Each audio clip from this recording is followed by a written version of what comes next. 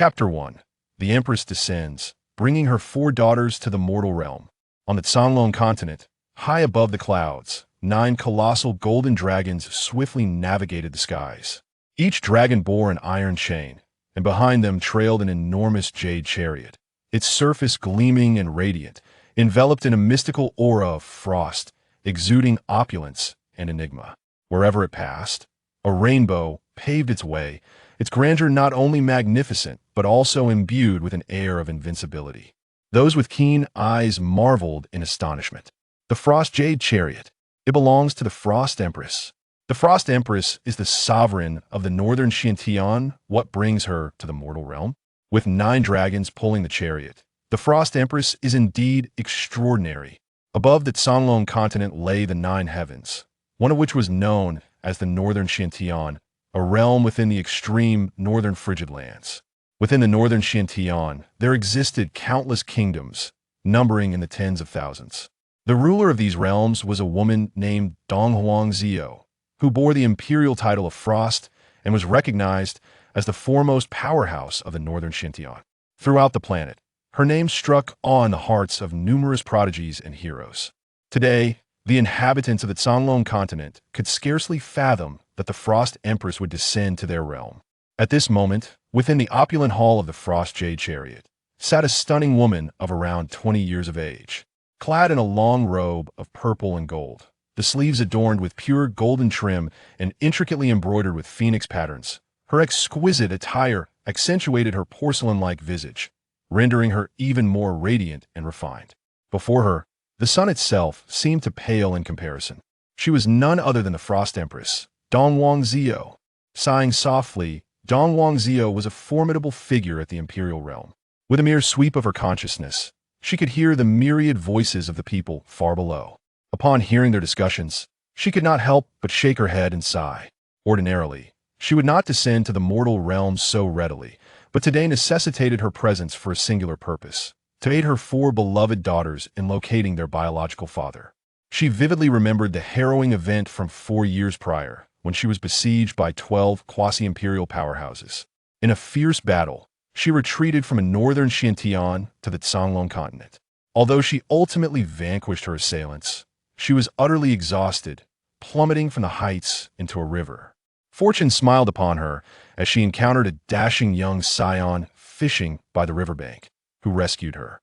Struck by his striking beauty and driven by a desire for vengeance, she resolved to employ forbidden techniques to cultivate with this young man. Though termed cultivation together, it was essentially an act of forcefully extracting the pure yang energy from his being to break through her own cultivation barriers. After one night, she succeeded. To shield this innocent mortal from her enemies, she quietly departed before he awoke. That I once believed that this departure would mark our final farewell in this lifetime. Little did I anticipate that upon returning, I would soon discover my pregnancy. Driven by maternal instincts, I resolved to bring forth the child and nurture it with care. To my astonishment, I bore not just one, but quadruplets, and they were all daughters. This unexpected turn of events left Donghuang Zhou, the newly minted empress and mother, utterly overwhelmed.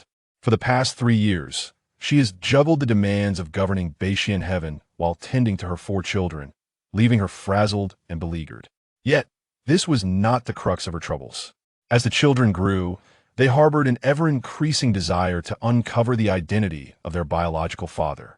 Witnessing other children with both parents, it was only natural for her daughters to ponder their own familial circumstances. In pursuit of providing her children with a complete love, Donghuang Zhou resolved to descend to the mortal realm and locate the gentleman from her pasta man she would marry to restore the paternal affection her daughters had been deprived of. After several inquiries, she successfully tracked down the man she had not seen in 4 years, Lin Xian of the Lanyan Kingdom. "Mother, is it true that father resides in the Lanyan Kingdom?" inquired her eldest daughter, Xianzhu, adorned in a vibrant yellow princess gown, already exuding an extraordinary grace at such a tender age. With her wide, expectant eyes, she asked again, "Is it really true?" "Indeed," Donghuang Zhou affirmed with certainty. "Wonderful. At last, we shall meet father," exclaimed her youngest daughter, Xianyu, with her hair tied in playful pigtails, leaping from her seat and clapping her tiny hands in glee. The second daughter, she sported delightful dimples when she smiled. She gazed at the flower petal in her hand and declared, "When I finally see father, I shall gift him this flower." Meanwhile, the third daughter, Han, donned a pristine white princess gown, sitting elegantly like a blooming white lotus. With a wistful expression, she rested her chin on her hand, saying, "I truly wish to meet father soon." Dong Wangzhou took in the radiant expressions of her daughters and silently marveled at her decision to embark on this journey. For the sake of her daughters, she would make an exception and allow Lin Xian, this mere mortal, to enter Beixian heaven. "Your Majesty, we are merely 300 miles from the borders of the Lanyan Kingdom," announced a silver-haired woman clad in fitted black attire, her figure striking and alluring. She was Ruo Ying, Dong Wangzhou's trusted aide. The Xianbing Jade carriage is ill-suited for entry into the Lanyan Kingdom, as it would attract undue attention. "Let us halt here," Dong Wangzhou instructed calmly. "You will proceed to find Lin Xian and escort him here to meet me." "Understood," Ruo Ying responded before vanishing like a streak of black light. In the Lanyan Kingdom, in Xiang City, a modest courtyard was bustling with people crowding the narrow streets. A sea of young women, all around the age of 20, adorned in resplendent attire, exuded elegance as they hurried towards the entrance, eager to gain entry. "Lin Lang, please come out and meet me." "Lin Gongzi, I have waited for you 7 days and nights. When will you finally reveal yourself?" "Young Master Lin, I'm the daughter of the Chancellor. I implore you to grant me but a moment of your time." Outside, the anguished cries of numerous young women echoed through the courtyard. Zhao Wanfeng, the steward of the Lin residence, shook his head with a sigh. He hurried into the rear courtyard, where young Master Lin Xian reclined on a rattan chair, indulging in grapes and fine wine. "Young Master, even the Chancellor's daughter has come. You should go out and meet them." Lin Xian tossed aside the grapes, frowning. "A mere gathering of superficial beauties. Send them away." Over the years, Lin Xian's strikingly handsome visage had attracted countless heiresses seeking his hand in marriage, yet he had invariably turned them down. He found no interest in such frivolous company. As for his origins, Lin Xian was, in fact, a time traveler who had arrived in this fantastical realm known as the Canglong continent 15 years prior. Lacking a system and born into an unremarkable lineage, he was merely the sole heir of an ordinary merchant family in Shanxing. Following the untimely demise of his father, he naturally inherited the family business. With the wealth accumulated by his late father, he had enjoyed a life of leisure, expecting to continue in this manner indefinitely. However, as he matured, his appearance became increasingly captivating, and his reputation spread far beyond Shanxing, soon encompassing the entire nation. He became the epitome of the perfect lover in the eyes of numerous young ladies. Now, even the Chancellor's daughter had deigned to seek his hand in marriage. Yet Lin Xian, without needing to see them, understood that these women could not capture his interest. For years prior, he had encountered a woman whose beauty surpassed all others, one he deemed the most exquisite in existence. Her features were as delicate as jade, and her form was impeccably sculpted, seemingly crafted by the hands of a divine creator. Even in the realm of digital artistry from his previous life, he had never encountered a woman more beautiful. Alas, this enchanting figure was a formidable female cultivator. He recalled that fateful day 4 years ago when he was fishing by the river and saved a woman who had fallen from the sky.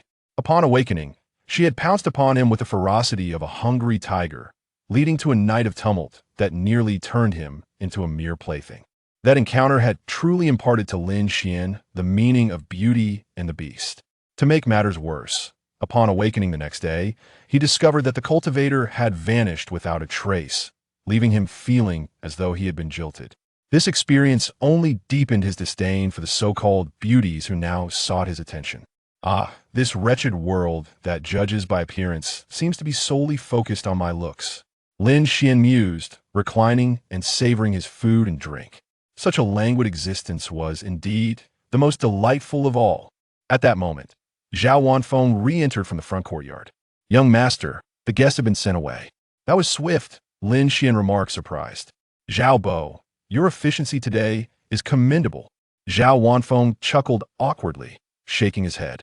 "It was not I who sent them away, rather, it was another young lady who wishes to meet you."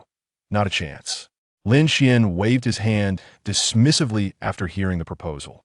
Zhao Wanfeng pondered for a moment and remarked, "This woman appears to be quite extraordinary. Extraordinary or not, I still refuse." Lin Xian reiterated his unwavering denial. Zhao Wanfeng nodded in compliance, his loyalty to the Lin family compelling him to heed the young master's commands. Within the Xianbing Jade Chariot, Ruo Ying spoke, "Your Majesty, Lin Xian has shut his door to visitors. I refrained from pressing the matter or forcibly bringing him here. After all, he was to be the future consort of the Empress, and she dared not impose upon him. Moreover, Lin Xian's refusal rendered further discourse futile. It was far more prudent for the Empress to intervene personally." Dong Wangzio's brow furrowed slightly. This mortal certainly possessed a considerable air of arrogance. After a brief contemplation, she resolved to visit him herself. For years prior, she had let him down. Now, with the children by her side, it was imperative to mend a rift in their relationship. With this thought, she conjured a spell and, accompanied by her 4 daughters, silently entered the Blue Cloud Kingdom. At the Lin family estate, Zhao Wanfeng returned to the courtyard, announcing, "Young master, yet another lady wishes to see you." Lin Xian, somewhat exasperated, replied, "What is happening today? Are these women flowing in like an unending stream?" "Indeed." Zhao Wanfeng nodded in resignation. "However, this one is particularly remarkable. She is not only breathtakingly beautiful, but also brings along 4 delightful daughters." "For daughters?" Lin Xian was taken aback. Was she intending to drain the Lin family of its resources? "Not a chance," Lin Xian exclaimed, slapping his forehead in disbelief. These women were increasingly outrageous. Just as his words fell, a fragrant breeze wafted in. Before him stood a tall woman, radiating a divine glow. Then, for sweet, innocent voices chimed in unison. "So this is what father looks like. Father is quite amusing. Indeed, he is rather extraordinary. I want father to let me ride on his back." Chapter 2. Journey to North Xintian. Granting you all that you desire. Lin Xian was momentarily bewildered. What was happening? Had he truly become the father of 4 children? He lifted his gaze, scrutinizing the beautiful woman before him. In an instant, he was overwhelmed with emotion and tumbled off his chair.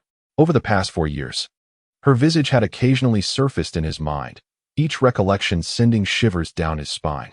The sheer terror she instilled was palpable. Being under her dominion felt like a living nightmare. To his astonishment, for years later, she had come to his doorstep. "Father is so much fun." The youngest daughter, Xianyu, assumed Lin Xian was merely jesting and promptly hopped over to him. With a swift motion, she mounted his back. "Father, giddy up, giddy up." She had longed for her father to serve as her steed. Little did she expect that upon seeing him, he would collapse to the ground. Father is truly wonderful. The other 3 daughters, witnessing the closeness between Xianyu and their father, eagerly joined in, enveloping Lin Xian in their embrace. In that moment, his arms were filled with soft little girls, nearly melting his heart. Never in his wildest dreams did he envision having 4 such adorable and beautiful daughters. As Lin Xian played with his daughters, Zhao Wanfeng wore a beaming smile. He had heard Lin Xian mention a fateful night with Dong Huangzio. Yet he could hardly fathom that, in the blink of an eye, his young master had acquired 4 daughters. "Master, you must be at peace in the heavens. Your lineage continues with 4 granddaughters." Zhao Wanfeng was overcome with emotion, tears streaming down his face. Meanwhile, Dong Huangzio regarded Lin Xian with a cool demeanor, a faint sigh escaping her lips. She had not anticipated that, as the esteemed sovereign of North Xintian, her man would be so ordinary and dispirited. Were it not for their 4 daughters, she would have never ventured here.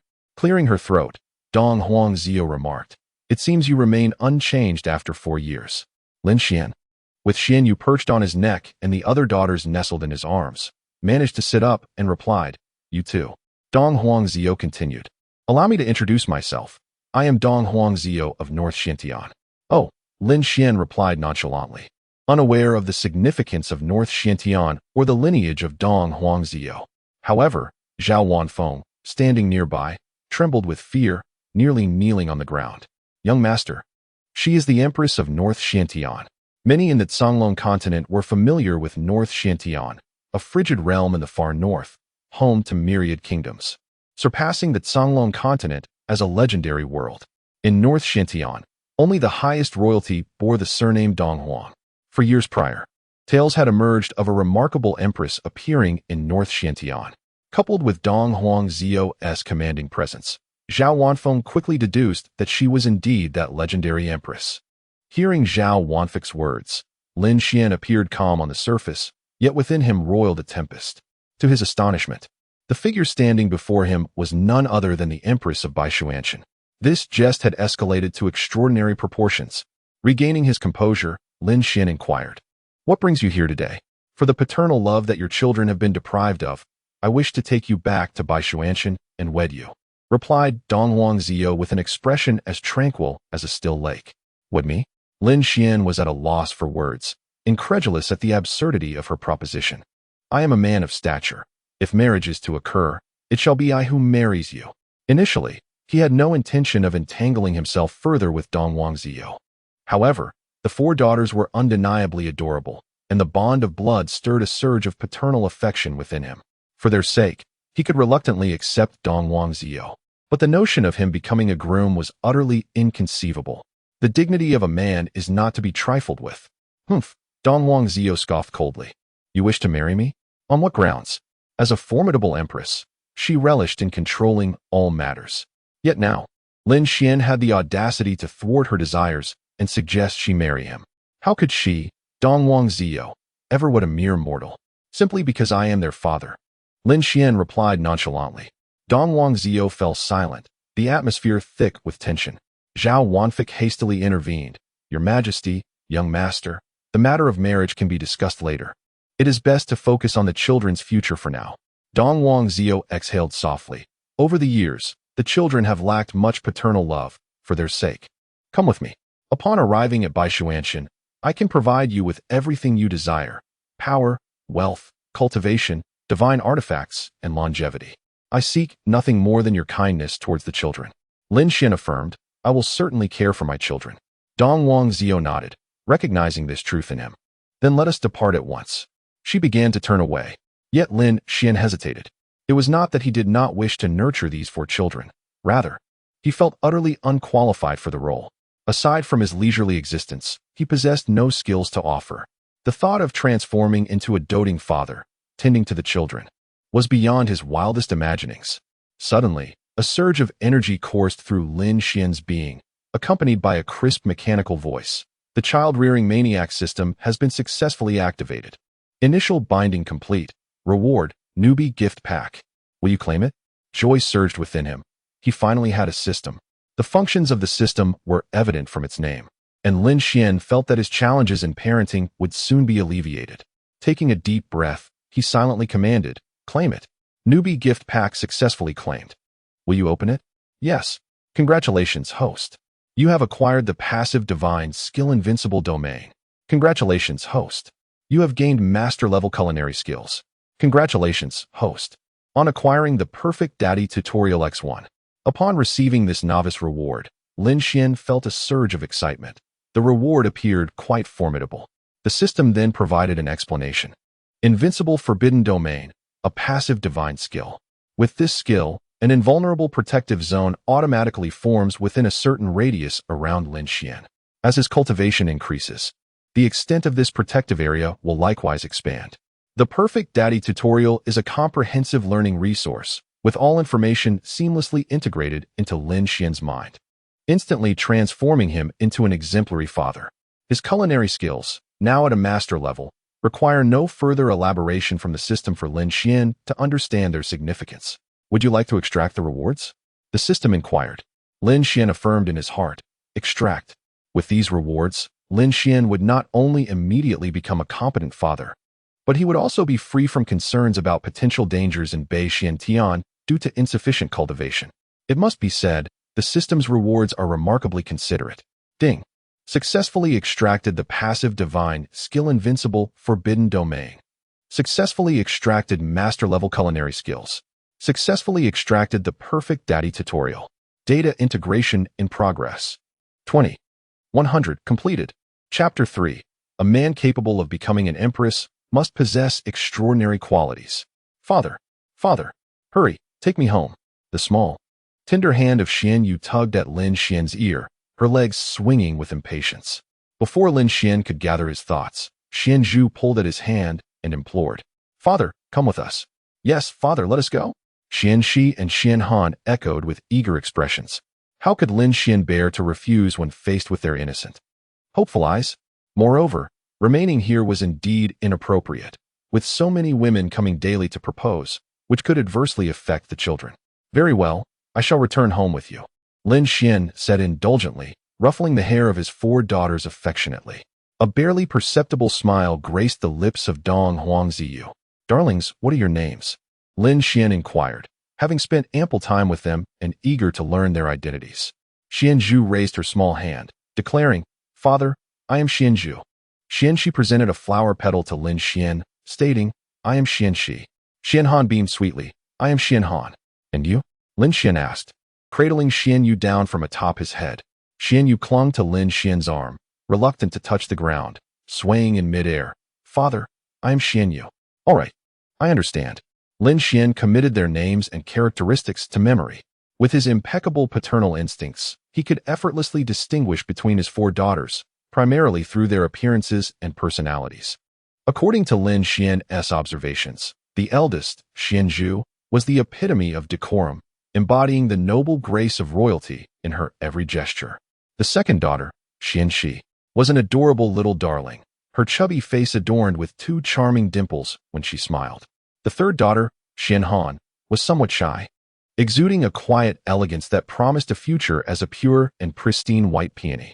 And the youngest, Xian Yu, needed no elaboration. She was undoubtedly a little imp. For anyone else, the prospect of managing these 4 daughters might seem daunting from the outset. Yet Lin Xian felt confident and entirely untroubled by the challenges that lay ahead. "Darlings, I have matters to attend to. You may go play for a while," Lin Xian gently instructed, allowing his daughters to step aside momentarily. Xian Zhu immediately beckoned her 3 younger sisters to join her. Lin Xian turned to Dong Huangziyu and said, "I can accompany you to Beixian Tian, but you must agree to 2 conditions." Dong Huangziyu nodded. "Speak." "First, I would like Zhao Bo to accompany us." Lin Xian glanced at Zhao Wanfu, who had been with the Lin family since before his birth, caring for him and the family with great devotion. Taking Zhao Bo along to enjoy life in Beixian Tian would be a fitting reward for his loyalty. Zhao Wanfu shook his head. "Young master, I shall not go. I am old and cherish familiarity. I wish to remain here." "Very well then." Lin Xian turned his gaze towards Dong Huangziyu and inquired if there was any method to enhance Zhao Bo's strength. Knowing that Zhao Bo had practiced martial arts in his youth, he contemplated the multitude of visitors that the Lin family received daily. If he were to leave, the pressure on Zhao Bo would only intensify. In the event of any disturbances, Zhao Bo would need to maintain order. Dong Huangziyu smiled gently. "This is quite simple." With a graceful wave of her jade hand, she produced a jade slip enveloped in ethereal, celestial energy. The technique contained within was of the sacred tier. Though you are at the transcendence realm and your potential is somewhat limited, with this technique, you can ascend to the spirit soul realm in no more than a month. "Thank you, your majesty," Zhao Wanfu exclaimed in astonishment as he hastily accepted the jade slip. In the martial world of the Canglong continent, the distinctions between realms were exceedingly rigorous: transcendence, spirit wheel, spirit soul, venerable, emperor, great sage, ancient god, heavenly ruler. The prospect of elevating from the transcendence realm to the spirit soul realm with a single technique was nothing short of miraculous. In the past, Zhao Wanfu would have never dared to dream of such an achievement, given his limited talent and advancing age, which had already solidified his innate roots. Yet, for the Empress Dong Huangziyu, these considerations posed no challenge whatsoever. Zhao Wanfu understood that if the jade slip he held were to circulate beyond his grasp, it would undoubtedly incite a frenzy across the continent. And what of the second matter? Dong Huangziyu then turned her gaze towards Lin Xian. "You must bid farewell to my father." Lin Xian's expression darkened. At a cemetery in Xiang City, Lin Xian stood before his father's gravestone, holding the hands of his 4 daughters. "Father, I have monumental news to share with you. I have daughters, 4 of them. You could never have imagined that you would have 4 granddaughters, could you? Alas, you departed too soon to witness these 4 adorable children." Taking a deep breath, Lin Xian bowed deeply. "Today, I shall take the children away from here. Do not feel lonely. Zhao Bo will often visit you." After speaking, he turned to leave with his daughters in tow. Not far away, Dong Huangziyu stood quietly, observing them. As they drew closer, she formed a magical seal. And together with Lin Xian and his daughters, they transcended the void, transforming into a beam of light that soared towards the northern skies. In the northern Xian heaven, an endless expanse of white greeted them. The world was draped in silver, with delicate snowflakes dancing in the air. Pure white spiritual energy floated through the atmosphere, rendering the place akin to an ethereal ice realm. Contrary to Lin Xian's expectations, the temperature here was not low. Rather, it was remarkably pleasant. After flying 30 million miles, Dong Huangziyu finally arrived at the Xian Bing Palace, a symbol of supreme authority within the northern Xian heaven. This shall be my palace, Dong Huangziyu stated calmly. She then descended with Lin Xian and the children. Upon their arrival, the palace guards displayed profound respect. Kneeling on one knee to pay their respects, Dong Huangziyu led Lin Xian and the children towards the backyard of the Xian Bing Palace. Along the way, anyone who caught sight of Lin Xian exhibited expressions of envy and admiration. To be the man of the Ice Empress was the aspiration of every man in Bei Xian Tian and even throughout the Nine Heavens immortal domain. Lin Xian had achieved what countless men dared not even dream of. To claim otherwise would be an utter falsehood. Naturally, the people of the Xian Bing Palace believed that a man capable of becoming the Empress's consort must possess extraordinary qualities. Thus, while they were envious, none harbored feelings of resentment or hostility towards Lin Xian. Soon, Lin Xian and Dong Huangziyu arrived at the Crystal Palace in the backyard of the Xian Bing Palace. This magnificent palace spanned 1,000,000 miles and served as the daily abode for the children. From now on, you shall reside here with the children, Dong Huangziyu announced, summoning the guards and servants of the Crystal Palace.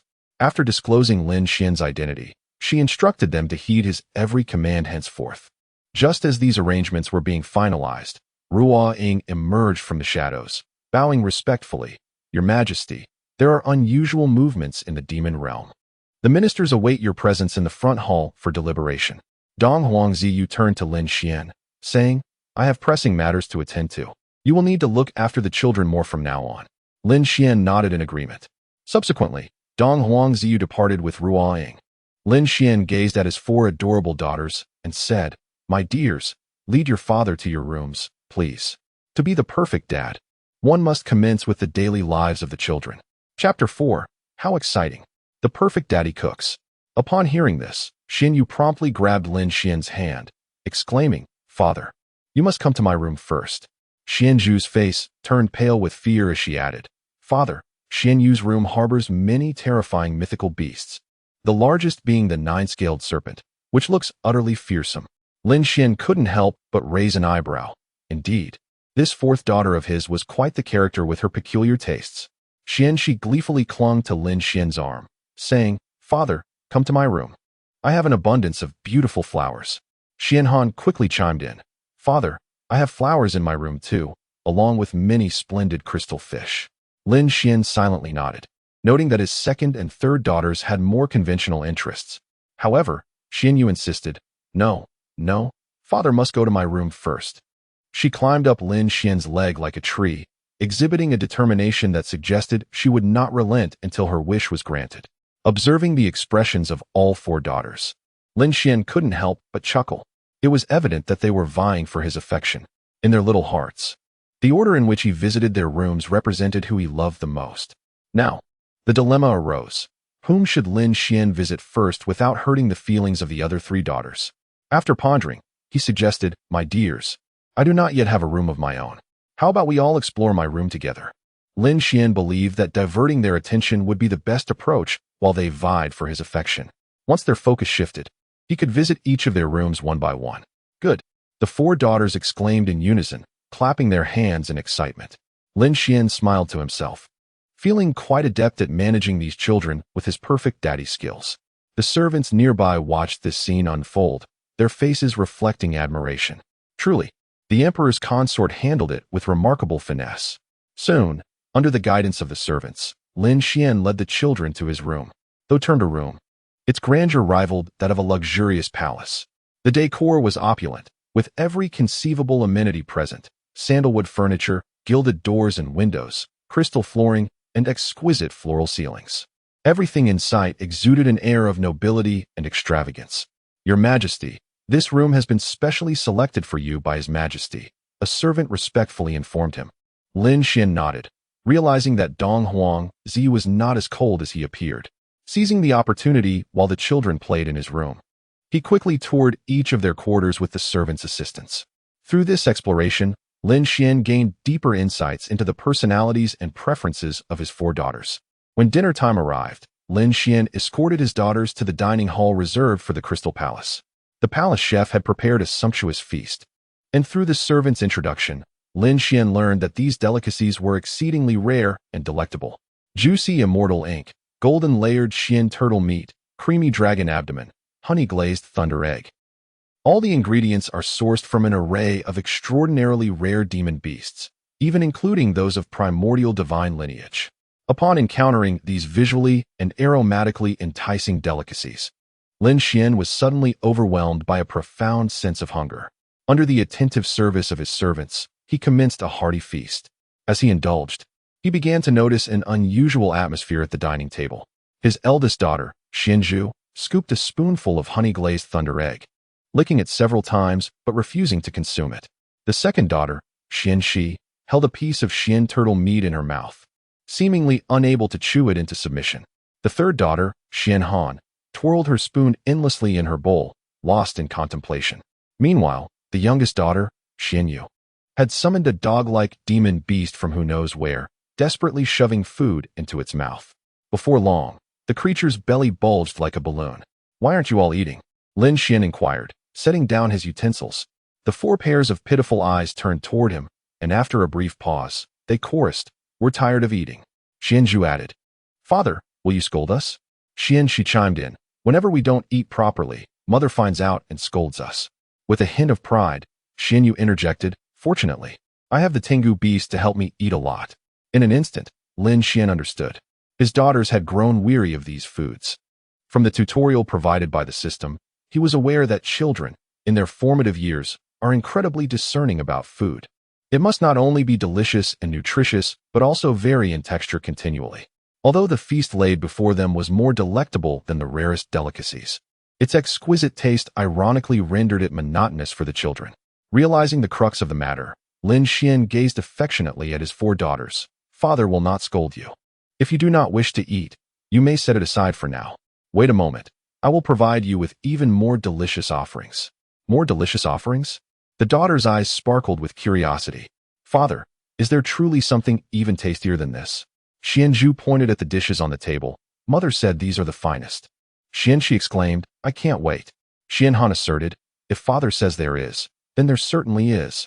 Xianyu urged, "Father, hurry and bring it out. I'm hungry." Lin Xian rose and gently tousled Xianzhu's hair. "Indeed, just wait here. Father will return shortly." He then instructed a servant to escort him to the kitchen. He intended to confer with the head chef, hoping to devise dishes tailored to his children's tastes. Upon arriving at the kitchen, the servant announced, "Mr. Bai Li, the emperor wishes to see you." Over 100 chefs turned in unison, their expressions filled with reverence as they gazed at Lin Xian. His handsome visage and extraordinary demeanor inspired awe among them. So, this was the emperor. He truly was exceptional. At this moment, a middle-aged man clad in a white robe hurriedly stepped forward, bowing respectfully. "I am Bailey Zhou, at your service, your majesty." The servant introduced. Mr. Bailey is renowned as the finest chef in Baishuanshan, having dedicated 3 millennia to the culinary arts, and he is universally acknowledged as a culinary deity. Bailey Zhou quickly shook his head, stating, "Such accolades are mere flattery." Before the emperor, he dared not boast of his greatness. Noticing Bailey Zhou's amiable demeanor, Lin Xian inquired, "Might I ask, Mr. Bailey, are you well versed in children's cuisine?" Bailey Zhou nodded, replying, "I have devoted over a century to the study of children's food, and I possess certain insights." "Ah, do share your thoughts," Lin Xian said leisurely. Bailey Zhou then articulated his reflections. Lin Xian observed that the chef had indeed invested considerable effort into the nutritional aspects of children's diets. The daily meals prepared for Xianzhu and the others were exceptionally rich in nutrients, yet they did not lead to an excess of nourishment. However, in terms of flavor and dish pairing, there was much room for improvement. This was hardly surprising, for Baishuanshan was fundamentally a realm of cultivation. In this world, Individuals who reached a certain level could easily abstain from food altogether. Consequently, those skilled in culinary arts were exceedingly rare. Even though Bailey Zhou had pursued the culinary path, perfection in every aspect was unattainable. Would you be able to create a variety of dishes that children would find delightful and not tiresome? Lin Xian asked. Bailey Zhou pondered for a moment and replied, I could attempt to develop such recipes, but it would require no less than 3 to 5 months. That is rather lengthy. Lin Xian said, shaking his head slightly. How about this? I shall prepare a few dishes myself, and when time permits, I will teach you thoroughly. Considering the eager expressions of his 4 daughters awaiting nourishment, Lin Xian resolved to take matters into his own hands for the time being. Chapter 5. The 12 Words of the Emperor's Consort. It is indeed a labor for the Emperor's Consort. Bai Lizhou nodded promptly. In his eyes, a man capable of becoming the Empress's consort must possess exceptional qualities. Since the Emperor's consort was to take matters into his own hands, he thought it best to observe closely from the sidelines, perhaps gaining profound insights in the process. With similar thoughts, the hundreds of individuals in the kitchen set aside their tasks and gathered around Lin Xian. All eyes were filled with anticipation, awaiting his next move. Lin Xian remained unfazed by the crowd's scrutiny. Armed with the system's guidance, he effortlessly paired the ingredients to create culinary masterpieces. After inquiring about the tastes and functions of various ingredients in the kitchen, he took to the stove himself. Possessing master-level culinary skills, he was thoroughly familiar with all the kitchen tools, using them with remarkable ease and speed. In just a short time, he prepared over 10 plates of innovative ingredients. Bai Lizhou and the other chefs gazed in astonishment at the dishes before them, the combinations unlike anything they had ever encountered. Bai Lizhou eagerly asked, Emperor's consort, could you please share the names of these dishes? Lin Xian replied with a smile. These are called red bean and taro porridge, salty thunder egg custard, grilled cuttlefish, and braised ice bear paw. As soon as he finished speaking, a wave of exclamations erupted in the kitchen. Incredible! So this is how they can be paired. The Emperor's consort truly opened my eyes. Remarkable! Remarkable! Bai Lizhou swiftly conjured a vibrant blue flame to ignite the stove, saying with great enthusiasm, Emperor's consort, please. Lin Xian nodded and began with the first dish, braised ice bear paw. As soon as the dish hit the pot, a rich aroma wafted throughout the kitchen. Bai Lizhou and the others expressed their admiration, the flavor being both intense and not overwhelming, a sensation they had never experienced before. The Emperor's consort is truly impressive. Perhaps after receiving his guidance today, I might advance in my cultivation. Bai Lizhou's eyes sparkled. He had spent 3 millennia honing his culinary skills, yet had reached a plateau 500 years ago without making any further progress. However, today he felt a strong premonition that advancement was within his grasp.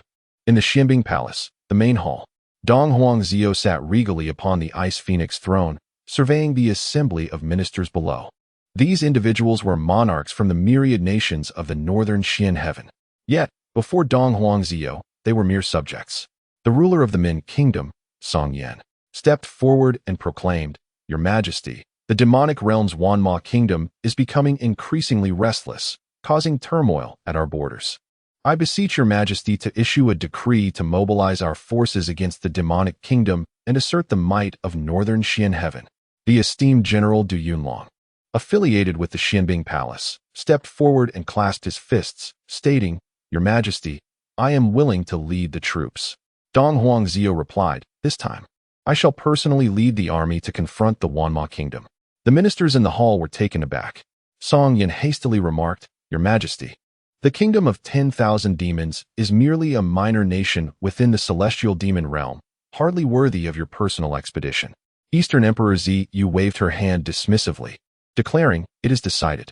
Her intelligence network spanned the entirety of the northern Xiantian, and even infiltrated the celestial demon realm. The information she acquired was undoubtedly more precise than that of Song Yan and his companions. According to her insights, the audacity of the kingdom of 10,000 demons to invade northern Xiantian stemmed from a formidable backing. The long-vanished old demon, the bloodthirsty demon lord, had resurfaced after a millennium. This bloodthirsty demon lord possessed strength at the emperor level. If Du Yunlong and his comrades were dispatched, they would likely become mere cannon fodder. Only her personal command could ensure victory in this crucial battle. Furthermore, beyond the 9 heavens lay the entirety of the celestial demon realm. Eastern Emperor Zhu suspected that the ambitions directed at northern Xiantian extended beyond just the kingdom of 10,000 demons. As the sovereign of northern Xiantian, she needed to assert dominance over the celestial demon realm. Otherwise, more demonic nations would rise to disturb her realm. Most critically, she had only recently ascended to the imperial throne of northern Xiantian 4 years prior. Many of her ministers harbored skepticism regarding her authority. She aimed to leverage the conflict with the kingdom of 10,000 demons to silence all her doubters. Ultimately, this battle was one she could not afford to lose. In the Crystal Palace kitchen, the imperial chef truly was a marvel. Observing the chef at work was more enlightening than a decade of study. The admiration of Bailey Zhou and his companions echoed throughout the room. Today, they witnessed what true culinary artistry for children entailed. The dishes crafted by Lin Xian were not only visually appealing and fragrant, but also harmoniously paired, with flavors unfolding in layers. After a few tentative bites, Bailey Zhou recognized that these dishes would undoubtedly satisfy the appetites of children.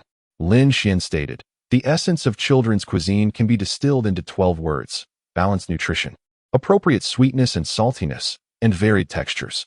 Bailey Zhou and the others immediately committed this 12-word mantra to memory.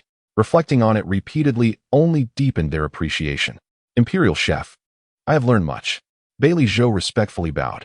In just those 12 words, he experienced a profound enlightenment. He felt certain that the bottleneck that had plagued him for 5 centuries would soon be shattered. Lin Xian continued, "Make sure to memorize the preparation methods of these dishes. When time permits, I will teach you more recipes." He would be caring for 4 children and would not have the luxury of time to cook personally. Having Bailey Zhou as an apprentice would alleviate much of his burden.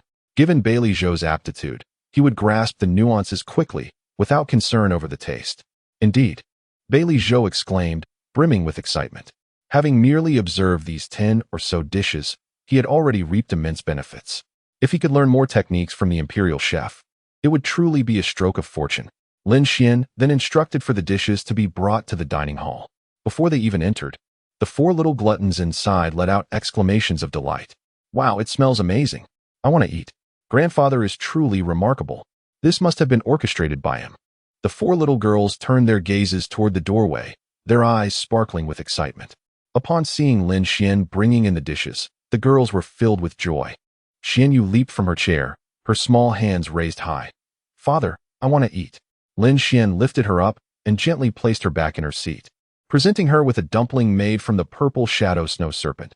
"Do not rush, everyone will have their share." "Oh." Xianyu gazed down at the dumpling in her bowl, her little nose twitching as she inhaled its delightful aroma. At that moment, the celestial dog approached her feet, lifting its head with eager anticipation, seemingly yearning for a taste of the purple shadow snow serpent dumpling. Xianyu kicked it away. "What father has made is not for you." With that, she popped the dumpling into her mouth. Her eyes lit up, a rapturous expression crossing her face. It appeared exceedingly delicious. Xian Zhu and the others, witnessing Xianyu's blissful enjoyment, quickly seized a dumpling for themselves. Instantly, the dining hall was filled with the joyful exclamations of children. At that moment, a mechanical voice resonated in Lin Xian's mind. "Ding! Your culinary skills have perfectly captivated your eldest daughter, Xianzhu. Reward, demonic mind of the Azura. Your culinary skills have perfectly captivated your second daughter, Xianxi. Reward, the celestial tome of absolute mysteries. Your culinary skills have perfectly captivated your third daughter, Xianhan. Reward, divine movement bracelet. Your culinary skills have perfectly captivated your youngest daughter, Xianyu. Reward, the diagram of the 10 directions." Chapter 6. The confidence to establish oneself in the North Xiantian. Upon receiving the system's notification, Lin Xian could hardly contain his laughter. 4 rewards at once, such an abundance. It appears that having 4 daughters is indeed advantageous, as the benefits multiply significantly. Truly, the more one bears, the more happiness one acquires. Lin Xian now feels that, not only can he manage 4 daughters, but even if he were to have 10 more, he would be more than capable of providing for them. Calming his excitement, Lin Xian began to examine the rewards bestowed by the system. The first was the Rakshasa divine thought. This was a fragment of divine consciousness from the ancient giant deity, Rakshasa, possessing immense power. Within a radius of 1,000 miles, it could instantaneously obliterate the consciousness of any practitioner below the imperial realm. even against another at the imperial level. Should this divine thought be fully unleashed, it could severely injure the opponent. Henceforth, Lin Xian could remain impassive. Merely releasing this divine thought would emanate such formidable mental pressure that those around him would feel an overwhelming threat. The second reward was the Xian Ju Heavenly Scripture. This scripture encompassed all knowledge from the myriad realms of the Blue Star. With it, Lin Xian could effortlessly access the history of this planet spanning billions of years in the blink of an eye. It could be described as an unparalleled repository of encyclopedic knowledge. With this scripture, Lin Xian's erudition would surpass that of all others. The third reward was the Divine Movement Bracelet, a high-quality spiritual artifact. Once adorned, this bracelet would instantaneously open all 360 acupoints in his body, continuously absorbing the spiritual energy of heaven and earth, transforming it into an inexhaustible source of power that would accelerate Lin Xian's movements. Furthermore, it would allow him to traverse the skies with remarkable agility, akin to divine flight. As for the fourth reward, the 10 Directions Array Diagram. This was a compendium of ancient formations that defined an era. This array included the principles of yin and yang, encompassing the 8 trigrams. It contained everything: heaven and earth, east, west, south, north, life, death, the past, the future, and the 10 directions. Possessing this comprehensive array in his mind, Lin Xian would be able to instantly comprehend all formations related to the tangible, the void, and the dimensions of time and space. This wave of rewards was truly bounteous, providing skills, artifacts, and knowledge in abundance. Even if he were to desire nothing else in the future, with these, he could undoubtedly establish himself firmly in the North Xiantian. Lin Xian remained exhilarated. Ding. Would you like to extract the rewards? Lin Xian, yes. Successfully extracted the Roxasa Divine Thought. Successfully extracted the Xian Ju Heavenly Scripture. Data import in progress. 20. 100. Completed. Successfully extracted the Divine Movement Bracelet. Successfully extracted the 10 Directions Array Diagram. Data import in progress. 20. 100. Completed. As Lin Xian retracted the system, he observed that all 4 little treasures had finished their meals. However, they had not set down their bowls and chopsticks. Xian Zhu was secretly licking her spoon, while Xian Shi and Xian Han were fervently scraping their plates with their spoons, eager to leave not a single drop of soup behind. Xian Yu, on the other hand, had covered her face with her bowl, looking as though she wished to devour the entire bowl itself. Lin Xian was amused by the 4 little girls. My dear ones, there will be food to enjoy tomorrow, so please set down your bowls and spoons. Oh, how wonderful. We can eat again tomorrow. If only it were already tomorrow. One of them exclaimed, Father, let there be even more tomorrow. I want to eat until I become a big balloon. The excitement of the 4 girls surged once more, wishing they could blink and transform the present into tomorrow. Their adorable and innocent expressions made Lin Xian laugh heartily. After dinner, he played with the children for a while, when a servant approached and announced, Your Highnesses, it is now bath time. We want Father to wash us. The 4 children chimed in unison. Previously, the servants would bathe them, but now with Lin Xian as their father, they were unwilling to let anyone else do it. All right, Father will take you now. Overflowing with paternal affection, Lin Xian took the hands of his 4 daughters and led them to the bath. Meanwhile, in the demon realm, within the kingdom of 10,000 demons, a mysterious blood-red magical aura enveloped the entire domain, causing billions of demonic beings to tremble under its oppressive force. Suddenly, the blood-red light transformed into a gigantic blood skull, its expression menacing, as if it sought to devour the heavens and the earth. Upon seeing this blood skull, all the inhabitants of the kingdom of 10,000 demons felt a terror akin to death itself, for it was the emblem of the bloodthirsty demon lord. As the most fearsome demon in the last millennium, the bloodthirsty demon lord's notorious reputation was deeply etched in the hearts of the people. Whenever he appeared, a storm of blood and carnage was inevitable. At this moment, within the demon palace of the kingdom of 10,000 demons, the bloodthirsty demon lord, Yi Yu, was channeling the true essence within him, surrounded by an indescribable mystical power. Truly, as a demon lord, his aura was overwhelmingly potent. It was indeed a fortune for the kingdom of 10,000 demons. Entering the chamber was the monarch, Zheng Song, who bore a face of reverence. Yi Yu withdrew his demonic energy and opened his violet-black eyes, inquiring, Is there movement from northern Xintian? His return as a powerful force was solely to assist the kingdom of 10,000 demons in contending with northern Xintian. Being adjacent to northern Xintian, the kingdom of 10,000 demons had suffered greatly under its oppression over the years. Having lain dormant for millennia, Yi Yu's strength had significantly increased, and he naturally did not wish to witness his kingdom endure such indignities. Thus, with his backing, Zheng Song had issued several orders to the military to assault the neighboring Min kingdom. Yi Yu believed that, given the temperament of the Empress of northern Xintian, she would undoubtedly respond. Zheng Song nodded. The demon lord is correct. The Empress of northern Xintian indeed cannot remain idle, and she has declared her intent to lead the troops personally. Oh, Yi Yu's eyes gleamed with excitement. He had not anticipated the Empress would take to the field herself. It seemed she had foreseen the magnitude of the trouble that lay ahead. Zheng Song chuckled. The demon lord's reputation is immense to her. You are akin to a child of 3. It is no wonder she cannot sit still. Yi Yu chuckled with pride, but then his expression sobered. However, the Ice Empress is also a formidable sovereign and must not be underestimated. This time, in a bid to seize Baishuanshan decisively, this demon lord has resolved to adopt a dual approach. Zheng Song's expression brightened, realizing that the demon lord harbored grander ambitions. Indeed, Yi Yu's face twisted into a sinister smile. You mentioned to me a few days ago that the Empress has 4 daughters, correct? Yes. Zheng Song nodded. Could it be that the demon lord intends to? Yi Yu's lips curled into a smirk. My primordial demonic arts has just reached a transformative state, allowing me to manipulate the consciousness of individuals from millions of miles away using blood sorcery. Now, I shall turn the Empress's 4 daughters into my puppets. And when the Empress sets out for battle, I will present her with an unexpected surprise. Upon finishing his words, he formed a terrifying blood-red seal with his hands. In that instant, the surrounding space seemed to be suffused with a malevolent blood aura. Even Zheng Song, possessing the cultivation of a venerable, felt a surge of trepidation, as if his very consciousness was being forcibly stripped away. Truly, the bloodthirsty demon lord is formidable, exhibiting both terrifying power and ruthless intent. The Empress's daughters are merely over 3 years old. How could they possibly withstand such torment? Zheng Song's heart raced with fear.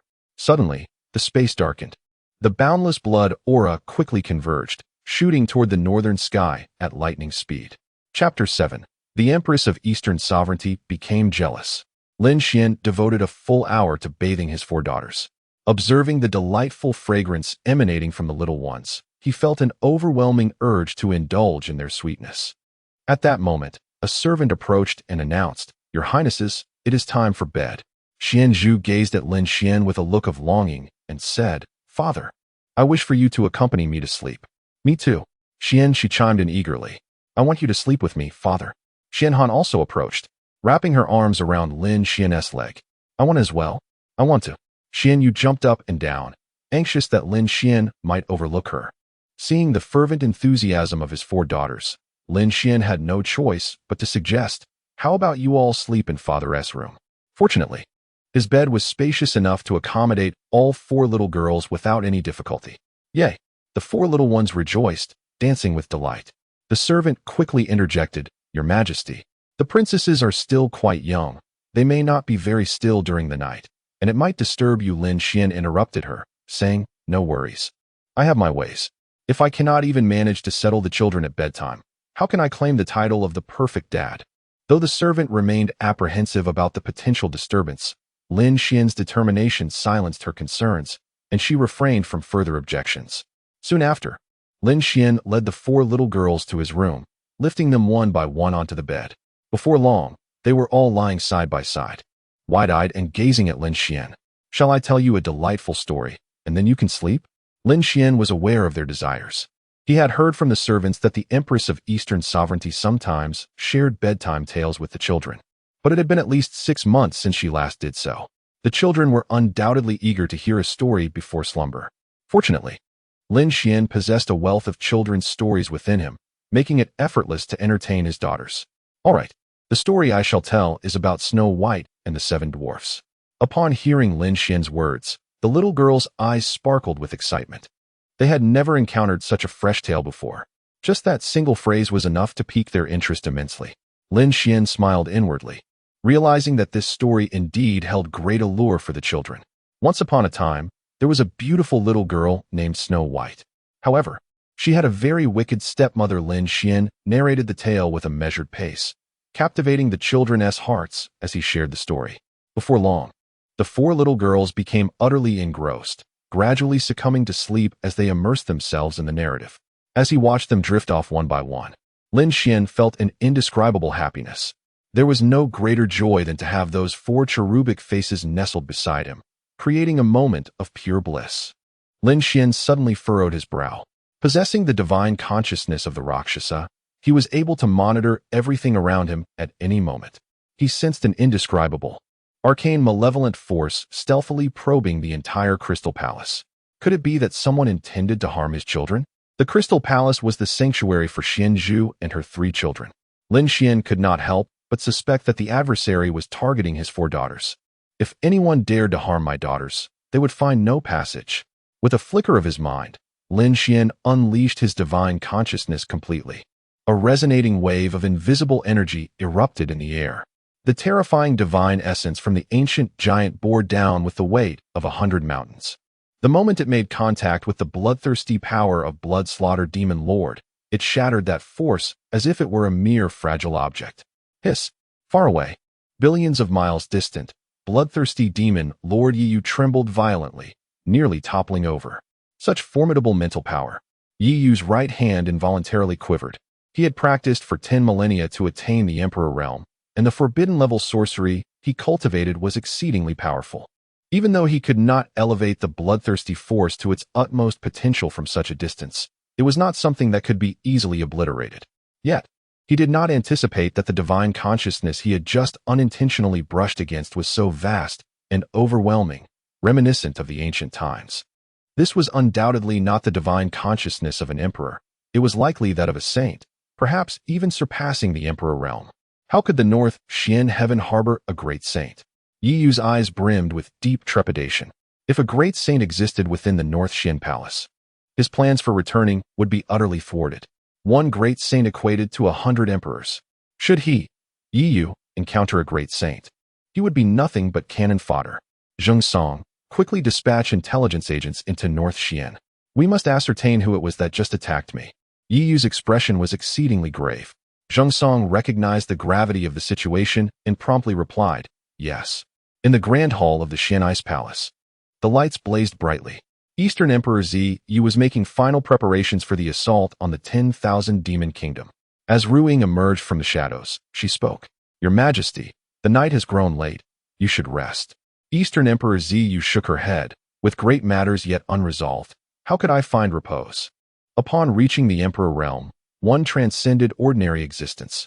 Even a year without sleep posed no issue. For those at this level, rest primarily served to cultivate breath and nurture both spirit and heart. However, prolonged labor without respite could harm one's essence and spirit. After all, the Emperor realm did not signify true transcendence over life and death. Nevertheless, for the formidable Eastern Emperor Zi Yu, accomplishing great deeds took precedence. As long as the affairs of the 10,000 Demon Kingdom remained unresolved, she would willingly forego sleep for the night. Ru Ying nodded. Eastern Emperor Zi Yu had always been resolute, impervious to persuasion. Setting down her lily wolf hair brush, Eastern Emperor Zi Yu inquired, by the way, how are Lin Xian and the children faring? Dong Huang Zi Yu harbored concerns that although Lin Xian had arrived, he was, after all, an inexperienced father, lacking in knowledge and skills. Suddenly tasked with the care of 4 children, he would inevitably encounter numerous challenges. Ru Ying remarked, I just inquired with the servants of the Crystal Palace, and they reported that the Emperor is getting along splendidly with the children. He has prepared delightful meals for them, bathed them, and even tucked them in at night. It appears that the Emperor is a natural at childcare. Upon hearing this, Dong Huang Zi Yu raised an elegant brow, a playful smile gracing her lips. He can cook, bathe the children? Indeed. Ru Ying replied with a smile. This was witnessed firsthand by the servants. Dong Huang Zi Yu nodded slightly. It seemed that although this man was unremarkable, he possessed certain commendable qualities. To bond with 4 daughters in such a brief span was indeed no small feat. It appeared that I, as their mother, would soon be overshadowed by the children. A twinge of jealousy stirred within Dong Huang Ziyu's heart. Chapter 8. No matter the problem, grandfather will solve it. The ornate garden. A recreational haven exclusively reserved for the members of the Northern Xian imperial family, sprawls over an expanse of 100,000 miles. It is a picturesque realm adorned with undulating mountains, lush forests, meandering streams, hunting grounds, and amusement areas. At the commencement of each month, this venue becomes a bustling playground for the royal family. Having recently arrived in Northern Xian, Lin Xian finds himself eagerly pulled along by a group of young girls early in the day, keen to experience the wonders of the garden. Grandfather, there are so many adorable magical beasts in that forest, and an abundance of delicious icy fruits. And over there are songbirds that sing beautifully. Grandfather, the clouds atop that mountain are perfect for flying on. The 9-winged frogs in the river are the most fun. Grandfather, let us go catch frogs. As they journey into the ornate garden, the 4 children chatter incessantly, each vying to guide Lin Xian with tales of the garden's delights. Witnessing their enthusiasm fills Lin Xian with immense joy. My dears, do not rush. I promise we will enjoy each activity together, he assures them, responding to their fervor with warmth. The girls beam with delight upon hearing his promise. After a delightful half-day of exploration, Lin Xian leads them to the central amusement area of the garden, where several members of the royal family are already present, entertaining their own children.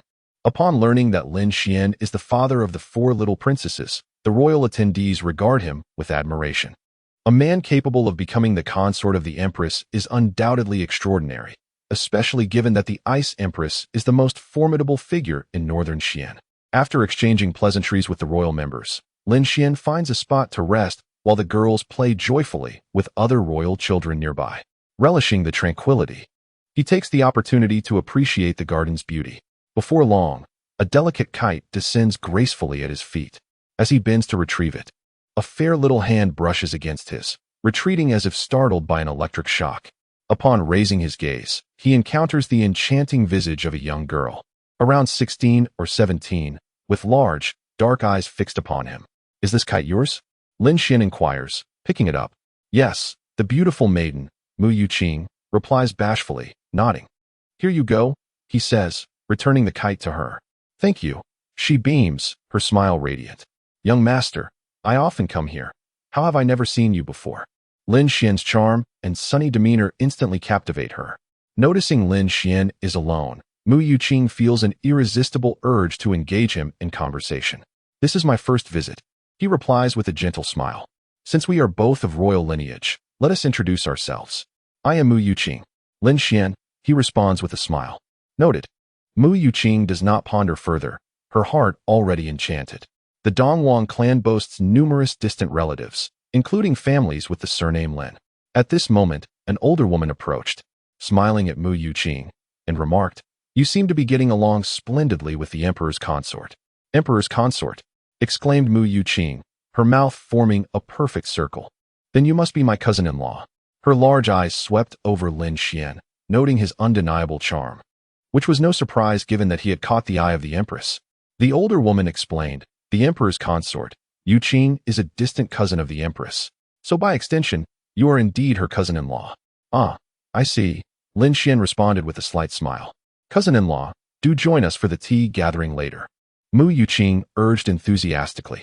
There will be many young talents from the royal family present. You appear quite refined, surely possessing remarkable insights. Would you not join us for some engaging conversation? She proceeded to share details about the tea gathering, which was essentially a congregation of the royal youth indulging in tea and conversation about a myriad of topics, ranging from geography to culture. This event facilitated better communication and understanding among the young royals, fostering relationships while laying a solid foundation for the future of the royal lineage. According to Mu Yuqing, this tea gathering had been abolished a decade prior, only to be reinstated by Empress Dongwang Ziyou upon her ascension. This clearly illustrated the Empress's vision and acumen. Seeing Mu Yuqing's genuine enthusiasm, Lin Xian thought it would be a pleasant outing for the children as well. Very well, I shall seek you out later, he agreed, as Mu Yuqing joyfully departed with her kite. Indeed, Lin Xian nodded, just about to settle back down when he heard a youthful voice call out from ahead. Father, something's wrong. His eldest daughter, Xianzhu, rushed towards him. Scooping her into his arms, Lin Xian inquired, "What is it, my dear?" Xian Zhu pointed towards the distance, saying, "Xian Yu is in a fight. Is that so? Let us go and see." Lin Xian thought, considering that Xian Yu, being a little imp, was bound to have her share of disagreements with other children. Though they were all members of the royal family, the royal clan was vast, with so many children gathered. It resembled the playgrounds he had seen in his previous life. Many of these royal children were unfamiliar with one another, and even among acquaintances, minor squabbles over toys were inevitable. With this in mind, Lin Xian carried Xian Zhu to the playground, where several adults had already congregated. Among them, the most senior was Dong Huang Dai, sharing the same surname as Empress Dong Huang Zio, which afforded him a considerable status among the royals. It appeared that the boy fighting with Xian Yu was none other than Dong Huang Dai's son. "Xian Yu, cease this at once." Lin Xian gently set down the luminous pearl and hurriedly stepped forward to embrace the little girl. At that moment, Dong Huang Di cautiously approached to pull his son away. Lin Xian discerned that even Dong Huang Di dared not casually intervene with Xian Yu. It appeared that this little imp indeed commanded a certain respect. "Xian Yu, why did you engage in a quarrel?"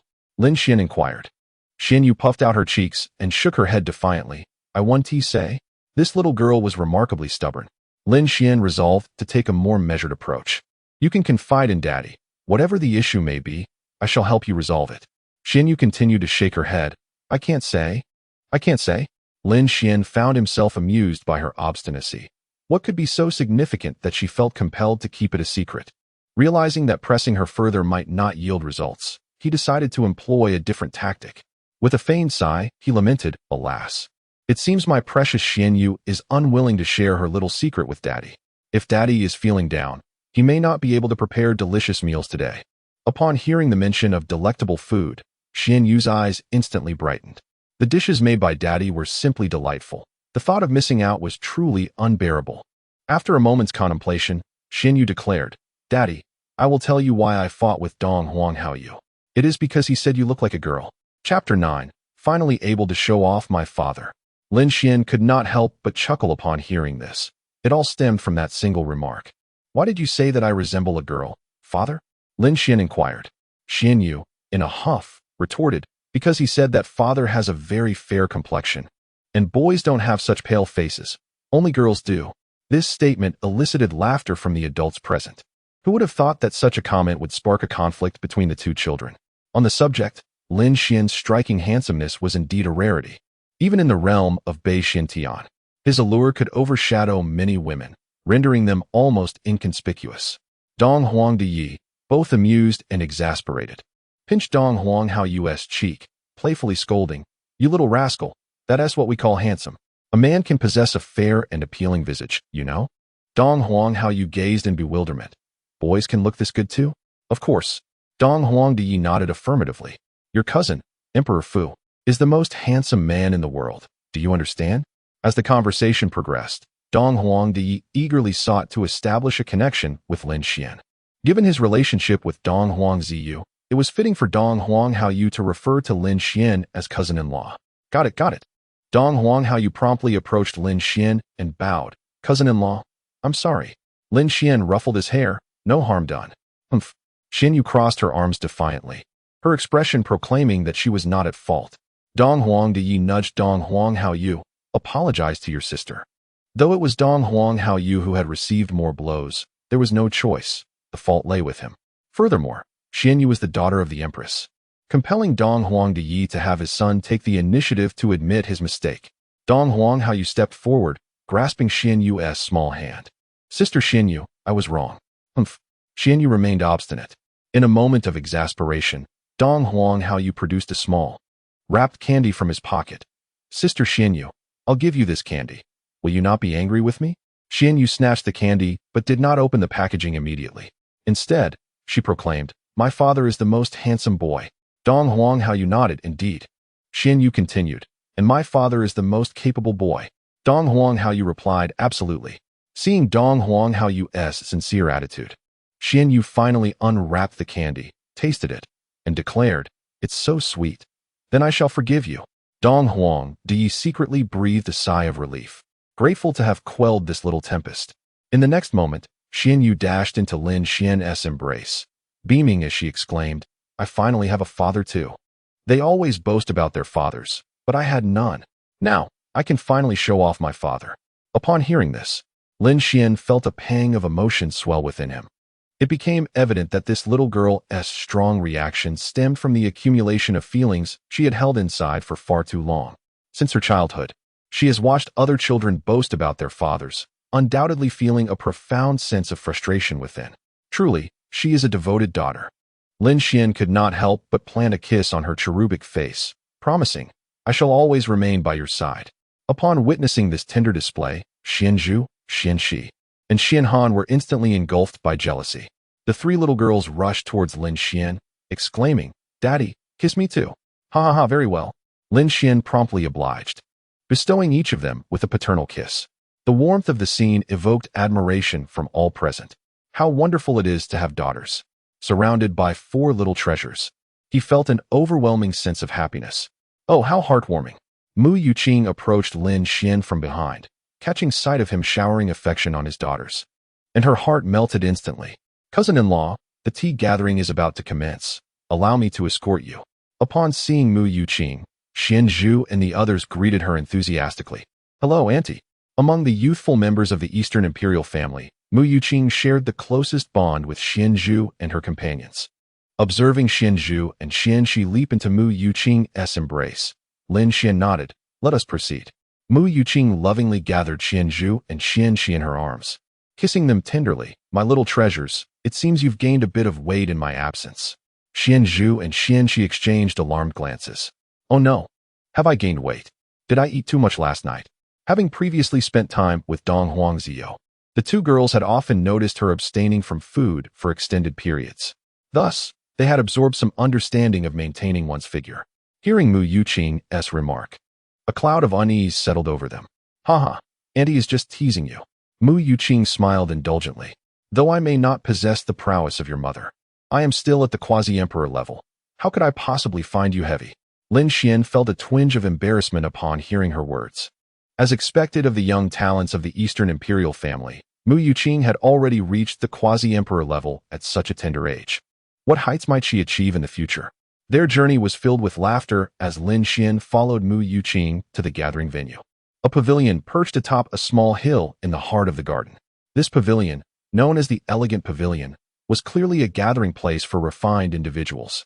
The attendees within were all distinguished, exuding an air of nobility with their luxurious attire and expressions filled with the essence of affluence.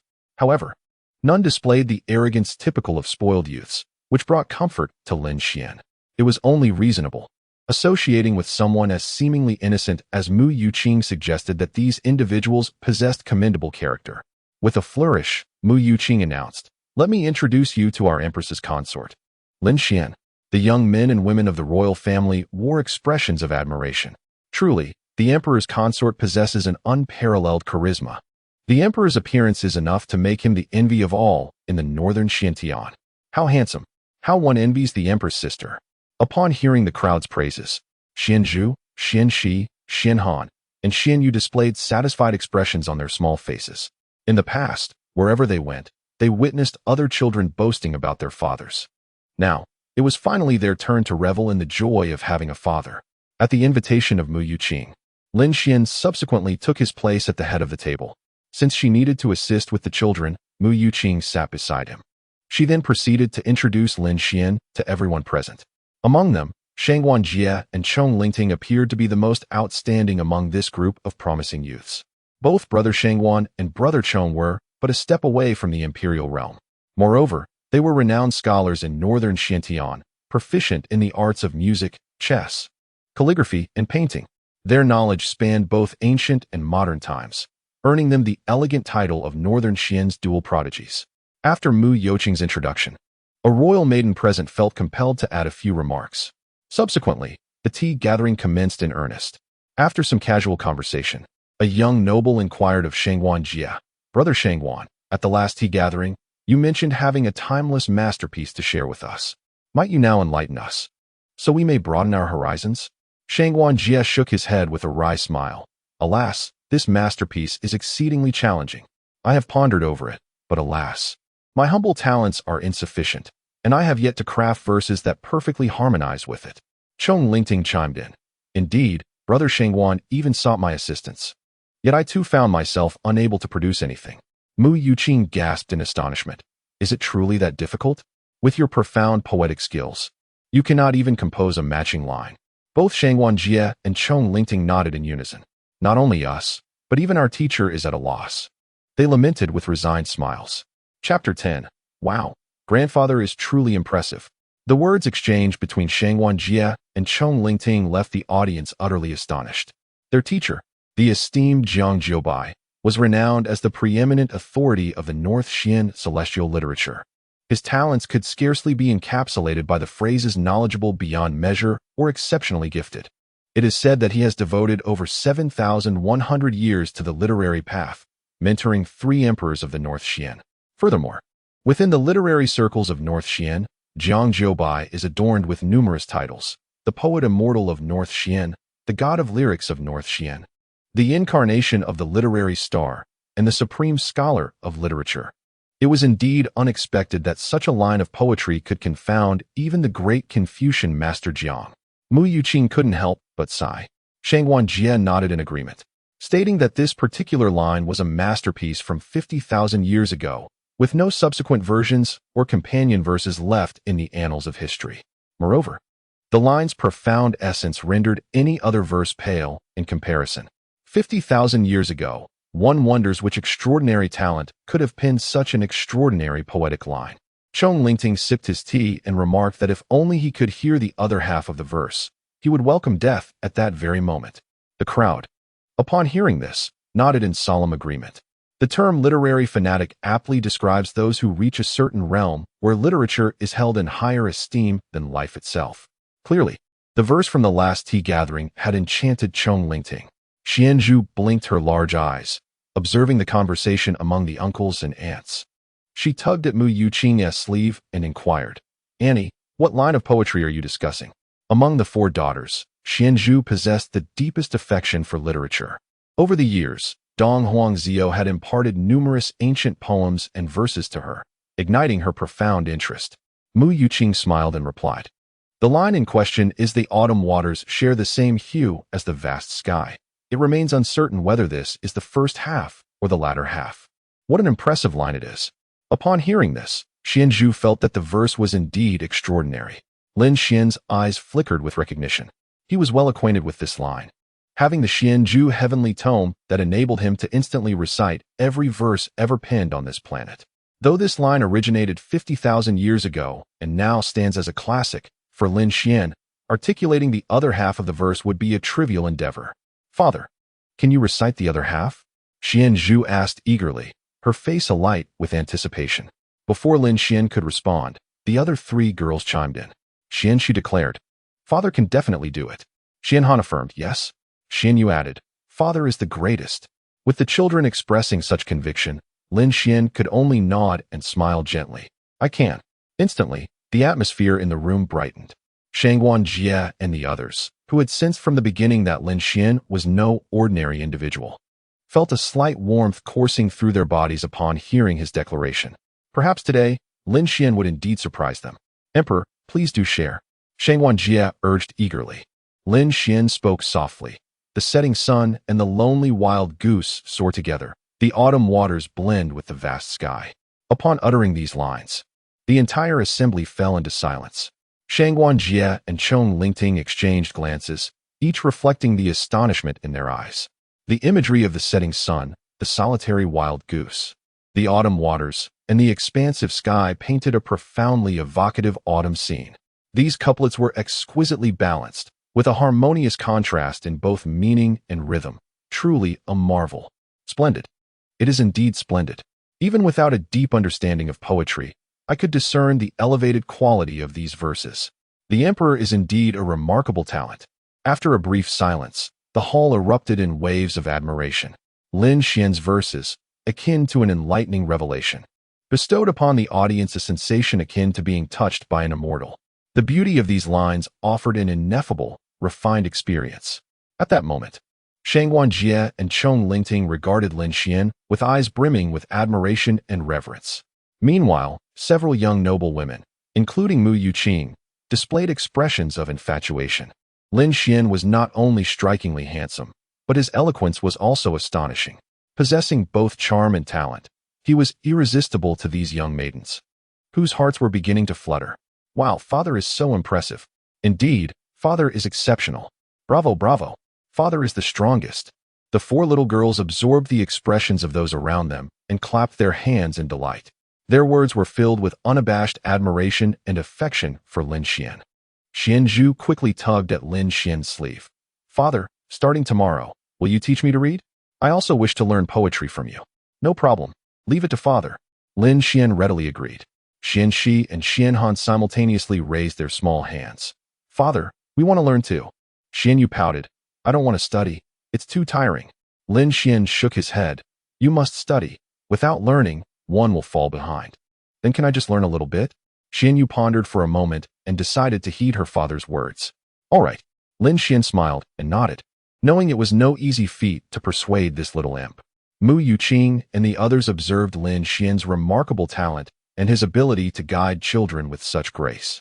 Quietly impressed, especially that phrase, without learning, one will fall behind, was something they had never heard before. The emperor truly possessed extraordinary brilliance.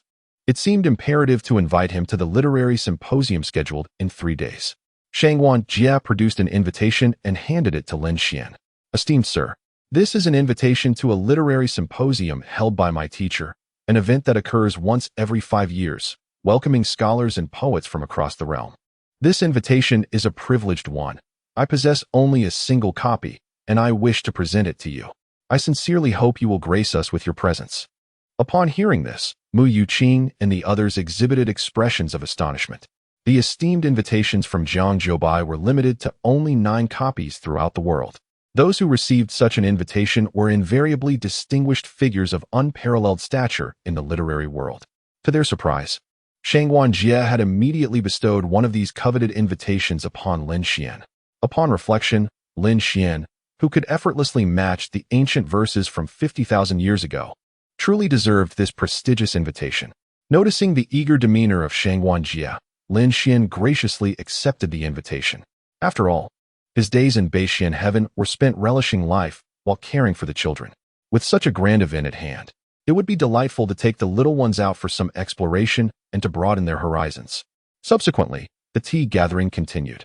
Lin Xian's astonishing poetry captivated the audience, and the subsequent gathering revolved entirely around him. Amidst the royal offspring, Lin Xian relished the sensation of being the center of attention. In the realm of the demon, within the kingdom of 10,000 demons, King Zhongsong hurriedly entered the palace of the bloodthirsty demon lord, bowing respectfully. My lord, there have been no unusual occurrences at the Xianbing Palace lately, nor have we detected the presence of any formidable beings of the great sage level. The only anomaly is a man from the lower realm, Lin Xian, who is said to be the biological father of the 4 daughters of the Empress. The lower realm? Yi Yu furrowed her brow, astonished that the esteemed consort of the illustrious Xianbing Empress hailed from such a humble origin. Chapter 11. A father's love is steadfast as a mountain. Reward, sacred tear, sword technique. It appears that this individual named Lin Xian is quite extraordinary.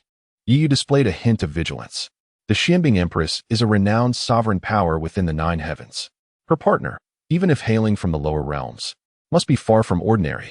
I share the same sentiment, Zhongsong concurred. However, it is peculiar that the Empress seems to regard Lin Xian merely as an ordinary person. Her objective in bringing Lin Xian to Beixian heaven appears to be to enlist his assistance in child-rearing. This may very well be a ruse of the Empress. Yi Yu shook her head. She perhaps does not wish others to perceive her partner's true nature. Zhongsong inquired further. If Lin Xian is indeed a formidable presence at the great sage level, our battle would undoubtedly be arduous. Yi Yu fell silent at this notion. Should Lin Xian truly possess the strength of a great sage, the kingdom of 10,000 demons would surely face catastrophe this time. At that moment, a mysterious black light appeared in the air. This was a common method in the demon realm for relaying messages, known as demon flash. Zhongsong extended his hand to grasp the black light, his eyes brightening. The Empress has already led her army here. Did Lin Xian accompany her? Yi Yu hastily inquired. Zhongsong shook his head.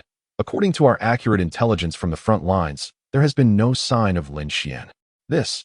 Yi was momentarily at a loss for words. If Lin Xian were indeed a great sage, he would undoubtedly come to assist the Empress in her campaign against the kingdom of 10,000 demons. The absence of Lin Xian now suggests that her assumptions may have been erroneous.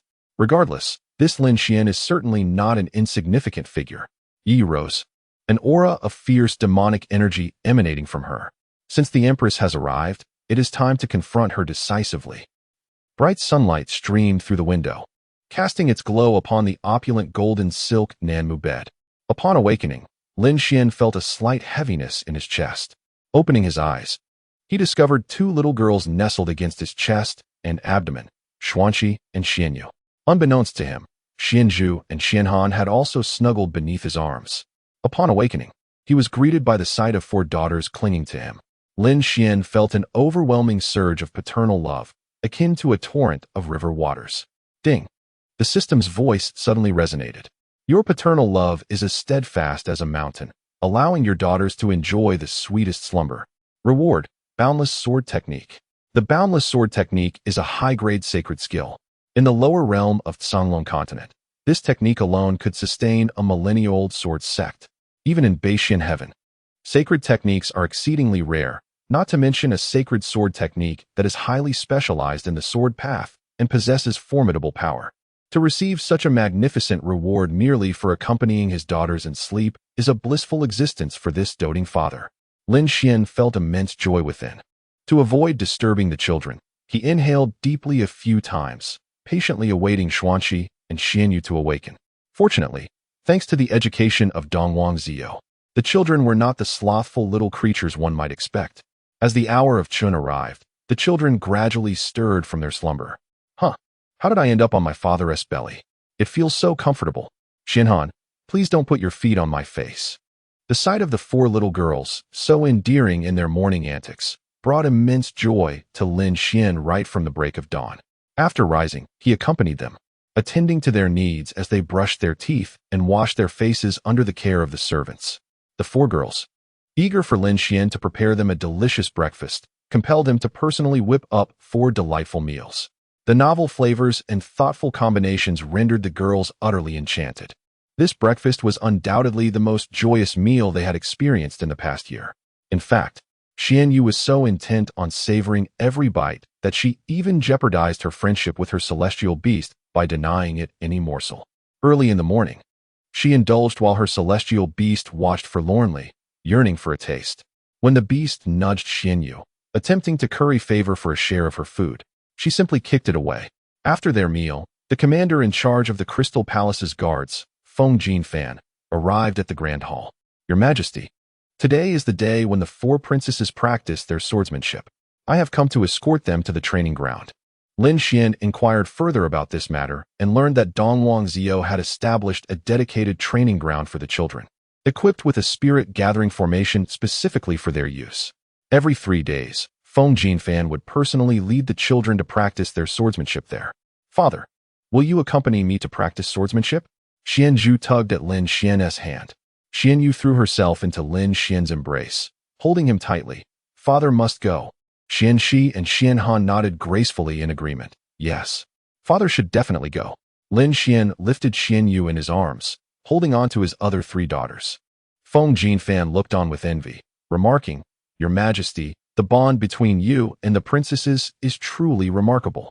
Reflecting on his own daughter's indifference towards him, he felt a deep sense of inadequacy as a father compared to Lin Xian. Soon, Lin Xian, accompanied by his daughters, followed Feng Jinfan to the training ground. The area was surrounded by guards, clearly indicating a strict security presence.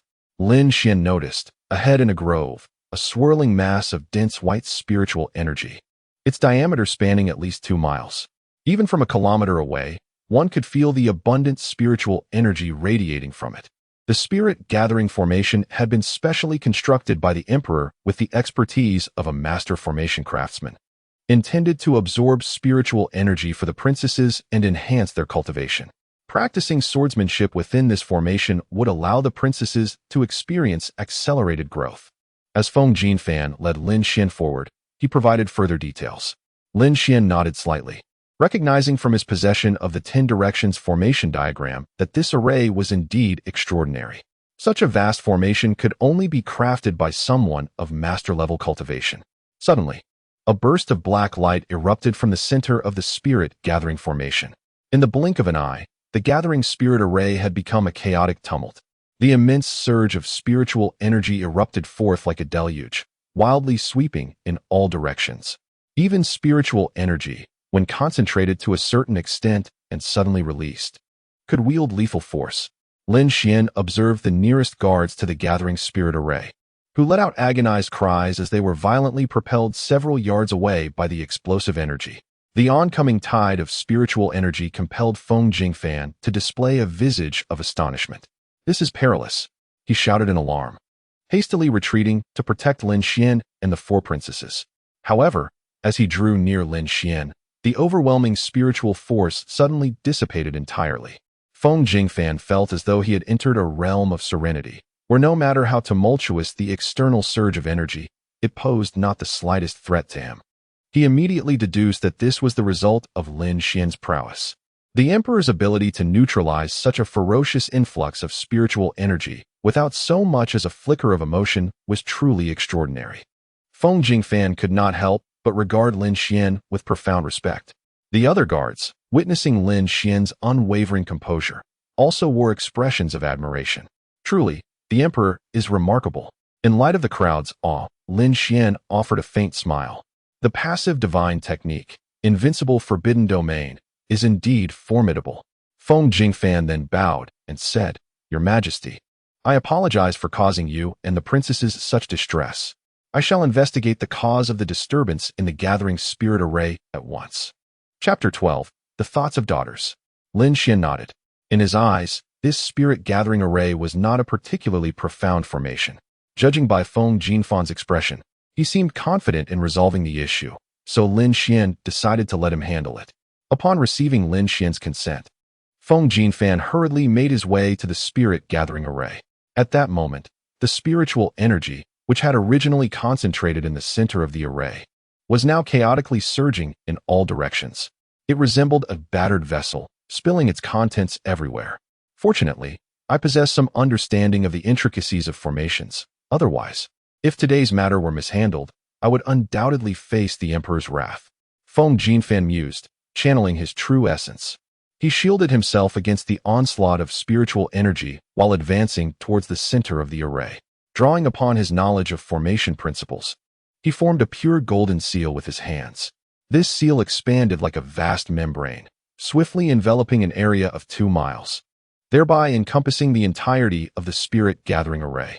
The three sisters, Xianzhu, Xianxi, and Xianhan, watched Feng Jingfan with wide eyes. Soon, Xianzhu clenched her small fist and exclaimed, "Don't fix it! Don't fix it!" Xianxi and Xianhan echoed her sentiment, displaying expressions of eager anticipation. "Yes. Don't fix it." Only Xianyu shook her small head vigorously, like a rattling drum, insisting, "No, I want Uncle Feng to fix it." Lin Xian, curious, inquired, "Xianzhu, why do you not wish for the spirit gathering array to be repaired?" Xianzhu, Xianxi, and Xianhan exchanged glances, their faces betraying a timid demeanor, as if fearing reprimand from Lin Xian. Lin Xian smiled gently, encouraging them, "Speak boldly. Your father will not scold you." Xianzhu nodded and replied, "Father, practicing swordplay is so dull." Xianxi chimed in, "Indeed, it is truly boring." Xianhan added, "MHM." Meanwhile, Xianyu, hands on her hips, tilted her head defiantly. "Not boring at all. Practicing swordplay is the most fun. Do you not enjoy practicing swordplay?" Lin Xian continued to inquire. Xianzhu shook her head, "It's not that. It's just that every time the four of us practice the same moves, it becomes really tedious." At last, Lin Xian comprehended the children's sentiments. Since their sword techniques were all taught by Dong Huang Ziyu, when she was absent, they could only practice alone. Without companionship, they were left to repeat the few stances Dong Huang Ziyu had taught them. Indeed, it could be quite dull. Although, given Dong Huang Ziyu's expertise, even simple moves would be immensely beneficial for the young girls. The repetitive nature of their practice was tiresome for children, whose temperaments are still far from those of adults. Xianyu, being naturally lively and mischievous, found that as long as there was something to engage with, it was entertaining to her. Lin Xian then remarked with a smile, "Sword practice is essential, but from this day forth, your father will accompany you always." The girls contemplated this, and with their father by their side, it seemed there would be no problem at all. "Very well, my dear grandfather, let us continue our practice." The little girls once again displayed their joyous expressions. Suddenly, amidst Lin Xian's conversation with the girls, a thunderous roar erupted from the spirit-gathering array. All the golden light abruptly converged into a beam, resembling lightning, and shot forth from the center of the array. Feng Jinfan was caught off guard and was struck fiercely by this golden light, stumbling back a full 10 steps. "Curse it, I have failed." Feng Jinfan's face was etched with frustration. With his current cultivation at the spirit realm, he found himself utterly incapable of repairing the spirit-gathering array. Moreover, it appeared that the issue was not solely due to his insufficient cultivation. He had a vague sense that this array was far more intricate than he had anticipated. It seemed that only the creator of this array could resolve the matter. Just as Feng Jinfan was preparing to explain the situation to Lin Xian, a gust of wind swept through, and in a flash of light, a white-haired elder clad in a gray robe appeared beside him. "Elder Rong, you have arrived." Feng Jinfan immediately greeted him with a beaming smile. The white-haired elder was none other than the creator of the spirit-gathering array, Master Rong Hui, a renowned master of formations and a favored architect of arrays in the Xianbing Palace. Rong Hui, who had lived for over 1,300 years, possessed cultivation at the spirit realm, yet his lifelong study of formations surpassed all others in the North Xian heaven.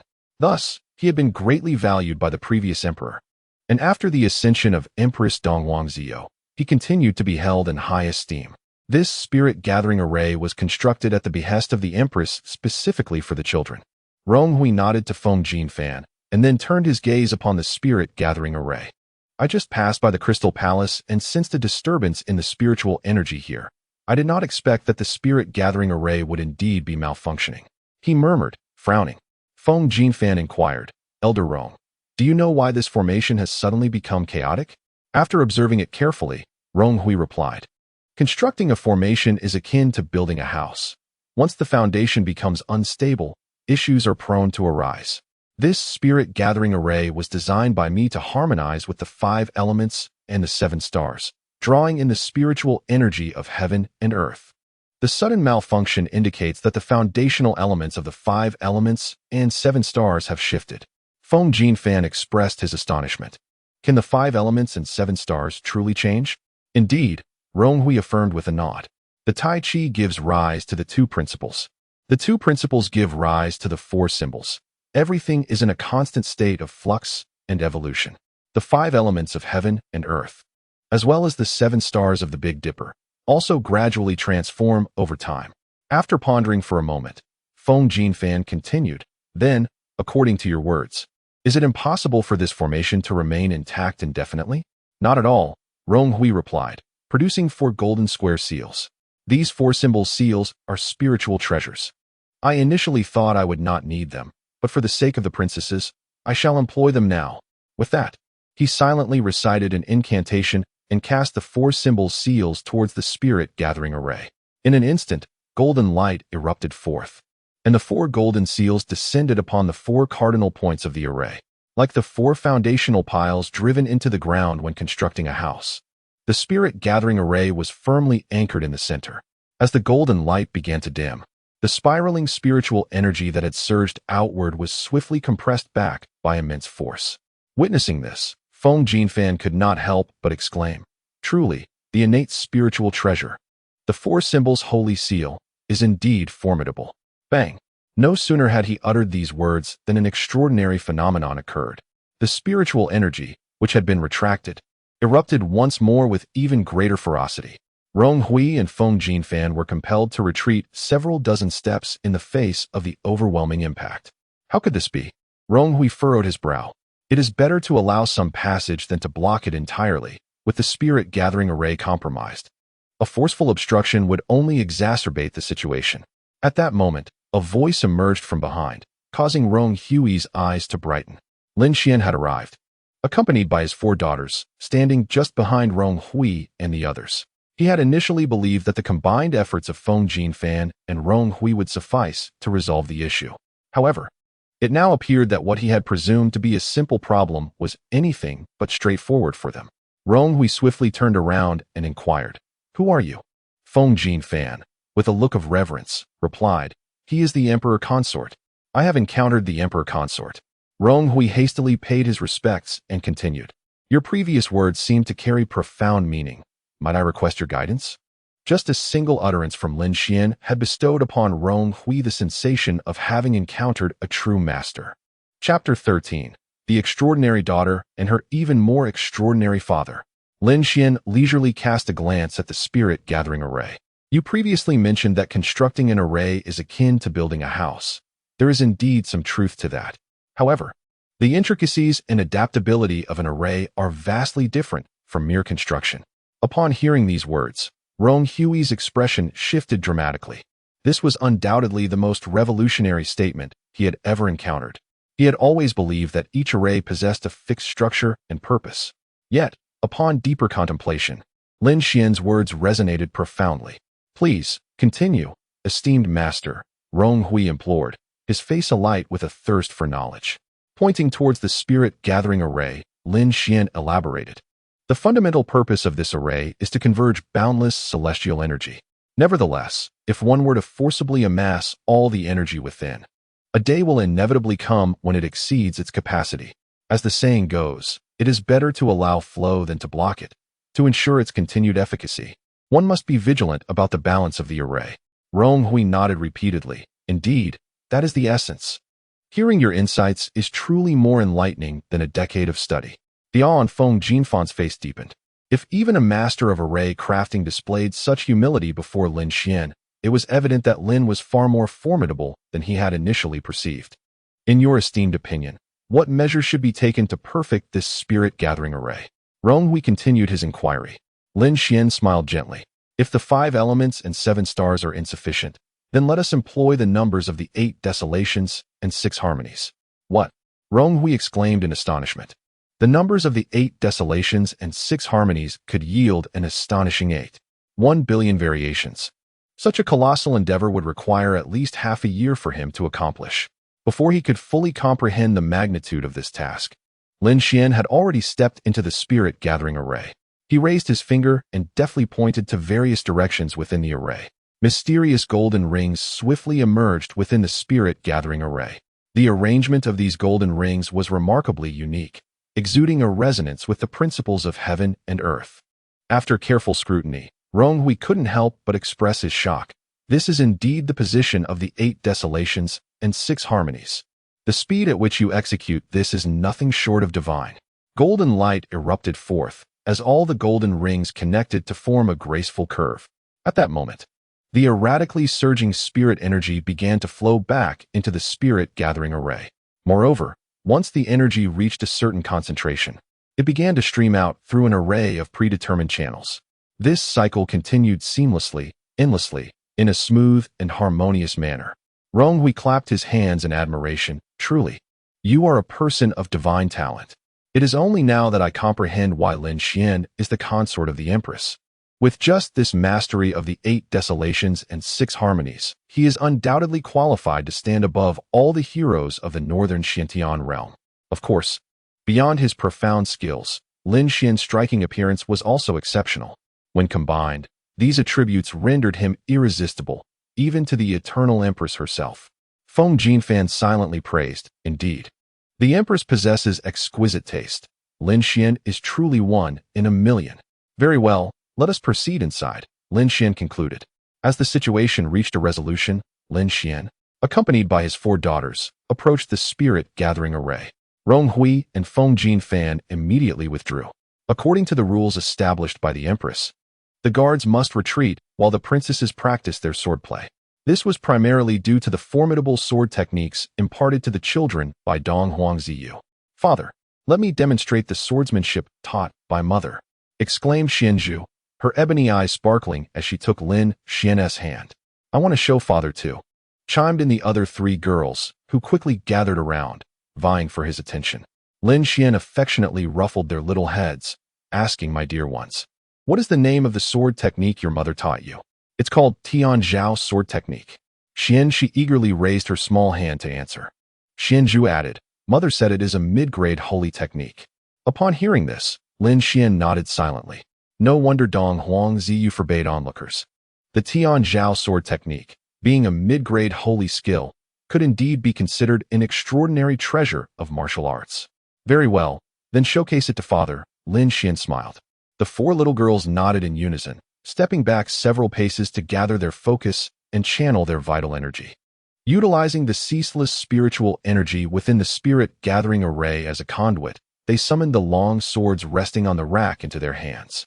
"Father, we're starting now." With their father watching, the four girls brimmed with enthusiasm. Their first moves embodied the air of exceptional masters. Lin Xian couldn't help but feel a swell of pride. Truly, like begets like, the prodigious talent of Dong Huangziyu had been flawlessly passed down to these four children. Coupled with the assistance of the mid-grade Tian Zhao sword technique, the girls exhibited fierce and extraordinary swordplay. Before long, the four children had completed their practice. They rushed to Lin Xian, clamoring, "Father, did we perform well?" "Excellent, excellent." Lin Xian felt the delightful weight of four soft little bodies pressing eagerly against his legs, a sensation that filled him with paternal affection. As Xianyu clambered up Lin Xian's leg, she implored, "Father is so amazing. Will you teach us sword techniques as well?" Upon hearing this, Xianzhu and the others immediately perked up, urging Lin Xian to teach them new swordplay. Reluctantly, Lin Xian nodded. "All right, father will teach you a new sword technique." Hooray! The four little girls immediately dispersed, their eyes wide with anticipation, fixated on Lin Xian. Lin Xian retrieved a long sword and held it in his hand, surveying his daughters. "Watch closely." He demonstrated the Wu Ji sword technique, a reward from the system. The concept of Wu Ji embodies boundlessness, infinity, and the absence of limits or endings. It is a technique that emphasizes intent over form, executed freely without constraints. Due to Lin Xian's lack of cultivation and prior sword practice, his movements appeared not only slow but also lacking in power. Nonetheless, for Xianzhu and the others, it was a different experience altogether. Father's movements are slow, yet they feel so powerful. Indeed, the sword techniques of both father and mother are remarkably distinct. I yearn to learn them. So do I. The four young ladies' eyes sparkled with excitement. Lin Xian sheathed his long sword and turned to face his four daughters. "Have you all discerned something?" "Yes." The four girls nodded in unison. Their innate talents were already prodigious, and although Lin Xian's swordplay was somewhat clumsy, the essence of his sword was extraordinary. While they may have forgotten the intricacies of Lin Xian's sword techniques, they firmly etched the sword intent he displayed in their hearts. Then, why not give it a try? Lin Xian wished to see how far his daughters could comprehend the Wuji sword technique. "Father, I shall go first." The eldest, Xianzhu, stepped forward without hesitation. She took a deep breath, channeling her true essence. Closing her eyes to perceive the sword intent within, she executed a sweeping strike. Whoosh! A beam of sword light surged forth, spanning 100 feet in an instant. The golden sword light pierced through the spirit-gathering array, striking a distant boulder. With a thunderous roar, the boulder shattered, sending countless fragments soaring into the air. "Wow! Ah! Yay! Oh!" The four young ladies gasped in astonishment, covering their mouths in awe. In the distance, the guards, including Feng Jinfan, turned in shock at the commotion they had heard. Chapter 14. A father of remarkable merit. The power of this sword was unexpectedly immense. Xianzhu and the others could hardly fathom that a single strike could shatter such a colossal boulder. The guards, including Feng Jinfan, were equally filled with trepidation. This explosive display of sword energy was evidently a result of the princess's training under the guidance of Di Fu Lin Xian. It was astonishing to discover that Di Fu not only possessed profound knowledge of formations, but also excelled in the art of the sword. No wonder the proud Xianbing Empress had taken notice of someone like Di Fu, residing in the mortal realm. Di Fu was truly a man of hidden depths. If only I could learn even a fragment of his swordsmanship, I would awaken from dreams with a smile. Feng Jinfan mused. Meanwhile, the other guards whispered among themselves. In the realm of Bei Xiantian, a significant portion of martial artists aspired to master the ultimate sword techniques. These guards were also sword cultivators. Observing how Lin Xian's mere suggestion could empower the princesses so dramatically, they were filled with admiration. At that moment, Xianzhu, Xianxi, Xianhan, and Xian Yu were still in a state of shock. Xian Zhu raised her sword, examining it in awe. How extraordinary! I am still employing the sword techniques taught by Mother, yet the sword energy unleashed is vastly superior. Xian Shi and the others nodded in agreement. Sister's move is truly formidable. Indeed, it startled me. All thanks to Father. No sooner had she spoken than Xian Yu eagerly grasped a sword, declaring, I want to try too. Mimicking Xian Zhu, she closed her eyes to sense the sword intent. Then, she aimed at another boulder and struck. Boom. Another resounding crash echoed as the massive stone shattered. Wow! Xian Shi and Xian Han exclaimed in astonishment. The two little girls exchanged glances, raised their swords, and, having grasped the sword intent, struck simultaneously. Boom! Boom! With two more thunderous sounds, two additional boulders were reduced to dust. The guards, witnessing this spectacle, were filled with both shock and envy. Each of the princesses possessed such extraordinary talent. What was even more remarkable was that they had such an exceptional father. Indeed, the Empress was also a prodigy. It seemed that this family truly was one of a kind, making others green with envy. Father is so incredible. How fortunate we are to have him. Although Xian Zhu and her sisters were all exceptionally gifted, unleashing such powerful strikes had drained much of their energy. After the excitement, the children began to show signs of fatigue. At this moment, they appeared eager to seek comfort. Without hesitation, Xian Zhu was the first to leap into Lin Xian's embrace, nuzzling against his belly like a kitten. Xian Shi, Xian Han, and Xian Yu, of course, were not to be outdone, all diving into Lin Xian's arms. Father, hug us. All right. Lin Xian simply sat down on the ground, enveloping all four girls in his embrace. Xian Yu nestled upon Lin Xian's lap, tilting her little head upwards while blinking her large, expressive eyes. If only Mother had brought Father back sooner, she lamented. Lin Xian, filled with affection, gently patted her small head, replying, It is not too late for Father to return now. Xian Zhu extended her tiny finger and declared, Then Father must promise to stay with us forever in this life. Lin Xian chuckled heartily, intertwining his pinky with hers. I promise. A pinky swear, unchanging for 100 years. With Lin Xian's assurance, the four little girls erupted with joy. Soon, they regained considerable energy. With Lin Xian's presence, the young girls practiced their swordsmanship with remarkable enthusiasm. The joyous laughter and cheerful voices emanating from the spirit-gathering array filled Feng Jin Fan and the others with envy. 2 mornings later, the resplendent Dong Huangziyu, clad in a crimson-purple robe, strode into the crystal palace under the soft glow of dawn. Upon reaching the entrance to the sleeping quarters, a servant hurriedly bowed and reported, Your Majesty, the Emperor and the children have yet to rise. Dong Huangziyu furrowed her brows slightly. It was already the hour of Chun. While it was somewhat acceptable for the children to still be asleep, Lin Xian's slumber was unexpected. Alas, she silently sighed within. After tirelessly campaigning and finally returning home, she found that the father of her children was still in deep slumber. Even if he could not assist her in stabilizing the realm, he should at least not be so listless. It appeared that aside from caring for the children, he truly offered little hope. Dong Huangziyu felt a wave of resignation wash over her. Well, she had long known what kind of person he was. Why exert herself in the futile hope that he would rally and achieve greatness like other men? Your Majesty, shall we inform the Emperor? The servant inquired cautiously. No need. Let them rise on their own, Dong Huangziyu replied coldly, turning to stand at the door, gazing up at the boundless sky. In the recent battle against the Demon Kingdom, Bei Xiantian had achieved a decisive victory. Initially, she had expected the bloodthirsty demon lord to be exceedingly formidable. However, during their clash, he seemed to harbor some reservations, granting her several opportunities to exploit his weaknesses, leading to his significant defeat. In this battle, no one on her side perished, having vanquished over 10,000 enemies, which was sufficient to silence the old guards of Xianbing Palace. She had come with excitement to see Lin Xian and the children, but unexpectedly, after waiting for approximately half an hour, the doors to the sleeping quarters finally creaked open. Dong Huangziyu exhaled a long breath. Without turning back, she remarked, You have finally awakened. Lin Xian nodded yes. Come in. Dong Huangziyu bit her silver teeth in secret, thinking, This fellow does not even inquire how long I have waited. Mother. At that moment, Xian Zhu and the others rushed out of the room, simultaneously calling out to Dong Huangziyu.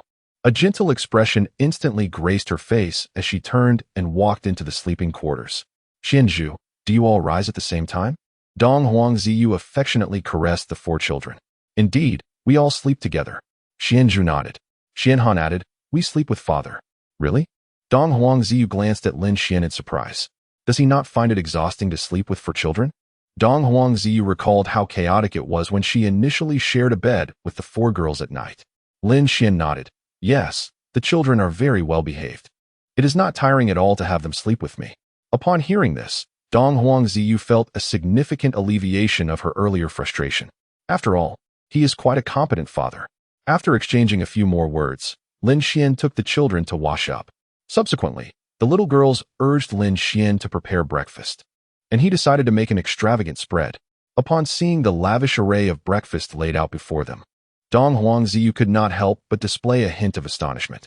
The dishes gleamed with vibrant colors, exuding rich and aromatic fragrances, and showcased an impressive variety with exquisite craftsmanship. She had not anticipated his culinary skills to be so exceptional. Is anyone watching? There seems to be a lack of conversation. Chapter 15. The resignation of Eastern Emperor Zhou born into royalty.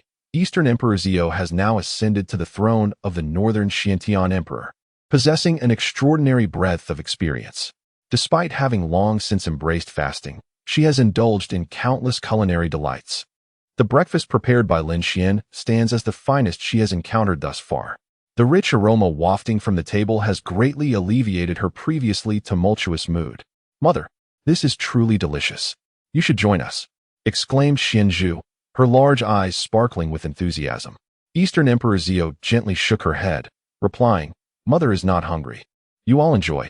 Although the food was indeed delectable, it was not sufficient to ignite the appetite of a being of imperial stature. At this level, one's mind is exceptionally steadfast. Furthermore, after such a prolonged period of fasting, Eastern Emperor Zhou found herself devoid of any desire to partake in sustenance. Come on, just a little bite, she coaxed playfully. Xianhan nodded in agreement, adding, Indeed, this is our family's first breakfast together. Just as Xianyu was about to speak, the celestial dog approached, seeking her affection, only for Xianyu to give it a gentle kick.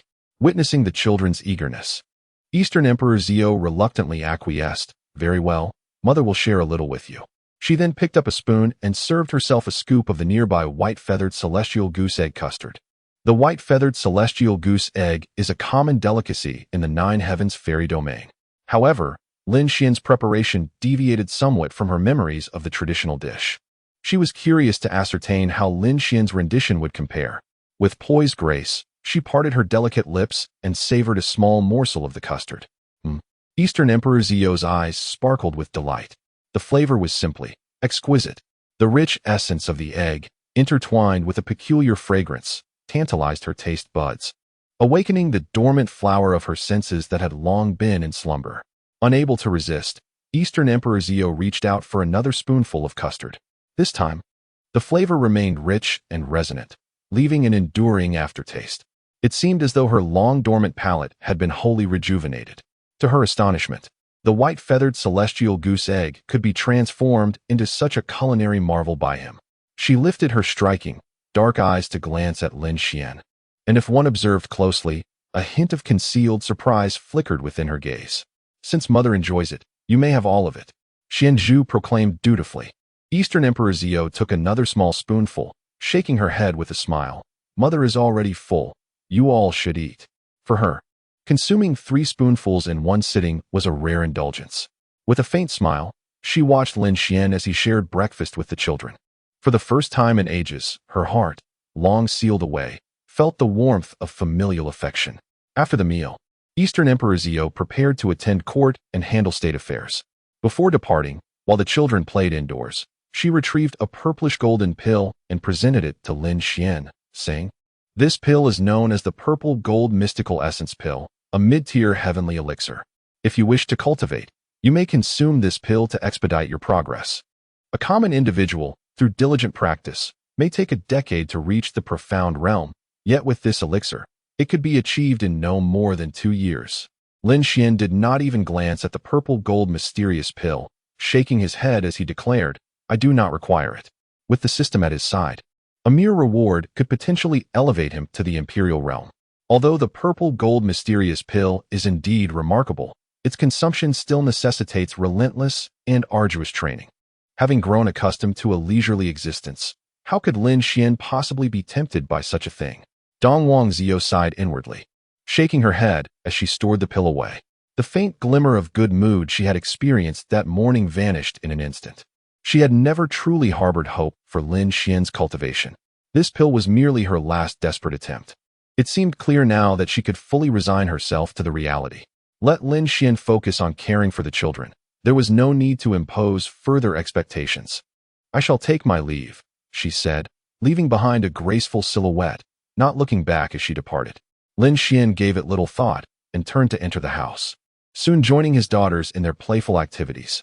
In the demon realm, at the city of 10,000 demons, within a dimly lit hall, over 100 young righteous cultivators were bound. Yi Yu unleashed her demonic powers, consuming their true essence in one fell swoop. As a peculiar demonic light flickered, she slowly opened her eyes. With no trace of compassion, she glanced at the lifeless bodies before her and gritted her teeth, saying, "I did not anticipate the Ice Emperor to be so formidable, causing me to lose a quarter of my cultivation. However, it must be acknowledged that my own reservations prevented me from fully concentrating on the battle, allowing her the opportunity to exploit my weaknesses." During the clash with the Ice Emperor, Lin Xian frequently occupied her thoughts. In such a fierce encounter between imperial powers, any distraction could prove perilous. Thus, she would have to endure the consequences of her defeat with gritted teeth. What she urgently needed now was to ascertain whether Lin Xian truly possessed the strength of a great sage. More importantly, she sought to discover who in the Ice Palace had repelled her. This was of utmost significance. Should she remain unaware, her subsequent confrontation with the Ice Emperor would undoubtedly be affected. After all, no one relishes the notion of an enigmatic powerhouse lurking behind them, posing a constant threat. Zheng Song dispatched the 4 great demon generals to northern Xiantian, seized the opportunity to strike at Lin Xian. "We must uncover his true nature this time. If we could eliminate him along with his 4 daughters, it would be the best outcome." Zheng Song stepped out from the shadows, nodding in affirmation. Understood. Having accepted the invitation from Shangguan Jia, Lin Xian, after finishing breakfast, set forth with his 4 daughters. This time, the discussion of literary arts took place at Wenchang Mountain in the southern part of northern Xiantian, located 500,000 miles from the Ice Palace. Lin Xian and his daughters traveled in the royal palace's exclusive Qingyi flying bird carriage. The carriage was drawn by 4 magnificent azure-winged birds, gliding swiftly through the air, providing a comfortable ride. Lin Xian, utilizing a specialized beast-controlling jade stone, could effortlessly convey his thoughts to fully command the azure-winged birds in flight. Initially, the young girls held the jade carriage in high regard, admiring its spaciousness and comfort, as well as its impressive speed. However, upon witnessing the occasional passing cultivators soaring gracefully through the winds, their opinions shifted. Despite having 4 azure-winged birds, they lamented, "Yet we are still not as swift as the uncles and aunts." Indeed, the pace felt sluggish. Father mentioned that Wenchu Mountain is still quite far. How long will it take to arrive? I wish we could reach there sooner. The 4 girls longed to arrive at Wenchu Mountain without delay. The sight of the airborne cultivators made them acutely aware of their carriage's sluggishness. Lin Xian chuckled softly, acknowledging that Beixian Tian, as one of the 9 heavens' immortal domains, was home to countless cultivators. The ability to traverse the winds was a mere trifle for many of them, particularly with numerous esteemed figures and even quasi-emperors present. The speed at which they flew was incomparable to that of the azure-winged birds. "Father, is there a way to go faster?" Without comparison, there was no sense of inadequacy. Xianzhu and the others now yearned to surpass all the cultivators. Lin Xian nodded with a smile. Indeed, the divine travel bracelet he possessed was a remarkable artifact for enhancing movement speed. With a mere thought, an immense surge of spiritual energy surged from all directions into his bracelet. In an instant, this energy transformed into a formidable force, propelling the jade carriage forward at an astonishing velocity. What had once been 4 azure-winged birds leading the carriage now found themselves being drawn by it. This spectacle left not only the 4 young girls in awe, but also rendered the distant flying cultivators utterly speechless. Chapter 16. What a grand spectacle this is. The jade chariot moves with remarkable speed. The swiftness. The individuals within must possess extraordinary prowess. Adorned in such opulence, it resembles a royal conveyance. Could it be that the Ice Empress is within? Whether or not she is truly present remains uncertain, yet it is evident that those inside are exceptionally formidable. The cultivators paused in awe, witnessing the stunning sight of the jade chariot being drawn by 4 azure-winged birds. They speculated that the capability to propel such a grand vehicle at lightning speed must belong to a genuine powerhouse, quite possibly an imperial-level expert. With this in mind, those cultivators who had initially soared ahead of the jade chariot willingly parted to create a path. After all, in the northern Xintian realm, the Ice Empress is the supreme being. Anyone emerging from her ice palace would undoubtedly command respect. Moreover, the jade chariot before them was exclusively designated for the royal family of the Ice Palace. As the jade chariot sped ahead, swiftly leaving all cultivators behind, the 4 little girls were utterly delighted. Oh, we are flying so fast. Father's magic is truly wondrous.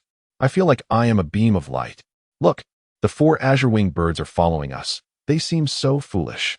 The little girls were brimming with excitement, their beautiful eyes reflecting admiration and affection for Lin Xian. He reveled in the fervent adoration of his daughters, his vanity momentarily satiated.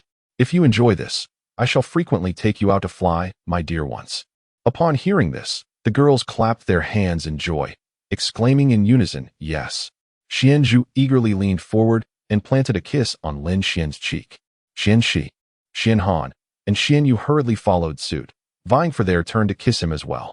Lin Xian felt a chilly sensation on both sides of his face, evidently a result of the little girl's enthusiastic affection. However, for him, this was of no concern. As long as his daughters were happy, having their saliva on his face was a trivial matter.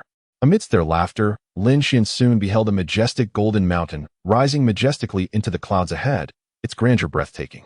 Atop the mountain, a radiant, multicolored holy light enveloped it, shining brilliantly beneath the clouds. This was the emblem of the literary realm of northern Xintian, Wenshu Mountain. The 7-colored holy light was said to be the illumination of the sage of literature, revered by scholars for countless eons. Lin Xian then stowed away the spirit movement bracelet, gradually reducing the speed of the jade chariot. Before long, the chariot gently descended upon Wenshu Mountain. After a brief walk with his 4 little girls, they encountered a woman clad in a flowing green dress approaching them. Cousin-in-law, Mu Yuqing, elegantly adorned, approached with a cheerful smile. You arrived quite early, Lin Xian remarked casually. Mu Yuqing nodded. Indeed, it is essential. Such literary symposiums are typically reserved for insiders of the literary community. Moreover, today's grand assembly is graced by the presence of the illustrious figures from the 9 heavens and even the eminent literary masters from the lower realms. Truly a gathering of the finest talents. As an outsider to the realm of literature, I feared that if I did not arrive early, I might not secure even a single seat. Lin Xian raised an eyebrow slightly. Are the conditions for attendance this stringent? He initially believed that such a conference on literary discourse would be open to all. However, it now appeared that the requirements were exceptionally high. Indeed, Mu Yuqing nodded earnestly. Thus, cousin-in-law, your ability to present a VIP invitation is truly impressive. Lin Xian shook his head with a smile. Whether impressive or not is inconsequential.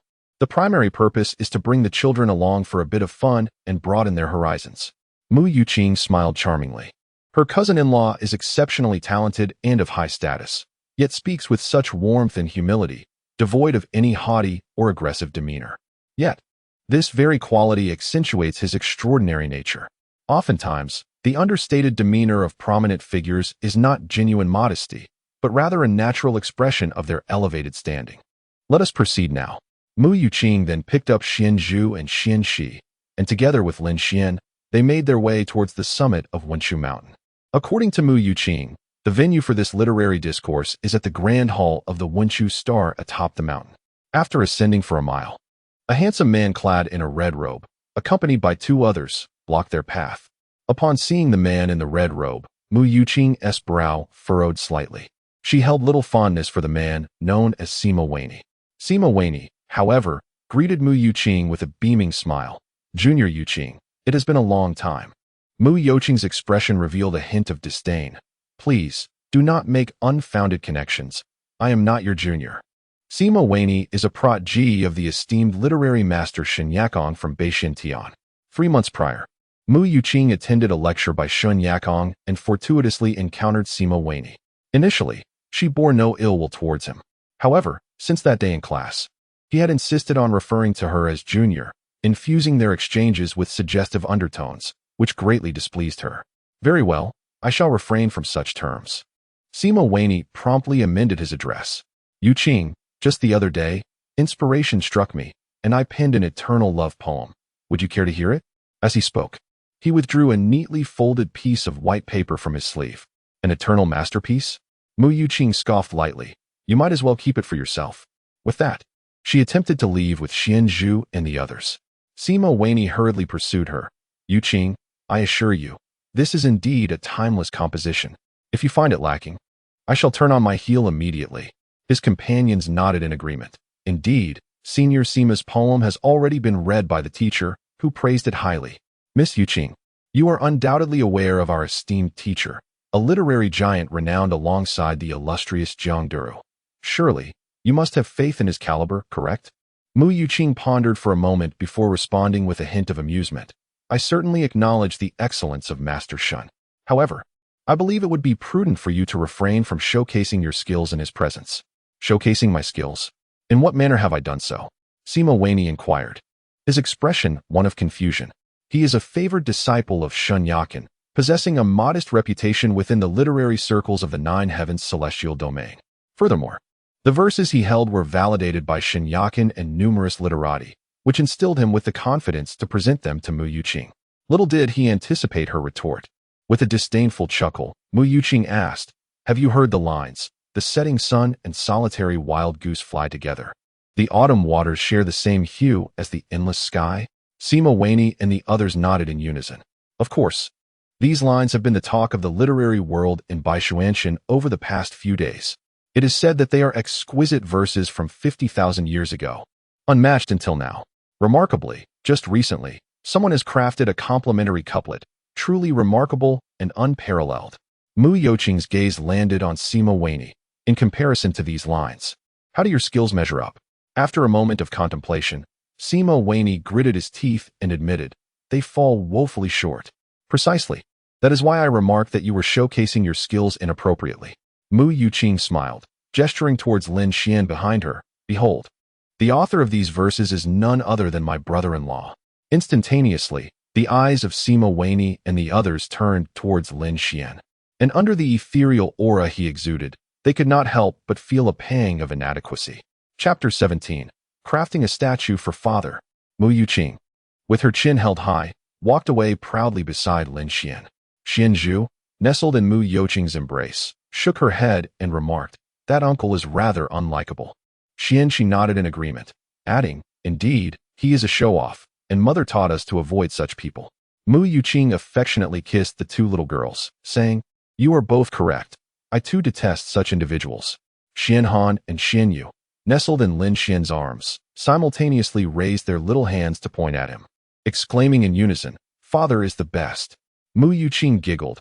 You little girls are so eager for everyone to know how wonderful your father is. Of course, the four little girls nodded in pride, convinced that their father was indeed the finest in the world, as they watched their figures gradually fade into the distance. Laughter occasionally echoed back. Sima Wanyi clenched his fists tightly, wearing a look of frustration, muttering, damn it, so Mu Yuqing's cousin-in-law is that poet. His companions sighed in unison. Observing Mu Yuqing's admiration for her cousin-in-law was entirely natural, especially given his stunning looks and remarkable talent. Sima Wanyi, with a begrudging expression, thought to himself that at this grand assembly, where literary giants gathered, he would see just who this cousin-in-law truly was. With that, he beckoned his companions and hastily made his way to the mountain summit. Upon arriving outside the hall of the literary star, Lin Xian and Mu Yuqing, accompanied by the children, were met with a cacophony of voices from within. Clearly, a significant majority of attendees had already arrived. Before entering, they noticed a distant high platform adorned with 11 gilded seats. Lin Xian surmised that these 11 seats included Zhang Jiubai and were reserved for the most esteemed guests. At that moment, 10 of those seats were already occupied, leaving the last one evidently for Lin Xian. The discussions within the hall revolved around this remaining seat, speculating who would occupy it at this gathering of literary luminaries. I hear it is the one who penned the Red Clouds Fly with the Lonely Duck. Such extraordinary talent deserves this honor. The envy was palpable. If only I could sit there, I would wake up laughing from dreams. As Lin Xian stepped through the door, Shang Wanjie hurried over, his face adorned with expressions of flattery. After respectfully greeting Lin Xian, he led him toward the esteemed seats on the high platform. At that moment, all eyes in the room were fixed upon Lin Xian. The elder in a white robe, Jiang Jiubai, quickly approached, exclaiming, "So this is the emperor's consort. Indeed, he is a paragon of grace." Having been informed of Lin Xian's identity by Shang Wanjie, Jiang Jiubai was now even more captivated by Lin Xian's refined appearance, likening him to a celestial being, and held him in profound admiration.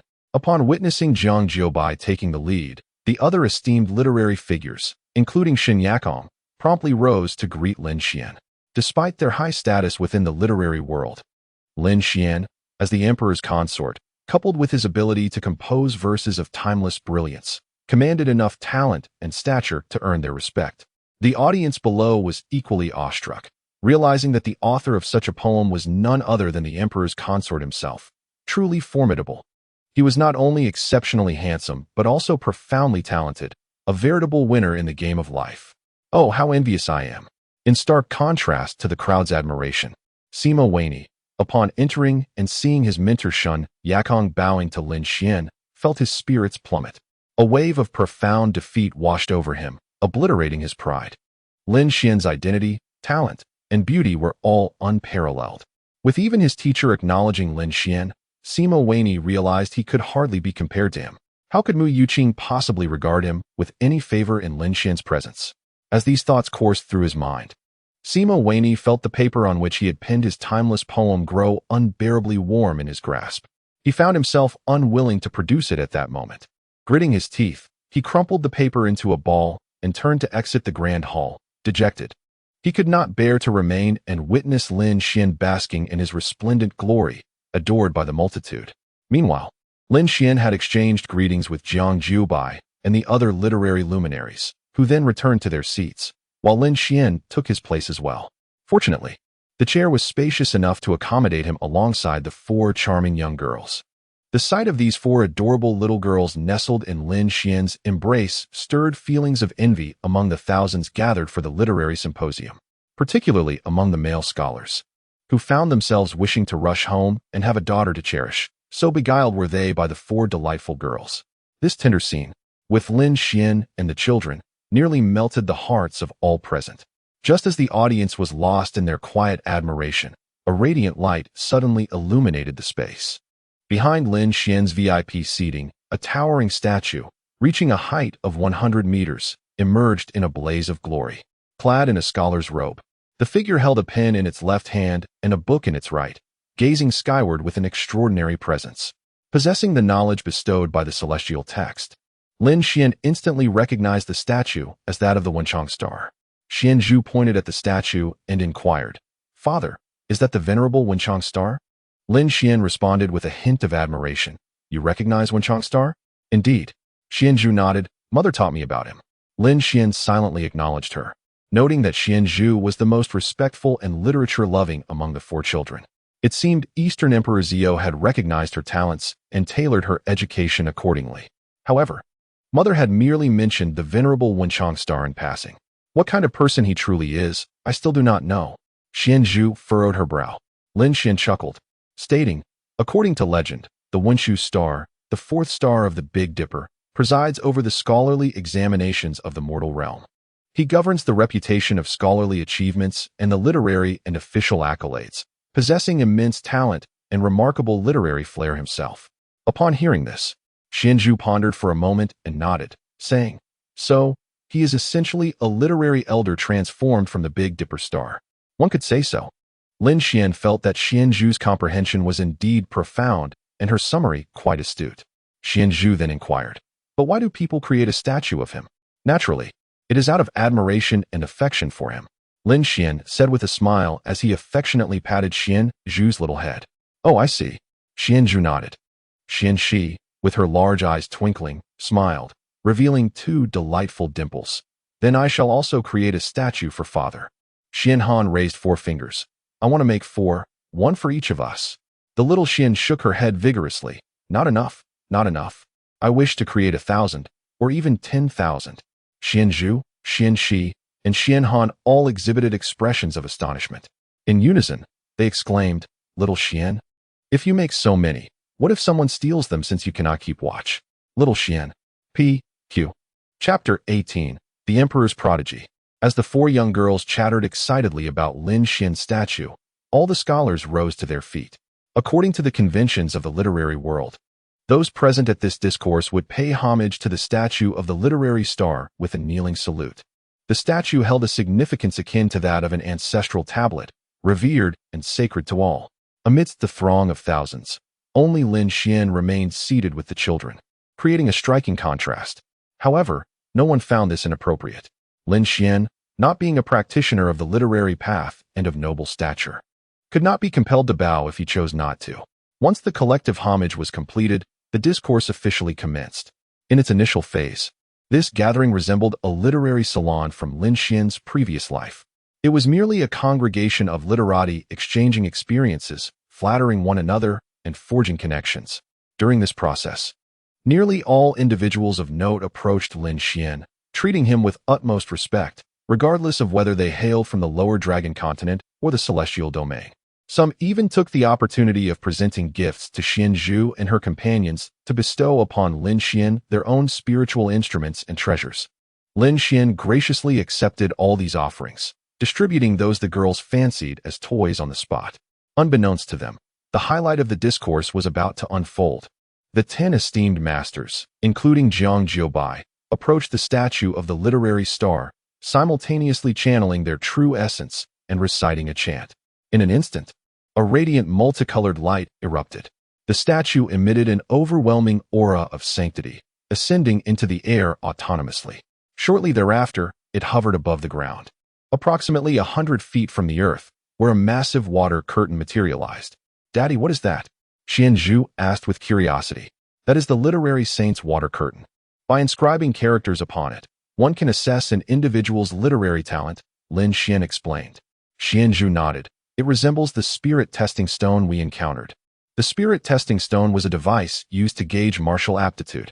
Lin Xian inquired, what level of talent do you all possess? He speculated that his daughters were exceptionally gifted. Since the topic arose, it would be prudent to ascertain their specific talents. Xian Zhu replied, we are all at the heavenly level. Xian Shi, Xian Han, and Xian Yu nodded in unison. Lin Xian marveled internally. His 4 precious daughters were indeed extraordinary. Talent levels are typically categorized into 4 ranks: Earth, Heaven, Profound, and Yellow, with Heavenly being the highest.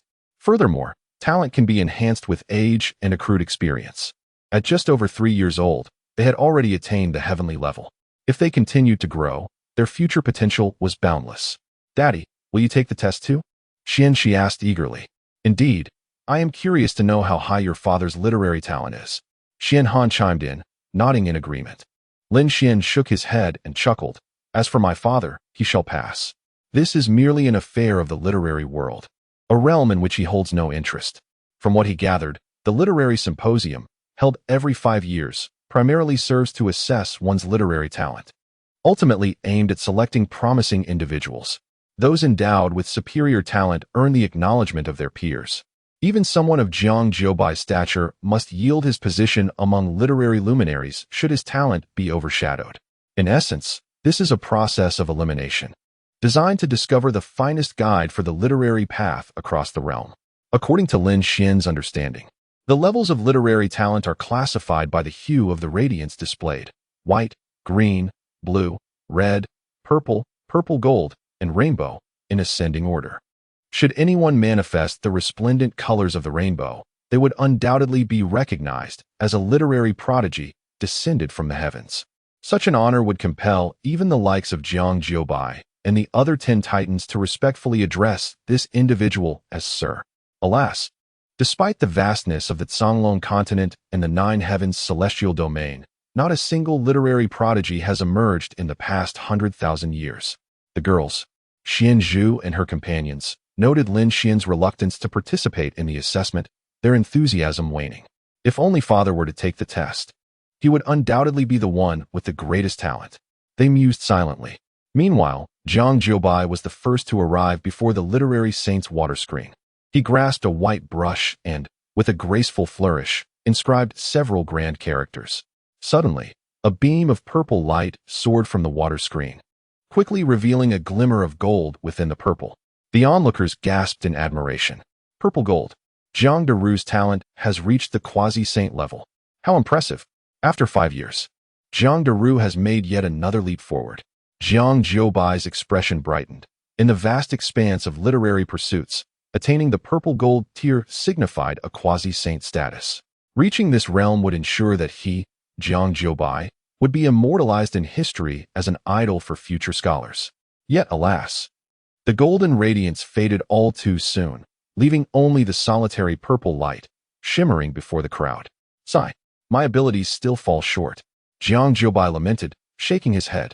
After arduous preparation and heartfelt dedication, he had crafted his piece, only to find it lacking the recognition of the literary star. A collective sigh of disappointment echoed among the spectators. They had anticipated witnessing the birth of a quasi-saint, only to see their hopes dashed at the final moment. Subsequently, Xin Yakong and others took the stage one by one. Disappointingly, none of the 10 titans made any progress, all remaining at the purple level. This meant they could only be referred to as great scholars, not quasi-saints.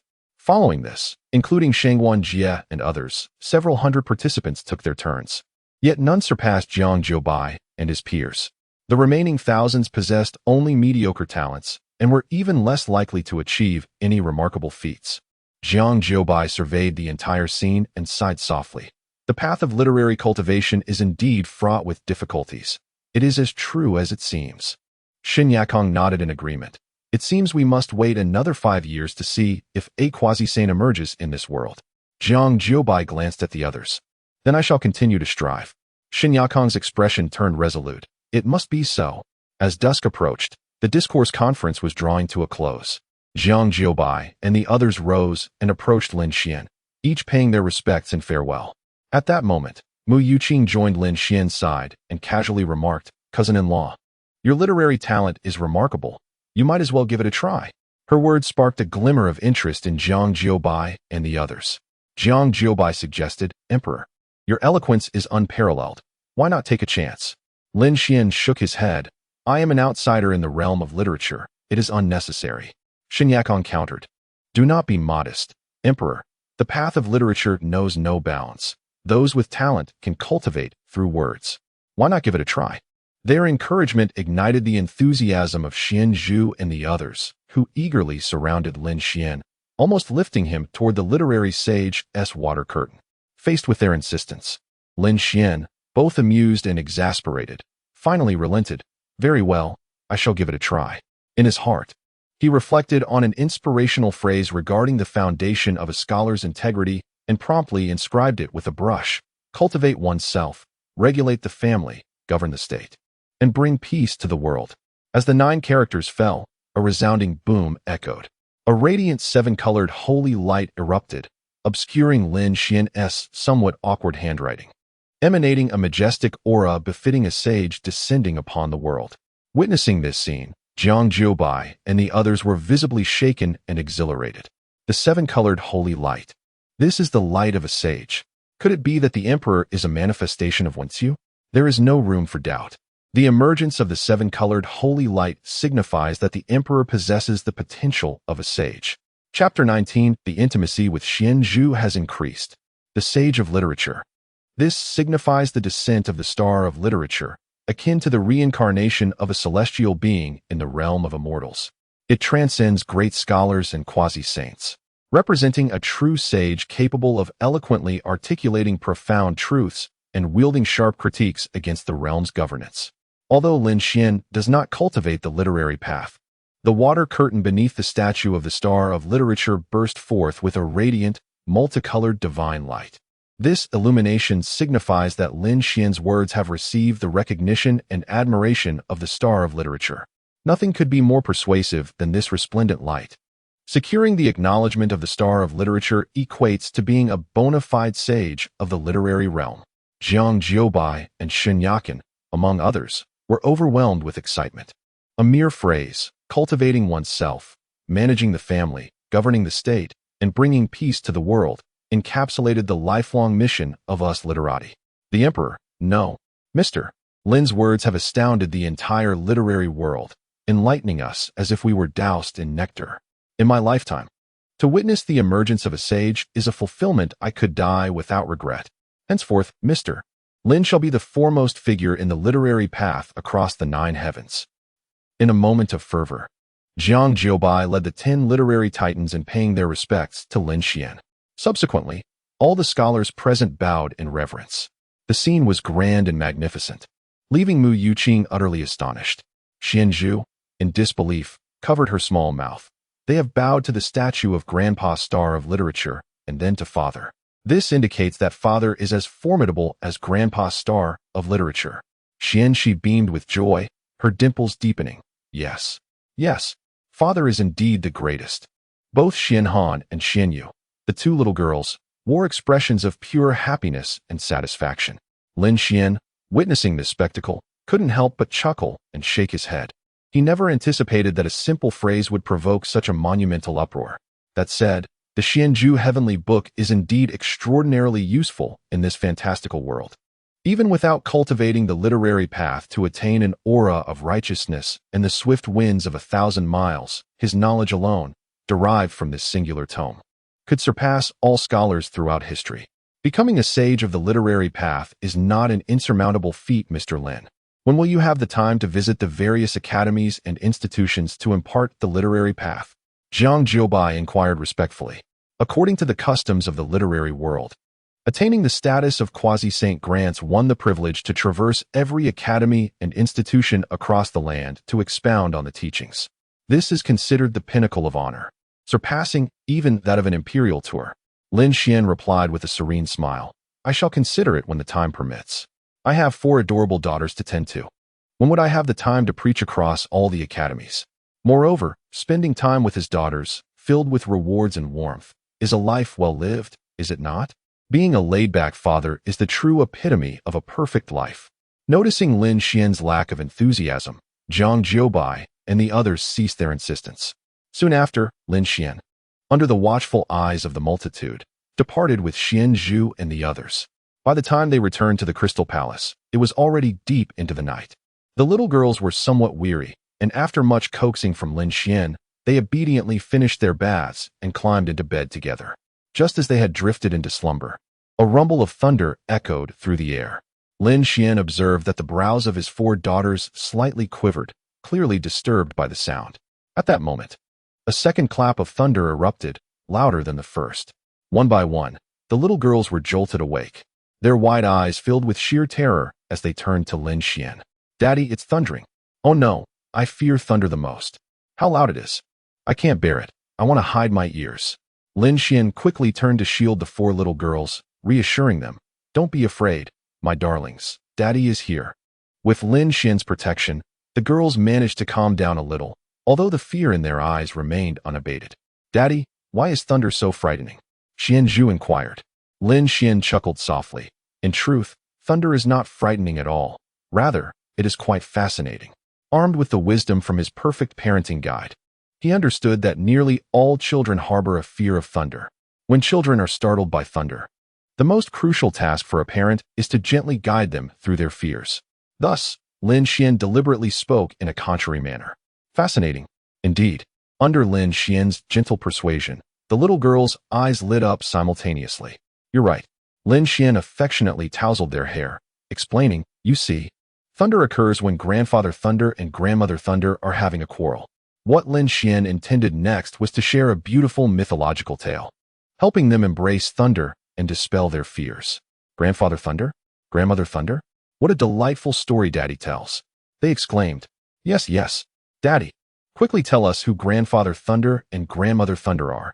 Just as Lin Xian had envisioned, the children's interest was piqued instantly. With a grin, Lin Xian began. There is indeed a wonderfully entertaining story about Grandfather Thunder and Grandmother Thunder. He then narrated the tale from his parenting guide. captivating the children so thoroughly that they gradually began to overlook the booming thunder outside. Before long, Xianxi, Xianhan, and Xianyu gently slipped into dreams, while Xianzhu remained wide awake, showing no signs of sleepiness. Lin Xian pulled her closer into his embrace, asking, "My dear, why aren't you asleep yet?" Xianzhu shyly replied, "Daddy, I'm still afraid. Mother said I am even more frightened of thunder than Xianxi and the others. But as the eldest sister, I can't let them see that I am the most timid." Lin Xian smiled gently. "So you've been holding on all this time?" "Yes." Xianzhu expressed her concern. "Daddy, will you laugh at me?" "Of course not." Lin Xian shook his head gently, tightening his embrace around Xianzhu, providing her with a sense of security. "Are you feeling better now?" he inquired softly. Xianzhu nuzzled her small head against Lin Xian's arm. "With Daddy here, I truly feel less scared." At that moment, a mechanical voice echoed in Lin Xian's mind. "Your intimacy with your eldest daughter, Xianzhu, has increased by 1 point. Reward, Emperor Realm Cultivation." A surge of excitement coursed through Lin Xian. Merely comforting Xianzhu had granted him the cultivation of the Emperor Realm. Such a reward from the system seemed exceedingly generous. He speculated it was perhaps due to Xianzhu's profound fear of thunder. In such circumstances, even the simplest act of reassurance from him must have held immense significance for her. As for the Emperor Realm cultivation, countless cultivators spend their entire lives striving to reach such heights. Yet now, with a mere nod, Lin Xian could attain the status of an Emperor-level powerhouse. Ding! "Do you wish to claim the reward?" "Yes." With that affirmation, the immense power, akin to the overwhelming force of a tidal wave, erupted from Lin Xian's dantian as the system's prompt faded from his consciousness. Chapter 20. In comparison to Lin Xian, I felt like a novice. Lin Xian sensed a profound transformation occurring within him, an internal and external metamorphosis of extraordinary magnitude. Every one of his 360 meridians became fully interconnected, a vast and powerful current coursing through the extraordinary channels, organs, and blood vessels, flowing incessantly like an unending river. Simultaneously, his bones and skin underwent rapid changes. Upon closer reflection, Lin Xian perceived his skeleton as if it were forged from bronze and iron, enveloped in a formidable armor. Yet, his body did not feel burdened. Instead, it brimmed with a sense of lightness. His skin became increasingly taut and refined, even exuding a silken touch. It became evident that stepping into the Emperor Realm marked a significant divergence from the ordinary. Only upon reaching the Emperor Realm could one truly grasp the sheer terror and strength of this level. From this moment forth, Lin Xian was a genuine powerhouse of the Emperor Realm. In his embrace, Xianzhu's breathing grew rapid, her cheeks flushing. "Father, I suddenly feel stifled. Could it be that my sudden ascension to the Emperor Realm placed too great a burden on the child?" Lin Xian recalled that the first time he encountered Dong Huangziyu, he too struggled to breathe under her formidable pressure. He hurriedly consulted the system, relieved to learn that he could conceal his cultivation. Thus, he promptly masked his power, and indeed, Xianzhu's breathing became significantly more tranquil. "Is it better now?" Lin Xian inquired. "Yes," Xianzhu replied, nestled in Lin Xian's arms, finally unafraid of the thunder, gradually succumbing to drowsiness. "Then sleep," Lin Xian said affectionately. Before long, Xianzhu fell asleep in his embrace. However, Lin Xian felt no trace of drowsiness himself. Having reached the Emperor Realm, his vitality far surpassed that of ordinary individuals.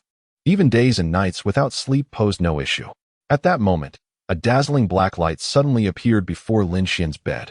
Dong Huangziyu gazed upon Lin Xian and his 4 daughters, and a warmth enveloped her heart at the sight of such a tender scene. She gently asked, "The thunder just now did not frighten the children, did it?" She vividly recalled that each time a storm rolled in, she had to coax them for a long while before they would finally drift off to sleep. "No, I told them a story. And now they won't fear thunder anymore," Lin Xian replied. Dong Huangziyu opened her mouth in surprise, not expecting Lin Xian to be so adept at caring for children. In comparison to him, she felt like a complete novice in the realm of parenting. "Then you all rest well."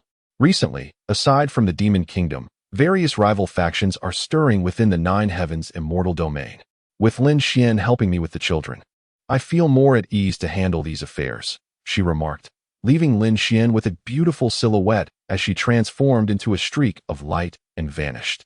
Not long after her departure, a distance of 100,000 miles outside the Crystal Palace, for eerie black lights tore through the void, descending from the heavens. These 4 individuals were the 4 great demon generals from the Demon Kingdom, clad in black armor that enveloped them from head to toe. The leader extended a finger toward the horizon, declaring, 100,000 miles further lies the Crystal Palace of Baishuanshan. Let us present our offerings. The 3 companions behind him nodded in agreement, channeling their true essence to conjure 3 ominous spheres of shadowy energy. With a swift motion of his right hand, the leader drew the 3 spheres into his grasp. Subsequently, he produced a long sword, entirely black in hue, and forcibly fused the spheres with the sword. With a thunderous explosion, the air crackled, and a torrent of malevolent energy surged forth. The sword appeared as if it had been forged in black flames, enveloped in dense smoke.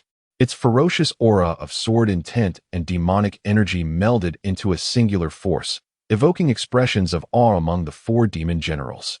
Truly, the Extreme Abyss Demon Sword was a formidable weapon, its power exceedingly terrifying. It was said that even a great sage could be contended with by the Extreme Abyss Demon Sword, and now, witnessing it firsthand, they found the rumors to be absolutely true. Their expenditure of half their life force demon crystals was indeed justified. The 4 could not suppress their triumphant laughter. This time, they were dispatched by the bloodthirsty demon Lord Yiyu to the Crystal Palace of Baishuanshan, primarily targeting Lin Xian, who had recently emerged in that realm. The Extreme Abyss Demon Sword was forged from the serrated teeth of a demon dragon dwelling in the abyssal demon pool. To unleash its full potential, it required the sacrificial offering of 3 life force demon crystals from those of at least the esteemed realm. Once activated to its utmost strength, the Extreme Abyss Demon Sword could severely injure even a great sage, if not slay them outright. Yiyu, harboring an unwavering belief in victory, entrusted this formidable weapon to the 4 demon generals. His plan was straightforward, to have them ambush Lin Xian with the sword.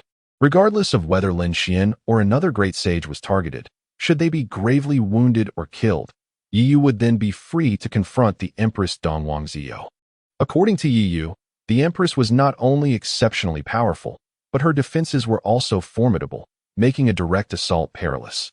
Thus, he sought to adopt a counterintuitive approach, employing the element of surprise to have his demon general strike at the formidable presence concealed within the Crystal Palace, regardless of whether this individual was Lin Xian. Should the demon general succeed, the Empress would lose a significant ally, considerably enhancing Yiyu's odds against her. Let us proceed. Our first target is Lin Xian and his 4 daughters, the leader of the demon generals stated coldly. The 4 transformed into streaks of black light, rapidly darting toward the Crystal Palace. Before long, they reached the palace's periphery. Successfully evading the guards, they pressed onward, intent on breaching the inner sanctum. However, their advance was halted by a solitary figure standing at the entrance. Lin Xian regarded the 4 demon generals with a chilling gaze. You hail from the 10,000 demon nation? Possessing imperial-level prowess, he could easily discern the demonic energy emanating from them, even as they attempted to conceal their presence. The urgency of their intent to harm both himself and his daughters marked them unmistakably as denizens of the 10,000 demon nation. The 4 demon generals were taken aback. The man before them had effortlessly unraveled their identities, indicating his formidable nature. It appears you are Lin Xian, one of them remarked. The leading demon general secretly channeled his true essence, the Extreme Abyss Demon Sword poised for action. Indeed, Lin Xian unleashed a terrifying aura that enveloped the 4 demon generals, intent on eliminating 3 of them first. As they hailed from the demon kingdom, they were sworn enemies. Lin Xian acted without the slightest psychological burden. He casually retrieved a long sword and, with an elegantly unrefined grace, executed the first strike. His mastery of the boundless sword technique allowed even an ordinary sword to unleash a torrent of sword energy. The 4 demon generals were taken aback. What a fierce sword energy! Scatter and kill her daughter, roared the leading demon general. I will deal with him.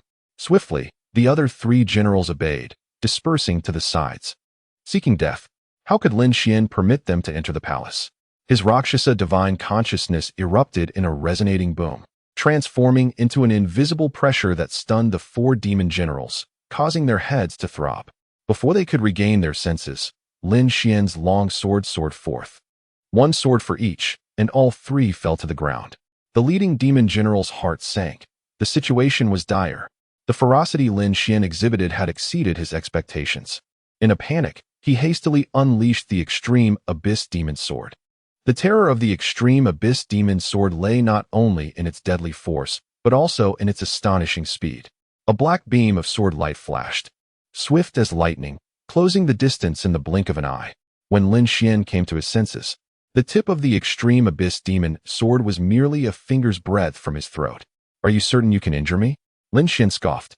The existence of the invincible forbidden domain rendered him utterly unafraid of such ambushes, even when facing a formidable demon sword. Boom! The demonic energy of the Extreme Abyss Demon Sword was instantaneously shredded by a profound divine power. The black, demonic aura brushed past Lin Xian's hair like a gust of wind. This scene left the leading demon general utterly dumbfounded. Before he could recover, Lin Xian's sword was already pressed against his throat. "Do you understand why I spare your life?" Chapter 21. Congratulations, you guessed correctly this time. The demon general swallowed hard. "You intend to use me for revenge. You're not entirely foolish." Lin Xian smiled faintly, waving his sword to pierce through the demon general's right chest. With a firm kick, he pinned the demon general to the ground. From his elevated position, Lin Xian declared, "Lead me well, or your demise will be most gruesome." Possessing unmatched dominion and imperial cultivation, Lin Xian felt no fear towards any adversary. The repeated attempts of the enemy to harm the children had crossed Lin Xian's threshold. Since the battle had begun, he resolved to eradicate the root of the problem in the demon kingdom. The demon general, shocked, lifted his gaze. He could perceive a glimmer of murderous intent in Lin Xian's eyes. "This man is truly formidable," the demon general thought to himself. Unable to defy Lin Xian, he reluctantly agreed, "I shall guide you." Lin Xian nodded, first instructing the demon general to dispose of the bodies of the other three. Next, he conjured a complex illusionary array to protect the entire palace. This array, known as One Leaf Covers the Eye, dates back to ancient times. Although it lacked lethality, its deceptive capabilities were unparalleled. With this array safeguarding the premises, no one could enter the palace, ensuring that his 4 daughters would face no further threats. The demon general, witnessing Lin Xian effortlessly craft such an intricate array, felt even more astonished. He sensed that after tonight, the demon kingdom would likely undergo a transformation. Due to his apprehension towards Lin Xian's prowess, the demon general refrained from further discourse and promptly set off with Lin Xian. To save time, Lin Xian exerted control over the demon general, fully activating the divine travel bracelet. They sped towards the demon kingdom with astonishing velocity. "This man is truly extraordinary." The demon general could no longer contain his astonishment and silently exclaimed this within himself. Upon arriving at the demon kingdom, guided by the demon general, Lin Xian located the palace's position. "Young Master Lin, I have exhausted all my efforts to bring you here. May I be released now?" the demon general pleaded. Lin Xian replied coldly, "Do you believe you have a chance of survival after attempting to harm my daughters?" "No." The demon general barely uttered a word before Lin Xian severed his head with a single stroke. Sheathing his sword, Lin Xian swiftly dashed into the demon palace. In the demon lord's hall, the last soul-holding lamp extinguished. Zheng Song's brow furrowed, signifying that all 4 demon generals we dispatched have perished. Yi Yu maintained a calm demeanor. The first 3 fell almost simultaneously, while the last one took a significantly longer time. "What is your perspective on this?" Zheng Song pondered for a moment and replied, "In my estimation, they must have encountered a powerful adversary, one whose strength overwhelmingly surpassed theirs. Thus, the first 3 were unable to withstand the opponent's assault and fell swiftly." Yi Yu inquired further, "And what of the last one?" Zheng Song, "The last individual must have wielded the abyssal demon sword, inflicting grievous harm upon their adversary, followed by an intense struggle. Although the opponent was severely injured, their unparalleled strength ultimately led to the demise of our final demon general." Yi Yu chuckled softly, "I share your sentiments." Considering the timeline of the 4 demon generals' deaths, Yi Yu concluded that only this explanation was plausible. Reflecting on the remarkable success of his subordinates' ambush, Yi Yu felt a surge of exhilaration. "Dong Huang Ziyu, you could never have anticipated that with merely 4 demon generals and a single demon sword, I would sever your support. I am eager to witness your current expression." "Ha ha." Yi Yu's laughter resounded with unrestrained pride, infectious enough to draw a chuckle from Zheng Song as well. Suddenly, a haunting voice interrupted their merriment. "You are celebrating far too prematurely." Lin Xian gazed at the two with an air of mockery. Yi Yu and Zheng Song simultaneously stowed their smiles, their expressions shifting to one of shock as they directed their astonished gazes towards Lin Xian. "Who are you?" Zheng Song inquired hastily. "Lin Xian," came the reply. Yi Yu and Zheng Song furrowed their brows in unison. The appearance of Lin Xian dealt them a resounding slap in the face, signifying that their previous deductions were fundamentally flawed. Yi Yu spoke steadily. "It appears that you eliminated 3 demon generals first, then brought the last one here with you." Lin Xian smiled with amusement. "Congratulations, you have guessed correctly this time." Zheng Song frowned. "That is impossible. The abyssal demon sword, once employed in an ambush, could even critically injure a great sage. How could you remain so unscathed?" The 4 demon generals under his command were formidable, especially the one leading them, who excelled in ambush tactics. Logically, the demon generals must have utilized the abyssal demon sword. Yet now, Lin Xian stood before them entirely unharmed. This was utterly incomprehensible. Lin Xian scoffed disdainfully. "The abyssal demon sword? Is that merely a superficial trinket?" Yi Yu and Zheng Song's muscles twitched in disbelief. "The abyssal demon sword? A toy? What nonsense! That was a spirit-grade demonic artifact." Zheng Song's expression darkened ominously. "Lin Xian, since you have willingly walked into the trap, then prepare to leave your life here. Within the 10,000 demon kingdom, there are a total of 3,000 demon generals above the rank of revered." Zheng Song merely needed to issue a command for them to appear instantaneously. No matter how powerful Lin Xian was, facing an onslaught from 3,000 demon generals would surely lead to his demise or severe injury. With the bloodthirsty demon lord present, Lin Xian's fate was all but sealed. A certain death. "You speak too much." Yet, just as Zheng Song retrieved the 10,000 demon order, preparing to summon the 3,000 demon generals, Lin Xian struck with sudden ferocity. Harnessing imperial-level strength, aided by the divine movement bracelet, his movements were swift as lightning. The seemingly simple yet profound techniques of the infinite sword art instantly coalesced into a vast wave of sword energy, completely locking onto Zheng Song. Imperial Realm. Sensing the formidable aura emanating from Lin Xian, both Yi Yu and Zheng Song were taken aback. Tragically, they realized once more that their assessment of Lin Xian had been profoundly mistaken. With the might of the Emperor Realm, Lin Xian effortlessly vanquished the 4 great demon generals and the abyssal demon sword, indicating that he possessed capabilities far beyond their imagination. Before they could ponder further, Lin Xian advanced upon Zheng Song with lethal intent. Panic surged through Zheng Song as his heart constricted. He hastily summoned all his true essence, forming a dense barrier of black, demonic energy. "Do not struggle. This way, death will be swifter," Lin Xian declared as his sword pierced through Zheng Song's heart. With a flick of the blade, he cleaved Zheng Song in two with brutal efficiency. Yi Yu cast a cold glance at the severed remains on the ground and rose, remarking, "Impressive technique." "Oh," Lin Xian replied with a playful smile, "what have you discerned?" Throughout Zheng Song's demise, Yi Yu had remained aloof, clearly observing Lin Xian with intent. Yi Yu scoffed lightly. "You harness some form of treasure that grants you remarkable speed, combined with a swordsmanship that is both deceptively simple and overwhelmingly forceful. The synergy of these two elements indeed wields tremendous power. This is the secret to your victory. It is evident that you are a thinker." Lin Xian mused with a chuckle, yet, ultimately, it proves to be of little consequence. Chapter 22. These little treasures are so dependent on me. Lin Xian's true winning asset is not the swift bracelet or swordsmanship, but rather the indomitable forbidden domain. Possessing an invincible passive defense skill, no one can harm him, let alone kill him. This, indeed, is the crux of victory.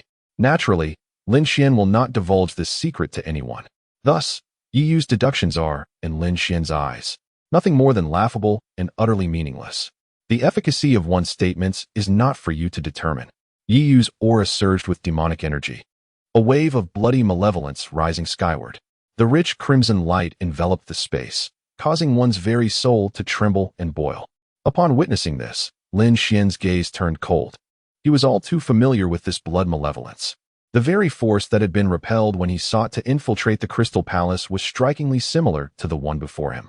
It appeared that his arrival this evening was indeed fortuitous.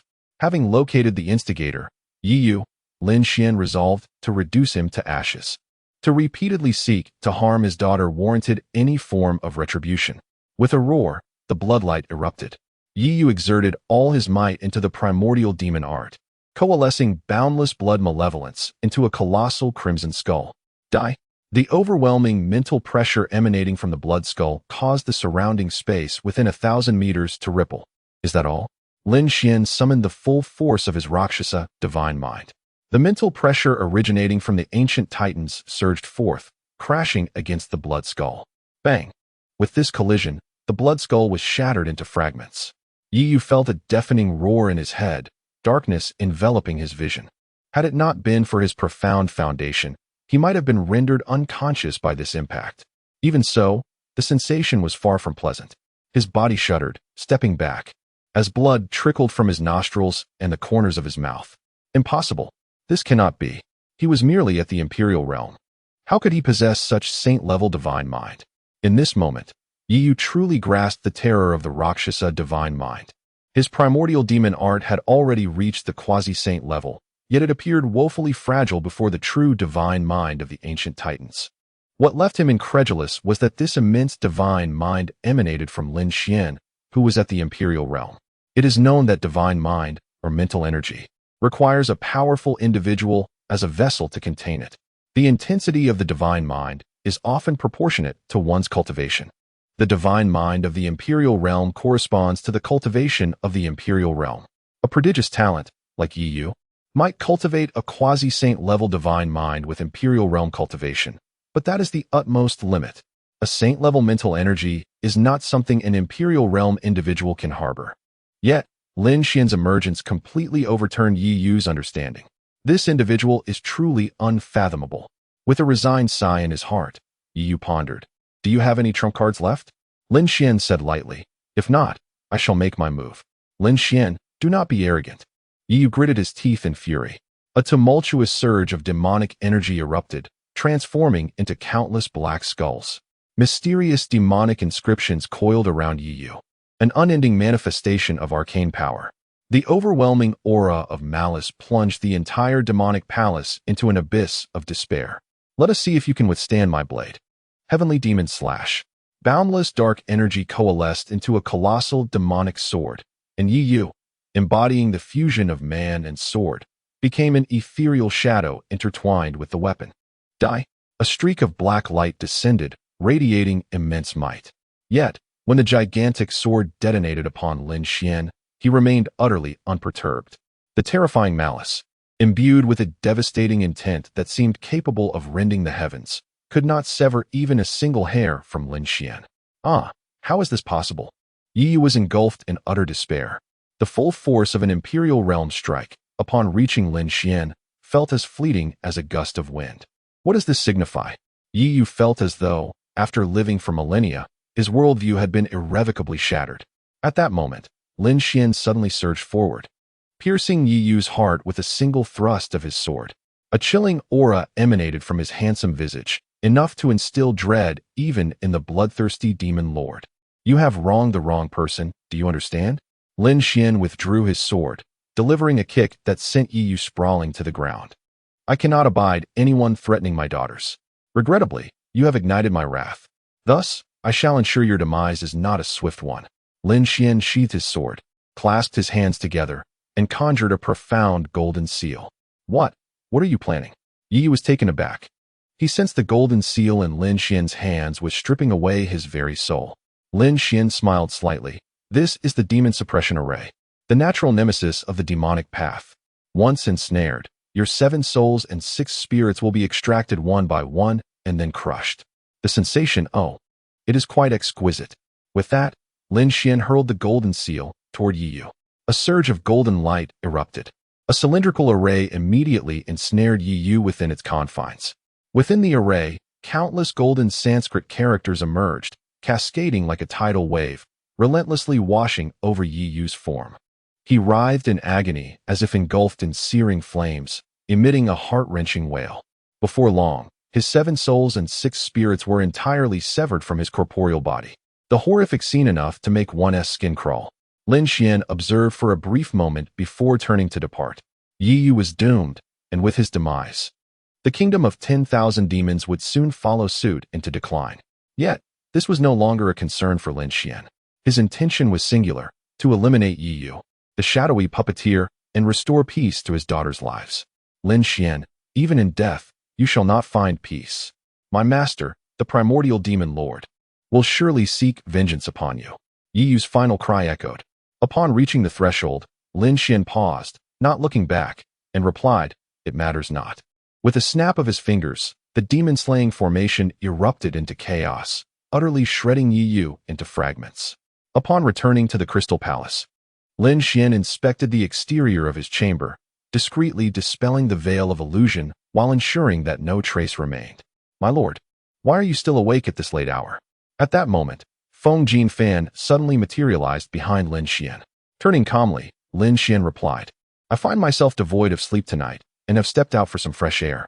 "I understand," Feng Jinfan nodded. Upon hearing a noise, "I feared an intruder had breached our defenses, but it is merely you." Lin Xian smiled faintly. "Indeed. As long as he is here, no one shall easily intrude upon this place. Then I shall take my leave." "Please do rest early," Feng Jinfan said, bowing before departing. Lin Xian shook his head with a smile, finding Feng Jinfan's delayed realization amusing. He was grateful to have both himself and the children by his side. Setting aside his thoughts, he entered the chamber. On the bed, four little girls were soundly asleep. However, they were not entirely at peace. Lin Xian heard she muttering "daddy" in her sleep, her small hands searching the bed as if seeking someone. It seemed that even in slumber, they could sense his presence nearby. "These little treasures are truly reliant on me." With a resigned smile, Lin Xian gently climbed onto the bed and stroked she's little head. Instantly, the girl settled down, a faint smile gracing her lips. "Xianzhu, Xianhan." And Xianyu also appeared to sense Lin Xian's return, shuffling across the bed until they nestled beside him. Like adorable kittens, they curled up in his embrace, drifting back into a peaceful slumber. "It appears that I can no longer venture away from them during the night." Witnessing this scene, Lin Xian's heart softened. Chapter 23. The Threat of Grandfather. In the Ice Phoenix Palace, within the main hall, the Eastern Emperor Zi Yu sat majestically upon the Ice Phoenix throne, surveying the assembly of joyous ministers below. It was indeed a cause for celebration. Astonishingly, the ruler of the demon realm, Zheng Song, had perished overnight. Furthermore, his formidable ally, the bloodthirsty demon lord, was also nowhere to be found, suggesting dire consequences for him as well. This was indeed a significant boon for us in northern Xinjiang. One wonders which great power has vanquished them. As he observed the jubilant countenances of his ministers, a faint smile graced the lips of Eastern Emperor Ziyu. The demise of Zheng Song and the disappearance of the bloodthirsty demon lord constituted a grave blow to the demon realm, while for northern Xinjiang, it heralded joyous tidings. However, Eastern Emperor Ziyu perceived more than mere surface joy. Dismissing her smile, she adopted a grave demeanor and declared, "Though Zheng Song is dead, the disputes between northern Xinjiang and the demon realm are far from concluded. I have resolved to dispatch troops once more until we seize the demon realm." The ministers, including Song Yan, looked perplexed. "Your Majesty, since the demon realm lacks a central figure of authority and poses no threat to us, why must we mobilize our forces?" One minister ventured. "Your Majesty, repeated military campaigns against the demon realm may cause the populace to view northern Xinjiang as overly belligerent." Several elder ministers, who were already discontented with Eastern Emperor Ziyu, openly mocked her as a warmonger. Unperturbed by their skepticism, Eastern Emperor Ziyu replied with composure, "I have two reasons for my decision to mobilize our forces again. First, the demon realm is restless. If we fail to act decisively and conquer the demon realm now, it may lead the demon tribes to perceive us as weak. Second, my intention to capture the demon realm is not to perpetrate indiscriminate slaughter. However, if we allow the denizens of the demon realm to vie for control, the entire demon realm could plunge into irreversible chaos." As she spoke, she rose from the Ice Phoenix throne, one hand resting behind her back, and gazed down upon her audience. "Northern Xinjiang shall not be trifled with. Capturing the demon realm shall demonstrate to the world our principles and methods of governance. Do any of you have further objections?" The ministers, rendered speechless by her reasoned discourse, knelt in reverence, exclaiming, "Your Majesty is wise." Eastern Emperor Ziyu nodded slightly. With military action imminent, she resolved to expedite her administrative duties today so that she might visit her 4 daughters. Though I may be an inadequate mother, I am striving to become better. Contemplating her children, Eastern Emperor Ziyu displayed a rare flicker of tenderness. In the southern realm, within the royal palace's rear garden, 2 men clad in resplendent golden attire were seated opposite each other at a crystal table. To the left sat the crimson-haired, green-eyed Emperor Qinsong of southern Xintian. Opposite him was his ally, the Crown Prince Kong Qingyu from the royal family of Dongyuan Heaven, adorned with exquisite feathered earrings. The two raised their goblets in a toast, savoring a cup of celestial nectar. Kong Qingyu set down his cup and inquired, "Brother Qin, have you heard of the happenings in the 10,000 Demon Kingdom?" "Of course," Qinsong replied without hesitation, pondering the fortuitous circumstances that had befallen Donghuang Ziyo. "It is indeed remarkable." Indeed, Kong Qingyu's handsome visage darkened slightly. "I had anticipated that the bloodthirsty demon lord would create some turmoil, yet astonishingly, he has vanished without a trace. Do you know what transpired in the 10,000 Demon Kingdom last night?" Qinsong had long since dispatched intelligence operatives into the kingdom. However, until now, they had unearthed no clues. Aside from the publicly displayed severed remains of Zheng Song, no evidence pointed to any suspicious individuals. Kong Qingyu shook his head. "No one knows what occurred last night." Qinsong inhaled deeply and sighed. "It seems we must rely on ourselves to deal with Donghuang Ziyo." Kong Qingyu nodded in agreement. "Indeed, last time, she managed to turn the tables. This time, we must be thoroughly prepared. If we strike, it must be with the intent to eradicate Donghuang Ziyo." Qinsong concurred with a nod, as he had harbored the same thoughts. For years prior, he and Kong Qingyu had dispatched 12 elite assassins to eliminate Donghuang Ziyo. Unexpectedly, the woman had turned the tide. Not only did she significantly enhance her power overnight, but she also returned to Baishuanshan and seized the throne. This event had lodged itself in Qinsong's heart like a thorn, fueling his bitterness. The animosity between him and Donghuang Ziyo could be traced back to their initial encounter 6 years ago. At that time, Qinsong was infatuated with her beauty and sought every means to propose to her father. Yet, Donghuang Ziyo remained indifferent, rejecting him time and again. As his unrequited love festered, he planted the seeds of hatred within his heart. Undoubtedly, his desire to marry Donghuang Ziyo stemmed from the similarities between Nanyuanshan and Baishuanshan, both characterized by frigid landscapes.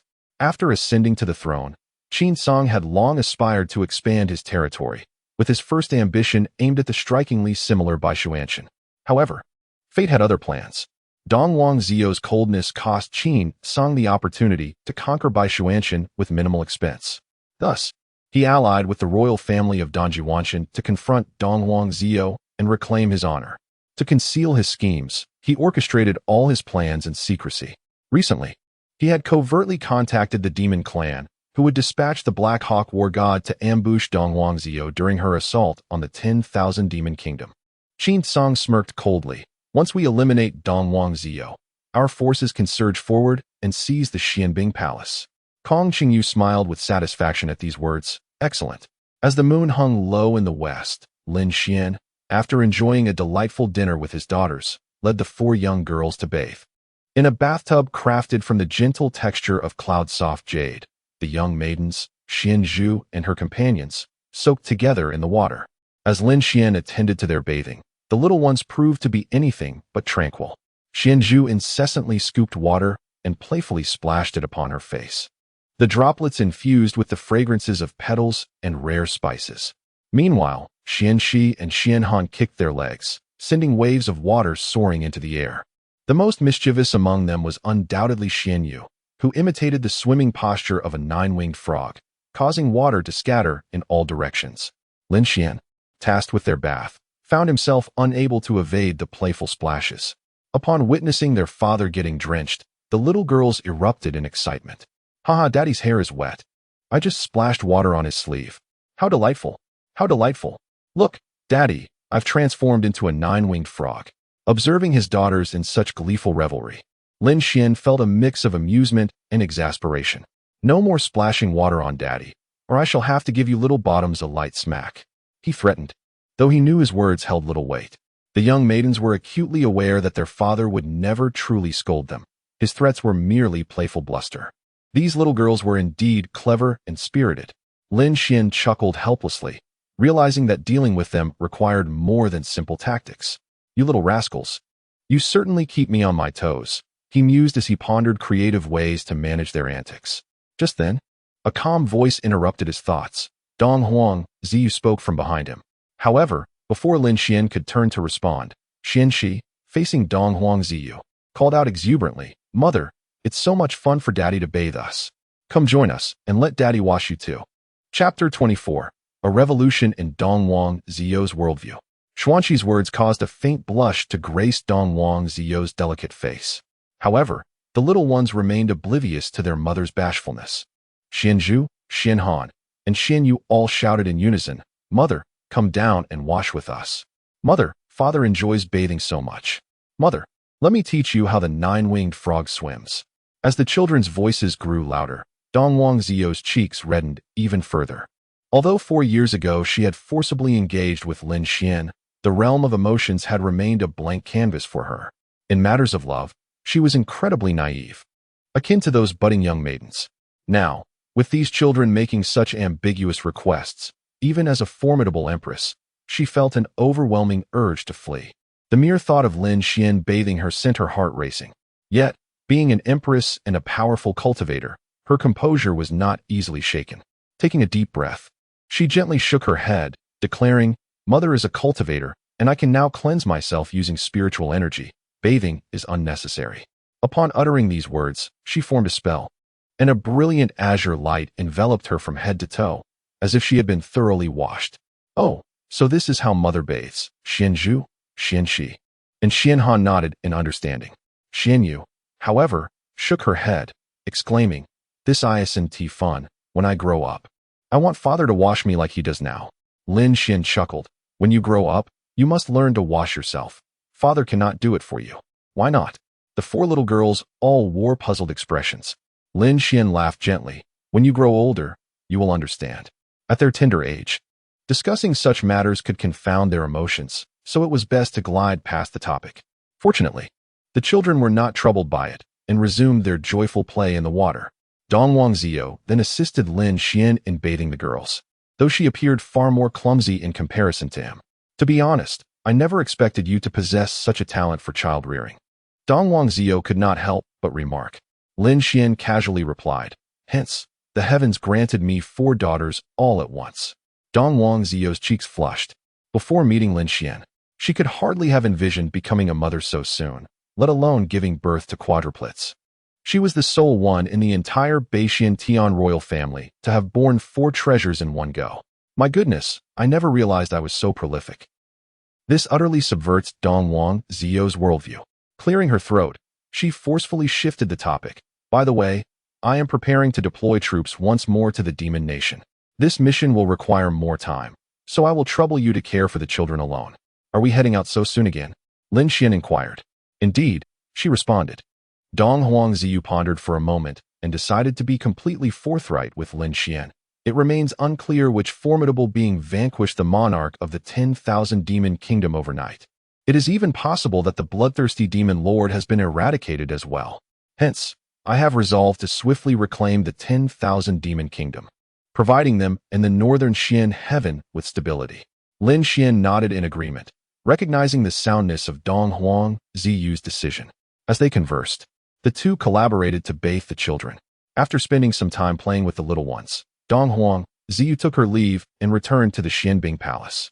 The following morning, after Xianzhu and her companions had completed their sword practice, Dong Huang Haoyu, accompanied by several royal offspring, arrived at the Crystal Palace.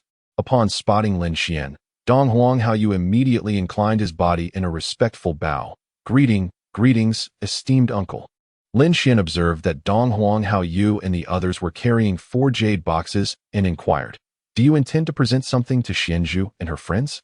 "Indeed," Dong Huang Haoyu affirmed, inwardly marveling at how perceptive his esteemed uncle was, discerning his intentions at a glance.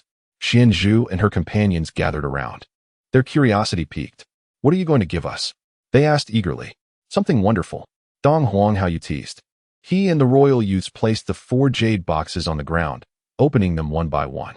In an instant, for brilliant beams of azure light soared into the sky. The girls rushed forward to see what was inside.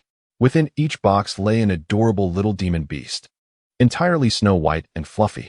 Each creature's belly glimmered with a glowing azure orb, pulsating like a flickering flame, radiating dazzling brilliance. Wow, could this be the Emerald Spirit Rabbit? The young girls exclaimed in delight.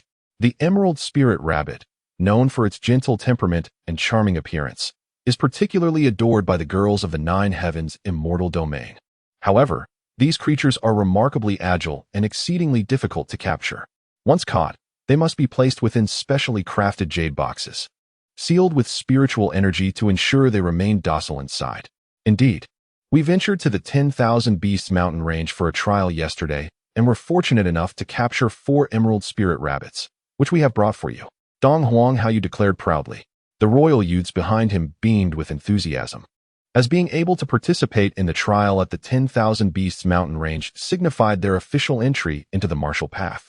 This milestone was as significant as a young boy growing facial hair and transitioning into adulthood. Not to mention, they had successfully captured 4 Emerald Spirit Rabbits in one go. Then we graciously accept them. Thank you, Brother Haoyu. Xian Zhu and her friends happily received the Emerald Spirit Rabbits. Xian Yu crouched before one of the rabbits, observing it intently for a while before asking, Brother Haoyu, are there many formidable demon beasts in the 10,000 Beasts mountain range? Xian Zhu, Xian Shi, and Xian Han simultaneously directed their gazes toward Xian Yu, sensing that their younger sister was concocting some mischievous scheme. Indeed, the 10,000 Beasts mountain range is the largest demon beast territory near our northern Xian heaven. It is home to countless demon beasts, and it is said that in the depths of the mountain range, there exist formidable demons of unfathomable power. Dong Huang Haoyu replied with earnestness. Wow, that must be incredibly fun. Xian Yu's eyes sparkled with excitement. She adored capturing those ferocious magical beasts. In the past, her mother would assist her whenever she had time. Now, with her father present and the allure of the 10,000 Beasts mountain range, she was certain they could capture even more formidable creatures. Father, let us venture to the 10,000 Beasts mountain range, Xian Yu exclaimed, eagerly clinging to Lin Xian's leg. I wish to partake in the trials too. Lin Xian turned to Xian Zhu and the others, inquiring, do you wish to join us? Yes, we want to, exclaimed the 3 little girls, nodding enthusiastically after a brief moment of contemplation. Lin Xian had anticipated their affirmative responses. After all, they had unconsciously mastered the boundless sword technique, becoming proficient in swordsmanship. Upon hearing that Dong Huang Haoyu and the others had already undergone trials, how could they not feel inspired? Then I shall take you all, Lin Xian said with a tender smile. With him by the children's side, no great demon could pose a threat. No sooner had he finished speaking than Xian Yu eagerly tugged at Lin Xian, ready to set off. Observing their departure, Dong Huang Haoyu and the others displayed expressions of envy. Uncle is so kind to Xian Zhu and the others. He grants every request without hesitation. Indeed, if my father treated me so well, I would wake up smiling from my dreams. Another sighed. Oh, how I wish to have a father like that. Chapter 25. The little girls have turned too quickly. The Wan Beast mountain range lies 300,000 miles beyond the borders of the northern Xian heaven, with the Crystal Palace situated over 1 billion miles away. However, for Lin Xian, such a formidable distance poses little challenge. There is no need for a specialized teleportation array. With his cultivation at the Imperial realm, he fervently absorbs the essence of heaven and earth. Utilizing the divine travel bracelet, he transforms this energy into formidable mobility, which suffices entirely. Remarkably, within just half a day, he escorts the children to the periphery of the Wan Beast mountain range.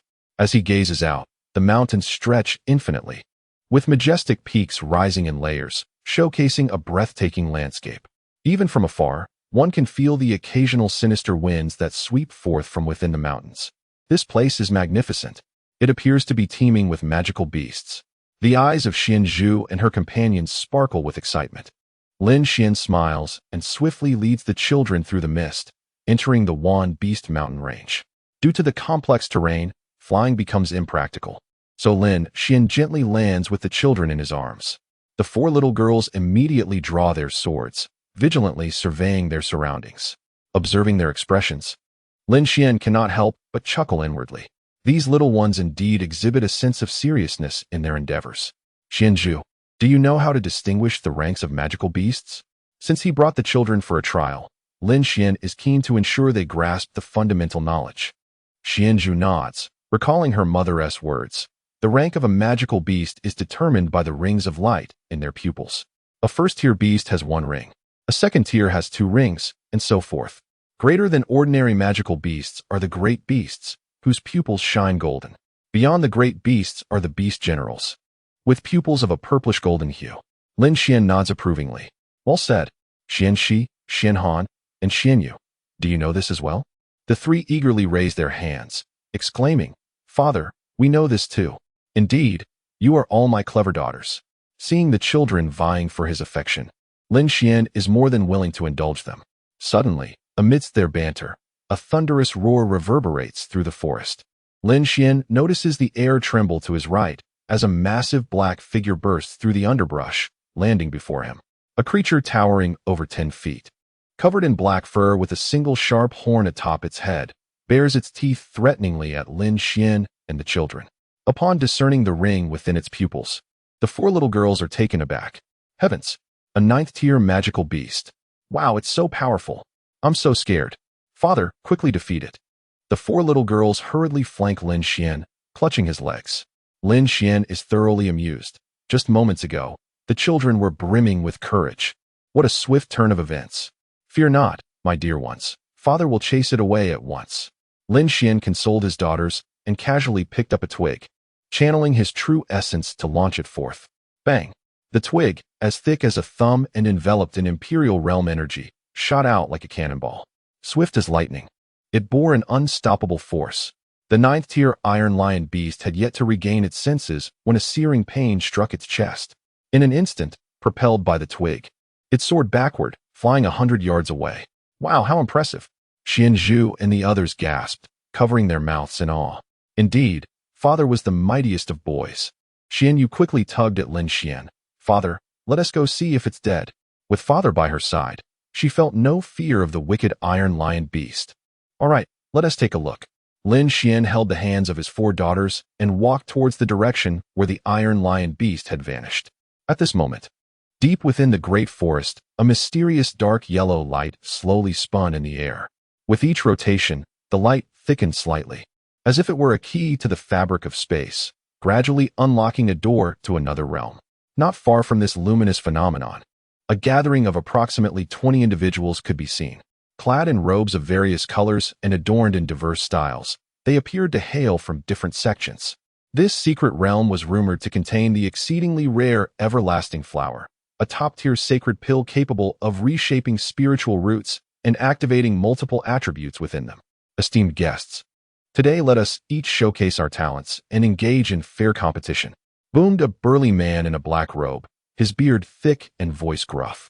He was Lin Tong, the sect leader of the Great Sword Gate in the 9 Heavens immortal domain. Having spent years in the 10,000 Beasts mountain range with his disciples, he was well acquainted with the secrets of this place. Likewise, other martial arts experts from Bei Xiantian and Qi Xiaotian were also well versed in the mysteries of this realm. Even before the secret realm had opened, a throng of individuals had already gathered. Due to Lin Tong's mid-stage spirit realm cultivation, his strength was formidable. With 50,000 disciples under the Great Sword Gate's banner, they held a modest reputation in Qi Xiaotian. The assembly had no desire to oppose his suggestion.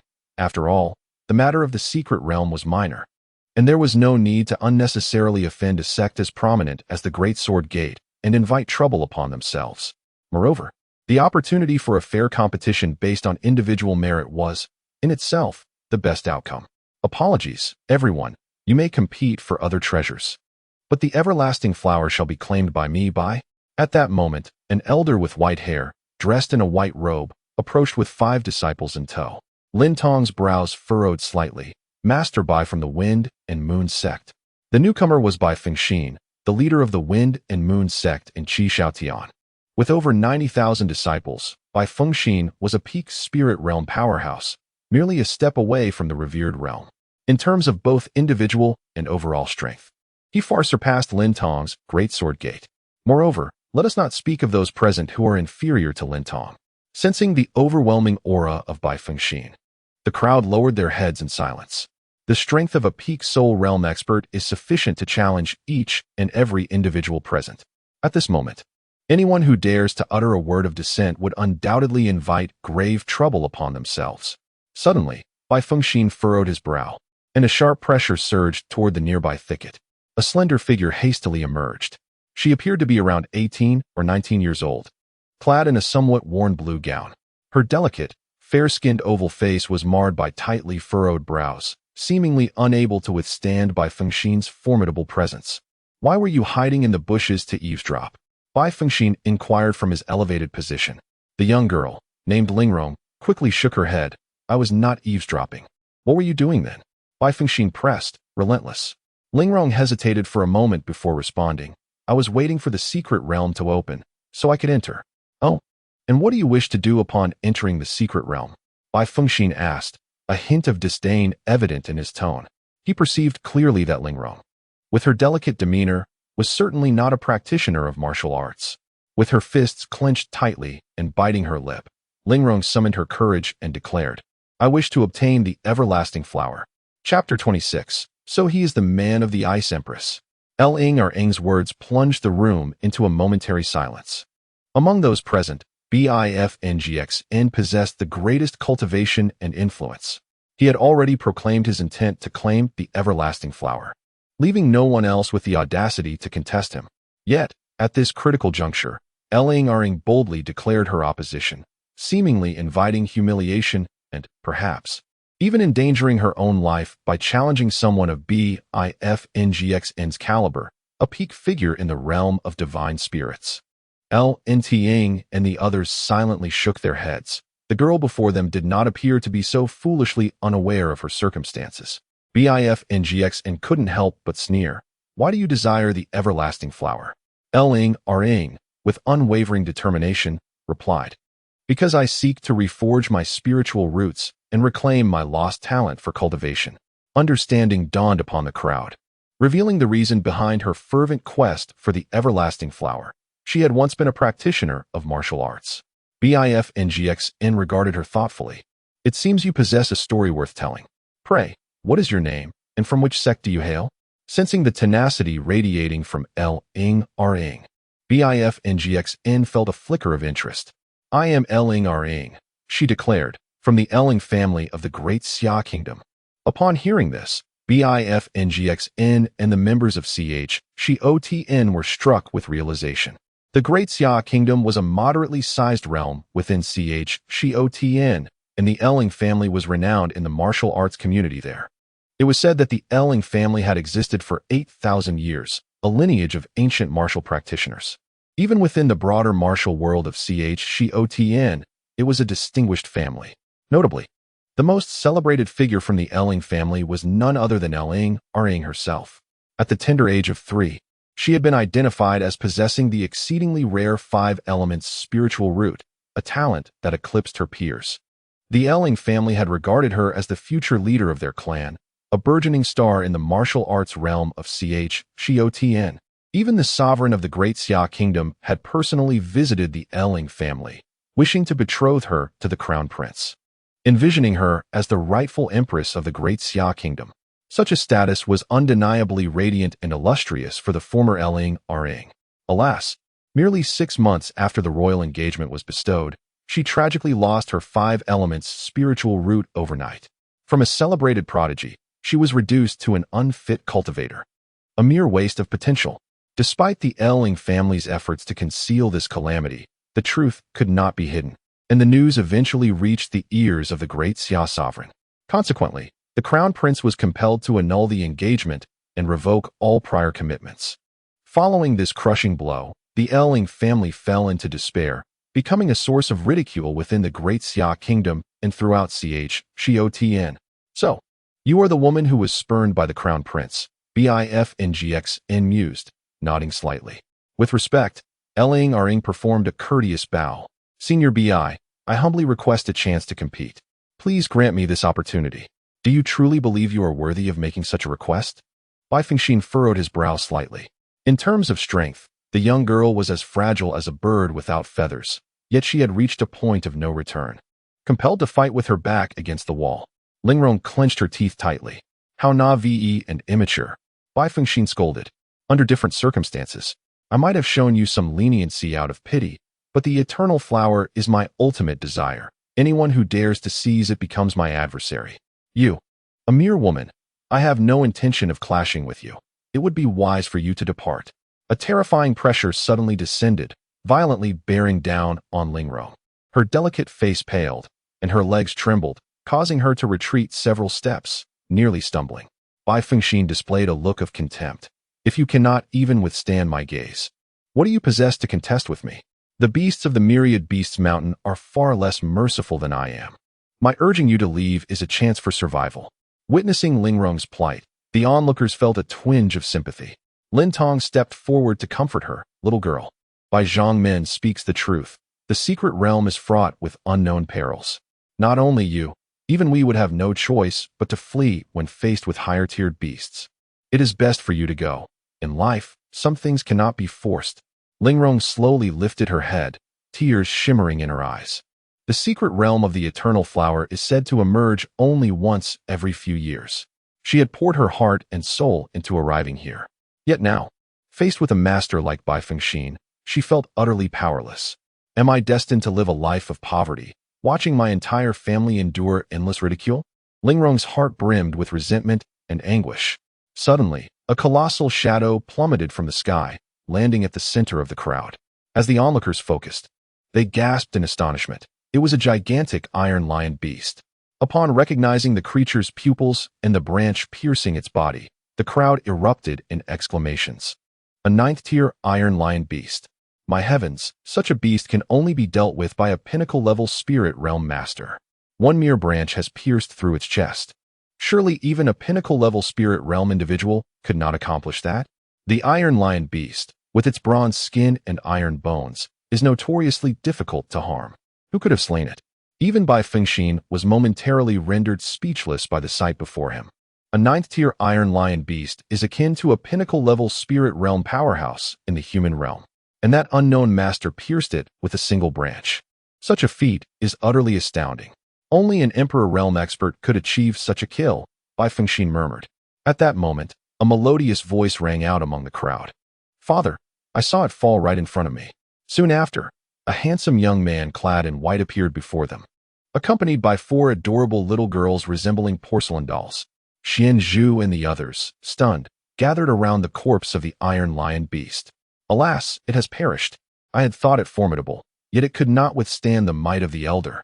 Xian Zhu and Xian Shi were filled with profound emotion. Upon hearing their words, the crowd turned their astonished gazes towards Lin Xian. Bai Fengxian and Lin Tong exhibited a hint of reverence.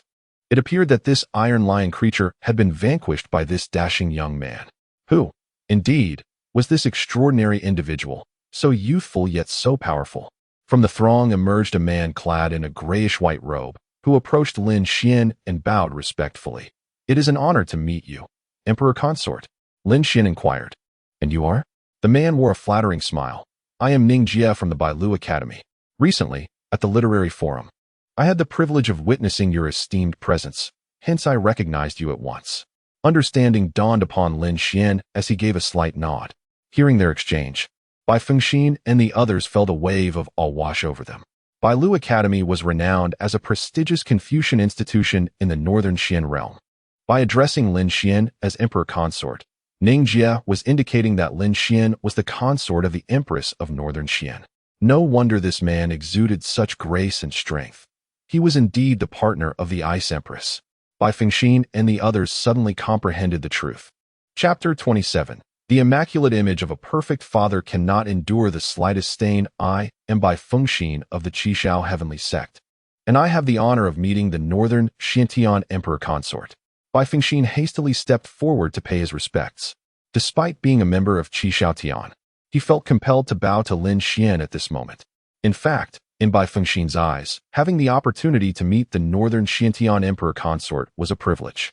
Although the Fengyue sect held some renown in Qishao Tian, it paled in comparison to the majesty of the northern Xiantian Emperor Consort, who was an unparalleled figure to be revered from afar. Observing Bai Fengxin's gesture of respect, Lin Tong and others quickly followed suit, each bowing in turn. Lin Tong of the Qishao Heavenly Sword Sect pays respects to the Northern Xiantian Emperor Consort. Wang Wenyang of the Qishao Heavenly Mysterious Sect pays respects to the Northern Xiantian Emperor Consort. Witnessing this scene, Ling Rong could not help but tremble slightly. She raised her gaze to behold the extraordinary man standing before her. Even Bai Fengxin, who had just moments ago pressed her fiercely, now adopted a posture of servitude in his presence. Such a man was truly a figure of nobility. In comparison, what were the monarch and crown prince of the great Xia kingdom? Ling Rong instinctively shook her head. The marriage contract that had once been drawn up was not of her own volition. It was her father, the head of the Ling family, who had forcibly arranged this union for the sake of family interests. Little did she expect that upon learning of her diminished powers and the loss of her spiritual roots, the monarch and crown prince of the great Xia would swiftly change their demeanor.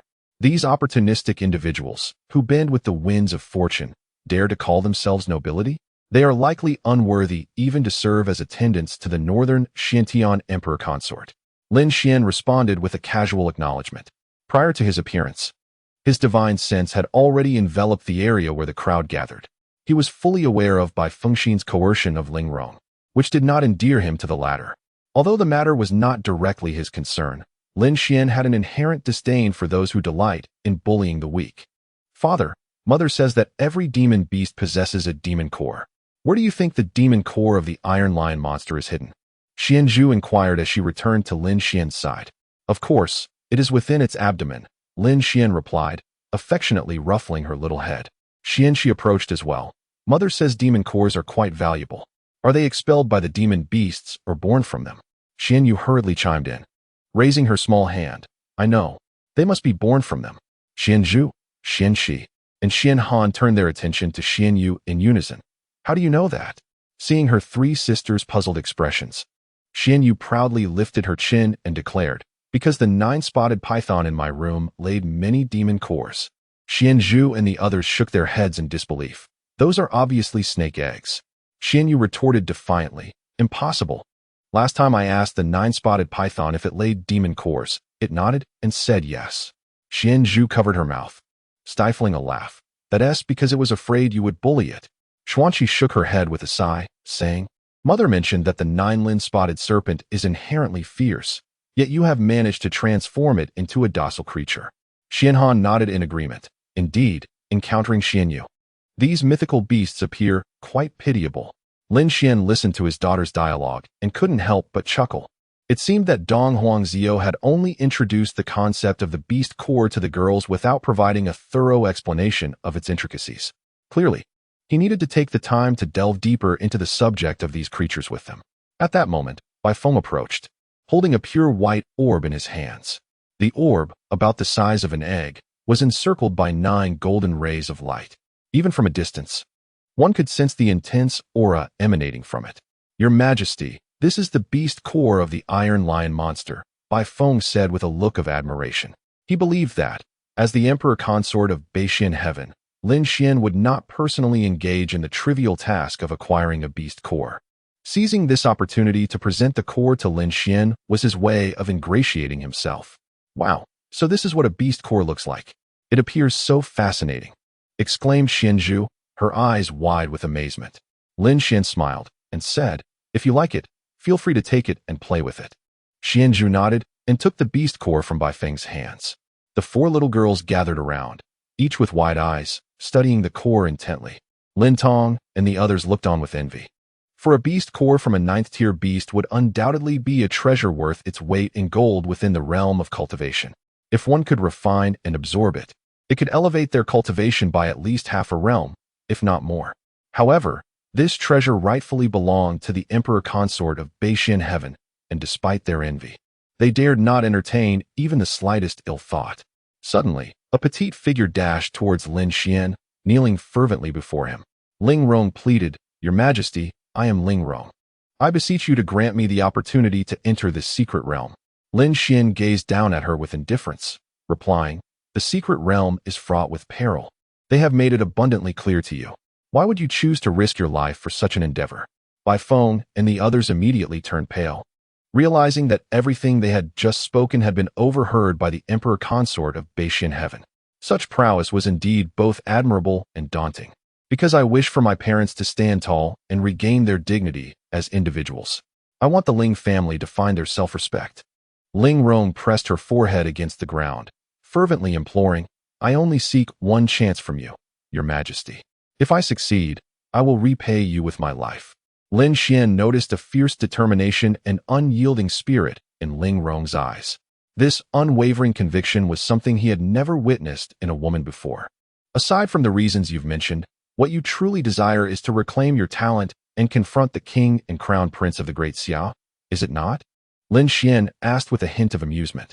Ling Rong swallowed hard, admitting, initially, that was indeed my intention. However, after meeting you, I realized that such individuals are not worth my efforts. Thus, I have relinquished that thought.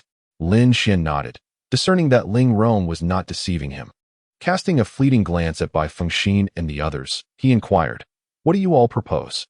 Bai Fengxin and his companions promptly bowed, declaring, we shall defer entirely to the emperor's judgment. Before a formidable presence, they would not dare to act independently, even if granted tenfold courage. Lin Xian's gaze settled on Ling Rong. Very well, I shall grant you this opportunity. Thank you, Emperor, Ling Rong exclaimed, bowing deeply with palpable excitement. Lin Xian offered a slight nod before diverting his attention from her. His inclination to assist Ling Rong stemmed not only from his admiration for her tenacity, but, more importantly, from his desire to set a commendable example for his daughters. After all, he held a towering image in their eyes. If he were unwilling to extend even a hand of assistance, how would he differ from Bai Fengxin and his ilk, who thrived on the weak? The ideal father figure in his daughters' minds could not withstand the slightest blemish. Indeed, witnessing Lin Xian assume the role of a savior brought forth joyous laughter from Xian Zhu and the others. Father is truly a good man. Yes, yes indeed. Bai Fengxin and his companions felt an inexplicable flush of embarrassment. Had they anticipated encountering the emperor, they would not have obstructed Ling Rong earlier. Alas, it seemed Ling Rong was fortunate, finding herself in the presence of such a distinguished figure in such circumstances. Amidst the collective reflections, a sudden eruption of golden light ensued, releasing an immensely rich aura of spiritual energy. The secret realm has been unveiled. Chapter 28. The Gate of Life and Death, the Mysterious Flying Dragon. As the spiritual energy surged forth, a golden radiance expanded tremendously. In an instant, a colossal circular golden entrance manifested before the crowd. Xian Zhu, Xian Shi, Xian Han, and Xian Yu eagerly approached, their faces alight with curiosity. So this is the secret realm. It looks incredibly fun. What do you think lies within? I have no idea. It is so enticing. Lin Xian stepped forward and inquired, do you wish to enter? Yes, yes, yes. The little girls exclaimed, raising their hands in delight. Very well. I shall take you inside, Lin Xian declared, instantly fulfilling his daughter's wishes. Please, esteemed ones. Bai Fengxin and the others positioned themselves on either side of the entrance, none daring to advance ahead. Lin Xian took the hands of the two little girls and led the way into the secret realm. Bai Fengxin and the others followed closely, with Ling Rong hastening to keep pace. Upon entering the secret realm, Lin Xian perceived that the surroundings were entirely distinct from the outside world. Ethereal spiritual mist enveloped the area, rendering the realm akin to an elusive paradise. The trees and vegetation here were remarkably robust and towering, resembling a true celestial domain. Your Majesty, shall we proceed freely? Bai Fengxin inquired respectfully. While the finest longevity flowers were not to be found for now, the vastness of this secret realm promised numerous treasures. After greeting Lin Xian, Bai Fengxin intended to lead his sect members to explore. Lin Tong and the others also stepped forward to pay their respects. Ling Rong bowed deeply to Lin Xian, expressing, I shall never forget the profound grace of your Majesty. Lin Xian nodded slightly. He could assist her only to this extent. What she chose to do next was beyond his concern. With that, the assembly prepared to disperse. Suddenly, the atmosphere shifted dramatically. Two beams of light, one white and one black, abruptly appeared before them. As they manifested, the already ethereal secret realm became even more unfathomable. The density of the spiritual mist reached astonishing levels, enveloping them in a shroud that left them bewildered, akin to being blindfolded. Even Lin Xian, a formidable being of the imperial realm, could discern only within a radius of 10 feet. When the crowd regained their composure, the black and white beams of light had converged into a vast Taiji symbol. The black and white halves of the Taiji diagram resembled two enormous gates, blocking the path deeper into the secret realm. Clearly visible within this Taiji symbol were the characters for death and life. Wang Wenyang, the sect master of the Miaoxian sect, furrowed his brow. It is indeed the gate of life and death. Bai Fengxin turned to him and asked, Sect Master Wang, what exactly is the gate of life and death? The Miaoxian sect, renowned for its mastery of esoteric tactics and geomantic divination, prompted even Bai Fengxin to seek Wang Wenyang's wisdom regarding this so-called gate of life and death.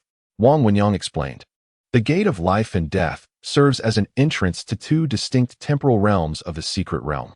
The world beyond the gate of life is rather ordinary, akin to the secret realms we have encountered before. However, should one venture into the gate of death, the ensuing world is fraught with peril and unpredictability. According to ancient historical records, if one mistakenly enters the gate of death, they may plummet into the depths of the netherworld, where even those of imperial stature may find themselves facing certain doom. The words of Wang Wenyang caused those present to gasp collectively in trepidation. It appears that behind the gate of life and death lies such profound mysteries. Xianzhu pointed to the gate of life and said, Uncle, it is clearly marked as the gate of life. We can enter directly. Wang Wenyang shook his head, Princess. You may not be aware that the path of Tai Chi is infinitely variable. The black and white signify yin and yang, with transformations occurring constantly. What is indicated as the gate of life may not necessarily guarantee a straightforward passage. It requires meticulous calculations and deductions to unravel its intricacies. How complex? Exclaimed Xianzhu in astonishment. Xianxi shook her head. It seems that entering is not an easy task after all. Wang Wenyang smiled. Fear not, for I can find the way in. With that, he produced an exquisitely crafted golden compass from his spatial ring, emanating an aura of antiquity. Bai Fengxin's eyes sparkled. Could this be the treasured artifact of the Miaoxuan sect, the Kaiyuan compass? Indeed, Wang Wenyang affirmed. This is a spirit-grade superior artifact, embodying the principles of the three harmonies, three origins, the national treasures of Qiankuan, and the Great Eight Bureau of Longmen, and it will undoubtedly allow us to ascertain the true gate of life. Bai Fengxin, Lin Tong, and the others nodded in silent agreement. With Wang Wenyang's expertise and this Kaiyuan compass, deciphering the Tai Chi gate of life and death should pose no significant challenge. Wang Wenyang then approached the Tai Chi gate of life and death with the Kaiyuan compass in hand. The needle of the compass began to whirl rapidly, and profound golden light, accompanied by intricate ancient characters, emerged from its surface. Before their eyes, it appeared as though a golden star system had materialized, with each star undergoing swift transformations. Suddenly, with a click, the needle of the Kaiyuan compass came to an abrupt halt.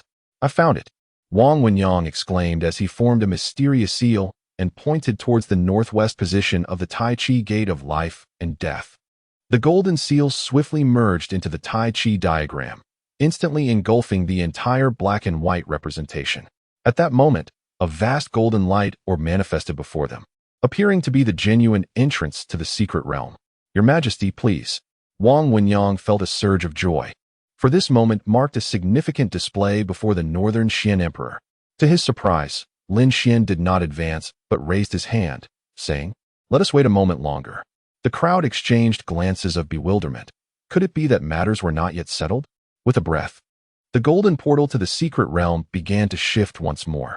A mysterious and chaotic golden light erupted at the center, resembling rippling water, transforming into countless slender beams that spiraled like swimming dragons. Before long, innumerable golden seals were released from the chaotic golden light, coalescing into a colossal shield of light. This shield was imbued with an aura of bloodshed, suggesting that any who dared to enter would be instantly torn to shreds. At that moment, the Kaiyuan compass in Wang Wenyang's hand began to spin erratically, as if possessed, refusing to stabilize. What is this? Wang Wenyang's expression shifted as he quickly stepped back a few paces. This domineering and enigmatic shield of light was beyond anything he had ever encountered. Lin Xian stepped forward with a faint smile, remarking, This is a deliberate obstruction, known as the Mystic Void Flying Dragon. His words ignited a flurry of discussion among those present. Someone has intentionally created this? Could it be the creator of this secret realm? The term mystic void flying dragon sounds quite formidable. This implies that if we cannot breach the mystic void flying dragon, we will be unable to enter the secret realm? All eyes turned to Lin Xian. Upon reflection, the fact that even Wang Wenyang was unfamiliar with such a phenomenon, yet Emperor Fu could articulate it with ease, clearly indicated that Emperor Fu possessed profound knowledge of the mystic void flying dragon. Perhaps he had already devised a means to unravel its mysteries. Chapter 29. Amused by their daughters. Wang Wenyang approached Lin Xian and respectfully bowed. Your Majesty, could you elaborate on the concept of Xian Kong Fei Long? The Miao Xian sect, which he led, had existed for over 12 millennia. Since becoming the sect leader, he had diligently studied the knowledge and skills left by his ancestors. Yet he remained unaware of what Xian Kong Fei Long truly entailed. Lin Xian's demeanor instilled in Wang Wenyang a firm belief that this northern Xian emperor possessed knowledge far beyond his expectations. Lin Xian replied with a serene expression. Xian Kong Fei Long is, in essence, a geomantic formation. Xian refers to time, Kong signifies space, and Fei Long embodies the spirit of aggression. This formation was established 36,000 years ago by the revered master Fei Long. Upon hearing this, Wang Wenyang and the others exhibited expressions of astonishment. No wonder this radiant shield appeared so formidable. It was, in fact, an ancient formation. Indeed, the emperor's breadth of knowledge was remarkable, capable of articulating such intricate formations. Wang Wenyang sighed and shook his head. No wonder my Kaiyuan compass is ineffective. This formation is truly powerful. Lin Xian smiled knowingly. Who said the Kaiyuan compass is useless? Startled, Wang Wenyang's expression shifted to one of understanding. Indeed, Your Majesty must have a means to unravel it. Bai Fengxin and the others silently nodded in agreement. If the emperor could elucidate Xian Kong Fei Long so comprehensively, he must surely know how to dispel it. Considering that Xian Kong Fei Long was an ancient-level formation, the group's admiration and reverence for Lin Xian deepened even further. Then, Your Majesty, how should I utilize my Kaiyuan compass? Wang Wenyang inquired hastily. Lin Xian gestured toward the immense golden shield before them. Use the Kaiyuan compass to position it at the 4 and 9 of the primordial river diagram and the 6 and 8 of the later Heaven Luo book, and you shall break through it. Possessing the 10 directions formation map, even a venerable formation like Xian Kong Fei Long could be effortlessly dismantled by Lin Xian. In fact, he merely needed to provide a slight nudge in the right direction. Yes, I shall proceed at once. Wang Wenyang exclaimed, his eyes filled with awe and admiration. The primordial river diagram and the later Heaven Luo book are considered the most profound and enigmatic texts in the realm of Qiming Feng Shui. The fact that Lin Xian could casually reference two of their positions evoked in Wang Wenyang a sense of encountering an extraordinary master. In that moment, Lin Xian's stature in his heart appeared monumental beyond measure. The others present, including Bai Fengxin, also quietly marveled at him. Lin Xian's words were profound and cryptic. The more intricate they seemed, the more formidable he appeared. At this juncture, Wang Wenyang had reached the colossal golden shield. He exerted every ounce of true essence within him, merging with the Kaiyuan compass in his hand, directing the needle towards the locations Lin Xian had indicated. As the needle pointed to the designated area, two red glows immediately emerged from the vast shield. Lin Xian remarked lightly, these two spots are the Achilles heel of this formation. Breaking them with true energy will suffice. Indeed, Wang Wenyang stowed away the Kaiyuan compass, channeling his energy through both hands to strike at the two spheres of crimson light. Boom! With a resounding crash, the entire light shield shattered like a broken mirror, splintering into countless fragments. As the golden light dissipated, the previously dim space suddenly brightened significantly. It had finally reverted to its original state within the secret realm. Remarkable. With the Emperor's consort in Beixiantian, it is truly a stroke of great fortune. In deciphering the Xian Kong flying dragon, Wang Wenyang merely acted as a puppet. Lin Xian was undoubtedly the true hero of the hour. At that moment, the reverence the crowd held for Lin Xian reached its zenith. Father, hurry, take us inside. Xian Zhu, unable to contain her excitement, tugged at Lin Xian as they ventured deeper into the secret realm. Bai Fengxin and the others exchanged glances, then dispersed with their respective teams. Ling Rong gazed intently at Lin Xian's retreating figure, her fists clenched tightly. Emperor's consort, I shall surely succeed. I will repay your immense kindness. It was only after Lin Xian's silhouette vanished that she hurriedly made her way into the depths of the secret realm. At this moment, Lin Xian had already traversed a mile with his daughters. The surrounding air gradually grew oppressive as Lin Xian expanded his consciousness, sensing numerous low-level beasts lurking nearby. However, they posed no significant threat. A roar erupted, and amidst the misty grass, 3 pairs of emerald eyes suddenly glowed. 3 wild wolves, their coats a mottled brown and black, bared their teeth at Lin Xian and the children. They were mere zero-tier beasts. Xianzhu looked up and asked Lin Xian, "Father, may we confront them?" Lin Xian smiled indulgently. Of course. Under the protection of his consciousness, the children would face no danger. Xianzhu glanced at her 3 younger sisters. "Let us go together." "All right." Xian Shi, Xian Han, and Xian Yu all raised their swords in unison. Observing this, Lin Xian couldn't help but feel a sense of admiration. These 4 girls had flawlessly inherited the character of Dong Huangziyu. When it was time to act, they were resolute and decisive. He then watched as Xianzhu and her sisters charged towards the 3 wild wolves. The zero-tier wolf beasts, lacking any semblance of intelligence, were driven solely by their primal bloodlust. As the little girls approached, the beasts, provoked, charged forward without hesitation. However, they clearly underestimated the 4 dainty girls before them. Having received the dual teachings of Lin Xian and Dong Huangziyu, every strike they executed was astoundingly fierce. In just a single exchange, the 3 wild wolves were left in tatters. Thud, thud, thud. The wild wolves crashed heavily to the ground, emitting wretched howls of despair. Hooray! Xianzhu and her sisters, filled with newfound confidence, raised their swords once more and charged ahead. The wild wolf monsters howled in surprise and quickly scrambled to their feet, dragging their wounds as they fled into the thicket.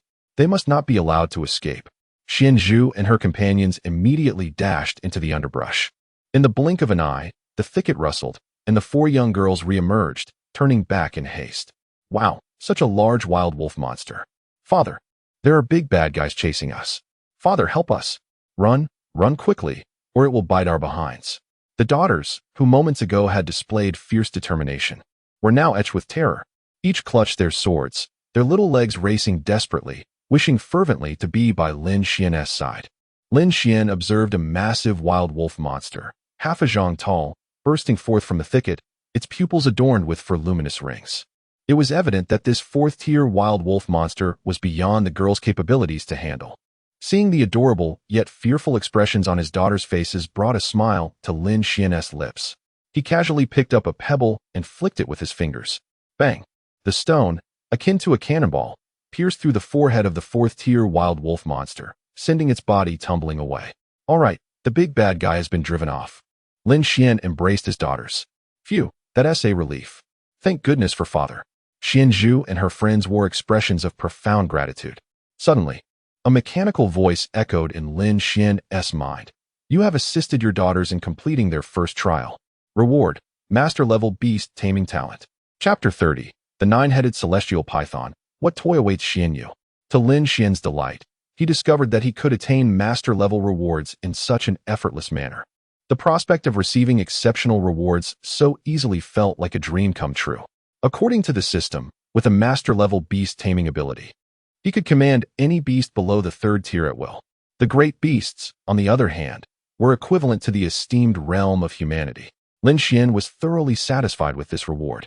Continuing deeper into the secret realm with his daughters, despite being startled by the 4th-tier wolf monsters moments earlier, Xianzhu and the others showed no inclination to retreat. In their hearts, as long as their father was present, no danger could deter them. Accompanied by Lin Xian, the 4 little girls playfully overpowered many lower-tier beasts along the way. Their tactical skills grew at a remarkable pace, and their synergy exhibited a natural harmony that brought Lin Xian immense joy. It is said that twins and multiple siblings can share a telepathic bond. The performance of Xianzhu and her sisters confirmed this notion for Lin Xian. As time passed, the light within the secret realm began to dim. Galugulu. The stomachs of the 4 little girls rumbled in succession. Daddy, I'm hungry, Xianzhu exclaimed, putting away her sword and hugging Lin Xian's leg. Xianxi, Xianhan, and Xianyu leaned against him as well. Then let us rest here for a while. I shall prepare something for you to eat, Lin Xian replied. Having left in haste, he had neglected to bring supplies and would have to rely on his own skills. Can we really find delicious food out here in the wilderness? Xianxi asked, her eyes wide with curiosity. Of course, Lin Xian said, playfully pinching her little nose. With the perfect tutorial for a devoted father. As long as he had ingredients, he could concoct delightful dishes suitable for his children. Before long, a sumptuous feast lay before Xian Zhu and her sisters. The rosy and enticing snake fruit, the fragrant roasted white-feathered celestial goose eggs, and the tender poached silver-spined flying fish. Wow! The little girls exclaimed in awe. Who knew we could enjoy such an abundance of delicious food in the wild? Daddy, you truly are capable of anything.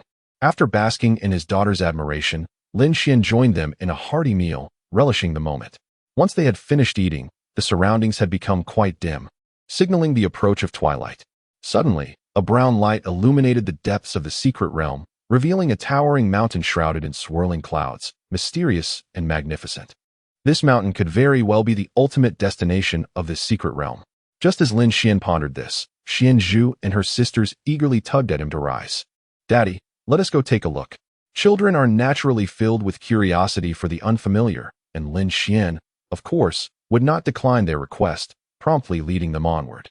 Meanwhile, Bai Fengxin, Lin Tong, Ning Jia, Wang Wenyang, and others also noticed the sudden appearance of the Grand Mountain. The mountain looms with unparalleled steepness, undeniably the terminus of a secret realm. Apart from the everlasting flower, there may be other treasures hidden within. Bai Fengxin's eyes sparkled with excitement. When Emperor Fu decreed that Lingrong could enter the secret realm, Bai Fengxin, even upon discovering the everlasting flower, dared not contest with her. Yet, if there were indeed other treasures, Bai Fengxin was confident that Emperor Fu would not impose his will. Embracing a similar sentiment, Lin Tong, Ning Jia, Wang Wenyang, and others swiftly converged towards the imposing mountain. Upon its summit, Lingrong, battered and bruised, gritted her teeth and ascended. In her relentless pursuit of the everlasting flower, she had been racing towards the depths of the secret realm without regard for her life. Her innate sharpness allowed her to evade numerous attacks from monstrous beasts. However, against some higher-tiered beasts, she could not entirely avoid being scratched and bitten. Several times, she narrowly escaped death at the jaws of these creatures. Fortunately, the heavens do not forsake the diligent. She finally beheld the magnificent mountain before her. Moreover, having wasted no time, she became the first to reach its heights. The everlasting flower must be atop this mountain. Blood trailed behind her, marking a long streak along the slope. She could no longer concern herself with such matters. Her sole thought was to secure the everlasting flower. Only by obtaining it could she hope to reclaim her former self and earn the right to see Lin Xian once more. A mystical pink light pierced through the ethereal mist, illuminating Lingrong's eyes. It was the everlasting flower. After careful discernment, her heart soared with joy. She hastily grasped a massive stone and climbed upwards, and fortune favored her as she successfully retrieved the everlasting flower. A bloom that blossoms once in a century. I have finally acquired it. Tears of excitement streamed down Lingrong's face. She opened her mouth, ready to consume the everlasting flower. Suddenly, a noxious wind swept through. An indescribable pressure and murderous intent instantaneously locked onto Lingrong.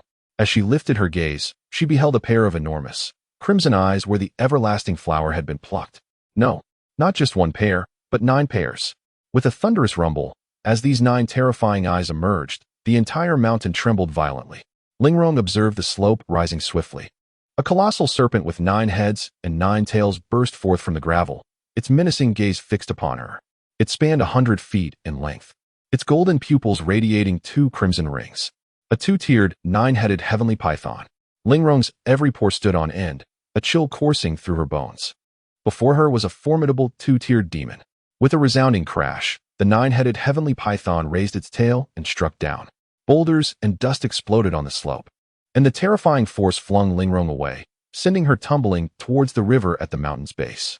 At that moment, Bai Fengxin, Lin Tong, and the others arrived at the foot of the great mountain. Upon witnessing the now towering monstrosity, exceeding 200 feet in height, they collectively gasped in horror. It was indeed a 2-tiered demon. To contend with it, one must at least be at the level of a respected sage, right? The crowd exchanged glances. After a moment of contemplation, Bai Fengxin raised his head and declared, "The strength of a 2nd-tier great demon is indeed formidable. But if we let this opportunity slip away, I believe all will regret it." Lin Tong inquired, "Does Master Bai intend to confront this demon beast?" A smirk graced Bai Fengxin's lips as he replied, "Let us slay it. The demon's core, blood, flesh, and sinew shall be shared amongst us. The crowd pondered this and nodded in unison, agreed. It is settled. This nine-headed celestial python has existed for no less than 4,000 or 5,000 years. At the level of great demons, its entire being is a treasure trove. For those in the realm of cultivation, even a single drop of its blood is invaluable. Though the nine-headed python appears overwhelmingly powerful, the sheer number on their side offers hope for victory. With the consensus reached, Bai Fengxian drew forth his life-bound sword and shouted, "Everyone, charge together." In an instant, a surge of true energy erupted, and an aura of murderous intent filled the air. Bai Fengxian and his companions unleashed their utmost strength, transforming into streaks of light as they surged toward the nine-headed python. Seemingly provoked, the nine-headed python let out a thunderous roar, arching its head skyward. It then plunged down, opening its massive maw wide in response to Bai Fengxian and the others. With a thunderous boom, 9 jets of flame cascaded downward, unleashing a terrifying wave of heat that sent shockwaves through the air. My heavens, this nine-headed python possesses innate fire attributes. This demon is too powerful. We must first evade its onslaught. Under the oppressive force of the blazing flames, Bai Fengxian and his companions were compelled to retreat in disarray. Despite their prompt withdrawal, several were still caught by the splashing flames, narrowly escaping being charred to cinders. A flicker of reluctance appeared on their faces. The nine-headed python is indeed a treasure, yet its might is overwhelmingly fearsome. Faced with such a grand temptation, they found themselves in a predicament, a truly vexing situation. "Daddy, that big snake looks so adorable. Can we catch it for me to play with?" At that moment, Lin Xian arrived with his 4 daughters at the back of the crowd. Hearing Xian Yu's exclamation, Bai Fengxian and the others displayed expressions of astonishment. Oh heavens, could the emperor truly intend to capture the nine-headed python alive? Chapter 31. The wisdom of fatherhood. The reason Bai Fengxian and the others held such thoughts was due to their prior encounters with Lin Xian, a devoted father with an undeniable affection for his daughters. Just moments ago, he had carelessly allowed his child to play with the demon core of a 9th-tier iron lion beast. Now, as his daughter expressed a desire to play with the nine-headed heavenly python, how could he possibly refuse? Yet, this formidable creature, a master of its craft with a temperament as fierce as a storm, posed a challenge for the emperor. How could he fulfill his daughter's wish? Bai Fengxian and the others hastily gathered close to Lin Xian, their expressions a blend of reverence and anticipation. With the emperor's prowess, dealing with the nine-headed python would undoubtedly be within his capabilities. The primary point of intrigue lay in how he would persuade the python to comply. Lin Xian, unconcerned with the opinions of those around him, gazed affectionately at Xian Yu and declared, "Very well, my dear, I shall permit it to be your plaything." Upon hearing this, Xian Zhu and the others displayed expressions of sheer terror. Xian Zhu rushed forward, clinging to Lin Xian's leg, shaking it vigorously as she pleaded, "Father, this nine-headed serpent is enormous and fearsome. Bringing it home would be exceedingly dangerous." Xian Shi quickly nodded in agreement, adding, "Indeed, Xian Yu sometimes frightens us with the nine-limbed snake. If we were to bring the nine-headed serpent home, I would surely cry in fright." Xian Han wholeheartedly concurred with her sisters, exclaiming, "Yes, yes, I too would be terrified." Observing the furrowed brows and pouting lips of his 3 daughters, Lin Xian felt an overwhelming surge of paternal affection. These precious girls, regardless of the circumstances, were simply adorable. Now, a dilemma arose. Xian Yu desired the nine-headed heavenly python, while Xian Zhu and the others were apprehensive. Lin Xian needed to strike the perfect balance to avoid hurting any of his daughter's feelings. With a sweeping glance at Xian Zhu, Xian Shi, and Xian Han, Lin Xian inquired, "Are you afraid of the Tiangou beast?" Xian Zhu shook her head. "Not at all." Xian Shi followed suit. "I find the Tiangou beast quite endearing." Xian Han nodded in agreement. Yes, yes, I often play with the Tiangou beast." Lin Xian then posed another question. "If I were to teach the nine-headed serpent to mimic the call of the Tiangou beast, would you still be afraid of it?" In unison, Xian Zhu, Xian Shi, and Xian Han shook their heads. No, they believed that only adorable demon beasts would make charming sounds like the Tiangou beast. If the nine-headed serpent could also produce such sounds, it would surely be a delightful creature. Upon hearing this, Xian Yu's eyes sparkled with excitement. "Father, please make it call out." "Very well." Lin Xian turned to the nine-headed heavenly python and commanded, "Come here and imitate the Tiangou beast's call." With a masterful talent for beast taming, Lin Xian wielded an overwhelming authority over demons below the 3rd tier. A mere glance from him conveyed an immense pressure to the nine-headed python. Even its very soul trembled under Lin Xian's influence. His words transformed into an undeniable force, striking at the essence of the python's intellect, instilling within it a profound sense of submission. In an instant, the once menacing nine-headed python shed its ferocity, its 9 eyes now reflecting an expression of awe. It descended from the mountainside and swiftly swam to Lin Xian's side. Upon witnessing the scene, Bai Fengxian and the others were rendered speechless, their mouths agape in astonishment. With but a single utterance, the emperor had summoned the nine-headed celestial python to obediently approach. Such extraordinary talent in beast taming was truly remarkable. What further astonished the onlookers was the python's complete adherence to Lin Xian's commands. It emitted 3 resounding howls, perfectly mimicking the call of the celestial dog. Having cultivated for nearly 5 millennia, this nine-headed python had devoured countless celestial dogs, allowing it to replicate their cries with astonishing accuracy. At this spectacle, Xianzhu, Xianxi, and Xianhan were initially taken aback, before bursting into hearty laughter. How delightful! It truly can mimic the celestial dog's call. I am no longer afraid of it at all. Father, I find it utterly adorable. Seeing her 3 sisters change in attitude towards the nine-headed python, Xianyu clapped her hands in glee. Lin Xian chuckled inwardly, relieved to have resolved this dilemma so splendidly. The onlookers, Bai Fengxian and the others, were filled with admiration for Lin Xian, who had deftly dissolved the children's discord with a single gesture. This display not only showcased his formidable beast-taming prowess, but also revealed the profound wisdom of a father. The North Xian Emperor was destined to be an extraordinary figure, and Bai Fengxian and his companions shared similar sentiments in their hearts. Father, what is its name? Xianzhu and the others inquired simultaneously. It is called the nine-headed celestial python, Lin Xian replied with a smile. Xianyu, her face alight with anticipation, asked, Can I call it Little Gio? You may name it whatever you wish, Lin Xian said, raising his hand towards the nine-headed python. Shrink your form to the smallest size. As he knew, high-tier demons like the nine-headed python could freely adjust their size. The python's current massive form would likely frighten the servants upon their return to the Crystal Palace. It was best for it to appear more endearing. All 9 heads of the python nodded in unison, and a wondrous, earthy yellow light enveloped it, reducing its size to that of a palm. Lin Xian turned to Xianyu and her sisters with a smile. Now you may play with it freely. Wonderful!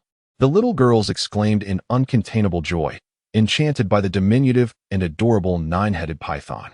They began to call out to it, as Little Gio, and frolicked joyously. Bai Fengxian and the others watched this scene unfold, their admiration for Lin Xian now complete. To allow children to play with a second-tier great demon like the nine-headed python was an unparalleled feat with the limited time before the secret realm's opening, and the possibility of undiscovered treasures still hidden in the mountains. Bai Fengxian and the others resolved to continue their ascent in search of fortune. Suddenly, without warning, the towering mountain began to tremble violently, as if struck by an earthquake. This time, the mountainous structure visibly fractured and collapsed. Terrifying rocks cascaded down like a tidal wave, shaking the entire secret realm. This is disastrous. The secret realm is about to collapse. Experienced as they were, Bai Fengxian and his companions immediately recognized the impending danger. Not all secret realms are destined to collapse, yet once they do, the ensuing devastation is utterly unbearable. Particularly in the case of such a vast secret realm before them, failure to escape promptly would surely result in certain doom. Bai Fengxian speculated that the nine-headed celestial python might very well be the invisible pillar of this realm. Its subjugation and subsequent diminishment could have directly precipitated the realm's disintegration. There was no time for further contemplation. Flee! Bai Fengxian bellowed, leading his disciples in a frantic escape. Xianzhu and her companions swiftly returned to Lin Xian's side, the 4 young girls clinging tightly to him. Father, it's so perilous, we should leave as well. Xianhan's gaze shifted, spotting Ling Rong not far away, and she exclaimed, Father, will that lady perish without assistance? Xianxi murmured, She appears weaker than us. Xianzhu nodded, Indeed, she is gravely injured. Fear not, she will not perish. Lin Xian had never intended to abandon the situation so easily. With the children watching, he felt compelled to uphold his moral integrity. Come to my side, he beckoned casually to Ling Rong. Without a moment's hesitation, she approached him. Upon drawing near, she felt as though she had entered an entirely new realm. Despite the tumultuous waves of the secret realm, her body remained unscathed. At that moment, The secret realm shattered completely. Towering mountains and dense forests spiraled as if caught in a colossal vortex, crashing down toward Lin Xian amidst a cacophony of sound. Bai Fengxian and his companions, having fled hundreds of miles, turned swiftly upon hearing the commotion. They beheld, through the swirling dust, a white-clad man standing resolutely amidst the tempest of collapse, accompanied by 4 children and a woman. Chapter 32. This is the reward for good people. This scene rendered Bai Fengxian and his companions utterly speechless. What immense capability must one possess to face the collapsing secret realm with such composure as Emperor Fu? Such a miracle it is, indeed. Emperor Fu is truly a wondrous being seldom seen throughout the ages. Filled with profound reverence, Bai Fengxian and the others silently departed from the Beast Mountain Range. Their journey to the Beast Mountain Range had thoroughly acquainted them with the extraordinary nature of the Ice Emperor's man. As she felt the sense of security emanating from Lin Xian, Ling Rong was equally astounded. She lifted her gaze, secretly admiring Lin Xian's extraordinarily handsome visage.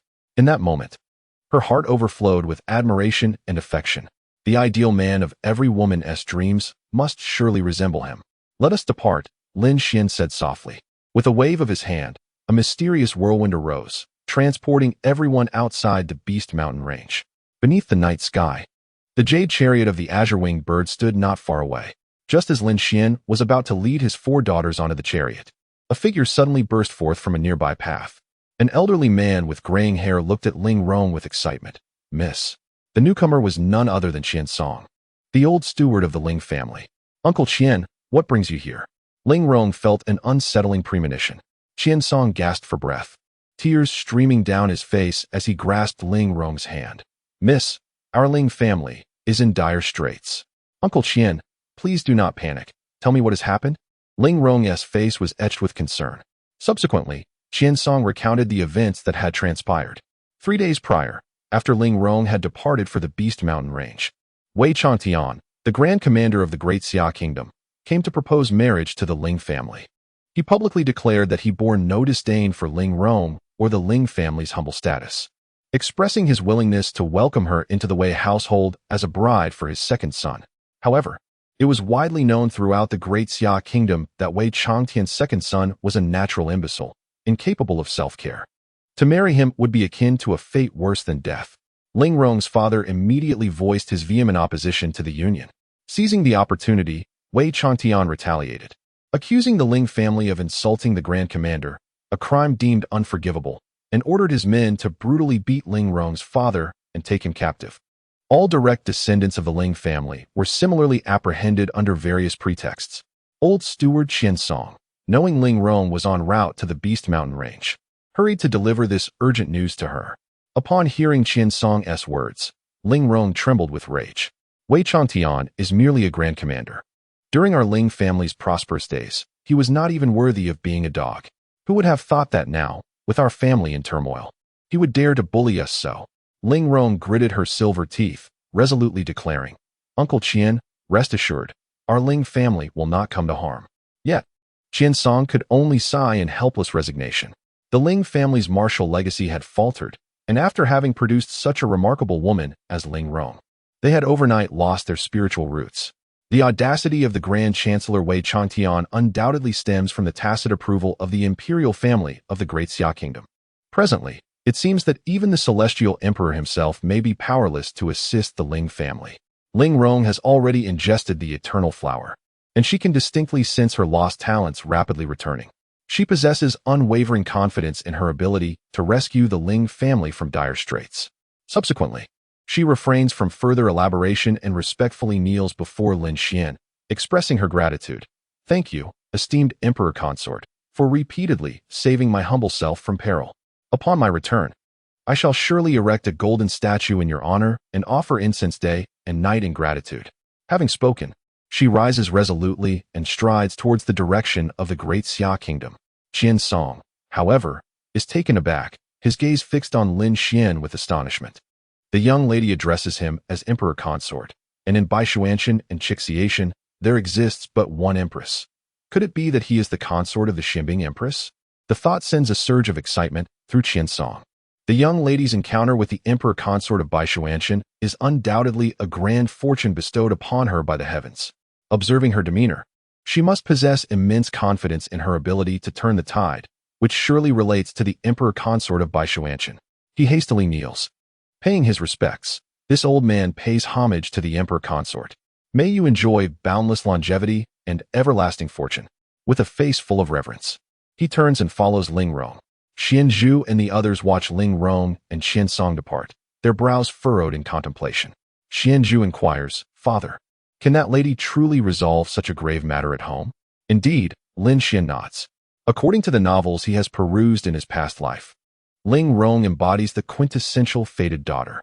With the acquisition of the eternal flower, she is destined to rise swiftly. That is reassuring. Otherwise, that lady would be too unfortunate. Xianzhu sighs in relief. Xianxi offers a gentle smile, revealing her adorable dimples. She encountered father. This is what one calls good deeds rewarded. Lin Xian affectionately flicks her cheek with his finger. My precious Xianxi, you speak so well. Hee. Xianxi beams with delight. Soon after, Lin Xian leads his daughters onto the jade carriage. This time, having indulged in ample food and merriment, the children are in no rush to return home.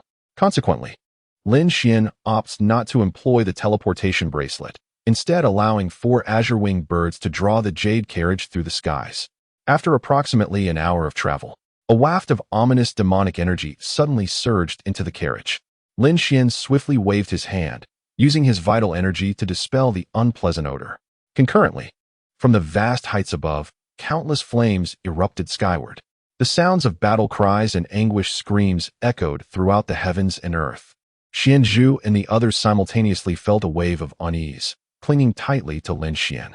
Father, such terrifying sounds. I'm so scared. Even the 9-headed celestial python, which had been entertaining the children, became restless. Its 9 heads swiftly turned to survey the inferno below through the window. Fear not, for I am here. Everything will be all right.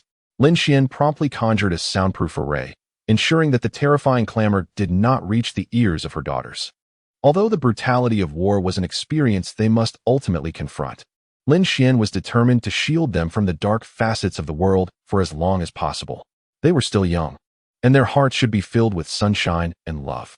Expanding her consciousness, Lin Xian observed a moderately sized kingdom nestled among the myriad towering mountains. At that moment, a dreadful demonic wind swept through the realm. Thousands of formidable beasts were rampaging within this kingdom, mercilessly slaughtering the human populace. Sensing the agitation of the 9-headed celestial python, Lin Xian conveyed through her thoughts, descend and quell this chaos. The 9-headed celestial python was not only an extraordinary beast of the fire element, but also possessed a unique ability to cultivate by devouring its foes. The creatures below were no match for its might. Upon receiving the command, the 9-headed celestial python swiftly soared toward the city nestled in the valley. Chapter 33. A divine being descends. Dearest ones, allow your father to regale you with an enchanting tale. Lin Xian gazed fondly at his 4 daughters, a look of indulgence gracing his features. The recent incursion of demonic beasts felt peculiar, igniting a sense of foreboding within him. He sensed that this matter was far from ordinary, prompting him to linger a while longer, awaiting the calming of the turmoil stirred by the 9-headed celestial python before inquiring further into the situation. Most importantly, he wished to shield his children from the horrors of slaughter. Good. The 4 little girls clapped their hands in delight, their attention wholly captivated by Lin Xian's narrative. At this moment, in the kingdom of Qingqiu, King Gongsun Ming led 50,000 elite warriors into a fierce battle against the demonic beasts. Damn it! Where do these beasts come from, and why have they suddenly invaded my kingdom? Gongsun Ming brandished his sword, a countenance filled with indignation. The kingdom of Qingqiu, situated on the border between the North Xian Sky and the Red Sky, was a remote land, largely untouched by external turmoil for millennia. Yet, on this very night, an overwhelming horde of 9th-order demonic beasts appeared, rampaging through the city, mercilessly slaughtering all in their path, a sheer embodiment of savagery.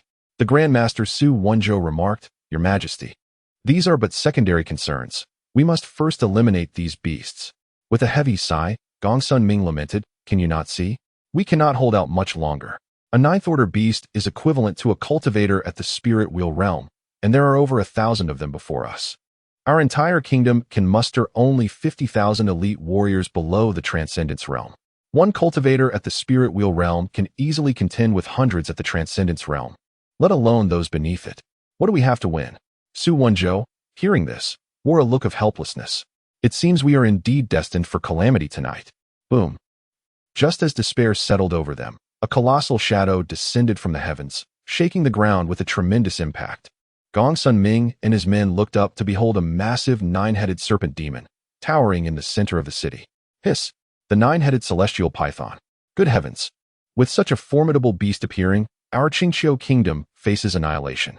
As the true form of the nine-headed celestial python became apparent, wails of despair echoed among the troops of Qingqiu. The 1,000 ninth-order beasts had already plunged the entire kingdom into dire peril, and now, the sudden emergence of this colossal demon heralded the imminent destruction of their realm. In the depths of their despair, a miraculous sight unfolded before them. The nine-headed celestial python commenced its assault on the surrounding demonic beasts. Its 9 heads opened wide, ravenous maws devouring everything in sight. Simultaneously, it spewed forth torrents of terrifying flames, incinerating the beasts into disarray. In no time, the tide of battle shifted dramatically. As the nine-headed celestial python consumed hundreds of demonic beasts, its size increased, and its lethality surged with each act of carnage. The monstrous beasts preparing to flee were swiftly pursued by it. They were either devoured or crushed into a pulp beneath its colossal 9 serpentine tails. Was victory truly attained in such a manner? Gong Sun Ming felt his mind clouded by confusion. Meanwhile, Su Wonjo wore an expression of profound reverence. Truly, a divine beast has descended from the heavens to rescue our nation of Qingqiu from peril. The imposing figure of the nine-headed celestial python, under the moonlight, resembled a colossal deity descending from the sky. In this moment, the entire populace of Qingqiu longed to kneel and pay homage with 3 bows and 9 prostrations. In the heavens above, an exquisitely luxurious jade chariot, drawn by 4 azure-winged birds, descended gracefully. The radiant jewels adorning the chariot illuminated the dim sky with dazzling brilliance. To whom did this magnificent vehicle belong? Gong Sun Ming, Su Wonjo, and the others anxiously focused on the jade chariot. The recent battle had been so exhilarating that they found it difficult to contemplate the origins of this chariot. As the chariot touched down, Lin Xian, accompanied by Xian Zhu and the others, emerged slowly. It was only at this moment that the previously dazed Su Wonjo experienced a sudden realization. It was the Emperor Consort of the North Xian. Gong Sun Ming gasped in astonishment. Great National Master, how did you recognize the Emperor Consort of the North Xian? Su Wonjo explained.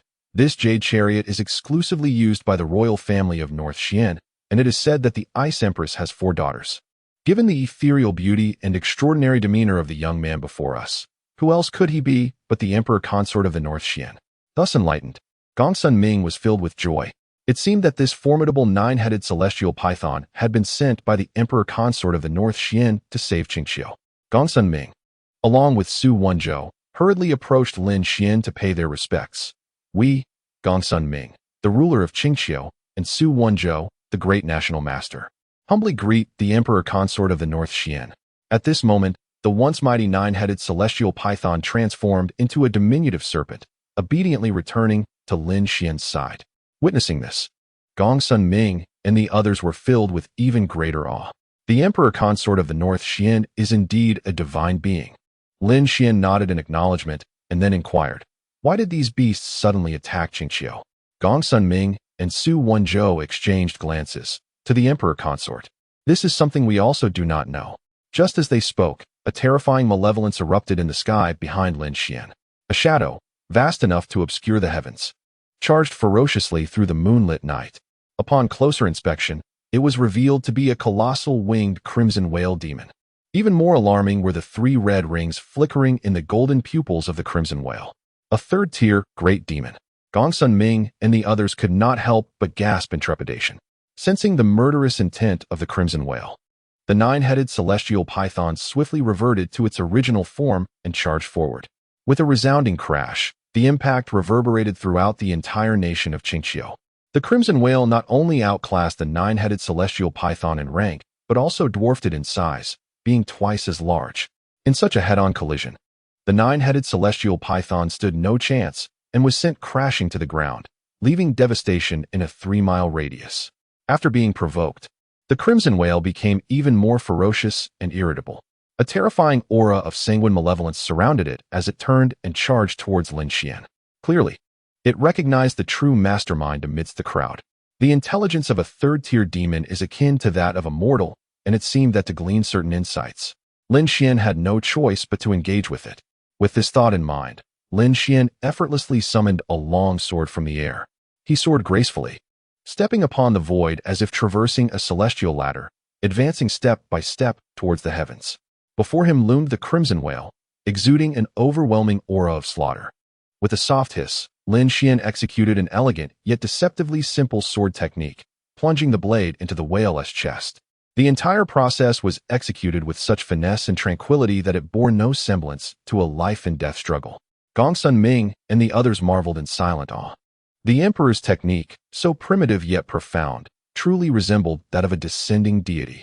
Shortly thereafter, a wretched cry escaped the crimson whale as its immense shadow plummeted from the sky, causing the entire valley to tremble. Lin Xian descended alongside it, commanding the nine-headed heavenly python to ensnare the whale. At that moment, caught in the python's coils, the crimson whale found even the act of breathing to be exceedingly arduous. Lin Xian sheathed his sword and conveyed through mental communication, "Why did you suddenly assault the kingdom of Qingqiu?" The whale's voice trembled as it responded, "We did not intend to attack the kingdom of Qingqiu. We merely passed through here en route to lay an ambush beyond the borders of the kingdom of 10,000 demons." Chapter 34. Would you like to see Father perform a magic trick? At the border of the demon realm, Lin Xian narrowed his eyes. "Whom do you intend to confront?" The red whale responded, trembling. "It is said to be the Empress of Baishuanshan.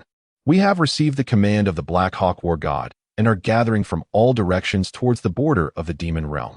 Our objective is to ambush the Empress of Baishuanshan under the leadership of the Black Hawk War God." "Ah, I see." Lin Xian's gaze turned slightly frosty.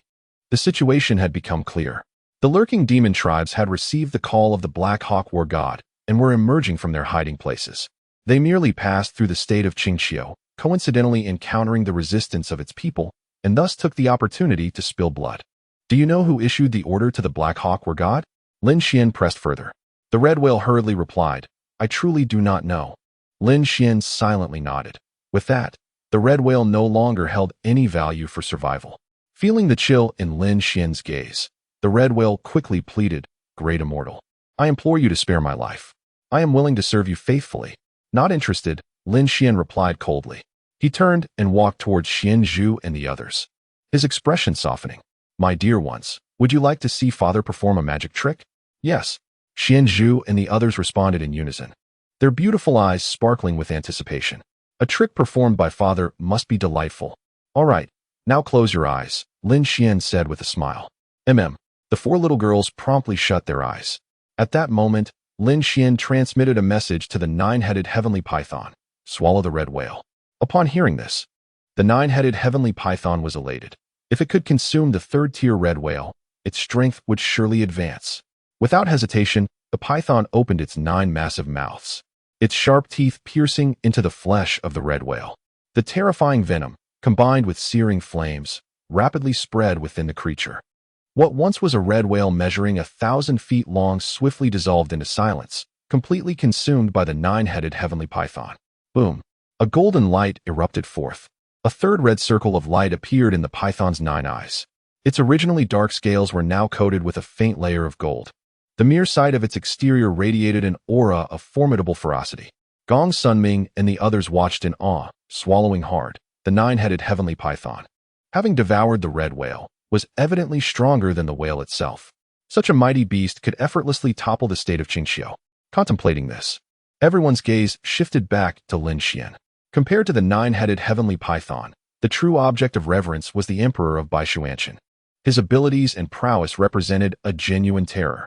Lin Xian disregarded the fearful glances of the crowd. After shrinking the python, he looked affectionately at his 4 daughters. "All right, you may open your eyes now." The 4 little girls simultaneously lowered their hands. "What do you notice that is different?" Lin Xian asked with a smile.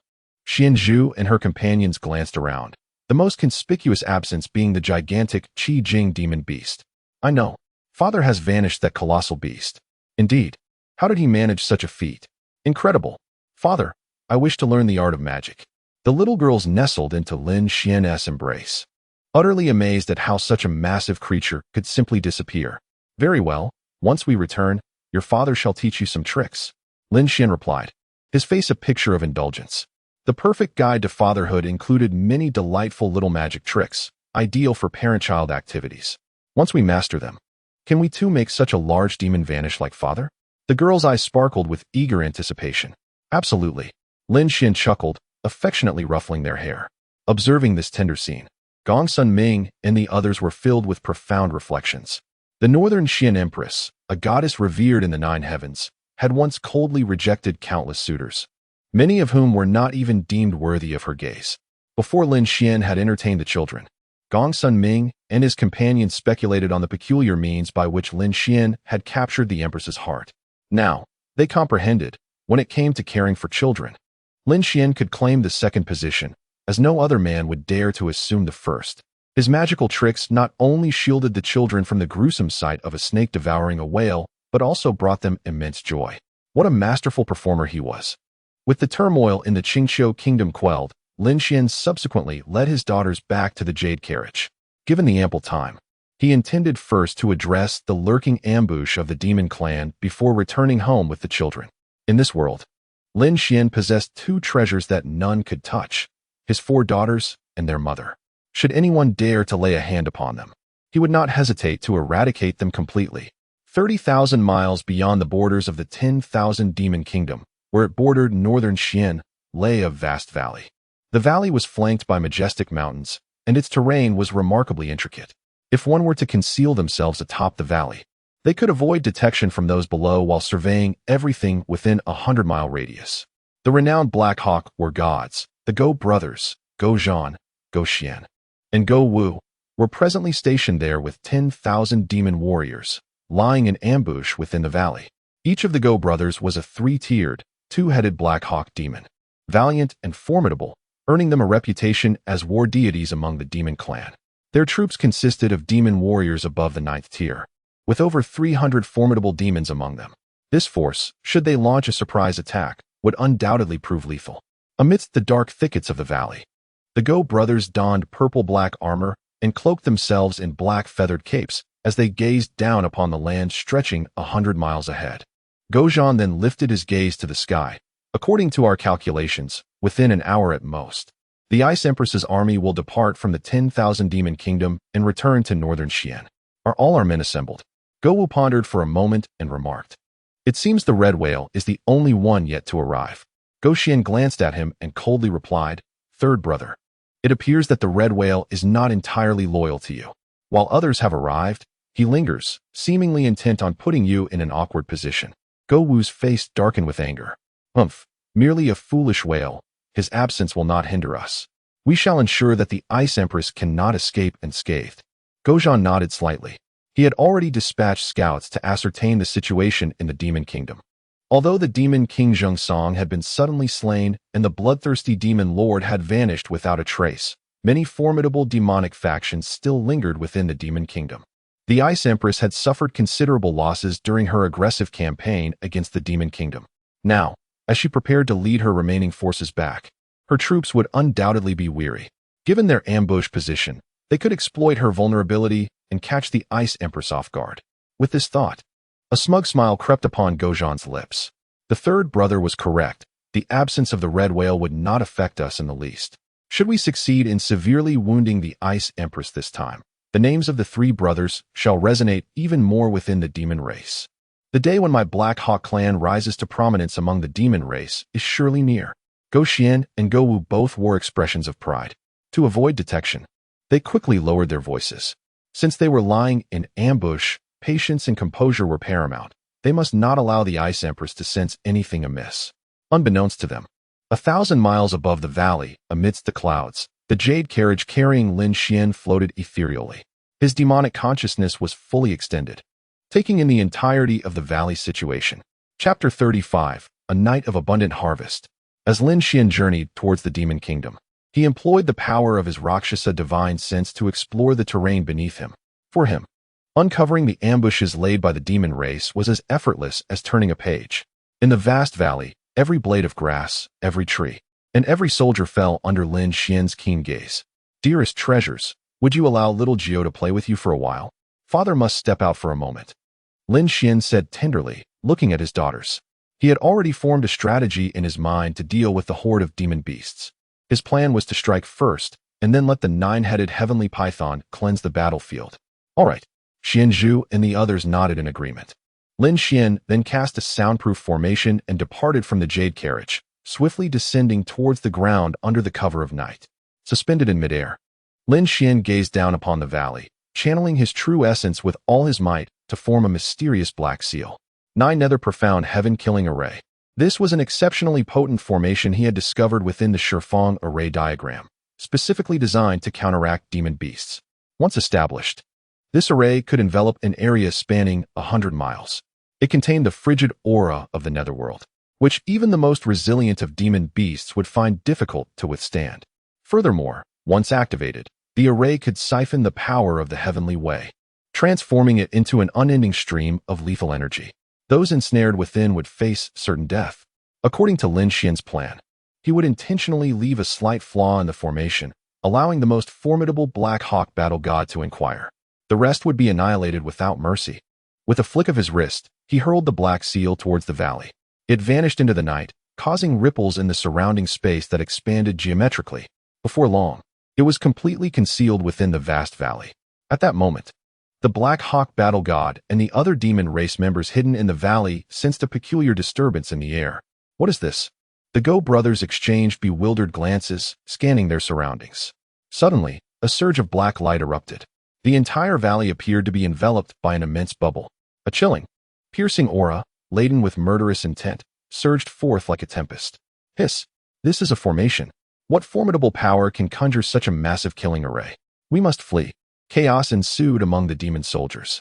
The Go brothers transformed into their true forms, darting skyward with lightning speed. In contrast, while many demon beasts moved swiftly, they were still a fraction too slow. In that fleeting moment, the 9 Nether Profound Heaven-Killing Array was fully formed.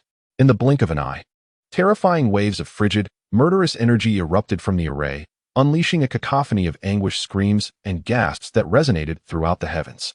Who is this? Gozhan trembled slightly, sensing an ominous turn of events in his heart. This ambush had been executed with utmost stealth.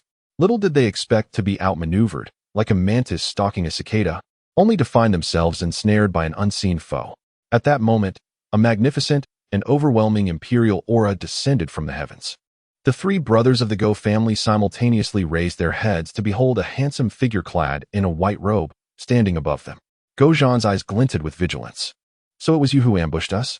Ambush. Lin Xian couldn't help but chuckle. In comparison to your actions, I have been remarkably forthright. The expressions of the Go brothers shifted dramatically, for it was evident that the colossal killing array they had just encountered was orchestrated by the man before them. Go Wu spoke with a hint of respect. May I inquire your identity and the reason for your lethal intent towards us? Lin Xian replied coldly. I am the father of the children of the Ice Empress. Realization dawned upon the Go brothers. He was indeed the consort of the Northern Xian Emperor. Their faces paled further, for it was apparent that the Ice Empress's partner possessed formidable strength. The 3 brothers exchanged a glance. Understanding that Lin Xian's imperial aura and the formidable array he had conjured were sufficient evidence of his might. In his presence, their only hope of victory lay in launching a simultaneous assault with their utmost power. Fortunately, the Black Eagle clan was naturally gifted in combat.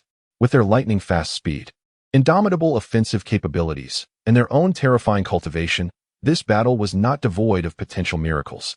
With this thought in mind, the 3 brothers surged forth, transforming into 3 colossal 2-headed black eagles as they charged at Lin Xian. Is that all?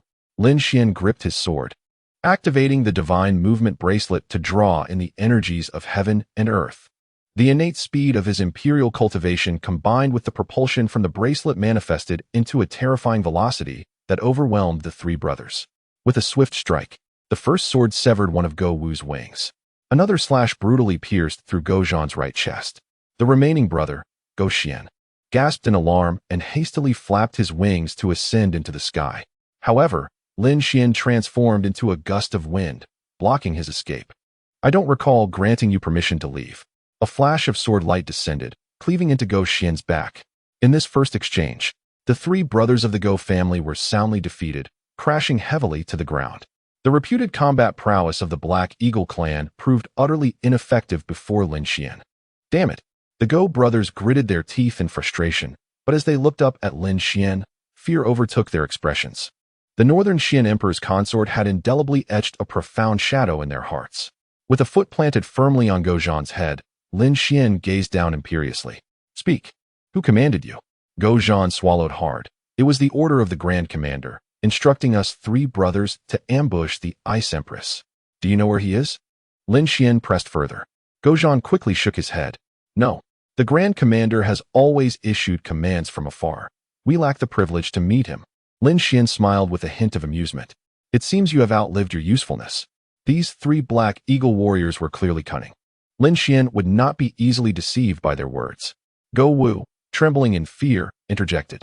But we know there will be an ancestral worship ceremony at the Northern Gu Mountains in 10 days, where the Grand Commander is certain to appear. Go Xian nodded in agreement. Our initial intention was to successfully ambush the Ice Empress today and claim credit from the Grand Commander at the assembly. Who would have thought? Go Zhan, witnessing his brothers lay everything bare, could only sigh and say, Indeed, what they have stated is the truth. Lin Xian slightly inclined his head. In the 9 Heavens fairy domain, the demon clans typically refrain from making bold appearances due to the oppression from the human powerhouses within the fairy domain. Thus, tracking their whereabouts is exceedingly challenging. However, for Lin Xian, the gains of the night have already been monumental. First, he has eradicated the demon clan's ambush. Second, the Black Eagle War God has revealed the whereabouts of the demon clan's leader. Next, Lin Xian's objective is to journey to the Northern Gu mountain range in 10 days to discern why the demon clan sought to ambush Dong Huang Ziyu, and subsequently send their leader to the netherworld. Xiao Jiu descend. Lin Xian then communicated with the 9-headed celestial python. Soon, the python appeared beside him. Its senses drawn to the scent of blood from the Go brothers. Unable to resist, Xiao Jiu extended its tongue. Witnessing this scene, the Go brothers felt a chill run down their spines. Although Xiao Jiu had yet to restore its true form, they felt as if they were under the gaze of a reaper.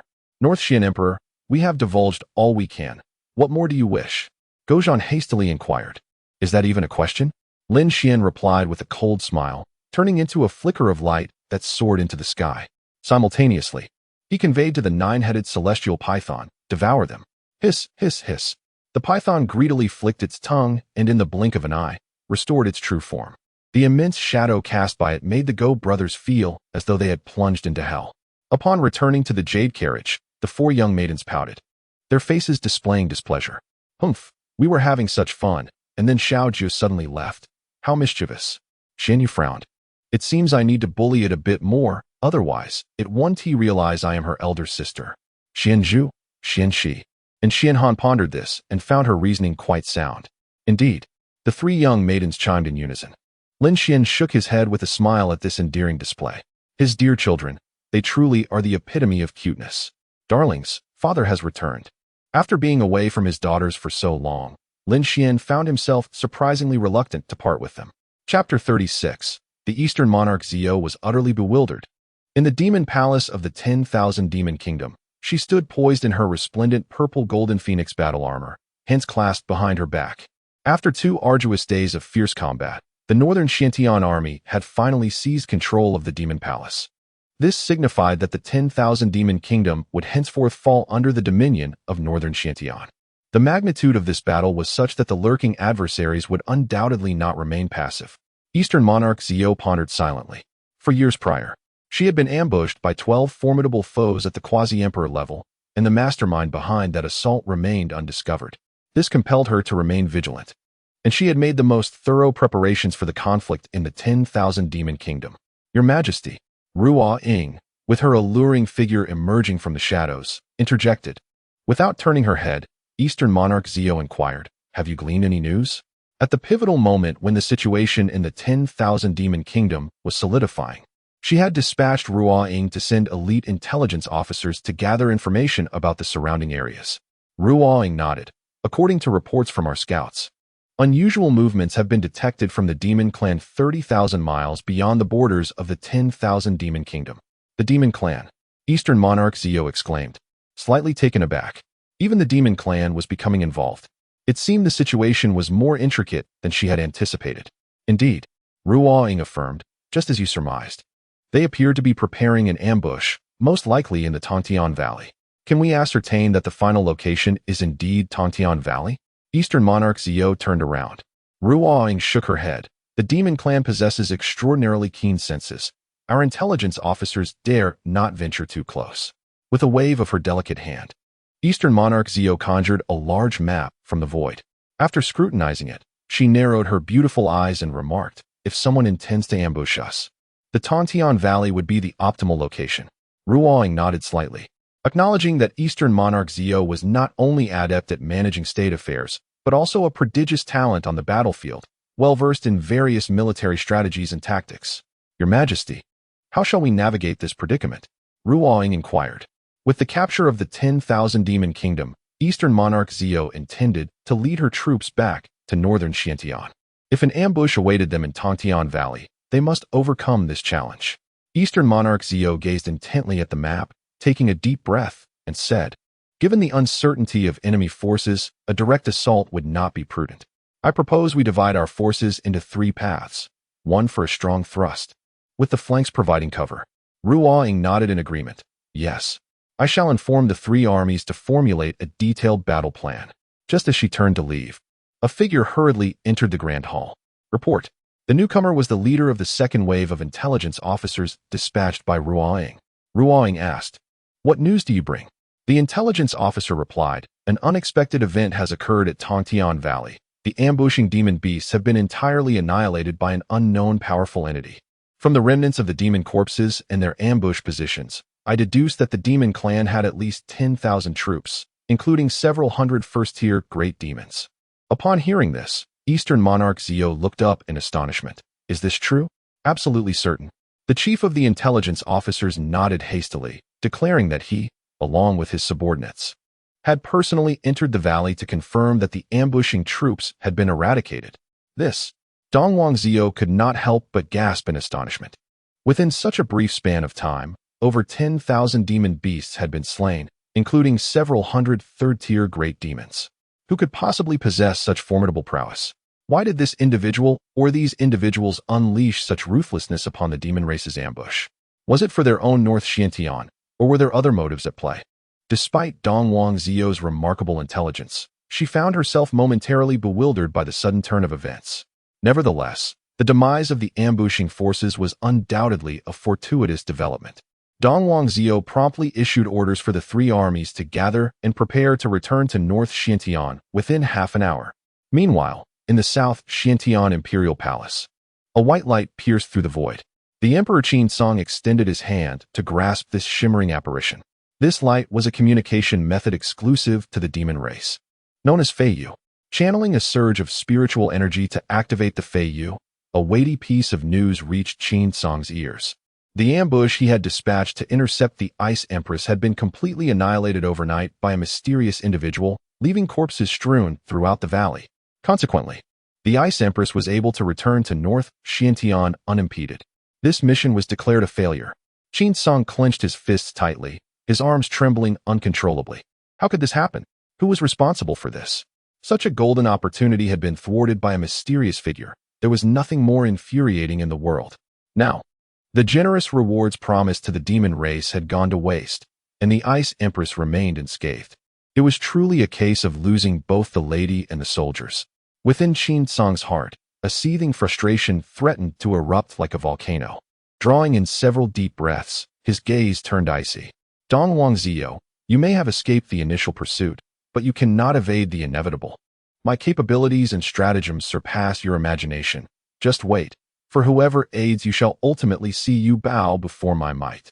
Calming his rage, Qin Song revealed a hint of a cold smile.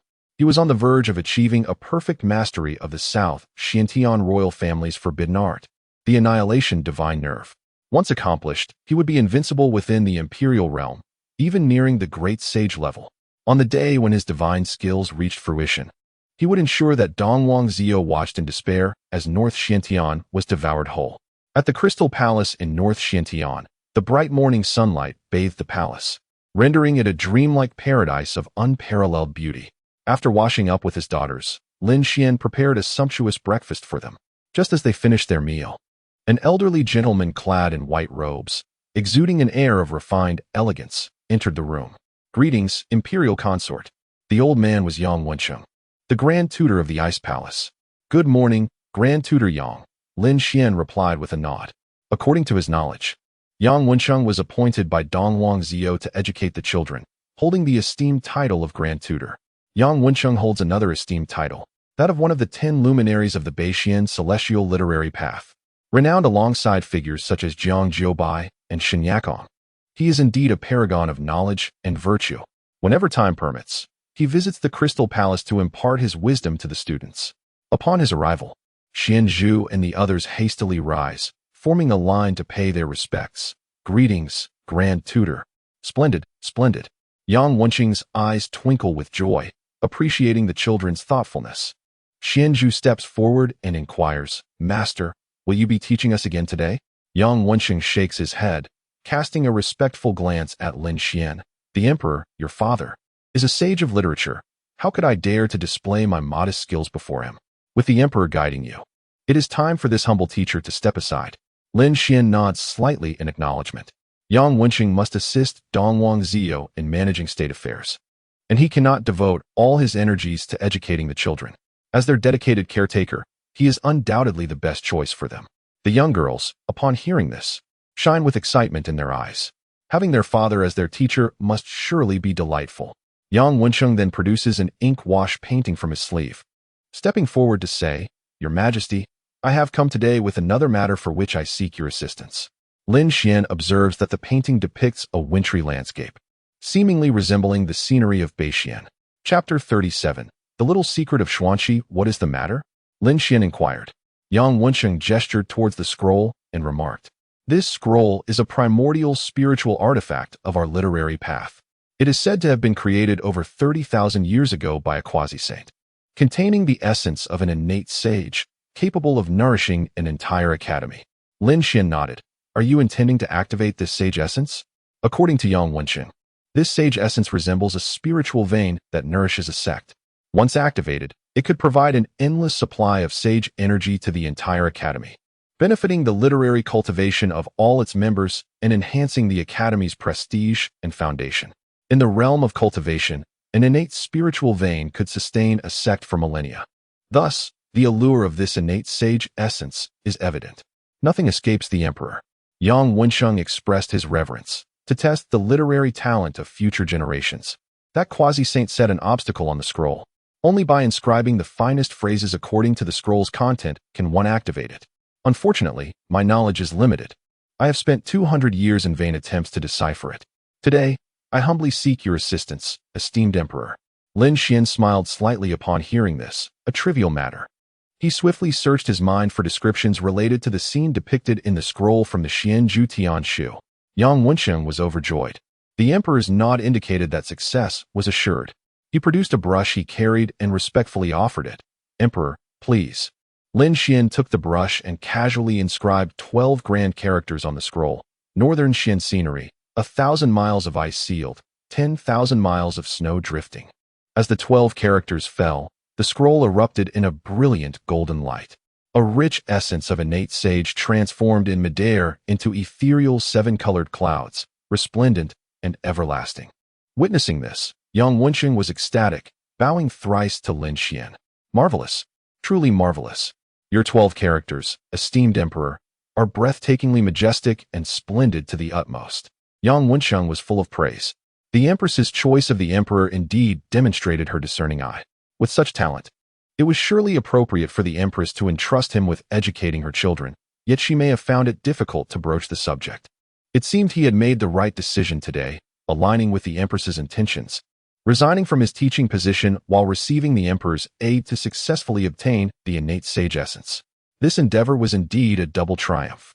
Thinking this, Yang Wensheng excitedly cradled the scroll and turned to leave, eager to hang it in his own academy, allowing all disciples to admire Lin Xian's 12 golden words. As for Lin Xian's somewhat unrefined handwriting, it could easily be overlooked. Under the illumination of the 7-colored divine light, the characters he inscribed exuded a sense of returning to simplicity, embodying a profound elegance in their apparent clumsiness. In the eyes of Yang Wensheng, perhaps once one reaches the level of a literary sage, the characters penned will indeed be unfathomable. Observing Yang Wenqing hastily depart without so much as a greeting, Lin Xian couldn't help but smile and shake his head. Unexpectedly, a casual remark had turned into a treasure in Yang Wenqing's eyes.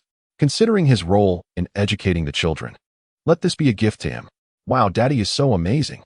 Daddy can even be a teacher to the teacher, so I shall call him Old Teacher. Xian Zhu and the others clapped their hands in delight, their eyes sparkling with excitement. Xianhan suddenly had a whimsical idea and bestowed Lin Xian with a new title.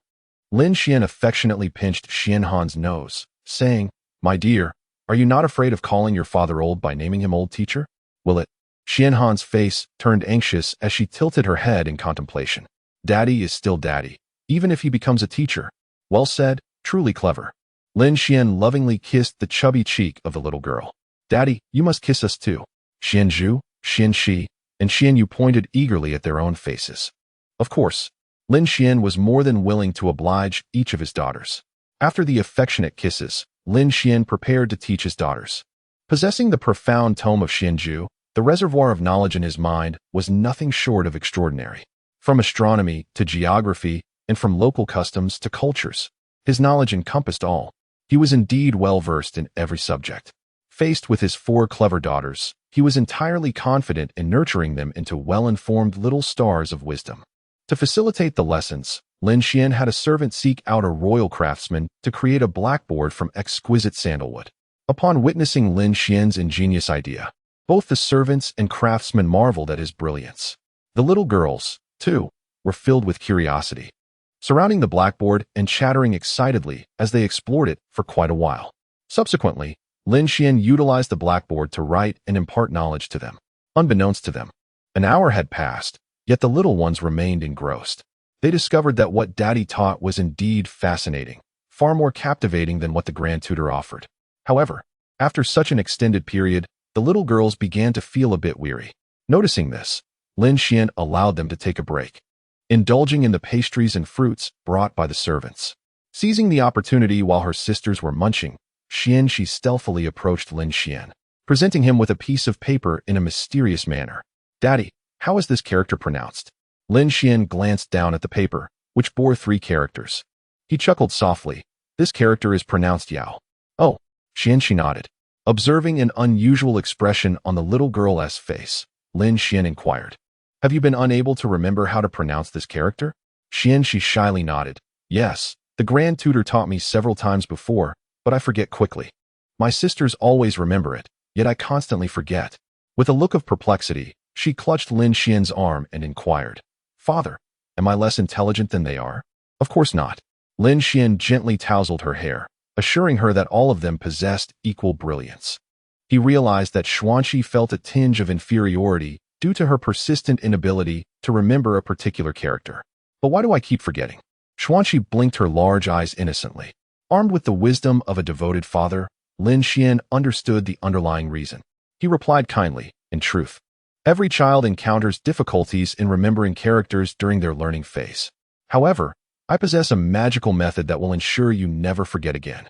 Through his experience, he recognized that to facilitate children's mastery of literacy, one must eschew rigid teaching methods. The most effective approach is to blend education with enjoyment, employing vivid stories or nursery rhymes to enhance their memory. Then please tell me quickly, Father, Xuanqi exclaimed eagerly. Lin Xian smiled and said, "This is a nursery rhyme. Let's sing it together." He then began to sing the adapted rhyme. Rockabye, rockabye, to Grandma's bridge we go. Grandma's bridge, 3 heaps of soil, let us sway together. I asked what the soil is called. Its name is also sway. As Xuanqi sang along, her eyes sparkled with realization. 3 heaps of soil, also called sway. Precisely, that is the meaning, Lin Xian affirmed. Can you remember it now? Of course. Xuanqi promptly sang the adapted nursery rhyme once more, reciting it flawlessly. At that moment, a mechanical voice from the system chimed in. You have taught your second daughter to remember a new character. Reward, Chaos Sacred Body. Chapter 38, A Father Forgotten. A Mother Remembered. Lin Xian was elated upon receiving the system's generous reward for helping Xuanqi remember a single character. A reward of the Chaos Sacred Body. Indeed, a magnificent boon. The Chaos Sacred Body is an exceedingly rare innate divine physique, ranked first among the divine physiques in the nine heavens immortal domain. Possessing this sacred body allows one to draw boundless Tao power from the ethereal center of cosmic chaos, ultimately achieving a perfected physical form, rendering one invincible. It can be described as a physique that requires no cultivation, embodying a form of effortless power. Thus, to claim that Lin Xian was anything but overjoyed would be utterly false. Ding. Would you like to extract the reward? Extract. The extraction of the chaos sacred body was successful. In an instant, Lin Xian felt a cataclysmic transformation within his being. Every bone, meridian, flesh, and blood vessel was shattered and reassembled at a particle level.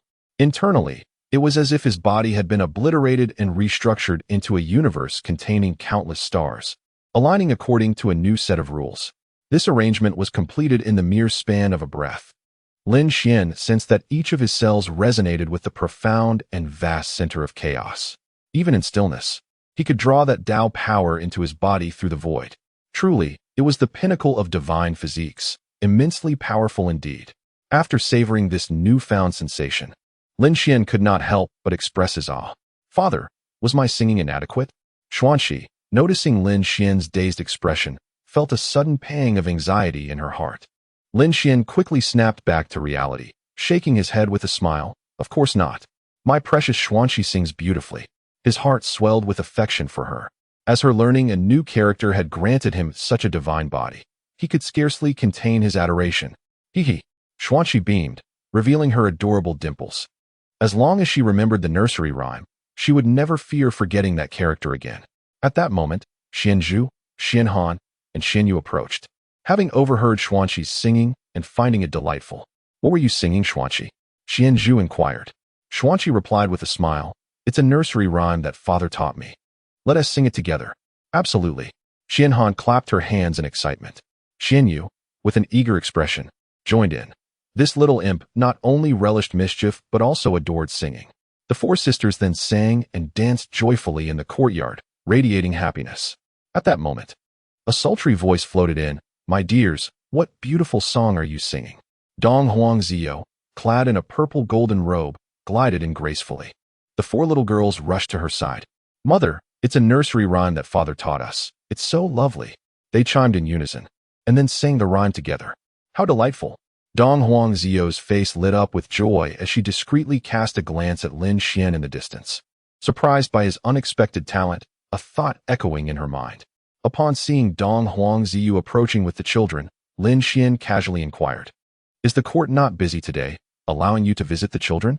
Indeed, Dong Huang Ziyou nodded. With the assistance of a noble benefactor, matters concerning the 10,000 demon kingdom have been handled quite smoothly. Thus I have the luxury of spending a day with the children. Lin Xian feigned indifference, fully aware that the benefactor she mentioned was none other than himself. Dong Huang Ziyou subtly shook her head. Had anyone else heard her words, they would undoubtedly be curious to ask who that benefactor was. Yet Lin Xian displayed an expression of complete nonchalance. Ultimately, he held no interest in such affairs, for his ambitions did not lie in worldly matters. Recollecting her thoughts, Dong Huang Ziyou smiled gently and asked Xianzhu and the others, Have you not been negligent in your sword practice and studies these past few days? Not at all. With father accompanying us, we are all diligent. The children's responses brought a deeper smile to Dong Huang Ziyou's face. Regardless of the circumstances, Lin Xian's involvement with the children was commendable. Under his watchful eye, their studies and martial arts training should be well safeguarded. Beyond academics, Dong Huang Ziyou was most concerned about their martial arts cultivation.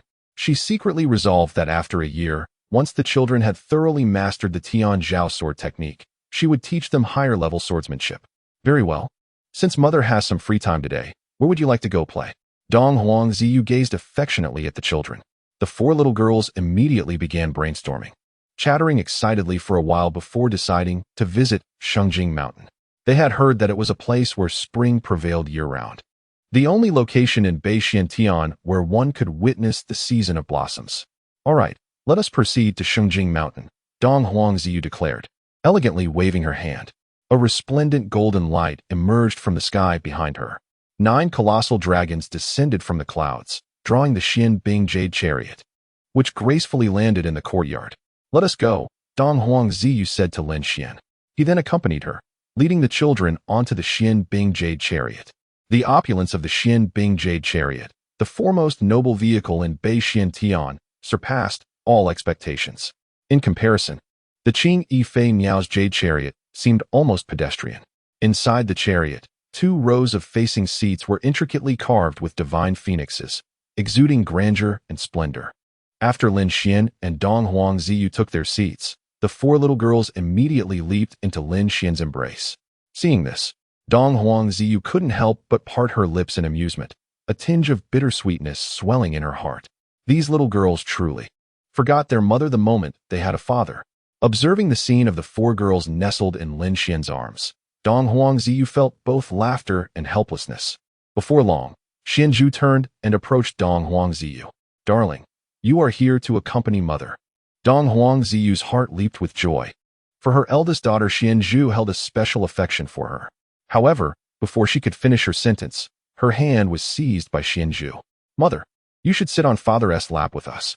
Dong Huangziyu's cheeks flushed, a rosy hue blooming upon her face. "Mother cannot sit on your father's lap." She hastily shook her head. "Why not?" Not only did Xianzhu, but the other 3 young girls also turned their heads, displaying expressions of confusion. Dong Huangziyu, suppressing her shyness, remarked, "Because, my dear, mother is an adult and could inadvertently harm your father's leg." Xianzhu and the others did not ponder further, for their mother's words were always imbued with wisdom. Yet, it felt peculiar to see their mother seated opposite them. Xianhan shook her head. "A family should sit together. After all, come sit over here." Lin Xian, of course, understood his daughter's sentiments. After a moment's contemplation, Dong Huangziyu nodded and took her place beside Lin Xian, with 4 girls nestled between them, forming the semblance of a family of 6. However, at that moment, Dong Huangziyu's cheeks flushed slightly, her heart racing like a startled deer. It was the first time in 4 years that she found herself so close to Lin Xian. Fortunately, Lin Xian maintained a calm demeanor, alleviating the awkwardness, and thus, Dong Huangziyu's spirits remained elevated throughout their journey. Upon reaching Shengjing Mountain, they were greeted by a perpetual spring, adorned with vibrant flowers and lush willows, brimming with the essence of the season. After spending a considerable time playing with the children, Dong Huangziyu stood aside, gazing at Lin Xian and the children with affectionate eyes. Although Lin Xian differed from other men, being indifferent to martial pursuits and worldly affairs, this tranquil life felt warm and delightful. As the Empress of Beixian, a formidable figure, she sometimes felt overwhelmed by pressure. It was not right to burden Lin Xian with such weight. Thus, she resolved to maintain this state of affairs. The tempests and the perils of the outside world would be hers to bear alone. Dong Huangziyu contemplated silently, her gaze resolute, as if she had made a momentous decision. Chapter 39. The Unknown Great Figure. In the lower realm, beyond the borders of the Blue Cloud Nation, 4 azure-winged birds swiftly propelled a magnificent and luxurious jade chariot towards the kingdom. Wherever they appeared, throngs halted to gaze in awe. The jade chariot of azure-winged birds belonged to the imperial palace of the northern Xian dynasty, with the presence of the Xianbing jade chariot in front and the azure-winged chariot behind. Why were the members of the northern Xian imperial family consecutively manifesting in the lower realm? We, mere mortals of this realm, lack the stature to speculate on such matters. To be able to ride in such an opulent and esteemed chariot is truly enviable. As the jade chariot approached the skies of the Blue Cloud Nation, many could not suppress their conjectures, sensing a hidden connection between the occupants of the chariot and the kingdom. Meanwhile, 1,000 miles beyond the borders of the Blue Cloud Nation, a cavalry brigade comprising over 1,000 warriors advanced swiftly in its direction. Each soldier rode upon formidable, towering black-furred tiger-like beasts, clad in scale armor with massive black iron plates adorning their chests and backs. Armed with heavy weaponry, they exuded an imposing aura, brimming with ferocity. Upon witnessing their approach, the residents dwelling just outside the borders of the Blue Cloud Nation displayed expressions of sheer terror. For these were the most fearsome entities within a 10,000-mile radius of the Blue Cloud Nation, the warriors of the Flame Tribe. The Flame Tribe, boasting a population of 13 million, was renowned for their innate valor and prowess in taming beasts. Wherever they went, the aftermath was often a scene of carnage, with rivers of blood flowing and bodies strewn about. Their reputation for pillaging and slaughtering was unmatched. Not only did the scattered inhabitants beyond the blue cloud borders tremble at their sight, but even the citizens of the blue cloud nation regarded them with the same dread one would reserve for death itself. Upon witnessing the azure-winged jade chariot ascend into the skies of the blue cloud nation, 3 knights at the forefront of the flame tribe slowed their pace, and the entire brigade followed suit. Glancing up at the jade chariot, a burly man with a bushy beard, known as Mu Gu and one of the 10 great warriors of the flame tribe, remarked, "Could it be that chariot is indeed heading for the blue cloud nation?" Beside him, the man adorned with 2 black skulls dangling from his ears was Bahalin, the younger brother of the flame tribe leader, Bayu. He scoffed. "The blue cloud nation is merely a small kingdom in our eastern wilderness. They have no standing to forge connections with those of the northern Xian." As they spoke, the jade chariot had vanished from sight. The distance was too great to discern whether it had landed within the confines of the blue cloud nation or departed from it entirely. Mu Gu exchanged contemplative glances with another warrior, and after a moment's reflection, they both nodded in agreement. Indeed, if the blue cloud nation had the support of the northern Xian imperial family, how could we, the flame tribe, subjugate them so easily? Bahalin replied with a cold smile. "Precisely. Today, we shall make our way to the blue cloud nation and ensure they pay dearly in land and reparations. Silk, jewels, and beauty, these are the treasures our flame tribe covets. Should the inept monarch Tang Yu dare to refuse, we shall let the clarion call of the flame tribe resound throughout every corner of the blue cloud kingdom." The likes of Brother Mu and his companions wore expressions of smug satisfaction. Excellent. In the palace of the blue cloud kingdom, King Tang Yu sat upon his throne, his visage marred by deep concern. With a heavy sigh, he raised his gaze to the heavens. "Today, I, Tang Yu, am not only remorseful towards my esteemed ancestors, but also to the subjects of this realm. Over the past year, the flame tribe has burgeoned at an astonishing pace. They have relentlessly waged war, devouring the smaller tribes around them, and have now set their sights on the resource-rich Blue Cloud Kingdom. In the past year alone, the armies of Blue Cloud have clashed with the flame tribe over 100 times, with the latter emerging victorious in 7 or 8 encounters. This has not only emboldened the flame tribe, but also severely dampened the morale of the Blue Cloud's 3 armies. The Blue Cloud Kingdom now finds itself utterly incapable of contending with the ferocious and unruly flame tribe. In a desperate bid to preserve his kingdom, Tang Yu has been compelled to seek peace with them. Today, the flame tribe's deputy leader, Balin, is to arrive in the Blue Cloud Kingdom to present their demands. Even the most obtuse of minds would recognize that they are sure to make exorbitant demands. Alas, after today's negotiations, life in the Blue Cloud Kingdom may become even more arduous. As these thoughts coursed through his mind, Tang Yu shook his head repeatedly, a hint of humiliation and indignation glistening in his eyes. "Your Majesty, a grave matter has arisen." At that moment, Prime Minister Wu Jingxian rushed into the Grand Hall. Upon seeing his flustered expression, Tang Yu's heart tightened. Could it be that Balin and his entourage have arrived? "What is it?" Tang Yu stifled his rising panic. Wu Jingxian swallowed hard and replied, "A jade carriage from the northern Xian royal family has just landed in our Blue Cloud Kingdom. I suspect an extraordinarily esteemed personage has graced us with their presence." "The northern Xian royal family? Why would anyone come to our Blue Cloud Kingdom?" Tang Yu's face bore shock and a measure of astonishment. "I am dispatching someone to investigate this matter," Wu Jingxian continued. "What is there to investigate?" Tang Yu exclaimed, rising from his dragon throne in excitement. "I must await Balin and his company. You shall hasten to the site of the jade carriage's landing. Regardless of who the visitor may be, treat them with the utmost respect. If you can bring them to the palace, I shall bestow upon you the title of Duke." Upon hearing this, Wu Jingxian felt a surge of exhilaration and promptly agreed. "Yes, I shall go at once." As he hurried away, Tang Yu looked skyward. May the heavens take heed and allow this unknown dignitary to rescue the Blue Cloud Kingdom from its dire straits. In the Blue Cloud Kingdom, in the fragrant city, the azure-winged jade carriage came to rest upon a secluded patch of grass. Even so, it drew considerable attention from onlookers, though they dared not approach, instead choosing to observe from a distance. In their eyes, the individual within the jade carriage must undoubtedly be a figure of immense stature hailing from the exalted realms of the 9 heavens. Should one inadvertently provoke the ire of such a personage through rudeness, it is feared that the entirety of the Blue Cloud Kingdom would be insufficient to quell their wrath. Thus, A remarkable scene unfolded. Within a radius of 1 mile around the azure-winged bird carriage, not a soul dared to approach. At this moment, Lin Xian was seated within the carriage alongside his 4 daughters. As they descended to the ground, Lin Xian embraced his daughters and silently performed a spell, enabling their discreet departure from the jade carriage. Arriving at the Lin family estate, Lin Xian and the children alighted into the courtyard. Glancing around, he observed that, despite his absence, everything remained unchanged. "Young master," Zhao Wanfeng exclaimed joyfully upon seeing Lin Xian standing in the courtyard. His eyes sparkled with affection as he regarded the 4 little maidens. The 4 young princesses are becoming increasingly charming. The girls promptly bowed to him, greeting, "Hello, Grandpa Fu."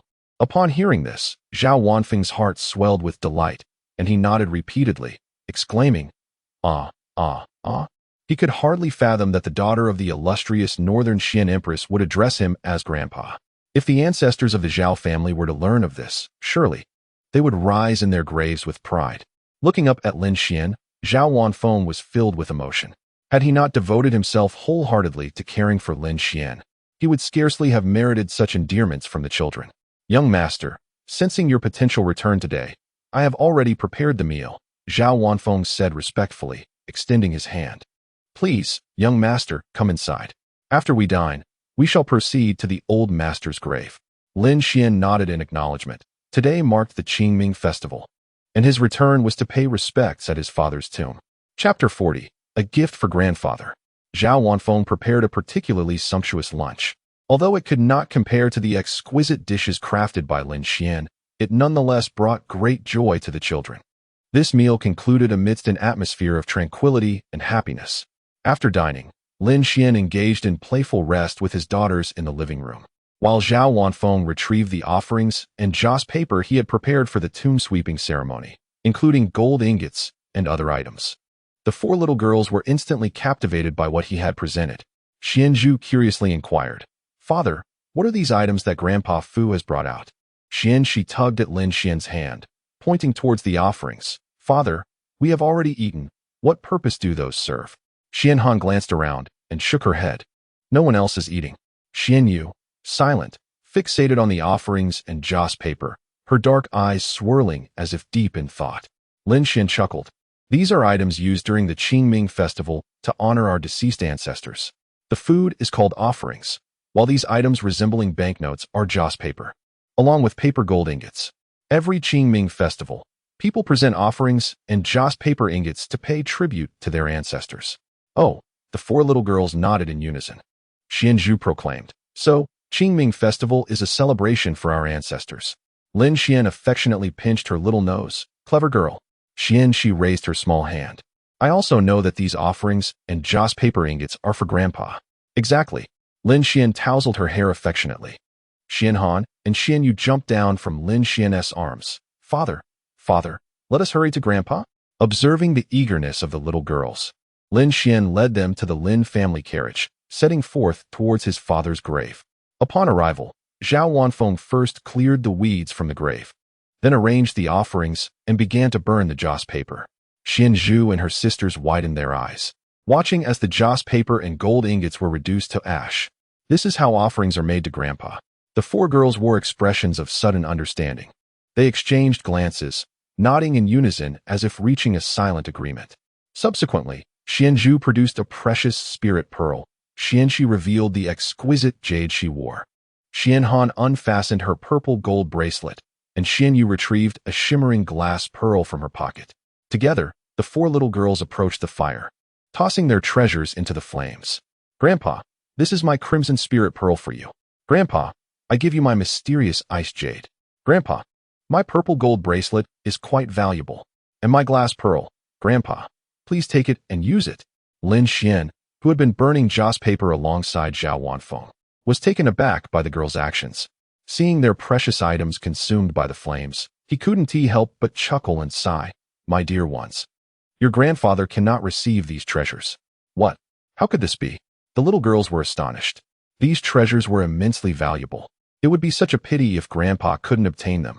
Lin Xian, feeling helpless, rose to explain to them the significance of honoring ancestors during the festival. The little ones grasped the concept almost instantly.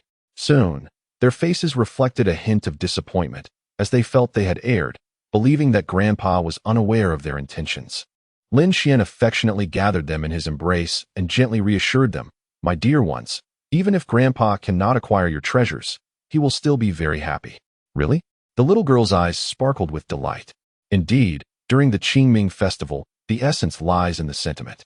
Lin Xian smiled, affirming that as long as the intention was conveyed, it would be the finest gift.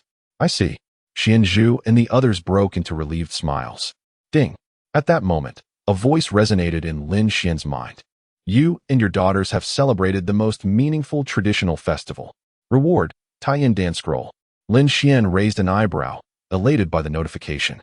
According to the system's description, the Taiyan Dance Scroll encompassed all knowledge and techniques related to alchemy.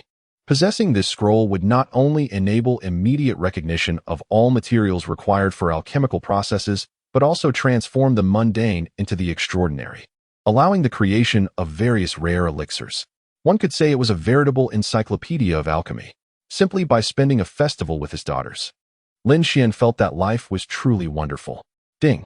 Would you like to claim the reward? Claim. Successfully extracted Taiyan Dance Scroll. Data importing. 20. 100. Complete. In an instant, all the records and information from the scroll surged into Lin Xian's mind. "You truly are your father's wonderful daughters." Lin Xian rejoiced, kissing each of his 4 daughters affectionately. Xian Zhu and the others were overjoyed, clearly pleased that their actions had brought happiness to their father. "Father, can we play a bit longer in the lower realm?" Xian Yu was reluctant to return to Beixiantian just yet. The other 3 girls shared her sentiment. The lower realm was still quite novel to them. "Of course, besides tomb sweeping during Qingming, we can also swing and fly kites. Father will take you to enjoy it to the fullest." Lin Xian beamed with affection. "Yay!" The little girls cheered with glee. As dusk approached, Lin Xian led his daughters back to the jade carriage. From a distance, he noticed an elderly man dressed in resplendent ceremonial robes, anxiously pacing near the carriage. Rather than entering directly, Lin Xian and his daughters approached the carriage together. Upon hearing the commotion, Wu Jingxian turned around and was struck by Lin Xian's ethereal beauty and extraordinary demeanor. The 4 daughters beside him were equally enchanting, resembling little fairies. Wu Jingxian's expression shifted to one of excitement as he hurriedly approached and bowed. "Are you the master of this jade carriage, my lord?" Lin Xian slightly nodded and inquired. "Who are you?" Wu Jingxian, filled with excitement, trembled slightly as he respectfully replied, "I am Wu Jingxian, the Prime Minister of the Blue Cloud Kingdom." "Sir, you must be the Emperor of the Northern Xian, correct? Do you recognize me?" Lin Xian smiled playfully. "Not at all. I have never had the privilege of witnessing the Emperor's grandeur before." Wu Jingxian shook his head. "It was a scholarly friend of mine who described the Emperor's demeanor and the 4 princesses, which led me to make this bold supposition." "Ah, I see," Lin Xian nodded. "What brings you to seek me?" Wu Jingxian's expression turned solemn as he replied, "Your Majesty may be unaware, but the Blue Cloud Kingdom is currently suffering under the oppression of the foreign Flame Tribe. Today, warriors from the Flame Tribe will invade the royal palace to demand cities and wealth. I fear that some innocent women from our nation may also be forcibly taken by them. It can be said that the entire country is on the brink of collapse. Therefore, His Majesty has entrusted me with the task of imploring you to save the Blue Cloud Kingdom from this dire predicament. Wishing all who read this a joyous Labor Day." Chapter 41. Your Majesty, quickly meet the Emperor of the North Xiantian. "So it is," Lin Xian nodded. He had not anticipated that the current plight of the Blue Cloud Kingdom was so dire. Previously, while indulging in a leisurely life as a young master in the Lin family estate, surrounded by suitors, he had assumed that the nation was thriving in peace. It now appeared that he had been overly complacent, oblivious to the true state of affairs in his homeland. Wu Jingxian, witnessing Lin Xian's calm demeanor, could not help but feel a deep admiration. Truly, he was a significant figure in the North Xiantian. In his eyes, the entirety of the Blue Cloud Kingdom must seem utterly insignificant, akin to a mere pebble on the ground. With a heart full of reverence, Wu Jingxian bowed and said, "Our Blue Cloud Kingdom has a mere 50 million inhabitants, of little consequence to your Majesty. However, I still harbor a glimmer of hope and earnestly beseech your Majesty to lend us your assistance in saving our kingdom." Lin Xian smiled gently. "You overstate the matter. If I can aid the Blue Cloud Kingdom in overcoming this crisis, I shall certainly do my utmost. The Blue Cloud Kingdom was the realm in which he had lived since his arrival in this world. How could he stand idly by while his homeland suffered, trampled by the iron hooves of barbaric invaders? Upon hearing these words, Xian Zhu and the others immediately grasped Lin Xian's hand tightly. Father, let us embark on this noble endeavor together. Let us go quickly. Observing his daughter's fervent eagerness, Lin Xian chuckled helplessly. All right, I shall take you there at once. He then led the 4 young girls onto the magnificent jade carriage. With a command, 4 azure-winged birds soared into the sky. The luxurious jade carriage, akin to a chariot from a celestial realm, radiated dazzling brilliance as it sped toward the imperial palace of the Blue Cloud Kingdom. Below, Wu Jingxian could hardly contain his excitement. He clenched his fist tightly, unable to suppress a shout. The Blue Cloud Kingdom is saved. With that, he swiftly turned and rode off towards the palace. Blue Cloud Kingdom, Imperial Palace. With a thunderous crash, the palace guards had barely begun to open the gates when a tremendous force burst through, shattering the entrance. Balin, accompanied by thousands of iron cavalry, charged in as if entering an unguarded territory. The guards, who had been knocked aside, struggled to rise amidst their cries of distress, filled with both anger and fear as they beheld Balin and his men. These members of the Flame Tribe are truly brazen and unreasonable. How could they so brazenly trample upon our Blue Cloud Kingdom's palace? Alas, it seems that after today, our nation shall become the garden of the Flame Tribe. The guards lamented, shaking their heads in despair. The arrival of the Flame Tribe was certainly not the end of the Blue Cloud Kingdom's misfortunes, but merely the beginning. At that moment, Your Majesty, the people of the Flame Tribe have arrived. The anxious shout of the eunuch caused Tang Yu, seated upon the throne, to flinch. Before he could gather his thoughts, Balin and his companions had already ridden their demonic beasts to the entrance of the Grand Hall. With a command from Balin, everyone except for Mu Gu lined up on either side, securing the hall's entrance. Subsequently, Balin and Mu Gu nonchalantly rode their beasts into the Grand Hall. Upon witnessing this scene, Tang Yu was nearly driven to the brink of fury.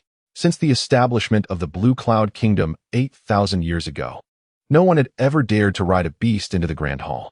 Even throughout the vast history of the Canglong continent, no palace had ever been so brazenly desecrated. Considering the current predicament of the Blue Cloud Kingdom, Tang Yu could only force a smile through gritted teeth and utter, "So you have arrived."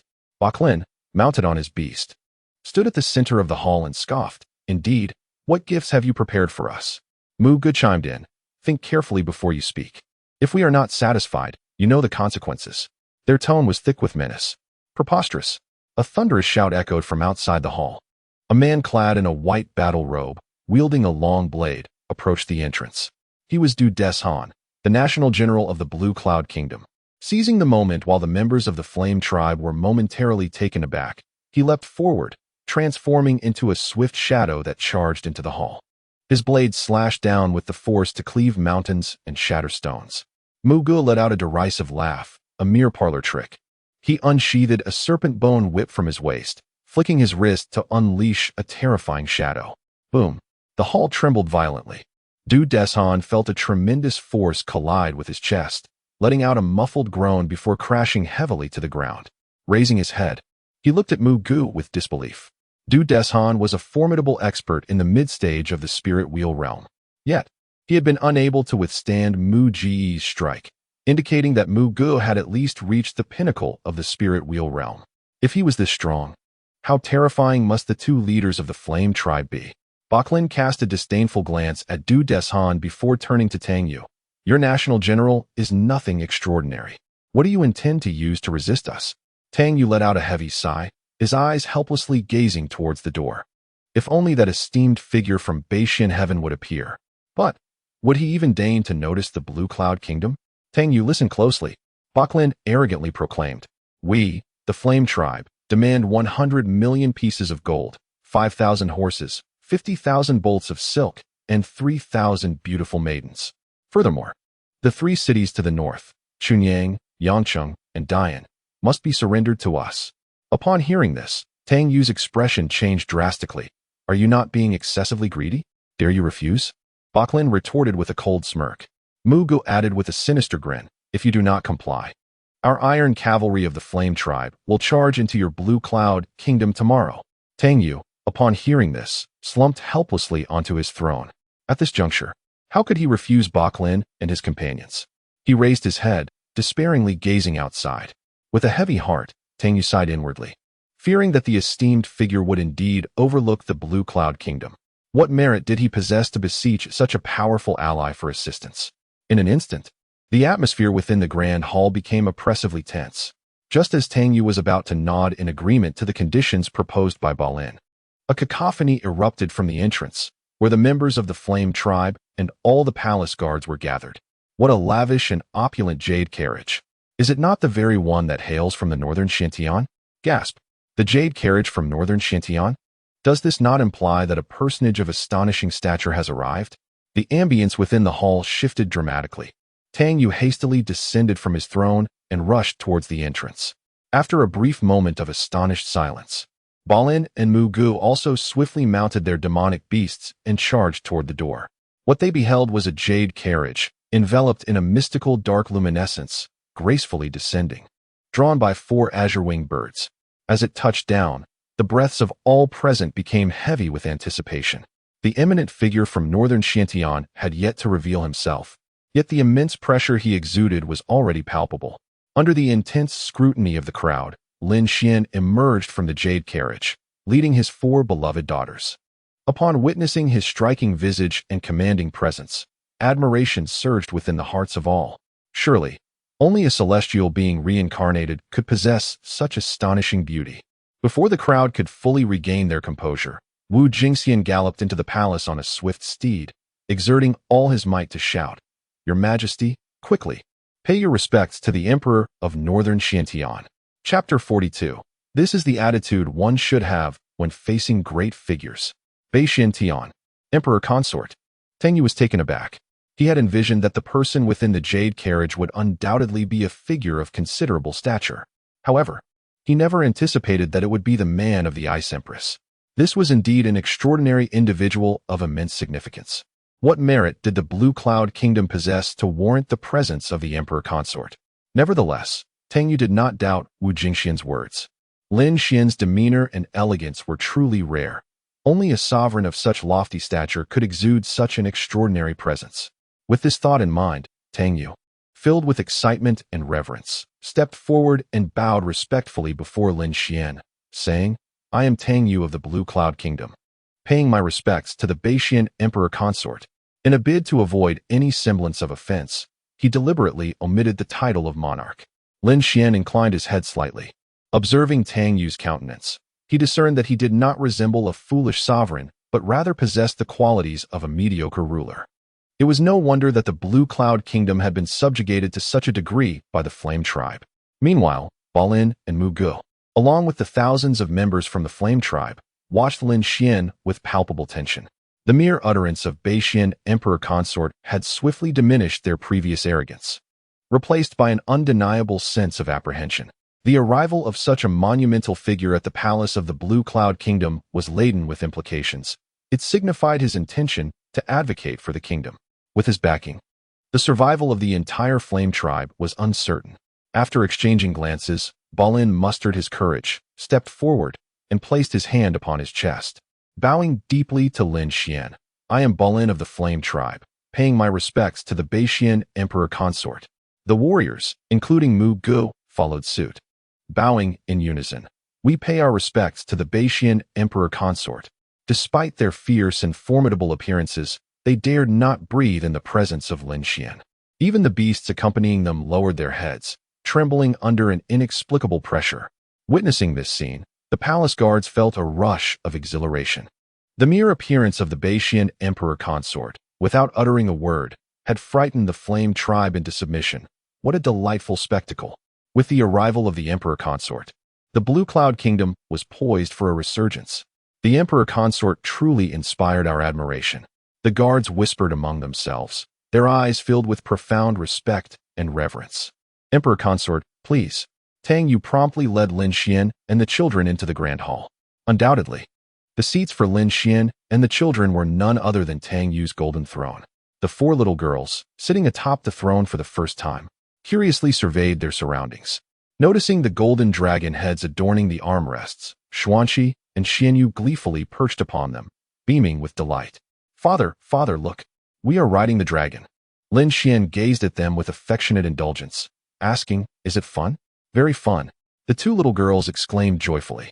Xianzhu and Xuanzhan stood atop the dragon throne, exploring its contours with their small hands, their voices a continuous murmur.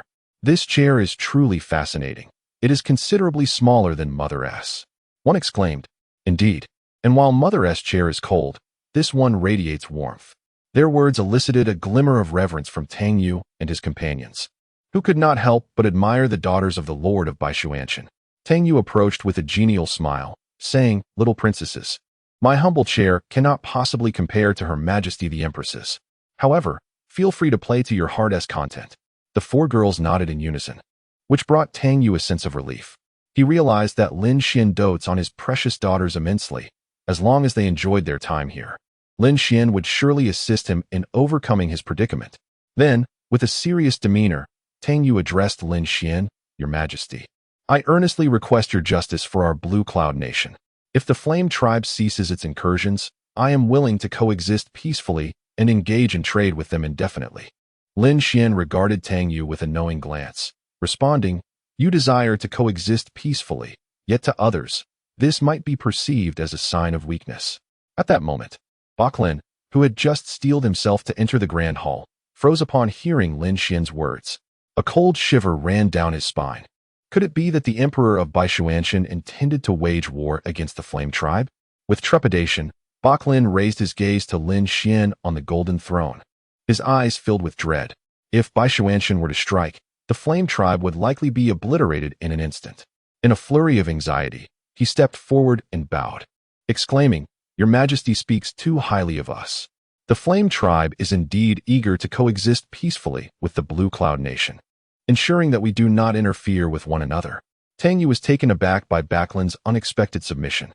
He had not anticipated that the once formidable figure would utter such conciliatory words. This was indeed the power of the Emperor. Lin Xian, maintaining an air of nonchalance, remarked, Your Flame Tribe has a penchant for bullying the weak and seizing all resources, for your very essence is steeped in conquest. I have heard that in recent years, you have occupied many territories and taken numerous lives. What reason do I have to trust you?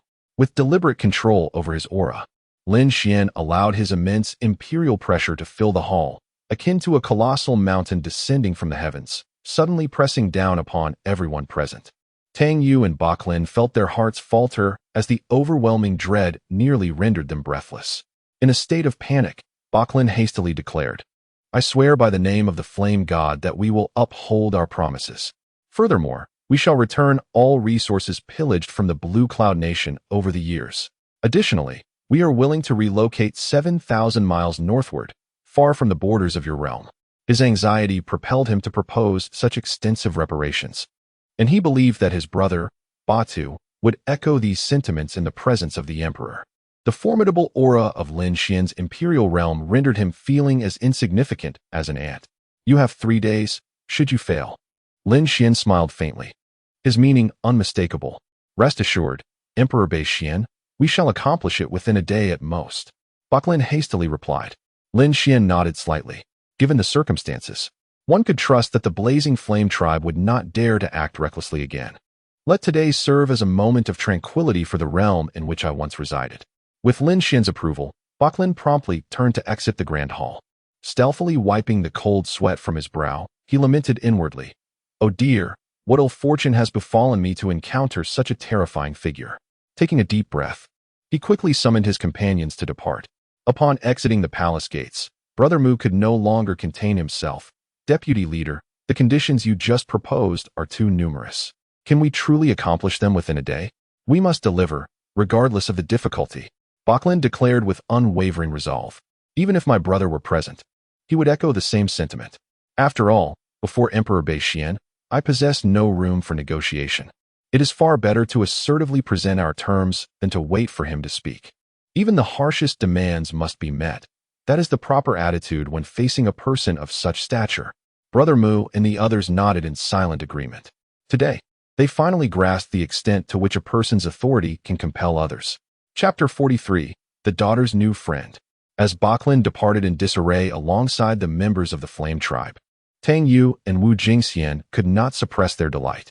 The appearance of the northern Xiantian Emperor's consort would undoubtedly leave an indelible shadow upon the hearts of this generation of the Flame Tribe.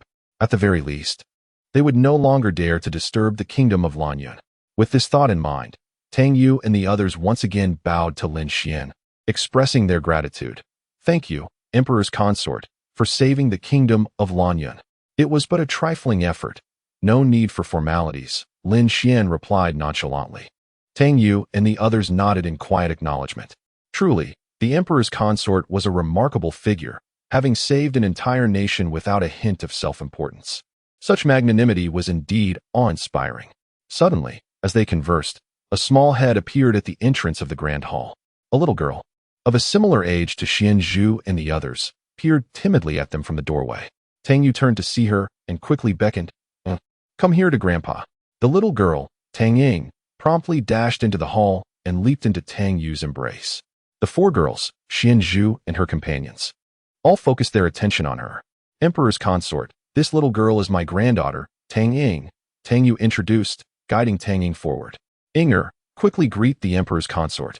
Lin Xian descended from the throne, cradling his four daughters, and with a gentle smile said, "No need for that." As he approached Tang Ying, the girls jumped from his arms to encircle her. "Hello, Inger. My name is Xianzhu." Xianzhu introduced herself with charming confidence.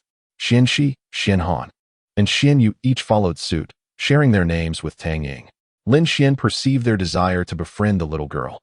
Children of such tender age are invariably intrigued by peers of their own. Seeing Xianzhu and the others being so friendly, Tang Ying gathered her courage. "My name is Tang Ying. Do you wish to be my friends?" "Indeed." Xianzhu and the others nodded eagerly, extending their small hands. After a moment's hesitation, Tang Ying finally reached out, clasping hands with them. "Then we are friends now." "Yes, let us play together."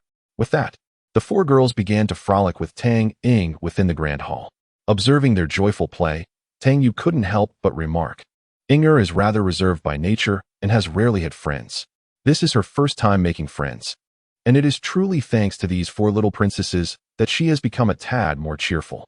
Lin Xian, discerning the underlying meaning in his words, casually inquired, "Could it be that this child's parents are somewhat different from the norm?"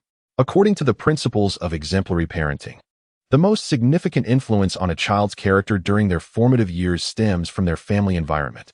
As Tang Ying's grandfather is the monarch of the kingdom of Lanyun, theoretically, a large family should pose no issue. Thus, the most plausible explanation lies with her parents. Emperor Di truly possesses a discerning eye, effortlessly identifying the crux of the matter. Tang Yu expressed genuine admiration, acknowledging the unfortunate fate of the child. Her mother tragically perished during childbirth, and her father now teetered on the brink of death. Subsequently, Tang Yu briefly recounted that Tang Ying's father was none other than the crown prince, who had sustained grave injuries in a battle against the Flame Tribe 6 months prior, leaving him in a precarious and deteriorating condition. Lin Xian nodded slightly, recognizing that indeed, Tang Ying was a child beset by misfortune. "Your Majesty, it's dire." At that moment, a eunuch hurriedly burst into the grand hall, exclaiming that the crown prince was on the verge of death. "What?" Tang Yu gasped in shock, her entire being trembling. Hadn't he already been administered the elixir provided by the alchemist king? How could this be happening? The eunuch, with a pained expression, shook his head. "I am uncertain, but you ought to see for yourself."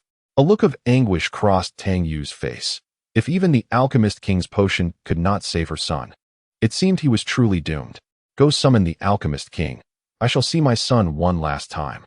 Tang Yu resolved to take Tang Ying to bid farewell to her brother. The eunuch assured her, "I have already sent for the alchemist king." Tang Yu nodded, then swiftly approached Tang Ying, grasping her hand in sorrow. "Inger, let us go see your father one last time." Tang Ying, her face filled with trepidation, asked, "Will father really die?" Tang Yu hesitated, wishing to shield the child from despair, and could only let out a resigned sigh. Xianzhu and the others also displayed expressions of sorrow, stepping forward to comfort Tang Ying. "Inger, your father will be fine. If you are afraid, we shall accompany you." "Really?" Seeing Xianzhu and the others willing to join her, Tang Ying's countenance brightened slightly. They all turned to Lin Xian, seemingly seeking his approval. Lin Xian stepped forward. affectionately stating, "Your father and I will accompany you." All right. The little girls were filled with joy, eagerly pulling Tang Ying outside. Lin Xian and Tang Yu exited in succession. Before long, they arrived at the crown prince's palace. Lin Xian beheld a man in his 30s lying on the bed. According to Tang Yu's account, this was her only son, Tang Changjian. Lin Xian noticed multiple dark holes on Tang Changjian's face, as if burned through by some unknown force. With such disfigurement on his face, one could only imagine the extent of his injuries elsewhere. No wonder Tang Yu had said his life hung by a thread. It was indeed no exaggeration. Shortly after their entrance into the crown prince's quarters, an elderly man clad in a blue robe hurriedly entered, guided by the eunuch. Tang Yu promptly approached him. "Alchemist King, please, you must see why your divine elixir could not save the crown prince." When Yuansong merely acknowledged with an then swiftly approached the bed, examining Tang Chingjian's wounds closely before taking his pulse. He rose and declared, "The crown prince's injuries can only be remedied by an immortal pill. No matter how exceptional my elixirs may be, they are merely of earthly quality. One can only delay his demise. Resurrection is beyond reach, flesh reduced to bones." Yet, Tang Yu's face was alight with fervor. "You are the most renowned alchemist of the eastern wilderness. The divine elixirs you concocted have revived millions. Can you not save my son?" When Yuansong shook his head with a sigh, "The crown prince's body has been ravaged by the fierce fire orbs. Not only have most of his meridians and bones shattered, but his internal organs have also been largely incinerated. My elixirs can restore many, but alas, they cannot save the crown prince." Upon hearing this, Tang Yu nearly collapsed to the ground. Is there truly no hope left? When Yuansong gazed at Tang Yu for a moment before shaking his head with a deep sigh. "Very well. I shall do my utmost good deed and use these 2 elixirs to save the crown prince." With that, he retrieved 2 black elixirs from his storage ring. Visible to the naked eye, these elixirs were enveloped in countless faint golden wisps, exuding a fragrant aroma. Upon closer inspection, one could discern that at the core of each elixir, one pulsated with a red glow while the other shimmered with a golden light. Merely from their exterior, these 2 elixirs were indeed rare treasures of the mortal realm. After carefully scrutinizing the elixirs, Tang Yu felt a flicker of hope within his heart. My son is saved. Chapter 44. Unwavering faith in Father Master Dan. These 2 pills are truly extraordinary. Could they not be of this earthly realm? Tang Yu inquired, his face alight with anticipation. When Yuansong nodded affirmatively, indeed, these 2 pills are known as the Xianming Zimu Dan, a sacred elixir of the celestial grade. The child pill can restore the body, mending flesh and bone, while the mother pill has the remarkable ability to gather energy and revive the soul, embodying the profound art of resurrection. Tang Yu, trembling with excitement, rubbed his hands together. "So, if these 2 pills are used simultaneously, they could indeed save my son?" "Precisely," when Yuansong replied with unwavering certainty. Lin Xian, standing nearby, also nodded in agreement. According to the descriptions within the Taiyin Dan scroll, the Xianming Zimu Dan aligned perfectly with Wen Yuansong's assertions. Therefore, it was reasonable to believe that the crown prince's fate would soon be assured. "Let us administer them at once," Tang Yu urged fervently. "If they truly restore him, I shall erect a golden statue of you, Master Dan, and worship it day and night within the royal palace." When Yuansong smiled gently and approached the bedside once more, administering the Xianming Zimu Dan to Tang Chingjian in 2 stages. Upon witnessing this, Xianzhu and the others clasped Tang Ying's hands with joyful expressions. Your father shall not perish." "Indeed," Tang Ying exclaimed, her heart brimming with joy. Subsequently, they all began to silently await the miracle that was to unfold. Before long, Tang Chengjian coughed once and then opened his eyes. "Chengjian, you have recovered," Tang Yu exclaimed, rushing to grasp his son's hand. Suddenly, a sharp gasp escaped his lips as he released Tang Chengjian's hand. "Why is it so hot?" Before he could finish his thought, Tang Chengjian erupted into a violent cough. From the dark void of his face, thick, foul blood began to spew forth. Tang Yu swiftly turned to inquire, "Master Dan, is he recovering?" When Yuansong approached and lifted Tang Chengjian's eyelid for a closer examination, his brow furrowing in concern. This should not be happening. A sense of foreboding took root within him. Besides being a master alchemist, he was also highly skilled in medicine.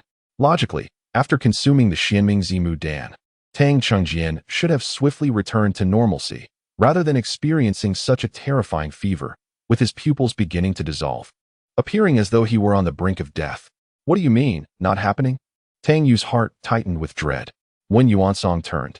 A look of remorse etched upon his face. Your Majesty, I fear that my Xianming Zimu Dan may not be able to save the Crown Prince.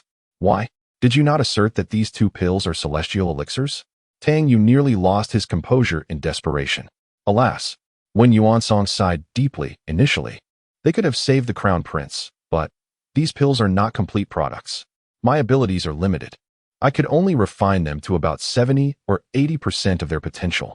I had hoped that even the 80% Xianming Zimu Dan would suffice. But it appears I was overly confident. In truth, there was something he had not mentioned earlier. Both Xianming Zimu Dan were merely semi-finished products, not fully realized. However, Wen Yuansong had believed that they would be sufficient to save the Crown Prince. Although it may not restore him to his former self entirely, it at least allows him to live well. To my dismay, the outcome was still less than satisfactory. What? Tang Yu trembled upon hearing this. Medicine, after all, can be as toxic as it is beneficial. If we cannot produce a viable remedy, it may prove even more harmful than helpful. Your Majesty, please accept my condolences. Wen Yuansong murmured. The elixir is elusive.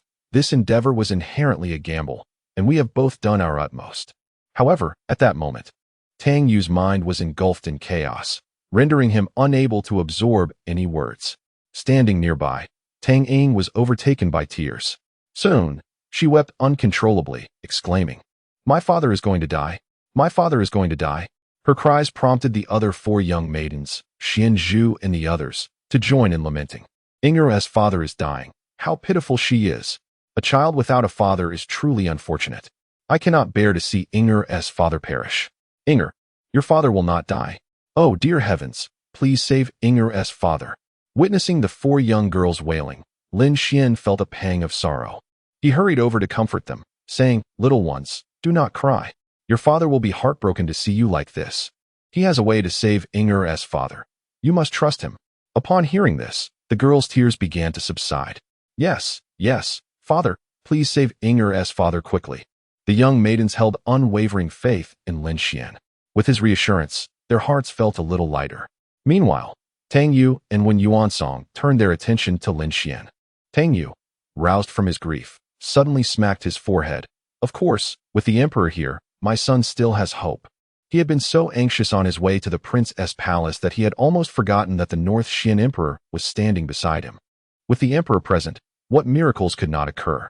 Wen Yuansong regarded Lin Xian with profound respect. Your Majesty, who is he? Tang Yu replied. He is the North Xian emperor. Wen Yuansong promptly stepped forward to pay his respects. So it is the North Xian emperor. I, Wen Yuansong of the Medicine God Valley, am honored to meet you. Lin Xian nodded slightly. With great reverence, Wen Yuansong inquired, Your Majesty mentioned having a solution. Could it be that you can refine the elusive Xianming Zimu Dan? Refining pills is simple, Lin Xian replied nonchalantly. I merely require a cauldron and the necessary materials, and it will be accomplished with a mere gesture. Possessing the Tai Yin Dan scroll, he had 3 or 4 methods to concoct the Xianming Zimu Dan alone. What was lacking were merely the tools and ingredients. Since Wen Yuansong had managed to produce a semi-finished product, it stood to reason that these would not pose a problem. Upon hearing this, Wen Yuansong and Tang Yu felt an even deeper sense of awe. It seemed their suspicions had indeed been correct. The North Xian Emperor possessed astounding capabilities. Both the cauldron and materials are available. Wen Yuansong exclaimed eagerly. They are within my Medicine God Valley. If the Emperor does not mind, we may proceed there. He felt a surge of excitement within. If only I could witness the Emperor refining elixirs, perhaps I might glean some rudimentary knowledge. Even the slightest understanding could potentially elevate his alchemical prowess further. Thus, Lin Xian prepared to embark on his journey with his 4 daughters. Uncle, may I accompany you? Tang Ying timidly inquired. Of course, Lin Xian replied gently. Splendid. Xian Zhu and the others quickly clasped Tang Ying's hands. Subsequently, Wen Yuansong inserted several silver needles into Tang Chengjian and administered a few elixirs to safeguard his heart, ensuring he would remain unharmed for at least an hour. He was utterly confident that an hour would suffice. After all, The emperor had just asserted that the Xianming Zimu Dan could be effortlessly created. Since the emperor had proclaimed it, there was surely no room for error. "Emperor, I shall lead the way," Wen Yuansong declared before mounting a colossal winged beast. Lin Xian then guided the children onto the jade palanquin, following closely behind Wen Yuansong and his fantastical creature. In no time, they traversed 30,000 miles. Lin Xian observed a brilliant flame erupting in a vast valley ahead. Upon seeing this, Wen Yuansong's heart sank. Oh no, could it be that something has occurred in the Medicine God Valley? Chapter 45. A father must not be untrustworthy. In the Medicine God Valley, encompassing an area of 30,000 miles, a plethora of rare trees and precious herbs flourished. At this moment, the entire valley was engulfed in a blaze that illuminated the sky. The fierce flames surged inward with an unstoppable force, threatening to reduce the Medicine God Valley to a mere sea of fire within mere breaths, leaving not a single blade of grass behind. Meanwhile, 5 miles away over the air, more than a dozen figures hovered, observing the inferno consuming the valley. Their attire revealed 3 distinct factions, and those familiar with them could easily identify them as the 3 major sword sects from the eastern wilderness: the Celestial Sword Sect, the Azure Lotus Sword Sect, and the Divine Sword Hall. As the conflagration raged, Jiang Feihe, the leader of the Celestial Sword Sect, chuckled coldly. That old rascal Wen Yuansong, despite his polite pleas for pills, refused to comply, compelling me to take action. Now, it seems our 3 sword sects will completely plunder the Medicine God Valley, leaving it a desolate ruin. O Xingqian, the leader of the Azure Lotus Sword Sect, stroked his goatee and nodded slightly. Indeed, the emergence of the Yuan magnetic sword embryo tomorrow is of great significance and will undoubtedly incite a bloody battle. To forge the divine sword, our 3 sword sects have no choice but to seize all the elixirs from the Medicine God Valley. Chu Hanjing, the head of the Divine Sword Hall, squinted his eyes. Let us hope these elixirs lead to our swift success. Jiang Feihe, radiating pride, replied, That is assured. Wen Yuansong is a true alchemist, renowned for crafting high-grade elixirs. After tonight, not only will we 3 leaders benefit, but our disciples will also experience significant advancements. Upon hearing this, O Xingqian and Chu Hanjing exchanged knowing smiles. Indeed, let this great fire serve as a prelude to our acquisition of the Yuan magnetic sword embryo tomorrow. The group, filled with enthusiasm, watched the flames spread without any urgency to depart. Of course, they harbored another ulterior motive, to ensure the Medicine God Valley would vanish without a trace. Everything they did there would leave no incriminating evidence for the world to condemn. As for Wen Yuansong, the master of the valley, who cared where he was? Just as the inferno threatened to engulf the valley's heart, a sudden azure light descended from the heavens. In an instant, the azure glow expanded infinitely, enveloping the 30,000 miles. As an arch of blue light surged into the sky, the entire Medicine God Valley appeared to be encased within a colossal bubble. Amidst the azure brilliance, torrents of water cascaded down as if the Milky Way itself had burst forth from the heavens, swiftly dousing the raging flames by a significant extent. Witnessing this spectacle, the members of the 3 sword sects collectively inhaled sharply. Could this be the legendary 9 Curves Yellow River Formation? Who, indeed, was the formidable being capable of establishing such an expansive formation in the blink of an eye? Such prowess was truly astonishing. This is bad. The situation is dire. Confronted by the sudden emergence of a terrifying formation, Jiang Feihe and his companions were overwhelmed by a chilling sensation that surged through their very being. The architect of this array was undoubtedly extraordinary. Thus, it was prudent for us to withdraw, considering that their identities remained concealed. Jiang Feihe decisively instructed everyone to retreat at once. O Xingqian and Chu Hanyun readily concurred, swiftly transforming into streaks of light as they hastened away. At this moment, Lin Xian, ensconced within the jade palanquin of the azure winged bird, wielded the 9 Curves Yellow River Formation, successfully extinguishing the raging inferno that engulfed the Medicine God Valley. Upon arriving at the valley, he, accompanied by 5 children and under the guidance of Wen Yuansong, made their way to the Medicine God Hall situated atop Medicine God Mountain. Many thanks to Emperor Fu for his intervention. Otherwise, our Medicine God Valley would have been utterly reduced to ashes. Wen Yuansong promptly expressed his gratitude, bowing respectfully. Lin Xian nodded slightly. Let us first assess the extent of the damage. With a heavy sigh, Wen Yuan-song surveyed the devastation around him, revealing a trace of sorrow. Though the blaze has been extinguished in time, it has nonetheless ravaged at least half of the valley's edifices and flora. The losses are grievous. He shook his head repeatedly as he approached the entrance of the hall, only to find the interior in utter disarray, strewn with chaos and stained with several trails of blood. Qiu Yun, Ziming, where are you? Wen Yuan-song's voice resonated with anguish. Qiu Yun and Qin Ziming were his prized disciples, residing in the Medicine God Valley along with 10 others. The absence of all their figures filled him with foreboding. At that moment, from a disheveled corner, emerged a bloodied figure draped in white, a woman. Qiu Yun. When Yuan-song rushed forward, what has transpired? From whence did the fire arise? Who has harmed you? At this juncture, he discerned that someone had seized the opportunity to strike at the Medicine God Valley in his absence.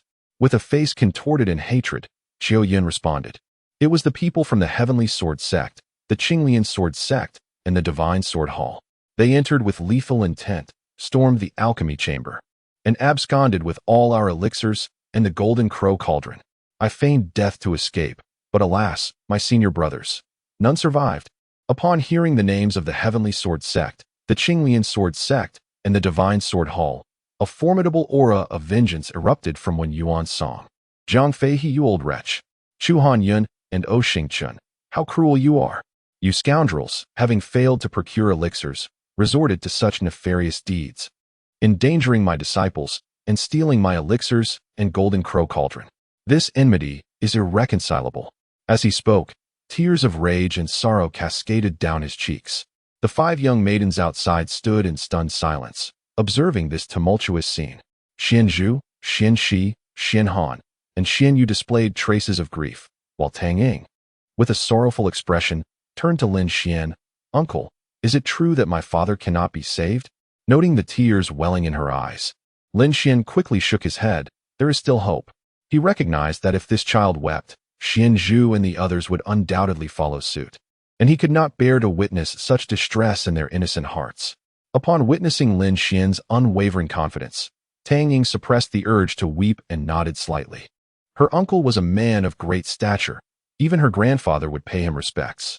Surely, he would have a solution. Lin Xian then approached the entrance of the grand hall and remarked nonchalantly, since the item has been stolen, we shall retrieve it. According to the records of the Taiyin dance scroll, the Jinwu Ding is a treasure of superior spiritual grade. The Xianming Zimu Dan can only be concocted using the Jinwu Ding. If they were to save Tang Chengjian, the Jinwu Ding was indispensable. Moreover, Lin Xian had already assured Tang Ying in front of his daughters that he would not be an untrustworthy father. They must head to the 3 great sword sects to reclaim the item. Wen Yuan-song turned and respectfully bowed, saying, I appreciate your efforts, Emperor. The implication was crystal clear. He too would accompany them to the 3 great sword sects, which was splendid news. Lead the way.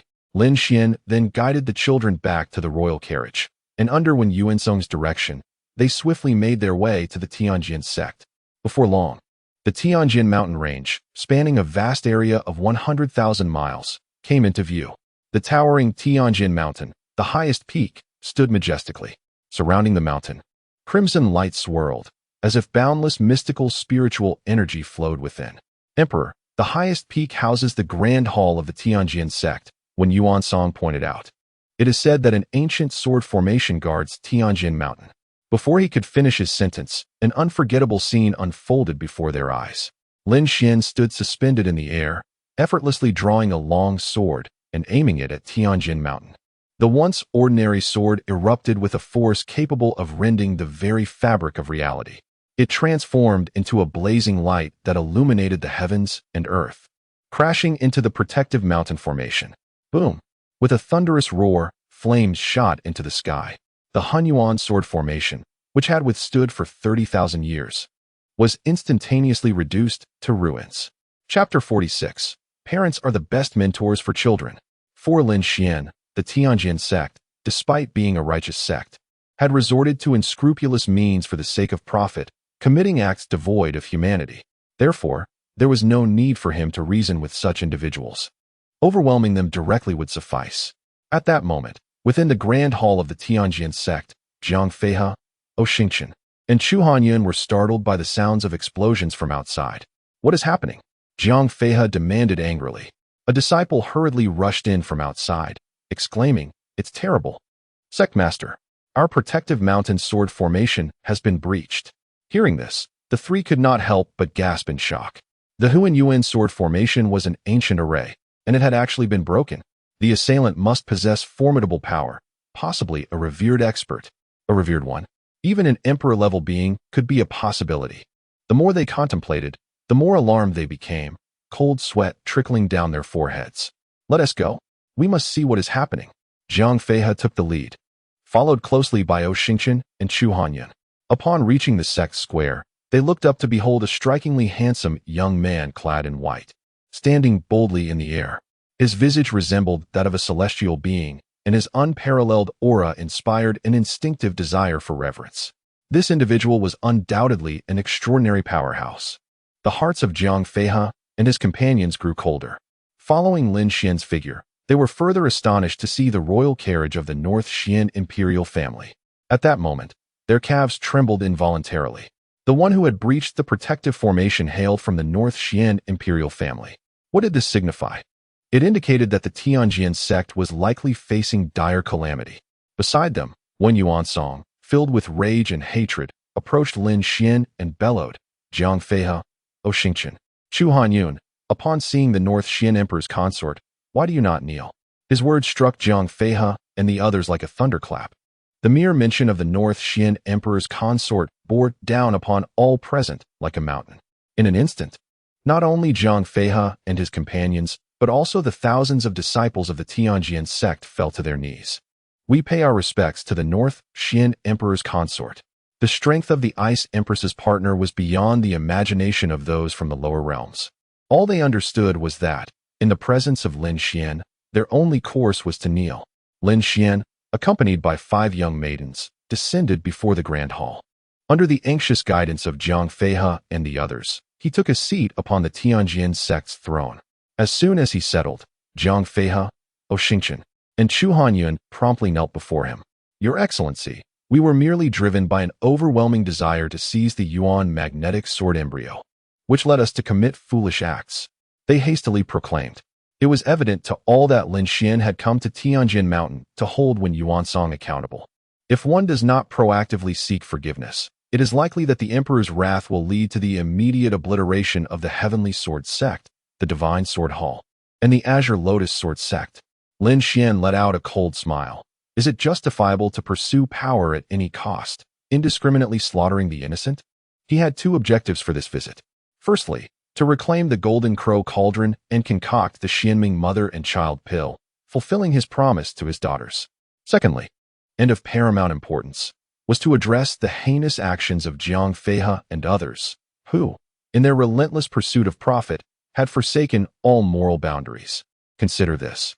If even the leader of a righteous sect like the Heavenly Sword sect can commit such atrocities for gain, what hope remains for the common people? Once these sects cross the line, they will undoubtedly become a scourge upon the world. Lin Xian was not only intent on punishing them, but also sought to impart a vital lesson to his 4 daughters.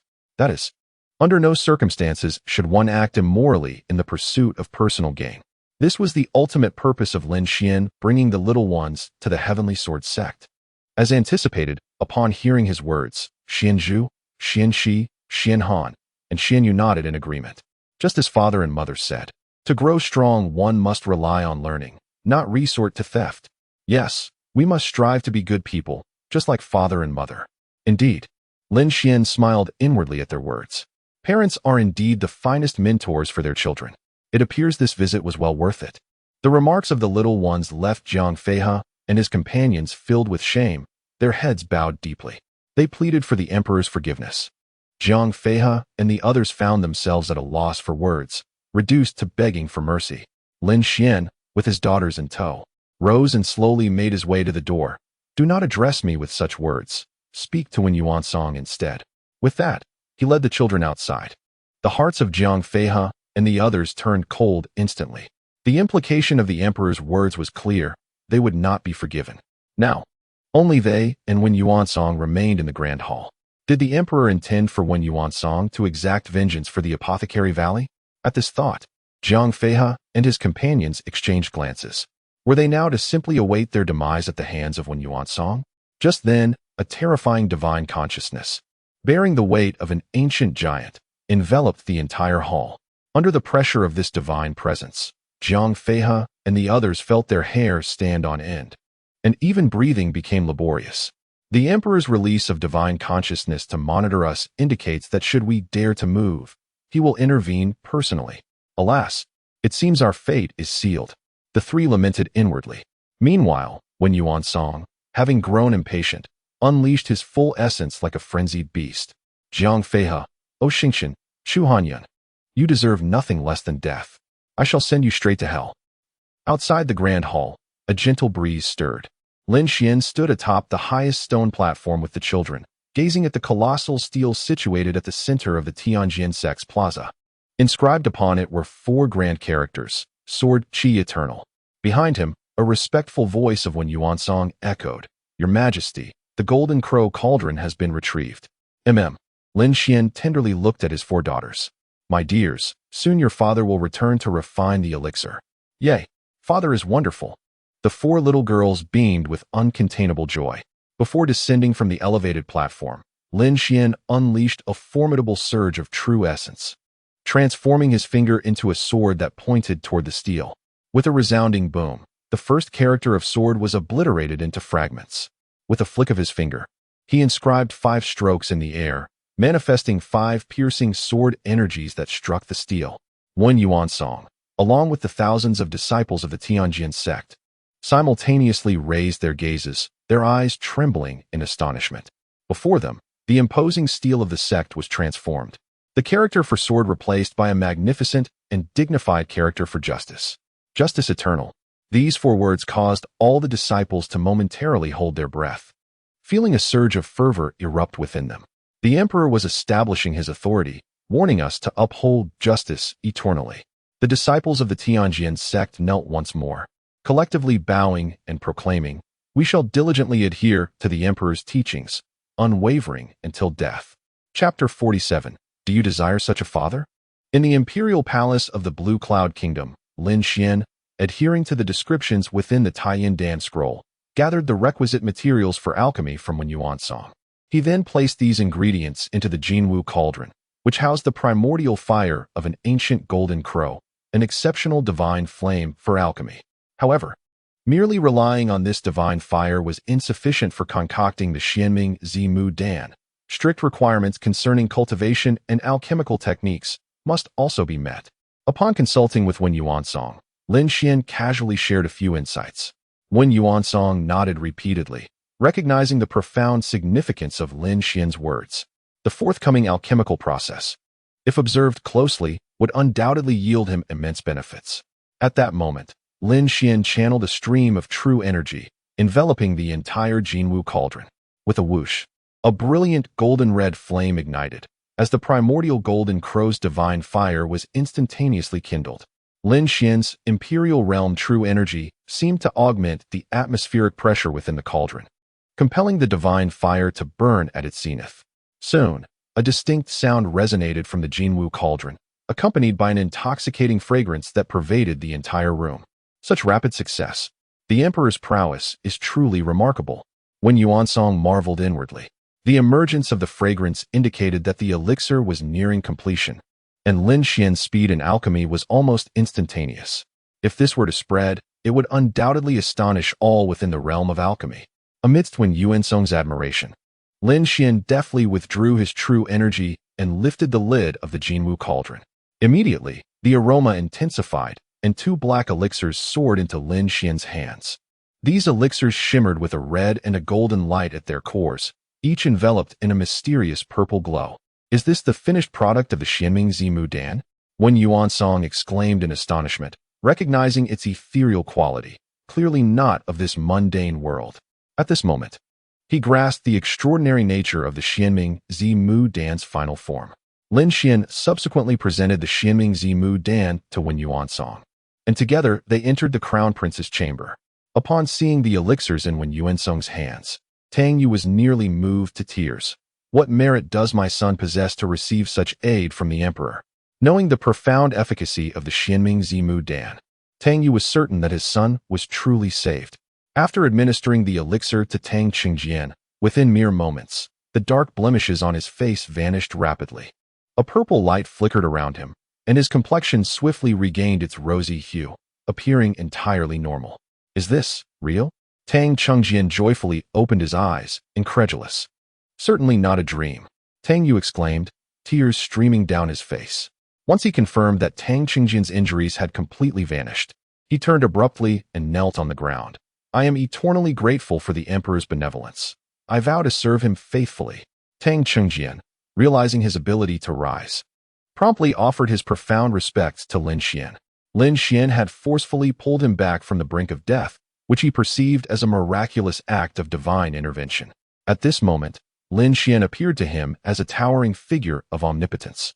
Beside them, Xian Zhu and the others, including Tang Ying, beamed with joy upon witnessing Tang Qingjian's recovery, resembling blooming flowers. Xian Zhu proudly lifted her chin and exclaimed, "Inger, isn't my father impressive?" Tang Ying nodded eagerly yes. Xian Shi followed suit, inquiring, "Does my father resemble a celestial being?" Tang Ying affirmed, "Indeed." Xian Han giggled, "My father is the most capable, isn't he?" Tang Ying concurred, "Absolutely." Xian Yu, brimming with pride, asked, "Would you like a father like mine?" Tang Ying responded, "I would." With a mischievous grin, Xian Yu added, "But I want to let you have him." Tang Ying was momentarily speechless. She then turned her gaze towards Lin Xian, her nose wrinkling as if the thought of him not being her father would render her utterly disheartened. Lin Xian approached with a smile, ruffling her hair gently. "You have your own father." Realizing this, Tang Ying quickly turned and leapt into Tang Qingjian's embrace. This scene left both Tang Qingjian and Tang Yu in a state of amused bewilderment. Noticing that the hour was late, Lin Xian prepared to take his daughters back to Baishuanshan. However, it seemed the little girls were reluctant to part with their newfound friend, Tang Ying. With a hint of longing, Tang Ying asked Lin Xian, "Uncle, can my sisters stay a little longer?" Seeing the reluctance in their eyes, Lin Xian nodded, "Of course." As soon as he spoke, the little girls erupted in joyful exclamations. Lin Xian could not help but reflect on the constant need for a father to understand his daughter's sentiments. When Yuan Song observed Lin Xian's decision to extend their stay and thought that the extraordinary Yuan magnetic sword embryo was a treasure befitting only the 4 princesses of the Emperor's consort, he stepped forward and remarked, "Your Highness, the Yuan magnetic sword embryo is set to emerge from Lingjian Mountain tomorrow, a rare occurrence in a millennium, where 100 sword sects from the East Wilderness will gather. I have noted that all 4 princesses exhibit a flash of sword intent, indicating their prodigious talent in the sword path. If they could wield the Yuan magnetic sword embryo, it would undoubtedly enhance their cultivation greatly." Lin Xian nodded slightly. According to the records of the Xianzhu Tian, in ancient times, the master of the weapon sect from Songlong continent forged a sword embryo from over 9,000 rare treasures of heaven and earth. He named it the Yuan magnetic sword embryo, crafting it without any refining techniques or inscriptions, burying it deep within Lingjian Mountain in the East Wilderness. It was nourished solely by the spiritual energy of heaven and earth, forged in the crucible of nature. It is said that if the time is not right, the sword embryo cannot take shape and emerge into the world. Tomorrow appeared to be the fateful day for its emergence. No wonder that Zhang Feihe and others from the Tianjin sect could no longer contain themselves today, resorting to frenzied actions. Lin Xian thought that since the children could stay longer, he might as well take them to witness this innate sword embryo. "Father, does this mean we can go to Lingjian Mountain?" Xian Zhu inquired, shaking Lin Xian's hand. Lin Xian indulgently nodded. "Then tomorrow, I shall take you all to explore Lingjian Mountain, and afterwards, we shall return to Beixian Heaven." Hooray! The little girls immediately erupted in joyous excitement, dancing with glee.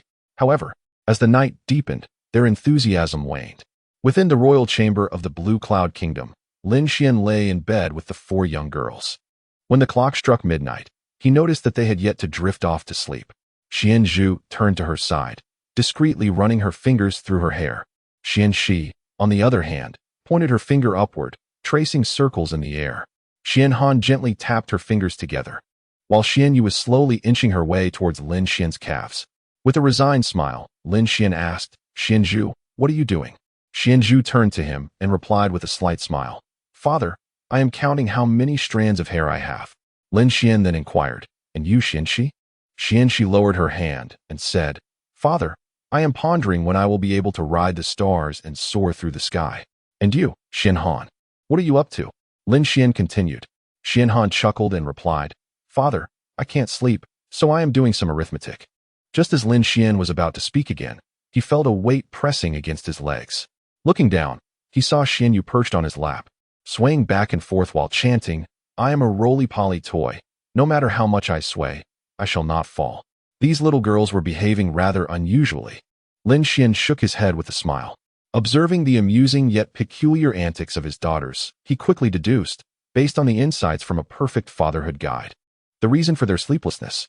It turned out that these little girls were accustomed to their own beds and could not fall asleep in unfamiliar surroundings. Chapter 48. How is it achieved? For children of such tender age, it is quite effortless to feel inexplicably uneasy in a new environment. Particularly when it comes to unfamiliar beds and rooms, they often find themselves struggling to adapt. Consequently, the four little girls, including Xianzhu, have been unable to sleep until now. Observing her daughters wide awake despite their evident fatigue, Lin Xian felt a pang of reluctance.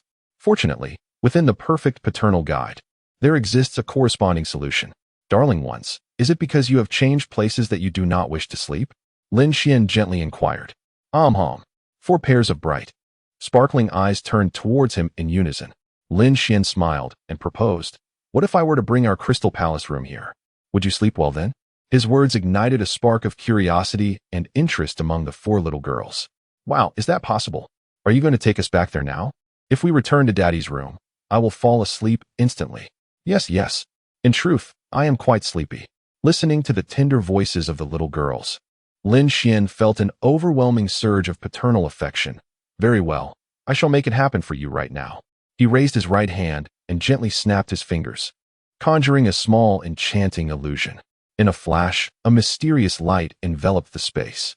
The little girls were astonished to discover that their surroundings had transformed in an instant to resemble the sleeping quarters of the Crystal Palace. Chairs, tables, walls, and beds, every object, regardless of size, was an exact replica. Even the soft, plush sensation of the bed was identical to that of their father's. Wow, this is truly magical. The little girls exclaimed in awe. Daddy, can you please tell me how you did that? Lin Xian had not anticipated that this display would invigorate his daughters further, as they clamored to inquire about the secret. However, Lin Xian had plenty of methods to engage these adorable little beings. If you all settle down and sleep now, I promise to reveal the secret to you tomorrow, he coaxed gently. All right. The little girls promptly buried their curiosity deep within and obediently laid down to sleep. Before long, their breathing became steady. Lin Xian gazed affectionately at their cherubic faces, shaking his head with a smile. Since you are sleeping so late, you shall have to rise a little later tomorrow. In the East Wilderness, at Lingjin Mountain. This mountain is majestic and imposing, towering to a height of 100,000 feet, piercing the clouds like a colossal sword reaching for the heavens. It is renowned as the most famous sword mountain in the East Wilderness, where it is said that the spirits of 100,000 fallen swordsmanship prodigies are interred. One could argue that this mountain is an enormous sepulchre for swords, even from a distance of 1,000 miles. One can sense the piercing sword aura emanating from the 10,000 spiritual swords buried within. Among these 10,000 swords, the most captivating is undoubtedly the elusive Yuan magnetic sword embryo. To catch a glimpse of the Yuan magnetic sword embryo, or to seize it, the base of Lingjian Mountain was stirring as dawn broke. A multitude of martial artists, numbering in the tens of thousands, gathered from the eastern wilderness and even other regions of the Songlong continent. Among them, the majority were sword cultivators, creating a cacophony of voices. The emergence of the Yuan magnetic sword embryo marked the most significant event in our eastern wilderness in nearly 5 centuries, truly a gathering of heroes. Indeed, both overtly and covertly, countless masters had their eyes fixed upon this sword embryo, and one could only wonder to whom it would ultimately belong. This innate sword embryo was sufficient to grant any sword practitioner the qualification to ascend to the realm of earthly sword immortals, a tantalizing prospect indeed. As the emergence of the Yuan magnetic sword embryo approached, discussions surrounding it intensified, becoming increasingly fervent. The anticipation surrounding who might claim this exquisite innate sword embryo was particularly captivating. Before long, a beam of white light pierced the dawn, landing upon the midsection of Lingjin Mountain. It was a striking young man, around 20 years of age, clad in white garments and wielding a long azure sword, exuding an extraordinary aura. Those who recognized him could not suppress their astonishment. It was none other than Lu Changsheng, the esteemed senior brother of the Tianxian sacred ground in the eastern wilderness. The crowd gasped in disbelief, with the senior brother of the sacred ground present. Today's Yuan magnetic sword embryo was surely destined for him. Lu Changsheng, despite his youth, possessed monstrous talent, renowned throughout the martial arts realm of the eastern wilderness. At the tender age of 20, he had already attained the pinnacle of the spirit wheel realm. His mastery of the Tianxian imperial sword, the sacred legacy of the sacred ground, was nothing short of extraordinary, its brilliance illuminating the 9 continents. Upon his arrival, those who coveted the Yuan magnetic sword embryo swiftly quelled their ambitions. Not only was Lu Changsheng's personal strength formidable, but he was also backed by one of the top 10 sacred grounds of the Songlong continent, the Tianxian sacred ground. Anyone daring to contest him would not only face peril, but also bear the unimaginable pressure of sexual repercussions. Thus, with Lu Changsheng's appearance, the others could only resign themselves to the role of spectators. Lu Changsheng took in the awestruck expressions of the crowd, a satisfied smile creeping upon his lips. The Yuan magnetic sword embryo would undoubtedly elevate his prowess in the sword path to unprecedented heights. No one could contest him. At that moment, a striking black light tore through the void, descending chaotically before Lu Changsheng. As he focused his gaze, his brow furrowed in recognition. It was Xiao Wuhan. The newcomer was a renowned figure in the eastern wilderness sword path, known as the Little Sword Demon. He was of the same age as Lu Changsheng, being the sole disciple of the eastern wilderness sword demon, Wen Yuhong. Their strengths were remarkably matched. Xiao Wuhan grinned. Lu Changsheng, the Yuan magnetic sword embryo belongs to the capable. Today, let us showcase our skills and see who can emerge victorious. His words were audacious, disregarding all others aside from Lu Changsheng. However, none dared to counter his bravado. Xiao Wuhan's title as the Little Sword Demon was not without merit. He had embraced the path of swordsmanship with a hint of madness, and with the formidable sword demon backing him, he appeared unperturbed by the Tianxian sacred ground. The crowd, intrigued and captivated, felt an even stronger surge of interest. Today, the illustrious master of the sacred land and the diminutive sword demon are poised to vie for the coveted Yuan magnetic sword embryo, a spectacle sure to ignite fervor and captivate all who bear witness. Among the throng, when Yuan Song gazes anxiously towards the distant horizon, the emperor had promised his presence at Lingjin Mountain last night, yet his absence is still palpable. With both Lu Changsheng and Xiao Wuhan now in attendance, the prospect of them seizing the prize first weighs heavily on his mind. As he contemplates the situation, when Yuan Song suddenly strikes his forehead, a self-deprecating smile gracing his lips. When Yuan Song, have you become rather muddled in your old age? The emperor is no mere mortal. If he desires something, who in this vast eastern wilderness could possibly impede him? The emperor's delay must signify his unwavering determination to acquire the Yuan magnetic sword embryo, rendering the impatience of common folk utterly unnecessary.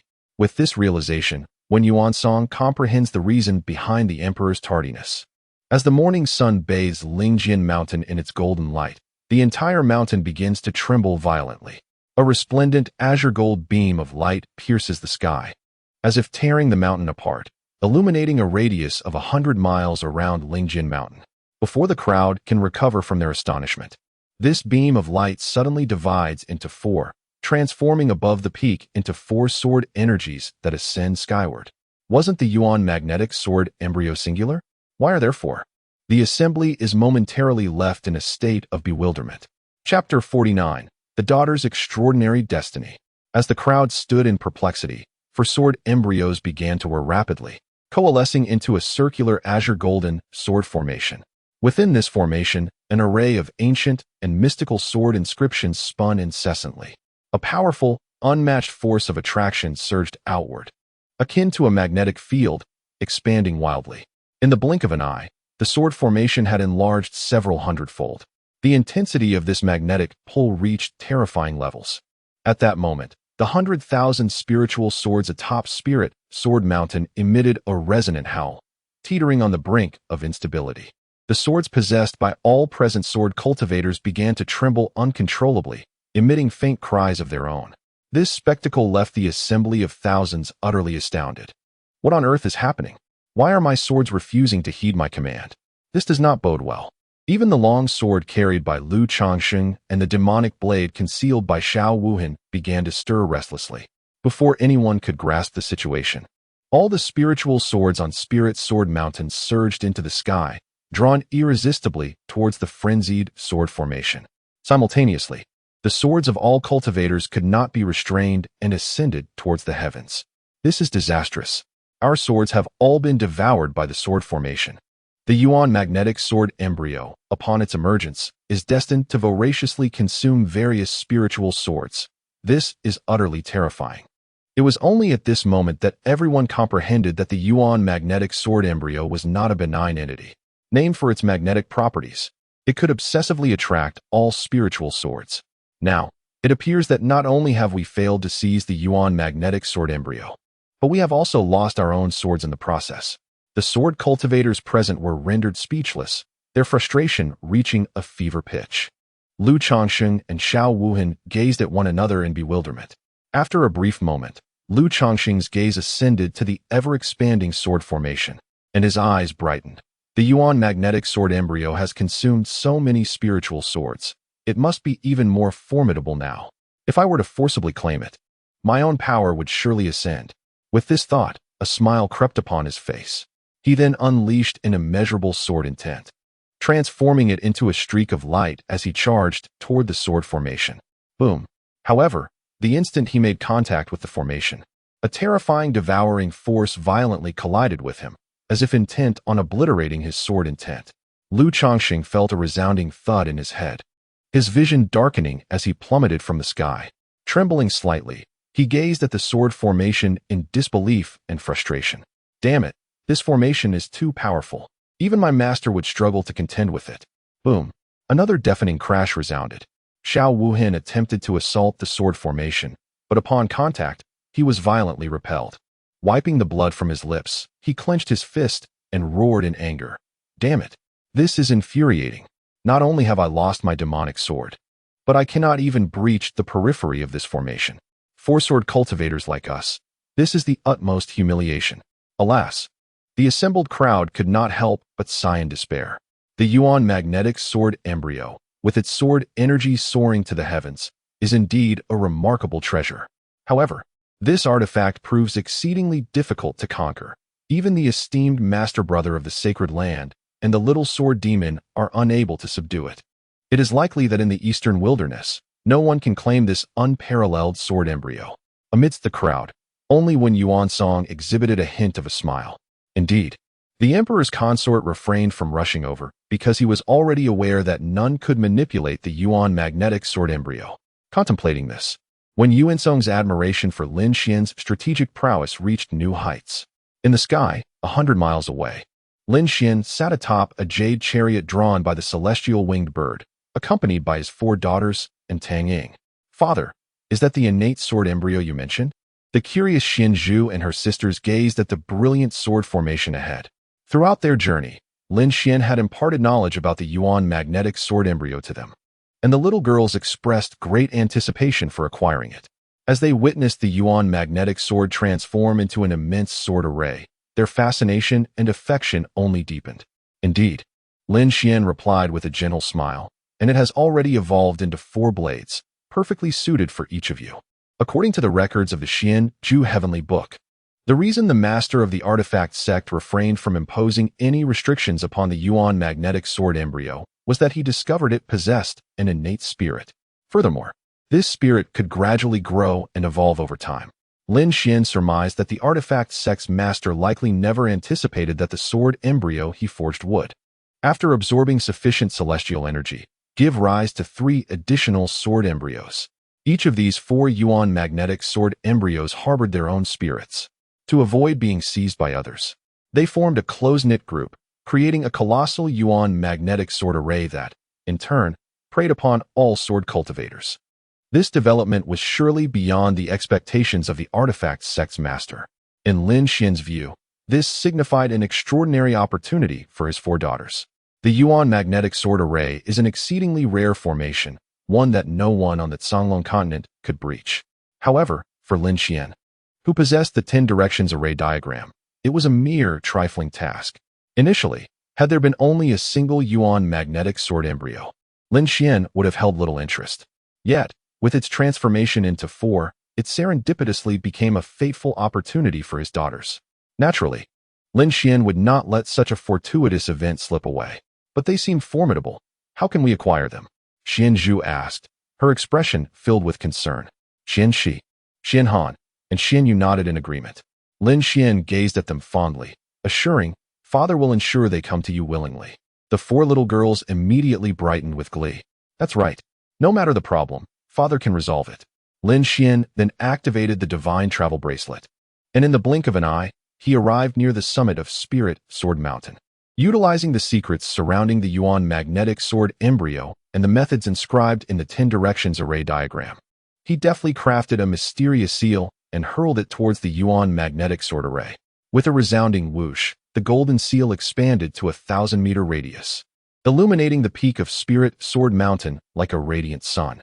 The multitude of spectators below gazed in astonishment as it plunged into the Yuan magnetic sword array. With a thunderous crash, the spectacle unfolded. With a resounding explosion, the Yuan magnetic sword array disintegrated instantaneously, unleashing a torrent of formidable sword energy like a surging tide. Before long, 4 majestic sword embodiments restored their original forms, hovering gracefully in the lofty skies. This unexpected spectacle left the assembled multitude of 10,000 momentarily stunned. Once they regained their composure, their gazes swiftly turned toward the direction from which the seal had emanated, settling upon the jade chariot of the azure-winged bird. This was the royal chariot of the northern Xian Empire. It was no wonder it could effortlessly dismantle the sword formation. A celestial being from the 9 heavens had descended. The ability to so casually obliterate such a potent array was undeniably enviable, though Lin Xian had yet to reveal himself. The crowd below had already reached the pinnacle of admiration for him. Even Lu Changsheng and Xiao Wuhan, 2 proud prodigies known for their defiance, gazed up at the chariot with expressions filled with awe and reverence.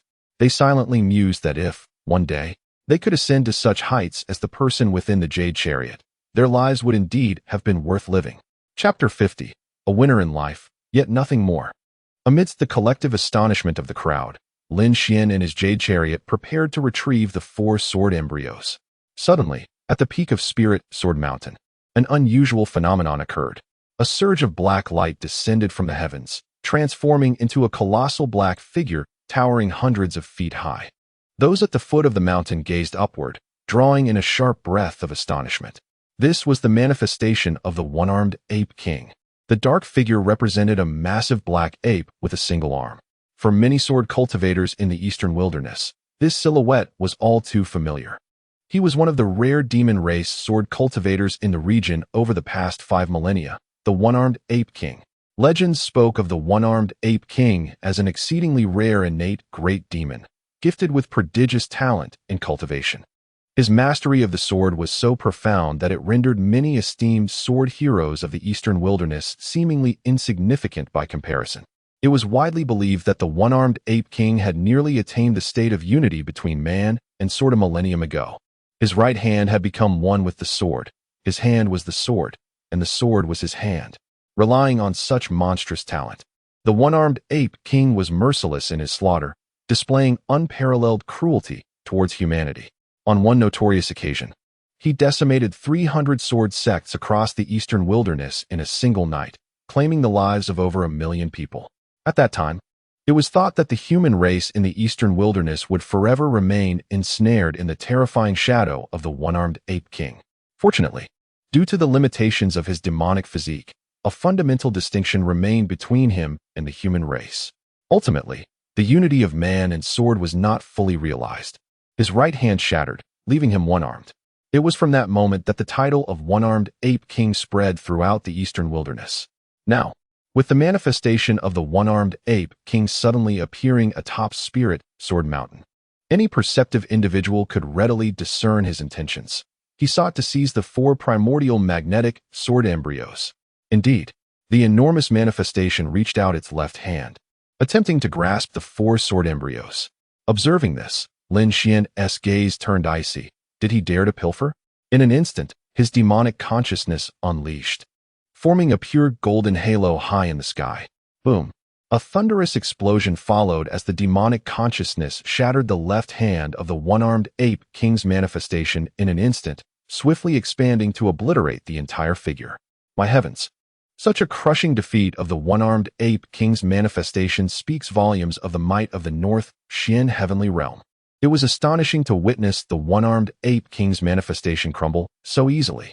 Ultimately, it was the formidable power of the being within the jade chariot that was truly overwhelming.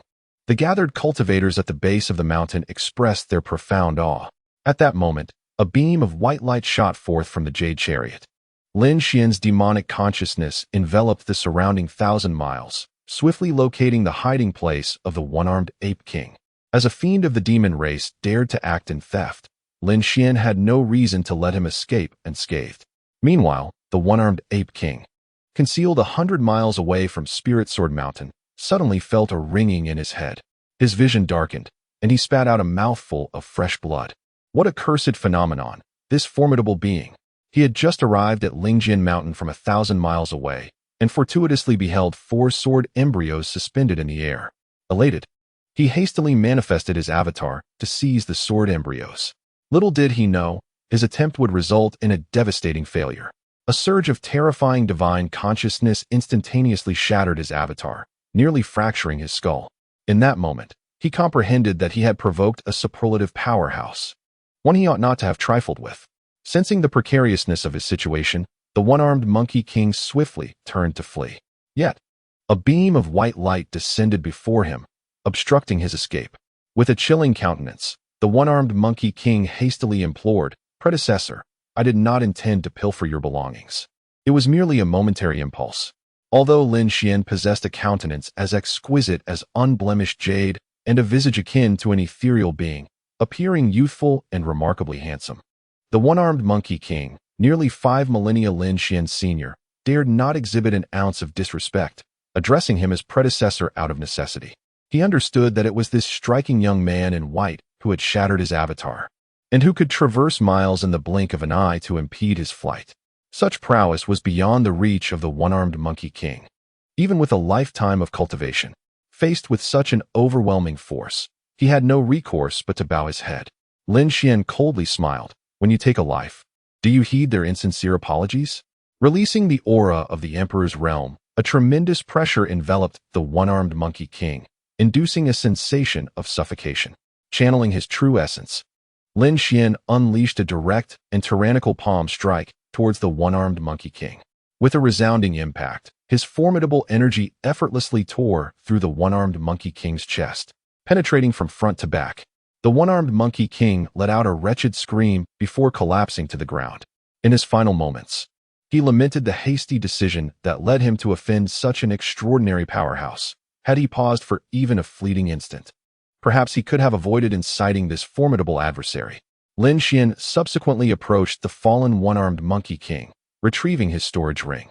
Few demon clans could manifest an avatar, and Lin Xian surmised that the one-armed monkey king's ring might contain items that would aid him in better understanding and contending with the demon race. Upon returning to his jade carriage, Lin Xian stored away the 4 primordial magnetic sword embryos and instructed the azure-winged bird to gently descend the carriage. As he emerged with the 5 young maidens, all eyes in the vicinity converged upon them. The striking resemblance among Xian Zhu, Xian Shi, Xian Han, and Xian Yu, who were unmistakably quadruplets, was apparent. Coupled with the majestic azure-winged bird carriage trailing behind Lin Xian, those perceptive enough quickly deduced his identity. Instantaneously, the throng at the foot of the mountain erupted in fervor. Heavens! This formidable being is none other than the consort of the northern Xian emperor. The emperor's demeanor was imposing, invoking immense admiration. To live a life even a fraction of the grandeur embodied by the emperor would render one's existence fulfilled. In that moment, Lu Changsheng, Xiao Wuhan, and all present were filled with genuine reverence and awe. Many individuals believe that merely glimpsing the northern Xiantian emperor's consort today holds greater significance than acquiring the primordial magnetic sword fetus. Ignoring the clamor of the crowd, Lin Xian led the children forward for a brief moment. Soon, they noticed Tang Chengjian parting the throng to approach, respectfully bowing. Consort. Lin Xian inclined his head slightly, gesturing for Tang Ying to return to Tang Qingjian's side. As the moment of parting drew near, both Xian Zhu and the others felt a profound sense of reluctance. Sister Xian Zhu, Sister Xian Shi, Sister Xian Han, Sister Xian Yu, you are all leaving, and I feel so sad. Tang Ying began to sniffle once more. We too shall miss you dearly. The four little girls furrowed their brows, pouting adorably. Lin Xian tenderly caressed each of his daughter's little heads, offering comfort. We shall return to play again in the future. Really? Tang Ying asked, her face lighting up with curiosity. Will all my sisters come for my birthday? Absolutely. Xian Zhu and the others nodded vigorously. Upon seeing Tang Ying's lingering disbelief, Xian Shi extended her hand. Let us make a promise. Xian Zhu chimed in with a smile. Let us all make a pact. Xian Han and Xian Yu eagerly nodded in agreement. Yes. Subsequently, the four little girls extended their tiny fingers, linking them with Tang Ying's. Pinky swear, 100 years without change. Witnessing the adorable scene, the onlookers felt their hearts melt, completely forgetting about the primordial magnetic sword fetus.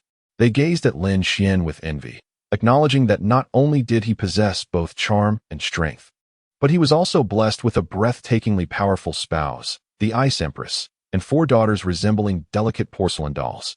Truly, one could not envision a more triumphant life. As the little girls sealed their promise and casually inquired about Tang Ying's birthday, Lin Xian led his four daughters onto the jade carriage, all under the watchful eyes of the multitude. Chapter 51. Truly, words fail. At the Crystal Palace of North Xiantian, after completing his morning lessons with the children, Lin Xian took a moment to rest nearby. Meanwhile, Xian Zhu and her companions frolicked in the garden before their chambers. Before long, Lin Xian was drawn to the lively sounds of their animated debate. Raising his gaze, he beheld four young girls seated on the ground, clutching sheets of drawing paper and wielding paintbrushes. It was evident that they were engaged in a delightful artistic endeavor, and the subject of their contention was the stars in the sky. Xian Zhu, resting her brush against her chin, blinked her large eyes at the heavens and proclaimed, I think the stars twinkle like eyes. Thus, the stars must resemble beautiful, big eyes. With that, she sketched a pair of eyes on her paper. Xian Shi, Xian Han, and Xian Yu leaned in to inspect her work, shaking their heads in unison. Xian Shi stated, I believe the stars are so bright, they should resemble gemstones. As she spoke, she drew a star in the likeness of the gems adorning their room. Xian Han shook her little head vigorously, asserting, No, stars are round, so they should resemble the fairy pearls emitted by crystal clams. She then pressed her legs together, placing the paper atop them, and meticulously drew a circle. Xian Yu examined both Xian Shi's and Xian Han's drawings, shaking her head emphatically. You are both mistaken. The stars are so luminous, they resemble fire. I envision them as sharp and ablaze. Fearing her three older sisters would dismiss her idea, she proceeded to illustrate a grand conflagration on her paper. After viewing her artwork, Xian Zhu, Xian Shi, and Xian Han shook their heads even more fervently. Xian Yu, that is not how stars look at all, they exclaimed. Indeed, not at all. Xian Yu, your drawing is far too large. Seeing her sister's disapproval, Xian Yu retorted, but yours do not resemble stars either. The four little girls resumed their spirited debate. However, their camaraderie remained unscathed. It was evident that the bond among the sisters was profound, and this minor disagreement did not affect their affection for one another. Lin Xian chose not to intervene, recognizing that such discussions were essential for the children's growth. Not only did they promote understanding of the world around them, but they also fostered sharper thinking skills. Yet, it was clear that the little girls sought a fair and authoritative figure to adjudicate their dispute. As their voices rose in excitement, they turned their attention to Lin Xian. Father, please come and see whose star drawing resembles the real thing most. They chimed in unison. Lin Xian chuckled and shook his head, approaching to examine each drawing. All of your depictions are correct. Stars are inherently round, yet they emit light and twinkle. Thus, when viewed from afar, combined with our imagination, we can envision them in various forms. Upon hearing his words, the little girls erupted into joyful laughter. Father says it is good, so it must truly be good. It appears that everyone possesses a remarkable talent for drawing. Xianhan tugged at Lin Xian's finger, inquiring, "Father, what do the stars you see look like?" "Indeed, father, do share with us. I long to see your artwork." The anticipation was palpable among Xian Zhu, Xian Shi, and Xian Yu. Observing his daughter's eager and excited expressions, Lin Xian conceded, "Very well, I shall depict the stars as I perceive them." The four little girls nodded in unison, convinced that their father's rendition of the stars would be exceedingly delightful. Lin Xian then drew a pentagram on paper, inspired by the cartoonish illustrations he had encountered in his previous life. Could stars appear this way? The faces of Xian Zhu and her sisters instantly radiated boundless curiosity. Their father's depiction of the stars was indeed a novel sight. Noticing the simplicity of a single pentagram, Lin Xian decided to embellish the drawing with several more. He added a pair of eyes to each star. "Wow!" the little girls exclaimed in unison. "What adorable stars! Father truly excels at drawing. I adore these stars. I want to pluck all the stars from the sky." With Lin Xian's enhancements, the stars on the paper brimmed with a charming, cartoonish essence, swiftly capturing the hearts of the little girls. Suddenly, a sound resonated in Lin Xian's mind, announcing, "You have conducted a drawing lesson for your daughters. Reward, master-level drawing skills." Upon reading the system's notification, Lin Xian raised an eyebrow in astonishment. Is this truly possible? To receive master-level drawing skills simply by sketching a few stars? How delightful! Contemplating further, he felt fortunate to have acquired this new skill. As he continued to accompany his daughters in their growth, he would undoubtedly encounter more intricate drawing challenges. Possessing master-level skills would certainly equip him to handle these little girls with ease. A fragrant breeze wafted in through the palace gates, refreshing the atmosphere. Dong Huangziyu cast a gentle glance at her four daughters before turning to Lin Xian. "You must have taken the children to the mortal realm to pay respects to the ancestors yesterday?" "Indeed," Lin Xian nodded. "I took them down to celebrate, and we played throughout the day." As they conversed, the little girls scampered over, presenting Lin Xian's star drawings to Dong Huangziyu. "Mother, look. These are the stars father drew. Aren't they beautiful?" Dong Huangziyu examined them closely, unable to suppress a smile as she shook her head discreetly. Born into a royal family, she had witnessed countless masterpieces by esteemed artists and was equally proficient in the arts herself. In her view, Lin Xian's artistic prowess was difficult to articulate. However, she could see that he had poured his heart into these stars, which delighted the children.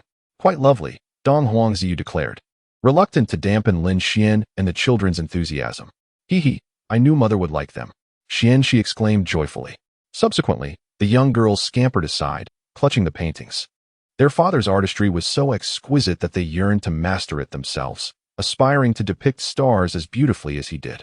Observing the children at play, Lin Xian retreated to his chair for a moment of respite. Dong Huangziyu gazed at him with a quiet intensity before gracefully approaching. With a delicate flourish of her jade-like hand, she summoned forth four exquisitely bound tomes from the ether and presented them to Lin Xian. "These are the royal texts of our Xianbing Palace, treasured for millennia, the Bei Xianjing. These scriptures encompass a vast array of knowledge, from astronomy to geography, military strategy to medicine. They are indeed invaluable. In your leisure, you might peruse them, for I believe they will greatly benefit you." She mused that since Lin Xian was reluctant to endure the rigors of cultivation, perhaps he could still enhance himself through reading. A man must either pursue the arts or the martial path. To neglect all avenues is to squander one's life. Moreover, she noticed that Lin Xian, while caring for the children, had ample free time, and acquiring knowledge through reading could only serve to enrich him. Lin Xian glanced at the Bei Xianjing. Such voluminous tomes, totaling at least 4 to 5 million characters. Just contemplating it made his head ache, let alone actually reading them. Furthermore, possessing the Xianju Tianshu, he already encompassed the essence of the Bei Xianjing, rendering it unnecessary for him to study. Thus, with a gentle smile, Lin Xian shook his head, saying, "Since these are royal treasures, you should keep them safe." Chapter 52, For Little Cotton Jackets. Dong Huangziyu took a deep breath, clenching her fists tightly. The neglect of martial arts was one thing, but to prefer idleness over studying was another. Was she truly resigned to a life of stagnation? Silently putting away the Beixian classic, Dong Huangziyu bit her silver teeth, yearning to pose a question to Lin Xian. "Initially, you vowed with unwavering conviction to marry me. Is this truly how you intend to fulfill that promise?" With a long sigh, she ultimately refrained from voicing her thoughts. She had already come to terms with Lin Xian's identity and ordinariness. Why burden herself with unnecessary turmoil? After all, once certain words are spoken, the one who suffers is oneself. Why should she make things difficult for herself? It was perhaps best to remain silent. Speaking too much could genuinely drive her to despair. Taking another deep breath, Dong Huangziyu managed to force a smile. Since you lack interest, so be it. Indeed, Lin Xian found himself overwhelmed merely by the sight of these books. Life was meant to be savored, especially with such an impressive system at his disposal. Why should he make things difficult for himself? Dong Huangziyu seemed to casually suggest this idea, yet the decision to read or not ultimately rested with him. Therefore, he certainly would not indulge in it. The two fell into a prolonged silence, the atmosphere growing awkward. Dong Huangziyu shook her head inwardly and turned towards her daughters. At that moment, Ruo Ying emerged from the shadows, her expression grave. Your Majesty, there is trouble. What is it? Dong Huangziyu inquired. Ruo Ying replied, the crown prince of the Zhongyu kingdom, Wu Siyu, has been captured by the crown prince of the Tianxing kingdom, Du Junming. Upon hearing this, Dong Huangziyu furrowed her brow. The crown prince of Tianxing has audaciously seized the crown prince of Zhongyu? What is the meaning of this? Ruo Ying explained. It is said that the two princes encountered each other while cultivating at the border and inadvertently discovered a celestial sword, leading to a conflict over it. Originally, Wu Siyu had obtained the sword, but Du Junming, unwilling to concede, devised a scheme to steal it. When Wu Siyu confronted him, he was ensnared. Not only did Du Junming brutally beat Wu Siyu, but he also abducted him to the Tianxing kingdom, accusing Wu Siyu of intending to harm him and demanding exorbitant compensation from Zhongyu. Huh. Dong Huangziyu let out an angry laugh. Du Junming truly had the audacity. Did the Tianxing kingdom possess the audacity to act so brazenly? Ruo Ying quickly nodded. Your Majesty is correct. The Tianxing kingdom's arrogance stems from the fact that their monarch recently bestowed his own sister upon the Emperor of Dongyuan as a consort. This situation is quite challenging to navigate. Dong Huangziyu, however, snorted coldly. If it is challenging, then we shall force our way through. Dongyuan is a realm that borders the southwestern direction of Beixian. Their royal family, led by the Emperor Kong Qingcong, maintains a distant and hostile relationship with Beixian. The underlying reason is that the second prince, Kong Qingyu, once sought Dong Huangziyu's hand in marriage and was rejected, leading to the Kong family harboring grievances against her. Secondly, Don Juanshan and Neng Xuanshan share a close bond. While Neng Xuanshan's emperor, Qingcong, happens to be the very person who was once spurned in his marriage proposal. These factors culminate in a significant estrangement between Bai Xuanshan, Don Juanshan, and Neng Xuanshan. Dong Huangziyu and the others have an evident mutual disdain. Thus, when the Tianxing kingdom instigates trouble, Dong Huangziyu resolves to confront the situation head-on. Since the opposition shows her no respect, she feels no obligation to exercise restraint. Your Majesty, do you intend to go to the Tianxing kingdom to see someone? Ruo Ying believes that if Dong Huangziyu were to venture there, the other party would undoubtedly yield to her authority and release the person without protest. Dong Huangziyu coldly asserts, of course, I shall seize them. However, it is not you who will go. My target is Kong Qingtian. A flicker of astonishment crosses Ruo Ying's face, realizing that Her Majesty intends to turn the tables and take the opportunity to suppress the Donju Wanshan royal family. Dong Huangziyu then turns, gazing affectionately at her four daughters. My dears, Mother has matters to attend to. Very well, Mother. Take care not to overexert yourself. Farewell, Mother.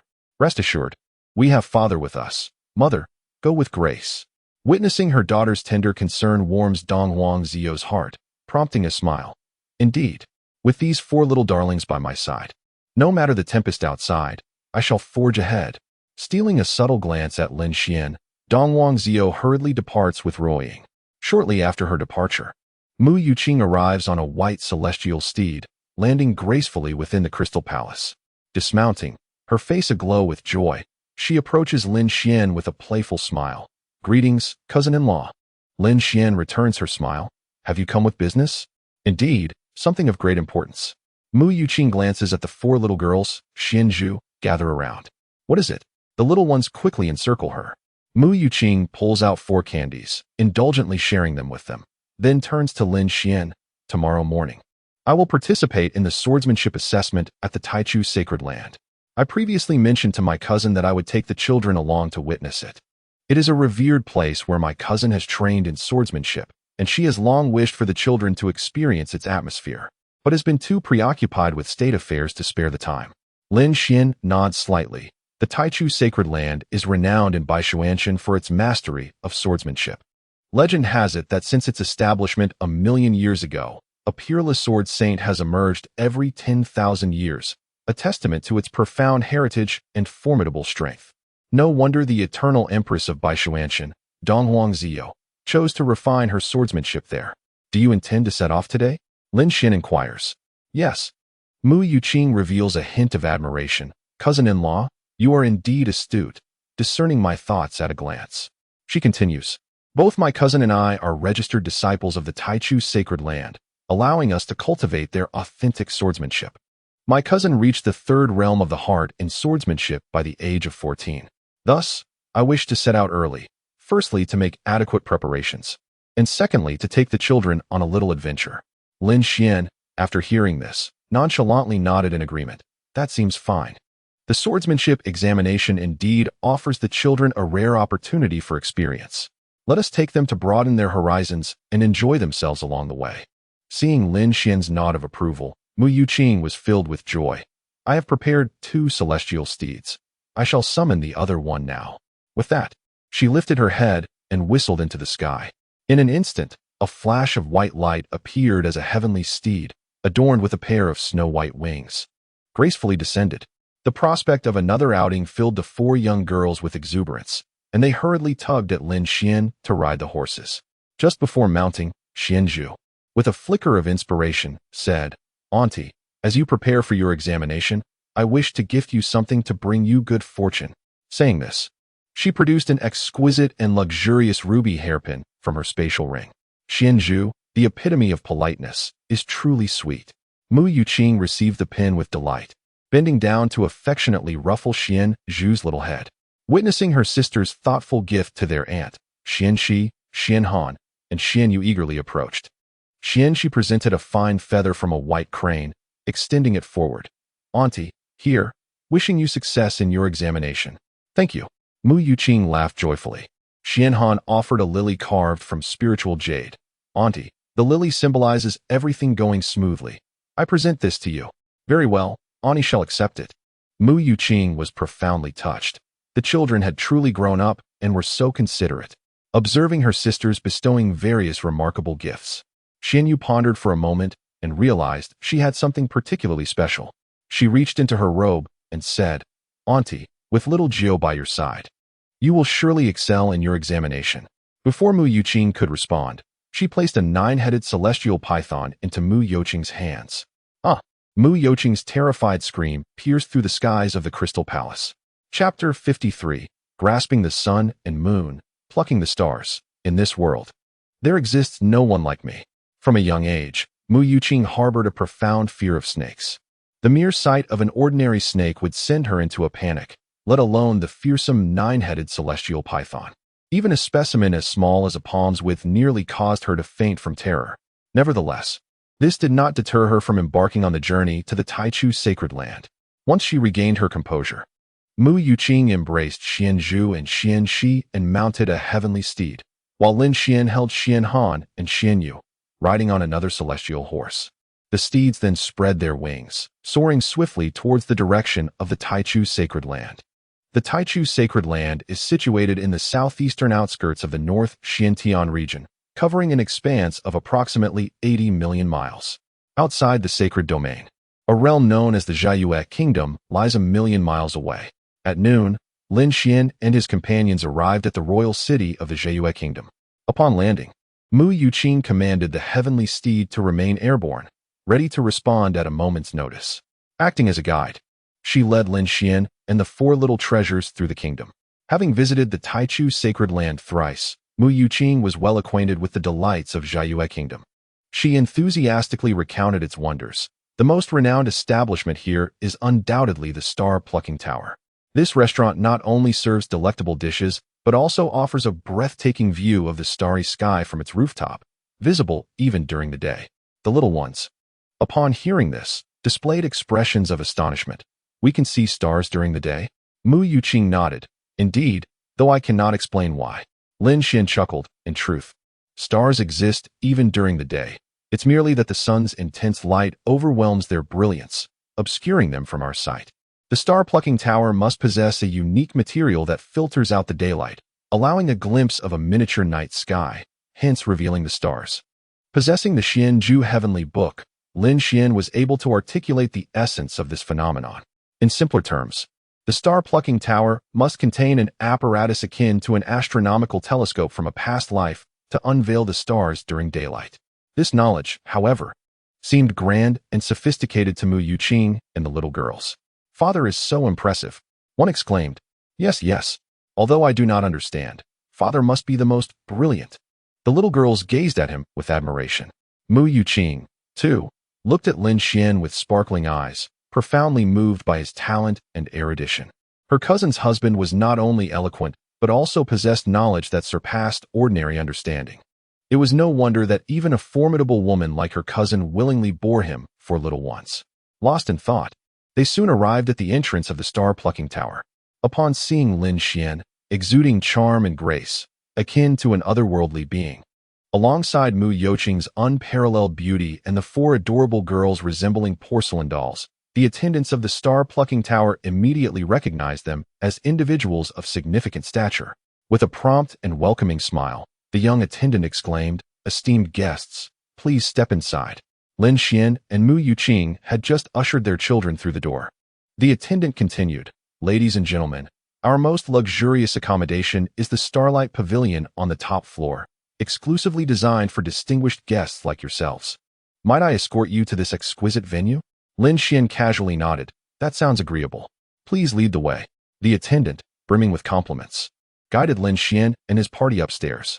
Upon reaching the third floor, they entered the lavish Starlight Pavilion, which was remarkably spacious and adorned with opulence beyond compare. With amber floral motifs, the sheen of fine porcelain, and golden dragon carvings, it rivaled the grandeur of any royal palace. The pavilion was elegantly divided into 4 luxurious private rooms, allowing guests to observe one another while maintaining a sense of intimacy, showcasing meticulous attention to detail. Through the specially crafted glass ceiling, one could gaze upon the vast expanse of the starry sky, even before nightfall, as twinkling stars began to emerge, creating a particularly enchanting scene. The 4 little girls, Xianzhu and her companions, gazed upwards in awe, exclaiming in wonder as they became entranced by the magnificent celestial display. After a brief moment, Lin Xian and Mu Yuqing settled down with their children. While waiting for the dishes to be served, the attendant presented the 4 treasures of the study with a face full of admiration, saying, "Sir, you strike me as a cultured gentleman. Why not compose a couplet inspired by plucking stars?" Amused, Lin Xian replied, "Is it customary to write poetry before dining at your establishment?" The attendant shook his head. "It is not a formality, merely a gimmick. Most distinguished patrons enjoy leaving behind their literary treasures here, regardless of whether it was a gimmick or tradition." Lin Xian found no desire to engage in such affected artistry. Mu Yuqing quickly interjected, "Cousin-in-law, why not write something? Your literary prowess should be showcased." "Indeed, Auntie is correct." Xianzhu chimed in. "Xian," she added with a smile, "Father, I wish to see you write." Xianhan nodded eagerly. "Yes, yes, I want to see you write verses about the stars." Xianyu nodded vigorously. "Exactly." Faced with the enthusiastic anticipation of his daughters, Lin Xian relented. "Very well." He then picked up a brush and began to write on the white paper. "With the sun and moon in hand, I pluck the stars. In this world, there is none like me." As he finished, Mu Yuqing's expression froze in admiration, her heart exclaiming, "What a powerful verse." The attendant, too, read it twice. Unable to suppress his applause, "Esteemed sir, I have witnessed countless esteemed guests leave their literary works here, yet none can compare to yours. With the sun and moon in hand, I pluck the stars. In this world, there is none like me." Such a line is imbued with the aura of a sovereign. The attendant's words drew the attention of guests from the other 3 private rooms, who gathered around, intrigued by the poetry he had recited. This verse not only compliments the star-picking tower, but also showcases an unparalleled charisma, truly a rare masterpiece throughout the ages. Such a magnificent line of poetry reflects an extraordinary caliber. Indeed, Based on these 2 lines alone, one can discern the essence of a poetic immortal. I had not anticipated encountering such a remarkable talent today. The individuals, both men and women, who gathered around are all affluent aristocrats of Baishuanshan. Yet, upon witnessing Lin Xian's couplet, they instinctively lowered their postures, genuinely revealing their admiration and respect. Among them, 2 or 3 young and beautiful heiresses were particularly eager to approach Lin Xian and forge an acquaintance. However, upon noticing the celestial beauty of Mu Yuqing seated beside him, they reluctantly quelled their desires. "Young master, I shall promptly frame these couplets for you and display them in our establishment," exclaimed the waiter, who, after hearing Lin Xian's exquisite lines, hurried down the stairs with delight. He recognized that the extraordinarily handsome young man he encountered today must be an exceptional figure. The star-picking tower would undoubtedly reap significant benefits from possessing such a literary treasure. Lin Xian did not deter the waiter. He regarded the couplets he penned with casual indifference, allowing them to do as they pleased with his work. Soon after, the dishes began to arrive at the table. The owner of the star-picking tower ascended personally, not only waiving the bill for Lin Xian and his companions, but also bestowing upon them 2 jars of a century-old fine wine. As Lin Xian had not revealed his identity, the owner refrained from inquiring further. After the meal, Lin Xian and Mu Yuqing, accompanied by the children, stood at the highest point of the star-picking tower, gazing out over the enchanting landscape of the Jiayue Kingdom. Given the proximity of the star-picking tower to the royal palace, Lin Xian soon attracted the attention of numerous individuals within the palace. Chapter 54. A rare and auspicious event in a millennium. In the royal palace of the Jiayue Kingdom, an air of subtle unease enveloped the grand hall.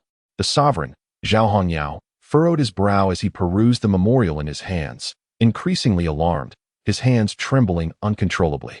After a protracted silence, he finally set the document aside and turned to the nation's esteemed General Feng Wu.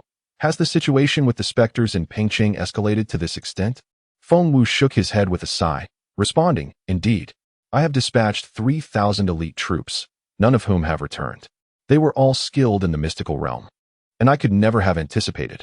Alas, 3,000 mystical realm warriors." Zhao Hongyao's eyes betrayed a glimmer of terror. The entire Jiayue Kingdom could muster barely over 20,000 such warriors. To suffer such a grievous loss in a single night from a mere city was unfathomable.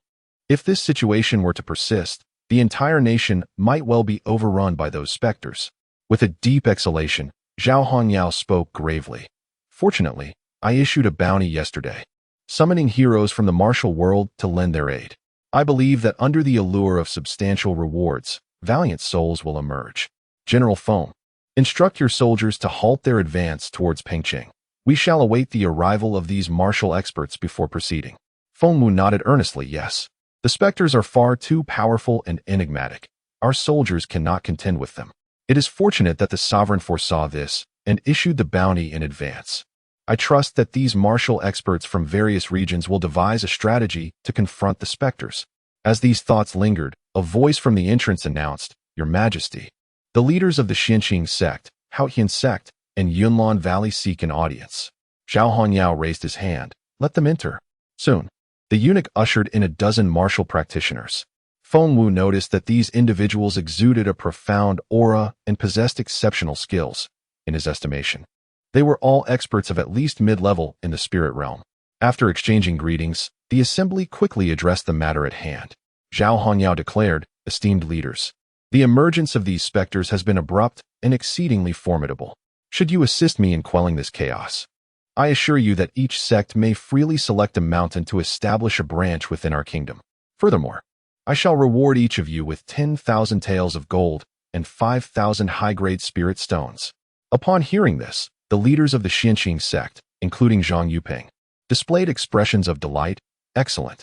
The bounty offered by Zhao Hongyao was undeniably generous, making it highly appealing to Zhang Yuping and his peers. Additionally, they all possessed prior experience in vanquishing specters, making this bounty seem almost within their grasp. Just as Zhao Hongyao prepared to discuss the details of their collaboration with Zhang Yuping and the others, the eunuch called out once more from the entrance, "Your Majesty, the leader of the Tianshi Dao, Yu Yuanjun, requests an audience." Tianshi Dao. At this announcement, Zhang Yuping and the others were taken aback, turning their heads in astonishment. An elderly man clad in a cerulean robe, adorned with a mixed-origin hat, and wielding a white feather duster, leisurely made his entrance. "We have the honor of meeting the esteemed Master Yu," exclaimed Zhang Yuping and the others, promptly bowing in respect. Master Yu, a venerable figure of the heavenly Master Tao, had established his teachings over 50,000 years ago, earning remarkable renown within the martial arts realm of Baishuanshan, particularly renowned for his expertise in combating malevolent spirits. The presence of Master Yu, a practitioner of the revered realm, who traversed the path of righteousness and propagated the essence of the Tao, commanded considerable respect. Upon recognizing Master Yu, Zhao Hongyao was filled with uncontainable joy and eagerly initiated a greeting. Master Yu acknowledged everyone with a slight nod, a gesture of reciprocity. Zhao Hongyao then remarked, "With Master Yu's presence, the mission to vanquish the malevolent spirits shall undoubtedly face no insurmountable challenges." The assembly nodded in agreement. Given Master Yu's proficiency in dealing with specters, Zhao Hongyao refrained from elaborating further. He donned a suit of armor, replacing his imperial robe, and, accompanied by the Grand General Feng Wu, followed Master Yu and Zhang Yuping out of the Golden Luan Hall. For Zhao Hongyao, the recent disturbances in Pengcheng had significant ramifications. As the sovereign, he aspired to personally oversee the eradication of the malevolent spirits, seizing the opportunity to demonstrate his commitment to the well-being of the populace. Moreover, following Master Yu provided a sense of security against potential peril. As for Zhang Yuping and the others, although they anticipated little opportunity for engagement with Master Yu present, Zhao Hongyao generously invited them to join, further solidifying the nation's connections within the martial arts community. As they exited the Grand Hall, they inadvertently raised their gazes, spotting a young man in white and a beautiful maiden in purple atop the star-picking tower, accompanied by 4 charming young girls. The young man possessed an ethereal beauty, a rarity in this world, while the maiden radiated celestial grace and extraordinary poise. The onlookers could not help but murmur their admiration. Moments later, Zhang Yuping gasped in astonishment, exclaiming, "That young man in white is none other than our emperor consort of Baishuanshan." At that instant, even the typically haughty Master Yu displayed a look of shock. Zhao Hongyao swiftly inquired, "Zhang Zongzhu, is this truly the case?" "Indeed," Zhang Yuping replied earnestly. "Just days prior, I beheld the Emperor Consort's visage in the Wan Beast Mountain range. How could I possibly be mistaken?" No sooner had he spoken than Zhao Hongyao rushed toward the palace gates. The arrival of the Emperor Consort was an extraordinary occasion for the Zhaiyue Kingdom, a rare event in a millennium. As the monarch, he felt he had neglected the Emperor Consort, and if he did not act promptly, he might regret it for a lifetime. Zhang Yuping, Master Yu, and the others hastily followed suit, eager to present themselves before the Emperor Consort and not miss such a fortuitous event. Before long, they arrived at the star-picking tower. Given its royal connections, the proprietor of the tower immediately recognized the sovereign, Zhao Hongyao. "Your Majesty." Before the innkeeper could finish his words, Zhao Hongyao hurriedly passed by him without even a glance. Following him, Zhang Yuping and the others rushed into the tavern in quick succession. This scene left not only the innkeeper of the Starpoint Pavilion, but also the patrons present utterly astonished. They swiftly vacated their seats, jostling towards the staircase, eager to glimpse the illustrious figure responsible for such an uproar. Upon reaching Lin Xian's side, Zhao Hongyao promptly adjusted his attire and hair, bowing respectfully as he proclaimed, "Zhao Hongyao of the Zhaiyue Kingdom pays his respects to the Emperor Consort." Zhang Yuping and the others followed suit, each bowing deeply with expressions of reverence. A gasp erupted throughout the tavern. "So, he is the Emperor Consort of Baishuanshan. No wonder he possesses such eloquence and an extraordinary demeanor. How fortunate we are. To think that on my first visit to the Starpoint Pavilion, I would encounter the Emperor Consort. He has just left behind a masterpiece, a deed that will surely resonate through the ages and become a cherished tale. The Starpoint Pavilion. Nay, the Zhaiyue Kingdom has truly gained prestige this time." Chapter 55, The Copper-Armored Corpse. Lin Xian turned around and surveyed the crowd, offering a slight nod. He had not anticipated that a simple meal would incite such a tremendous uproar, drawing even the monarch of Zhaiyue Kingdom. Zhao Hongyao and Yu Yuanjun gazed at him with expressions of admiration. The emperor's countenance and demeanor, upon closer inspection, surpassed that of celestial beings. To behold the emperor's visage up close in this lifetime was indeed a stroke of fortune. Mu Yuqing observed the expressions of those around her and could not help but smile inwardly. Her cousin's allure and grace were truly irresistible. Noticing Zhao Hongyao clad in battle attire, Mu Yuqing could not refrain from inquiring, "Why do you don such a martial garb, Lord Zhao?" Zhao Hongyao, perceiving Mu Yuqing's lively spirit, which contrasted starkly with the aloofness of the Ice Empress, recognized that anyone able to stand so close to the emperor must be of exceptional nobility. With utmost respect, he replied, "In response to your inquiry, Miss, a sudden demonic upheaval has occurred in our nation's Peng City, and I am currently rallying a cadre of martial experts to eradicate the malevolent spirits." Mu Yuqing cast an intrigued glance at Zhang Yuping and the others, remarking, "With so many experts of the soul realm and above, it seems this demonic disturbance is indeed formidable." Zhao Hongyao nodded fervently, "Precisely. This demonic turmoil is unprecedented in our nation's history." Zhang Yuping and his companions, upon discerning Mu Yuqing's formidable aura, revealed expressions of deep reverence. After attuning themselves to her presence, they were astonished, swallowing hard. A quasi-emperor. Even though Mu Yuqing had intentionally restrained her aura, her overwhelming prowess could not be concealed. This young heiress had already reached the quasi-emperor realm, truly befitting her association with the emperor. Zhang Yuping was already aware of Lin Xian's emperor-level cultivation. Meanwhile, Yu Yuanjun and the others, meeting Lin Xian for the first time through Mu Yuqing, speculated that he too was at the emperor level. In an instant, their respect for Lin Xian deepened considerably. "Cousin, I wish to partake in the eradication of the demons. Do you think it permissible?" Mu Yuqing subsequently asked Lin Xian. Lin Xian smiled. "Are you seeking to warm up and hone your swordsmanship in preparation for tomorrow's assessment?" Mu Yuqing nodded. "Nothing escapes your notice. The path of swordsmanship is forged through battle, and this opportunity is rare. I do not wish to miss it. Aunt, we shall go and cheer for you." Upon hearing this, Xian Zhu and the others eagerly clenched their small fists. "Very well, thank you all." Mu Yuqing beamed with joy, planting a kiss on each of their cheeks.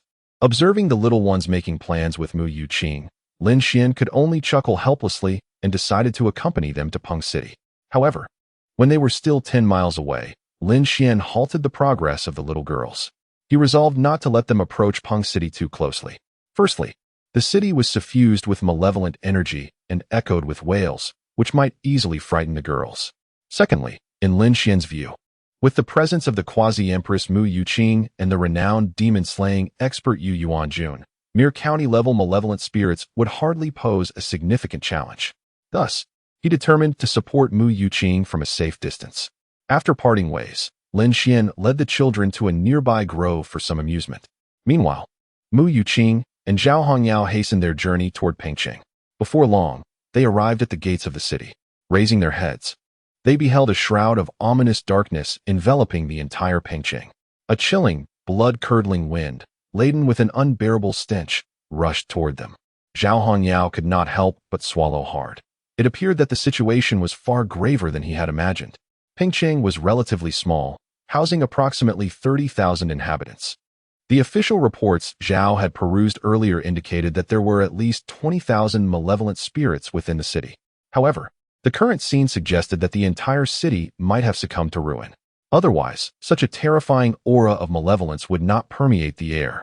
Mu Yuqing unsheathed her Qinghuan sword, uttering no words as she galloped forth toward the city gates. Noticing the absence of guards, she struck down with her sword, shattering the gates and charging inside. Upon entering the city, Mu Yuqing's brows furrowed, and a wave of nausea rose in her throat. The streets were littered with corpses, and streams of foul blood flowed from every corner. The entire atmosphere resembled a hellish landscape, replete with an overwhelming scent of death. Suddenly, as if sensing the presence of the living, a dozen dark figures crawled out from the heaps of bodies, lunging toward Mu Yuqing. These vengeful spirits exuded an intense aura of malevolence, their power nearing the transcendental realm. Indeed formidable. After carefully attuning herself to the spirit's essence, a chill coursed through Mu Yuqing's exquisite eyes. How dare they flaunt their strength before me, courting death? With a flick of her wrist, her true essence, at the level of a quasi-emperor, transformed into a terrifying force that surged through her Qinghuan sword. Boom! A single wave of sword energy obliterated the dozen spirits into mere dust. Zhang Yuping and Yu Yuanjun, witnessing this, exchanged glances filled with admiration. Truly, a quasi-emperor's prowess is extraordinary. Realizing they still sought rewards, the group refrained from idling, swiftly splitting into several teams to follow Mu Yuqing deeper into the city. Meanwhile, the cacophony of commotion attracted even more malevolent spirits. The streets and alleys of Pingcheng became densely packed with these ominous entities. Streams of dark energy poured forth like a tidal wave toward Mu Yuqing and her companions. Nevertheless, the spirits were of a lowly caliber, though their appearances were terrifying, with resentment radiating from their forms and blood oozing in repugnant torrents. They were little more than cannon fodder in the face of Mu Yuqing and her allies. As waves of sword energy descended, intricate beams of light flashed through the air.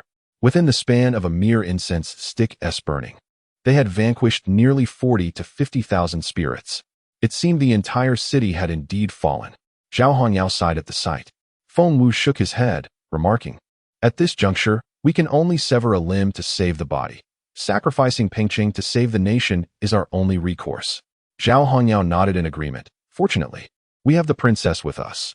Otherwise, today's ordeal would have been far from easily resolved." He discerned that even the formidable Yu Yuanjun found himself overwhelmed in the presence of such a multitude of specters. Were it not for the presence of the extraordinary powerhouse Mu Yuqing, vanquishing so many apparitions would have been an insurmountable task.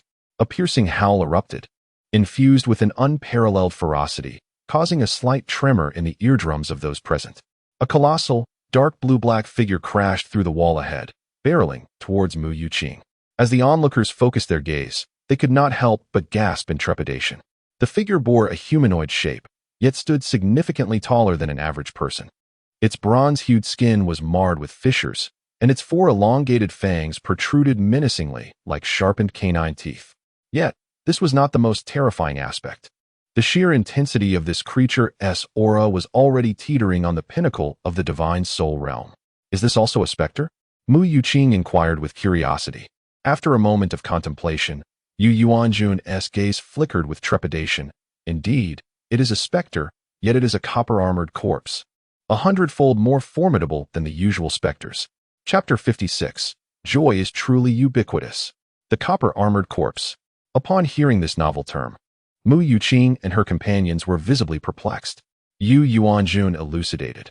"In the realm of ghostly cultivation, there exists an exceedingly malevolent technique for corpse refinement. Practitioners of this dark art often select the remains of notoriously wicked bandits as their subjects, interring their corpses in places steeped in sinister energy and extreme mean. At the break of dawn each day, they doused the corpse with copper water and beast blood, employing specific talismans and incantations to fuse the corpse with the copper water. After a period of 49 days, the corpse is exhumed to serve as a vessel wherein one or multiple malevolent spirits are sealed, with the practitioner's own blood serving as the final offering, thus establishing a master-servant contract with the copper corpse. Once successful, a copper-armored corpse of formidable lethality can be forged." Mu Yuqing furrowed her brows upon hearing this. In essence, this copper-armored corpse is a hybrid of a malevolent ghost and a copper corpse. It embodies both the ferocity and venom of evil spirits, coupled with the resilience of a copper frame.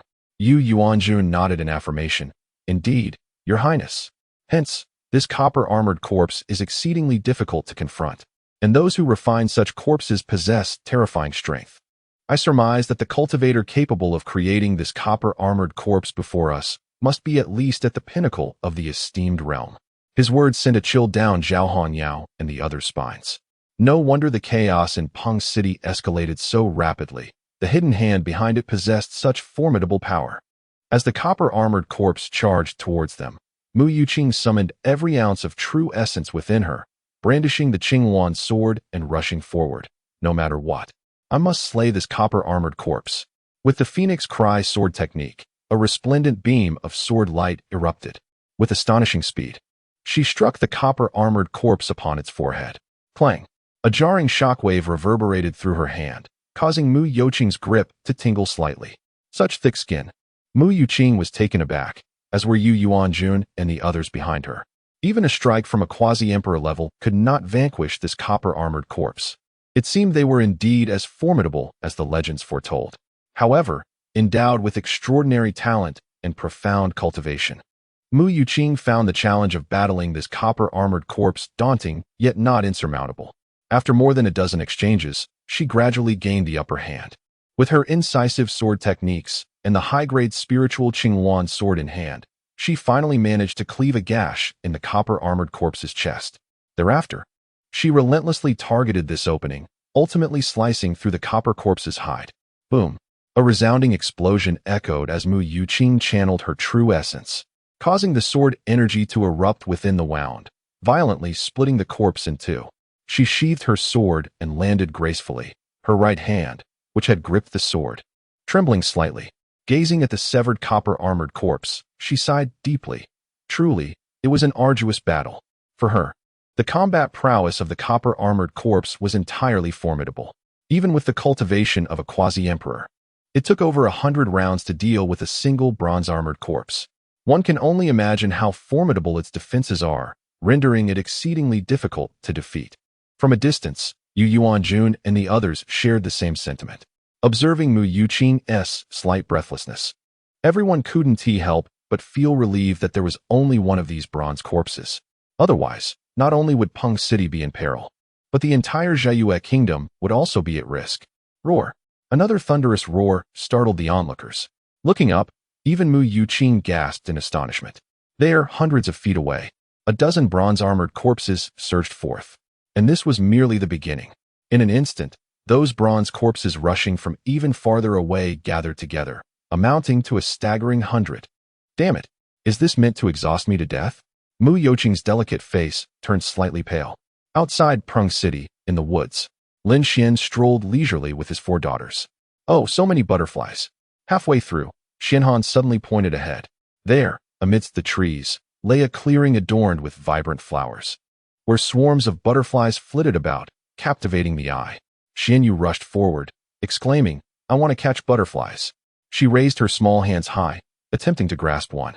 However, her height was insufficient, and in her fervor, she lost control of her body. Tripping, she was about to fall hard to the ground.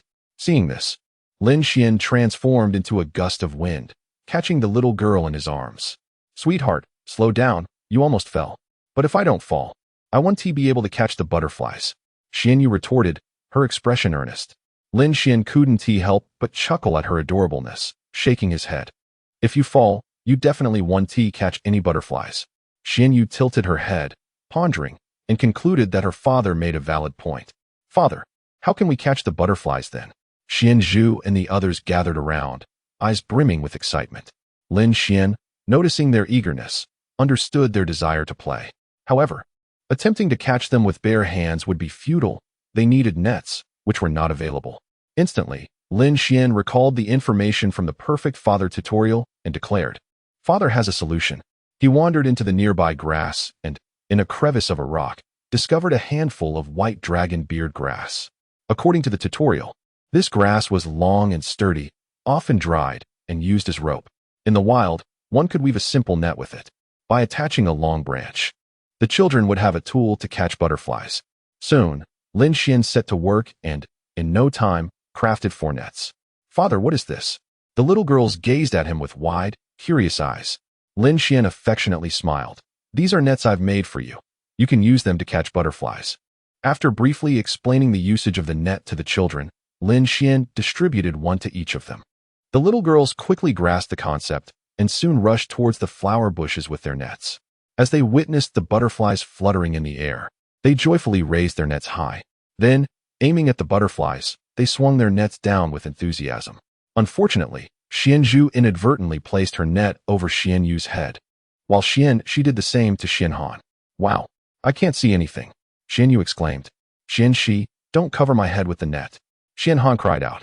Xianzhu and Xianxi exchanged surprised glances at their nets, both sticking out their tongues in dismay. "Oh no, how did I catch Xianyu?" Xianhan shouted. "Don't move, there's a butterfly right on your head." Upon hearing this, Xianhan immediately erupted. "What? A butterfly on my head? This cannot be." The 4 little girls instantly turned into a chaotic whirlwind, frantically removing the nets, and chasing after the captured butterflies. Observing their flustered antics, Lin Xian nearly doubled over in laughter. These little ones truly embody joy in every moment. Just then, a mechanical voice from the system suddenly echoed. You have successfully allowed the girls to experience the novelty and fun of catching butterflies. Reward: 5 Thunder Techniques. Chapter 57. In the face of difficulties, one must think of the cousin-in-law. Once again, a remarkable divine ability has emerged. Lin Xian felt a flicker of joy upon receiving the system's notification. The 5 Thunder Righteous Method is an extraordinarily powerful thunder technique. Thunder, as it is known, is the pivot of heaven and earth. Among all forms of magic, thunder is the mightiest. The 5 Thunder Righteous Method stands out as the pinnacle of thunder techniques, gathering the essence of the 5 elements to form the 5 elemental divine thunder.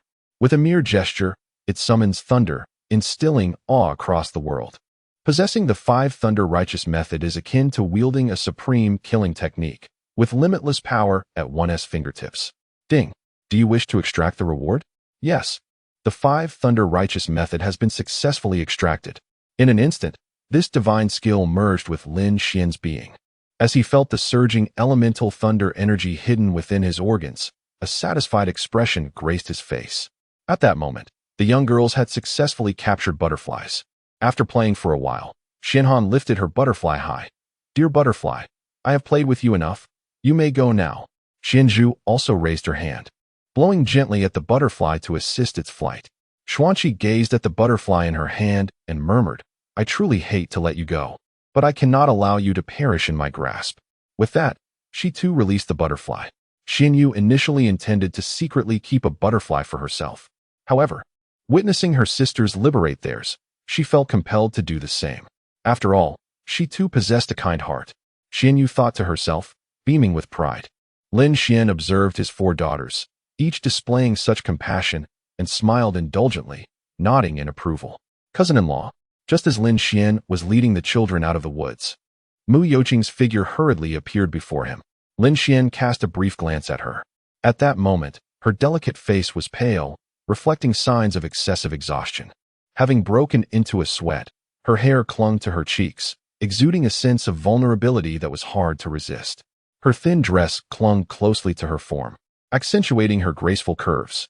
What a disheveled state you're in, Lin Xian inquired curiously. Mu Youqing's face flushed slightly, embarrassed to be seen in such a condition by her cousin-in-law.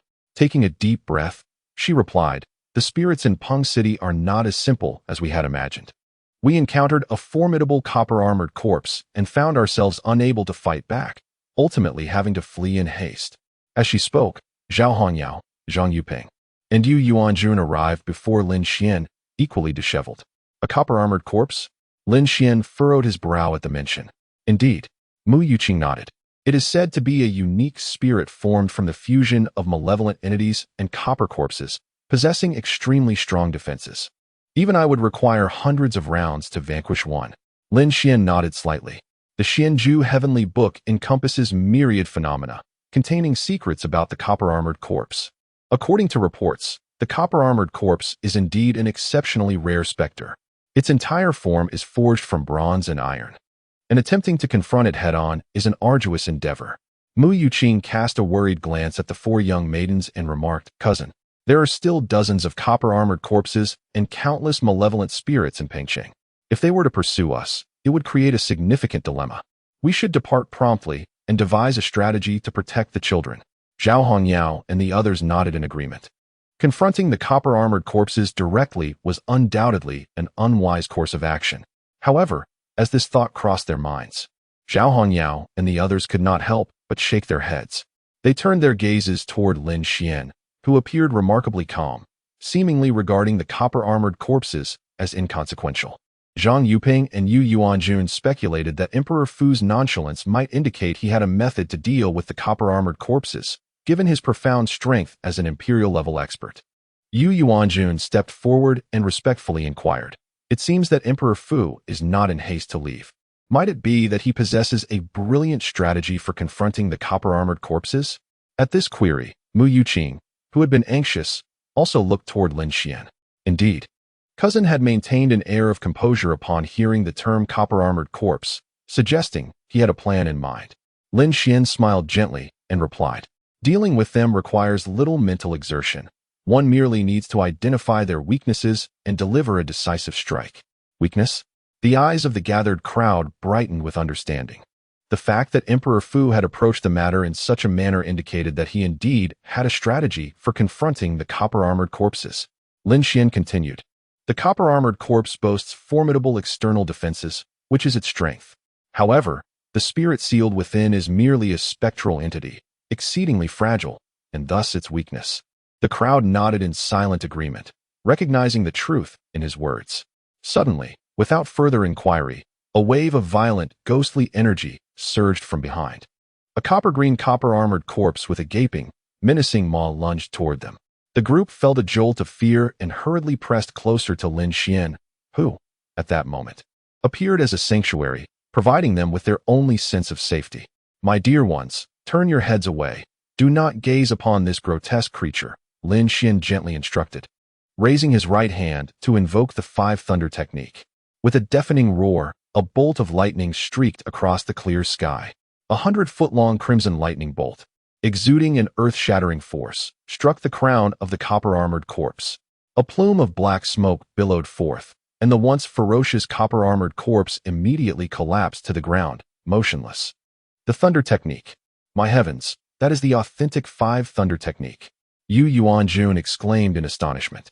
He clearly discerned that the red lightning was a manifestation of the fire attribute Divine Lightning from the five elements Divine Thunder. This Divine Lightning, embodying the essence of purity and vigor, was the natural nemesis of malevolent spirits, potent enough to slay a copper-armored corpse with a single strike. The ability to summon such divine thunder at will undoubtedly signifies the mastery of the Five Thunder method. With his exclamation, the assembled crowd was left in utter astonishment. Indeed, in the eyes of the emperor, these bronze-armored corpses were merely cannon fodder. Alas, it is truly embarrassing.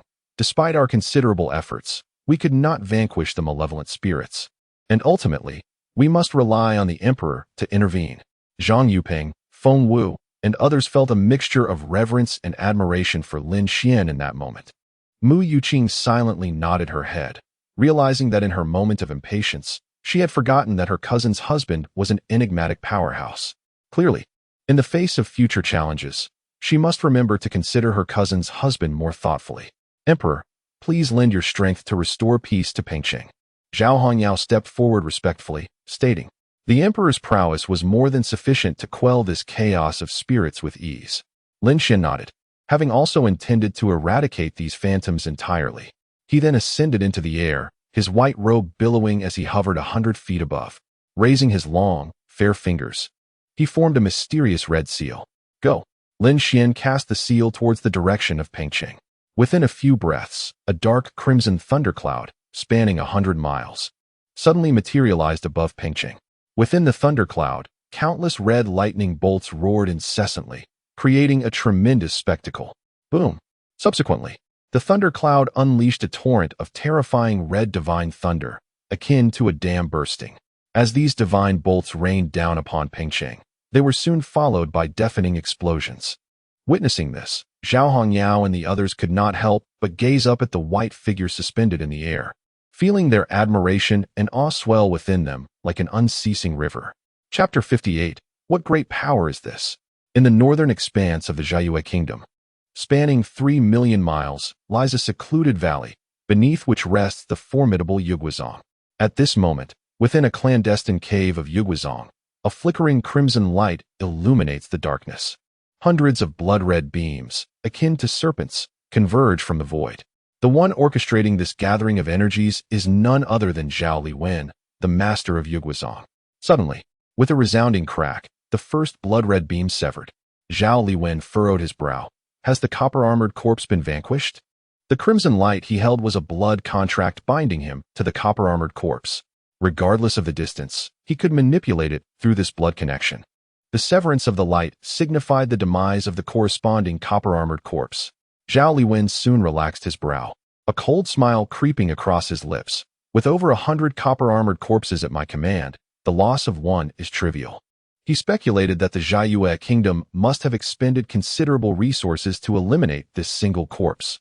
Otherwise, it would not be the only one to fall. After a brief interval, he observed that no further copper-armored corpses had been destroyed, indirectly confirming his previous assumption. As another incense stick burned down, a second blood beam shattered. Zhao Liwen shook his head with a derisive smile. After such a lengthy pause, only one more has been dispatched.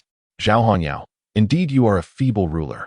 Reflecting on Zhao Hongyao's evident distress in confronting the copper-armored corpses, Zhao Liwen felt a surge of inexplicable satisfaction. I shall see how long it takes you to eliminate the third copper-armored corpse. Just as Zhao Liwen finished his thought, the blood light in his hand erupted chaotically. In mere moments, all the crimson beams dissipated into nothingness. What on earth is happening? How could all my copper-armored corpses be annihilated in the blink of an eye? Zhao Liwen stood in shock, his eyes wide with disbelief.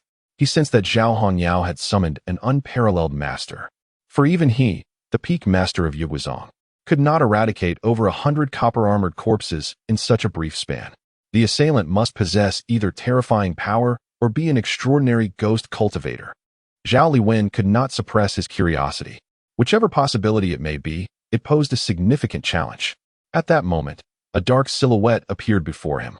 A man cloaked in black, resembling a shadow, obscured in mystery, spoke. Master, I have discovered that a terrifying thundercloud recently manifested above Pengcheng. It is likely that our copper-armored corpses fell victim to this tempest. This is an art of thunder. Upon hearing this, Zhao Liwen's gaze flickered with a hint of reverence. Who could possibly conjure such a fearsome thundercloud? In the shadowy recesses, Yin Jin remarked, Master, Zhao Hongyao must have found a formidable ally. It would be prudent for us to delay our strike against the Jiayue kingdom. No, we cannot afford to wait any longer. Zhao Liwen retorted, his teeth clenched in fury. I have already waited long enough, and Zhao Hongyao's reign should have ended ages ago. The thought of having lost the throne to that incompetent sibling fills me with rage. Recalling his previous defeat in the power struggle for the throne, he felt a surge of bitterness. He had narrowly escaped death at Zhao Hongyao's hands by feigning demise and sought refuge in the ghostly sovereign sect. All his efforts had been directed towards avenging himself against Zhao Hongyao. Employing a myriad of dark arts, he had ultimately ascended to the position of sect leader. Believing that with his over 100 bronze-armored corpses and nourished malevolent spirits, he could swiftly seize control of the Jiayue kingdom, commencing from Pengcheng. Yet, to his dismay, within less than a day, his bronze corpses and spirits had been annihilated, a calamity that left Zhao Liwen utterly unprepared. However, in the span of a mere 13 years, he had transformed from an unknown into the leader of the ghostly sovereign sect, demonstrating his extraordinary capabilities. Regaining his composure, he produced a sphere of green luminescence and declared, If overt means fail, we shall resort to the covert. This concoction of corpse poison, freshly extracted from a primordial holy corpse, will swiftly reduce anyone who inhales it to a mere shell of their former self. With that, he tossed the poison to Yin Jin. Yin Jin pondered for a moment before inquiring, Does the master wish for me to infiltrate the palace and deploy this poison? Zhao Liwen nodded affirmatively. Indeed, you possess a natural ghostly spirit body, intangible and unseen. If you conceal your aura, you can evade detection by all. I surmise that Zhao Hongyao will host a grand banquet in the palace tonight, honoring those who aided him. Seize this opportunity to disperse the corpse poison within the palace. Yin Jin acknowledged the plan with a nod, recognizing its insidious nature, which would be difficult to counter. Be cautious of the golden dragon great formation within the palace, Zhao Liwen reminded him. The Jiayue kingdom's palace was protected by a colossal golden dragon formation, established at the nation's inception. A pure yang-level array that neither spirits nor those adept in necromancy dared to breach. This was why, despite his profound cultivation, Zhao Liwen hesitated to directly invade the palace. Thank you for your concern, master. I shall not fail in my mission, Yin Jin replied resolutely. His ghostly spirit body had reached a transformative state, allowing him to disassemble his essence and conceal his ghostly aura to an extraordinary degree. He was confident in his ability to stealthily infiltrate the Jiayue kingdom's palace without triggering the golden dragon formation. Under the bright moonlit sky, Zhao Hongyao extended a warm invitation to Lin Xian and Mu Yuqing to attend the celebratory banquet at the palace. To demonstrate his respect for Lin Xian, He summoned all the dignitaries of the imperial city to serve as a backdrop. In that moment, Lin Xian found himself the center of attention, showered with praise and flattery from all sides, leaving Zhao Hongyao, an emperor in his own right, hardly a moment to interject. However, Zhao Hongyao remained unconvinced. The northern Xiantian emperor was a figure of immense stature. His mere presence in the palace of the Zheyue kingdom illuminated the royal halls. To dine in the company of such an emperor was a stroke of extraordinary fortune. After several rounds of wine, Lin Xian suddenly furrowed his brow, as he sensed an unusual wave of energy that had long enveloped the palace. He had anticipated this visit, a knowing smile playing on his lips. With the eradication of the ghostly entities in Pengcheng, he was certain that the orchestrator behind it would not remain indifferent. Indeed, the adversary could no longer contain themselves and had infiltrated the palace. At that moment, Yin Jin exerted every effort to suppress his presence, successfully blending into the palace unnoticed. Raising his gaze, he beheld the resplendent golden Luan Hall, illuminated and filled with the enticing aroma of food and wine, and a cold smile crept upon his lips. Once I unleash the corpse poison, your laughter will be short-lived. He cautiously regulated his breath, preparing to extract the glimmering green toxin. Suddenly, a brilliant golden light erupted in the sky ahead, akin to a divine being descending. Yin Jin felt an overwhelming force, seemingly from the depths of antiquity, immediately lock onto him. A golden, chaotic visage manifested in the heavens, its features indistinct, yet Yin Jin could sense the irresistible, terrifying pressure emanating from it.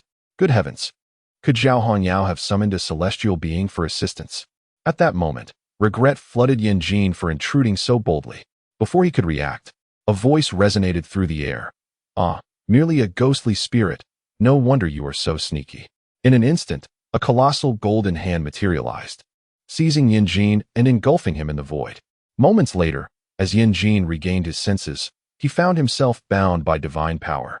Prostrate on the floor of the palace hall, lifting his head, he beheld an extraordinarily handsome young man seated before him, surrounded by 4 identical porcelain doll-like girls.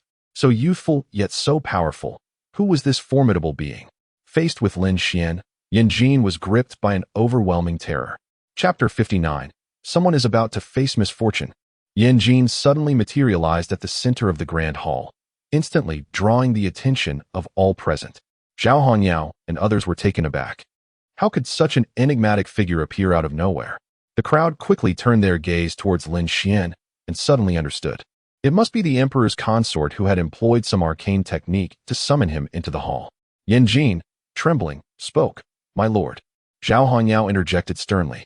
What, my lord? Before you stands the emperor's consort. At this, Yin Jin shivered slightly, casting a reverent glance at Lin Xian. It was no wonder this individual was so youthful and striking, possessing such extraordinary power. He was the partner of the Ice Empress. The name of the Ice Empress resounded like thunder throughout Baishuanshan. She was a woman of monstrous caliber, and naturally, her companion was no less formidable. Lin Xian spoke in a calm, yet commanding tone. Speak. What is your clandestine purpose for infiltrating the imperial palace? Under Lin Xian's oppressive aura, Yin Jin dared not utter a falsehood and confessed. In response to the emperor's consort, I was commanded by the sect leader to stealthily release corpse poison here. As he spoke, he manifested a green orb of corpse poison. Upon witnessing the poison, Lin Xian's gaze turned icy. This innate sacred corpse poison, if inadvertently inhaled, could swiftly reduce one to a mere shell of a being. He possessed an invincible domain that rendered him immune to such toxins. However, the children near him would not be shielded by this power should they stray too far. Should the palace be permeated with this poison, it would pose a grave threat to their safety.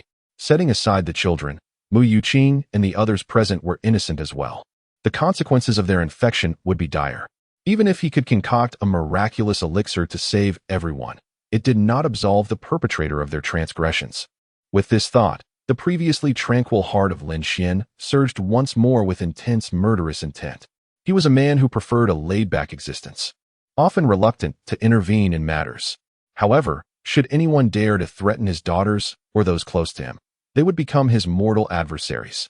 Sensing the barely concealed wrath emanating from Lin Xian, the expressions of those present transformed dramatically. The emperor's consort appeared somewhat displeased, someone was bound to face dire consequences. Zhao Hongyao hurriedly inquired of Yin Jin, "Which sect do you hail from?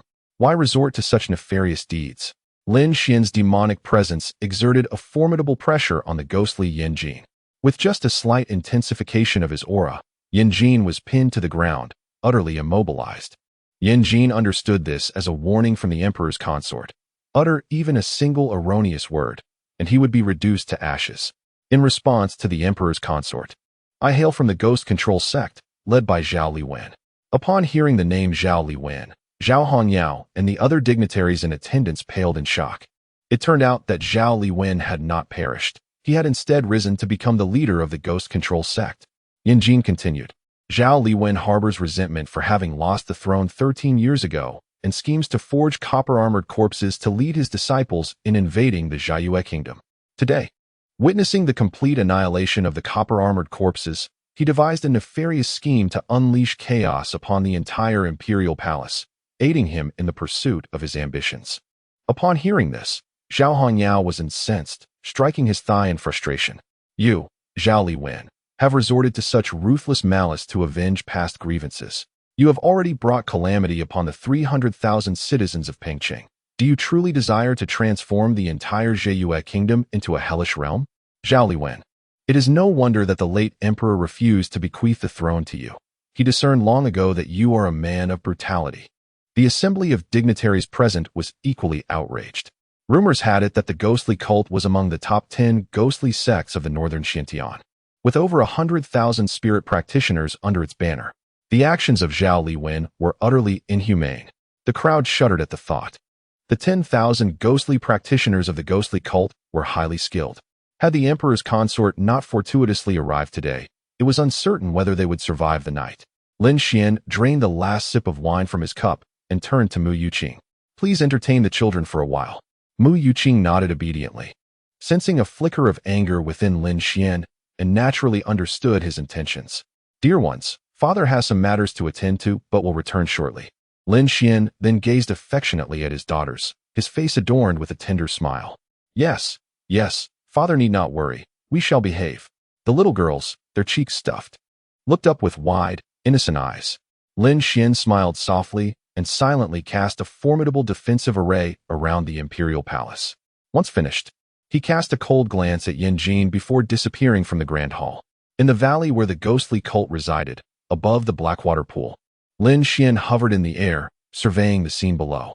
Yin Jin respectfully articulated, "Your Majesty, beneath the Blackwater pool lies a vast expanse of 10,000 miles, which is precisely where the ghostly cult is located." Lin Xian nodded slightly. Yin Jin, eager to please, continued, "I know a shortcut to reach below." "Who said I intended to descend?" Lin Xian interrupted, simultaneously raising his hands and channeling his imperial essence with full force. The elemental thunder energy concealed within his 5 palaces surged into his palms, coalescing into a wondrous, multicolored seal. Sensing the tumultuous power of the seal, Yin Jin, in his ghostly form, was nearly struck with terror. Lin Xian's intention was clear. He was aiming for annihilation. Yin Jin immediately comprehended Lin Xian's intent. Such terrifying thunderous power, if summoned into a storm, would not only obliterate the mere Blackwater pool, but would also spell doom for the ghostly cult below. With a resounding roar, Lin Xian cast the seal, and the heavens trembled. In less than 3 breaths, a vast expanse of multicolored thunderclouds illuminated the night sky, majestically suspended in the air. Upon witnessing the vast and terrifying thunderclouds, Yin Jin could not help but lament inwardly. The ghost cultivation sect shall undoubtedly become a relic of history by nightfall. Thunder rumbled ominously. At that moment, a deafening crack resounded as myriad bolts of multicolored lightning descended, akin to bloodthirsty dragons, ferociously surging into the valley. Boom, boom, boom. Following this, an avalanche of explosive sounds erupted. The waters of the Blackwater pool were instantly vaporized, while the ground beneath was mercilessly pierced and shattered by countless bolts of lightning. Soon, the ghost cultivation sect below became witnesses to millions of lightning strikes cascading from the heavens. Countless electric serpents descended upon the sect's edifices and upon the bodies of the ghostly cultivators, erupting with unrelenting ferocity. Heavens! How could such a tempest of lightning suddenly assail our sect? This cataclysmic storm is akin to divine retribution. Could it be that our pursuit of the ghostly path has provoked the wrath of the heavens? Is this the end of our lineage? Amidst the cacophony, the lightning blazed fiercely, stones were thrown asunder, creating a scene reminiscent of the apocalypse. Ghostly cultivators of every realm within the ghost cultivation sect were instantaneously reduced to ash beneath the five-colored tribulation. Meanwhile, the summit that housed the grand hall of the sect, once towering high, was flattened within the span of a mere incense stick's burn. This unforeseen spectacle instilled a profound sense of existential dread among all the ghostly practitioners of the ghost cultivation sect. Chapter 60. Unveiling Su N's Little Secret. Upon hearing the terrifying thunder outside, Zhao Liwen, who was immersed in his cultivation within the hidden chamber, couldn't help but tremble. He swiftly rose and made his way to the cave entrance, gazing upwards. There, beneath the vast night sky, hung an enormous, multicolored thundercloud. Within this tempest, bolts of lightning danced incessantly, reminiscent of colossal dragons in their grandeur. Under the illumination of this thundercloud, all living beings appeared diminutive, akin to mere ants. Clearly, Yan Jin had not evaded the grasp of that formidable being. He must have been captured and brought here for annihilation. Fear etched itself upon Zhao Liwen's face in the glow of the lightning. Zhao Hongyao, how fortunate you are. Zhao Liwen silently lamented within. As he looked further, he saw that the architecture of the ghostly control sect had been decimated beyond recognition. It would not be long before the entire sect was reduced to rubble. And what of the 100,000 ghost cultivators remaining within the sect? Did they stand a chance against such a powerful entity? Zhao Hongyao, even if the ghostly control sect is no more, I still endure. One day, I shall ensure your demise shall be without a grave. Transforming into a fleeting shadow, Zhao Liwen attempted to escape amidst the chaos. Suddenly, a tremendous force struck his chest, nearly shattering his internal organs. A strikingly handsome man in white stood before him, accompanied by the obsequious Yan Jin. Master, Zhao Hongyao has summoned the Emperor's consort. Yan Jin sighed in resignation. The Emperor's consort? Zhao Liwen's gaze trembled as it fell upon Lin Xian. Was this truly the man favored by the Ice Empress? Upon reflection, it was no surprise. He possessed terrifying strength. The ability to conjure such formidable thunderclouds was a testament to his godlike mastery of lightning techniques. Since your task is complete, you may now perish. Lin Xian wielded the Rakshasa's divine will, crushing Yan Jin into mere fragments. The terror of the Rakshasa's divine will lay in its overwhelming lethality against manifestations of spiritual energy or mental prowess, rendering Yan Jin's so-called ghostly transformation utterly useless against such force. Gasping in shock at the instantaneous obliteration of Yan Jin, Zhao Liwen could not suppress a gasp of cold air. This man was ruthless, striking without mercy. Emperor's consort, I have wronged you. Realizing Lin Xian would not spare him, Zhao Liwen gathered all his ghostly energy, transforming it into a colossal ghost sword aimed at Lin Xian's forehead. Do you wish for your demise to come more swiftly? Lin Xian scoffed, summoning a sphere of 5 elemental lightning in his right hand and hurling it at Zhao Liwen. Boom! The terrifying sphere, imbued with immense thunderous power, engulfed the ghost sword before crashing into Zhao Liwen. With a piercing scream, Zhao Liwen was reduced to ashes. Lin Xian turned around to behold the entire ghostly spirit sect reduced to rubble. With a casual wave of his hand, he gathered the thunderclouds and activated his teleportation bracelet, hastily making his way back. Upon returning to the grand hall of the Jiayue kingdom, the onlookers exhibited a profound shock. It was said that the ghostly spirit sect housed 100,000 ghost cultivators, and the emperor had accomplished this in merely the span of half a fragrant incense stick. Feng Wu, Zhang Yuping, Yu Yuanjun, and other martial figures in attendance, after meticulously calculating the time from Lin Xian's departure to the annihilation of the ghostly spirit sect, were left utterly astounded, swallowing hard in disbelief. Truly, the emperor was an extraordinary prodigy. After much contemplation, the crowd could only utter this singular exclamation. As night fell, Lin Xian, devoid of any desire for slumber, retrieved the spatial ring of the one-armed monkey king for inspection. Truly, as a seasoned beast of the ancient lineage, the contents within were plentiful. Through his probing, Lin Xian discovered no fewer than 10,000 top-grade spirit stones and 200 heavenly-grade elixirs. Notably, he also unearthed a handwritten sword manual. After merely glancing through a few pages, Lin Xian concluded that this was the one-armed Monkey King's personal insights into the sword path. Noteworthy was how he absorbed and balanced human sword techniques through the physique of a beast. This sword manual could indeed be regarded as a top-tier heavenly technique. Were I an ordinary sword cultivator, I would treasure this manual as a rare gem. Alas, I am not. Lin Xian shook his head slightly. His Wujing sword technique was a supreme holy great skill, far more precious than the one-armed Monkey King's manual. Just as Lin Xian was about to toss the manual into the spatial ring, a thin, brown parchment slipped out from its pages. He quickly unfolded the parchment, revealing several hand-drawn maps. The maps depicted the layout of the Nine Heavens' immortal domain, with special markings at certain locations. Lin Xian observed that these markings illustrated the shapes of various beast species. Could it be that this map recorded the distribution of the beast clans within the Nine Heavens' immortal domain? His eyes brightened with realization. Upon careful confirmation, a smile crept upon his lips. This map was likely an accurate representation of the beast distribution in the Nine Heavens' immortal domain. Indeed, the one-armed Monkey King still held treasures worth uncovering. Although the parchment appeared ancient and might not align perfectly with the current distribution of the beast clans, having it was certainly better than not. Lin Xian's understanding of the lurking beasts within the Nine Heavens' immortal domain deepened at that moment. A soft giggle emanated from the bed, drawing Lin Xian's attention. He turned to see Xianzhu cradling Xianhan's little feet in her hands. Both little girls were fast asleep, though Xianzhu seemed to be dreaming. With her tiny hands, she playfully tickled Xianhan's soles, babbling in her sleep, "Little bear, why don't your hands have any fur?" Lin Xian shook his head with a smile, realizing that Xianzhu had mistaken Xianhan's foot for a bear paw. The endearing nickname Little Bear likely stemmed from the bear-themed stories Lin Xian had shared with them. It appeared that Xianzhu held a profound impression of that tale. Otherwise, she would not have immersed herself in her dreams, frolicking with the little bear. As Xianhan's laughter grew louder, Lin Xian gently removed her foot, fearing that if Xianzhu continued to tickle her, the little girl would awaken. However, unable to resist the temptation himself, Lin Xian playfully tickled the sole of Xianhan's foot with his fingers. Observing the little girl squirm and burst into giggles filled him with a sense of pride. He was taken aback by how this usually demure child was so sensitive to tickling. Uncovering this delightful secret about his daughter filled Lin Xian with accomplishment. Anxious that Xianhan might wake, he quickly gathered her into his arms. Soon, the little girl fell into a deep, peaceful slumber.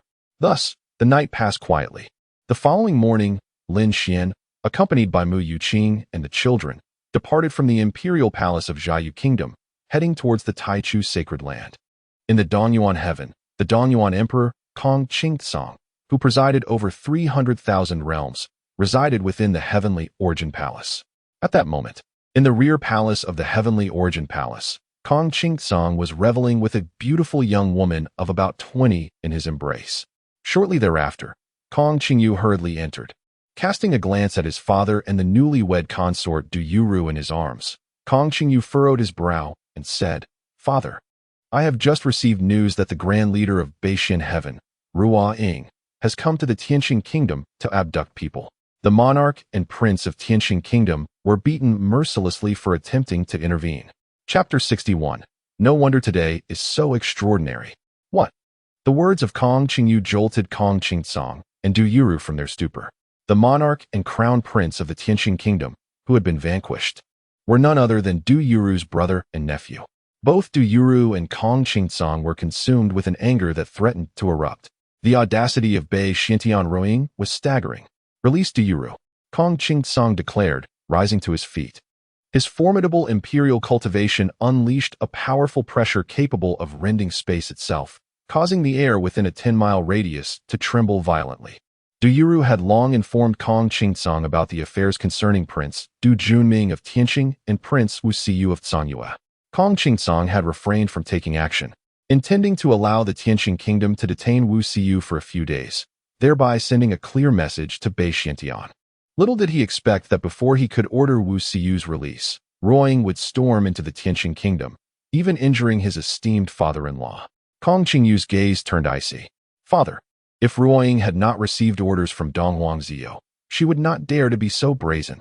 "Humph, A surge of murderous intent swelled in Kong Qingsong's eyes. It was undoubtedly the scheme of that Dongwang Ziyou. Who would have thought this woman so audacious, treating Donji Wanchen with such disdain? Kong Qingyu inquired, Father, how shall we respond next? Before Kong Qingsong could reply, Du Yuru began to weep. Your Majesty, Dongwang Ziyou's insolence is a direct affront to Donji Wanchen, to you. You are the illustrious Donyuan Emperor of the Nine Heavens celestial domain. You must teach that woman a lesson. Kong Qingsong clenched his fists. Indeed, this grievance must be avenged. Your Majesty, a missive from Bei Xiantian. At that moment, a minister hurried in, holding a letter made of gold foil. The gilded exterior shimmered with the glow of a crimson seal, enveloped in a mysterious, icy aura. Kong Qingsong furrowed his brow upon glancing at it. This is a personal letter from Dongwang Ziyou. He recognized the seal as the imperial jade seal of Dongwang Ziyou. Taking the envelope, Kong Qingsong used his spiritual energy to dissipate the icy aura surrounding it. Before him appeared four powerful and resounding characters. If war is to be, then let it be. Not only Kong Qingsong, but also Kong Qingyu and Du Yuru were taken aback by these four words.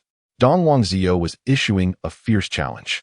It would be one thing if Kong Qingsong chose to overlook this matter. However, should he dare to pursue it, Bei Xiantian would not hesitate to engage in a fierce battle with Donji Wanchen. What a domineering woman. The three of them echoed this thought simultaneously. Dongwang Ziyou, I shall oblige you. Let us engage in battle. After a brief moment of astonishment, Kong Qingsong's killing intent became palpable. He channeled a strand of true energy, reducing the letter in his hand to powder. Suddenly, a strange and enigmatic black light erupted from the powder.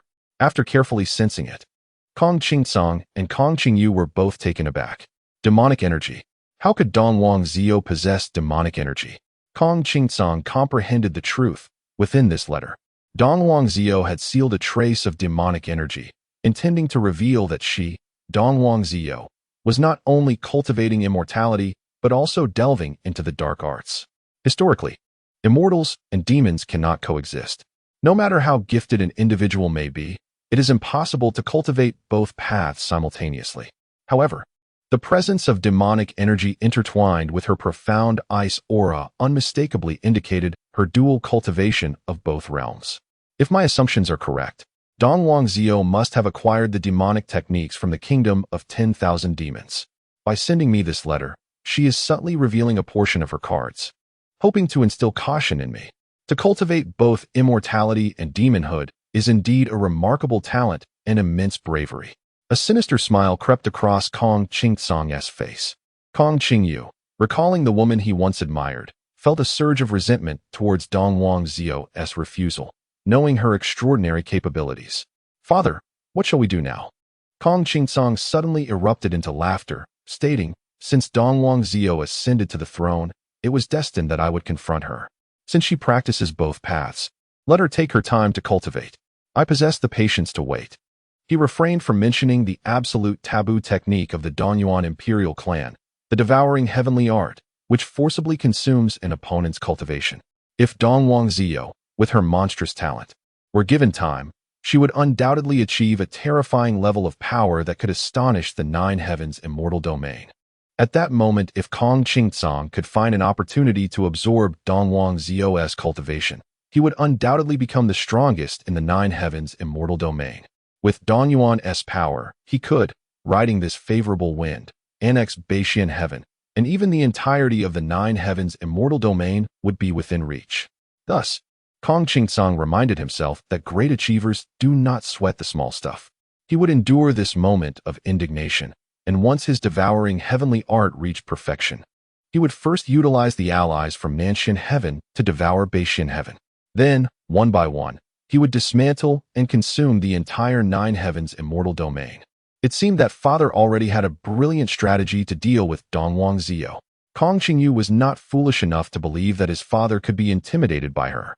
He was certain that within his father's mind, a grand plan was being devised. Kong Qingsong smiled proudly, raising a finger. In at most a year, I will have Dongwang Ziyou kneeling before you, repenting for her initial rejection. If that were to occur, it would be nothing short of splendid. Kong Qingyu's eyes sparkled at the thought of Dongwang Ziyou kneeling before him, and he felt a rush of fervor. In the Taichu's sacred land, clouds swirled. Icy mist descended, and the landscape was pure white, resembling a celestial realm. The sacred land encompassed 100,000 peaks. Within 5,000 miles of the main peak, Taichu Peak, there are 19 secondary peaks, which serve as the residences of the most revered elders or the most outstanding disciples of the sacred land throughout the ages.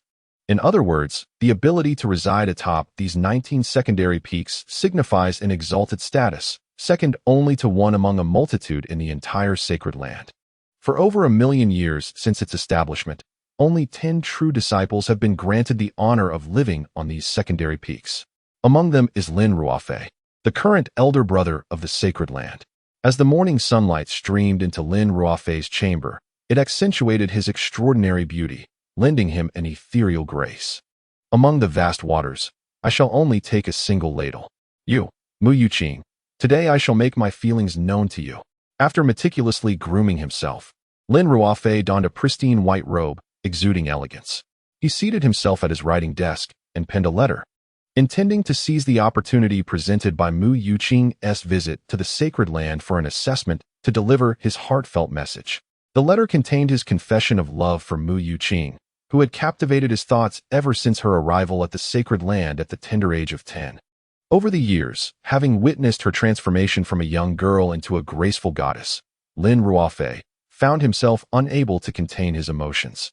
Renowned as the most distinguished true disciple of the Taichu sacred land, he was adored by countless senior and junior sisters alike. Yet, throughout all these years, his heart has only yearned for Mu Yuqing. Carefully folding the letter and concealing it within his sleeve, Lin Ruofei opened the door to his chamber. Noticing an unusual quietness today, he furrowed his brow in curiosity. Typically, at this early hour, numerous sisters would be calling his name from the foot of the mountain. Why was today so serene? Lin Ruofei shook his head, just as his junior brother Wang Tong hurriedly ascended the mountain, exclaiming, "Elder brother, the emperor consort of Beixian Tian has arrived. All 300,000 disciples of the sacred land have gone to pay their respects. You must hurry." Upon hearing this, Lin Ruofei's realization dawned upon him. No wonder today felt so extraordinary. The emperor consort had come. Chapter 62. The emperor consort is my idol. Lin Ruofei hurriedly followed Wang Tong towards the Taichu Grand Hall at the main peak. Before even stepping through the door, a low murmur of conversation reached his ears. So, this is the emperor consort of Baishuanshan. His beauty is akin to that of an immortal, and his aura is unparalleled. The emperor consort is truly striking. Even a mere glance is captivating. The emperor consort is my idol. Various male and female disciples expressed their admiration, leaving Lin Ruofei momentarily bewildered. Even he, an extraordinary prodigy, had never received such fervent praise from his peers in the sacred grounds. Hastily entering, Lin Ruofei raised his head and beheld a man seated majestically at the center of the high platform, his face as radiant as jade, exuding an ethereal grace. Merely by sitting there motionless, he emanated a brilliance that seemed to make the very heavens revolve around him. It was astonishing that such beauty existed in the world. Lin Ruofei couldn't help but feel a tinge of shame. Over the years, he had been revered like a star by the senior and junior sisters of the sacred grounds, convinced that his looks were unmatched. Yet, upon seeing Lin Xian for the first time, he felt profoundly struck. However, Lin Ruofei felt nothing but admiration for Lin Xian's appearance, devoid of any jealousy or resentment. In his eyes, a man destined to stand beside the Ice Queen should indeed possess such unparalleled beauty. Shifting his gaze, he noticed Mu Yuqing sitting beside Lin Xian, and he couldn't help but shake his head with a sigh. He could discern that Lin Xian maintained an appropriate distance from Mu Yuqing, while her gaze towards him was filled with infinite admiration and affection. It was the first time Lin Ruofei had witnessed such an expression on Mu Yuqing's face, leaving him momentarily despondent. At her age, it was only natural for her to be drawn to an exceptional man, especially one as outstanding as the emperor consort. If he were to confess his feelings now, she would undoubtedly refuse without hesitation. After all, how could she possibly regard him when a man of such brilliance stood beside her? With that thought, Lin Ruofei concealed the love letter hidden in his sleeve. It would be best to avoid further humiliation. Taking a deep breath, he approached the center of the hall with a respectful demeanor and bowed, exclaiming, "I pay my respects to the emperor consort." At this moment, The lord of the Taichu sacred grounds, Guan Yuyun, sat to Lin Xian's left and remarked with a smile. Emperor consort, this is Lin Ruofei, our sacred ground's most outstanding true disciple in nearly 3,000 years. Lin Xian smiled politely. He certainly appears to be a remarkable talent. Your praise is too generous. Lin Ruofei exclaimed, momentarily taken aback. Compared to the emperor consort, he felt utterly ordinary. Mu Yuqing secretly chuckled. Lin Ruofei, usually a proud and lofty individual, was unexpectedly humble and modest in the presence of her brother-in-law. Clearly, even with her brother-in-law treating him with courtesy, Lin Ruofei was acutely aware of the vast difference between them. As all the attendees gathered, Guan Yuyun smiled at Lin Xian, emperor consort. Shall we officially commence today as assessment? Lin Xian nodded slightly, indicating his agreement. Guan Yuyun then turned to Mu Yuqing, saying, Yuqing, you shall be the first. Mu Yuqing, being the younger sister-in-law of the emperor and a member of the Xianbing Palace royal family, rightfully took her place at the forefront. She acknowledged with a nod and gracefully approached the central stage of the grand hall. Come on, Aunt. You are the best. I believe in you. You can do it. Aunt, we will cheer for you together. The encouragement from the children brought a smile to Mu Yuqing's face, though it soon faltered as she remembered the nine-headed heavenly python in Xian Yu's hands, a creature she wished never to encounter again. How could that mischievous child have given her such a fearsome serpent? As Mu Yuqing ascended the martial stage, Guan Yuyun's deep voice resonated throughout the hall. In the realm of swordsmanship, there are 4 distinct levels. The first level, the realm of techniques. Mastery of swordplay, precision in execution, and the gathering of sword energy. The second level, the realm of intent. A nascent sword intent, manifestations of extraordinary phenomena, and a heart of sword without traces. The third level, the realm of heart. The condensation of sword heart, the immortality of sword heart, and the essence of the path within the sword heart. The fourth level, the realm of the Tao. No self, no sword, no Tao, no self, no Tao. Each of these 4 levels corresponds to a specific assessment, and passing signifies the attainment of that level. Upon concluding his explanation, a vibrant azure light illuminated the martial stage. Within this azure glow, myriad white lights flickered and danced, resembling a miniature sword array. For the first assessment, the realm of techniques, one must break through 100,000 sword blades to succeed. Upon hearing this, Xian Zhu and the others eagerly inquired of Lin Xian, Father, what does the first assessment entail? Lin Xian replied with a smile. It means that breaking through this sword array signifies success in the assessment. Oh, I see. The little girls nodded in understanding, finding the first assessment quite intriguing. Meanwhile, Mu Yuqing had commenced her evaluation. Amidst the flurry of sword blades, she wielded the Qingluan sword with the grace of a celestial descending to earth, effortlessly neutralizing countless assaults. In a mere brief moment, she shattered all the white lights, piercing through the azure glow with a single stroke.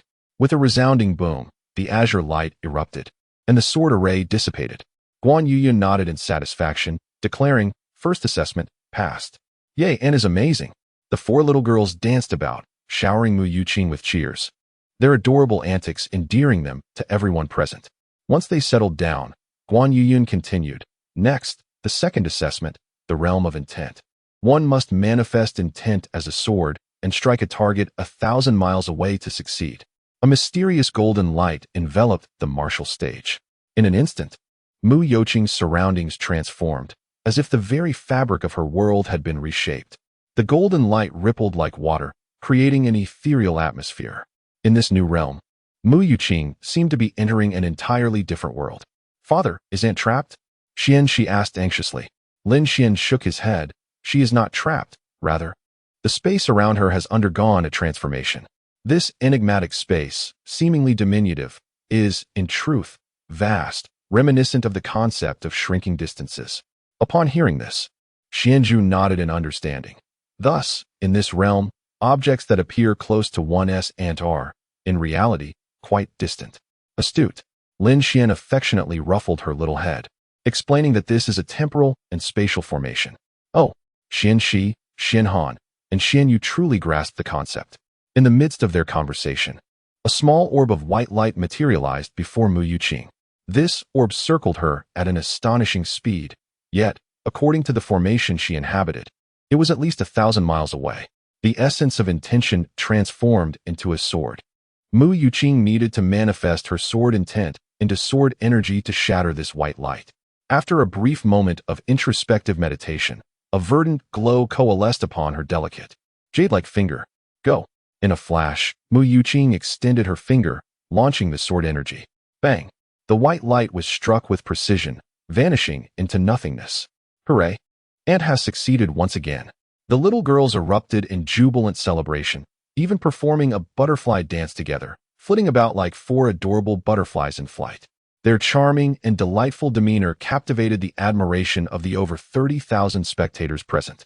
Yet, Mu Yuqing's expression was one of gravity. Her cousin had attained the 3rd level of the heart realm at the tender age of 14. She aspired to emulate her, to pass the 3rd rigorous assessment in one fell swoop today. Since her childhood, she had idolized Dong Huangziyu. Today, she aimed to learn from her idol, to surpass the 3rd assessment, and to emerge as a true master of the sword path. Chapter 63. Allow me to offer you these 8 words. Guan Yuyan nodded with satisfaction. The time that Mu Yuqing took to complete the first 2 assessments was nearly equivalent to that of the renowned Dong Huangziyu from years past. This serves as a testament to her extraordinary talent in the way of the sword. Next came the 3rd assessment, the realm of heart. To condense the essence of the sword and transform it into a divine blade, cleaving the silk before her would signify success. The golden temporal array on the martial platform was dismantled, leaving only a piece of golden silk fabric suspended before Mu Yuqing.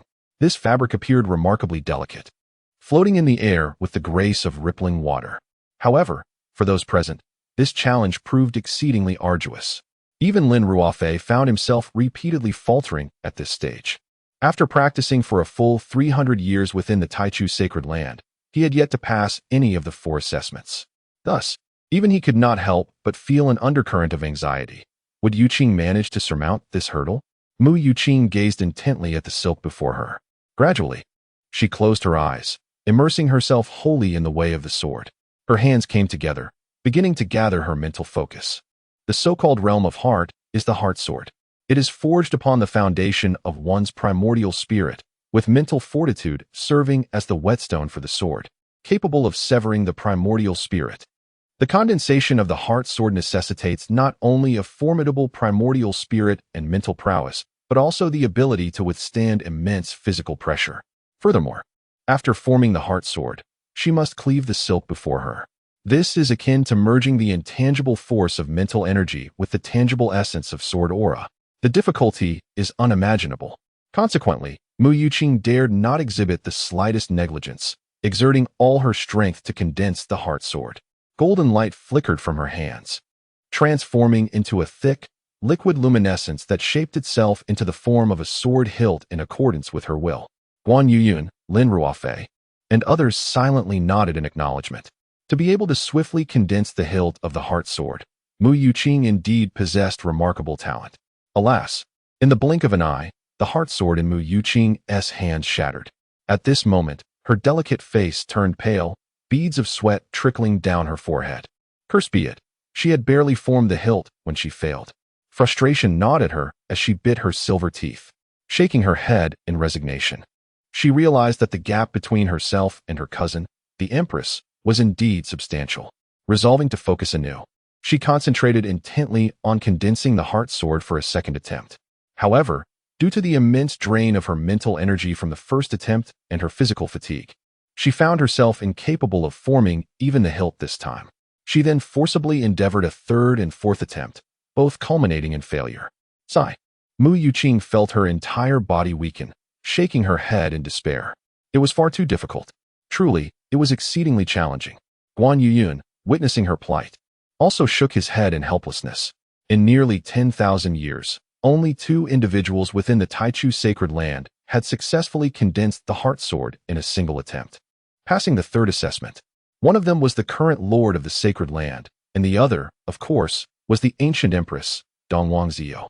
Speaking of which, Dong Huangziyu condensed the heart sword in an even shorter span of time, and his innate talent surpasses yours. Ultimately, Yuqing is not the empress. Miracles shall not occur once more. Guan Yuyan wore an expression of deep regret. Yuqing, you are still quite young. with ample time to hone your sword heart. With your innate talent, I have faith that you will soon achieve a breakthrough, Guan Yuyan comforted her. A flicker of unwillingness crossed Mu Youqing's face. She could sense that she was but a step away from success. Yet that step, to traverse on her own, felt as insurmountable as a chasm. With a helpless shake of her head, Mu Youqing descended the stage. However, upon witnessing her impending exit marked by failure, Xianzhu and the other 3 young girls could not stand idly by. Before their arrival, they had all presented gifts to their dear aunt, wishing her unerring success. If their aunt were to fail, would that not render their gifts and blessings utterly futile? The thought was too much for the little ones to bear. Xianzhu hastily grasped Lin Xian's hand, shaking it fervently. "Father, your swordsmanship is so formidable. Please assist our aunt." She nodded vigorously in agreement. "Indeed, our aunt is both clever and diligent. With your intervention, she is bound to succeed." Xianhan wholeheartedly concurred. "Even Mother has praised our aunt's talent." Xianyu pressed the head of the 9-headed celestial python, urging it to nod along with her. "Yes, yes. Little Jiao and I share the same sentiment." Seeing his daughters so eager to aid Mu Youqing, Lin Xian understood that he must offer his assistance. Moreover, he discerned that Mu Youqing was on the cusp of success. A timely suggestion from him could undoubtedly lead her to triumph. Before Lin Xian could respond to his daughters, Guan Yuyan rose and declared, "Emperor, our holy land cultivates the sword heart through the gradual accumulation of insights and explorations. If the emperor possesses a superior method, you are more than welcome to assist Youqing." He mused that since Lin Xian had become the consort of the Ice Empress, perhaps his swordsmanship was of extraordinary caliber. After all, the Empress's talent in the sword path was nothing short of monstrous. Being her husband and highly esteemed by the children, Lin Xian must certainly excel in the realm of swordsmanship. Perhaps his guidance could not only benefit Mu Youqing but also advance the 30,000 disciples present. With the master of the Taichu Holy Land making such a statement, Lin Xian turned to Mu Youqing and said, "Then allow me to impart 8 words to you." Upon hearing this, Mu Youqing was overjoyed. She had intended to seek Lin Xian's help earlier, but with so many people around, she felt too shy to speak up. Fortuitously, Xianzhu and the master of Taichu Holy Land had taken the initiative, allowing her to obtain Lin Xian's assistance seamlessly. Her cousin-in-law exuded calm and composure. He would surely aid her in achieving a breakthrough. Mu Youqing nodded happily and awaited Lin Xian's words. At that moment, the entire Taichu Hall was enveloped in silence. With all eyes fixed on Lin Xian, eagerly anticipating his pronouncement, Lin Xian spoke with tranquility. "Your talent is commendable, yet your earlier impatience and yearning for immediate success led to a restless heart, ultimately resulting in a missed opportunity. Thus, the 8 words I wish to impart to you are unfettered and unrestrained. Only then can one attain true freedom." These words, derived from the Wuji sword technique, appear simple and easily comprehensible at first glance. However, their practical application is far from effortless without a formidable innate talent. The adage "the greatest truths are often the simplest" rings particularly true. The more simplistic and rudimentary principles become increasingly challenging to enact in practice. Nonetheless, Lin Xian is convinced that these 8 words will undoubtedly provide significant assistance to Mu Youqing. Indeed, upon hearing them, Mu Youqing merely whispered them to herself once, and her beautiful eyes sparkled with realization. "I understand. My cousin is urging me to cast aside all thoughts and freely express myself. The state of being unfettered and unrestrained is precisely what I currently lack." Overjoyed, Mu Youqing promptly closed her eyes, forgetting all that surrounded her and relinquishing every rule and constraint. She sought only to be unbound, to transcend the self. With a breath, a brilliant golden light illuminated the entire hall.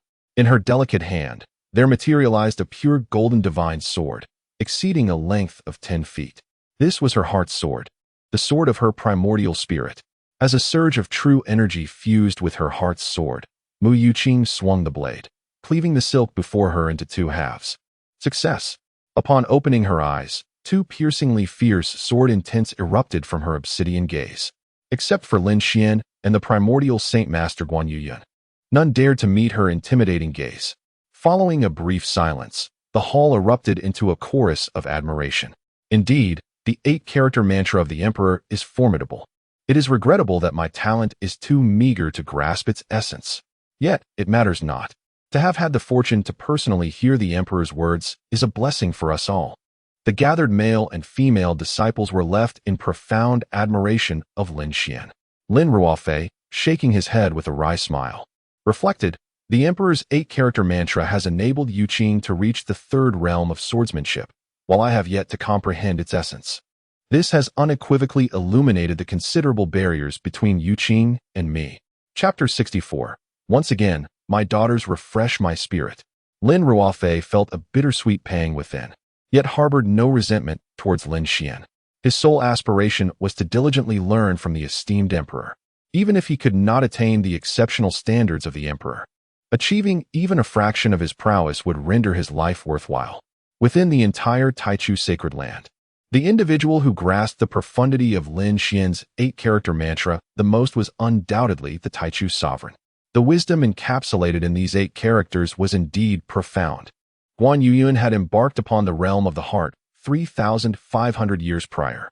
However, throughout the ensuing years, his mastery of the sword had stagnated, yielding no significant breakthroughs. Upon hearing Lin Xian's 8 characters, he experienced a moment of enlightening clarity. He had previously perceived the sword path as one solely of slaughter, fixating on the pursuit of ultimate offensive power, capable of cleaving through the sun, moon, and stars with a single blade, and severing the very fabric of time itself. Yet, Lin Xian's insights upended the traditional understanding of the sword path, evoking a sensation akin to the sudden lifting of a veil. Guan Yuyun was convinced that if he continued to contemplate and internalize this 8-character mantra, he would assuredly transcend the realm of the heart and approach the highest state of the Tao. Initially, he believed that aside from his master, he would never encounter another benefactor in this life. However, it now seemed that the emperor was indeed a significant benefactor to him. Guan Yuyun gazed at Lin Xian, his eyes reflecting profound admiration and reverence. Meanwhile, upon witnessing Mu Youqing's successful passage, the attendees were effusive in their praise for Lin Xian, and Xian Zhu and the others were positively elated. Father is the best. They chimed in unison, their joy unabated. The little girls clamored to Lin Xian's side, showering his face with affectionate kisses. Feeling the refreshing sensation on his cheeks, Lin Xian raised an eyebrow. Well, it seems I have once again been refreshed by my daughters. Having reached the realm of the heart, Mu Youqing understood that the subsequent Tao realm would require extensive training, which she realized she could not complete. To avoid delaying others' assessments, she descended from the martial stage, grinning as she approached Lin Xian. Cousin-in-law, your kindness speaks for itself. Should you ever require anything, do not hesitate to command me. Lin Xian smiled gently. There is no need for such formality among family. Mu Youqing nodded, appreciating the charming nonchalance of her cousin-in-law. The assessment continued. Seizing the opportunity, Mu Youqing shared with Lin Xian the customs of the Taichu sacred land. Traditionally, she would have to wait until all assessments were concluded before receiving the sacred land's official recognition. Achieving the realm of the heart equated to becoming a sword master, with the potential to establish a new sect and forge her own path in swordsmanship. This was an immense honor, deserving of the admiration and blessings of all disciples in the sacred land. Must we wait so long? Oh dear, how tedious! The little girls lamented, losing interest in remaining in the grand hall.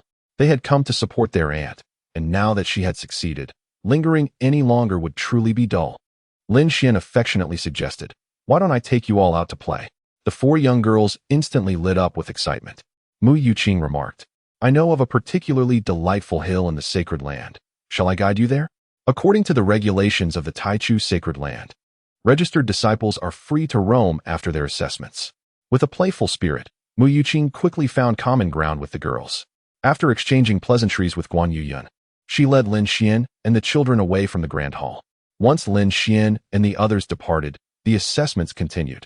After about half an hour, an overwhelming and piercing sword aura suddenly surged into the hall. The appearance of this sword energy startled everyone present. Such formidable sword intent. Even Guan Yuyun felt his pores tighten. The intensity of this sword aura was something he had never encountered in another person, aside from his master. From his estimation, the visitor's mastery of the sword surpassed his own, merely a step away from the realm of Tao.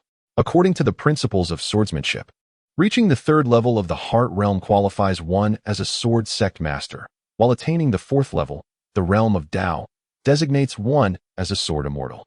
In other words, the newcomer was a potential sword immortal. This was truly alarming. Raising his gaze, he beheld a tall figure entering the hall. Clad in a flowing black robe, with features as sharp as a blade and eyes that pierced like daggers, he exuded a wild sword aura that compelled attention. "Senior brother," Guan Yuyun exclaimed in surprise. The man at the entrance was none other than Yuan Shao, who had stormed away from the sacred land 800 years prior. Yuan Zhao's cold gaze swept across the assembly, causing anyone who met his eyes to immediately bow their heads, too intimidated to maintain eye contact. It had been 800 years since his last visit, and it seemed the disciples of the sacred land had become increasingly inferior. Yuan Shao scoffed, "Guan Yuyun, you truly make a fine lord." Guan Yuyun understood that Yuan Zhao's visit was not amicable. Nonetheless, as a former comrade, he chose to respond with courtesy, inquiring, "What brings you here today, senior brother?" Before Yuan Shao could respond, a throng of over 1,000 individuals surged into the hall. These individuals radiated sword intent, unmistakably masters among sword cultivators. Their cultivation levels hovered near that of the venerable realm, with the lowest being at the mid-stage of the divine soul realm. Once everyone was assembled, Yuan Shao raised his hand, gesturing towards the crowd that had followed him. "These individuals are all sword sect masters ranked within the top 1,000 of Beixin Tian. Today, I shall, in their presence, settle an old agreement we had." "Agreement?" Guan Yuyun responded with astonishment. "What agreement?" "Humph. Do not feign ignorance." Yuan Shao retorted angrily. "Have you forgotten our previous dispute regarding swordsmanship?" At this, Guan Yuyun suddenly recalled their history. Over 800 years ago, he and Yuan Shao had been the most distinguished disciples of the sacred land. Yet their interpretations of swordsmanship had been fundamentally opposed. Guan Yuyun believed that although the path of the sword is one of slaughter, it should strive for a reclusive sword aura and a steady sword heart. In contrast, Yuan Shao maintained that since it is a path of killing, one must display an overwhelming presence, fully unleashing the sword's essence, exuding an innate authority. This fundamental divergence led to considerable discord between the two, escalating the issue to their master, the sect leader. As the sect leader sided with Guan Yuyun's perspective, Yuan Shao felt profoundly disheartened and contemplated departure. Yet, before taking his leave, he vowed before Guan Yuyun and the sect leader that he would unequivocally prove them wrong. In a moment of impulsiveness, Guan Yuyun agreed to a challenge, declaring that eventually, they would settle the matter and demonstrate who truly embodies the essence of the sword. Thus, their parting marked the beginning of an 8th-century separation. In his relentless pursuit of the sword path, Guan Yuyun inadvertently forgot this matter, while Yuan Shao remained persistently fixated on it. At last, he arrived with the masters of the Beixin sword sect, ready to confront him. "Brother, each of us possesses vastly different interpretations of the sword path. However, our ultimate destination remains the same," Guan Yuyun remarked courteously.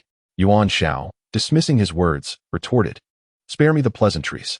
Today, we must reach a resolution." Chapter 65. Father is truly mischievous. Seeing that Guan Yuyun was reluctant to engage in a contest, Lin Ruofei thought it was his duty as the senior disciple of the sacred land to speak on behalf of his master. He stepped forward and saluted, saying, "Uncle Master, my master is wholeheartedly engrossed in his cultivation and enlightenment, not one who seeks to compete. However, I am indeed such a person." Yuan Shao let out a cold laugh, conjuring a sword chi with his right hand that sent Lin Ruofei hurtling over 10 zhong away. "Guan Yuyun, I have already struck your disciple. Do you not wish to make your move?" Guan Yuyun's expression stiffened, revealing a hint of anger.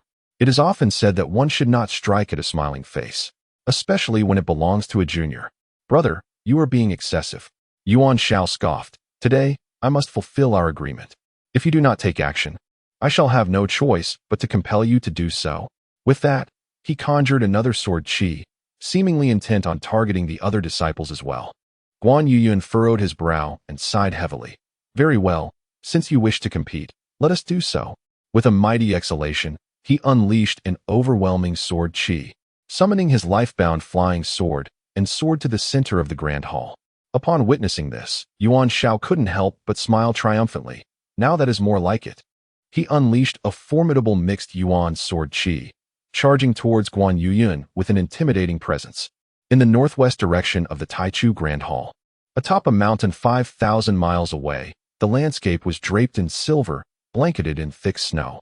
Unlike other peaks, this particular area was remarkably flat, making it an ideal playground. Mu Yuqing had brought Lin Xian and the children here. "Daddy, we want to build a snowman." Normally, the Crystal Palace was meticulously maintained, leaving the little girls no opportunity to craft a snowman. With the thick snow surrounding them, their enthusiasm immediately ignited. "All right, Daddy will help you build one." Lin Xian promptly joined his 4 daughters, kneeling in the snow to construct a snowman. Mu Yuqing assisted them in finding tools, and soon they had fashioned a large snowman. The little girls, brimming with excitement, desired to create various types of snowmen. Lin Xian encouraged them to take the initiative and build according to their imaginations.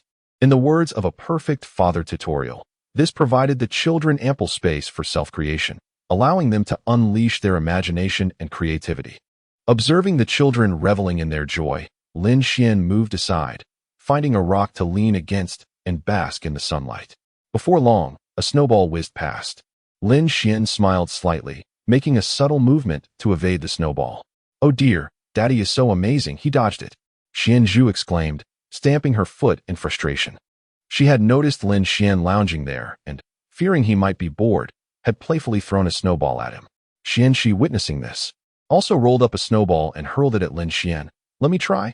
Lin Xian again gracefully sidestepped the incoming snowball. "Oh no." Xian Shi shook her head in exasperation. "Xian Yu, let us work together and see how Daddy dodges." Xian Han and Xian Yu both crafted a sizable snowball and together hurled it towards Lin Xian. However, he effortlessly evaded their efforts. Alas, they lamented. Why could they not hit their father, who seemed so unmoved? The little girls wore puzzled expressions, their brows furrowed and lips pouting, which made them utterly adorable. Observing his daughters engaged in playful antics, Lin Xian summoned a surge of spiritual energy, fashioning 4 snowballs that he directed towards them. Enveloped in this energy, the snowballs landed perfectly against the little girls' bellies, gently toppling them to the ground. With a delightful thud, all 4 girls sat down, their cherubic appearances eliciting peals of laughter from Lin Xian. "Oh dear, how mischievous of you, father. You hit us all at once," they exclaimed. "Indeed. How is it that we cannot hit you?" The little ones felt a twinge of disappointment. Noticing their dismay, Lin Xian was determined not to let his daughters lose heart. Children thrive on parental encouragement. Thus, he exchanged a knowing glance with Mu Yuqing, who promptly encouraged, "My darlings, persist in your efforts. You will surely strike your father." Upon hearing this, the 4 girls were ignited with determination. "Right. Mother says one must understand the value of perseverance." They each rolled another snowball and simultaneously launched them at Lin Xian. This time, he intentionally refrained from dodging. As the snowballs entered the invulnerable domain and shattered, he dramatically fell to the ground, exclaiming, "Wow, we did it." The girls were filled with pride at having struck such a formidable father. Lin Xian feigned incapacity to allow his daughters to revel in their joy a while longer. However, their filial instincts kicked in, and upon noticing his stillness, they began to worry. Xian Zhu displayed a hint of anxiety. Why hasn't father gotten up? Could he be hurt by the snowball? Xian Shi pondered and nodded. That is quite possible. Xian Han clasped her hands anxiously. What shall we do? Xian Yu stamped her foot and tugged at her sisters. Let us go check on him. The 4 girls rushed to Lin Xian's side, crouching down to inspect him. Suddenly, Lin Xian opened his eyes wide and, with a smile, embraced the 4 little ones. They quickly understood their father had been playfully deceiving them. Father is so mischievous, tricking us. They giggled. Indeed, I must have inherited my playful nature from him. The girls were both startled and delighted, with Xian Yu finding a splendid excuse for her own mischief. At that moment, a chime echoed in Lin Xian's mind. You and your daughters have completed a joyful and exhilarating snowball fight. Reward, Divine Creation Pill. Lin Xian was astonished. He had not expected that merely engaging in a snowball fight with his daughters would yield such an exquisite reward. According to the system's explanation, the Divine Transformation Elixir is a superior grade elixir of the sacred tier. By utilizing this potion, one can resurrect any individual within 7 days of their demise, even if their soul has been scattered. As long as they have not departed for more than a week, this wondrous elixir can bring them back to life. It is undoubtedly a celestial potion of extraordinary capabilities. Lin Xian marveled at the system's generosity, which consistently offered lavish rewards. After placing the Divine Transformation Elixir into the system's inventory, he stood up, cradling his daughters.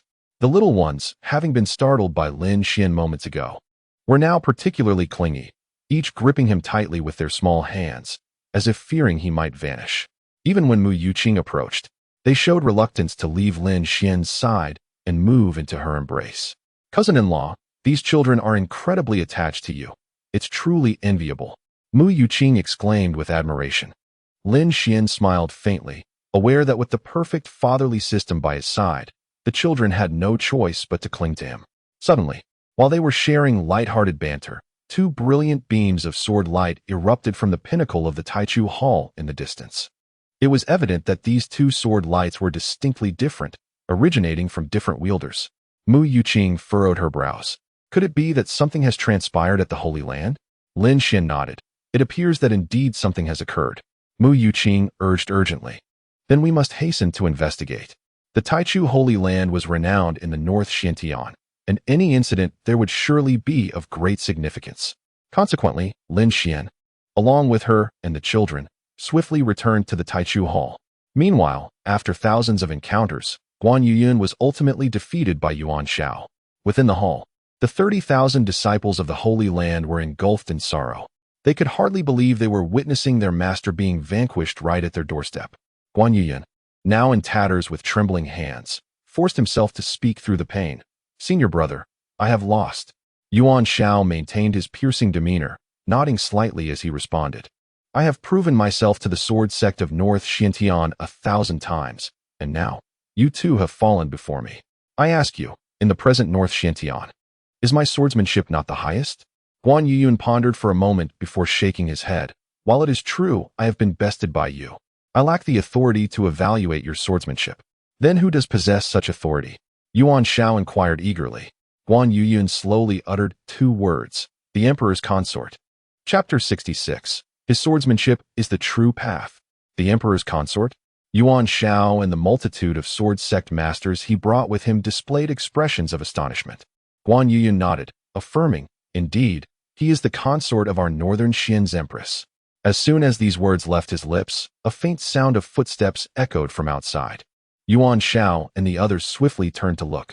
Beneath the resplendent sunlight, a man clad in white, resembling a celestial being, entered, accompanied by 4 adorable porcelain dolls and a young, beautiful woman. Guan Yuyun hurriedly stepped forward to pay his respects. Emperor's Consort. The disciples of the Taichu Sacred Land followed suit, bowing to Lin Xian. This scene left Yuan Shao and the others momentarily speechless. They had not anticipated that the Emperor's Consort would possess such an extraordinary demeanor and appearance. No wonder he was the man of the Ice Empress. Yuan Shao and the others promptly approached to pay their respects. We greet the Emperor's Consort. Lin Xian nodded slightly, his gaze sweeping over Yuan Shao. The sword energy emanating from Yuan Shao was exceedingly sharp and overwhelming. Had Lin Xian not been enveloped in the invincible domain of his passive divine technique, the children beside him would undoubtedly have been affected by the sword aura. Your sword energy is excessively outwardly expressive. This is not a favorable trait, Lin Xian remarked calmly. Guan Yuyun's heart leapt with joy upon hearing this. It appeared the Emperor's Consort did not condone Yuan Zhao's swordsmanship. This left Guan Yuyun with a sense of pride and defeat. Yuan Zhao's expression stiffened slightly. It seemed he had failed to capture the Emperor's Consort's favor. He sensed that, despite Lin Xian's unassuming demeanor, every word and action radiated the essence of a true powerhouse. Now, with the Emperor's Consort not endorsing his sword path, it was clear that to ascend as the foremost swordsman of northern Xian, he would require the Emperor's Consort's approval. With this thought in mind, Yuan Shao respectfully nodded. What the Emperor's Consort says is wise, yet the sword path I pursue in this lifetime is one of ultimate dominance. Indeed, Lin Xian replied with a slight nod, acknowledging that each individual's pursuit is distinct and that this is an undeniable truth. Yuan Shao could not help but exhibit a trace of reverence. The Emperor's Consort's words resonated like profound insights from a sovereign surveying the world. Such an extraordinary disposition is not something that can be easily emulated.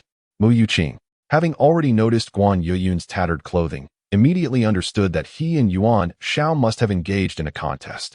She sighed softly, Saint Lord, it seems you have been bested by this esteemed senior. Guan Yuyun waved his hand with a smile. No need for concern. As long as the Emperor's Consort is present, The truth of the sword path remains. Mu Yuqing nodded, acknowledging that her cousin's comprehension of swordsmanship indeed reflects profound wisdom. Although Guan Yuyan's statement may be somewhat exaggerated, it hardly seemed absurd when referring to her cousin. She smiled gently at Yuan Shao. Senior, the Emperor's consort has graciously provided you with an opportunity to retreat. It would be wise to take it. Yuan Shao shook his head resolutely. This princess, I have endured for over 800 years solely to prove myself today. I harbor no intention of offending the Emperor's consort. Yet if I cannot validate my sword path, life henceforth will be unbearable. Upon hearing these words, Mu Yuqing slightly parted her lips, realizing that this individual was indeed obstinately unyielding. In light of this, I shall grant you your wish. Lin Xian smiled faintly and stepped forward. Yuan Zhao's unwavering dedication to the sword path was truly admirable. However, treading the wrong path inevitably leads to harm, both to oneself and others. Since their paths had crossed, Lin Xian did not mind assisting him in gaining a clearer understanding of the true essence of swordsmanship. Moreover, Yuan Shao served as an exemplary figure, capable of enlightening the daughters on what the sword path truly entails. Lin Xian resolved to seize this opportunity to plant a seed of swordsmanship in the hearts of the children, ensuring that they would not stray from the path in their future cultivation and would advance fearlessly. Please enlighten me, esteemed Emperor. Yuan Zhao's expression brightened slightly. Lin Xian calmly stated, I shall not employ any of my cultivation. I will merely use my fingers as a sword and execute 3 strikes. If you can block or counter even once during this process, it shall be deemed your victory. Mu Yuqing, Guan Yuyan, and the others were taken aback. To forego cultivation and wield merely his fingers as a sword was to defeat Yuan Shao with the most unadulterated sword techniques. In all of Beishintian, it was unlikely that anyone would dare to treat Yuan Shao with such audacity. Reflecting on this, they could only marvel at the Emperor's extraordinary spirit and methods. Yuan Shao, meanwhile, wore a solemn expression. The Emperor's confidence suggested he was well prepared. It appeared he had indeed encountered a genuine master of the sword path today. Very well. Please, esteemed Emperor, make your move. Yuan Shao replied earnestly, channeling all his true essence and focusing intently on Lin Xian. The two were now less than a yard apart, and Yuan Shao meticulously monitored even the slightest movement of Lin Xian's hair. The first strike. Lin Xian maintained a calm demeanor, his right hand's index and middle fingers converging as he thrust towards Yuan Shao. Whoosh. Though the motion seemed casual, all observers witnessed an enigmatic and elusive quality, accompanied by an astonishing speed. Yuan Shao furrowed his brow and swiftly raised his sword to block. However, he soon felt an emptiness before him, as a fierce gust surged towards his heart. Alarmed, just as the thought crossed his mind, Yuan Shao felt a slight tingling at his chest. Gazing down, he found Lin Xian's finger poised against his heart. Had it been a sword, he was certain he would already be dead. The terror was palpable. The Emperor's swordplay appeared unassuming yet proved remarkably effective. It was truly unfathomable. Guan Yuyan and the others could not help but exclaim in astonishment. Lin Xian smiled slightly. Possessing the Wuji sword technique, he had numerous strategies to contend with Yuan Shao. The second strike. As Yuan Shao regained his composure, Lin Xian executed another move. Whoosh. This time, Yuan Shao hastily thrust his sword, aiming to pressure Lin Xian into retreating through offense. Little did he know that in the blink of an eye, he felt a prickling sensation in his throat. Looking down, he found Lin Xian's finger pressing against his throat. Yuan Shao swallowed hard, his mind racing with disbelief. Good heavens! He felt as though his entire worldview was on the brink of shattering. Once more, Yuan Shao let out a fierce roar, unleashing every ounce of potential within him. He believed that if he could merely withstand one strike, or land a hit on the Emperor's consort, victory would be his. He refused to accept that he was utterly powerless before the Emperor's consort. However, in the blink of an eye, a sharp pang coursed through his forehead. Lin Xian's finger pressed directly against the center of his brow. Yuan Shao felt a deafening buzz explode in his mind, causing him to swallow hard several times. 3 strikes have passed. Do you have anything else to say? Lin Xian withdrew his finger, gazing at Yuan Shao with an air of leisure. This. In a fit of anger, Yuan Shao found a trickle of blood escape from the corner of his mouth. He had never imagined that a sword could be wielded in such a manner. There was no need for reckless brutality to crush the opponent. The seemingly effortless approach instead exuded an overwhelming sense of control over life and death. Such a swordsmanship was something he had never even dared to contemplate before. Witnessing Lin Xian deliver 3 precise strikes that found Yuan Zhao's 3 fatal weaknesses, Guan Yuyun and the others felt as though their eyes had been thoroughly opened today. The Emperor's consort's mastery of the sword had reached an extraordinary, almost ethereal realm, returning to the essence of the art. His swordsmanship was the true path. Chapter 67. Do you desire immortality? Steeling himself, Yuan Shao wiped the blood from the corner of his mouth and bowed respectfully, filled with reverence. The teachings of the Emperor today struck like thunder, awakening him suddenly. He realized that the path of the sword is not merely about ostentatious display, but rather embodies the effortless elegance and inscrutable nature exemplified by the Emperor. The sword masters who accompanied him nodded in silent agreement. The 3 strikes delivered by the Emperor perfectly encapsulated an ancient and profound understanding of swordsmanship. Lin Xian shook his head. What you perceive is merely a fragment of the sword's essence. The way of the sword can indeed pursue a grand and dominant presence, or it may cultivate subtlety and depth. Yet, the most crucial aspect lies in the Tao, not the sword itself. No matter how formidable the sword's aura, it pales in comparison to an eternal sword heart.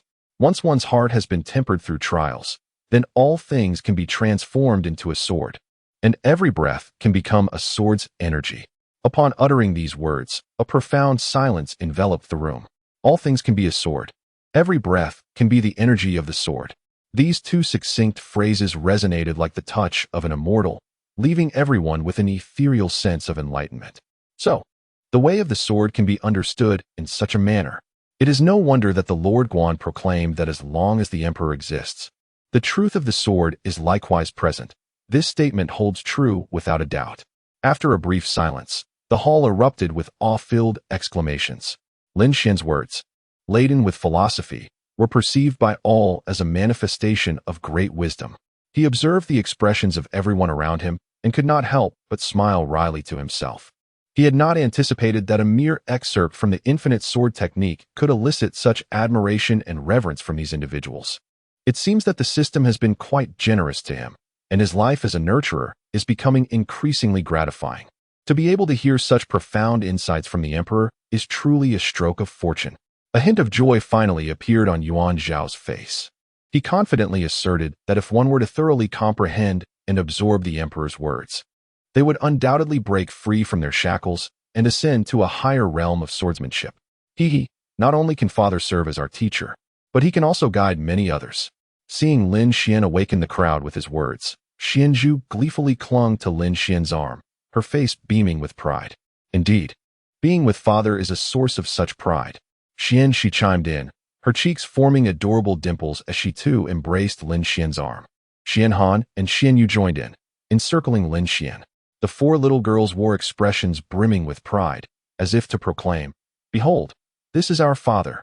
The onlookers were thoroughly entertained by the 4 little girls. Upon reflection, one might think that had they possessed such an extraordinary father in their own childhood, they too would have felt an equal measure of pride and joy.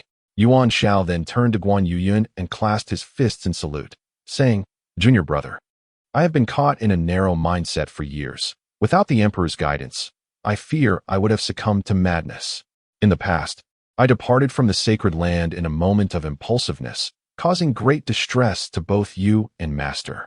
If you do not harbor any resentment, I wish to remain in the sacred land for the rest of my days as a humble servant. This would serve as both my penance and my atonement for my past mistakes." Upon hearing this, Guan Yuyun's face brightened, and he shook his head, saying, "Senior brother, do not feel like an outsider. In truth, neither Master nor I have ever blamed you. Since you wish to stay, then stay. Thank you." Yuan Shao was profoundly moved. He first bowed to Lin Xian, then to Guan Yuyun. With the journey to the sacred land now complete, Lin Xian, feeling no desire to linger, departed with Mu Yuqing and their 4 daughters. Farewell to the Emperor and consort. After this farewell, the crowd lifted their heads, witnessing Lin Xian and his family gradually fade from view. Under the sunlight, his white garments gleamed like freshly fallen snow, embodying an ethereal elegance that evoked deep admiration. Outside the Crystal Palace, Dong Huangzhou donned a robe of purple and gold, resembling a striking purple rose. The soft golden rays of the setting sun enveloped her, rendering her as if she were a figure from a dream. Your Majesty. Before entering, Dong Huangdi approached with utmost respect, performing a courteous bow. Dong Huangzhou glanced at the invitation in his hand and remarked, "Tomorrow marks the birthday of the princess consort, does it not?" Dong Huangdi's wife had previously assisted Dong Huangzhou with childcare, hence she remembered her birthday with clarity. Dong Huangdi, visibly surprised and honored, nodded, "Indeed, I have come to deliver the invitation." He felt a swell of gratitude. Tomorrow would be his wife's 30th birthday, and he was touched that Dong Huangzhou had remembered so well. Although Dong Huangzhou often appeared formidable and aloof, she displayed a remarkable warmth towards her kin. After all, with her myriad responsibilities, how could she possibly recall a birthday so easily? Dong Huangzhou inclined her head slightly.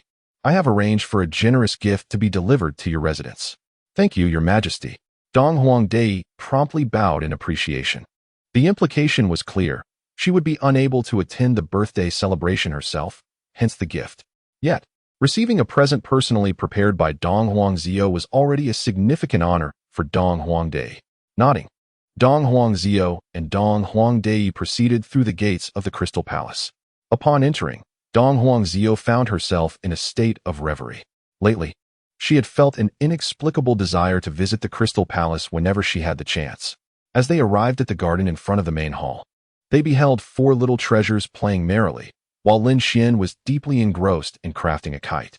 Truly, as the emperor and consort, his talents extended even to kite making. He was remarkably versatile. Dong Huangdi couldn't help but murmur in admiration. Dong Huangzhou maintained a tranquil demeanor, though inwardly she sighed. He truly indulges in playfulness too much. Dong Huangdi, oblivious to her expression, stepped forward with a smile. "Emperor and consort." Lin Xian lifted his gaze, briefly scanning the serene visage of Dong Huangzhou before turning to Dong Huangdi. "Do you have business here?" "Indeed," he replied. "Tomorrow marks the birthday of my beloved consort. As your Majesty is preoccupied with state affairs, I would like to invite you and the children to the banquet." Dong Huangdi promptly presented the invitation. "Very well, I shall certainly attend." Lin Xian accepted the invitation and returned to his task of crafting a kite. Observing that the couple likely had much to discuss, Dong Huangdi excused himself and departed. Dong Huangzhou gazed at Lin Xian for a long moment, noticing his complete lack of attention as he continued his work. With a deep breath, she lifted her eyes to the sky. Each encounter with this unambitious fellow left her inexplicably unsettled. Secretly clenching her silver teeth, she inquired, "Lin Xian, do you desire immortality?" Having already attained the imperial realm, her lifespan would extend for thousands of years. Her four daughters possessed extraordinary talents, and she was confident in nurturing them to reach the same heights. Thus, the only pressing concern remained Lin Xian. It would be unthinkable for their family of six to have him endure only a mere century of mortal life. Despite Lin Xian's many shortcomings, he was undeniably the father of her children, and she wished for his longevity. Without a moment's hesitation, Lin Xian nodded. Of course, who wouldn't he desire immortality? Fortunately, Lin Xian had already attained the cultivation of the imperial realm. Living for several millennia would be as effortless as child's play. Oh, this man still possesses aspirations. Dong Huangzhou's expression brightened, revealing a rare smile that was both enchanting and captivating. With a graceful flick of her delicate fingers, she conjured a tome and a radiant golden elixir from the void. This is the supreme heaven-level technique, the Sutra of Longevity, along with a supreme heaven-level longevity pill. Should you consume the longevity pill while cultivating, it will enhance your lifespan. Within 5 years, it will undoubtedly extend your life by 300 to 500 years. Engrossed in his task at a critical juncture, Lin Xian had not fully absorbed Dong Huangzhou's words. Once he completed the kite, he lifted his head, offering a faint smile. "What did you just say?" Dong Huangzhou. Chapter 68, When the Time Comes. We shall try again. This fellow, is he doing this on purpose? The moment he hears about cultivation, he becomes unwilling to accept his own responsibilities.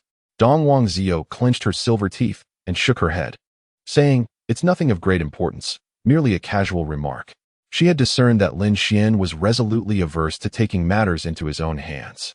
Even though cultivating the Longevity Sutra was not at all taxing, he still refused to embrace it. In light of this, there was no need for her to elaborate further. Ultimately, As long as he yearned for longevity, she had ample time to devise ways to extend his lifespan. If all else fails, we can always try something more forceful again. With this thought, Dong Huangzhou felt significantly more at ease. As an esteemed figure of the imperial realm, could she not manage to influence Lin Xian, this mere mortal? Upon witnessing her put away the longevity sutra and the longevity pill, Lin Xian instantly grasped Dong Huangzhou's intentions. He couldn't help but shake his head in silence. This woman truly was relentless. The notion of cultivation was something Lin Xian would steadfastly avoid. Why not relish the rewards from the system with his daughter instead? How much longevity could truly be gained through cultivation? Daddy, is the kite ready? At that moment, the little girls rushed over excitedly. Earlier, their father had promised to craft a beautiful kite for them.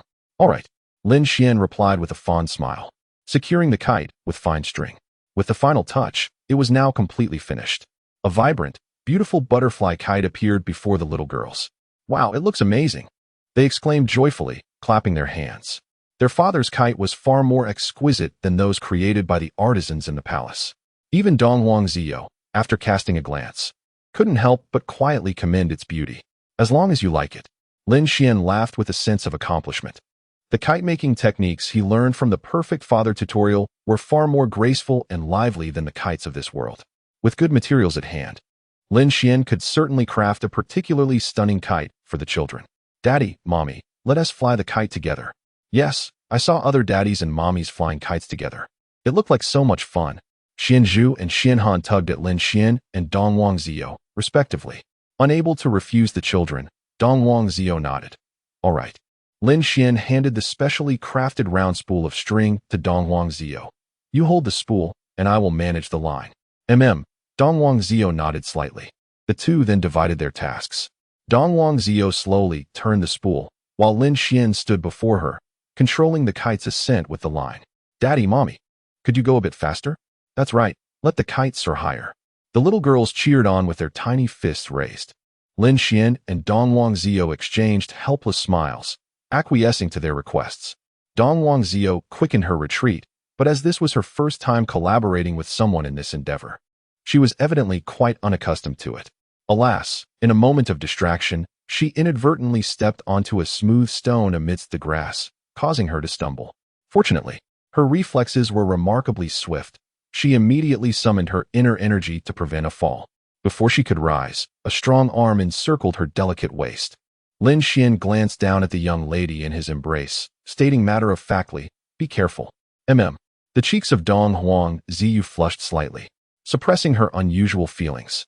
She quickly twisted her waist, breaking free from Lin Xian's hold. Yet, her gaze could not help but sweep over his arm, astonished by its strength. She mused to herself. Lin Xian, still feeling warmth lingering in his hand, also cast a glance at Dong Huangzhou's waist. Indeed, her figure was slender, and her body remarkably supple. He thought. Observing Lin Xian supporting Dong Huangzhou, the little girls beamed with joy. Father and mother share such a wonderful bond. How blissful it is for a family to care for one another. Subsequently, with the children watching, Lin Xian and Dong Huangzhou resumed flying kites for them. Dong Huangzhou attentively monitored the surrounding flora and fauna, no longer feeling the earlier embarrassment. It was not until they had flown the kite to its highest point that the little girls eagerly rushed to reel it in. Once Lin Xian and Dong Huangzhou returned the kite to them, they stood by, watching them play. As the sun dipped below the horizon, Dong Huangzhou reluctantly bid farewell to the children, heading towards the Xianbing Palace to attend to official matters. In the Nine Heavens celestial domain, within a concealed cave in the wilderness beyond the ninth sky, a formidable man clad in silver armor sat upon a beast-hide bench at the highest point of the cave.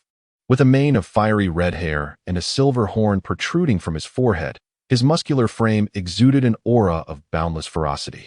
He was Sangamo, the current leader of the Silver Goat clan and one of the 10 tribal leaders in the Nine Heavens celestial domain. Why has there been no word regarding the demise of the Black Hawk or God's 3 brothers? Sangamo muttered to himself. It had been a full 9 days since he dispatched the Go brothers, yet not a single trace of their fate had emerged, instilling a sense of unease within him. Having lurked in the Nine Heavens celestial domain for several millennia, he had never encountered such a troublesome predicament. His intuition warned him that the one who had slain the Black Hawk war god possessed extraordinary capabilities. At that moment, a tall, slender figure entered the cave. Upon closer inspection, Sang Mo recognized his deputy, the 8th-tier demon Liang Qiu from the Fox clan. "What news from the Black Hawk war god?" Sang Mo inquired hastily. Liang Qiu shook his head, still no leads whatsoever. Sang Mo nodded. This was within his expectations, and he asked further, "Is everything prepared for tomorrow's ancestral worship?" Liang Qiu affirmed, "All arrangements have been made." "Very well," Sang Mo replied with evident satisfaction. "This ancestral worship is of great significance. I am prepared to invoke the power of my forebears. Should I receive their blessings, my strength shall undoubtedly ascend to new heights. Thus, this ritual must be executed with utmost precision. Indeed, rest assured, Supreme Leader, there shall be no mishaps." Liang Qiu's countenance bore an unwavering determination as he preemptively wished the Supreme Leader a successful ancestral worship, hoping he would soon attain the realm of the Demon Emperor. Sang Mo raised his head and laughed heartily. "The realm of the Demon Emperor shall be mine in due time. However, to guard against any unforeseen circumstances, procure 300 pairs of young boys and girls from the human race. Their blood shall serve to activate the ancient array of the northern Gu Mountain." The thought of the shadowy figure behind the demise of the Black Hawk war god stirred unease within Sang Mo.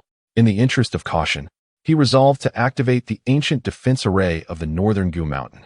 "Once this array is engaged, no one shall dare enter the mountains to disrupt my ancestral worship." Furthermore, should the ritual succeed, he might hasten his journey into the realm of the Demon Emperor. Upon reaching that echelon, he would not even flinch before the imperial realm of the human race. "Certainly, I shall attend to this matter at once." Liang Qiu mused that the Supreme Leader, a seasoned powerhouse of the demon race, approached his tasks with prudence and care. Once the ancient array of the northern Gu Mountain is activated, the Supreme Leader's ascension to the realm of the Demon Emperor will be imminent. At that juncture, to be by his side would promise boundless prospects. As night fell, the royal mansion of Dongwang Dai was adorned with lights and festooned with joy. Lin Xian arrived punctually at the mansion's entrance with his 4 daughters in tow, having been invited. This time, Xian Zhu and her 3 companions had even prepared small gifts for the consort of Dongwang Dai. Chapter 69. Xian Yu has finally grown up. In the grand hall of the Eastern Emperor de Ye's royal palace, a gathering of friends and esteemed guests filled the room. Aside from numerous members of the royal family, many dignitaries from the northern Xian Tian dynasty, as well as influential figures from various walks of life, occupied the sides of the hall. At the center stood 2 opulent tables. One table was graced by the presence of Eastern Emperor de Yi, accompanied by his beautiful consort, Princess Su Qinghua, and their son, Eastern Emperor Hao Yu. The other table, though empty, was well understood by all present to be reserved for a distinguished guest. It was said that the emperor's husband possessed an ethereal beauty resembling that of an immortal, and today, they would finally have the privilege of witnessing his countenance. Indeed, on ordinary days, we would scarcely have the honor of meeting the emperor's husband. Today was a rare opportunity to behold. Many eagerly awaited to see the remarkable man who stood beside the renowned Ice Emperor. Before long, Lin Xian entered with his 4 daughters. Upon his arrival, Eastern Emperor de Yi and the others rose in unison, bowing respectfully. "We pay our respects to the emperor's husband." Observing Lin Xian's extraordinary demeanor and striking presence, many silently marveled, acknowledging that he was indeed exceptional, befitting the partner of the Empress. At that moment, Eastern Emperor de Yi and Su Qinghua approached to greet him. The young girls by Lin Xian's side, brimming with excitement, hurried to Su Qinghua. When they were around 2 years old, Su Qinghua had once cared for them for a few days, thus they held a fond affection for the princess. In celebration of her birthday, they had meticulously prepared gifts for her.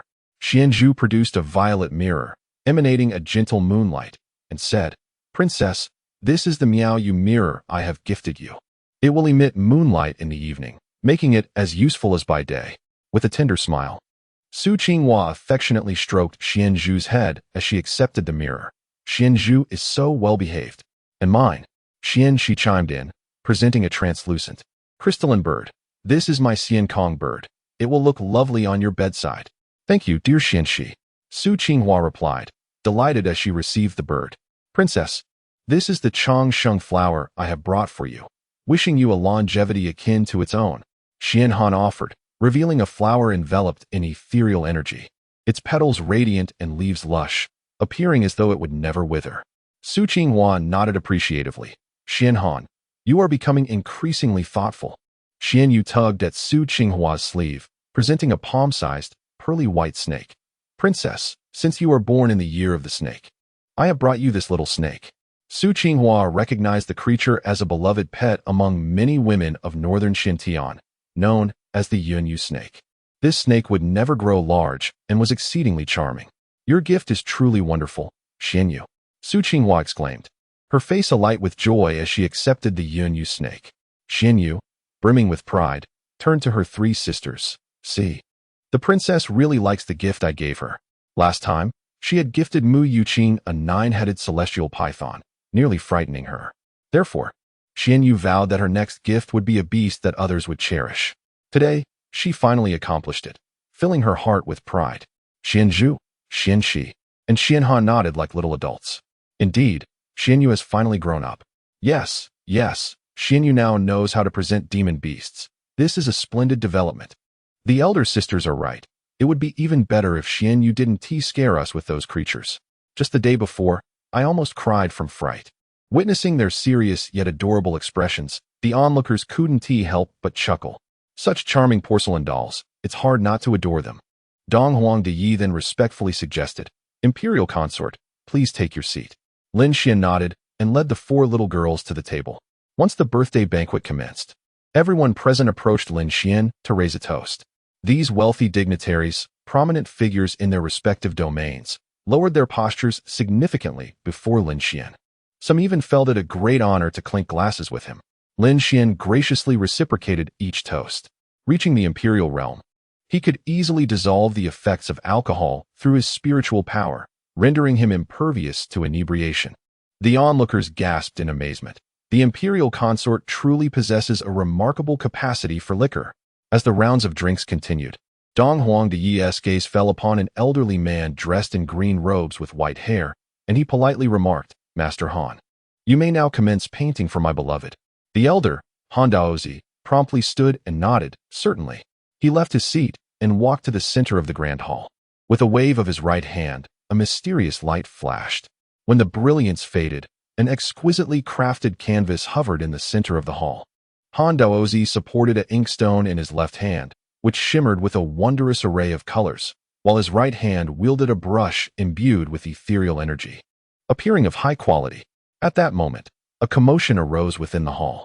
Truly, our esteemed Master Han of Bei Xiantian demonstrates extraordinary skill at the very first stroke. Naturally, Master Han has spent 6 millennia cultivating through painting, mastering figures, spirits, landscapes, and flora and fauna. He is indeed a rare genius. Undoubtedly, witnessing Master Han at work is an eye-opening experience. The attendees, all affluent and influential, had encountered countless renowned artworks. Yet many were witnessing Han Daozi's masterpieces for the first time.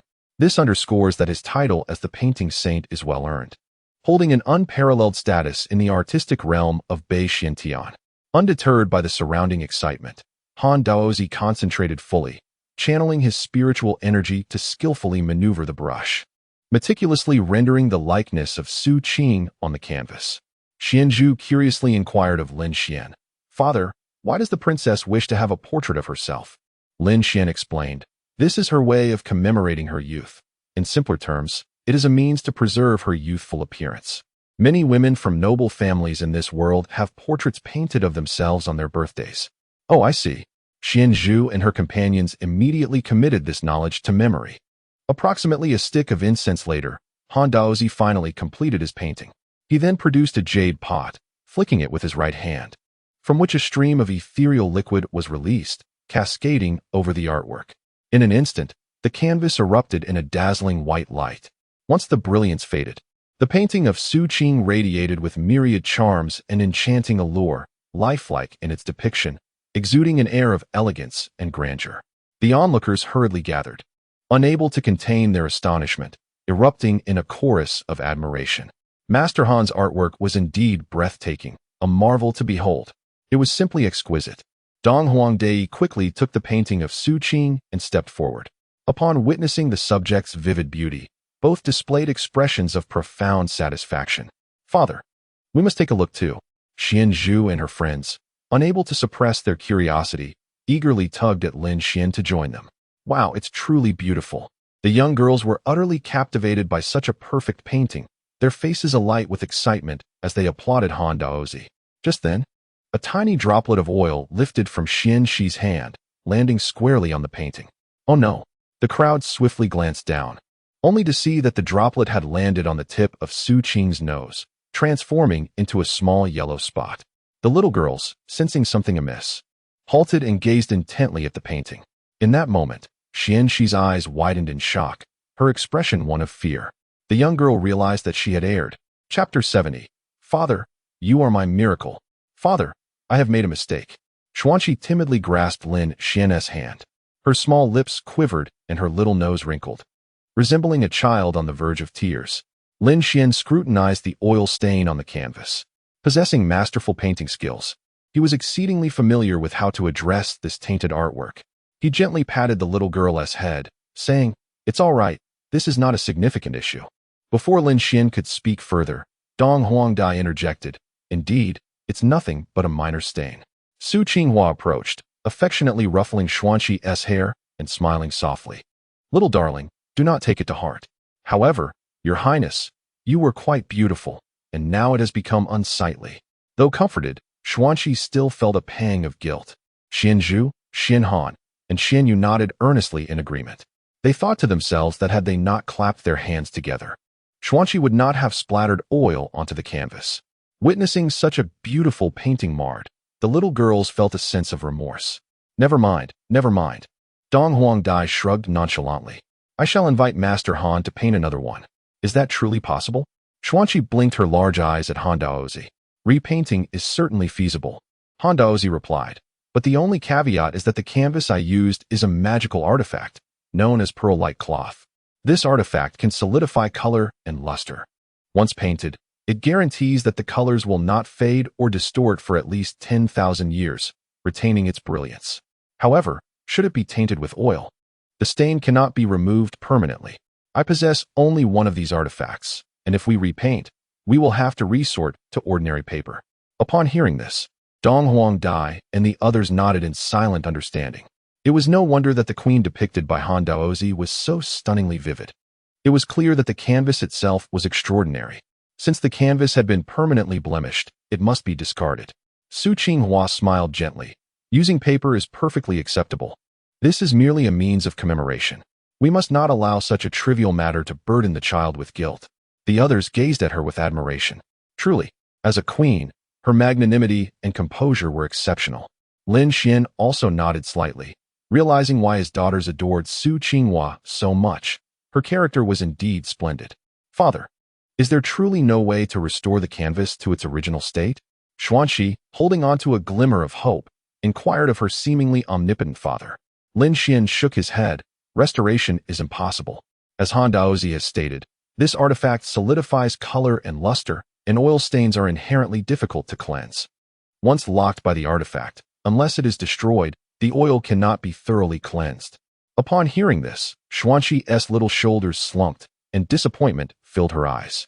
Lin Xian affectionately rubbed her small face, saying, "However, Father can make this painting even brighter and more beautiful." "Really?" Xuanqi's eyes sparkled at his words. "Indeed. Father possesses remarkable abilities. As I have always asserted, Father is the most formidable."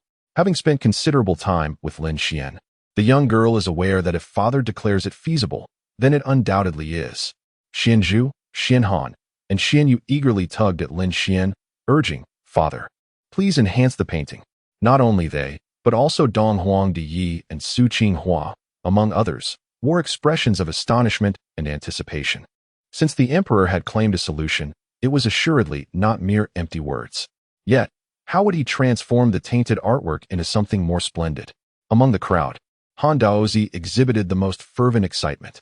He hastily approached and bowed, entreating, "Might the emperor act swiftly, that I may broaden my horizons?" Observing his urgency, the onlookers could not help but secretly admire him. Indeed, he was a master of painting, utterly engrossed in his craft. Lin Xian responded with a serene smile, very well. He had noticed that the oil stains on Xian Shi's hands were from walnut oil, typically used in cold dishes. Walnut oil is one of the commonly utilized mediums in oil painting. Thus, he decided to embrace the mistake and, gathering several types of plant oils, would concoct the oil paint, transforming the defiled canvas into an oil painting. With masterful technique, Lin Xian was not only adept in various forms of painting, but also intimately familiar with the blending and preparation of pigments. He then instructed his aides to procure walnut oil and several other plant oils, along with a few minerals necessary for pigment preparation. I shall take care of it. Han Daozi eagerly volunteered, swiftly collecting the required materials. Under the curious gaze of the crowd, Lin Xian quickly ground the ingredients and mixed them in precise proportions to create the paint. So, plant oils can indeed be used for pigment. Han Daozi's eyes sparkled with realization. He harbored a strong premonition that after witnessing the emperor's artistry today, his own painting skills would undoubtedly advance to new heights. For what the emperor was doing was unlike anything he had ever seen or heard, akin to discovering a new realm. Soon, they beheld Lin Xian applying the prepared pigments onto the canvas. In no time, a stunning masterpiece, vibrant in color and lifelike, unfolded before their eyes. The enchanting portrayal of a beautiful woman on the canvas exuded an almost palpable vivacity. The onlookers were left speechless. Han Daozi, particularly astounded, widened his eyes as a flash of inspiration struck him, akin to being blessed by a celestial being. If Master Han's paintings were lifelike, then the emperor's work was a vibrant marvel, a masterpiece of divine craftsmanship. Indeed, after the emperor's enhancement, the painting achieved a harmonious balance of warm and cool tones. With light and shadow in perfect accord, a true celestial creation, truly astonishing. Had I not known it to be a painting, I might have believed that the princess had stepped right into the artwork. The affluent and powerful peasant, who had often indulged in the appreciation of countless renowned paintings, found themselves witnessing Lin Xian's refined oil painting for the very first time. The vibrant hues and dazzling luster of the painting surpass at least one level compared to Han Daozi's works. Han Daozi, with a countenance of genuine admiration, respectfully bowed to Lin Xian, acknowledging, in comparison to the emperor's artistry, I am truly unworthy of the title Zige of painting. His words elicited a fervent agreement from the assembly. Indeed, the title of Sage of Painting rightfully belongs to the emperor. Su Qinghua, brimming with joy, cradled the exquisite artwork in her hands. Her smile radiant. What a serendipitous turn of events. I never imagined I would acquire such a magnificent piece. The emperor's actions today have transformed the mundane into the extraordinary. Dong Huangdai, upon hearing this, beamed with delight. The purpose of this birthday celebration was to bring joy to Su Qinghua. Now that his beloved consort has received this celestial masterpiece, the banquet has truly exceeded all expectations. Observing the crowd's praise for Lin Xian's creation, Xuanxi, who had been tense, finally exhaled deeply. She lifted her gaze and waved to Lin Xian. Father, I have something to say to you. What is it? Lin Xian inquired with curiosity, bending down. Xuanxi, with a playful smile, thought Lin Xian had not noticed and planted 3 quick kisses on his face. Father, you are my wonder. Chapter 71. When I have no choice, I can only resort to arms. The following morning, within the Xianbing Palace, Dong Huangzhou had spent the entire night reviewing edicts. As dawn broke, she rose and made her way to the grand hall entrance, allowing herself to unwind in the embrace of the rising sun. Your Majesty, an incident has occurred. Ruoying stepped forth from the shadows. Dong Huangzhou cast a fleeting glance her way. Pray, speak. Ruoying continued. Do you recall the princess of the Guiyan kingdom, Yin Yao? Dong Huangzhou nodded. Indeed, I remember. During my time honing my swordsmanship in the Taichu Holy Land, she was there pursuing her own studies in the art. I recall her as a gentle soul, devoid of any princess's temperament, quite amiable. She arched her delicate brows slightly. I remember, 3 years ago, I bestowed upon her a marriage with the young master of Xiaoyao Valley. Could it be that their union has encountered troubles? Meeting Dong Huangzhou's enchanting, dark gaze, Ruoying nodded affirmatively, precisely. Their first 2 years of marriage were relatively harmonious, yet the past year has seen a gradual decline. Just this morning, I received intelligence indicating that the young master of Xiaoyao Valley, Jiang Fan, has slain his own father, rendered Yin Yao's cultivation null. and eloped with another woman. Dong Huangzio's expression hardened at the news. How could Zhang Fan be so outrageous? What is even more egregious, Ruoying added, is that the woman he has fled with is none other than the princess of the Wuxing Kingdom. Dong Huangzio's eyes turned frigid. The Wuxing Kingdom? That realm lies beyond our northern Xuantian's borders, and it is a notably unstable demon nation. Although Zhang Fan is but an insignificant ant, Xiaoyao Valley holds some renown within northern Xiantian. If he seeks refuge in Wuxing, he will inevitably become an accomplice to their tyranny, endangering the lives of our people. Ruoying nodded. What course of action do you propose, Your Majesty? Dong Huangzio replied coolly. The demon lord of Wuxing Kingdom once offered 100,000 living souls from our northern Xiantian as sacrifices to the extraterrestrial demons while my father was still alive. This debt has yet to be reconciled. It seems it is time to settle accounts with Wuxing. Ruoying inquired, Your Majesty, are you prepared to wage war against Wuxing? Dong Huangzio smiled faintly. War is not my desire, but circumstances compel action. When I have no choice, I can only resort to arms. A hint of concern crossed Ruoying's features. The Wuxing Kingdom not only possesses military strength several times that of the Wanma Kingdom, but their demon lord is also a seasoned powerhouse of the demon race, far superior to the bloodthirsty demon lord, Yu. Dong Huangzio raised her hand to interrupt. Since my ascension, I have faced enemies on all sides. I cannot allow fear of their might to paralyze me. Permitting the enemies, both overt and covert, to encroach upon and consume northern Xiantian. Ruoying's expression reflected a newfound respect. Your Majesty speaks wisely. She understood that every significant maneuver by Dong Huangzio was meticulously strategized. The debt owed by Wuxing Kingdom was etched in the hearts of many within northern Xiantian.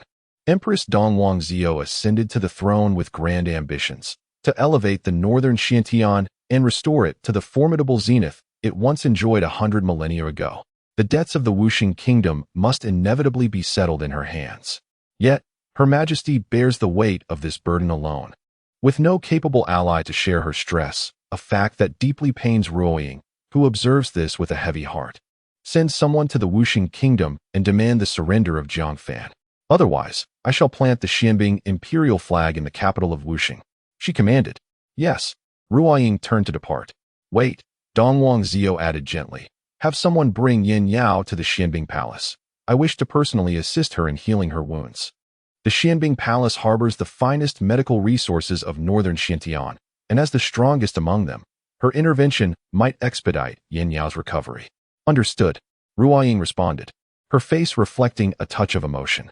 Although Dong Huangzio possesses a steely resolve, she has always shown warmth towards her kin and friends. In the Beigua Mountains, the terrain is exceedingly intricate, adorned with thick forests and towering trees. At the heart of this mountain range lies the valley where the Silver Goat clan conducts its ancestral rites. As the leader of the Silver Goat clan, Sang Imo stood before the magnificent altar, surrounded by all the clansmen from the Nine Heavens celestial domain. At this moment, Liang Qiu appeared behind him, stating, Great Commander, 300 pairs of young men and women have been positioned in the 4 cardinal directions. With a single command, we can swiftly sacrifice them and cast their remains into the river that activates the Great Formation. Sang Imo nodded with satisfaction. Excellent. Hidden within the Beigua Mountains lies an ancient formation known as the Panxiang Array, established by our ancestors to protect the clan after infiltrating the Nine Heavens celestial domain. By casting the blood and organs of the young into the river, we shall connect the 4 rivers and successfully activate the array. Let us commence. Upon giving the order, Sang Imo ascended the altar. The activation of the Panxiang Array was swift, and as the auspicious time for the ancestral rites could not be delayed, he felt assured in proceeding with the ceremony. Following his command, Liang Qiu shot a dark red orb into the sky. This was the prearranged signal. The moment the light flashed, they could commence their grim task. At that moment, in the forest bordering the Beigua Mountains, beside the river, a dozen demon warriors adorned with horns watched menacingly as they gripped their large cleavers, glaring at the hundreds of terrified young captives kneeling by the riverbank. These human scum are destined to have their heads severed and their chests split open. To contribute to the great commander's ancestral rites, your deaths shall not be in vain. The leading bear demon grinned cruelly as he gazed at the frightened children. Suddenly, a burst of blood-red light illuminated the distant sky. The bear demon hastily licked his lips, exclaiming, "Now we can act." "No, please, do not kill us. I do not wish to die," sobbed the children, mere boys and girls of 7 or 8 years. As they beheld the fierce and malevolent demons brandishing their blades, their eyes filled with boundless despair. Suddenly, a sharp flash of sword light erupted, cleaving the powerful bear demon in twain. All the children and demon warriors looked up, and there appeared a man in white, descending from the heavens like a celestial being, a deity. The children's previously fearful gazes instantly blossomed with infinite hope. Lin Xian smiled faintly, raising his sword, and, with the speed of lightning, bisected the remaining demon warriors. Earlier that morning, after preparing breakfast for the children, he had ventured to the northern Gu mountain range while they played and rested.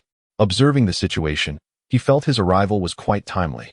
Heavenly being, they have captured many people to the east, west, and north. Please, Divine One, hurry to save them. One little boy, whose companion had also been seized, urgently pleaded.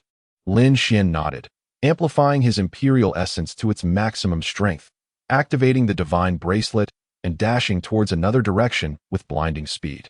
Due to his swiftness, he eradicated all the demon warriors to the east, west, and north before their blades could descend. Chapter 72. This man is truly extraordinary. At the altar of the Silver Sheep clan, Sang Imo knelt in the center, his hands raised towards the heavens, chanting fervently, "Ancestors above, I beseech your divine power to descend and aid me in leading the Silver Sheep clan to greater heights." A crimson beam of light surged from the pond before him, erupting into a cloud of powder in midair, vanishing in an instant. Soon, a gaping crimson rift tore open in the sky. A dark radiance pierced through the sanguine fissure, striking the very heart of the altar. Witnessing this spectacle, the multitude of Silver Sheep clansmen erupted in exhilaration. If their leader were to gain the ancestral power, a bright future awaited the clan. Boom! The black light landed precisely atop Sang Mo's crown, merging seamlessly with him. An overwhelming aura surged forth from Sang Mo, cascading like a torrential river, sweeping outward in all directions. Under the weight of this terrifying presence, all members of the Silver Sheep clan displayed expressions of shock and fear. Liang Qiu, standing nearby, trembled slightly. Such power! It was simply overwhelming. The ancestral strength of the Silver Sheep clan had been absorbed by the Grand Commander, unleashing all of his latent potential. Should he advance further, the title of Demon Emperor would be within his grasp. Under Sang Mo's formidable pressure, the thousands of Silver Sheep clansmen, alongside Liang Qiu, felt a mixture of terror and exhilaration. Sensing the awe of all present, Sang Mo rose proudly to his feet, his violet golden eyes sweeping across the assembly. Everyone clearly observed that 9 golden rings had ignited within his pupils, signifying that he had ascended to the 9th tier of demon generals. In the last 10 millennia, the Silver Sheep clan had produced only one 9th tier demon general, their ancestor. Now, with their leader achieving the same rank, the revival of the Silver Sheep clan was on the horizon. All hail our leader. In an instant, the entire clan revered Sang Mo, perceiving him as a deity among their kin. Ha! A surge of pride swelled within Sang Mo, prompting him to lift his head and laugh heartily. Suddenly, he sensed something amiss. Logically, the Panchir Grand Formation should have been activated by now. Yet, as far as the eye could see for 3,000 miles, there was no sign of the formation. This realization heightened Sang Mo's vigilance. He had a premonition that a formidable enemy might soon emerge. Whoosh! At that moment, a brilliant white light descended from the heavens, swift as lightning. Indeed, a powerful presence had arrived. Sang Mo's gaze locked onto Lin Xian, concluding that his suspicions were correct. An extraordinary being had come to this place. Lin Xian's gaze, cool and detached, fell upon Sang Mo.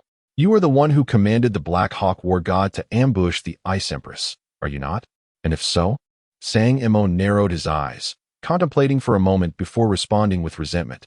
"So it was you who killed the 3 brothers of the Black Hawk War God?" Liang Qiu interjected coldly. "It appears this man is indeed the partner of the Ice Empress." The Ice Empress, with her aloof beauty, was renowned as the most stunning figure in the heavens.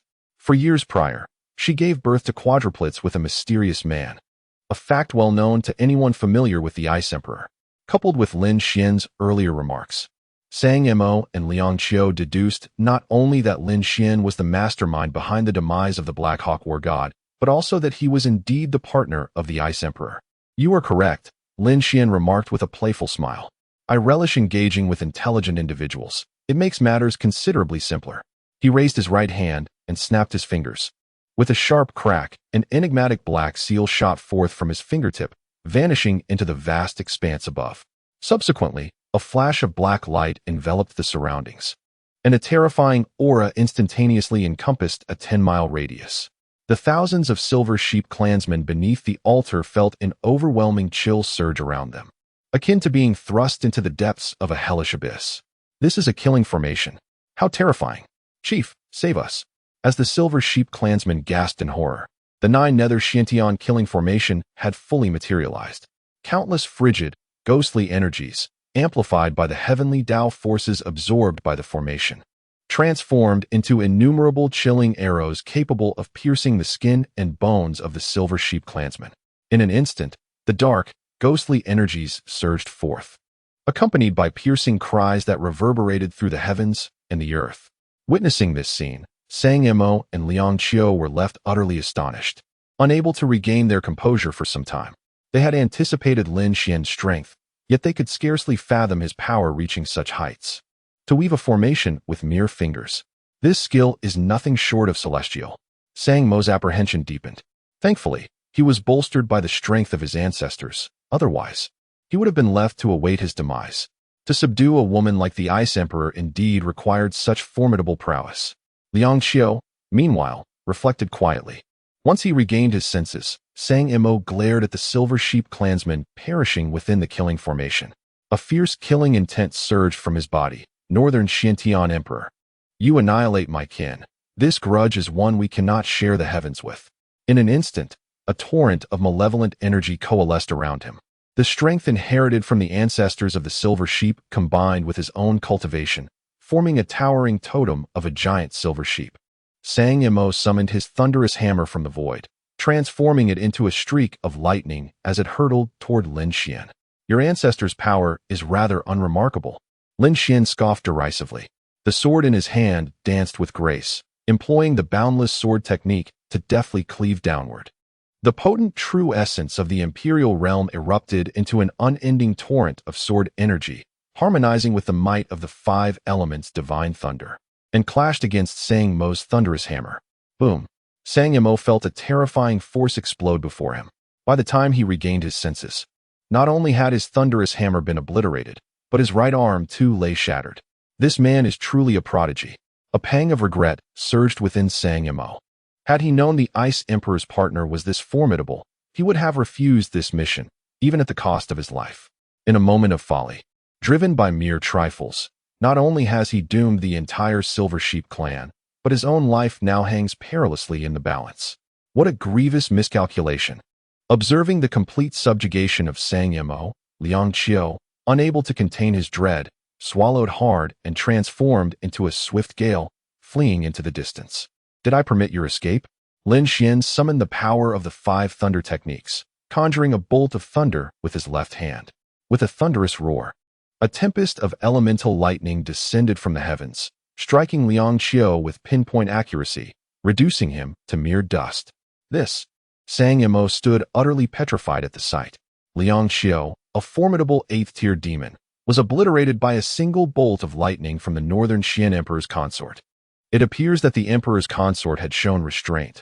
Otherwise, with his imperial strength, amplifying the thunders might several-fold, he could have dispatched Sang Mo with equal ease. At this realization, Sang Mo's spirit plummeted to an abyss of despair.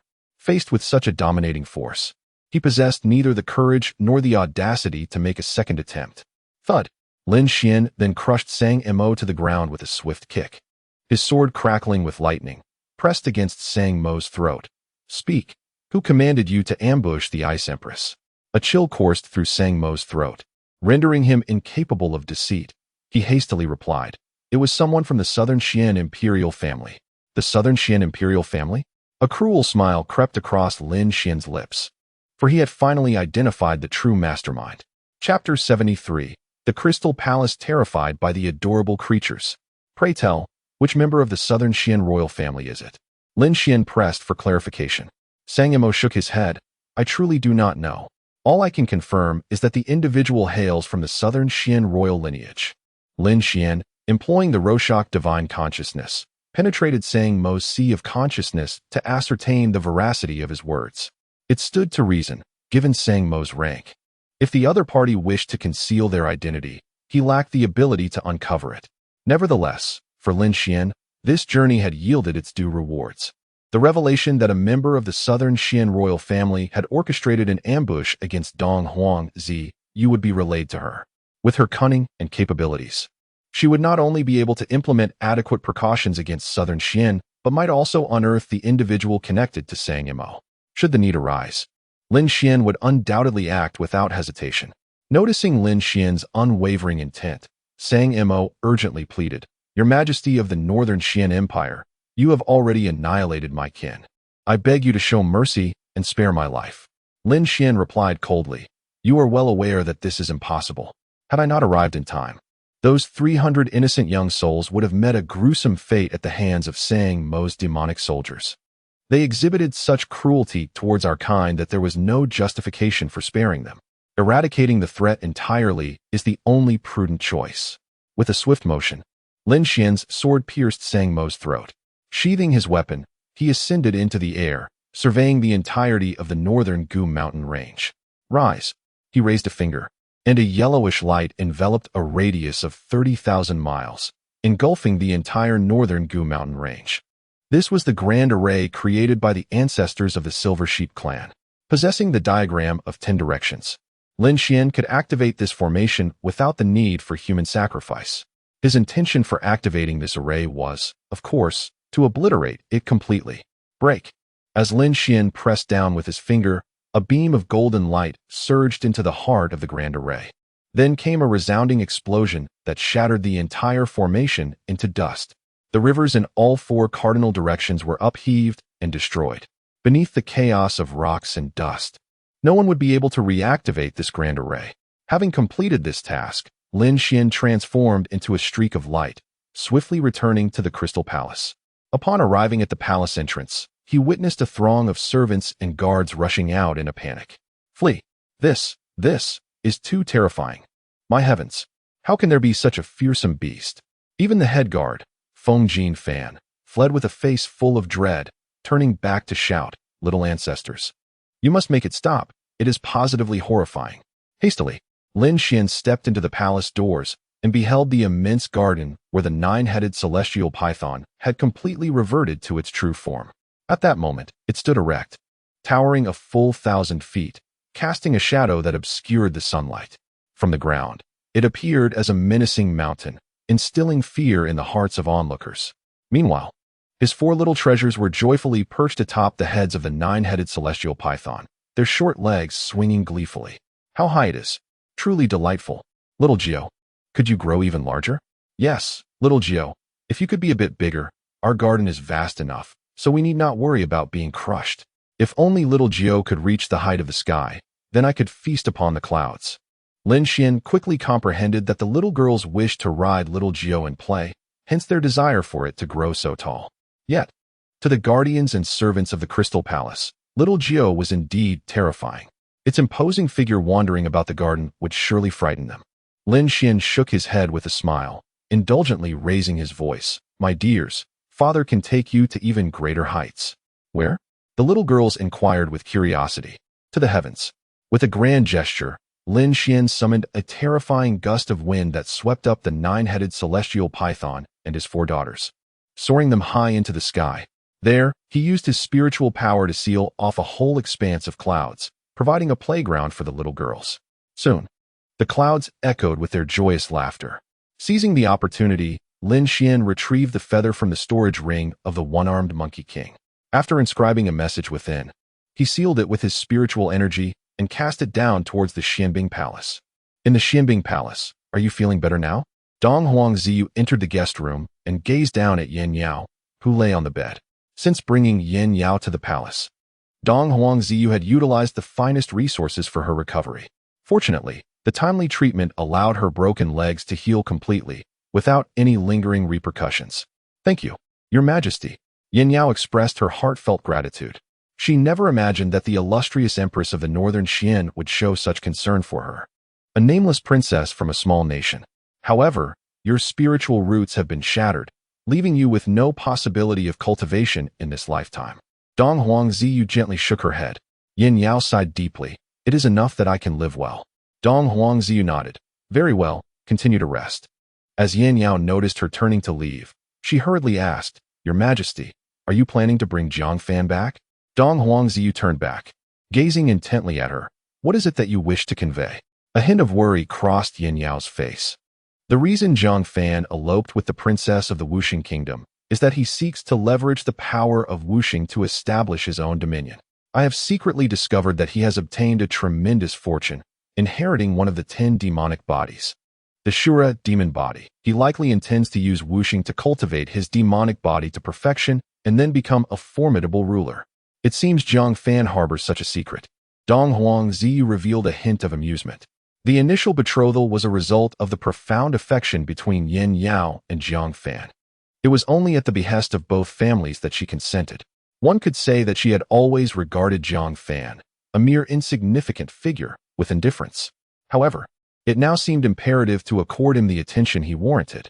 Yin Yao nodded in agreement, cautioning, Indeed, Your Majesty, you must exercise caution. Dong Huang Ziyu responded with a soft acknowledgement, choosing not to elaborate further before turning to depart.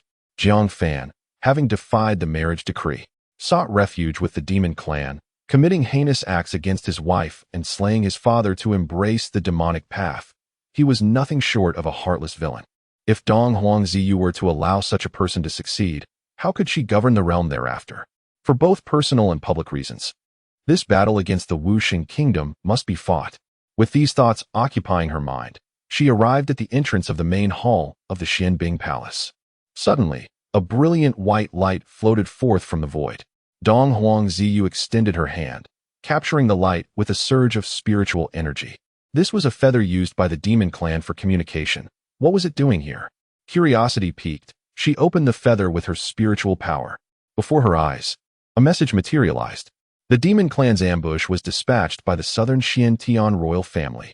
Upon reading this, Dong Huang Ziyu found herself in a state of turmoil. This message was evidently intended for her, and the messenger. Could it possibly be the noble who aided me in vanquishing the demon clan's ambush? A glimmer of excitement sparkled in her beautiful eyes. Chapter 74. He may be an ancestor of our Eastern royal clan.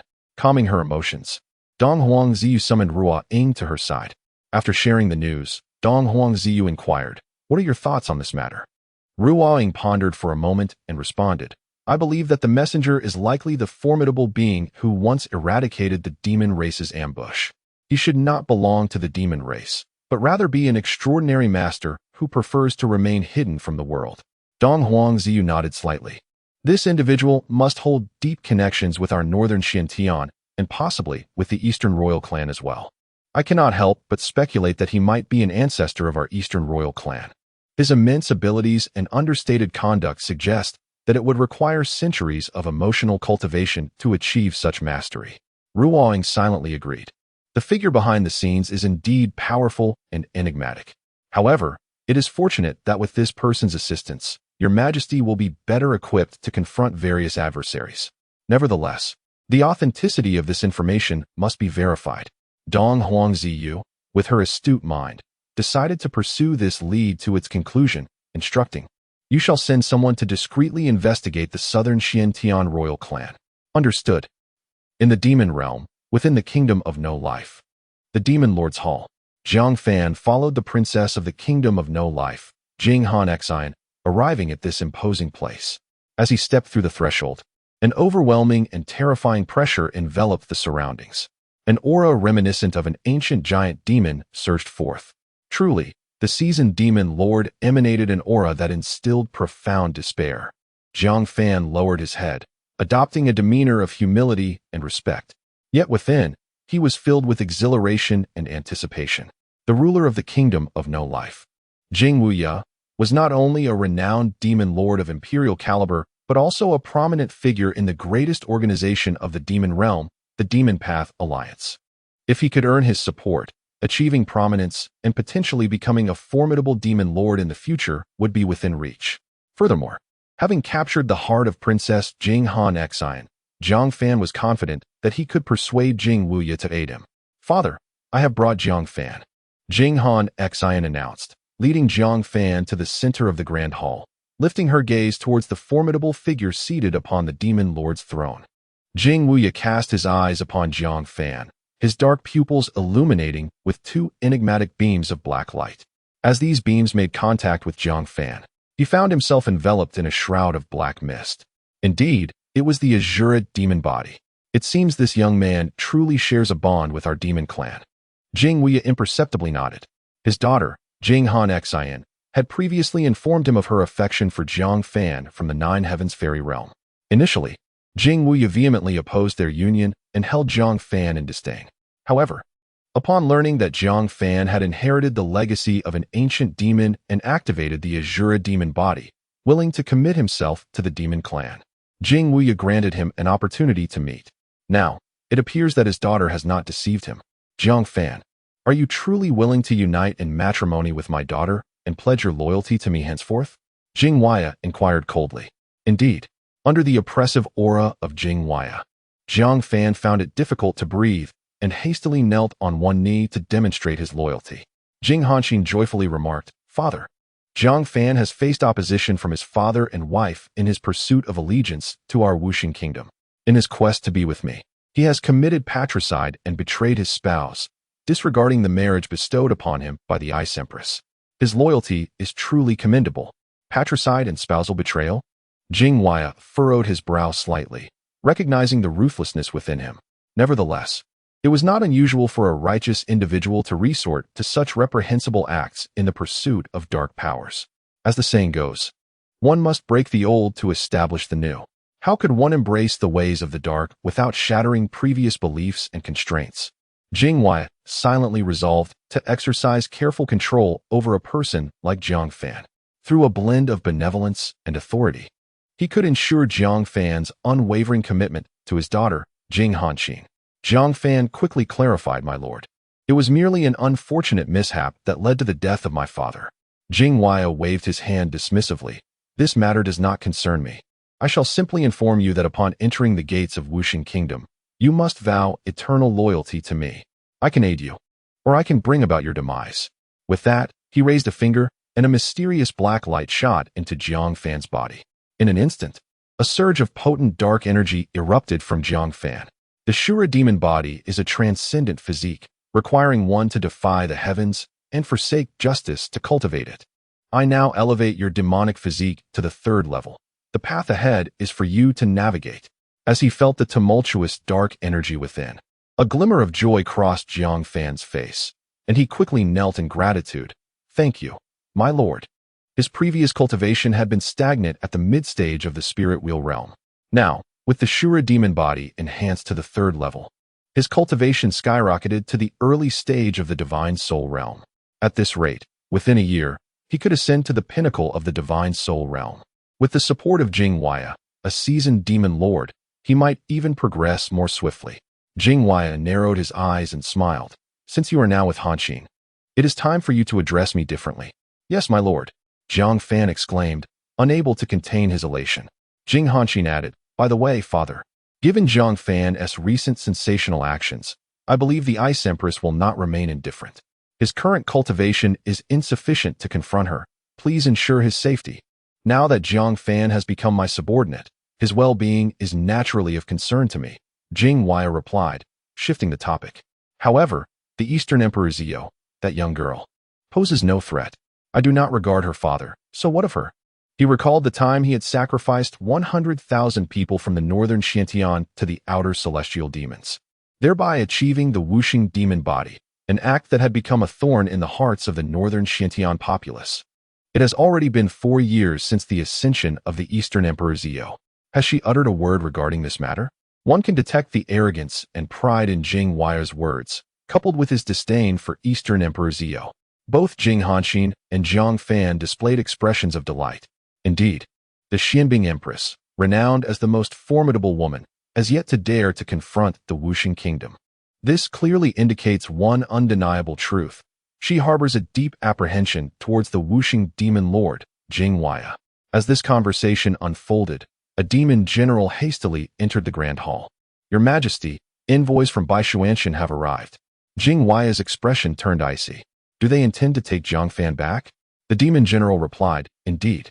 Let them depart." Jing Huaya arrogantly waved his hand, declaring that Jiang Fan now belonged to him, and if they wished to avoid death, they should silence themselves and return to Bai Xuanxian. Feeling the oppressive aura emanating from Jing Huaya, the demon general revealed a hint of fear. "Your Majesty, they also brought a message from the Xianbing Empress. She says." Jing Huaya's interest was piqued. The demon general continued, "The Xianbing Empress stated that if Jiang Fan is not surrendered, she will plant the Xianbing imperial flag in our capital." Eastern Emperor Zio, how utterly naive you are. Jing Huaya unleashed a terrifying surge of demonic energy, transforming it into a colossal black demon head hovering above the Wuxing kingdom. The immense demon had opened its maw and devoured the leading military envoy from Bai Xuanxian. Subsequently, his voice resonated like a thunderous wave of demonic force. "Return and inform Eastern Emperor Zio that this demon lord can sacrifice 100,000 lives from Bai Xuanxian, and even millions more. If she wishes to continue her reign as empress for a while longer, she ought to behave herself and tread carefully." Chapter 75. My dear, do you understand the meaning of being possessed by fire? The martial generals of Bai Xuanxian returned from the kingdom of Wuxing, relaying every detail of the Wuxing demon lord's actions and words to Dongwang Zio. Without hesitation, she resolved to mobilize her forces against the Wuxing kingdom. This time, not a single minister in the court voiced dissent.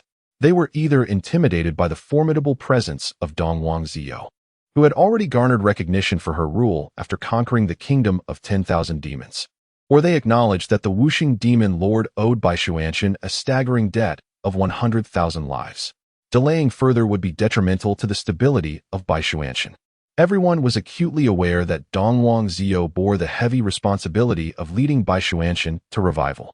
In this critical moment, she had no choice but to declare war. In stark contrast to the tumultuous external world, within the Crystal Palace, Lin Xian and his 4 daughters continued to lead a tranquil and harmonious existence. One fine morning, after enjoying breakfast with the children, Lin Xian followed their prearranged plan and took them to the Gathering Spirit Array to practice swordsmanship. It must be said that the young girls' innate talents were worthy of Lin Xian's boundless sword techniques. Not only did they fully comprehend the sword intent he imparted, but they also seamlessly integrated Dongwang Zio's sword techniques.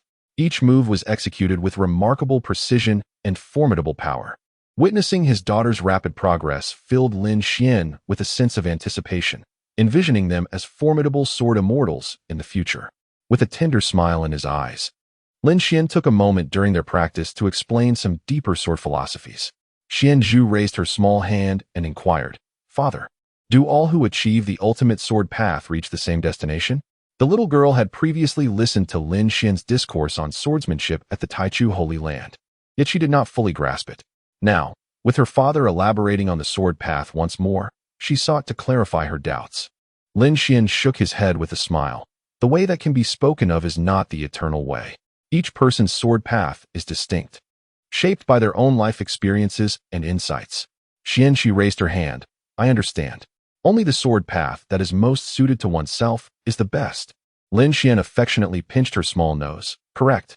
Xian Han expressed a hint of longing. "Then the sword path I desire should be as beautiful as the clouds in the sky and as pure as the water in the river."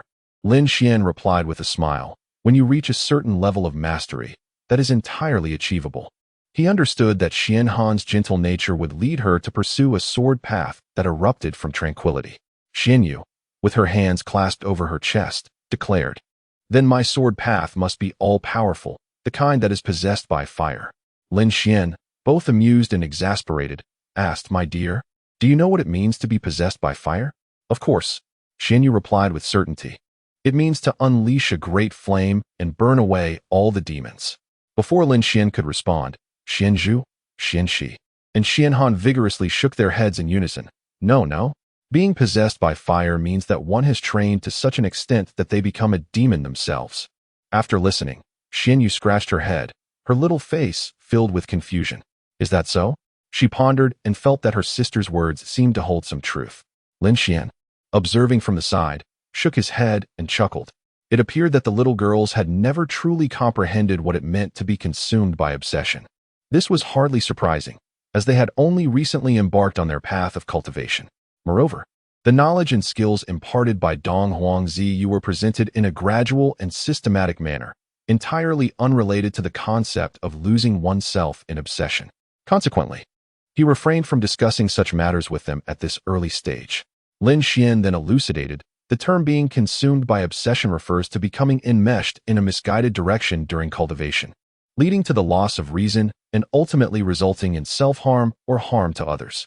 A mild case of obsession may cause a regression in one's cultivation, while a severe case could drive a person to madness or even death. Wow, how terrifying! The little girls gasped, covering their mouths in shock.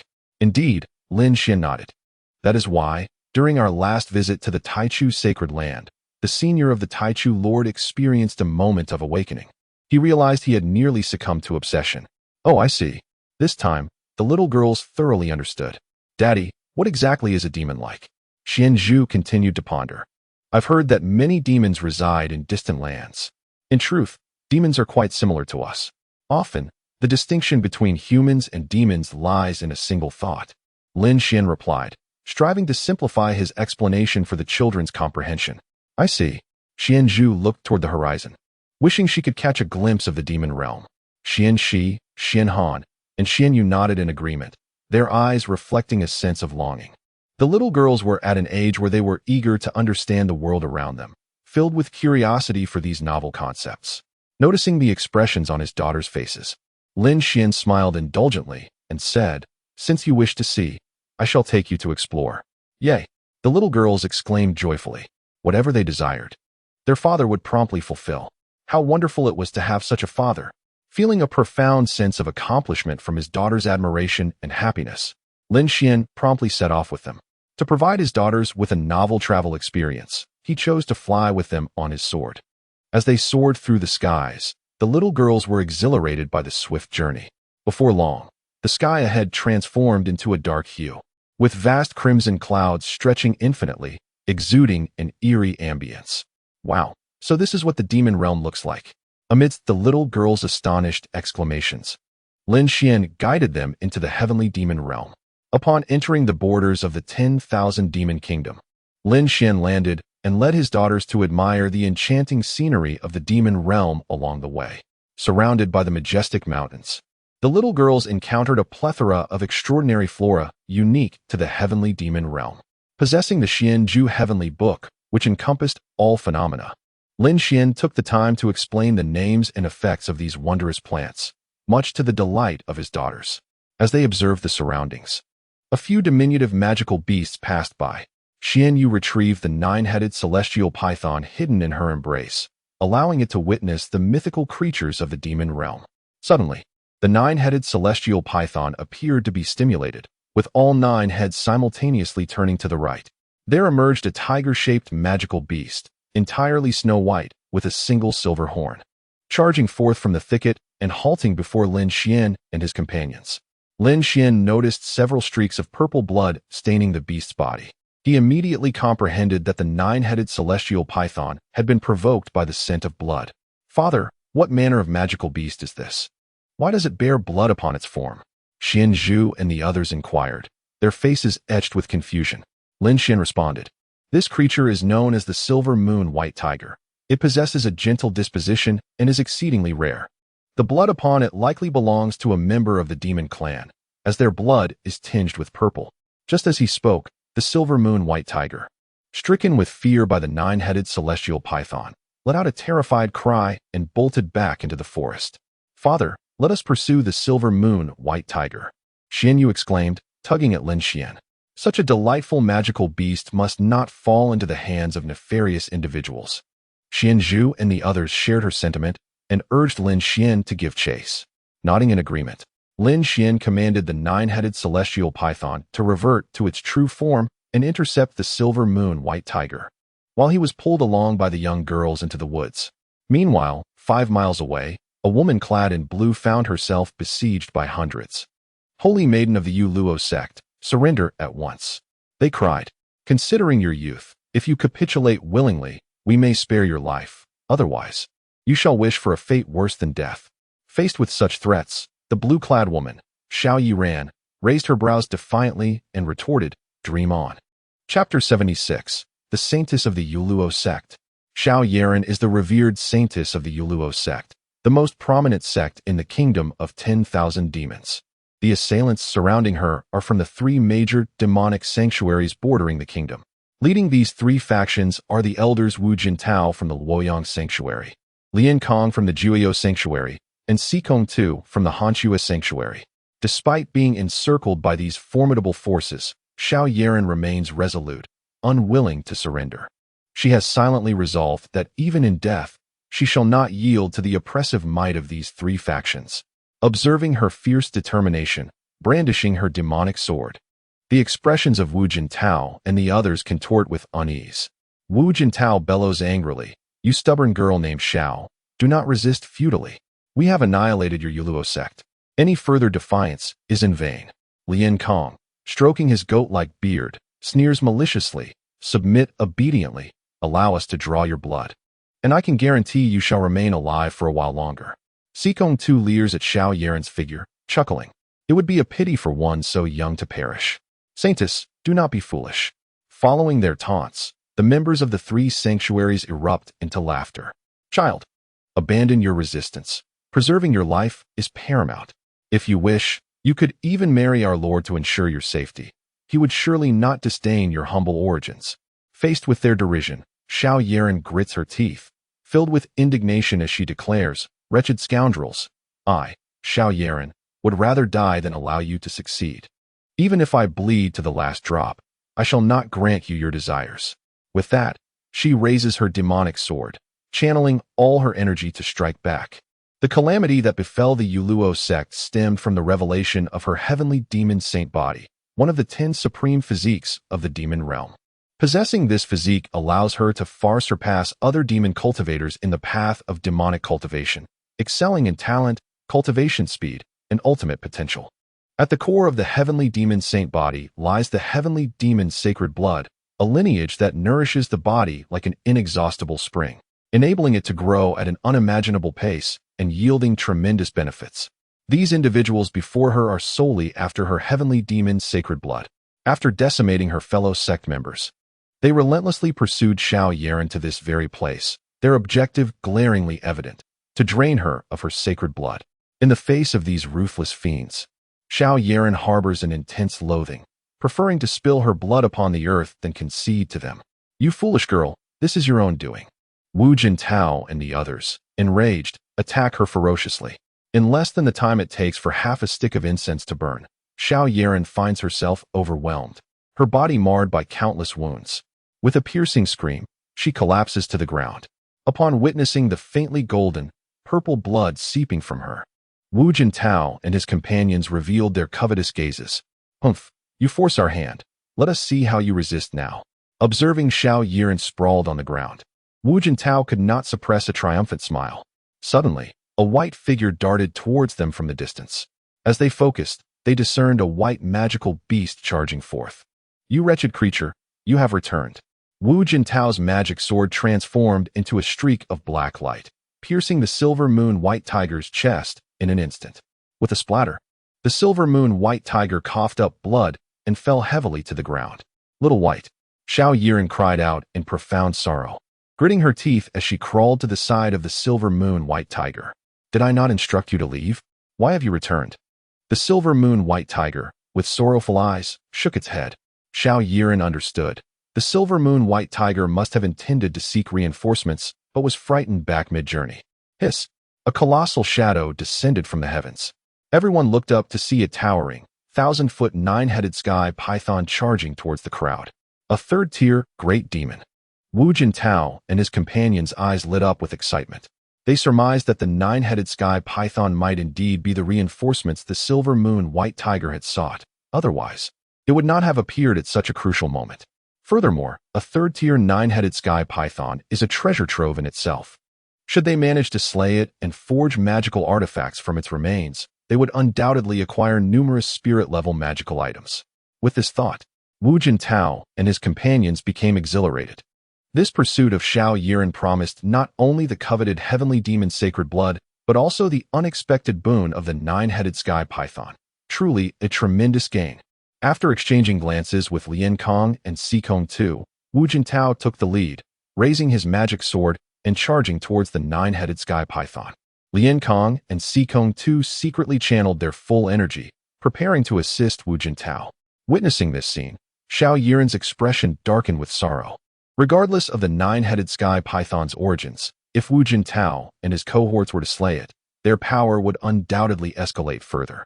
The last thing Xiao Yiren wished to see was these villains continuing their rampage. Boom!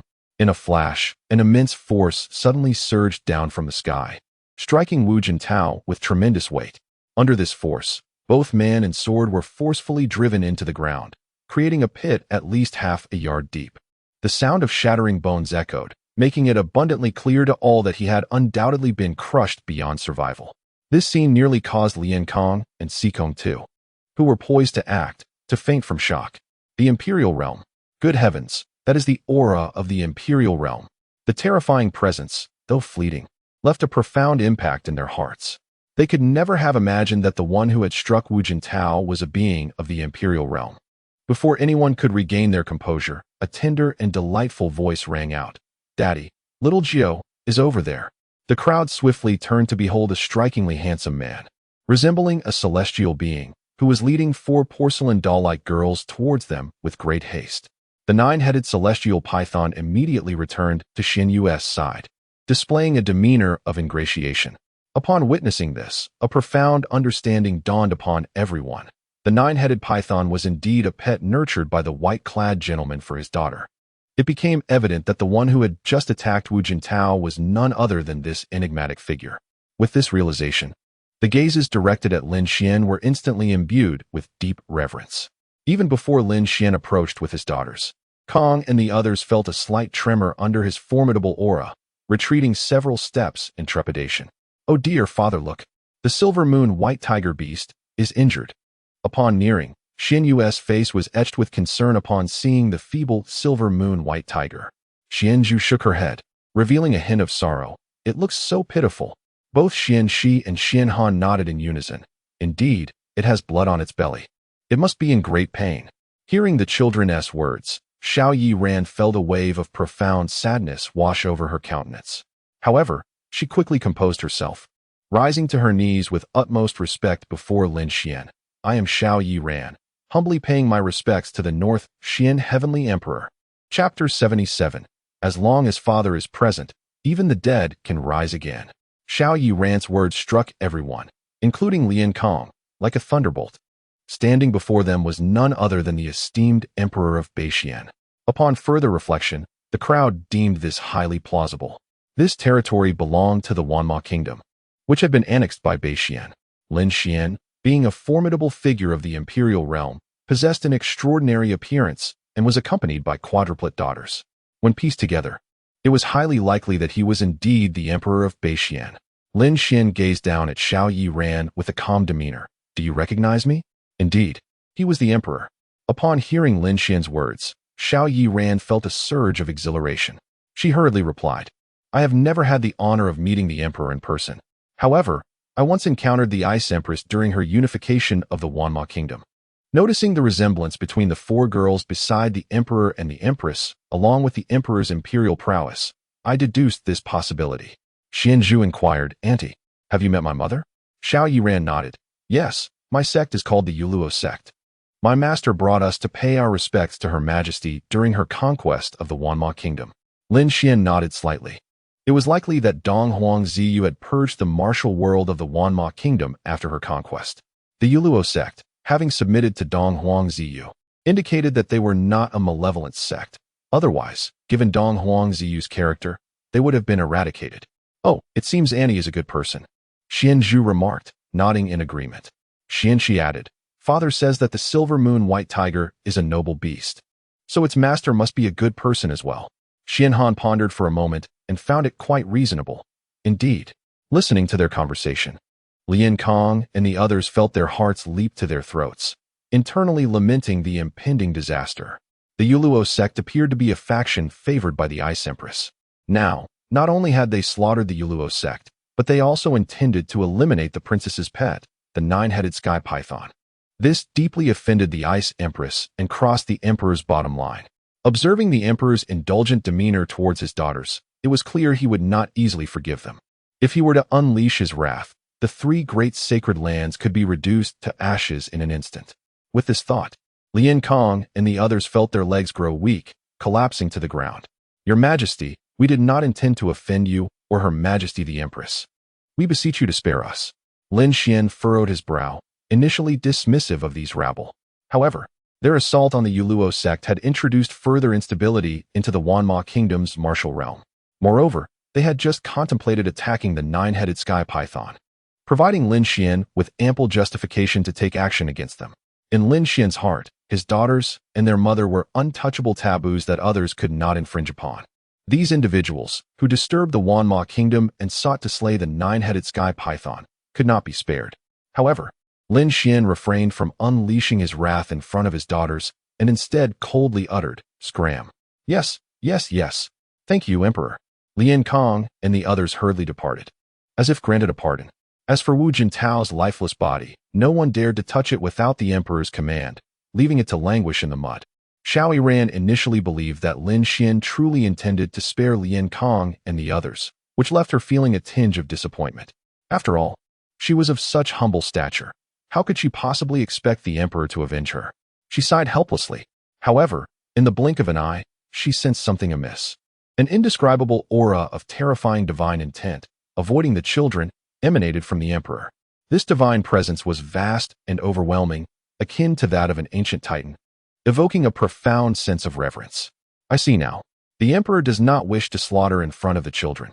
He intends to let Lien Kong and the others go, only to strike them down with his divine thought. Boundless awe and admiration blossomed in Xiao Yiran's beautiful eyes.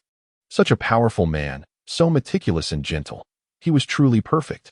It was a great fortune for the Xianbing Empress to have such a man by her side. Xiao Yiran's heart, long confined by the practice of dark arts, began to thaw like ice under the radiant sun of spring. At that moment, Xianzhu and the others had arrived beside the silver moon white tiger. Gazing at the feeble creature, all four girls displayed expressions of sorrow. What an adorable magical beast. Just as endearing as Xiao Jiao, it was a pity that it was on the brink of death. Oh dear, it's so heartbreaking to see. They lamented. It's all the fault of those wicked people. They have no compassion at all. Humph, they even wish to bully my Xiao Jiao. How detestable. My Xiao Jiao is so lovely. Witnessing the children's profound sadness, Xiao Yiran could not help but shed tears. The silver moon white tiger had been with her since childhood, and now she was forced to watch it perish, a true torment. Yet, having been severely injured by Wu Jintao, the white tiger's life force was nearly extinguished, leaving it with no hope of survival. Xianxi turned and grasped Lin Xian's hand, pleading, "Father, you're so powerful. Please save the silver moon white tiger." Upon hearing this, Xianzhu, Xianhan, and Xianyu's eyes brightened. Right. As long as father is here, even the dead can be revived. The three little girls immediately clung to Lin Xian, urging him to find a way to save the silver moon white tiger. Xiao Yiran was taken aback, her mouth agape. The children had such unwavering faith in the Emperor. Could it be that he truly possessed the means to revive the little white tiger?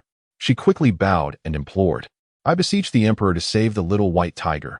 My daughter is willing to repay you with all her strength."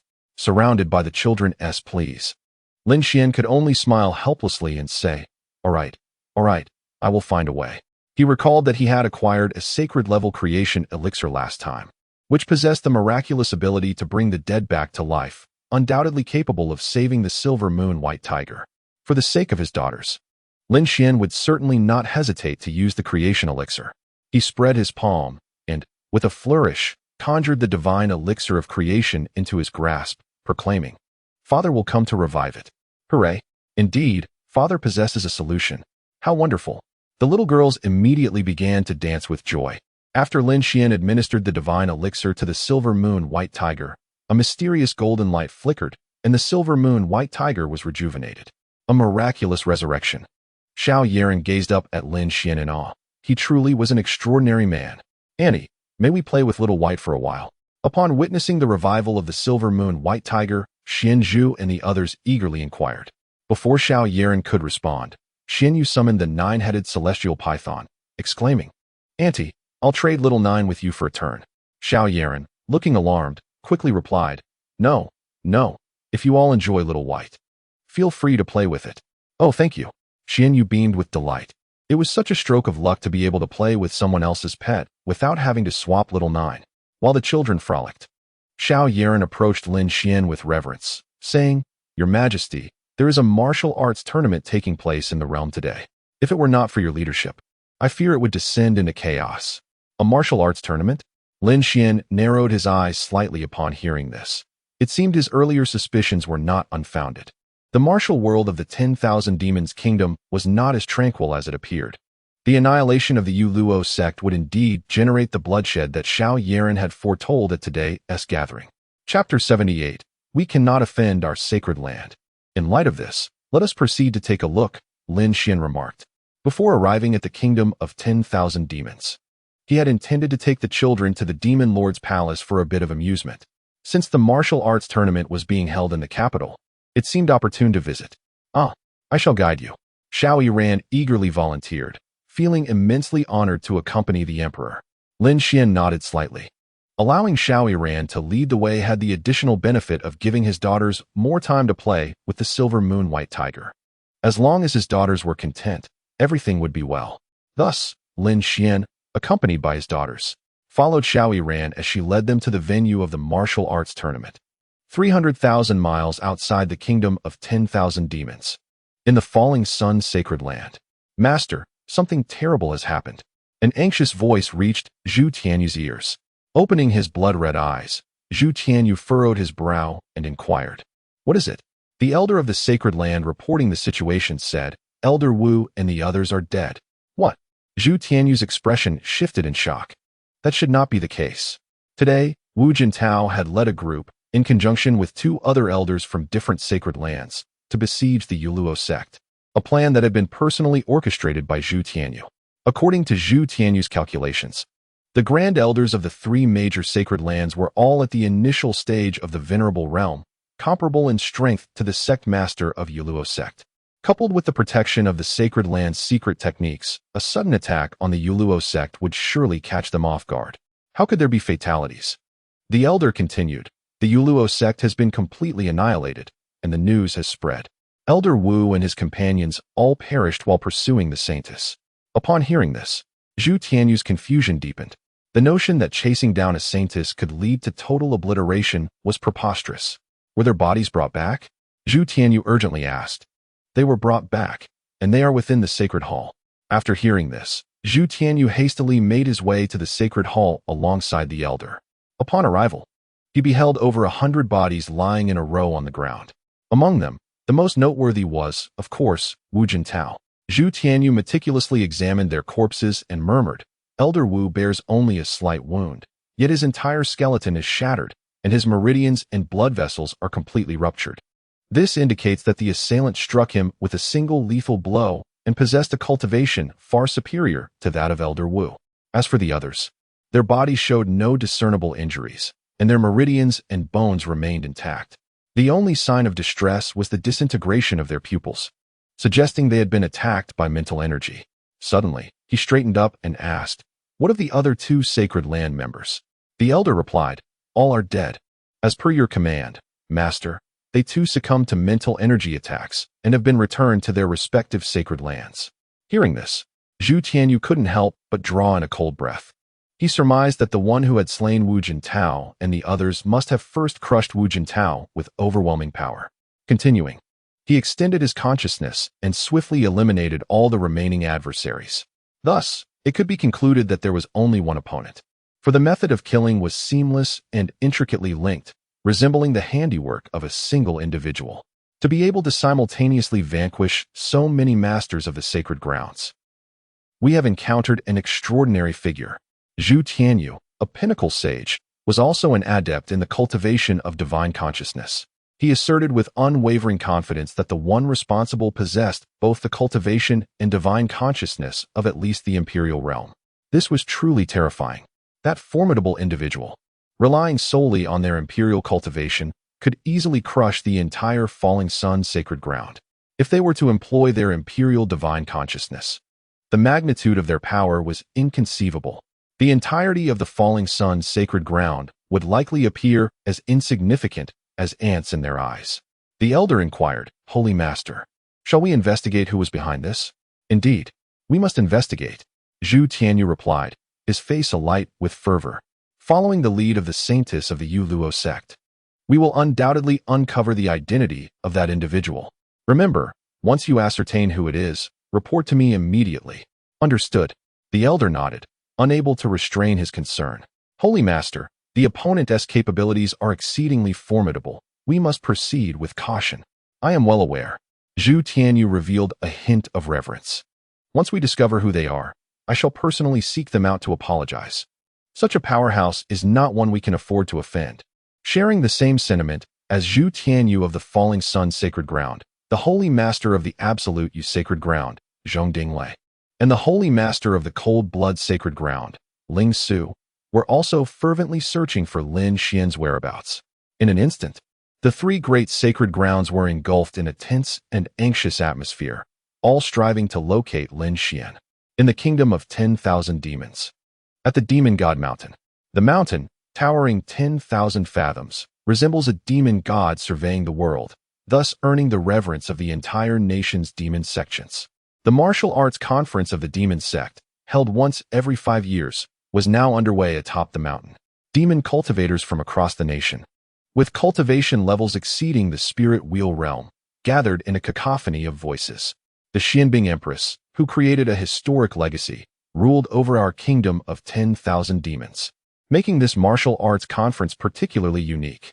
Indeed, following the annihilation of the demon mourning sacred ground due to their confrontation with the Empress, the martial arts community of the entire kingdom of 10,000 demons found itself in a leaderless state. However, it wasn't entirely leaderless. After today, the Yu Luo sect will undoubtedly replace the demon mourning sacred ground as the preeminent force in the national demon sect. The greatest spectacle of this martial arts conference was to witness who would emerge as the new leader following the fall of the demon mourning sacred ground. Naturally, as the foremost sect of the demon sect in the kingdom of 10,000 demons, the Yu Luo sect was at the forefront of discussions. At this moment, a shocking piece of news suddenly erupted.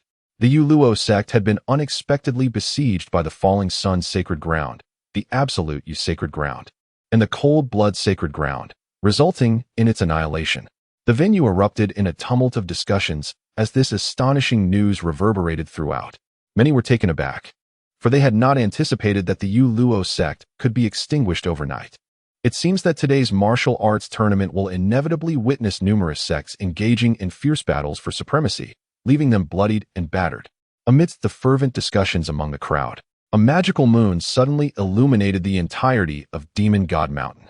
Beneath this celestial orb, ominous clouds swirled, and streams of enigmatic, arcane magical light obscured the heavens, stirring a profound sense of trepidation among all present. Such celestial phenomena herald the emergence of a formidable powerhouse. The potent demonic energy suggests that this presence is at least at the pinnacle of the revered realm. Who could it be? As the crowd gasped in awe, a shadowy figure descended from the sky, clad in a flowing black robe, with long hair cascading over his shoulders. A distinct mark of the magical moon adorned his forehead. Hiss! It is Gu Su Jing, the leader of the Wind Cry sect. Those familiar with Gu Su Jing could not help but exclaim in astonishment. The ability of the sect master to summon such a colossal magical moon signifies that his heavenly strategy demonic art has reached its zenith of perfection. Consequently, the onlookers deduced the current prowess of Gu Su Jing from the earlier spectacle.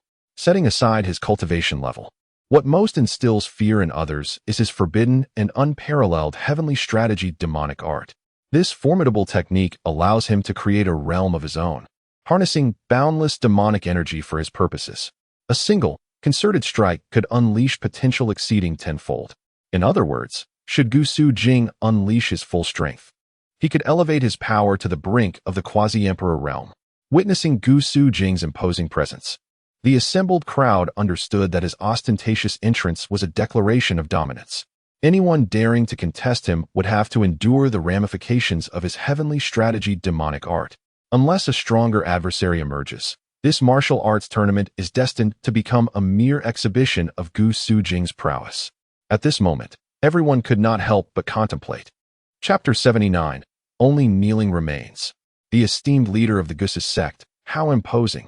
As the crowd fell into silence, a youthful voice resonated from the entrance. A man clad in a blood-red robe strode in with an air of defiance. He was Tsang Feng, the leader of the blood-leaving sect. The onlookers quivered at the sight. The blood-leaving sect, where Tsang Feng hailed from, alongside the wind-weeping sect, to which Gu Sujing belonged, were the two most formidable sects ranked just below the Yulua sect. Each boasted legions of demonic cultivators, numbering in the tens of thousands, many of whom were exceptionally gifted. It was evident that in the absence of the Yulua sect, either of these sects possessed the potential to seize the top position. It was no surprise that Tsang Feng appeared shortly after Gu Sujing's arrival. The rivalry between the blood-leaving sect and the wind-weeping sect had roots that traced back to their founding ancestors. Thus, it was only natural for Tsang Feng to harbor animosity and derision towards Gu Sujing even before he entered. Gu Sujing fixed a cold gaze upon Tsang Feng. Leader Tsang, do you wish to compete with me? Tsang Feng replied with a contemptuous smile. Indeed. If you aspire to be the foremost martial artist in the kingdom of 10,000 demons, you must first seek my approval. Such audacity. A chilling light emanated from the magic moon emblazoned on Gu Sujing's forehead. In an instant, a terrifying aura of murderous intent enveloped the entire demon god mountain, causing the attendees to tremble uncontrollably. Tsang Feng approached Gu Sujing without flinching, channeling his entire essence. He transformed it into an unfathomable black, demonic light. Let me experience your heavenly strategy, demon technique. With that, he drew forth a colossal demonic blade, exuding the might of creation, and struck downwards. The spectators were struck with dread at the sight. Tsang Feng was renowned for his profound technique, the demon blade slash, which was said to possess the power to rend the very fabric of space within a mile radius. Indeed, the reputation was well-deserved. Gu Sujing did not hesitate, immediately unleashing his full power to summon a vast demonic domain, harnessing the profound forces within this realm. His strength surged dramatically as he wielded his demonic sword and cleaved forward. Boom! The formidable demonic sword, riding a tidal wave of magic, shattered Tsang Feng's demonic blade, forcing him back several paces. At that moment, Tsang Feng's right hand trembled violently, a trickle of blood escaping from the corner of his mouth. You are still incapable of halting my rise to supremacy, Gu Sujing proclaimed with a proud smile. Tsang Feng scoffed. Your power is indeed formidable, but I merely cast a stone to attract jade. The true adversary you must contend with is our sect's ancestor. As he finished speaking, a blood-red light descended from above, morphing into a stooped figure enveloped in a sanguine glow, the elder of blood-leaving. Upon his arrival, the hearts of the over 10,000 demonic cultivators present turned icy. The blood-leaving ancestor, the founder of the blood-leaving sect, possessing over 56,000 years of cultivation. Legends spoke of him reaching the pinnacle of the revered realm, thereafter focusing solely on mastering divine arts. His most formidable technique was the blood-leaving great method, reputed to forcibly drain the blood from an enemy, reducing them to a mere desiccated corpse. Even more terrifying is the fact that this divine ability possesses the power to vanquish foes beyond one's own level. In other words, even those at the threshold of Imperial might would find themselves in grave peril if ensnared by his blood separation technique. Upon the appearance of the ancestor of blood separation, Gu Sujing's spirits plummeted to an icy low. Although the ancestor's strength was formidable, he chose to conceal himself, allowing Tsang Feng to engage with Gu Sujing. This indicated that the ancestor not only surpassed them in power, but was also a cunning and meticulous old monster. The realization of this sent a chill of cold sweat down Gu Sujing's back. Little Gu Su, should you bring the entirety of the Wind Cry sect to seek refuge with the Blood Separation sect, I might consider sparing your life. The ancestor of blood separation declared arrogantly, casting a condescending gaze upon Gu Sujing. Under his oppressive aura, not only Gu Sujing but the entire assembly felt a paralyzing dread akin to death itself. However, Gu Sujing, being prideful by nature, could never stoop to such a humiliating act. With a thunderous roar, He proclaimed, "Ancestor of blood separation, even if you are stronger than I, it will not be so easy to defeat me." In an instant, he maximized his true essence, causing the demonic domain he had just conjured to expand exponentially. His aura genuinely reached the threshold of imperial status. The ancestor of blood separation chuckled, "Even at the threshold of imperial power, I possess the means to slay you." Song Feng, standing nearby, sneered, "Once the ancestor has dispatched you, he will proceed to cleanse the Wind Cry sect in blood, followed by annihilating all dissenters within the martial realm of the 10,000 Demon Kingdom." The crowd felt a chill run down their spines at these words. It seemed today would not only witness a bloody battle, but would also herald a cataclysmic upheaval within the martial world of the 10,000 Demon Kingdom. At that moment, a figure hastily entered the scene. Song Feng turned to see it was the esteemed Elder Wu Ting of their sect. "Ancestor, Sect Master, please refrain from attacking the Wind Cry sect to avoid unnecessary casualties," Wu Ting asserted with a serious demeanor. Both the ancestor of blood separation and Song Feng furrowed their brows, questioning, "What is the situation?" Wu Ting replied, "I have just received significant news. An unknown powerhouse is aiding the saintess of the ghostly Luo sect." Elder Wu Jin Tao of the Falling Sun Sacred Land was struck down in a single move, and the remaining members, along with hundreds of experts from the ghostly abode Sacred Land and the cold blood Sacred Land, were simultaneously annihilated by the opponent's divine will, all meeting the same fate. The leaders of the three sacred lands are currently exerting all their efforts to trace the whereabouts of this formidable entity, preparing to establish contact at the earliest opportunity. This revelation left everyone present, including Gu Su Jing, Song Feng, and even the ancestor of blood separation, stunned. The Falling Sun Sacred Land and the other two sacred lands were renowned within the martial realm of the 10,000 Demon Kingdom. They were experts in various arcane and forbidden techniques, standing resilient for 1,000,000 years. The sheer magnitude of their power needs no elaboration. If even their leaders are so anxiously seeking to connect with this unknown powerhouse, just how formidable could he truly be? The ancestor of blood separation and his companions found their thoughts racing further. The leader of the Falling Sun Sacred Land, Zhu Qianyu, is a remarkably gifted demonic cultivator, renowned far and wide for his prowess in the cultivation of divine will. Even he is terrified to this extent, which indicates that the individual who assisted the saintess of the Yuluo sect likely possesses a mental prowess that has reached the level of an emperor. If that is indeed the case, then even the esteemed blood separation ancestor would find himself kneeling before this person. How utterly terrifying. The Yuluo sect has truly allied itself with a monumental force. Who could possibly be so formidable as to attain such strength? It appears that the victor of today's martial arts tournament will not be Fengqi's sect, nor the blood separation sect, but rather the Yuluo sect. The crowd couldn't help but express their astonishment. With such a terrifying powerhouse aiding the saintess of Yuluo, who would dare to compete with her? Who would possess the audacity to challenge her? Just as the crowd was lost in thought, a chorus of youthful voices filled the air. Everyone turned to glance at the entrance, where they beheld a young man clad in white, accompanied by 4 extraordinarily adorable girls, along with a blue-clad beauty bearing numerous wounds. Those familiar with the blue-clad maiden gasped in recognition. She is the saintess of the Yuluo sect. A wave of realization swept across the audience, their gaze fixating on Lin Xian, who stood beside Xiao Yi Ran, amidst a thunderous uproar. The appearance of the Yuluo saintess implied that the young man beside her was the very one who had vanquished the masters of the 3 great sacred lands. The young man's extraordinary demeanor was unmistakable, suggesting he was of significant origin. Indeed, to be walking alongside the saintess of Yuluo at this moment, exuding calmness amid chaos. He must be an exceptional individual. Ignoring the murmurs of the crowd, the blood separation ancestor narrowed his eyes and quietly assessed Lin Xian for a moment. He resolved to ascertain Lin Xian's background before plotting his next move. Consequently, he approached first, offering a slight smile. "This young sir possesses an extraordinary aura. May I inquire from which sacred land of the 9 heavens immortal domain you hail?"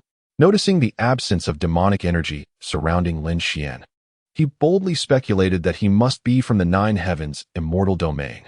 Beside him, Xiao Yi Ran, filled with admiration and respect, remarked, "He is the consort of the Northern Xian Empress.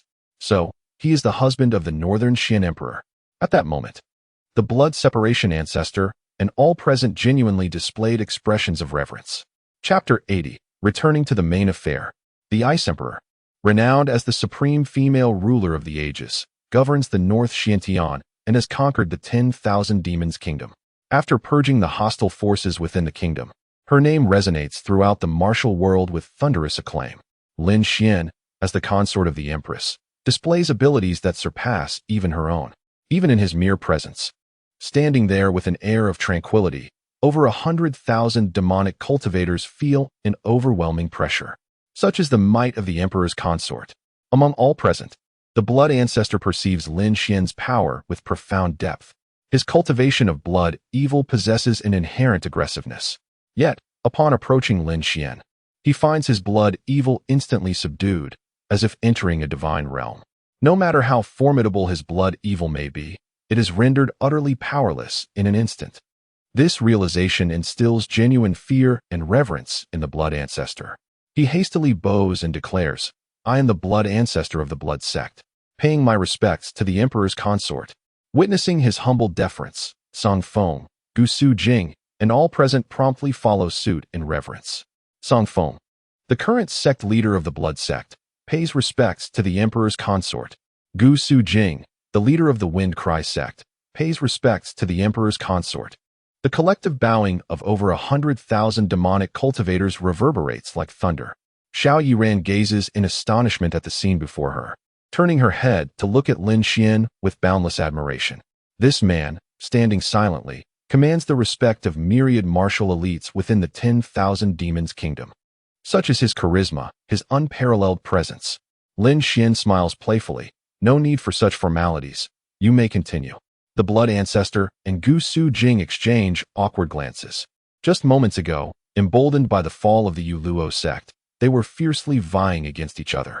Now, with the emergence of the Yuluo sect's saintess, and her backing from the immensely powerful Emperor's consort of North Xiantian, who would dare to provoke further, the blood ancestor promptly states, "The purpose of this assembly is primarily to assist the 10,000 Demons Kingdom in finding a leader. The saintess of the Yu Luo sect possesses extraordinary talent and has the Emperor's consort supporting her. We are not qualified to compete with her." Gu Su Jing nods with reverence. "Indeed, if the saintess does not disdain us, we pledge to follow her unto death." Song Feng casts a disdainful glance at Gu Su Jing, who moments ago was eager to claim the title of the foremost. Now, in the blink of an eye, he adopts a posture of servility towards Xiao Yiran, his change more rapid than turning pages of a book. Nevertheless, in essence, they all seek to curry favor with the Emperor's consort of North Xiantian, and Gu Su Jing's actions are indeed prudent. Song Feng hastily adds, "Absolutely. The saintess is the undeniable leader." The 10,000 demonic cultivators echo in unison. "We unanimously support the saintess." Faced with such exaltation, Xiao Yiran feels a sense of disorientation, as if caught in a dream.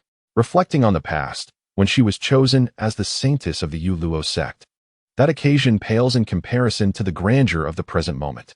She understood that everything was bestowed upon her by Lin Xian. Without the Emperor, there would be no present for her. Meeting the Emperor was indeed the greatest fortune of her life. In Xiao Yiran's enchanting eyes, a hint of autumnal charm flickered. The bloodly ancestor produced a blood-red, glistening pearl and presented it to Xiao Yiran. "Saintess, this elixir is called the Demon Blood Pearl, a top-tier heavenly pill. Consuming it will swiftly replenish your vitality and heal your wounds." Without waiting for Xiao Yiran to respond, he eagerly placed the Demon Blood Pearl into her hands.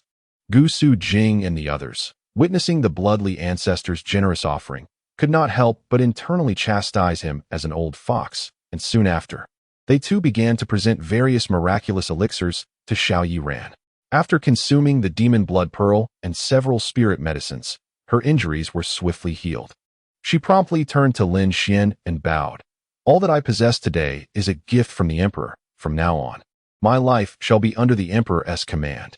Lin Xian nodded slightly, his gaze sweeping indifferently over the bloodly ancestor and others. "From this day forth, you shall all follow Xiao Yiran, ensuring the stability and prosperity of the Demon Kingdom. Should anyone dare to cause chaos, they shall be my enemies." A wave of divine will was instantaneously unleashed, enveloping everyone in an immense pressure that weighed heavily upon their hearts. At that moment, the bloodly ancestor and the others truly realized the magnitude of Lin Xian's divine will. This force was akin to the gaze of a colossal deity, instilling a profound sense of reverence and fear deep within their bones. The Emperor's divine will surpassed all expectations. It transcended the realm of an emperor and had reached the level of a great sage. Should the emperor will it, we would undoubtedly be left in utter despair. It was indeed terrifying. Under the might of the demon god, the emperor was fearfully formidable, unable to restrain themselves. The bloodly ancestor and the others bowed low to the ground, gazing up at Lin Xian, whose figure seemed as towering as a great mountain. "We shall faithfully adhere to the emperor's decree until death."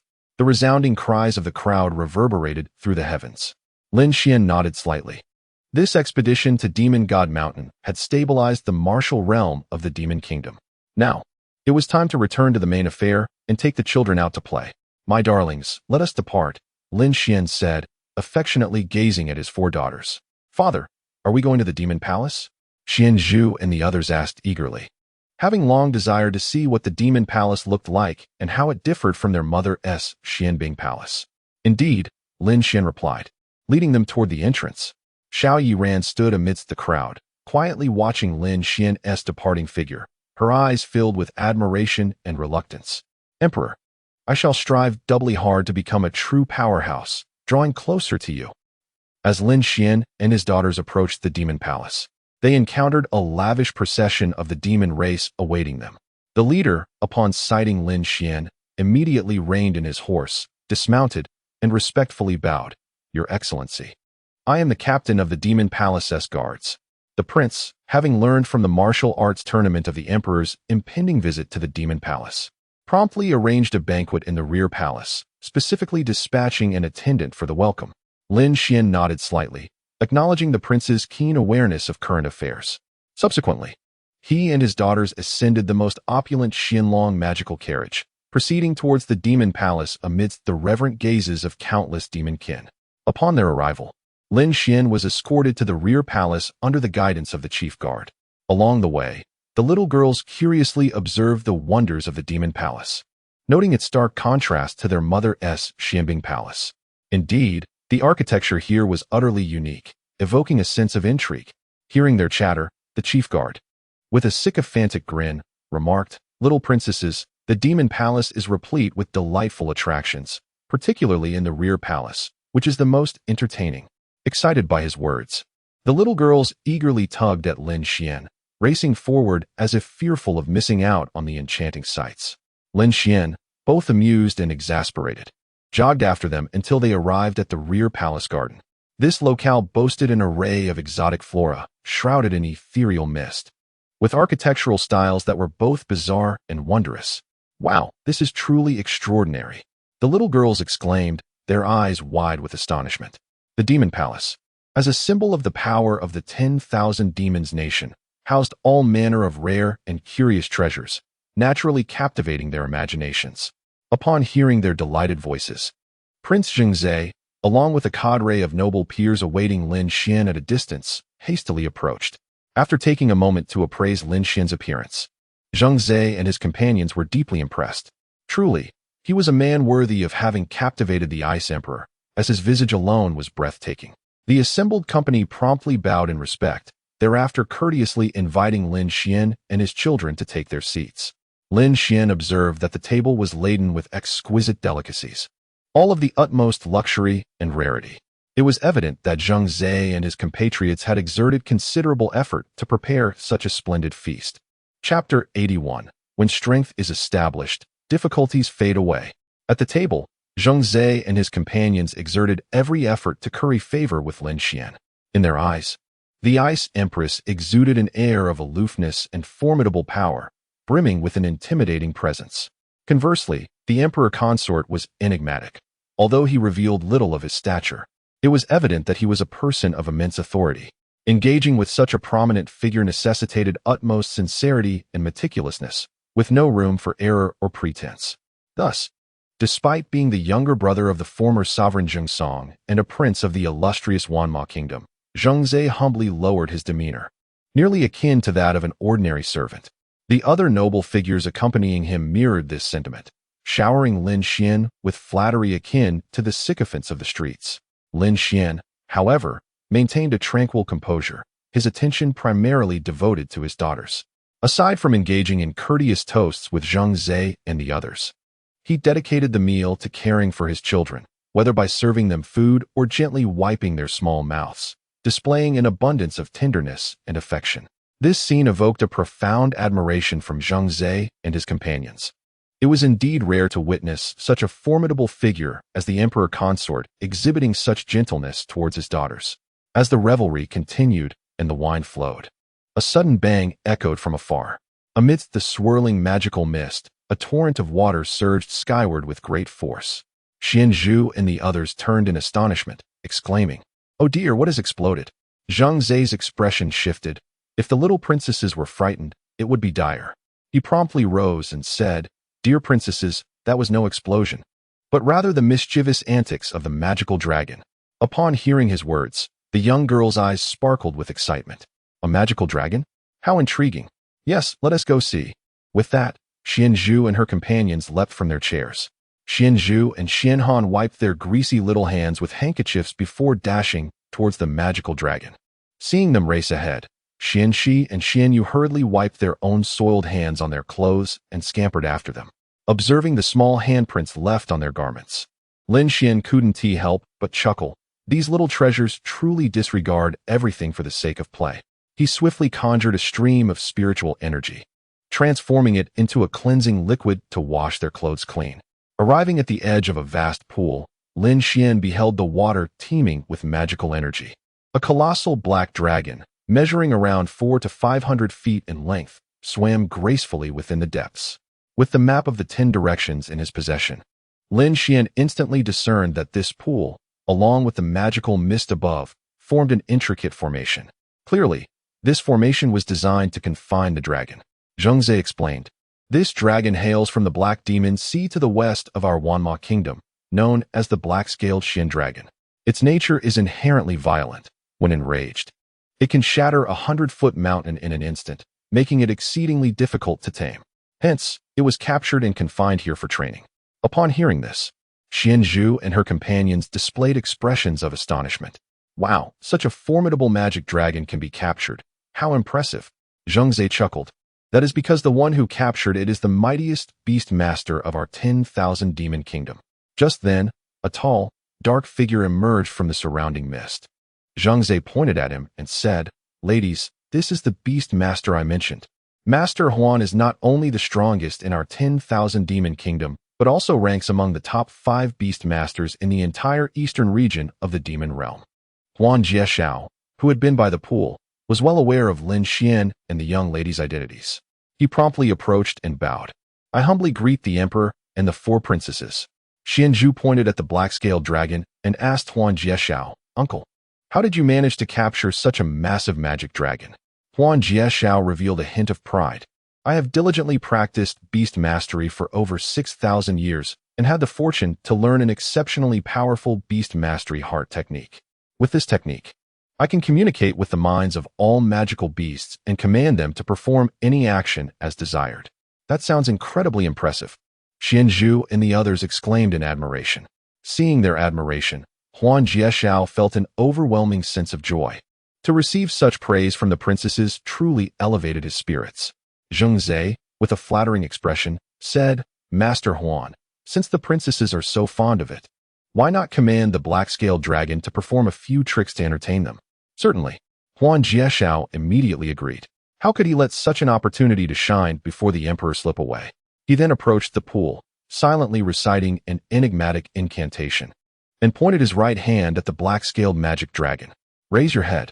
The dragon instantly burst forth from the water, lifting its head high. Wow, how magnificent! The young ladies danced with joy upon witnessing this spectacle. Huan Jiexiao continued, "Open your mouth and stick out your tongue." The black-scaled dragon complied without hesitation. Incredible! The young ladies cheered, pumping their fists and jumping with excitement. Xian Yu couldn't contain her eagerness and tugged at Huan Jiexiao. "Uncle, may I ride it?" She thought to herself that she had ridden many magical beasts, but had never had the chance to ride such a grand dragon. Xianzhu, Xianxi, and Xianhan also expressed interest, though they wore hesitant expressions. Is it truly safe to ride such a fierce dragon? No problem, Huan Jiexiao confidently replied. I will have it obediently swim over to serve as mounts for the 4 princesses. He then pointed at the black-scaled dragon, commanding, swim over for the princesses to ride. As expected, the black-scaled dragon submerged and swam towards the shore. However, it only swam 100 feet before suddenly halting. Come here, Huan Jiexiao frowned, sensing that the black-scaled dragon was somewhat disobedient. He immediately activated the Beast Mastery Heart technique. Roar. Suddenly, the black-scaled demon dragon let out a thunderous roar, and a terrifying aura of darkness surged into the sky, causing the water's surface to erupt in chaotic droplets. Zhengzhe, witnessing this spectacle, was taken aback. It seemed the demon dragon was enraged. Huan Jiexiao, upon hearing this, became anxious and immediately summoned his inner energy, conjuring a sphere filled with the power of thunderous wrath. It appeared that it was imperative to teach this creature a lesson. With a swift motion, he launched the energy sphere at the black-scaled demon dragon. However, the creature, comparable to a first-tier great demon, dismissed Huan Jiexiao's attack with contempt. After a fierce roar, it flicked its tail, shattering the energy sphere into fragments. Simultaneously, its enormous dragon head rose high, opening its cavernous maw to unleash a terrifying inferno of demonic fire. Witnessing this scene, not only Huan Jiexiao, but also Zhengzhe and the others were utterly astonished. How could this be? My beast control heart technique not only fails to dominate it, but rather incites its ferocity and rage. Huan Jiexiao couldn't help but break into a cold sweat. Just then, a calm voice rang out from behind him. The art of beast control and the art of human manipulation share the same principle. To ensure its complete submission, one must either exert absolute control or instill a deep-seated fear of rebellion. Huan Jiexiao hastily turned around and bowed, saying, Your Excellency, your insights are profound. But how can we tame it now that its temperament is utterly out of control? He thought to himself that since Lin Xian could articulate this so eloquently, he must possess considerable knowledge regarding beast control. After all, standing before him was none other than the esteemed emperor of Beixintian. Lin Xian replied calmly, For a ferocious creature like the black-scaled demon dragon, it is indeed better to exert complete control. Huan Jiexiao shook his head with a wry smile.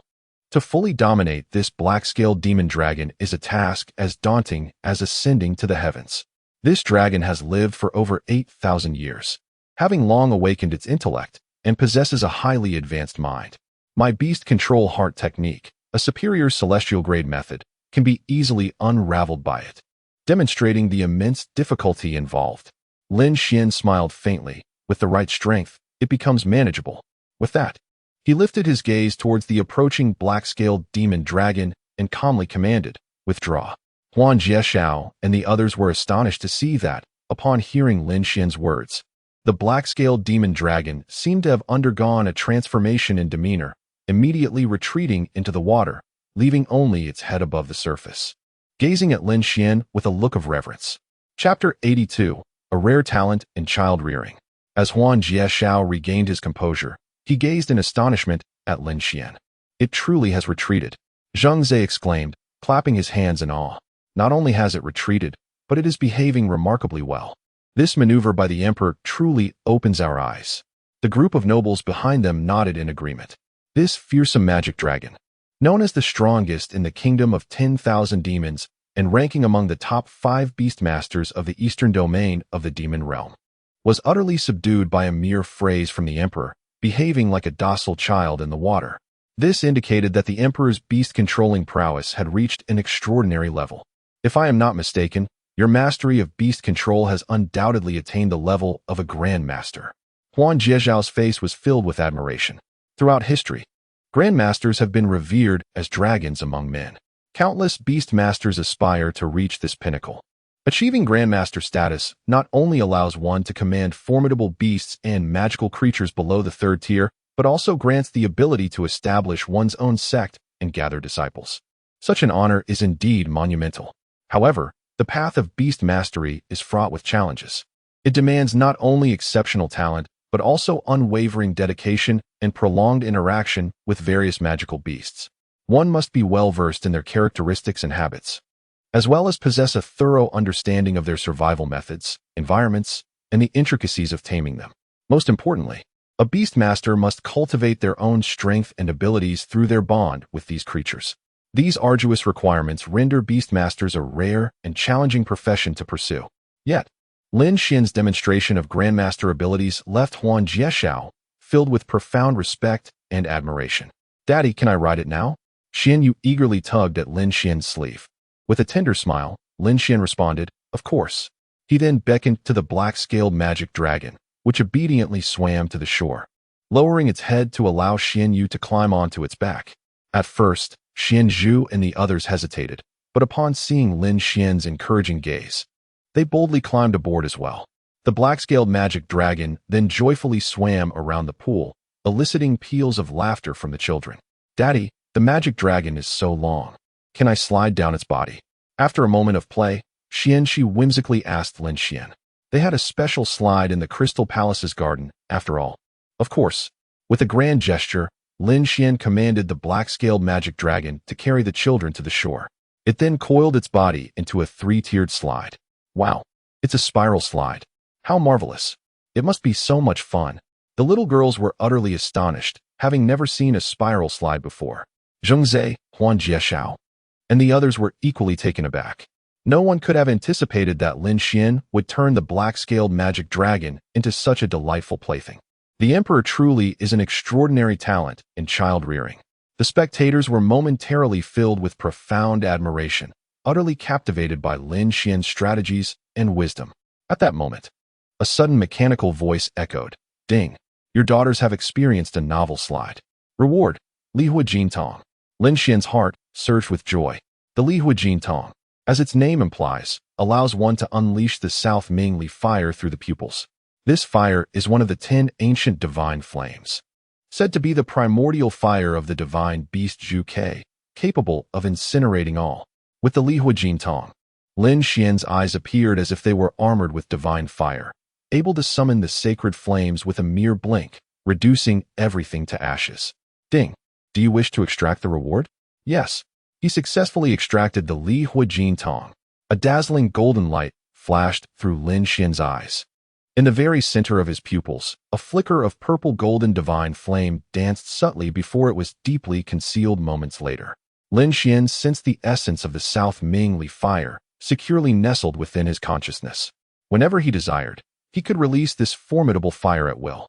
Nearby, Zhengzhe and Huan Jiexiao, along with others, inadvertently caught a glimpse of the shimmering golden light in Lin Xian's eyes, causing their hearts to seize in alarm.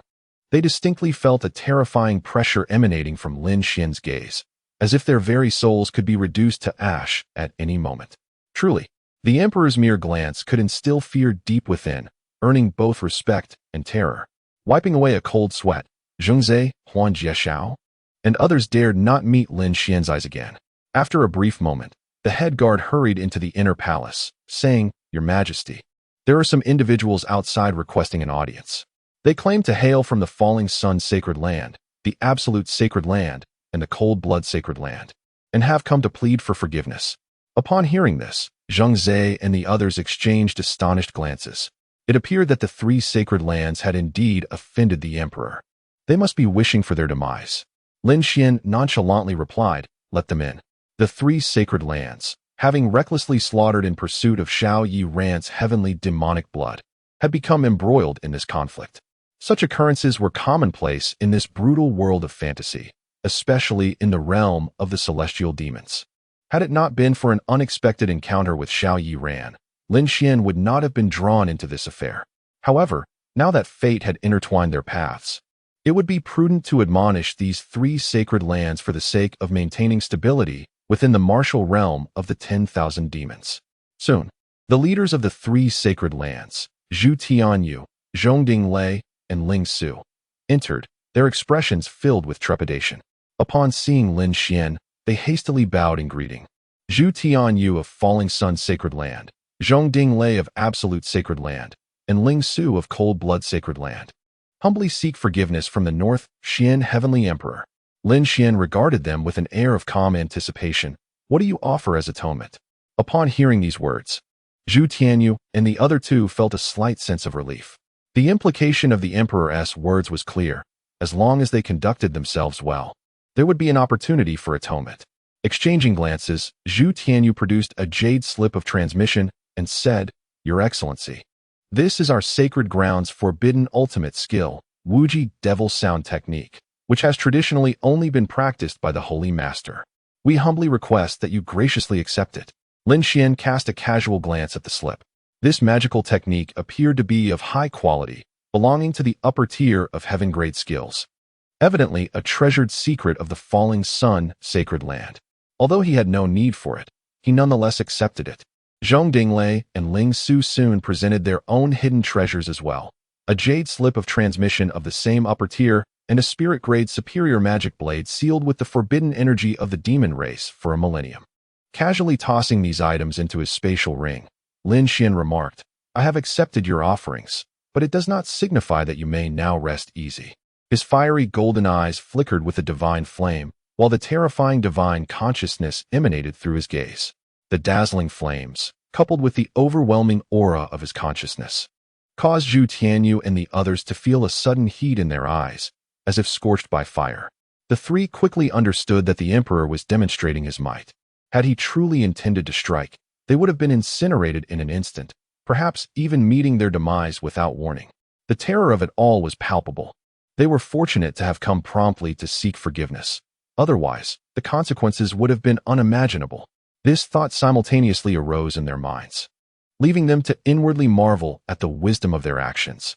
Chapter 83. Nothing cannot be resolved with a single sword. In the future, we shall undoubtedly look up to the holy maiden of the Yuluo sect, not daring to overstep in the slightest. Please rest assured, Emperor, from this moment forth, we shall stand united with the kingdom of 10,000 demons, sharing both glory and disgrace. Zhu Tianyu, Zhong Dinglei, and Ling Su immediately pledged their blood oaths. They understood that Lin Xian had aided the holy maiden of the Yuluo sect. Henceforth, she would be the pinnacle of the martial realm within the kingdom of 10,000 demons. To curry favor with the Emperor, they knew they must submit to her. Simultaneously, as the kingdom of 10,000 demons was conquered by the Ice Empress and governed by the northern Xintian, the three sacred lands nearby must also take on the responsibility of maintaining stability within the kingdom. This was the correct approach to seeking the Emperor's forgiveness. Lin Xian nodded slightly. Since they had expressed themselves in such a manner, there was no need for him to elaborate further. Witnessing the fear etched on the faces of the leaders from the three sacred lands confirmed the astonishment that lingered in Zheng Zhe and the others' hearts. They felt immeasurable gratitude for being under the Emperor's protection. It was indeed a tremendous fortune. The kingdom of 10,000 demons, a modest nation within the demon realm, lacked strength and was constantly eyed by countless demonic beings. However, with the unparalleled mastery of the Emperor now overseeing them, they could only wonder how many ill-intentioned individuals would be deterred. Seeing Lin Xian enjoying a day out with his four daughters, Zhu Tianyu and the others dared not intrude further. "We shall take our leave, Emperor." The three turned respectfully to depart. At that moment, a dense wave of black, demonic energy surged around the entire demon palace. In an instant, the demonic aura enveloped the skies for miles, forming an enormous blood-red skull. The ghastly eye sockets and menacing fangs of the skull resembled a terrifying world-ending demon. Upon witnessing this scene, Zhu Tianyu and his companions felt their hair stand on end, cold sweat breaking out on their foreheads. Such formidable demonic energy. It could only belong to a demon lord of the imperial realm. This must be an ancient demon lord, at least 50,000 years old. The demons are exceedingly perceptive to the essence of demonic energy. Just the sight of that blood-red skull instilled a profound fear of death within Zhu Tianyu and the others. Meanwhile, Xian Zhu and her companions, who had been frolicking on the back of the black-scaled Xianlong, were startled by the abrupt scene and screamed in fright. "Wow, what a terrifying skull!" "Xianyu, it's not a skull, it's a skull. Sister, please stop. I'm so scared. Daddy, save me." Seeing his daughters in such a state of terror, Lin Xian swiftly unleashed his spiritual power, pulling them into his embrace. At that moment, the sky was filled with swirling black, demonic energy that coalesced into a hunched figure, hovering above the demon palace. The primordial demon lord. After careful discernment, Zhu Tianyu and the others involuntarily gasped in shock. The primordial demon lord was the master of the bloodthirsty demon lord Yiyu, possessing an astonishing cultivation of 58,000 years. In the eastern region of the demon realm, he was a legendary figure, truly formidable. Lin Xian offered a faint smile. It had been quite some time since Yiyu had been slain, and only now did the primordial demon lord reveal himself, demonstrating remarkable patience. The primordial demon lord fixed his gaze upon Lin Xian and, after a moment, finally spoke. "You are indeed the emperor of the northern Xian." "Precisely," Lin Xian replied with a serene demeanor. The primordial demon lord's eyes turned cold. He had long remained in hiding to avenge his disciple, Yiyu, waiting for his powers to reach fruition. Now it seemed his restraint was justified, for the one who had slain Yiyu was far from ordinary. A glimmer of murderous intent flickered in the primordial demon lord's gaze. "My disciple Yiyu has been killed, and the king of 10,000 demons lies dead as well. The greatest beneficiaries of this tragedy are you, the northern Xian. Hence, you and the Ice Empress are my enemies. You have made a commendable analysis. Yet it falls short of accuracy," Lin Xian replied with a playful smile. "In truth, it was I who killed Yiyu." The primordial demon lord nodded coldly. "No wonder you are the consort of the eternal Empress. To slay my disciple at the Emperor's realm, you are indeed formidable. Alas, there are distinctions even among those of the Emperor's realm. I shall turn this demon palace into your grave." As his words faded, the boundless demonic energy surrounding the demon palace surged upward like rivers converging into the sea. In an instant, it formed a colossal black shield, enveloping the palace. This was a killing formation. Zhu Tianyu and the others felt a tremor in their hearts as they sensed the overwhelming murderous intent locking onto them. Lin Xian calmly surveyed the vast killing formation, the great demon slaughter formation, impressive. Zhu Tianyu and the others were taken aback, realizing that the emperor consort had recognized the formation at a glance. His composed demeanor suggested he might have already devised a means to counter it.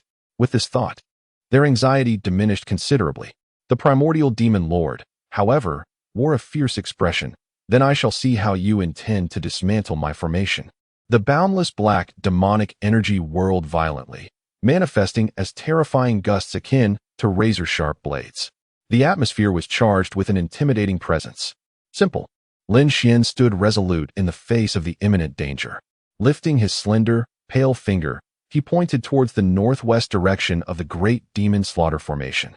No formation is without flaw. The great demon slaughter formation gathers demonic energy from all directions, essentially utilizing the celestial mechanics of the universe. The method to counter it lies precisely there. From his fingertip, a mysterious golden seal shot forth. With a thunderous boom, the seal penetrated the formation's core, shattering it completely. This!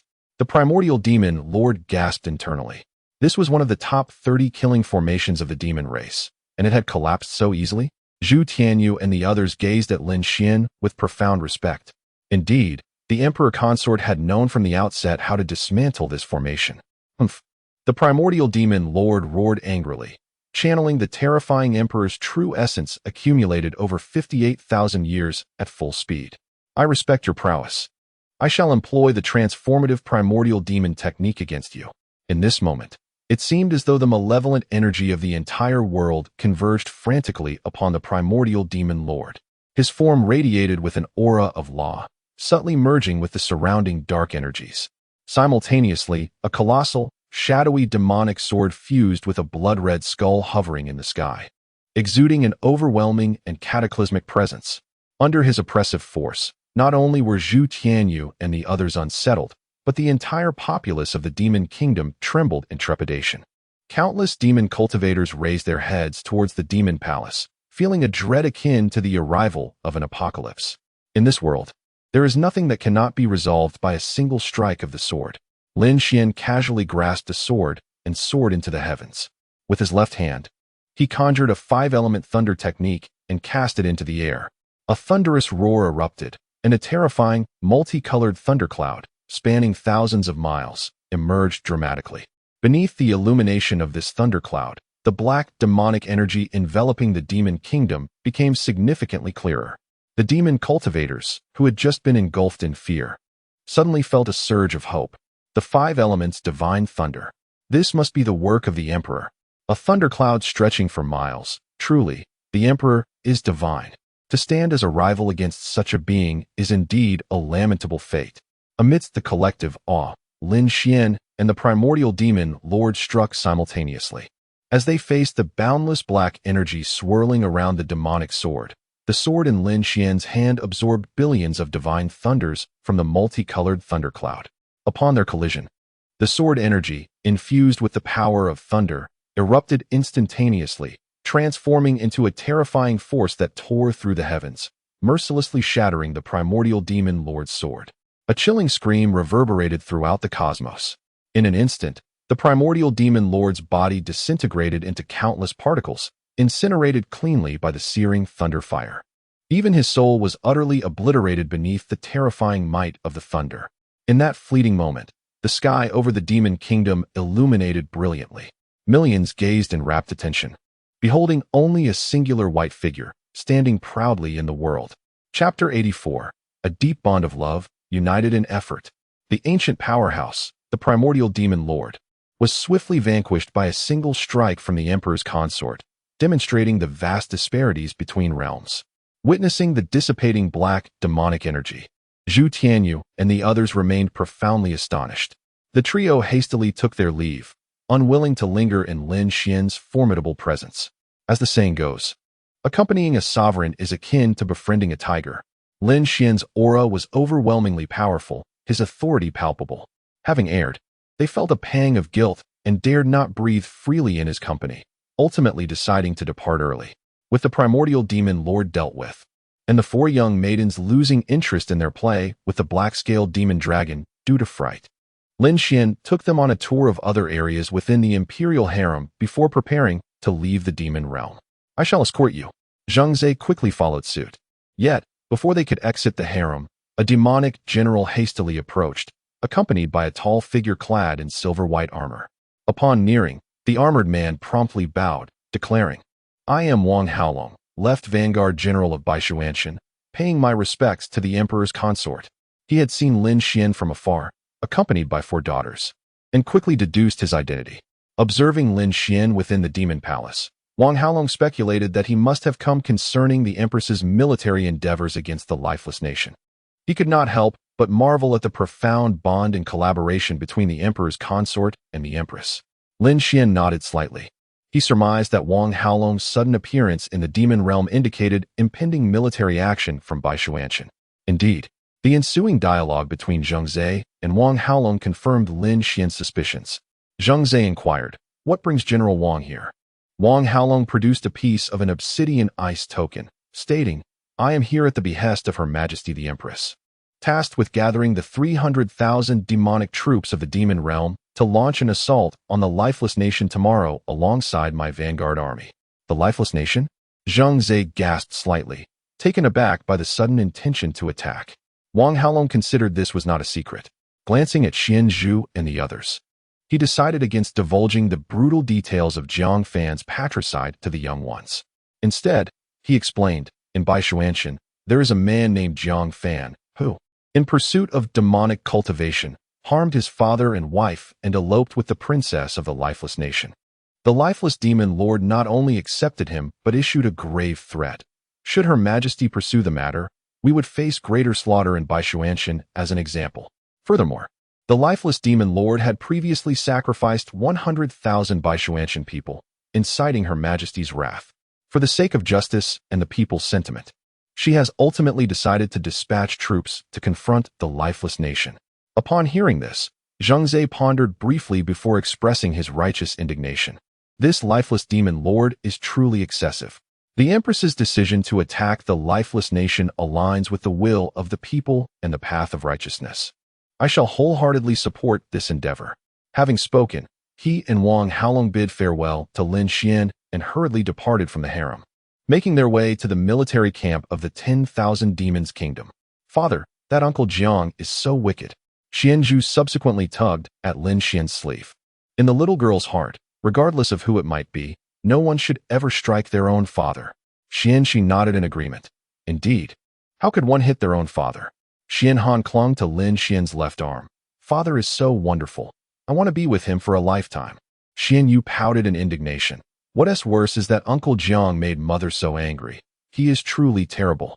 The four little girls collectively grasped Lin Xian's hands, raising their small faces, each displaying an expression of righteous indignation. Father, shall we go help Mother teach that Uncle Jiang a lesson? Seeing his daughter's eager expressions, Lin Xian could only acquiesce. All right, I shall take you to educate him right now. After inquiring about the general direction of the Wuxing Kingdom in the Demon Palace, he led his daughters towards the Wuxing Kingdom. 1,000 miles beyond the border of the Wuxing Kingdom lies a demonic city known as Luo Lao City. The ruler of this city is the head of the Xiao family, Xiao Xiuqi. As dusk descended, Xiao Xiuqi was indulging in a sumptuous feast within his palace. Suddenly, the ground trembled, causing the cups and plates on the table to crash to the floor in utter disarray. What has happened? Xiao Xiuqi exclaimed in shock and anger as he rose to his feet. His brother, Xiao Rui, burst through the door, his face filled with terror. Elder brother, the son-in-law of the Wuxing Kingdom is attacking our city. The son-in-law of the Wuxing Kingdom? Upon hearing this, Xiao Xiuqi furrowed his brow. What does he seek to accomplish by attacking us? Luo Lao City is in close proximity to the Wuxing Kingdom, yet its overall strength is vastly inferior. Moreover, due to its remote location, it has never attracted the interest of the Wuxing Kingdom in over 100,000 years. Each successive city lord has dutifully offered tributes to the Wuxing Kingdom annually, seeking protection and tranquility. Thus, for many years, Luo Lao City has coexisted peacefully with the Wuxing Kingdom. It was unexpected that the son-in-law of the Wuxing Kingdom would suddenly launch an attack. Xiao Rui continued. It appears he aims to seize our family heirloom, the Shura Zun. Xiao Xiuqi's gaze trembled. The Shura Zun is a sacred artifact for cultivating the Shura demon body. Our ancestors established their foothold in the heavenly demon realm with this artifact. Could it be that the son-in-law of the Wuxing Kingdom also possesses the Shura demon body? Xiao Rui nodded. From his demeanor, he seems determined. There is a significant possibility. Xiao Xiuqi brandished a Fong Tian demon halberd, declaring, our family's foundation is not to be taken by anyone, unless they step over my dead body. With that, he surged forth with a violent aura. Elder brother, the enemy is formidable. They have a Xianbing demon dragon. Before Xiao Rui could finish, Xiao Xiuqi had already dashed out the door, prompting him to follow suit. Boom. However, before the two brothers could exit the Grand Palace, a formidable azure ice pillar crashed to the ground, erupting with a thunderous explosion. Countless ice crystals shattered instantaneously, transforming into a myriad of swift blades, obliterating the palace walls into mere powder. The strength of this glacial dragon was truly overwhelming. Both Xiao Xiuqi and Xiao Rui were filled with trepidation. They had reached the pinnacle of the spirit wheel realm. Yet the glacial dragon of the Wuxing Kingdom possessed a power at least comparable to that of the divine soul realm. Moreover, the glacial dragon was inherently aligned with the element of water, its primordial icy energy possessing a remarkable corrosive capacity. A direct hit would instantly encase a target in ice, while being struck by the splintered ice crystals could result in both frostbite and explosive injuries. Thus, a single ice pillar had significantly diminished the morale of both Xiao Xiuqi and Xiao Rui. Suddenly, a brazen voice rang out, Xiao family patriarch, if you are wise, you will promptly surrender the Shura Zun to me. Otherwise, I shall unleash the glacial dragon upon the entirety of Luo Old City. In the eyes of our Wuxing Kingdom, your Luo Old City is but an ant's nest, easily eradicated. I advise you to act wisely and not force yourselves into a corner. Jiang Fan, mounted upon the glacial dragon, soared through the sky accompanied by a battalion of over 100 demonic knights. Xiao Xiuqi gazed upward, his fury boiling over as he declared, you scoundrel, I would rather perish than relinquish the Shura Zun to you. Chapter 85. You are truly wicked. I had anticipated that you would not so easily relinquish your possessions.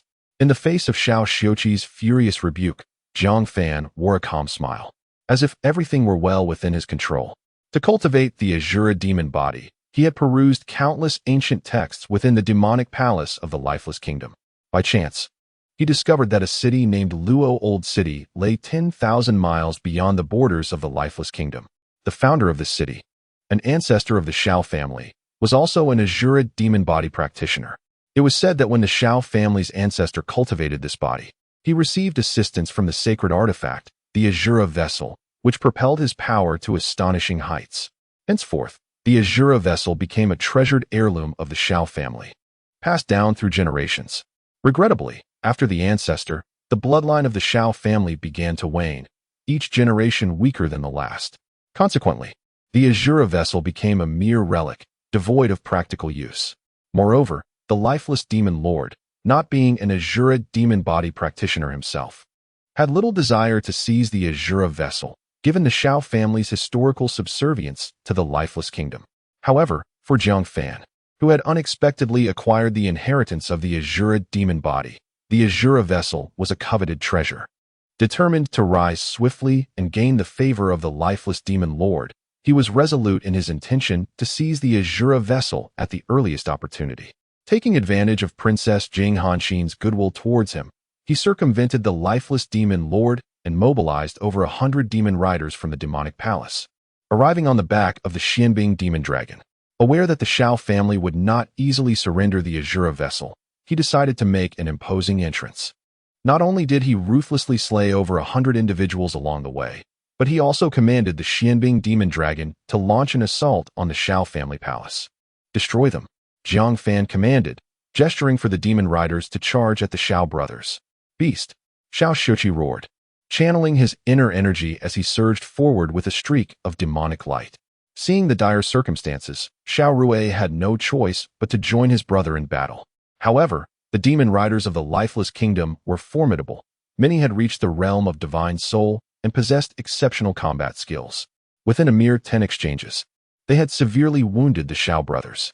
Observing the Shao brothers sprawled on the ground, blood flowing freely, Jiang Fan regarded them with the disdain of one surveying mere ants. Will you now surrender the Azura vessel? Even in death, we shall not. Xiao Shouqi gritted his teeth defiantly. Very well, Jiang Fan replied, his demeanor unfazed. I shall command my men to dig 3 feet into the earth for the Azura vessel. Meanwhile, I will unleash the Xianbing demon dragon to wreak havoc upon the city until you hand over what is rightfully mine. Having prepared thoroughly for this confrontation with the Shao family, he felt no apprehension about obtaining the Azura vessel through a combination of force and coercion. Roaring, the Xianbing demon dragon lifted its head high, unleashing massive ice pillars in all directions. In an instant, the air was filled with the sound of freezing. Wherever the ice pillars of the frost dragon traverse, be it edifices or living beings, all are transformed into blocks of ice. In your city of Luo, with a populace of 500,000, my frost dragon could extinguish their lives within the span of half an hour. What do you possess to deny me, young master? Jiang Fan laughed triumphantly. Scoundrel! Xiao Shouqi seethed, pounding the ground in fury. The frost dragon was overwhelmingly powerful. Its ice pillars could not be melted by mere earthly flames. If it continued its rampage for even a moment longer, half of Luo City would become a realm of ice sculptures. As the city lord, witnessing the slaughter of his people pained him deeply. Brother, quickly surrender the Shirazun. Xiao Rui implored helplessly. Damn it, today I, Xiao Shouqi, shall betray my ancestors. Xiao Shouqi prepared to relinquish resistance, casting a begrudging glance at the smug Jiang Fan, wondering if no one could subdue this scoundrel. At his words, Xiao Rui's face reflected despair. Compared to the Wuxing kingdom, Luo City was akin to mere ants. Across the entire demon realm, it seemed no one would risk offending the Wuxing kingdom for the sake of Luo City. Boom! Just as the psychological defenses of the Shao brothers crumbled, a violent wave of energy suddenly erupted, scattering the demonic cavalry that had surrounded and slaughtered the civilians. The terrifying force, like a blazing hurricane, shredded a significant portion of the cavalry into fragments within moments. Hiss, what an overwhelming aura. This is the aura of an emperor. How could Luo City possess a formidable emperor to come to its aid? The remaining demonic riders were thrown into disarray, hastily scattering in all directions. Jiang Fan was equally astounded, hastily commanding the frost dragon to halt. He instinctively sensed that today's massacre of Luo City might be his gravest miscalculation. Then, a beam of white light descended from the heavens. A handsome young man, clad in ethereal robes, appeared above Luo City, accompanied by 4 charming porcelain doll-like girls. Lin Xian had recently passed near Luo City and, upon discovering the turmoil, had expanded his spiritual awareness to observe the situation. To his astonishment, he overheard the title of the Wuxing Kingdom's prince consort. He boldly speculated that perhaps he could find Jiang Fan without venturing into the Wuxing kingdom. Thus, he casually unleashed a surge of spiritual energy towards the demonic cavalry, causing them to cease their slaughter in terror before he descended with his daughters. Upon witnessing Lin Xian's extraordinary presence, both Jiang Fan and Xiao Shouqi were enveloped in profound reverence. Fixing his gaze upon Jiang Fan, Lin Xian inquired calmly, "Are you Jiang Fan?" Yes." Jiang Fan was taken aback that Lin Xian had called him by name. "Senior, who are you?" Bang! Before he could finish his sentence, Lin Xian, with a flick of his wrist, sent Jiang Fan crashing to the ground. Despite possessing the Shura demon body, Jiang Fan's realm paled in comparison to Lin Xian's. That slap shattered half of Jiang Fan's bones, causing him excruciating pain, yet he felt no anger whatsoever. At that moment, fear was the only emotion that filled his heart. As expected of a formidable being from the imperial realm, had he not shown mercy, I would have surely perished in an explosive demise. Jiang Fan's heart trembled profoundly. Lin Xian cast a cold glance at Jiang Fan. "You have harmed your family in pursuit of demonic powers, betraying trust. My daughters find your actions intolerable. Thus I shall take it upon myself to administer a lesson to you." The reason he refrained from delivering a lethal blow was twofold. Firstly, he wished to avoid slaughtering too many in front of his daughters, especially considering he had already vanquished the infinite demon lord. Furthermore, since he had promised his daughters to educate Jiang Fan, he felt it necessary to put on a display before ultimately striking. Upon hearing this, Xianzhu and the others nodded vigorously. "Indeed, Uncle Jiang, how could you harm your own father? And you compelled my mother to engage in battle with the demon clan. Truly, you are despicable." Jiang Fan, taken aback by Lin Xian and the little girl's words, experienced a moment of bewilderment, followed by a sudden awakening. He gazed at Lin Xian with trembling eyes. "So you are the consort of the Northern Xian Emperor and the husband of the Ice Empress." His spirits plummeted to an icy low. The Northern Xian Emperor had personally come to confront him, undoubtedly to seek retribution on behalf of his wife, the Eastern Sovereign Zio. With the overwhelming power of such an emperor, it was clear that he had no chance of survival today. Realizing this, Jiang Fan nearly lamented his fate. His ill-fated venture to Luo Old City to seize treasure had indeed become his own grave. Just as he spoke, the ice dragon beside him erupted in fury, opening its maw to unleash a barrage of icy projectiles towards Lin Xian. "Your master has already backed down, yet you still dare to bite?" Lin Xian scoffed disdainfully. Suddenly, his eyes erupted with resplendent golden light, illuminating Luo Old City like two radiant suns. Following this, two streams of searing southern Ming fire burst forth, mercilessly crushing the ice dragon's icy aura, incinerating it instantly into a charred husk. Chapter 86. Such a complex dilemma, only father can decide. Upon witnessing the roasted Xianbing demon dragon plummet to the ground, all present experienced a momentary lapse in breath. Goodness! The ferocious and domineering Xianbing demon dragon was reduced to mere roasted meat beneath the divine flames of the Northern Xian Emperor. What in this world could possibly hinder the Northern Xian Emperor? Xiao Shouqi gasped in astonishment. Li Huajin Tong. He mused to himself, such an extraordinary physique. It is no wonder he could conquer the Ice Empress. Indeed, it is the Li Huajin Tong. Jiang Fan suddenly recalled this revelation, and his body trembled slightly. The Ice Empress truly possesses discerning taste, having chosen such a remarkable prodigy as her consort. Subsequently, clinging to a last shred of hope, Jiang Fan bowed low to the ground. "Your Majesty, I acknowledge my wrongs. I beseech you to spare my life." The group of demon riders accompanying Jiang Fan were equally terrified, collapsing to the ground in fear, lest their beasts inadvertently provoke Lin Xian and meet the same fate as the Xianbing demon dragon. Observing Jiang Fan's expression of despair, Xianzhu and the others felt that their father's lesson had been remarkably effective. Father is truly impressive, having made Uncle Jiang realize his mistakes so swiftly. They exclaimed. Indeed, he must be regretting his actions now. Had he known father was so formidable, he would never have dared to err. The young girls exchanged words. Thoroughly satisfied with Lin Xian's display, Lin Xian smiled gently, affectionately patting the heads of the little girls. With such caring companions by his side, he felt an overwhelming sense of accomplishment in his endeavors. Seeing Lin Xian so indulgently cherish the four little girls, Jiang Fan suddenly had a brilliant idea and implored Xian Zhu and the others. For princesses, I have come to deeply understand my faults. I beseech you to intercede with your father on my behalf, to spare my life. I promise to mend my ways and be a better person henceforth. The little girls displayed conflicted expressions. They believed their father had educated Jiang Fan sufficiently. However, recalling how Jiang Fan had led their mother into conflict with the demon clan, they felt that he required further instruction. Father, what shall we do now? The little girls frowned, glancing at Lin Xian. Such a complex issue could only be resolved by their father. Lin Xian instantly discerned his daughter's thoughts. According to the Perfect Parenthood Manual, children, in their formative years, lack maturity and judgment. Thus, even though they have developed a rudimentary understanding of good and evil, they are unable to weigh the gravity of actions accurately. At this juncture, it is essential for parents to consider matters from their children's perspective. For instance, Jiang Fan's allegiance to the demon clan and his transgression against the Eastern Emperor Zhou is, by any account, a capital offense. However, to the little girls, he is simply a villain. They are unaware of the extent of his wrongdoing.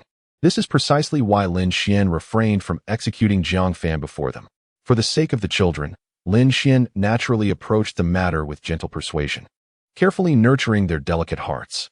He smiled and inquired of his daughters, "Do you think it would suffice if I were to slap Jiang Fan and then let him go?"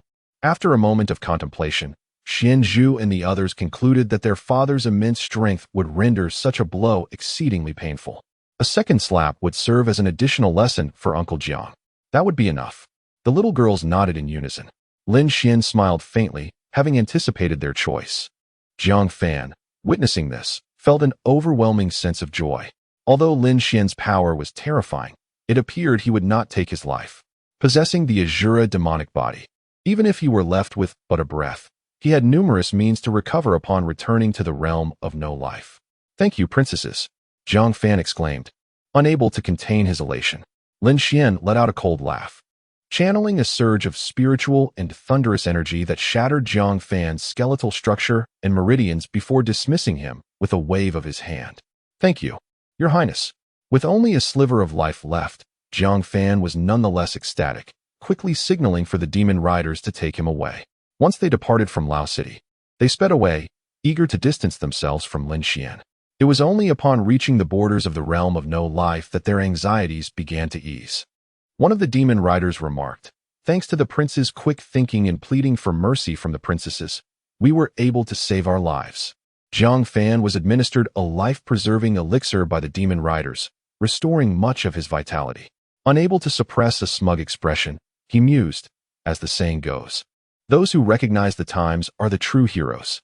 With the Northern Xian Emperor's overwhelming might, any further appeals would be futile. His most significant vulnerability lies in his 4 daughters. As long as I can reason with them, preserving my life would only be a matter of course. The demon riders nodded in agreement, reflecting on Jiang Fan's astuteness and adaptability, which had evidently earned him the favor of the demon monarch. Suddenly, a terrifying divine consciousness descended from the heavens, enveloping the surrounding space. Jiang Fan and his companions felt as though they were being assaulted by a primordial beast, as this divine essence surged into their minds, wreaking havoc. Before they could utter a cry of despair, the dreadfully powerful Rakshasa consciousness shattered their very souls. In an instant, both man and beast collapsed to the ground, lifeless. In Lao City, Xiao Rui softly asked Xiao Xiuqi, "Brother, what shall we do now that the emperor has let Jiang Fan go?" "Let go?" Xiao Xiuqi scoffed, casting a look of profound reverence towards Lin Xian. "With an existence like the emperor, having offended him, do you think there remains any hope for survival?" Xiao Rui paused, realizing the gravity of the situation. Indeed, the emperor was a being of the imperial realm. Would he allow those who wronged him to roam free? Xiao Xiuqi shook his head with a sigh. It is not that the emperor refrains from killing Jiang Fan. Rather, it is his paternal affection that prevents him from acting in front of his children. If I am not mistaken, Jiang Fan and his companions are already beyond saving. Hiss! Xiao Rui inhaled sharply, a chill coursing through him. After Xiao Xiuqi's remarks, he too concluded that Jiang Fan and his companions were undoubtedly doomed. Xiao Xiuqi hurriedly approached Lin Xian, bowing respectfully as he spoke. "Had it not been for your esteemed presence today, our Luo old city would have been reduced to ashes. I am aware that our city is unworthy of requesting your intervention, yet I still wish to convey my gratitude. Lin Xian detected the underlying implications in his words and casually inquired, "How do you intend to express your gratitude?" Xiao Xiuqi retrieved a map from his storage ring and presented it with utmost reverence. "This is a map I procured at great expense, detailing the encampments of 100,000 elite troops of the Wuxing Kingdom. I have heard that the Wuxing Kingdom owes the lives of 100,000 to Beixin Tian. And with your recent actions against the Wuxing Kingdom's prince, a fierce confrontation between Beixin Tian and Wuxing Kingdom is inevitable. Therefore, I hope this map proves beneficial to you." Lin Xian examined the map, which contained precise locations of the Wuxing Kingdom's elite forces. To ascertain its authenticity, he forcefully penetrated Xiao Xiuqi's sea of consciousness with his divine sense. Lin Xian discovered that this map had indeed been acquired by Xiao Xiuqi through substantial bribes to a certain demon general of the Wuxing Kingdom. His intention was to secure a final lifeline for himself and Luo Old City, to be offered to a powerful entity when the need arose, thereby constraining the Wuxing Kingdom. Upon confirming its validity, Lin Xian withdrew his divine sense and nodded slightly. Xiao Xiuqi had felt a sudden, intense pain in his head, as if an invisible hand had reached into his consciousness. He understood that this was Lin Xian verifying his words. The emperor's methods were truly unfathomable. He was fortunate that every word he spoke was genuine, for otherwise, the mere thought sent a shiver down Xiao Xiuqi's spine. Chapter 87. Is father going to thunder again? After Lin Xian inquired further about the state of Wuxing from Xiao Xiuqi, he departed with his daughters. Lin Xian had resolved to take action against Wuxing. His objective was now crystal clear. He intended to utilize the map he had acquired to eliminate the 100,000 elite soldiers of Wuxing, delivering a severe blow to their morale. Subsequently, he would return to Baishuanshan with his daughters and seek an opportunity to confront the Wuxing demon lord. Given that Xiao Xiuqi mentioned the intricate formations and numerous traps within the demon palace of Wuxing, he believed it prudent to send his daughters back to Baishuanshan. This way, he could venture into the demon palace with greater freedom. As Lin Xian's figure faded from view, Xiao Xiuqi and his brother Xiao Rui found themselves unable to divert their gaze. Xiao Rui remarked with a sense of admiration, with the map in hand, "The emperor will undoubtedly eliminate Wuxing's elite forces at the earliest opportunity." Xiao Xiuqi nodded in agreement. "I initially intended to keep this map as a last resort for survival, but it seems the most fitting choice is to present it to the emperor. With his capabilities, even the so-called Wuxing demon lord would have to kneel before him." Xiao Rui smiled slightly. "The Wuxing demon lord would never suspect that you had such a trump card hidden away." Xiao Xiuqi then adopted a serious demeanor. "Regardless, we must keep tonight's events as confidential as possible, especially the matter of me gifting the map to the emperor. It must not be disclosed." Xiao Rui, taken aback, asked, "Why is that?" Xiao Xiuqi patted his shoulder. "Do not think that just because the emperor has received my map, our Luo Old City is now entitled to bask in his favor and protection. If the people of the demon realm discover that we have betrayed Wuxing, our small Luo Old City would surely face annihilation." Xiao Rui suddenly understood. "I see." The brothers then simultaneously gazed in the direction Lin Xian had departed. If only Baishuanshan could swiftly conquer Wuxing, perhaps the emperor would, in recognition of today's gesture, grant them everlasting protection. Lin Xian, accompanied by his daughters, swiftly arrived 1,000 miles away from the camp of Wuxing's elite forces. With the power of the Rakshasa divine consciousness, he could clearly perceive all the arrangements within the camp. To ensure complete destruction of the enemy, he decided to make a grand gesture. With hands clasped, he channeled his internal essence and thunderous energy. Soon, a wondrous array of multicolored lightning appeared in his palms. The little girls were filled with excitement at this sight. "Wow, is father going to thunder again?" Xian Zhu exclaimed, covering her mouth in astonishment. Xianxi pondered for a moment and stated, "I think father must really enjoy being the thunder god." Xian Han nodded in agreement. "If father can summon thunder, he must indeed be the thunder god." Xianyu, eager with anticipation, pointed towards the distant sky. Then, "Father, please summon the thunder." The little girls all remembered the stories Lin Xian had shared about the thunder god and thunder grandmother. Upon witnessing Lin Xian conjuring the thunder technique once more, the girls were immediately captivated, venerating him as if he were a deity of thunder. Seeing their sparkling eyes, Lin Xian, with a fond smile, declared, "Very well. Father shall summon the thunder now." With a grand gesture, he commanded, "Go." The colorful thunder technique surged forth in an instant, racing towards the heavens, miles away. At such a great distance, Lin Xian harbored no concern that the scene of the five elements' divine thunder's devastation would be visible to the little ones. Meanwhile, one of the three commanders of the Wuxing kingdom, Changsun, was busy organizing his troops in the military camp.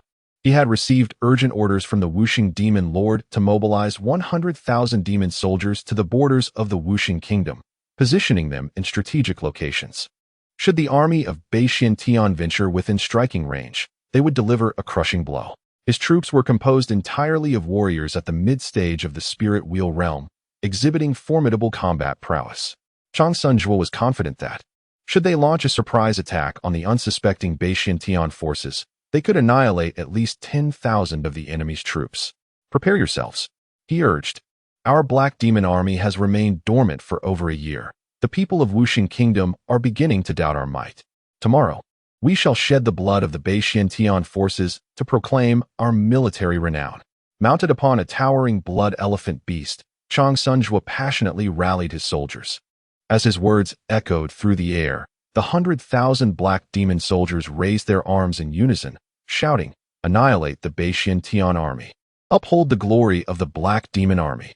Suddenly, a vast expanse of colorful thunderclouds, spanning 1,000 miles, ominously enveloped the sky above the military camp. Changsun and his men looked up, gasping in horror. How could such resplendent thunderclouds manifest in the demon realm? An ominous sign indeed. This does not bode well. They sensed that this thundercloud bore ill intentions, possibly orchestrated by formidable forces. Disperse the entire army, evacuate the camp.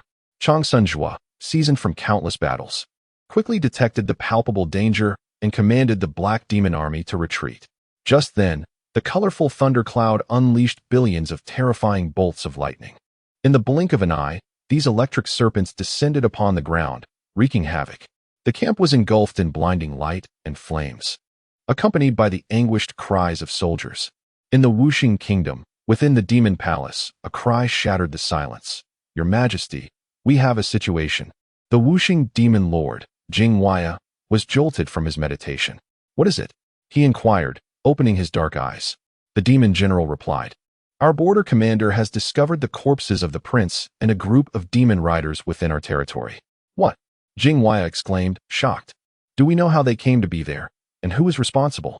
The demon general shook his head, unknown. The subordinate only heard that the prince consort has assembled over 100 demonic cavalry and a mystical ice dragon. However, the reasons behind his actions and his intended encounters remain shrouded in mystery. Jing Wuyo furrowed his brow tightly upon hearing this. His understanding of Jiang Fan was limited, making it difficult for him to ascertain the nature of Jiang Fan's predicament or identify the individual behind the assassination.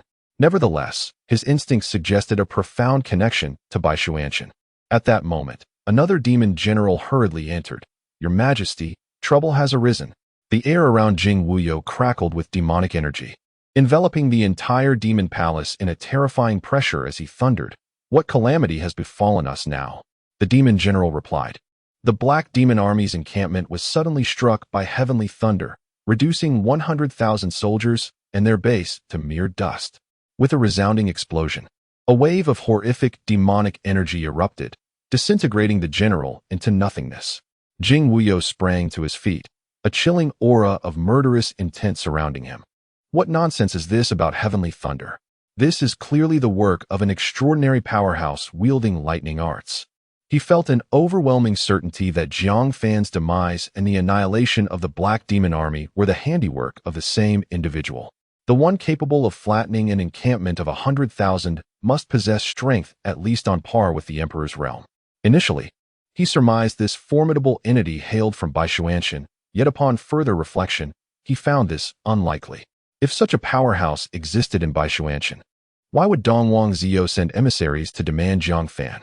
Surely, it would be more prudent to attack alongside this mighty figure. At that moment, Ohong, the leader of the three great commanders of the demon nation, rushed into the hall. "Your Majesty, with the Black Demon Army obliterated, our forces have lost a formidable weapon. Now, as the Bai Xuanqian army marches toward our borders, it will surely deal a significant blow to our morale." Jing Wuyo pondered for a moment, his countenance darkening as he replied, "The loss of the Black Demon Army does not spell my defeat. Ohong, instruct the 3 armies to proceed with the original combat strategy." "Understood," Ohong affirmed. "Furthermore, summon the 4 great demon sorcerers with haste." Jing Wuyo's gaze turned icy. "Dong Wangziyo, I shall ensure you experience the sensation of your own backyard ablaze." He had conceived a sinister strategy to conquer Baishuanshan. The plan involved utilizing the demonic sorcerers to forcibly open a demonic portal while Dong Wangziyo's forces were mobilizing. At that moment, he would personally lead an elite squad of demon generals through the portal to launch a direct assault on the heart of the Xianbing Palace. Chapter 88. Who is this mysterious being? At dawn, Dong Huangziyu, accompanied by a million-strong army of Bei Xiantian, had already entered the realm of the heavenly demons. This location lay approximately 130,000 miles from the Kingdom of No Birth. "Your Majesty, there remains a considerable distance to the Kingdom of No Birth. Would you not take a moment to rest?" asked Ruoying. Dong Huangziyu shook her head. "With the looming battle, it is imperative to maintain our momentum. We rested last night. Any further delay could undermine our morale." Ruoying nodded in agreement. "Indeed, Your Majesty possesses great foresight." Dong Huangziyu gazed into the distance. In every confrontation, she strived for a swift resolution. A prolonged expedition could not only dampen the spirits of her troops, but also pose a threat to the safety of their base. Although she had secretly trained 100,000 death warriors to guard Bei Xiantian, ensuring her authority remained unchallenged during her absence, an expedient victory would serve to intimidate various adversaries, deterring them from making reckless moves. "Your Majesty, we have significant intelligence." A figure emerged from the dim light of dawn. It was the intelligence officer Dong Huangziyu had dispatched to gather information on the Kingdom of No Birth. "Speak." Dong Huangziyu's heart quickened. She was in dire need of favorable intelligence. The officer reported, "Firstly, Jiang Fan was murdered last night within the borders of the Kingdom of No Birth, and the Demon Lord has yet to uncover the identity of the perpetrator." A faint smile graced Dong Huangziyu's lips. Jiang Fan's death within the kingdom equated to a resounding slap to the face of the Demon Lord. Such news, if it spread throughout the Kingdom of No Birth, would undoubtedly affect their morale. The officer continued, "Another crucial piece of information is that the camp of the Black Demon Army was unexpectedly struck by a thundercloud, resulting in the demise of 100,000 demons along with their commander." Thundercloud? Dong Huangziyu's beautiful eyes were filled with astonishment. This was clearly the work of an extraordinary power wielding the art of thunder. The sudden assassination of Jiang Fan, coupled with the thundercloud's assault on the Black Demon Army, led Dong Huangziyu to deduce that these events were orchestrated by a formidable hand. Who could this extraordinary being be? Dong Huangziyu pondered to herself. She sensed a profound connection between this hidden powerhouse and Bei Xiantian. Despite having meticulously searched through the royal family lineage, she could find no trace of which ancestor might be protecting Bei Xiantian. Perhaps this individual was so powerful that her current strength was insufficient to uncover their whereabouts. As these thoughts coursed through her mind, a dazzling light sparkled in her eyes. Regardless of the circumstances, Jiang Fan's demise and the annihilation of the Black Demon Army represented a tremendous boon for Bei Xiantian. She promptly raised her delicate hand and, with an air of sovereign authority, declared, "Command the army to advance swiftly. Capture the kingdom of Wuxing before sunset." Meanwhile, in the Crystal Palace of Baishuanshan, early in the morning, Xian Zhu and her companions were deeply engrossed in contemplation over a singular matter. With Ying Heir's birthday approaching, they were at a loss as to what gift to present her. Before departing from the mortal realm of the Blue Cloud Kingdom, they had made a pact with Tang Ying to celebrate her birthday together.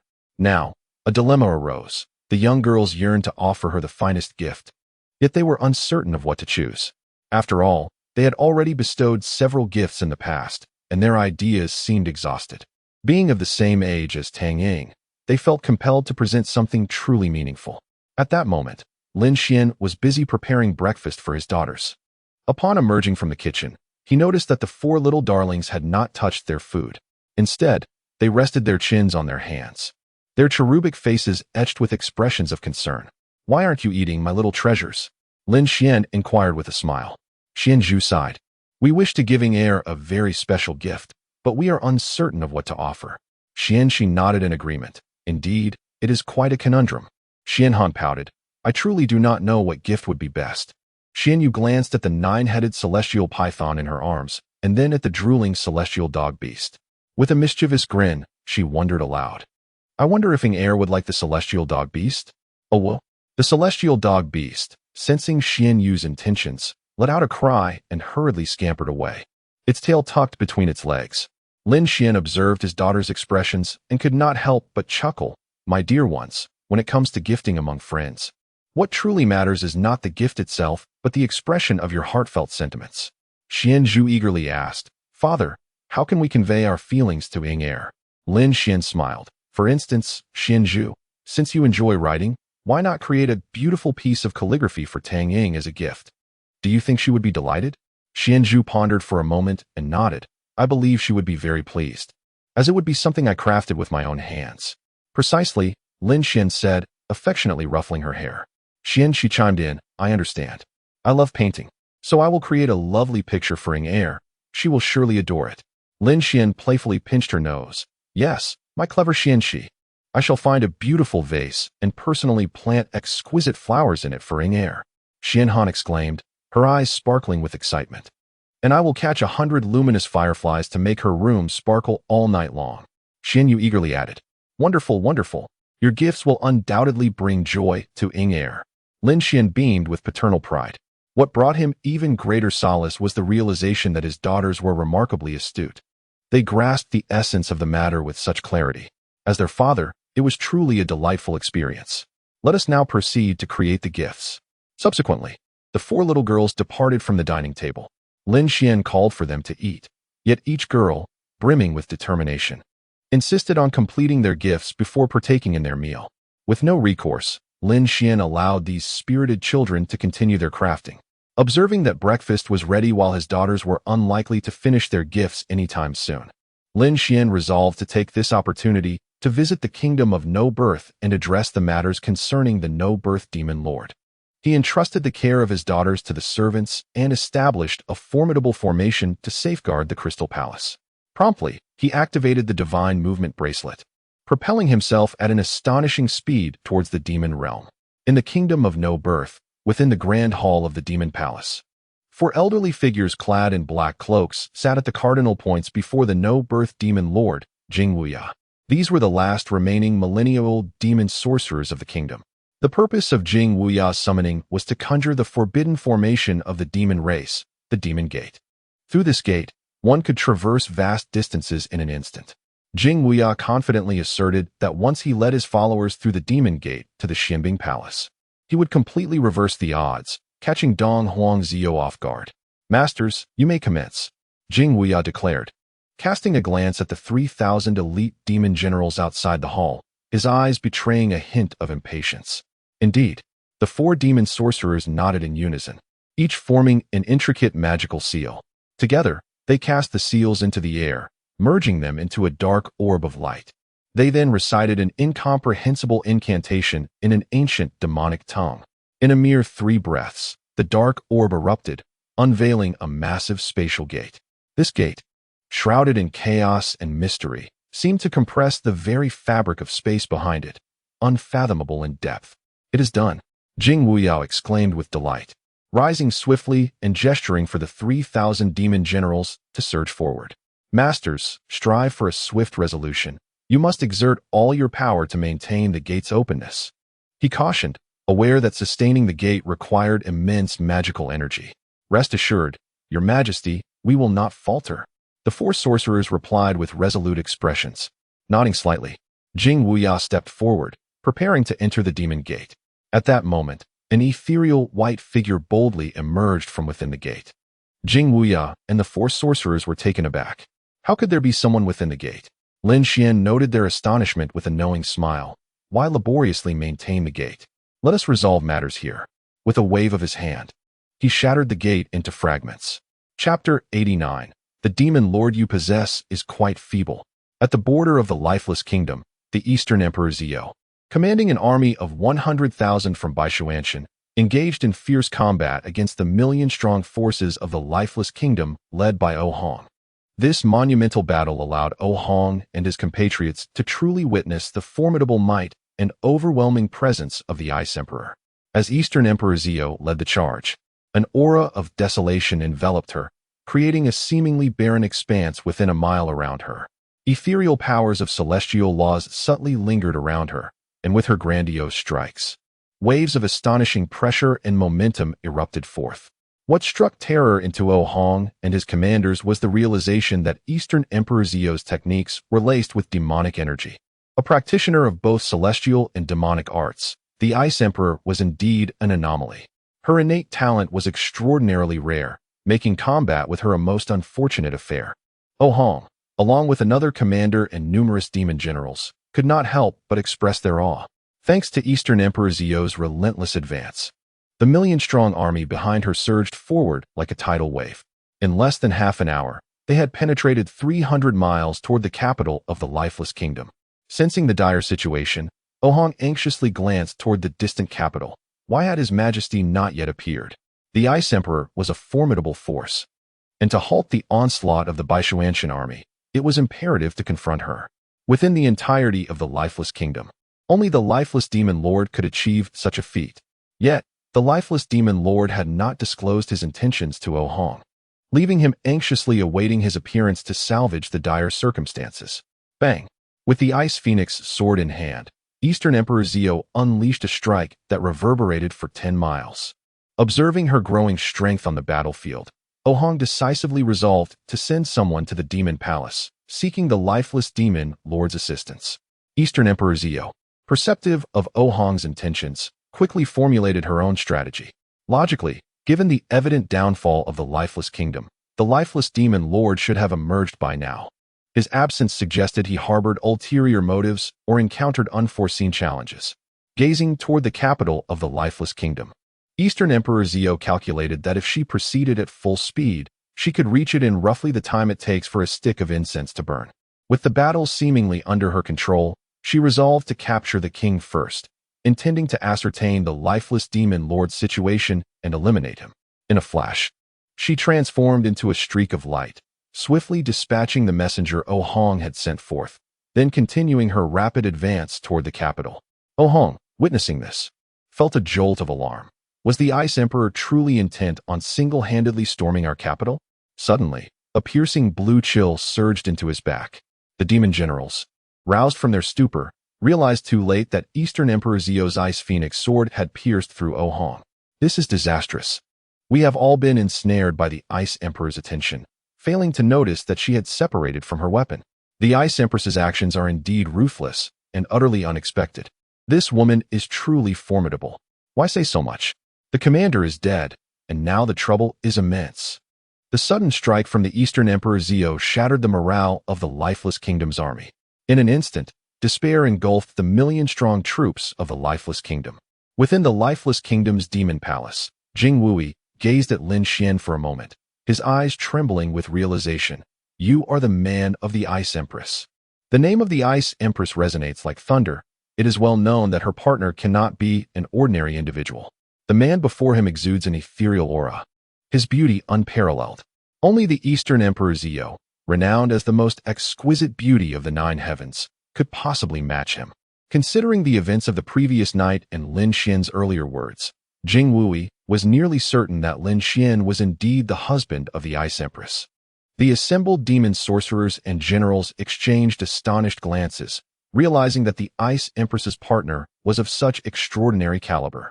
Lin Xian's lips curled into a slight smile. You guessed correctly. Jing Wui sighed softly. I had long suspected that the Ice Empress's man was no mere mortal, but it appears you are even more formidable than I imagined. The demon gate of the heavenly demon realm can only be opened through the combined efforts of demon sorcerers of over 10,000 years of experience. This spatial formation is exceedingly complex and powerful. Yet, Lin Xian emerged from the demon gate unnoticed by anyone. This indicates that not only is Lin Xian exceptionally skilled, but he is also well-versed in the demonic formations.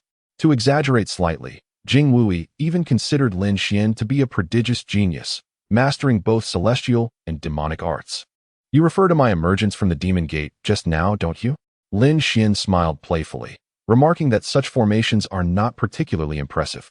Upon entering the demon palace, he sensed a disturbance in the fabric of space and time. After careful investigation, he discovered that it was a powerful spatial formation of the demon clan, the Demon Gate. Utilizing the diagram of the 10 directions, he effortlessly identified the flaw in the formation and stepped out. The 4 demon sorcerers were filled with indignation. North Xian's emperor consort, you've gone too far. It was merely a moment of our inattention. Did I allow you to speak? Lin Xian suddenly struck, a flash of sword light slicing through the air, and he dispatched all 4 of them in an instant. Witnessing this, not only did Jing Wui freeze in shock, but the 3,000 demon generals could not help but exclaim in astonishment. The 4 demon sorcerers were all at the revered level, yet the North Xian's emperor consort killed them without hesitation. This was exceedingly brutal. An emperor-level powerhouse is indeed so formidable. They sensed that Lin Xian's capabilities were far beyond mere appearances. Without further hesitation, the 3,000 demon generals swiftly took action, forming a massive killing formation to charge at Lin Xian.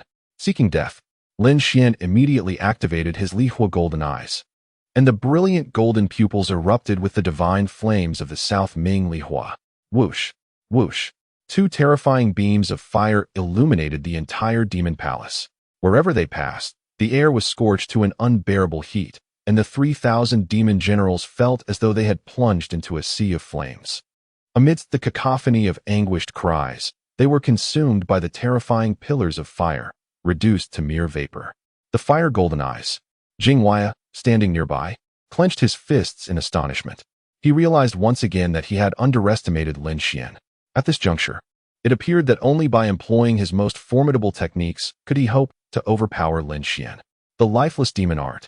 Jing Wei hastily summoned the true essence within him, exerting his utmost strength to unleash his supreme demonic power. Suddenly, countless black specks of light materialized in the air. With a mere gesture, Jing Wei gathered these points of light into the palm of his hand.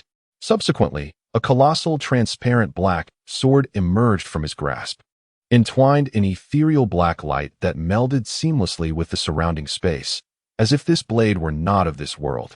The 3,000 demon generals represented his 3,000 avatars. Now, he would sever your life and death laws with the lifeless sword, sending you to your demise. Jing Wei's lifeless sword was the pinnacle manifestation of the lifeless demon art. Capable of severing the laws of life and death, a single slash would bring about death. Hence its name, Lifeless Sword. He was confident that by executing this ultimate move, he could turn the tide in his favor. Boom! The lifeless sword, imbued with the power to sever laws, descended upon Lin Xian. However, before it could make contact with Lin Xian's body, it was utterly shredded by an enigmatic divine force. What is this? How could such a protective divine technique withstand even the lifeless sword, capable of severing the laws? Jing Wei had no time for further contemplation. One thing was certain: Lin Xian was an insurmountable barrier for him today. In other words, his demise was imminent. Lin Xian scoffed, "Is that all? You, the demon lord, are rather weak." Before the words could escape his lips, he lunged forward with his sword. Feeling the murderous intent of Lin Xian locking onto him, Jing Wei's heart raced in terror, and he could not help but shout, "Northern Xian Heavenly Emperor, let us speak reasonably. I am a member of the Demon Alliance. Spare my life, and we can't." Lin Xian pierced through his throat with a single stroke. Coldly regarding the fallen Jing Wei, Lin Xian disdainfully remarked, "You are truly not as significant as you perceive yourself to be." With a flick of his wrist, he withdrew the sword. The lifeless demon, Lord Jing Wei, collapsed, utterly vanquished. Chapter 90. If only I had known. The enchanting figure of Dongwang Zhou materialized in the grand hall of the demon palace, appearing as if she were a specter traversing an uninhabited realm. This experience was entirely divergent from her initial expectations. It seemed that a pathway to the demon palace had been cleared, allowing her to advance unimpeded. Suddenly, Dongwang Zhou lowered her gaze and discerned several figures in the dimness ahead. She hastily approached, her steps graceful like a lotus. In the center of the floor lay a tall and imposing man, his eyes wide with terror, as if he had encountered an unspeakable horror in his final moments. A distinct gash marred his throat, a fatal wound inflicted by a swift blade. Dongwang Zhou's eyes widened in shock as she took in the attire of Jing Wei.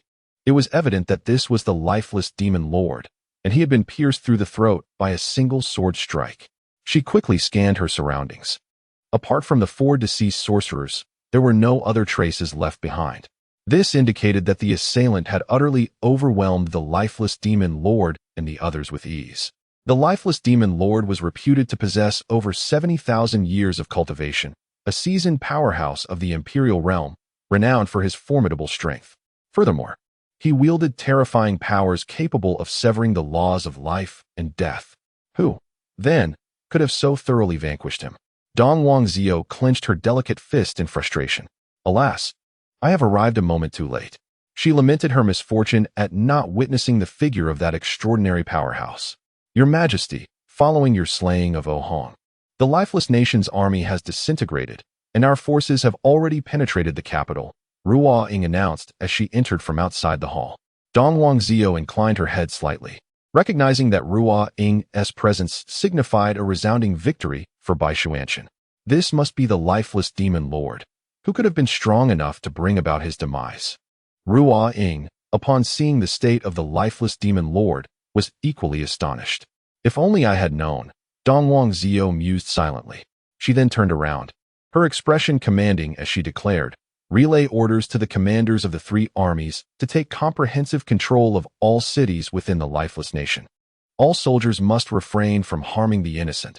However, should anyone resist, they are to be dealt with ruthlessly. Furthermore, dispatch reports of our victory over the lifeless nation across Bai Xuanchen to honor the 100,000 souls sacrificed by the lifeless demon lord. Ruo Ying promptly nodded, Yes, Your Majesty. When Lin Xian returned to the Crystal Palace, the young maidens were still diligently crafting their gifts. As the time approached the hour of Chun, and seeing that his daughters had yet to eat breakfast, Lin Xian could not help but express his concern. My dear ones, please have your breakfast before continuing with your gifts, if you would be so kind. Daddy, we are not hungry. They chimed in unison. Oh yes, we must finish our gifts first. The little maidens exhibited an unwavering determination, resolutely intent on completing their creations before anything else. However, just as the words left her lips, the little ones' bellies began to grumble in unison. Lin Xian was amused by their antics and mischievously laughed. Who just claimed they weren't hungry? It was Xuanqi. No, it was Xianhan. Not me, it was Xianyu. Xianju pointed at Xuanqi, Xuanqi pointed at Xianhan, and Xianhan pointed at Xianyu. Xianyu raised her little hand, shaking her head vigorously, exclaiming, Not me, not me. It's Xiao Jiu calling from my tummy. Seeing their adorable, soft expressions, Lin Xian felt a mix of affection and amusement. It was clear that these little girls were determined to create their gifts. Lin Xian could only respond, Then continue your work. Father will be here to feed you. Yay! The little girls were overjoyed. Father is so clever. We can make gifts and have breakfast at the same time. Shortly thereafter, Lin Xian brought out breakfast. Circling around his 4 daughters, feeding them one by one. The servants nearby couldn't help but admire his attentive and indulgent demeanor. Truly, as the emperor's consort, his unique way of cherishing his daughters was remarkable. In the Blue Cloud Kingdom, the palace was adorned with vibrant red flowers and fluttering ribbons along the 10-mile street early in the morning, creating a jubilant atmosphere. Those who witnessed this spectacle could not help but exclaim in astonishment. It was their first time witnessing such grandeur at the palace. Rumor had it that today marked the princess's birthday, explaining the festive decorations. However, some speculated that such extravagant adornments were not solely for the princess's celebration. Who could it be for? The Emperor of the North, Xian Tian. The 10-mile street was bustling with various people, whispering about the unprecedented festivities. Those familiar with the palace's inner workings confidently stated that the royal decorations were in anticipation of the esteemed emperor's arrival. Upon hearing this news, everyone nodded in understanding. It was indeed the Emperor of the North coming, which justified the grandiosity of the occasion. Such a presence certainly deserved a ceremonious welcome. Meanwhile, within the palace, aside from the royal family busy preparing for Princess Tang Ying's birthday banquet, various officials had also gathered. They arrived early to catch a glimpse of the Emperor of the North. Among these officials, the most distinguished were Prime Minister Wu Jingxian and Bai Junxian. The head of the Astronomical Bureau, Wu Jingxian, who maintained a cordial relationship with Bai Junxian, remarked amiably, Bai Junxian, while you are here waiting for the Emperor's arrival, I presume you have yet to pen the birthday wishes for the princess? Bai Junxian, overseeing the Astronomical Bureau, which managed celestial calendars and historical texts, was known for his high literary standards. Moreover, he was a renowned historian and literary master in the Eastern Wilderness. In the past, the monarch of the Blue Cloud Kingdom would personally compose a birthday tribute for the crown prince. However, today, Bai Junxian stood here early in the morning, awaiting Lin Xian's arrival, which piqued Wu Jingxian's curiosity. Upon Wu Jingxian's inquiry, the assembly of hundreds of ministers turned their inquisitive gazes toward Bai Junxian. With a slight shake of his head and a smile, Bai Junxian replied, "Today, I am unworthy to pen the tribute." Wu Jingxian, intrigued, asked, "Unworthy? Then who is worthy?" "It is none other than the forthcoming emperor of Beixian," Bai Junxian exclaimed, bowing respectfully to the heavens with an expression of admiration. "You may not yet know, but the emperor is the sole sage of letters in our 9 heavens immortal domain on the Canglong continent. His literary prowess is such that it can stir even the star of Wenxiu. Each word and phrase emanates the brilliance of a sage."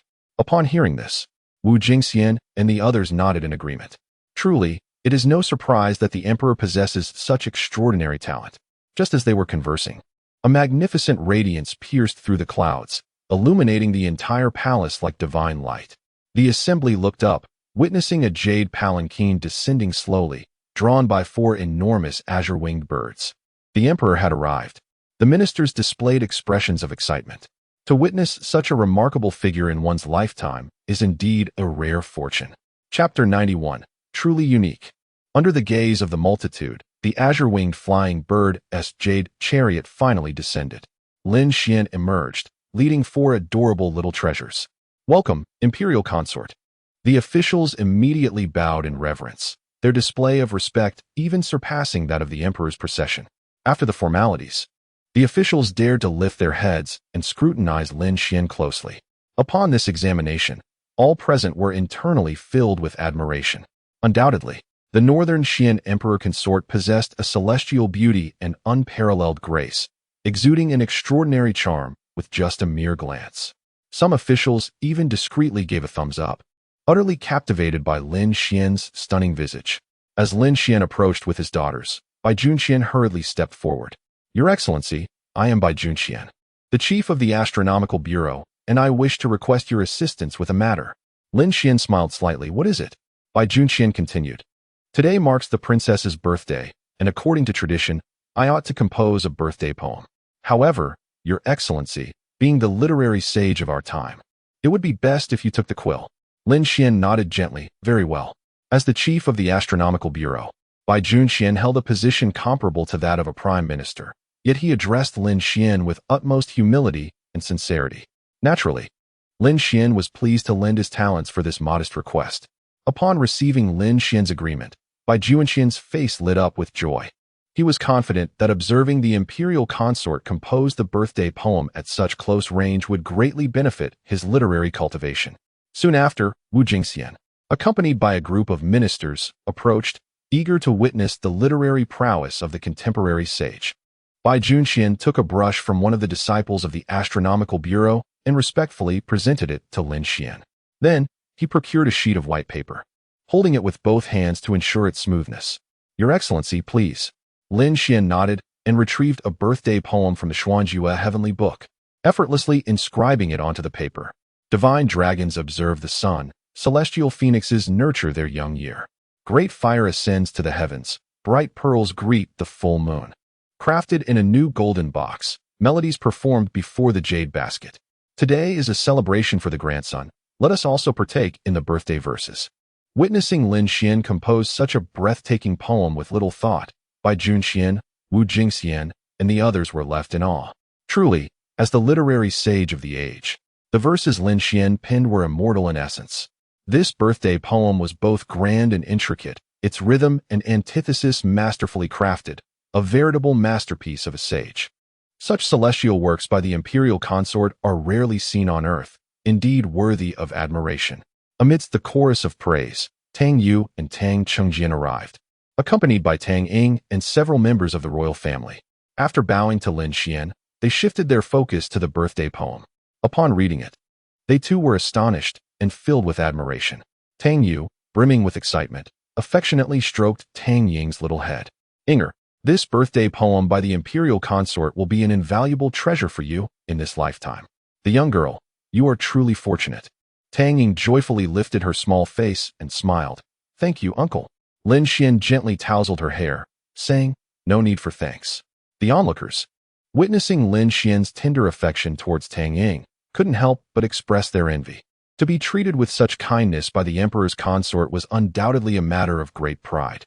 This little princess, under the emperor's protection, was destined to achieve greatness and make a name for herself in the future. Oh dear, I had intended to be the first to present a gift to Inger. Yet my father beat me to it. Seeing Lin Xian's birthday wishes being regarded as a gift, Xianzhu promptly produced her own calligraphy work. Inger, this is my calligraphy. I wish you a joyous birthday. Tang Ying accepted the calligraphy with gratitude. Thank you, Sister Xianzhu. The crowd admired Xianzhu's handwriting, which exuded a robust and unrestrained elegance, a testament to her noble lineage. It was no surprise that the emperor's daughter possessed such remarkable skill at such a tender age. She was certainly destined for a bright future. At that moment, Xianxi unveiled her painting. Inger, this is my artwork, featuring the stars I learned to paint from father. I hope you adore it.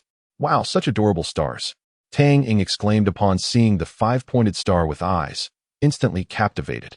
Xianhan hurriedly presented a vase she had crafted herself. Inger, this is the purple orchid butterfly flower I made for you. May you always be as lovely as it.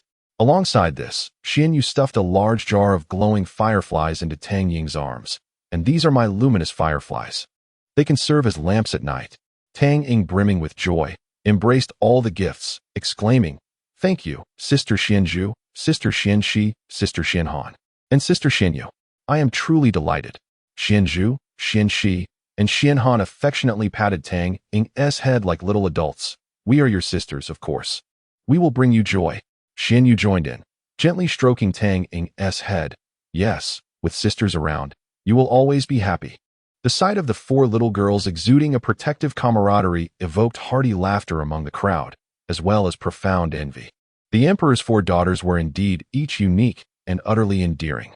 As the guests gathered, Tang Yu then announced, Emperor, please proceed to the main hall and take your seats. With a nod, Lin Xian led the four young girls and Tang Ying towards the grand hall. Inside, there was only a single table on the raised platform, which everyone knew was designated for Lin Xian. In his presence, even Tang Yu, the ruler of the Blue Cloud Kingdom, had to take a subordinate position. However, Tang Ying, eager to play with Xianzhu and her sisters, joined Lin Xian in the central seat. This scene stirred immense envy among all present. As the wine flowed and laughter filled the air, a group of individuals hurriedly entered, escorted by the palace guards. Leading the way was a tall, rugged figure clad in black armor and animal skin, his muscular arms exposed, radiating an intimidating presence. Upon seeing Lin Xian, he hastily knelt on one knee, placing his right hand over his heart in a gesture of respect. Bakutu, chief of the Flame Tribe, pays homage to the emperor. Lin Xian nodded slightly. Rise. Bakutu discreetly cast another glance at Lin Xian, reflecting on what a figure of stature he was, truly embodying the demeanor of a superior, as his brother Balin had described. The emperor's presence commanded respect, and it was heard that today marked the birthday of the little princess of the Lanyan kingdom. Boldly presuming the emperor would attend, Bakutu brought forth gifts from his clan for both the emperor and the young princess. With a sincere expression, he ordered his subordinates to unveil the boxes filled with rare treasures. Tang Yu and the others could not help but marvel inwardly. Had it not been for the emperor's intervention, how could someone as proud and unruly as Bakutu stoop to such humility and offer gifts? This realization deepened their belief that the Lanyan kingdom's encounter with Lin Xian was a stroke of immense fortune. At that moment, Lin Xian's gaze returned to Bakutu, and he inquired with a meaningful tone, "Are you practicing the art of the demonic path?" Taken aback, Bakutu quickly replied, "I have devoted my life solely to the cultivation of righteous techniques and physical prowess, never delving into the dark arts of the demonic path. Your Majesty, do you suspect me of harboring some aberration?" Lin Xian nodded slightly. "This joyous occasion cannot be tainted with impurities. Allow me to liberate you." With a swift motion, he unleashed his formidable spiritual consciousness. The overwhelming aura caused everyone present to feel their hearts constrict, as if under the weight of an ancient deity's might. Then, all beheld a colossal golden hand manifesting from thin air, nearly obscuring half of the hall's ceiling. The golden hand seized Bakutu, extracting a dark specter from within him. With a firm grip, it compressed the shadowy figure into nothingness. Witnessing this scene left the onlookers in stunned silence, while Bakutu was stricken with terror, his hair standing on end and beads of cold sweat trickling down his body. Chapter 92. The Heroes and Mountains in the Hearts of Daughters. Bahutu promptly bowed, inquiring, "Your Majesty, what is the matter?" Lin Xian, unperturbed, replied, "You have been possessed by a malevolent spirit." From the very beginning, he had relied on his imperial realm cultivation to perceive the latent ghostly energy within Bahutu's being. Had Bahutu intentionally pursued the path of the ghostly arts, Lin Xian would have cast him out of the palace to fend for himself. After all, today marked Tang Ying's birthday, a celebration filled with joy among the children, who could not bear the presence of such foul entities. However, Bahutu had vehemently asserted that he had not engaged in the ghostly arts, allowing Lin Xian to deduce that he must have encountered a spirit. Consequently, he unleashed a spectral intent, transforming it into an invisible hand that crushed the malevolent spirit. A chill ran down Bahutu's spine upon hearing this. Had it not been for the Emperor's keen observation, he would have remained oblivious to the ghost dwelling within him. Fortunately, his sharp mind led him to present a gift to the Emperor today. Otherwise, he might have unknowingly become a mere shell of himself. Bahutu then respectfully knelt before Lin Xian, performing a gesture of utmost reverence, akin to worshipping a deity. Rising, he inquired, "Your Majesty, may I ask what level of cultivation this malevolent spirit possesses, and why was I completely unaware?" Lin Xian responded, "It has yet to attain the level of comprehension. Although your cultivation surpasses it, your mental fortitude is lacking, thus providing it an opportunity." Hearing this, Bahutu nodded with a face full of awe. Throughout his life, he had focused solely on enhancing his cultivation and physical prowess, neglecting the cultivation of his mental strength. The Emperor's words struck at the heart of the matter, showcasing his prowess as an imperial-level expert. Curiously, Bahutu pondered where he might have been possessed by the spirit. By Junxian, well-versed in historical texts and possessing a wealth of knowledge, interjected, "Leader of the Flame Tribe, have you ventured into the Nether Abyss?" The last time Lin Xian had descended upon the Blue Cloud Kingdom, he had compelled the Flame Tribe to relocate 7,000 miles beyond the kingdom's borders. By Junxian, piecing together his observations, deduced that the Flame Tribe's current activities included the Nether Abyss. It is noteworthy that the Nether Abyss is the largest ghostly domain within 10,000 miles of the Blue Cloud Kingdom, a vast necropolis that has served as a graveyard for fallen soldiers over millennia. Furthermore, it is said that numerous souls of the fallen from distant lands have surged into that place, creating a veritable cauldron of resentment and malevolence among the spirits. Prompted by this inquiry, Bahutu suddenly smacked his forehead in realization, exclaiming, "Indeed, yesterday, I took my clansmen hunting and passed through the Nether Abyss. It must have been then that I became possessed." Tang Yu hurriedly asked, "How many people did you bring with you?" 1,000. Bahutu's gaze trembled. Even someone of his dual cultivation prowess had fallen victim to a malevolent spirit. It was evident that none of his weaker subordinates had escaped unscathed. After a moment of contemplation, Bai Junxian remarked, "I sense that the situation is rather dire." Just then, a warrior from the Flame Tribe rushed into the Grand Hall. "Chief, it's bad news." Bahitu inquired anxiously, "Is it a haunting?" The warrior replied, "Indeed. Over 1,000 members of our tribe have suddenly gone mad, killing anyone in sight. More alarmingly, a horde of at least 10,000 malevolent spirits is advancing towards our tribe. Witnesses claim that the leading specter stands 10 feet tall, clad in black dragon armor, exuding an aura of terror. Moreover, he is shouting about the revival of the Yin Kingdom." Upon hearing this, Bai Juanqian's gaze flickered with trepidation. The Yin Kingdom, black dragon armor. Could it be the legendary General Zhao Long from Yan's history? Zhao Long, in life, was known as the Black Dragon Slayer, widely acknowledged as the most formidable general in the annals of the Yin Kingdom. His combat style was fierce and merciless, having once decimated 200,000 troops of the Lanyan Kingdom, turning the battlefield into a river of blood. The Yin Kingdom was a small nation neighboring Lanyan, and conflicts between the two were incessant, with warfare being a commonplace occurrence. Zhao Long's massacre of so many Lanyan soldiers escalated the hostilities to their zenith. 3,000 years ago, the ancestral emperor of Lanyun exerted tremendous effort to slay Zhao Long, ultimately leading to the annexation of Yan. Bai Junxian surmised that if his conjecture was correct, Xiaolong's vengeful spirit had emerged, leading the malevolent spirits with the singular aim of targeting the Lanyan kingdom. Tang Yu evidently shared this realization, his right hand trembling slightly. In life, Xiaolong was a formidable scourge, and now, after 3 millennia, his power must have reached unfathomable heights. Furthermore, his spectral minions could easily possess even Behitu. If they continued to possess more individuals, the number of malevolent spirits could multiply exponentially. The persistence of Xiaolong's spirit posed a grave threat. Should he breach our borders, it would spell disaster. However, Xiaolong had already reached the pinnacle of the spirit wheel realm 3,000 years ago, and now, transformed into a malevolent spirit, his strength must be even more terrifying. In contrast, our mightiest national general is only at the mid-stage of the spirit wheel realm. Tang Yu found himself ensnared in anxiety, pacing restlessly. "Do not worry, grandfather. We have uncle here." At that moment, Tang Ying suddenly exclaimed. Her words instantly silenced the anxious assembly within the grand hall, all eyes turning towards Lin Xian. Indeed, with the emperor present, what fear should there be of that so-called Xiaolong? Tang Yu promptly stepped forward to pay his respects. "I lack the strength to resist the malevolent spirits. I beseech the emperor to lend his aid once more."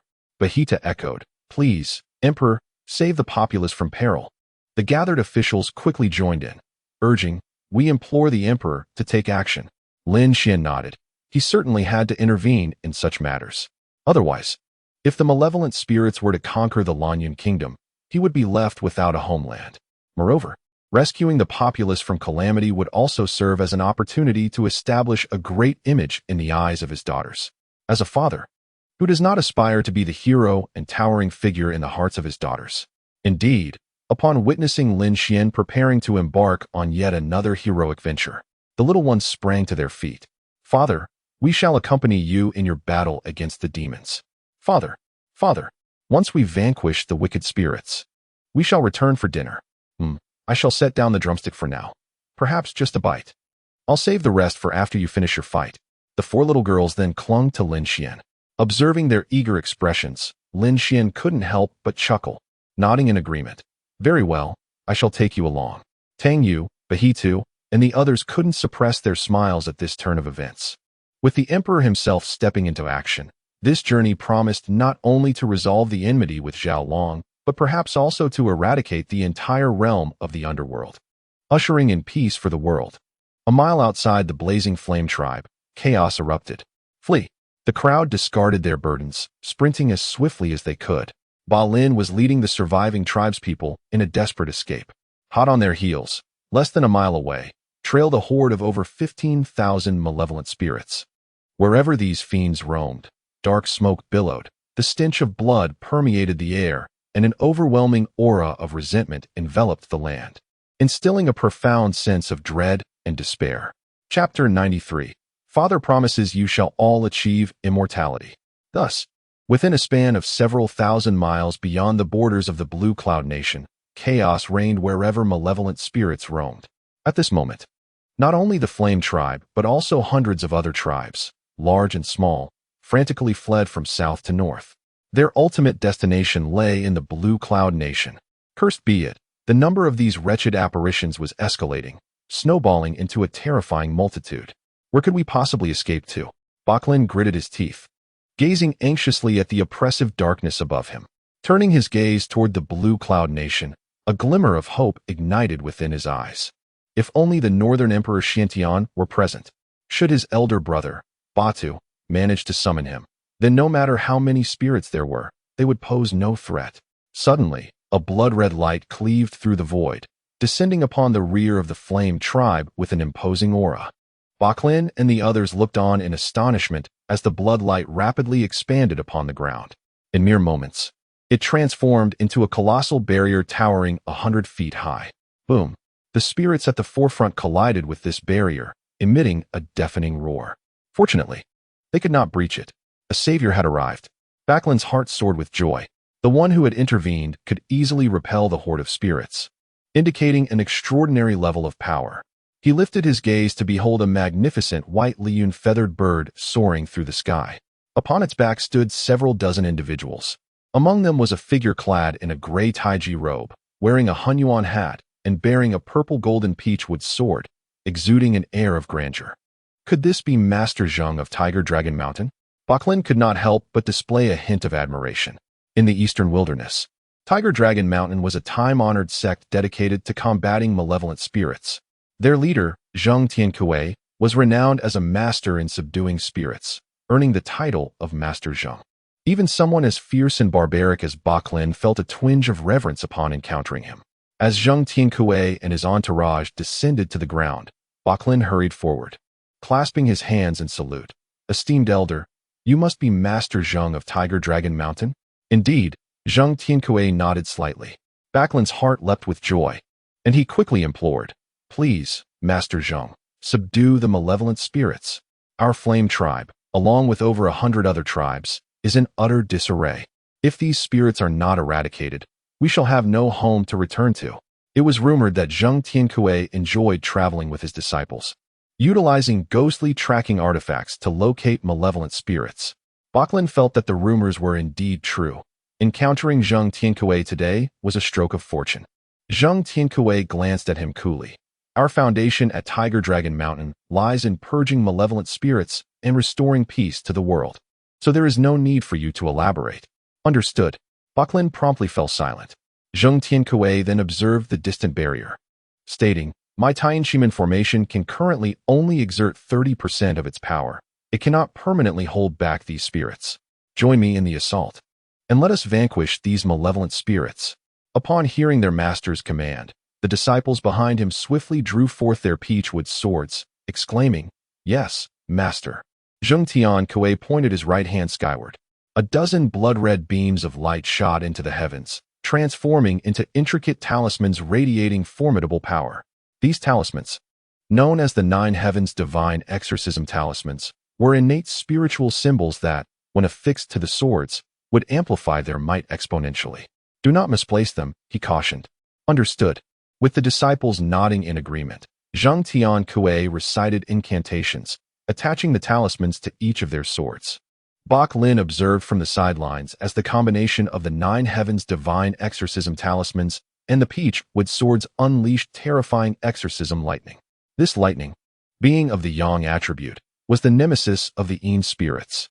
In his heart, Lin marveled at Zheng Tiankui's expertise in combating these entities, realizing that with him leading the charge, victory was assured. "Attack!" Zheng Tiankui bellowed as he and his disciples soared into the throng of spirits. Empowered by the Nine Heavens Divine Exorcism Talismans, they unleashed a relentless onslaught upon the malevolent entities. As brilliant flashes of mystical light danced around them, the space soon became illuminated. Lin and the others, watching from a distance, could barely contain their excitement.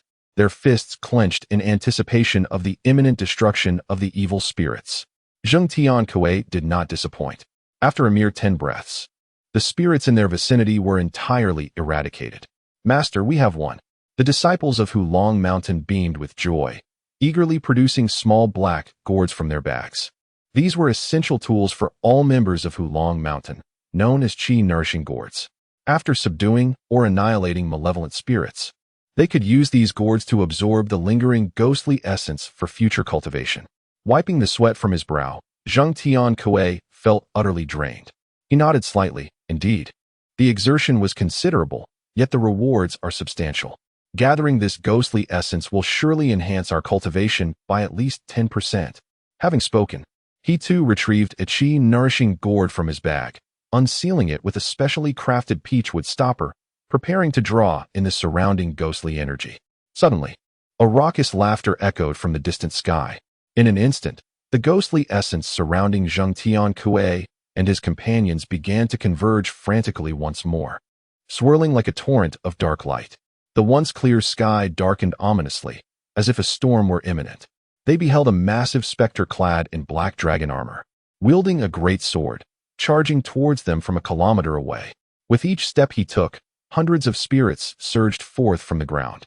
Within mere breaths, Zheng Tiankui and his companions found themselves surrounded by a multitude of spirits once again.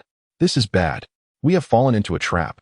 Zheng Tiankui's gaze fixated on the ghostly General Zhao Long. This specter employs the reincarnation ghost technique. If we do not eliminate him, his minions will continue their relentless slaughter. Upon hearing this, the disciples of Tiger Dragon Mountain felt a chill sweep through their hearts. It appeared that the ghost General Zhao Long had deliberately chosen this moment to reveal himself. His intention was to exhaust everyone's energy by leveraging the initial wave of specters. Once the crowd was weakened, he could easily seize the opportunity to strike. What a cunning ghost general he was, indeed. Not only the disciples of Tiger Dragon Mountain, but also the tens of thousands of tribesmen led by Balin felt a deep sense of dread. Encountering malevolent spirits was already unfortunate enough, but now they faced a tactician among ghosts, rendering their situation utterly hopeless. Balin could not help but shout, "Master Zheng, do you still have the strength to fight?" Zheng Tiankui remained silent. Hovering several miles above Balin and his companions, Lin Xian paused in the air with his 4 daughters. Wow, is that dark figure truly a ghost? The little girls were seeing a specter for the first time, their expressions filled with curiosity. Lin Xian nodded, indeed. As there was no scene of bloody carnage at that moment, he didn't mind allowing his daughters to witness the true visage of a ghost. After all, encounters with such entities were inevitable in their cultivation journey. Xianzhu shook her head, exclaiming, "Ghosts are truly ugly." She nodded in agreement. Yes? They are pitch black and not at all pleasing to the eye. Xianhan blinked her large eyes and asked, "Do people become this ugly after they die?" Xianyu shook her head vigorously at this notion. "I would rather turn into a celestial dog than die." Lin Xian cast a gentle glance at his 4 little girls, reassuringly stating, "My darlings, I promise you will all attain immortality and remain as beautiful as ever." How could Lin Xian bear to let these adorable beings approach the end of life? With the system by his side, he was confident that he could guide them toward eternal life. We feel reassured with your promise, Father." With Lin Xian's assurance, the little girls brightened with joy once more. Lin Xian smiled indulgently, his gaze shifting to the approaching ghost general Zhao Long, who was nearly upon Zheng Tiankui and the others. With a flick of his hand, he directed the rapidly fracturing Taiyin Chimen formation, which expanded several-fold with a resounding whoosh, enveloping the surroundings. Chapter 94. The Fear of the Demon King. Zheng Tiankui could not help but lift his gaze, only to behold the Taiyin Chimen array fully formed. The immense formation radiated a crimson light, enveloping all the spirits within its grasp. I could only unleash the trifecta of the Taiyin Chimen array's power, yet it now manifested its full potential. Zheng Tiankui's eyes trembled, revealing profound reverence. Who is this formidable being? He quickly turned to survey his surroundings. In the distant sky hovered a handsome man clad in white, surrounded by 4 adorable little girls resembling porcelain dolls. The man's demeanor was divine, and merely his presence invoked a sense of worship from the depths of one's heart. At that moment, Balin and the others also discerned Lin Xian's figure high above, the northern Xian Emperor. Balin exclaimed with exuberance, the Emperor had arrived, and they were truly saved. With his declaration, not only did the tribespeople exhibit awe, but the Taoists of Tiger Dragon Mountain, including Zheng Tiankui, also revealed expressions of reverence. Even Zhao Long, the demon general who had just boasted about annihilating everyone, stood frozen in astonishment. In that instant, all eyes converged upon Lin Xian. Truly, the northern Xian Emperor's aura was extraordinary. The Emperor effortlessly completed the Taiyin Chimen array, demonstrating celestial prowess. What courage could mere spirits muster before the Emperor? The shadows of despair dissipated from everyone's hearts, invigorated by Lin Xian's appearance. Zhao Long, however, wore a countenance filled with dread. The Taiyin Chimen array, if it possessed merely a trifling power, would not have drawn his disdain. Even at 60 or 70% strength, it would not have been a lethal formation to him. Yet a fully formed Taiyin Chimen array wielded significant lethality, especially when orchestrated by a being of the Emperor's caliber. Even without Lin Xian's direct intervention, Zhao Long felt an overwhelming sense of terror. He understood that if spirits were vanquished, it signified their true demise, their souls extinguished entirely. "Please, immortal, spare me." Zhao Long could not refrain from shouting. Yet Lin Xian merely cast a fleeting glance in his direction and flicked his finger gently. In an instant, a dazzling crimson brilliance spun wildly, transforming within the Taiyin Chimen array into a tempest of destruction. Wherever it swept, every spirit was reduced to mere dust. In the span of only 2 or 3 breaths, all spirits, including Zhao Long, were crushed into oblivion. Truly, the emperor was formidable. No matter how many spirits stood before him, they were but insignificant creatures, easily vanquished. Zheng Tian Kuei gazed tremulously at Lin Xian in the sky, his heart swelling with admiration. "Thank you, Emperor." Bao Lin led the tribe members in kneeling, paying homage. The scene was grand, reminiscent of a sacred ritual honoring the divine. Lin Xian cast a casual glance over the surroundings, preparing to take his daughters back for a meal. The little ones had accompanied him to exterminate the ghosts on empty stomachs, and he could not bear to let them linger any longer. However, just as Lin Xian was about to turn away, the sky in the distance suddenly darkened. A colossal black hand emerged from the void, reaching out towards Lin Xian. Zheng Tian Kuei, witnessing this, could not help but exclaim in alarm. "That is the ghostly claw of the underworld." The disciples of Hulong Mountain hurriedly inquired, "Master, what is the ghostly claw of the underworld?" Zheng Tian Kuei quickly explained, "It is a lethal technique that only a ghost king can wield, specifically targeting one's soul. What is terrifying is that the ghost king who unleashed this attack is not even present, yet he can project his claw from the void, indicating that his cultivation is at least at the pinnacle of the divine soul realm, having cultivated for over 4,000 years. Zheng Tian Kuei had only reached the initial stage of the divine soul realm. Naturally, he felt a twinge of fear towards a ghost king above that level. After careful consideration, he deduced that the ghost king responsible for the ghostly claw was likely concealed in the abyss of the underworld, 1,000 miles away. However, when his gaze fell upon Lin Xian once more, his anxiety quickly dissipated. No matter how formidable the ghost king might be, he could not compare to the emperor consort. It was likely that this ghost king's attempt at a surprise attack would thoroughly enrage the emperor consort, bringing upon himself catastrophic consequences. Bang! Just as Zheng Tian Kuei had anticipated, the ghostly claw was shattered into countless fragments by a mere glance from Lin Xian, even from 100 yards away. Lin Xian furrowed his brow as he gazed into the distance, a cold smile gracing his lips. "You are courting death." He discerned that the direction from which the ghostly claw had emerged was precisely the abyss of the underworld. Ordinarily, had such a low-level ghost king remained concealed, Lin Xian would not have deigned to intervene. However, now that he dared to launch a surprise attack, Lin Xian resolved to turn the abyss of the underworld upside down. The little girls also sensed the presence of a more powerful ghost, and they quickly tugged at Lin Xian's hand. "Daddy, don't worry about us being hungry. Continue to teach those wicked ghosts a lesson." Yes, yes. How could he use such a dirty hand to grab us? That is simply unsanitary. "Daddy, charge ahead." The little girls were all embraced in Lin Xian's arms. Xianyu, like a little monkey, climbed onto Lin Xian's shoulder, raising her small hand towards the abyss of the underworld. Seeing his daughters so spirited, Lin Xian laughed heartily. "All right, Daddy will continue to lead you in battling the wicked ghosts." With that, he took his daughters and transformed into a streak of light, soaring towards the abyss of the underworld. Zheng Tian Kuei quickly glanced at the disciples. "The emperor consort is heading to the abyss of the underworld to confront the ghost king. We must follow and observe."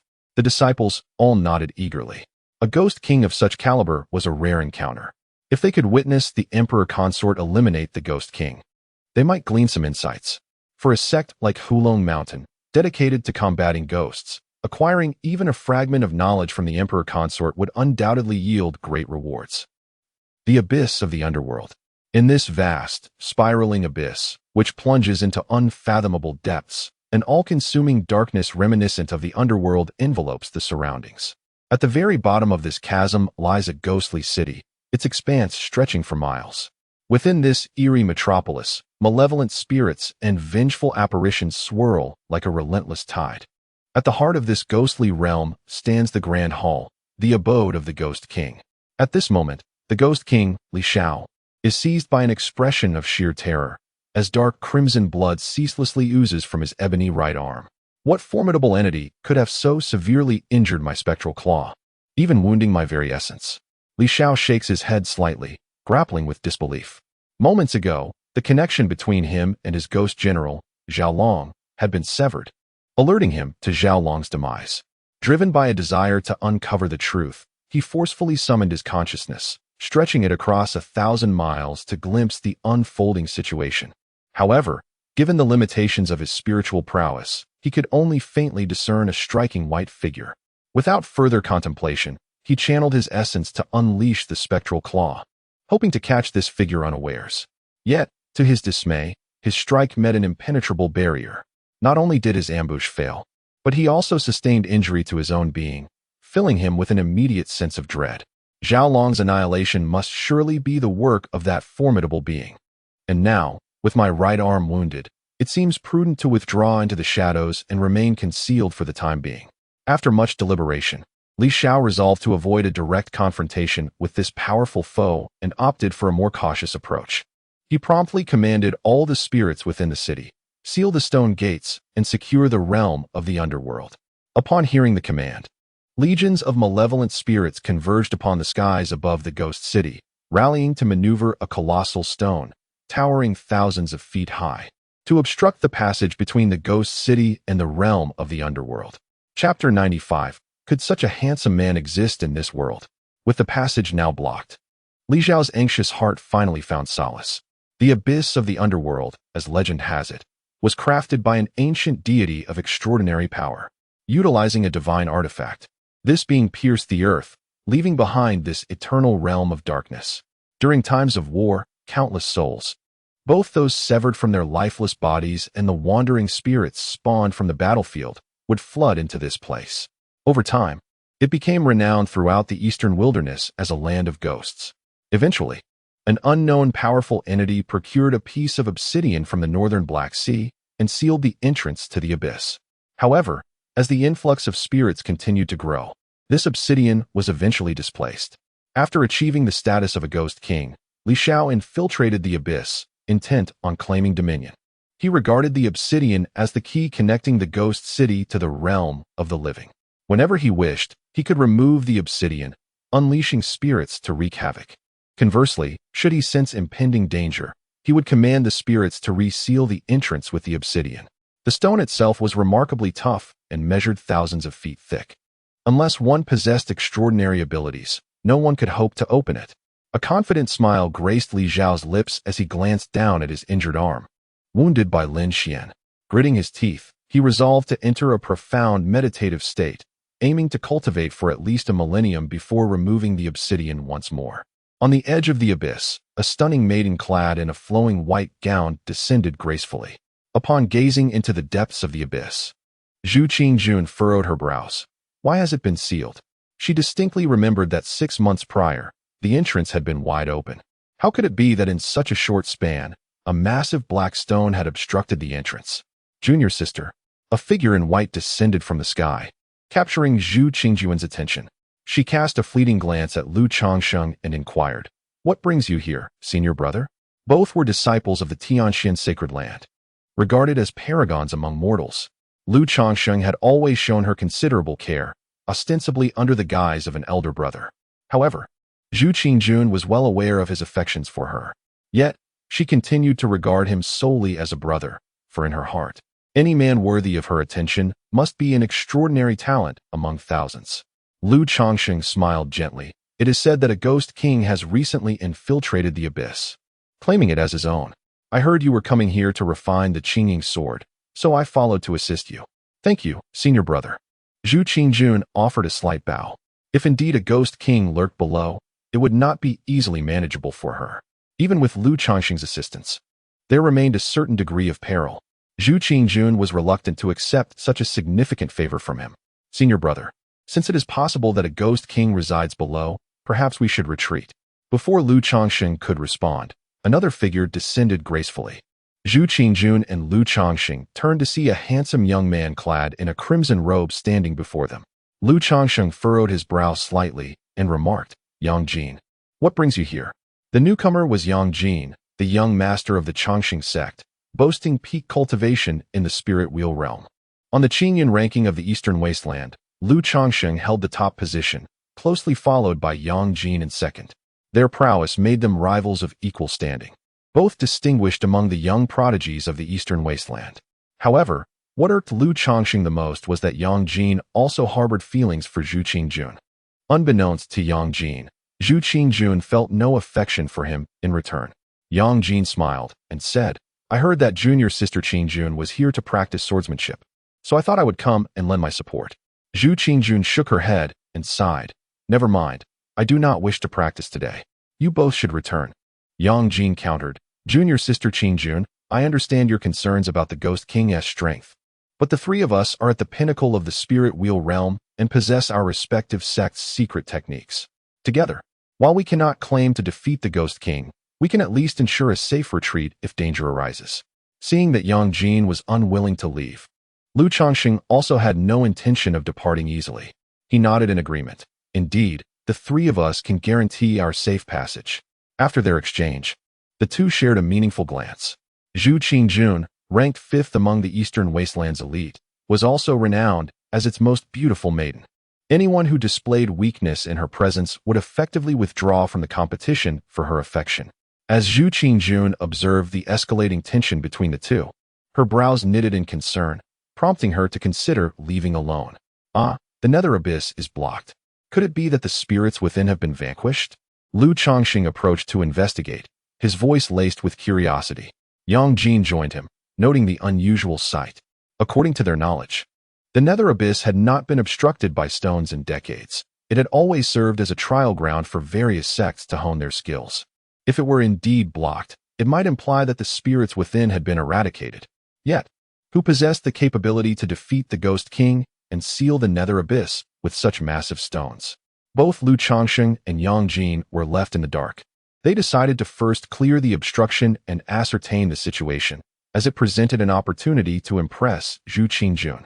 Let me attempt to remove the stone, Lu Chongqing declared, drawing forth his innate flying sword. He harnessed his true essence with all his might, channeling it into a fierce and radiant sword chi. Heavenly Tuning Royal Sword. The forbidden sword technique of the Heavenly Tuning Sacred Land erupted from his hands with immense power, the sword chi shooting forth like a rainbow towards the obsidian below. With a thunderous roar, the obsidian shattered, scattering debris in all directions. Yet, that was all it accomplished. Lu Chongqing's flying sword became embedded within the obsidian, leaving only a small portion of the hilt visible. Lu Chongqing's expression turned awkward. With a determined strike, he could only create a small hole in the obsidian. How many years would it take to move such a colossal rock? Allow me to give it a try. Yang Jin, with a serious expression, withdrew his faded flying sword. He poured every ounce of his vital essence into executing the forbidden sword technique of the Eternal Life sect to its utmost limit, and then he swung down his sword. Boom! The sword energy erupted, leaving merely a 1-inch deep gash on the obsidian.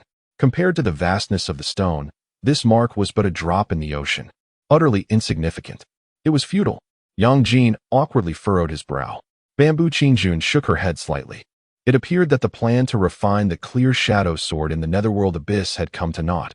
Perhaps it was best to seek another location. Just as she turned away, she noticed a man in white approaching gracefully, accompanied by 4 adorable little girls.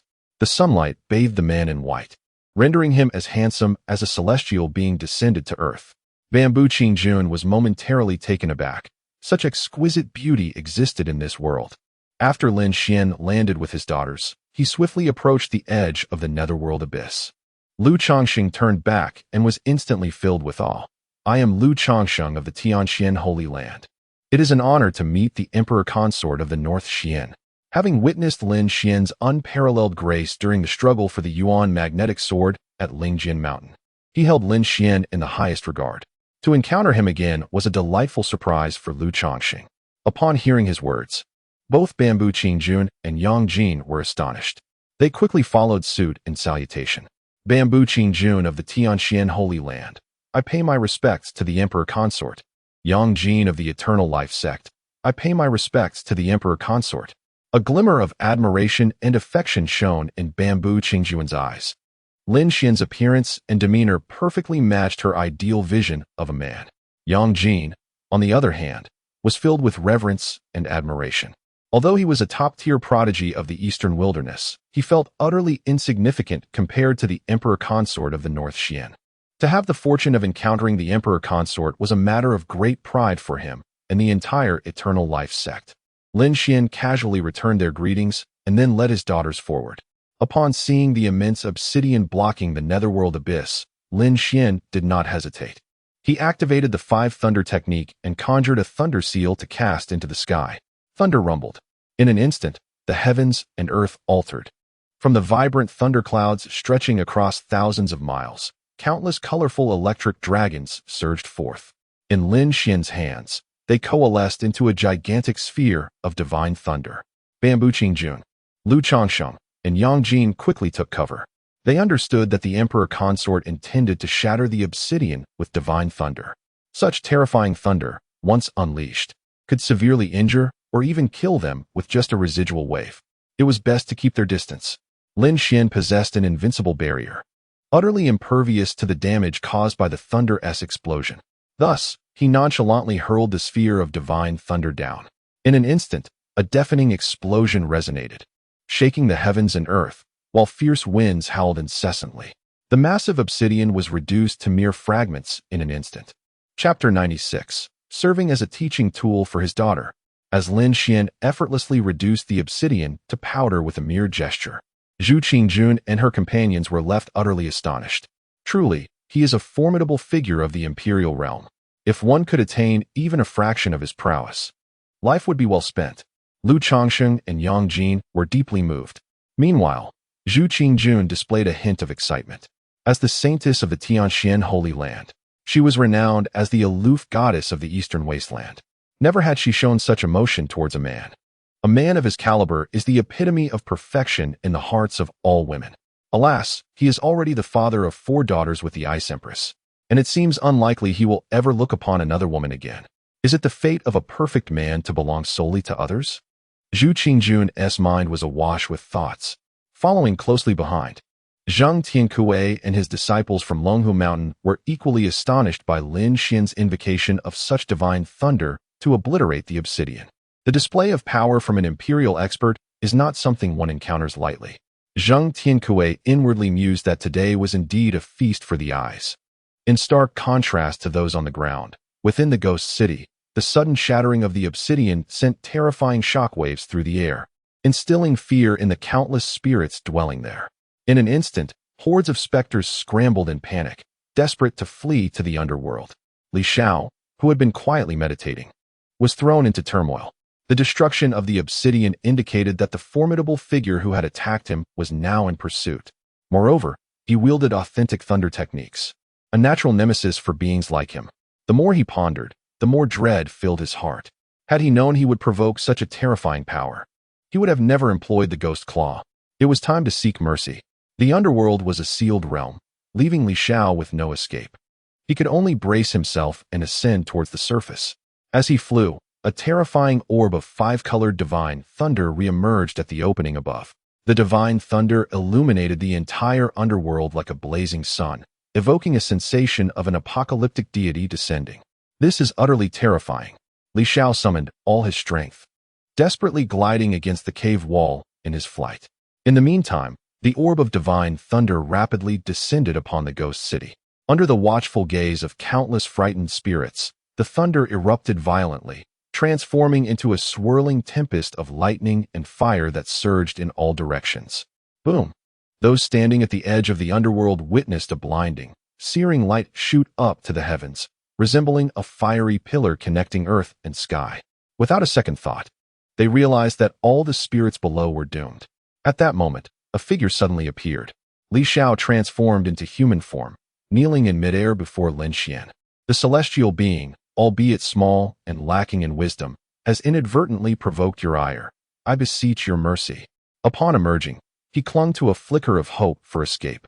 However, a presence reminiscent of an ancient deity instantaneously locked onto him.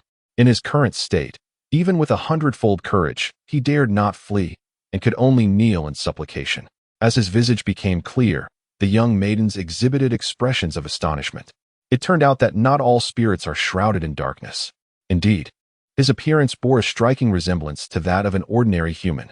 Lin Xian, with a gentle smile, elucidated, this is due to his attainment of the status of Ghost King, allowing him to assume a form akin to that of a mortal. The young maidens nodded in unison, finding the knowledge imparted by their father to be truly fascinating and delightful. Li Xiao, in despair, cast a glance at Lin Xian. realizing that this formidable being had intentionally spared him to serve as a teaching tool for his daughter. Had it not been for this, he would have likely been obliterated by divine thought moments ago. Your Excellency, I have a request. Zheng Tiankui approached with a bow. Lin Xian replied nonchalantly, Speak.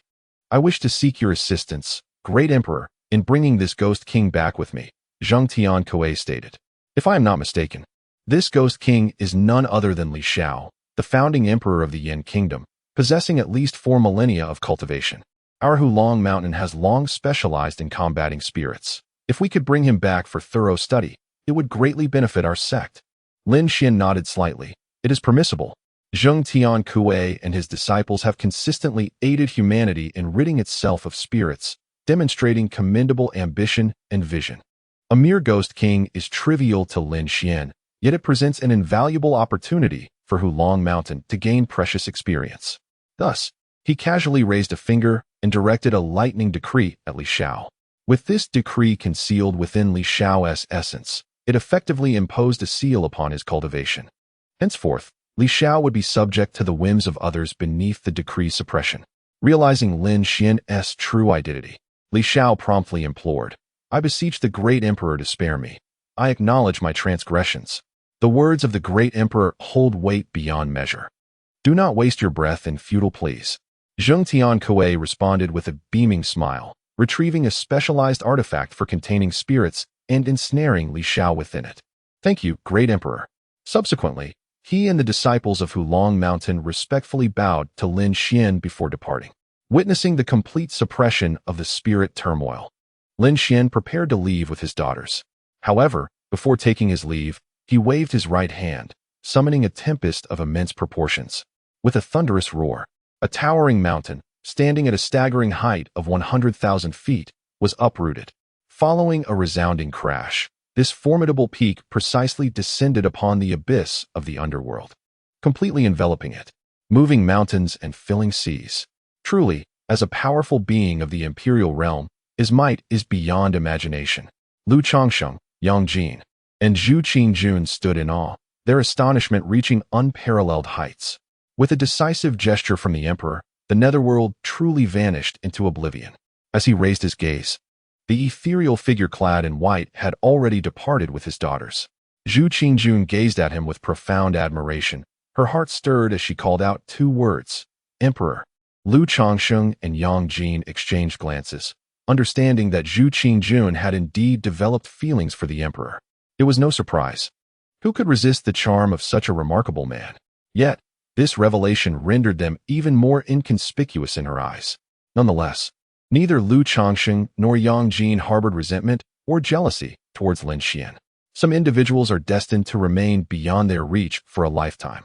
Lin Xian returned to the imperial palace of the Blue Cloud Kingdom with his daughters. As soon as they entered, the little ones eagerly tugged at him, racing towards the dining area. Oh, I am so hungry. Yes, I could devour a great chicken leg in one bite. One isn't enough, I want 2. It seems that performing good deeds is indeed no simple task. Next time, I must ensure I am well fed before engaging in them. Once seated, the children ravenously consumed their food. Lin Xian quickly advised, My dear ones, please eat slowly, or you will get a stomach ache. However, when the children were famished, they paid no heed to his words, devouring their meals with the fervor of a whirlwind, leaving their plates spotless. Chapter 97. Become a tall and beautiful girl. Just like mother. After satisfying their hunger, the little girls reclined contentedly in their chairs. Xianzhu let out a gentle belch, quickly covering her mouth. For mother had taught her that it is impolite to belch without doing so. As soon as Xianzhu finished, Xianshi, Xuanzhan, and Xianyu could not help but follow suit, each furrowing their brows in discomfort. Oh dear, my stomach hurts. It hurts so much. Is my belly going to burst like a balloon? Tang Ying, having eaten alongside Xianzhu and the others, felt her own stomach swell and looked at Xianyu in alarm. What if we all explode? How will we eat in the future? Frowning in thought, Xianyu replied, As long as our mouths aren't blown off, we can still eat with them. Oh yes. Tang Ying found Xuanyu's reasoning quite sound. Seeing their pained expressions, Lin Xian immediately concluded that they had overindulged. More precisely, they had eaten too quickly and too much, leading to indigestion. My dears, stand up and take a few slow steps. Lin Xian shook his head in exasperation. It was both amusing and heart-wrenching to see them all looking like inflated balloons. To expedite their recovery, he hastily searched through the Taiyin Dan scroll for remedies to aid in alleviating indigestion. Meanwhile, the entire palace hall was in a state of uproar, as the four little princesses had all suffered from overindulgence, causing great concern for Tang Yu and the officials. Tang Yu promptly ordered someone to summon the imperial physician to assist the little girls in alleviating their discomfort. Before long, Physician Wen Boyu hurried into the hall, carrying his medicinal box. Physician Wen, the four princesses have all overindulged and are in pain. You must attend to them at once, Tang Yu urged. Wen Boyu immediately approached the little girls, taking their pulses. After a thorough diagnosis, he spoke. They have strained their stomachs by eating too quickly after being hungry, leading to weakened spleens and stomachs, making it difficult to digest their food. I shall prepare a few bowls of medicinal soup and massage their bellies to aid digestion and alleviate their pain. Excellent, excellent. Tang Yu nodded repeatedly. Although he had suspected indigestion, as daughters of the imperial family, even the slightest oversight could not be tolerated. Wen Boyu, renowned as the most skilled physician in the Lanyan kingdom, provided reassurance with his diagnosis. At this moment, Lin Xian had located the relevant medicinal pills and inquired of Wen Boyu, "How long will your soup and massage take to restore them?" Wen Boyu bowed respectfully, replying, "Your Majesty, after consuming the medicinal soup and undergoing my treatment, the little princesses will be completely recovered within half an hour." Tang Yu and the officials present all nodded in agreement. The medicinal concoction meticulously crafted by Wen Boyu is nothing short of a miraculous remedy, renowned for its swift efficacy in curing indigestion. Observing his daughters, who were visibly distressed and clutching their bellies, Lin Xian could not bear the thought of them enduring further discomfort. Thus, he remarked, "Half an hour is far too long. I possess a formula for a pill and would appreciate your prompt assistance in gathering the necessary ingredients." The elixir Lin Xian intended to utilize was known as the Emperor's Purple Pill. Although this pill is a rare treasure of heavenly rank, the required herbs are rather commonplace. The essential elements for its refinement are formidable cultivation and exceptional alchemical skills. With his imperial-level cultivation and the Taiyin Dan scroll, these requirements posed no challenge for Lin Xian. Upon hearing this, Wen Boyu quickly nodded in agreement, understanding that if the Emperor initiated such a request, the resulting pill would undoubtedly surpass his medicinal brew. As a practitioner of the healing arts, Wen Boyu had dedicated his life to the pursuit of excellence in medicine. Gaining insight into the Emperor's pill formula could potentially elevate his medical expertise to new heights. Subsequently, he diligently prepared the required herbs according to Lin Xian's provided formula. Lin Xian casually commanded someone to fetch a porcelain jar, into which he poured all the herbs before placing it upon the stove. Channeling his true essence, he transformed it into spiritual energy, igniting the flames into a vigorous blaze. Within mere moments, he successfully refined the Emperor's purple pill. As he lifted the lid, an exceptionally fragrant aroma immediately permeated the grand hall. The girls, upon inhaling this extraordinary scent, felt a significant alleviation of their abdominal discomfort. Wen Boyu carefully savored the fragrance of the Emperor's purple pill, clapping his hands in admiration as he exclaimed, "To distill such an exquisite aroma from dozens of ordinary herbs is truly an extraordinary feat." He could assert with confidence that Lin Xian had elevated the medicinal properties of these herbs to their utmost potential. Just from this singular aroma, Wen Boyu concluded that this pill was indeed the finest of its kind. Naturally, he lacked the ability to concoct such a precious pill himself. However, he meticulously committed the formula to memory. Although he could not replicate the pill with the same excellence as the Emperor, he was confident that by following the formula, he could produce a new remedy that would surely become a miraculous cure for indigestion. Wen Boyu's eyes sparkled with revelation, as if he had stumbled upon a new continent within Lin Xian's formula. As he had anticipated, the Emperor's purple pill that Lin Xian refined indeed exhibited remarkable effects. After distributing the thumb-sized pill to the four young girls, their discomfort vanished instantaneously. "Oh, my stomach feels so much better. Father's medicine is truly miraculous. From now on, whenever I wish to indulge, I shall ask Father for another of these pills." "Me too. Me too." The girls, now relieved, burst into joyous laughter. Xianhan, with her gaze fixed on the future, resolved that whenever she craved more food, she would request an emperor's purple pill from Lin Xian. Hearing this, Lin Xian could only chuckle in bemusement. He approached the four little girls and gently ruffled their hair, saying, "My dear ones, even if your father possesses such miraculous elixirs, it is unwise to indulge excessively in food." The little girls gazed up at him with wide-eyed wonder. "Why not?" they inquired. With a soft smile, Lin Xian explained, "Overindulgence not only leads to stomach aches, but also hinders your growth." He continued, "According to the perfect paternal guide, children in a state of mild hunger tend to secrete more growth hormones, thereby promoting skeletal development. Therefore, one must avoid overindulgence at mealtime. Excessive consumption not only obstructs the release of growth hormones, but also results in nutritional surplus, leading to premature maturation." Recognizing that such profound knowledge might be lost on the children, Lin Xian articulated his thoughts in the simplest terms. Upon hearing him, the little girls wore expressions of shock. "Then we should refrain from overeating in the future." Yes, I'll eat only as much as you say, father," they chorused, determined not to hinder their growth. They aspired to be tall and beautiful like their mother. How astute!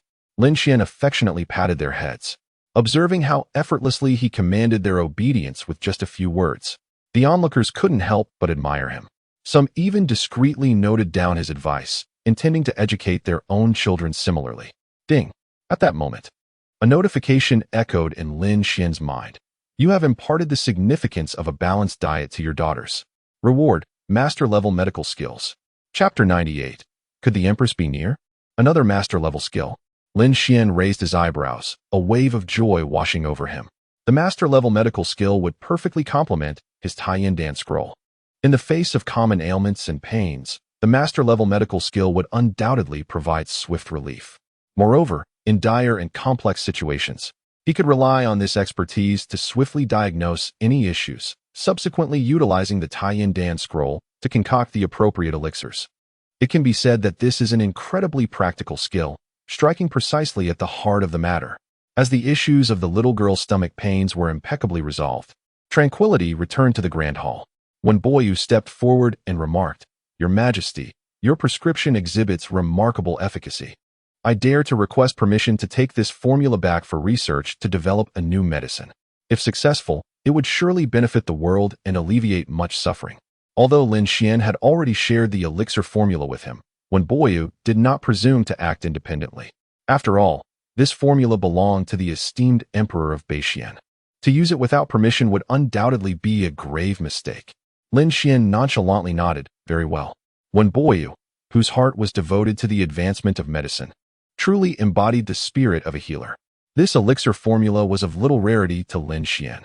Since when Boyu earnestly requested it, he decided to grant it to him. "Thank you, Your Majesty," when Boyu exclaimed, elated as if he had discovered a treasure, and hurriedly departed with the prescription. Shortly after his departure, Bai Junxian approached once more. "Your Majesty, at the hour of Shun today, the Trinational Academy established by our Blue Cloud Nation, alongside the neighboring Yunsong and Langya nations, is set to open. As the literary sage of our time, I wonder if you might be interested in attending the academy to impart a few words to the 50,000 disciples?" Lin Xian observed the little girls, and Tanging engrossed in their play. The Trinational Academy, a venue brimming with the aroma of literature, could subtly nurture the young girl's sensibilities. Thus, he casually nodded, "Let us go take a look." "Excellent." Bai Junxian beamed with delight. The Trinational Academy, established under the auspices of the monarchs of the three nations, aimed to strengthen ties among these neighboring realms and cultivate more talents in literary pursuits. Although this academy held considerable renown within the three nations, it was scarcely known beyond the eastern wilderness. However, should the emperor attend, it would undoubtedly attract attention, not just in the eastern wilderness, but throughout the entire Songlong continent. "Father, let us hurry." Upon hearing Lin Xian's agreement, the little girls grew increasingly eager. They could hardly contain their excitement at the prospect of encountering something new. Subsequently, Bai Junxian dispatched individuals to prepare swift flying beasts for the journey. As the emperor graced the Trinational Academy with his presence, he must personally lead the way.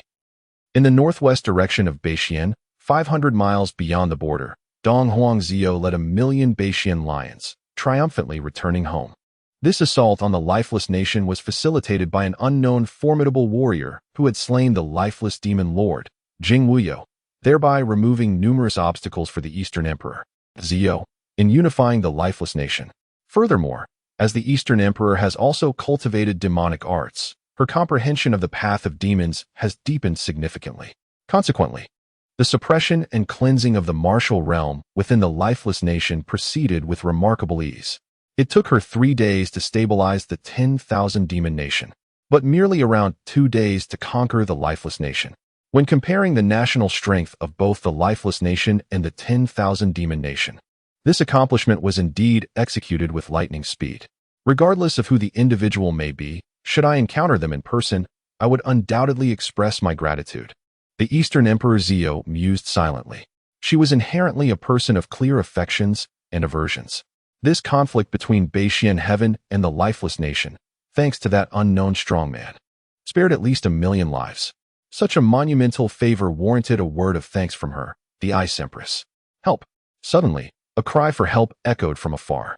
The Eastern Emperor Zio, a being of imperial strength, could hear it distinctly from dozens of miles away. There are cries for help in the southeast. Send someone to investigate. She instructed Ruoying. Yes, Ruoying promptly dispatched a deputy named Wu Quan, accompanied by a contingent to assess the situation. At this moment, 50 miles away from the Baishan army, in a dense thicket, 5 men riding on towering demonic beasts, each bearing quivers, were hunting down their prey that scurried through the jungle. Their quarry consisted of individuals clad in hides of demonic beasts. With a swift motion, the leader, a strikingly handsome youth donned in a golden robe, loosed an arrow that pierced the back of a prey 100 meters away like a shooting star. Haha, splendid. Chao Yi laughed triumphantly. Hunting humans is far more exhilarating than hunting animals. Beside him, a man named Wang Tianyu also released an arrow that penetrated the skull of the prey ahead. Chao, brother. If you relish this game, we should indulge in it often. After all, these are all people from Baishan heaven. We may slay them as we please. Chao Yi nodded in agreement. Indeed, but we ought to exercise caution. I have heard that the Ice Empress possesses a notably strong character and is particularly protective of her own. If she were to discover this matter, we might find ourselves in dire straits. Wang Tianyu shook his head dismissively. Chao, brother, you are overthinking it. This territory belongs to the borders of Baishan heaven. Even the Empress cannot reach us here. Moreover, what harm is there in slaying a few individuals from Baishan heaven? Your grandfather is the lord of one of the 10 sacred grounds of Jiuding heaven. What could the Ice Empress do to you? Upon reflection, Chao Yi considered Wang Tianyu's reasoning and found it somewhat valid. He had initially felt a twinge of guilt for participating in this brutal game of slaughtering captives at Wang Tianyu's behest.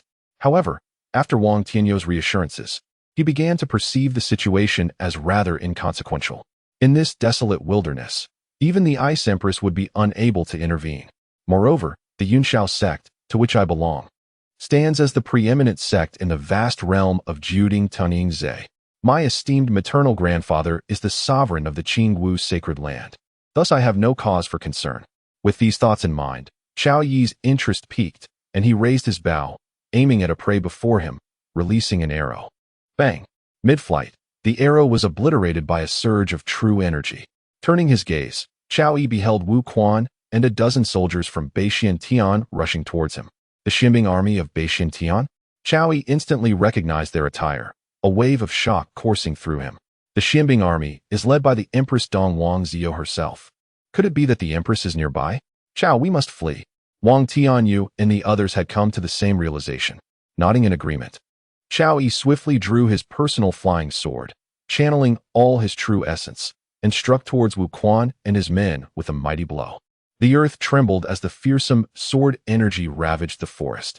Countless fragments of stone and splintered wood soared into the air, obstructing Wu Quan's advance. Seizing this opportunity, Chao Yi and Wang Tianyu hastily urged their demonic beasts into a frenzied escape. However, before they could break free from the thicket, a voluptuous silver-haired woman appeared before them. Ruoying turned, her elongated eyes radiating a chilling glare. Do you think you can escape? Chapter 99. In my eyes, you are merely weeds.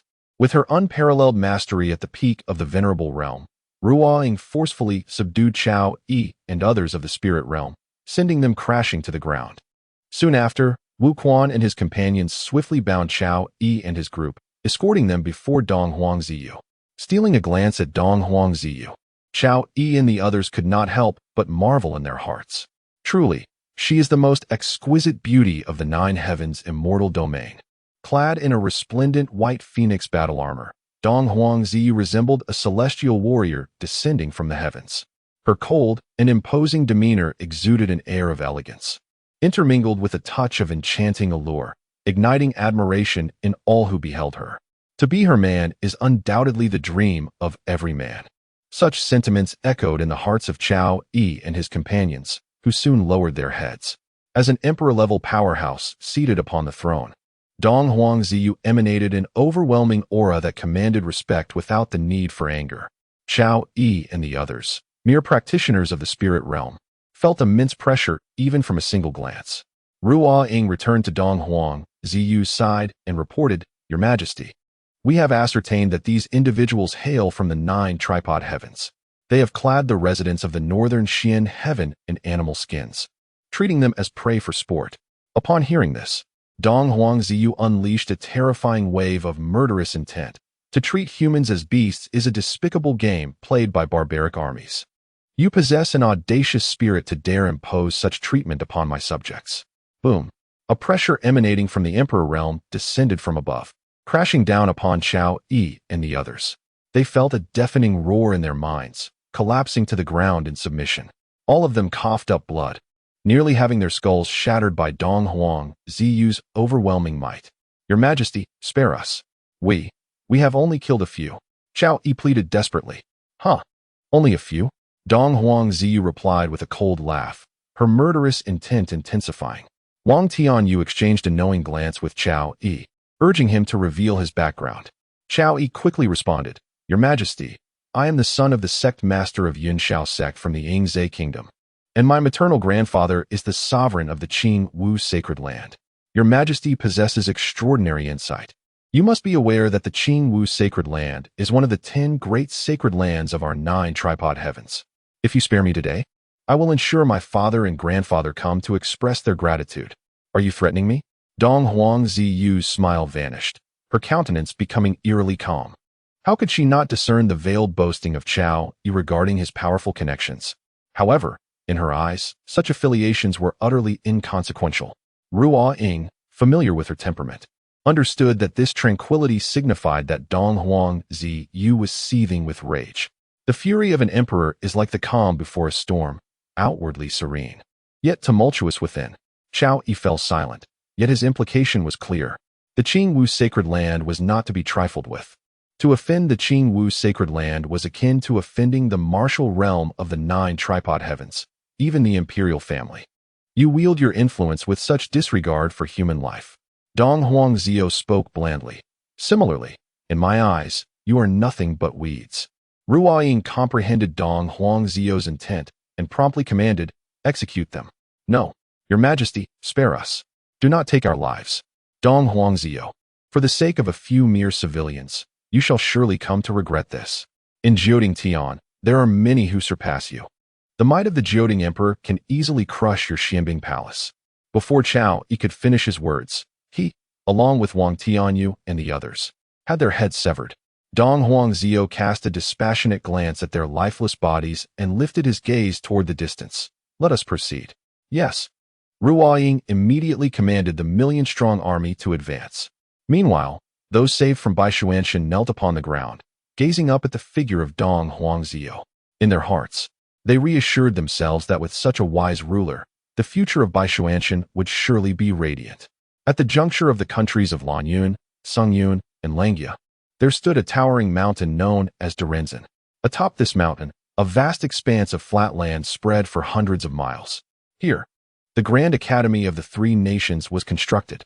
In the rear courtyard, beneath a towering statue of a sage, an elderly man with flowing white hair meticulously wiped the stone figure with a damp cloth. "Master, today marks the opening of the 3 Nations Academy. You should take a look at the front courtyard," suggested a man in scholarly robes named Wu Wenyi. He, along with Bai Junxian and Guan Hanshan, had jointly founded the academy, which was the brainchild of their shared mentor, the elderly gentleman before them, named Fan Xingzhou, a venerable Confucian with over 5,000 years of cultivation.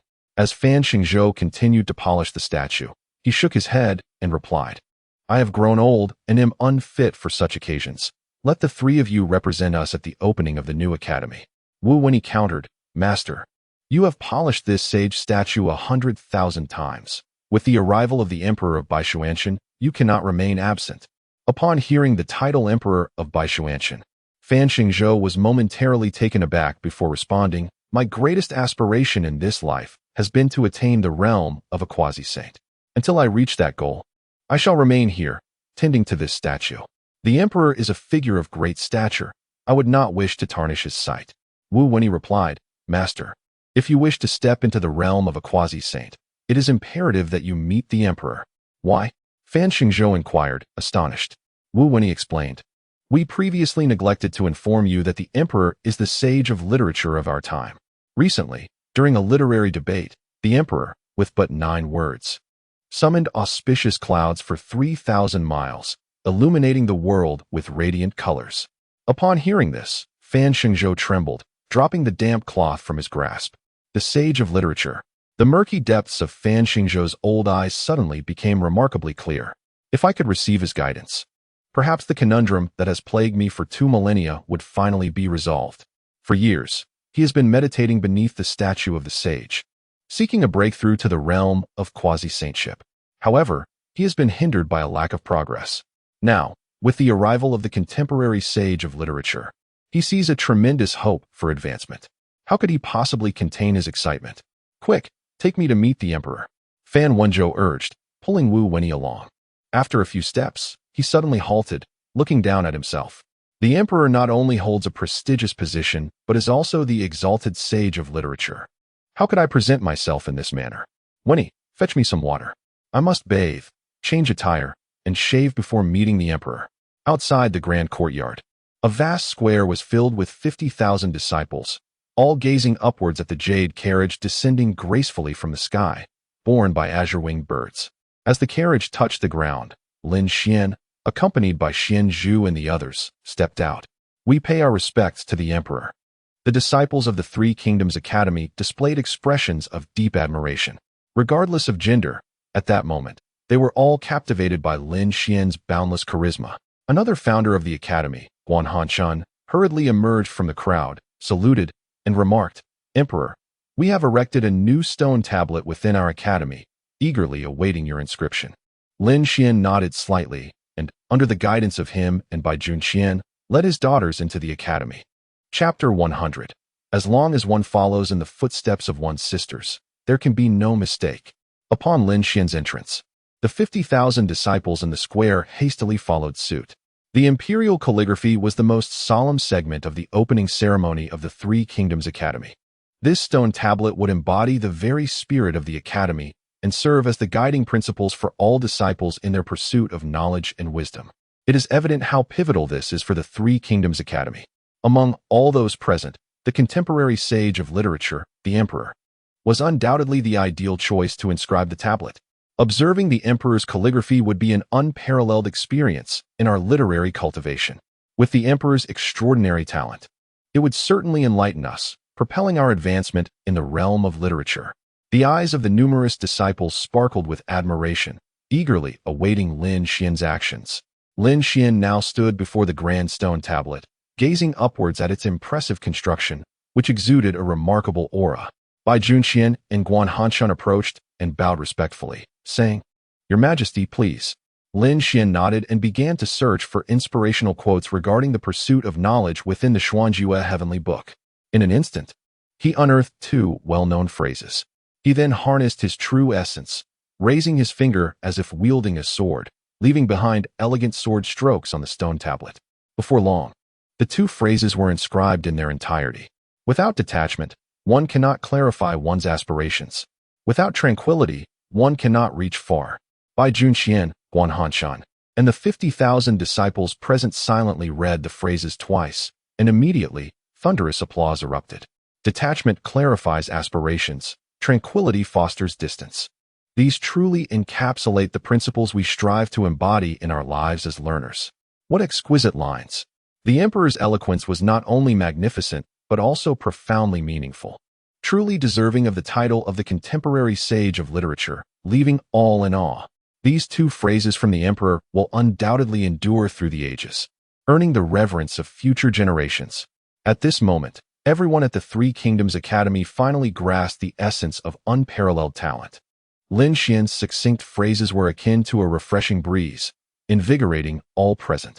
Wow, Daddy is amazing. Seeing the crowd's admiration for Lin Xian's talent, Xianzhu could not help but clap her hands joyfully. The sentences casually penned by her father could inspire such fervent admiration. He was indeed remarkable. By the way, Daddy, what do those words actually mean? Xianzhu was the first to tug at Lin Xian's sleeve. The little girl felt that since these were instructive phrases, she must certainly comprehend their meaning. Xianxi and Xianhan also looked up with eager anticipation towards Lin Xian. Xianyu, who had initially been gazing around the crowd, suddenly noticed her sisters were all looking at their father.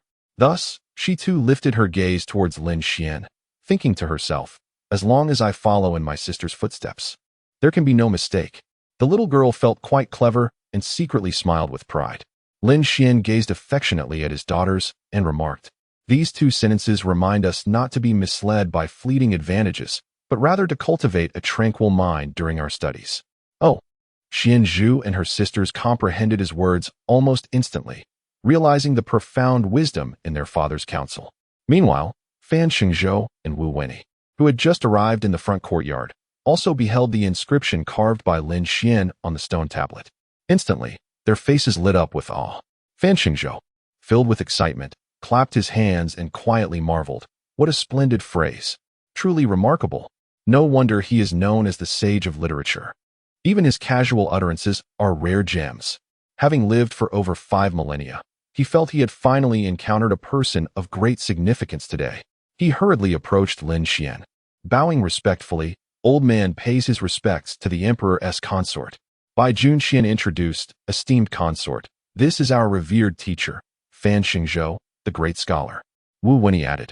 Upon hearing that the consort is the sage of literature of our time, the teacher has come to pay his respects after bathing and changing his attire. At their words, the 50,000 disciples present displayed expressions of astonishment. Fan Xingzhou, the great scholar, was a renowned figure throughout the literary history of the Canglong continent. It was said that he possessed an extraordinary talent for literature from birth. By the age of 16, his literary prowess surpassed that of an entire nation, and he was warmly invited by the ruler of the Langya kingdom to serve in the court, where he attained a prominent position. By 18, he had traveled across various kingdoms, showcasing his literary talents throughout the Canglong continent, having bested countless literary masters in contests. From the Jinshi to the grand scholars, all had faced defeat at his hands. Upon reaching a millennium in age, he had already established himself among the top 3 scholars of the entire Canglong continent. It was astonishing that even such a figure felt compelled to bathe and change in the presence of the emperor's consort, demonstrating his sincerity and respect.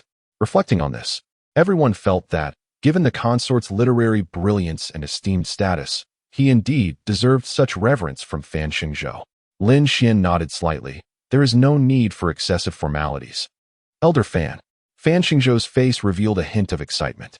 The fact that the sage of literature addressed him as Elder Fan left him feeling both honored and astonished.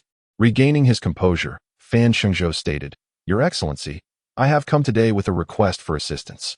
Observing Lin Xian's extraordinary aura, he became increasingly convinced that Lin Xian could aid him in achieving a breakthrough in his literary pursuits. Lin Xian casually replied, Do share your thoughts. Fan Xingzhou continued, At the age of 16, I entered the court and traveled across nations, seeking to harness the auspices of the state to refine my literary path. However, after serving as an official for approximately 3,000 years, I have remained at the level of a great scholar, unable to ascend to the realm of a quasi-saint. Subsequently, I devoted myself to arduous cultivation, spending 2 millennia beneath the statue of the sage of literature in this mountain's rear courtyard, yet still. He sighed deeply, clearly troubled by his inability to achieve a breakthrough after so many years of diligent effort. Lin Xian discerned the underlying meaning in his words and smiled slightly, saying, You have entered the court to serve, hoping to cultivate your abilities through the auspices of the state. Yet, you remain oblivious to the true reason behind your actions, which is why you have been unable to progress. Upon hearing this, Fan Xingzhou's eyes revealed a flicker of astonishment as Lin Xian's words subtly resonated with his intellect. Lin Xian continued, "As a minister, one should regard the prosperity of the people as merit and their suffering as a fault. If you enter the court without placing the populace at the forefront, even if you traverse numerous nations, you are merely straying from the path. How can you hope to succeed?" After absorbing these words, Fan Xingzhou's gaze trembled violently. Bai Junxian and the others, witnessing their teacher's unprecedented shock, were equally taken aback. To prioritize the people. Fan Xingzhou repeated these four characters several times. The populace is indeed the foundation of the nation. I have long believed that the fortune of the state derives from the nation itself, but it now appears that it must stem from the people. As he concluded his thoughts, everyone noticed a faint golden light shimmering at the center of his forehead. The heavens shifted dramatically, and a purple light descended from the east, enveloping him. The arrival of the purple qi. The teacher has already attained the potential of a quasi-saint. Bai Junxian, Wu Winnie, and Guan Hanshun were all utterly astonished. The arrival of the purple qi signifies that one possesses the qualifications of a quasi-saint in the realm of scholarship. Soon, he shall become a true quasi-saint. Remarkably, a single statement from Emperor Fu has enabled the teacher to transcend the great Confucian realm and acquire the potential of a quasi-saint. This Emperor Fu is indeed a divine being. In their hearts, the admiration for Lin Xian reached an unparalleled zenith. Chapter 101.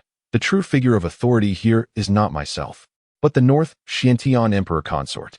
Assisting Fan Xingzhou in breaking through his realm, Lin Xian, at this moment, appeared almost divine in the eyes of the onlookers. Subsequently, Fan Xingzhou took the lead, followed by Bai Junxian, Wu Winnie, and Guan Hanshun, all fervently inviting Lin Xian to conduct the inaugural lecture for the entire Sangua Academy. Observing their enthusiasm, and considering the young lady's eagerness to experience the ambience of academia, he nodded in agreement. Emperor Consort, please. Fan Xingzhou beamed, his gaze reflecting profound gratitude towards Lin Xian. Lin Xian inclined his head slightly and took the hands of his four daughters, making their way towards the classroom in the courtyard. Just a few steps in, an elderly voice suddenly resonated from behind them. Fan Xingzhou, what a grand spectacle. Lin Xian halted, turning to see an old man clad in black, stooped in stature, wielding a colossal brush nearly half a zhang long, standing at the entrance of the courtyard. The elder's appearance suggested advanced age, yet the aura emanating from his piercing gaze was fiercely formidable, shrouded in an ethereal presence of a sage, exuding considerable authority. Fan Xingzhou scrutinized the old man for a prolonged moment, furrowing his brow. Might I inquire your identity? The elder sneered coldly. Truly, the affluent often forget. Have you forgotten the scholar who was defeated by you and thus could not ascend to the position of the Duke of the Great Feng Kingdom? At this revelation, Fan Xingzhou was taken aback. So you are that scholar. How have you transformed into such a state? He recalled vividly, 3,500 years prior. During his travels across various nations, he encountered a remarkably talented scholar in the Great Feng Kingdom, named Wei Lingfeng. At the age of 19, he was invited by the sovereign of the Great Feng Kingdom to serve as a grand scholar. However, being proud and ambitious, he disdainfully rejected the offer. The emperor, undeterred, continued to extend terms, attempting to win him over. At this juncture, the emperor's daughter made her appearance. Wei Lingfeng was immediately smitten by the princess's beauty and expressed his desire to become the prince consort. The princess, having recently met Fan Xingzhou and greatly admiring his talents, stipulated that should Wei Lingfeng surpass Fan Xingzhou in skill, she would marry him. Captivated by her allure, Wei Lingfeng readily agreed and sought a contest with Fan Xingzhou. Yet, within merely 3 exchanges, he was utterly bested by Fan Xingzhou. Humiliated before the emperor and the princess, he stormed away, vowing to return one day to exact tenfold vengeance for this humiliation. Fan Xingzhou never anticipated that after 3,500 years, their paths would cross again, and Wei Lingfeng would have metamorphosed into this. Wei Lingfeng let out a cold laugh. Wei, no shame and rise to courage. These years have been fraught with hardship in my pursuit of the literary path. Fortunately, heaven has not forsaken me, granting me the results I sought. With that, his posture suddenly straightened. In an instant, a violet aura enveloped the surroundings, emanating an extraordinarily sharp essence of a sage. Under the weight of this formidable presence, all present, save for Lin Xian, felt a profound sense of trepidation. "You are a quasi-saint," exclaimed Fan Xingzhou, his gaze trembling. Wei Lingfeng's aura was remarkably potent, seemingly just a step away from true sainthood. "Indeed," Wei Lingfeng declared, sweeping his right hand to grasp the immense brush behind him, plunging it forcefully into the ground. "On the Songlong continent, I am the preeminent literary figure." Upon hearing his proclamation, Bai Junxian hastened forward, asking, "Could it be that you are the illustrious Wei Sheng of our time?" Wei Lingfeng merely smirked in silence. Bai Junxian and the others understood. Wei Sheng was indeed the alias of Wei Lingfeng. According to the legends of literature, Wei Sheng had firmly held the title of the foremost literary master for 300 years, unchallenged in his position. Furthermore, the most striking feature of Wei Sheng was his habit of carrying a colossal brush with him. It was evident now that Wei Sheng was none other than Wei Lingfeng. Fan Xingzhou sighed lightly. "It appears you have come well prepared today." "Indeed," Wei Lingfeng nodded. "The Three Kingdoms Academy is the first institution of its kind established by various nations across the continent. Though your scope may be modest, you have pioneered a path in the realm of literature.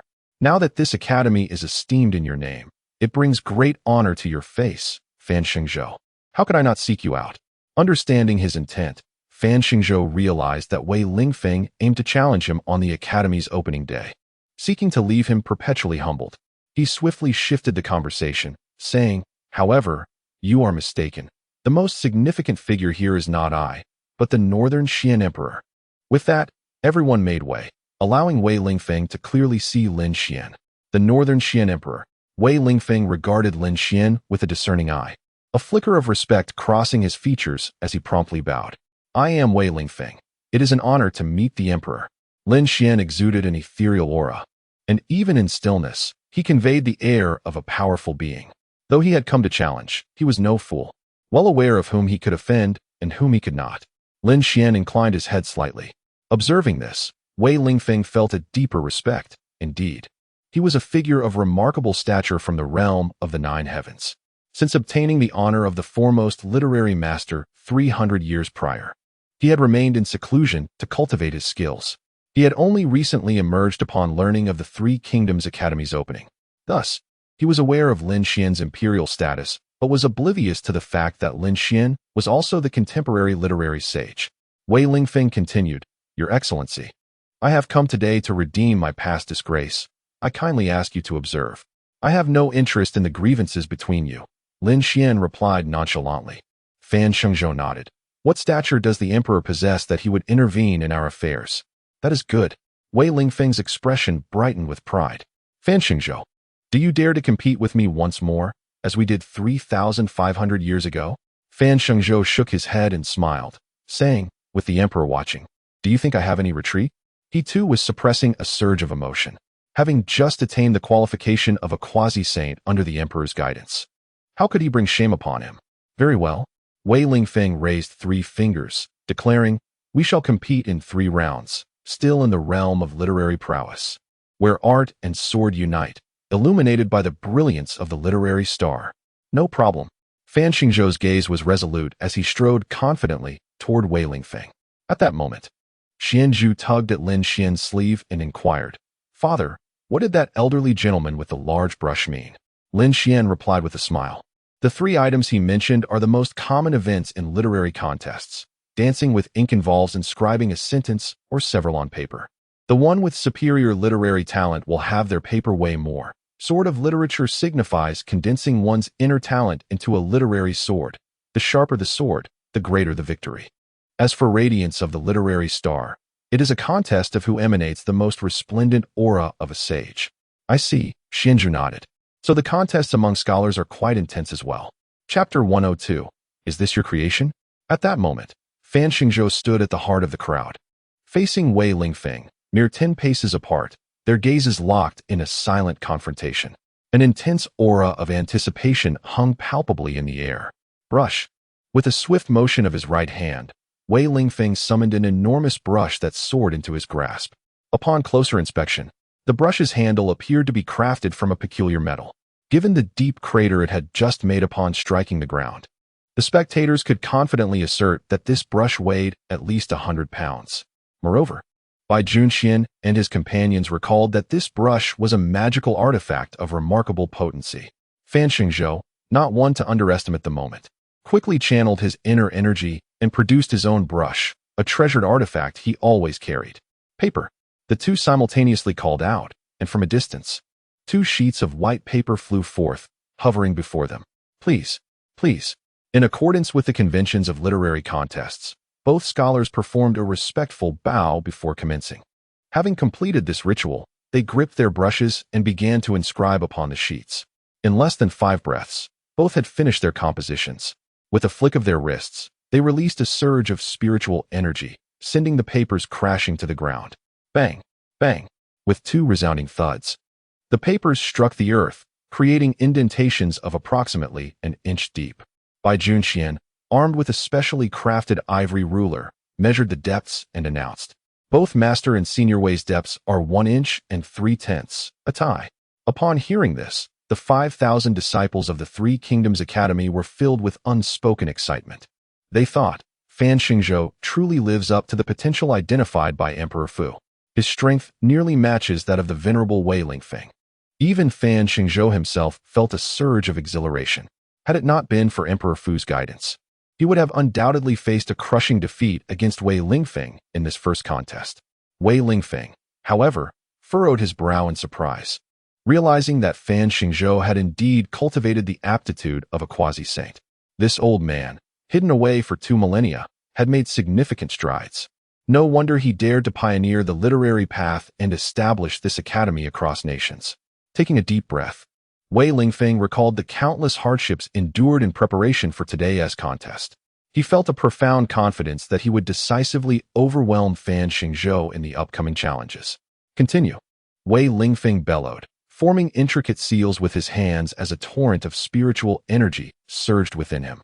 Talent transcending time, the literary sword cleaves through 10 nations.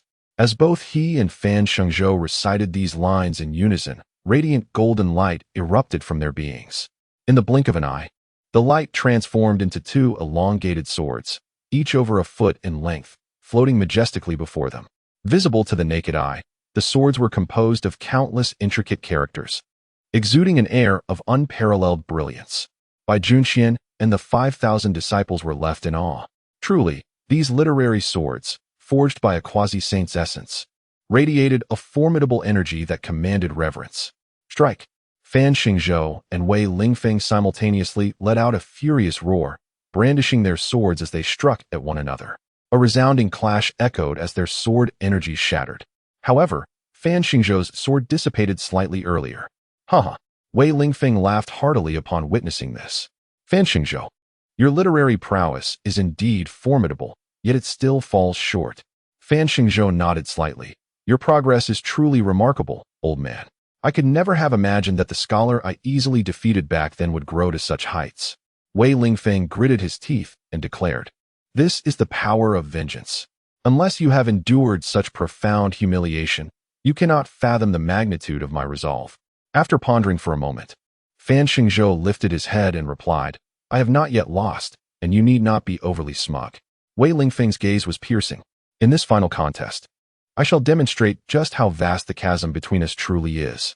The gathering of the literary star's radiance is the most crucial and challenging segment of the literary competition.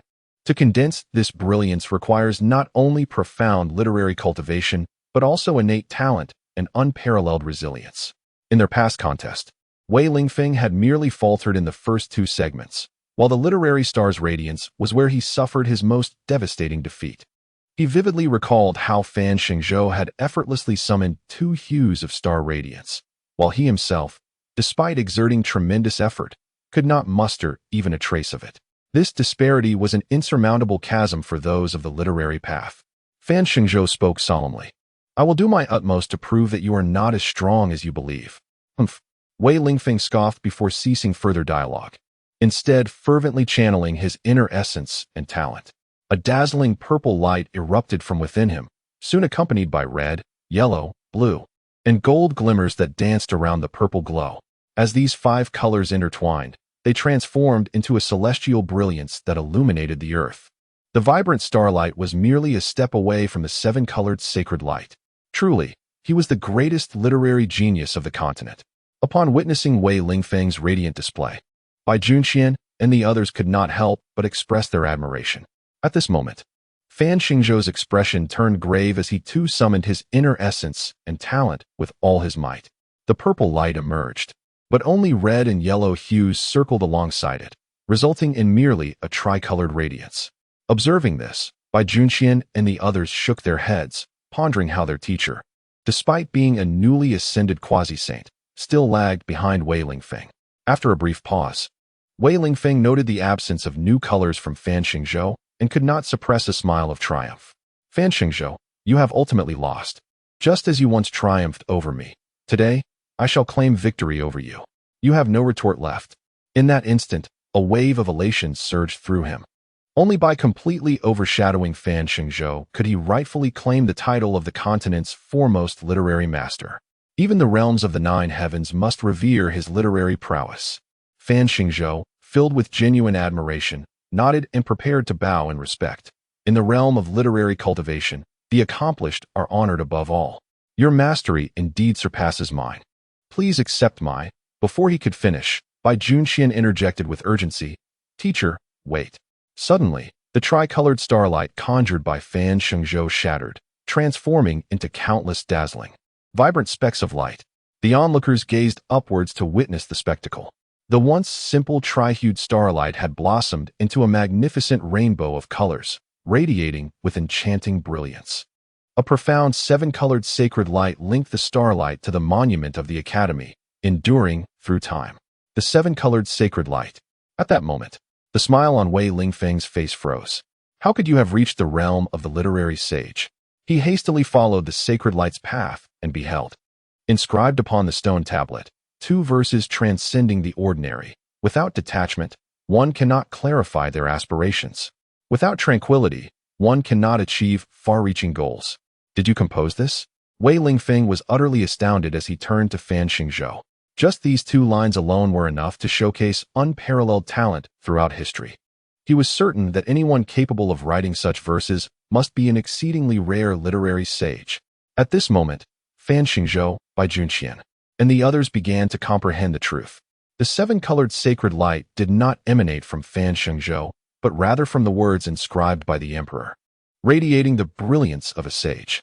I possess no such ability to create such a monumental work. Fan Xingzhou quickly shook his head, then looked at Lin Xian. The emperor is the literary sage of our time. This is his masterpiece. The literary sage of our time?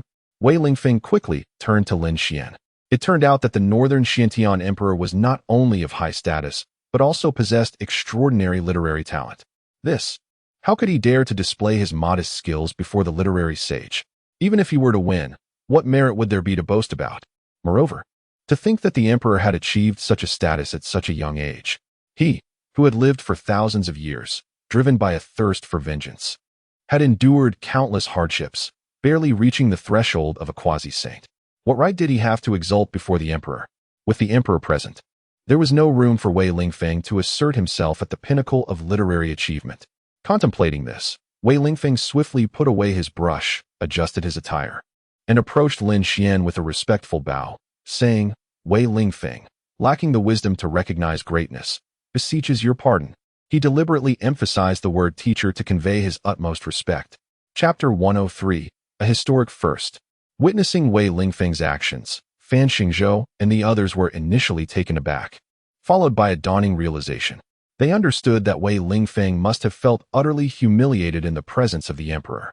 Otherwise, given his proud and defiant nature, why would he stoop so low as to bow before the emperor? To put it into perspective, the emperor is a venerable sage of literature, while Wei Lingfeng is at best a mere quasi-saint.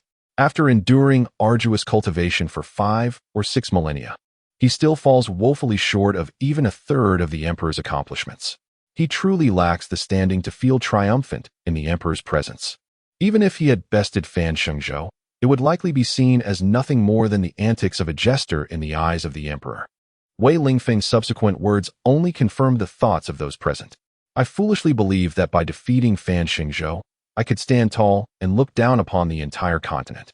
Little did I anticipate that you, my esteemed sir, the sage of literature, were observing me all along. It is only now that I realize. Even when standing at the highest position, I am still looked down upon by you. The difference between a quasi-saint and a true sage of literature is but a single character, yet the disparity is as vast as the heavens and the earth. Throughout the countless millennia of history in the Songlong continent, quasi-saints number in the hundreds or even thousands, while true sages of literature are as rare as phoenix feathers and unicorn horns. Moreover, individuals like Lin Xian, who attained such a status at a young age, are indeed a historic rarity. At this moment, Wei Lingfeng was left with an overwhelming sense of admiration and reverence for Lin Xian. Lin Xian calmly remarked, "One must possess self-awareness. Now that you have recognized your position, it is imperative that you strive for greater effort rather than becoming complacent with minor achievements." "Indeed, sir. Your insights are profound and strike at the heart of the matter." Wei Lingfeng bowed once more. Had anyone else said such words to him, he would have surely retorted fiercely or even resorted to violence. However, as the emperor is a true sage of literature, he could never be deemed excessive. Furthermore, the emperor's words were imbued with wisdom that stemmed from a life spent in high office. For Wei Lingfeng to hear such sagacious advice from the emperor was indeed a stroke of fortune. Subsequently, Wei Lingfeng bowed again to Lin Xian before turning to leave. Fan Shengzhou and the others observed him departing with a lightened step, as if a tremendous burden had been lifted from his heart. It was understandable. Although the emperor had chastised Wei Lingfeng, he had also hinted at his potential for growth. Receiving such recognition from the contemporary sage of literature was undoubtedly a source of joy for Wei Lingfeng. As for Fan Shengzhou, despite his defeat, the guidance he received from the emperor lent him a sense of honor in his loss. Therefore, he dismissed the events of the day from his mind and warmly invited Lin Xian to deliver a lecture. The others eagerly followed Lin Xian into the classroom, convinced that receiving instruction from the current sage of literature would yield immeasurable benefits for their future cultivation. Before long, 2 hours had elapsed. As the sun began to set, Lin Xian, accompanied by his daughters and amidst the respectful send-off of over 50,000 individuals from the Three Kingdoms Academy, prepared to return to Beixian Heaven. In the eastern wilderness, the Qilin mountain range. Shan, you may have eluded capture at the beginning, but you cannot escape fate for long. Surrender the purple cloud dragon Emperor Ginseng King to us, or face not only your demise, but also the annihilation of your Xian Yun pavilion. Huh? Do you truly believe you can evade us? Anger-fueled and arrogant voices echoed, reverberating through the heavens. Meanwhile, in a thicket teeming with overgrown grass, 2 disheveled figures were swiftly fleeing. One of them was Wen Yuansong, the esteemed leader of the Medicine God Valley. Accompanying him was Shan, the master of the eastern wilderness, Xian Yun Pavilion. Wen Yuansong and Shan shared a deep bond of friendship. Recently, Shan's young daughter had fallen gravely ill, prompting him to seek the expertise of the renowned Dan King, Wen Yuansong. Through his observations and knowledge, Wen Yuansong concluded that only a rare spiritual herb known as the Purple Cloud Dragon Emperor Ginseng could cure Shen's daughter's affliction. After extensive inquiries, Shan learned of a secret realm within the Qilin mountain range, where the coveted ginseng might be found. Thus, he invited Wen Yuansong to accompany him on this quest. Fortuitously, they not only discovered the Purple Cloud Dragon Emperor Ginseng, but were fortunate enough to unearth the King variant, a sacred-grade ginseng of unparalleled quality. Legends speak of such a ginseng king being an extraordinary rarity, appearing only once in a millennium. When ripe, its golden roots unfurl, enveloped in ethereal energy. It possesses the ability to rejuvenate and restore vitality while instantly unblocking the body's 360 meridians, enhancing one's constitution to an extraordinary level. Even an ordinary person, upon consuming this ginseng king, could transcend their mortal shell and acquire remarkable cultivation potential. For those already possessing strength, consuming it would further amplify their power, akin to a tiger gaining wings. Thus, this spiritual herb is deemed a treasure of the highest order by any sect in the eastern wilderness. It was the acquisition of this ginseng that incited the frenzied pursuit by other sections. In the world of cultivation, human life often pales in comparison to the value of a sacred-grade spiritual herb. Alarmingly, the sects pursuing them were overwhelmingly powerful: Sanqing sect, Tianyang sect, Judingmen, and Juling Palace. All formidable entities ranked among the top 20 in the eastern wilderness. 1. I never anticipated dragging you into this. Shen Wenshan expressed profound guilt. I will hold them off. You must take the Ginseng King back swiftly to save my daughter.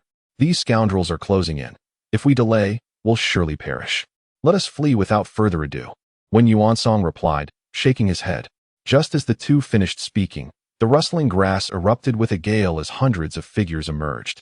Jiang Yuanfan, accompanied by 400 to 500 elite practitioners of the spirit wheel realm, charged forth, brazenly declaring, Shen Wenshan, where do you think you can run? Ha ha ha. The Xian Yun Pavilion may be a significant sect in the eastern wilderness, yet it appears your leadership is utterly inept. The disciples of Juling Palace behind Jiang Yuanfan wore expressions of mockery and triumph. Shen Wenshan, filled with rage, ground his teeth, his eyes blazing with fury. Jiang Yuanfan, I shall see you dead. Just as he drew his flying sword, preparing for a desperate confrontation, Wen Yuansong suddenly seized him. From his bosom, Wen Yuansong produced a multicolored elixir, hurling it with great force. Boom! The elixir exploded, transforming into a vast cloud of mist. Wenshan, we must flee, Wen Yuansong urged, pulling Shen Wenshan forward in a frantic dash. At that moment, he realized that confronting their foe would be akin to throwing an egg against a rock. After all, Jiang Yuanfan possessed strength equal to that of Shen Wenshan. Moreover, having fought fiercely to break through the encirclement, Shen Wenshan was already battered and bruised. Far from being a match for Jiang Yuanfan.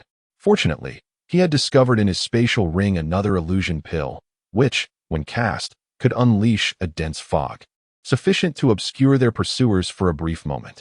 The two fled desperately until they encountered a vast chasm ahead. Wen Yuansong gazed at the seemingly endless cliff, momentarily at a loss for words. Shen Wenshan let out a bitter laugh. It seems fate truly seeks to end me today. Their stamina nearly exhausted, should they leap from the precipice now, certain death awaited them. With the voices of Jiang Yuanfan and his entourage growing ever closer, Shen Wenshan, overwhelmed with urgency, spat out a mouthful of blood. If I perish, so be it, but my poor daughter, scarcely a year old, remains. 3 Clear Sect, Tianyang Sect, Juding Sect, and Juling Palace. You have conspired to force me into this dire predicament for the sake of the King of Ginseng. If I die, I shall haunt you even in death. Wen Yuansong shook his head, sighing deeply. He had seen Shen Wenshan's daughter. The little girl was fair and plump, adorably wrapped in her swaddling, instantly endearing herself to anyone who laid eyes upon her. Alas! Heaven, must Wenshan and I truly meet our end here today?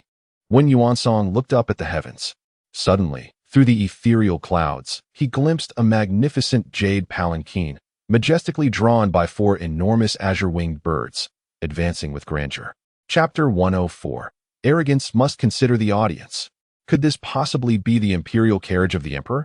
When Yuansong's gaze quivered, a wave of inexplicable joy surged within him. The carriage, adorned with opulence, appeared ethereal amidst the veiled clouds, reminiscent of something from a celestial realm. Even a mere glimpse invigorated Wen Yuansong immensely.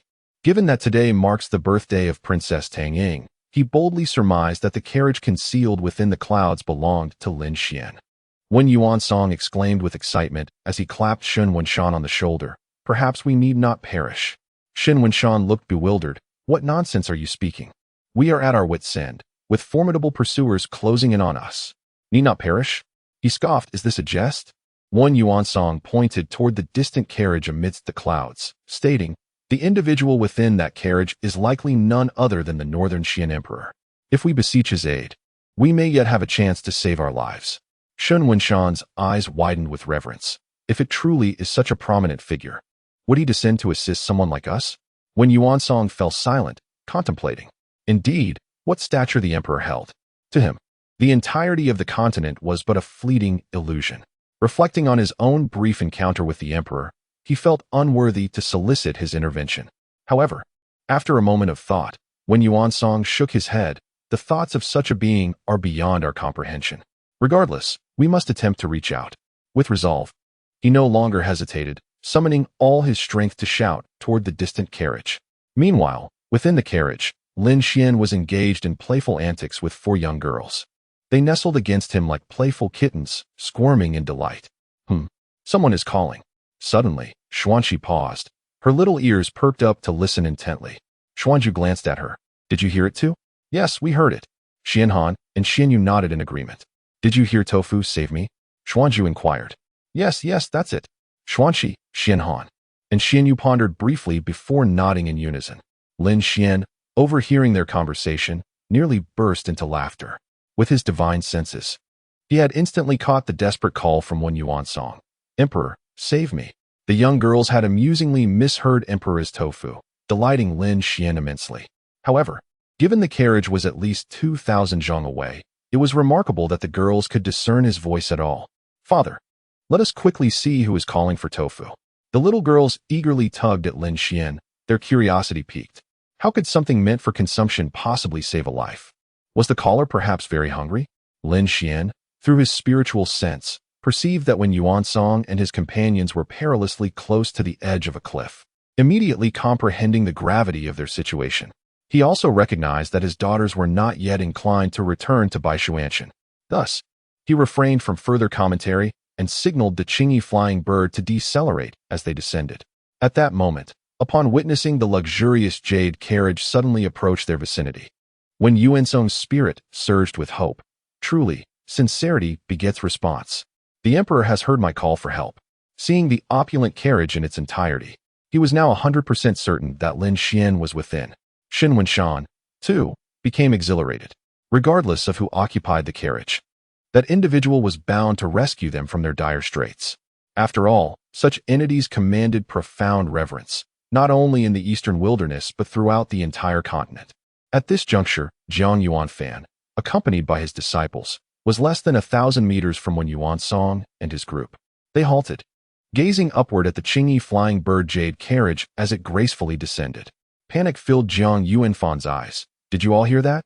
Yes, they replied, nodding vigorously as they cried for the emperor's aid. The name emperor echoed in Jiang Yuanfan's mind. The Qingyi flying bird jade carriage was unmistakably that of the royal palace of Xianbing. Wen Yuansong had called for the emperor, indicating a significant likelihood that the person within was indeed the emperor of Baishuanshan. This deduction instilled a sense of trepidation in Jiang Yuanfan, preventing him from advancing any further. What should we do now, master? One disciple inquired. Jiang Yuanfan furrowed his brow in contemplation, clenched his fists, and declared, withdraw. It is wiser to exercise caution. He understood that, regardless of who resided within the carriage, they were not figures to be trifled with. Moreover, the fact that the carriage had descended in response to Wen Yuansong's voice left Jiang Yuanfan feeling uneasy. His disciples questioned, is such caution truly necessary? Jiang Yuanfan turned sharply, striking one disciple across the face and admonishing, consider the identity of our audience. How can we afford to be reckless? If it were someone else aiding Wen Yuansong and Shun Wenshan, I would not hesitate to charge in. However, the person within that carriage, let alone our giant spirit palace, the entire eastern wilderness sects would be beneath their notice. To rush in now would be tantamount to courting death. His reprimand resonated with the disciples, who conceded to his wisdom. Indeed, one must temper their audacity in the presence of certain individuals, exercising utmost caution. Subsequently, Jiang Yuanfan led his disciples in a slow retreat. Just before leaving the mountaintop, he beheld Lin Xian emerging from the jade carriage with his daughters. It was, indeed, the emperor of Baishuanshan. Jiang Yuanfan felt a profound relief at his prudence. At that moment, he recalled the Sanqing sect, Tianyang sect, and Jioding sect, as well as his elder brother, the sect leader, who had all departed for Xianyun Pavilion. I must promptly inform my brother to return. Should the emperor also head to Xianyun Pavilion, it would spell disaster. During the siege against Xin Wenshan and his companions, Jiang Yuanfan and his brother Jiang Honglang divided their forces. He was tasked with leading a pursuit to eliminate Xin Wenshan, while the others proceeded to Xianyun Pavilion to lie in wait. In retrospect, this decision appeared unwise. Should they encounter the emperor, who might unleash carnage at Xianyun Pavilion, the consequences would be dire. Jiang Yuanfan dared not dwell on such thoughts and hastened the departure of his disciples. On the cliff, Wen Yuansong and Shun Wenshan, after exchanging pleasantries, recounted their experiences of the day to Lin Xian. Subsequently, Shun Wenshan respectfully expressed, today, we owe our safety to your timely intervention, Emperor. I pledge to serve you diligently in gratitude for your kindness. He noted that Jiang Yuanfan and his group had retreated, and with the emperor's presence, it was likely they would hesitate to act rashly. This gave him ample opportunity to return and rescue his child. After speaking, he gestured for Wen Yuansong to accompany him back to Xianyun Pavilion. Wen Yuansong shook his head and said, "If you wish for me to intervene, I can guarantee a 70 to 80% chance of saving the child. However, should the emperor take action, the likelihood of her recovery would be absolute." Upon hearing this, Shen Wenshan was struck with clarity. Indeed, the emperor was a figure of immense capability. The fact that even Wen Yuansong, the esteemed Dan King, held him in such high regard indicated that the emperor possessed extraordinary powers. "Emperor, I beseech you to intervene and save my poor daughter," Shen Wenshan exclaimed, overwhelmed with emotion. Ready to kneel. "Father, let us go see that little sister." The young girls gazed with eager anticipation. They thought, "The little sister is not yet a year old and suffers from such a grave illness. It is truly pitiful. We must not only encourage father to rescue her, but also cheer her on." Hearing his daughter's heartfelt request, Lin Xian decided to wholeheartedly oblige. Chapter 105. Encounter with a Great Benefactor. At Tianyun Mountain, within the Xianyun Pavilion, a luxurious azure-winged bird carriage soared through the skies, making its way to the courtyard atop the mountain. Witnessing this spectacle, the disciples of Xianyun Pavilion were taken aback, their expressions reflecting astonishment. This was the imperial carriage of the Beixian royal family. Could it be that a distinguished figure has descended upon our Xianyun Pavilion? Our master has stated that our pavilion, established for 30,000 years, has never had contact with individuals from the Nine Heavens immortal domain. Indeed, today is extraordinary. I have a strong premonition that, after today, our Xianyun Pavilion will rise to prominence in the eastern wilderness. As the disciples marveled, the carriage descended gracefully into the courtyard.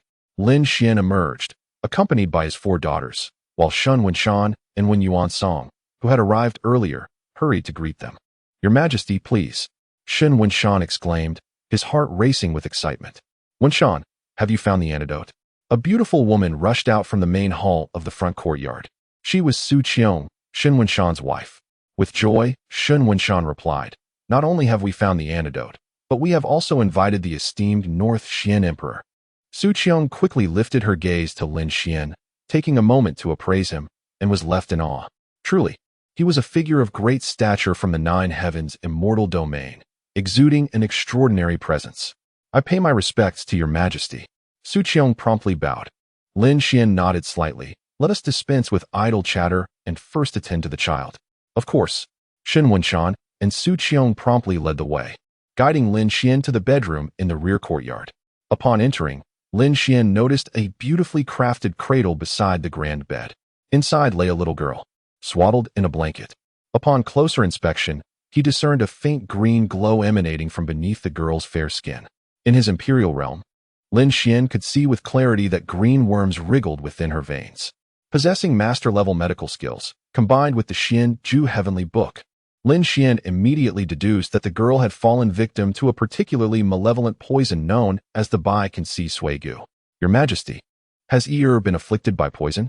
Shen Wenshan asked urgently, recalling that when Yuansong had previously mentioned that Shun Yi was poisoned, yet had not specified the nature of it, only that the Ziyun Dragon Emperor might be able to cure it.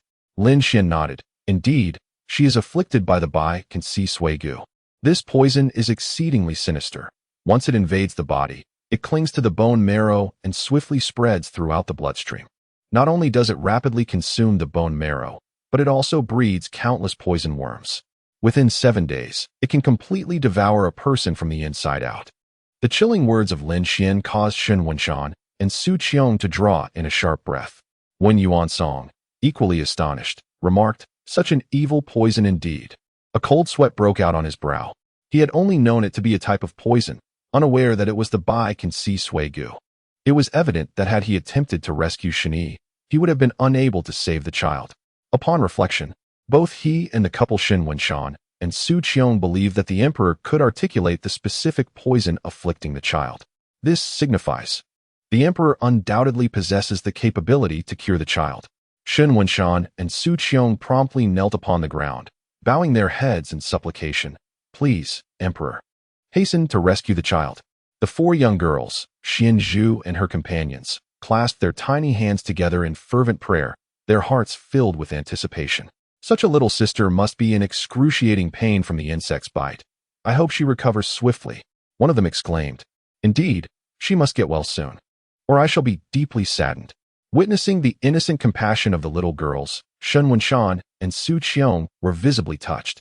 Lin Xian, without hesitation, turned to Wen Yuansong and instructed, in addition to the purple cloud dragon emperor ginseng, please procure a 3-inch golden needle, as well as Jinwu grass and Shigu grass. He enumerated over 10 rare herbs in a single breath. Wen Yuansong listened intently, not daring to let his focus waver. He understood that Lin Xian was preparing to concoct an extraordinary elixir. Observing the formidable strength of the Xianyun Pavilion, which boasted many exotic herbs, it was not long before when Yuansong gathered the requested ingredients and prepared a golden needle. After placing all the herbs into the alchemical furnace, Lin Xian utilized his imperial cultivation to intensify the flames. With a waft of rich fragrance, a multicolored elixir, shimmering with ethereal light, materialized in his hand. Emperor, what is this elixir? When Yuansong inquired, astonishment etched on his face. Lin Xian replied nonchalantly, this elixir is the low-grade Holy Level 7 Treasures Rejuvenation Pill, capable of cleansing and fortifying the marrow, stabilizing the essence and soul. Wen Yuansong nodded. It was indeed remarkable that the emperor could effortlessly refine holy level elixirs. Witnessing the extraordinary nature of the elixir Lin Xian had crafted, Shen Wenshan and Su Qiong could not contain their joy. Shen Wenshan could not help but exclaim, You have encountered a benefactor of destiny. Lin Xian then placed the 7 Treasures Rejuvenation Pill into Shun Yi's mouth, simultaneously inserting the golden needle gently into the Baihui acupoint atop her head. Meanwhile, outside Tianyun Mountain, thousands of individuals mounted various demonic beasts, swiftly approaching the Xianyun Pavilion in 4 formidable formations. The disciples tasked with guarding the sect exhibited signs of anxiety, immediately adopting a defensive posture. May I inquire about your purpose in visiting our Xianyun Pavilion? The Grand Elder Zheng Hong stepped forward, standing protectively in front of the pavilion's disciples. He recognized the visitors. They were the sect master Zhang Bozhen of the Sanqing sect, the sect master Zhao Qingtian of the Tianyang sect, the sect master Hui Yu of the Jioding Gate, and the palace master Jiang Honglang of the Giant Spirit Palace. When sect master Shen Wenshan arrived at Tianyun Mountain accompanied by the Qingyi Flying Bird Jade carriage, he sensed that significant figures had come. Furthermore, the return of the sect master with his entourage surely signified the necessity to address a momentous issue. Thus, he recognized that it was not the appropriate moment to disturb the sect leader and his associates, and instead took the initiative to negotiate with Zhang Bozhen and the others. Zhang Bozhen looked down at Zheng Hong and declared, We have come here, of course, to obtain the Purple Cloud Dragon Emperor Ginseng King. Today, they too have entered that secret realm. Initially, had Shen Wenshan acquired a ginseng of heavenly quality, we could have disregarded it. However, with Shen Wenshan possessing the Holy Tier Ginseng King, it has ignited their immense greed.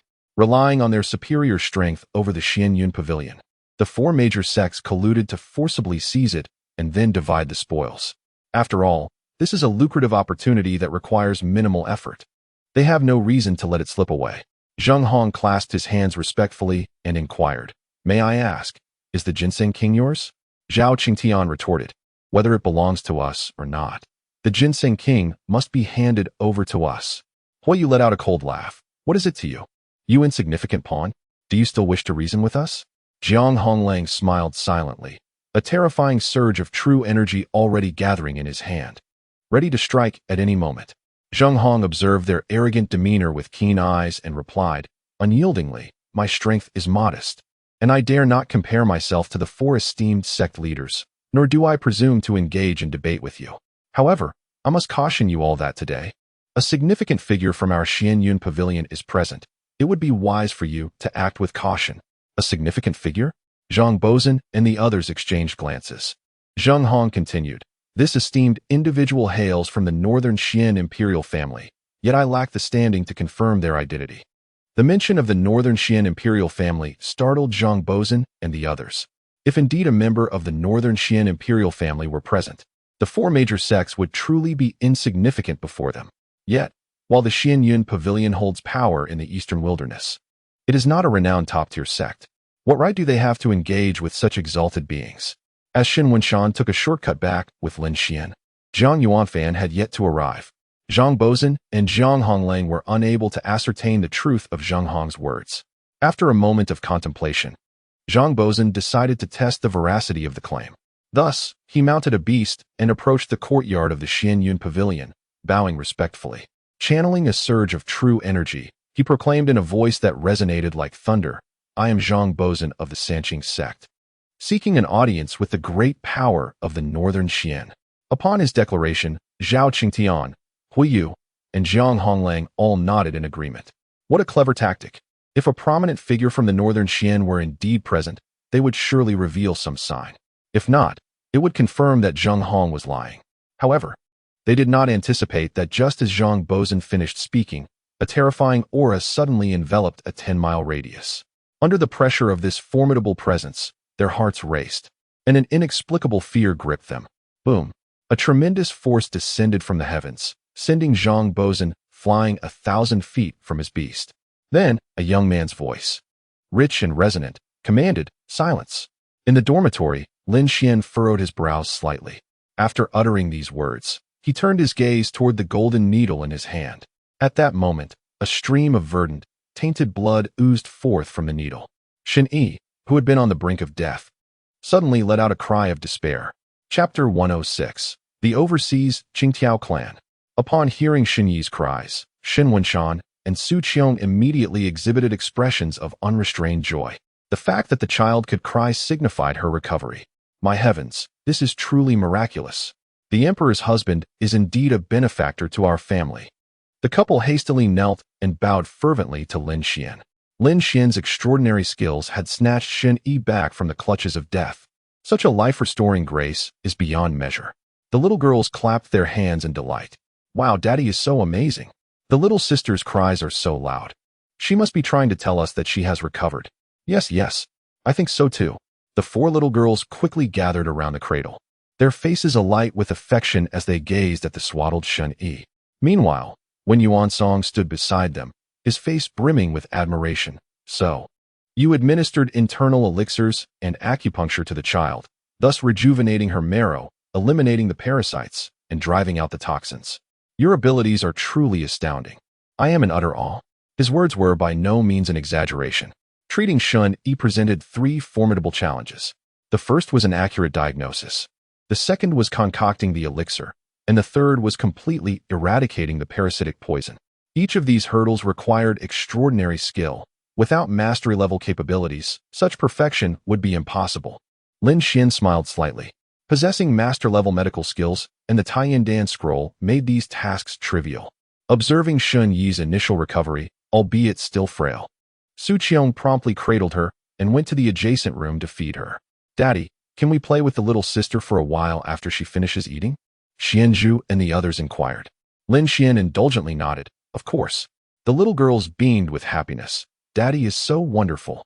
At that moment, Wen Yuansong asked Wenshan, after all this time, you have yet to explain how the child became afflicted with the parasitic poison, having cultivated for thousands of years. He had never heard of the Bai Kanshi Sui Gu poison, highlighting its rarity. Furthermore, there were no known clans that raised such parasites in the eastern wilderness. This left Wen Yuansong momentarily perplexed. Shen Wenshan pondered for a moment before replying. It must have been the other day when I encountered a few individuals from the overseas Qingtiao clan near Hangzhou City. They stealthily placed the parasites on me and infected the child. The Qingtiao clan? When Yuansong's gaze flickered at the mention, historical records indicate that this clan dwells beyond the East Sea, shrouded in mystery, particularly adept at raising parasites. How did you come across them? Shen Wenshan explained. Recently, there have been inexplicable disappearances of young girls in Hangzhou City, and their lord requested my assistance in the search. It was merely by chance that I caught sight of the Qingtiao clan members, but regrettably, I could not extract any information from them before they were released. Upon hearing this, Wen Yuansong clapped his hands and exclaimed, if my conjecture is correct, those young maidens have been captured by the Qingmiao clan. They likely intend to use the maidens to cultivate goo worms, and these worms are of an ancient and formidable variety. He recalled that ancient texts clearly documented a great worm of the Qingmiao clan, known as the Ninein Golden Serpent Goo. This gu requires the fresh bodies of young maidens as vessels, and after a cultivation period of 81 days, it emerges into existence. The most powerful among the 9 golden serpent gu can attain the strength of a 9th-tier demon general, according to the classification of demonic beasts. To validate his deduction, Wen Yuansong hastily turned to Lin Xian and inquired, "Your Majesty, do you believe my assumption to be accurate?" Lin Xian, possessing the profound knowledge of the Xianju heavenly book, was naturally well versed in the history and current affairs of the Qingyao clan. He nodded slightly and replied, "There is virtually no deviation." A flicker of joy coursed through Wen Yuansong's heart. At last, he had managed to make a small impression in front of the emperor. He continued, "The Qingyao clan's transoceanic abduction of individuals for gu cultivation indicates they are orchestrating significant movements.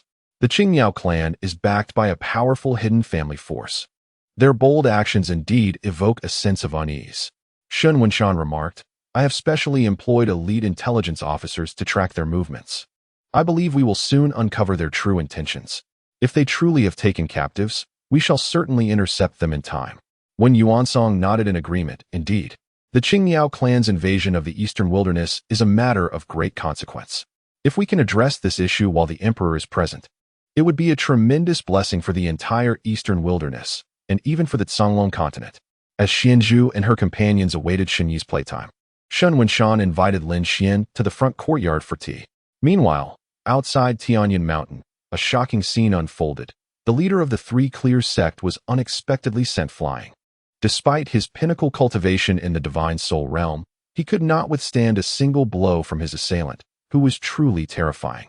The situation suggested that a formidable being from Beixian Tian was indeed within the Xianyun pavilion. Zhang Bakan, having shouted in alarm, was struck aside by Lin Xian's hand. This strike not only landed upon Zhang Bakan, but also struck at the very hearts of the 4 major sections. In that moment, over 1,000 top-tier experts from the 4 major sects wore expressions of inexplicable terror, beads of cold sweat forming upon their backs. They simultaneously lifted their gazes toward the courtyard atop the mountain, feeling as if an ancient deity presided there, instilling a profound sense of reverence within them. Zheng Hong and the others from the Xianyun pavilion observed the expressions of the 4 major sects with excitement. Each of the 4 sects, including Zhang Bakan's, ranked among the top 20 in the eastern wilderness, with no fewer than 100,000 disciples under their banners. Yet, in the presence of that powerful being from Beixian Tian, they were rendered utterly insignificant. Zheng Hong felt a surge of emotion, pondering the immense fortune their sect leader must have encountered to meet such a terrifying figure. "Elder brother." At that moment, a shout echoed from afar. As the crowd turned to witness the arrival, it was none other than Jiang Yuanfan from the Great Spirit Palace, accompanied by his entourage. Approaching Jiang Honglang, Jiang Yuanfan swiftly cautioned, "Do not act rashly. The consequences would be dire." At this juncture, Jiang Honglang comprehended the gravity of Jiang Yuanfan's words and inquired, "Brother, do you perhaps know which esteemed individual has graced the Xianyun pavilion? Has he already arrived?" Jiang Yuanfan's gaze flickered momentarily before he shifted the subject. Indeed, with his prowess, he can traverse great distances in the blink of an eye. Jiang Honglang urged, "Pray, disclose the identity of our esteemed visitor." With profound respect, Jiang Yuanfan raised his hand in a gesture of reverence and declared, "It is none other than the emperor consort of the northern Xian." Upon hearing this, not only Jiang Honglang and the other prominent sect leaders, but also Zheng Hong and his companions, gasped in astonishment. They had envisioned an individual of great stature, yet never could they have anticipated the presence of the emperor consort of northern Xian. What remarkable influence does the Xianyun pavilion possess to attract such a distinguished figure? Realizing the gravity of the situation, Jiang Honglang, Zhao Qingtian, and Huiyu simultaneously shook their heads in disbelief, lamenting, "Had we known such an eminent personage was to arrive, even with tenfold courage, we would never have dared to come to the Xianyun pavilion." Fortunately, they had restrained themselves and avoided offending the emperor consort of northern Xian.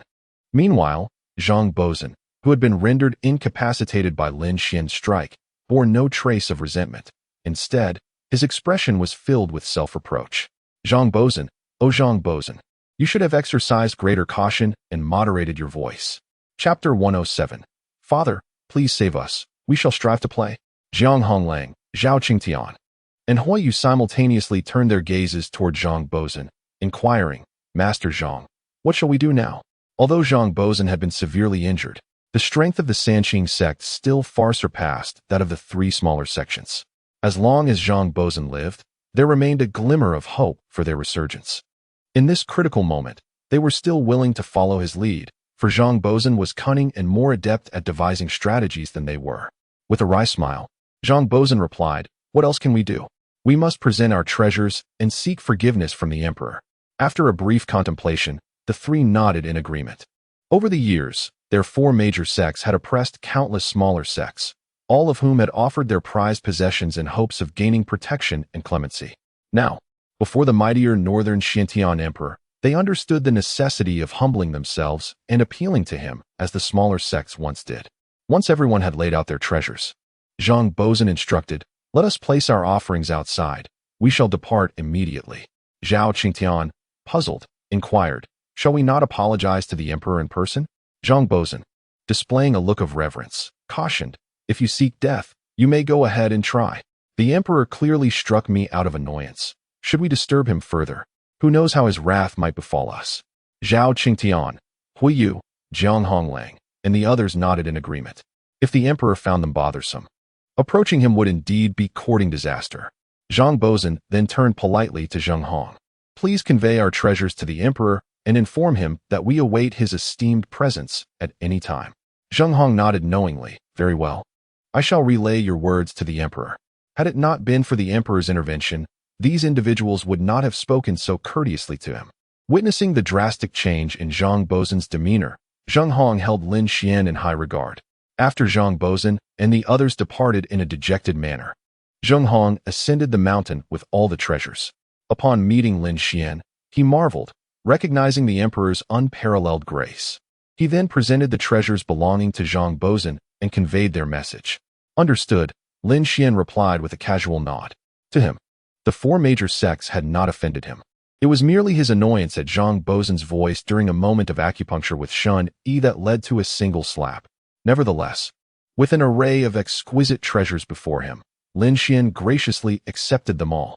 Emperor, I take my leave, Zheng Hong said with utmost respect before bowing and departing. Just after he exited, a man hurriedly entered from outside. The individual in question is an intelligence officer appointed by Shun Wenshan. After bowing to Lin Xian, he turned to Shun Wenshan and said, Master Shun, we have traced the whereabouts of the Qingmiao tribe. They have abducted at least 200 young women and have set sail for the Eastern Sea, seemingly intent on crossing the ocean back to the wild lands beyond. Shun Wenshan wore an anxious expression. Your Majesty, the Qingmiao tribe is mobilizing such forces, indicating they are undoubtedly well prepared. Given their proficiency in sorcery, our chances of rescuing those young women are slim. I beseech you to intervene and save these innocents.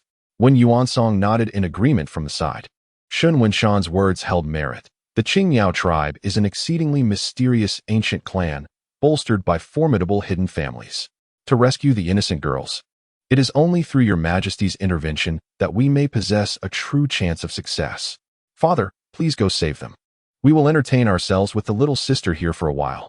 Yes, Father, do your best to rescue them, and we will do our best to play. Xianzhu and her companions replied obediently.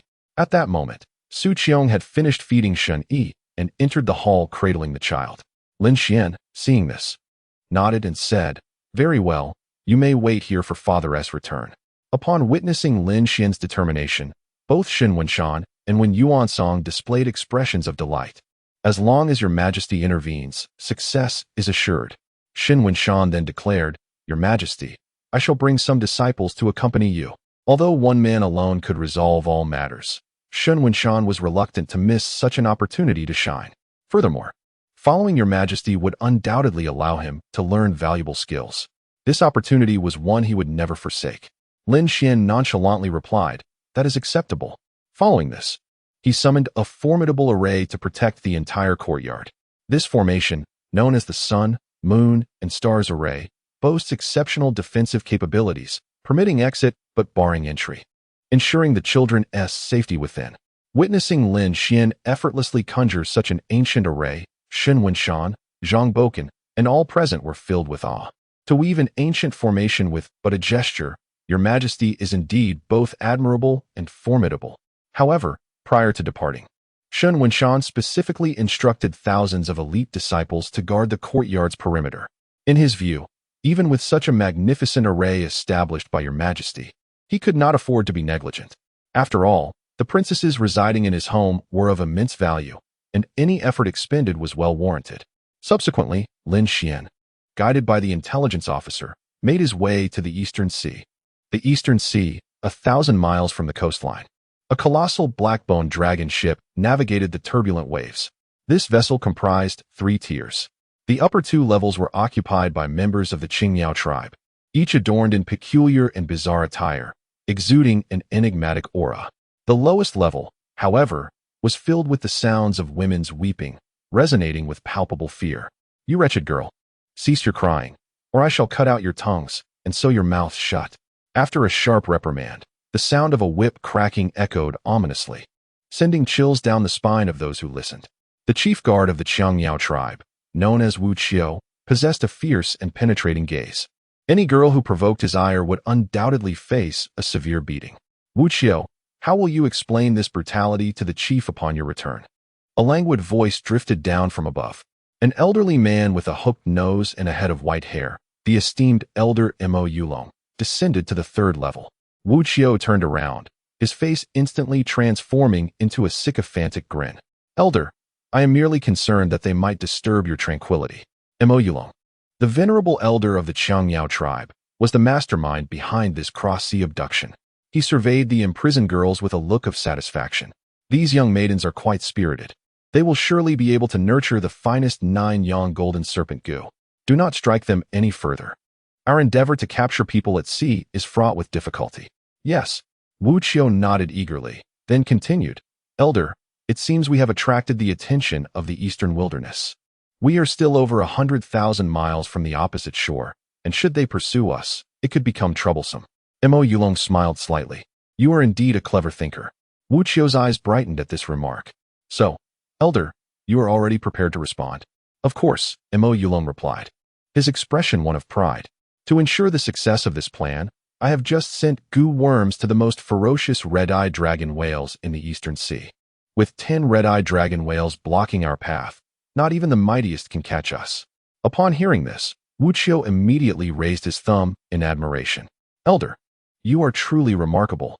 Chapter 108. An obvious supreme expert. The East Sea stretches vast and boundless, resembling an immense aquatic realm under the serene night sky. Once positioned above, one might find it exceedingly challenging to discern a direction. Guided by the intelligence officer, Lin Xian arrived at the departure point of the Qingyao clan's vessel. After traversing 30,000 miles in this direction, Lin Xian, relying on his extraordinary eyesight, spotted a colossal black ship sailing 1,000 miles ahead. Clearly, this was the vessel of the Qingyao clan. Meanwhile, Sun Wenshan and his companions exerted their utmost effort to keep pace behind Lin Xian. It was fortunate that Lin Xian had intentionally slowed his speed, searching for the Qingyao ship. Otherwise, he could have easily left them far behind in the blink of an eye. Suddenly, as Lin Xian approached the bone dragon ship, a terrifying wave erupted from beneath the sea. The impact of this wave sent the water soaring, creating tumultuous tides. A massive shadow, towering 1,000 feet, broke through the water's surface, resembling a colossal beast that obscured the sky. Upon recognizing its form, Sun Wenshan and the others could not help but exclaim in astonishment. The crimson-eyed dragon whale. Such immense size undoubtedly marked it as a formidable demon of the 5th tier or above. Before their astonishment could fade, the sea below surged violently once more. Waves crashed skyward, revealing a multitude of enormous shadows. In mere moments, 10 crimson-eyed dragon whales soared into the air. In the night, their originally crimson pupils flickered with a chilling green light, invoking dread in the hearts of the onlookers. This time, Sun Wenshan and his companions truly felt fear. 10 crimson-eyed dragon whales were equivalent to 10 mid to peak level experts among the human race, coupled with their colossal forms. The overwhelming aura they exuded was enough to instill terror. The group quickly turned their gaze to Lin Xian. Thankfully, with the Emperor's presence, they felt a semblance of security. Otherwise, merely facing these 10 beasts would have been enough to send them into disarray. As they pondered this, Lin Xian had already taken action. His sword, seemingly unhurried, possessed an ancient authenticity that transcended time. Eschewing flamboyant techniques, he unleashed an unmatched ferocity solely through the speed of his imperial realm. Countless slender beams of sword light, before the gigantic crimson-eyed dragon whales, conveyed a sense of overwhelming dominance. Shen Wenshan and the others were left speechless as they witnessed the beasts standing before Lin Xian as if they were mere stationary targets, ready to be slaughtered. In just 5 breaths, all 10 crimson-eyed dragon whales were pierced through by the sword light, crashing into the sea below and sending up a shower of water. To slay 10 crimson-eyed dragon whales in the span of 5 breaths. Is this a jest? The Emperor's sword techniques, seemingly simple yet ingeniously profound, concealed the greatest lethality within their simplicity, truly remarkable. Good heavens, this is the first time I've witnessed such a razor-sharp swordsmanship. As Shen Wenshan and the others regained their composure, they erupted into a thunderous outcry. Lin Xian's boundless swordsmanship resonated deeply within their very bones. Just before Lin Xian struck down the crimson-eyed dragon whale, hundreds of miles away from the black-bone dragon ship, a multitude of individuals mounted upon demonic beasts hastened towards it. Leading this throng was a figure clad in exotic attire, adorned with a feathered crown, with 2 vibrant green serpents dangling from his ears. He was Yangda, the vice-chieftain of the Qingmiao clan.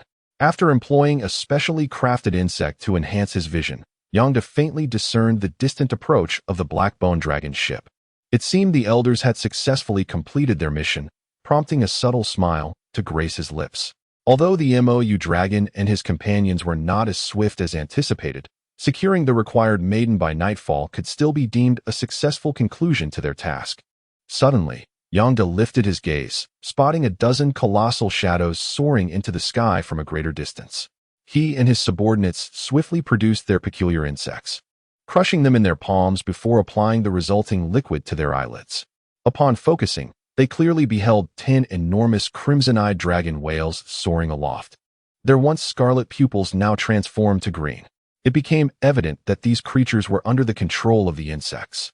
Yangda swiftly grasped the underlying mystery. Before he could ponder further, a figure clad in white, strikingly handsome beyond imagination, made his move. The man unleashed a seemingly archaic yet commanding sword technique that swiftly severed the crimson-eyed dragon whales. Those formidable beings, ranked above level 5, could neither retaliate nor evade in his presence. This spectacle left Yangda and his entourage utterly astounded. Vice Chieftain, that man in white is clearly an unparalleled powerhouse. Should we still proceed to greet the elders? Inquired one of Yangda's subordinates. After a moment of contemplation, Yangda replied, "One must maintain a sense of reverence for such formidable beings. We must not recklessly approach. The most prudent course of action now is to observe the unfolding events." To Yangda, Lin Xian's swordsmanship appeared extraordinarily advanced, leading him to suspect that Lin Xian might indeed be a terrestrial sword immortal. Should that be the case, daring to advance would likely render them mere cannon fodder. After much deliberation, Yangda resolved to proceed with caution, opting to observe before determining their subsequent actions. At that moment, alerted by the commotion behind them, Mou Long hastily led his men to the rear deck. There, they beheld a white-clad figure, reminiscent of a celestial being, gazing down upon the black-bone dragon ship. Following him were over 1,000 martial experts, all exhibiting subservient postures, observing the tumultuous sea beyond. Mou Long immediately grasped the unfolding situation. "Esteemed elder, may I inquire as to your purpose in following our vessel?" Mou Long, keen-eyed, noted that Shen Wenshan and the others were impeccably attired, clearly indicating they had not engaged in any battle. In other words, the 10-headed crimson-eyed dragon whale was most likely slain by the man in white before them. Confronted by such a formidable adversary, even after living for over 6,000 years, he could only bow his head and address him as senior. Shen Wenshan stepped forward and admonished, "People of the Qingmiao tribe, behold, before you stands the illustrious North Xian Emperor." A chill ran down the spine of Mou Long and all present upon hearing the title of North Xian Emperor. The reality of their opponent's stature was far greater than they had imagined. Realizing this, Mou Long hastily knelt on one knee, proclaiming, "I pay my respects to the Emperor." The members of the Qingmiao tribe behind him also knelt in trepidation. At this moment, the black-boned dragon ship had come to a complete halt. The Qingmiao tribe feared that any misstep might provoke Lin Xian, leading to their obliteration. Lin Xian hovered in midair, gazing down at Mo Yulong and the others, and inquired, "You have captured numerous young maidens. Is it your intention to cultivate them into the 9 golden serpent gu, to then offer as a sacrifice to the Gu King?" Possessing the Xianju heavenly book, Lin Xian was far more knowledgeable than Wen Yuansong. The Qingmiao tribe had traversed vast oceans and lands to capture people. It could not merely be for a handful of 9 golden serpent gu worms. Mo Yulong immediately bowed low. "I would not dare conceal anything from the emperor. It is indeed the case." He was astounded. The sacrificial offering of the 9 golden serpent gu to the Gu King was a secret known only to the tribe's leader, the deputy leader, and himself. The other tribesmen only understood that young maidens could be cultivated into 9 golden serpent gu. He never anticipated that Lin Xian would unveil this significant secret so effortlessly. This revelation led Mo Yulong to foresee that their group of Qingmiao tribesmen might not fare well this night. Lin Xian calmly urged, "Continue." Under his imposing pressure, Mo Yulong dared not conceal anything further. "Our tribe's 10,000-year Gu King possesses the ability to resurrect due to the fusion with a special Gu worm. In 81 days, he shall return to life." The leader devised a method of using living young maidens to cultivate 9 golden serpent gu worms to harness the Gu King's power to conquer enemy tribes. However, the requirements for the sacrifice of the 9 golden serpent gu are exceedingly strict. It must be performed at the very moment before the Gu King's resurrection. Thus, we have hastily captured nearly the required number of individuals and set sail back. Lin Xian smiled with intrigue. "So, if you are unable to return on time tonight, you will miss the moment for the sacrifice, correct?" Mo Yulong quickly nodded. "Everything is as the emperor has said." Upon hearing this, Xin Wenshan and the others secretly rejoiced. Fortunately, the emperor had intervened in time to halt the Qingmiao tribe. As long as they could rescue the maidens aboard the ship, the leader's plan to sacrifice the Gu King would be thwarted.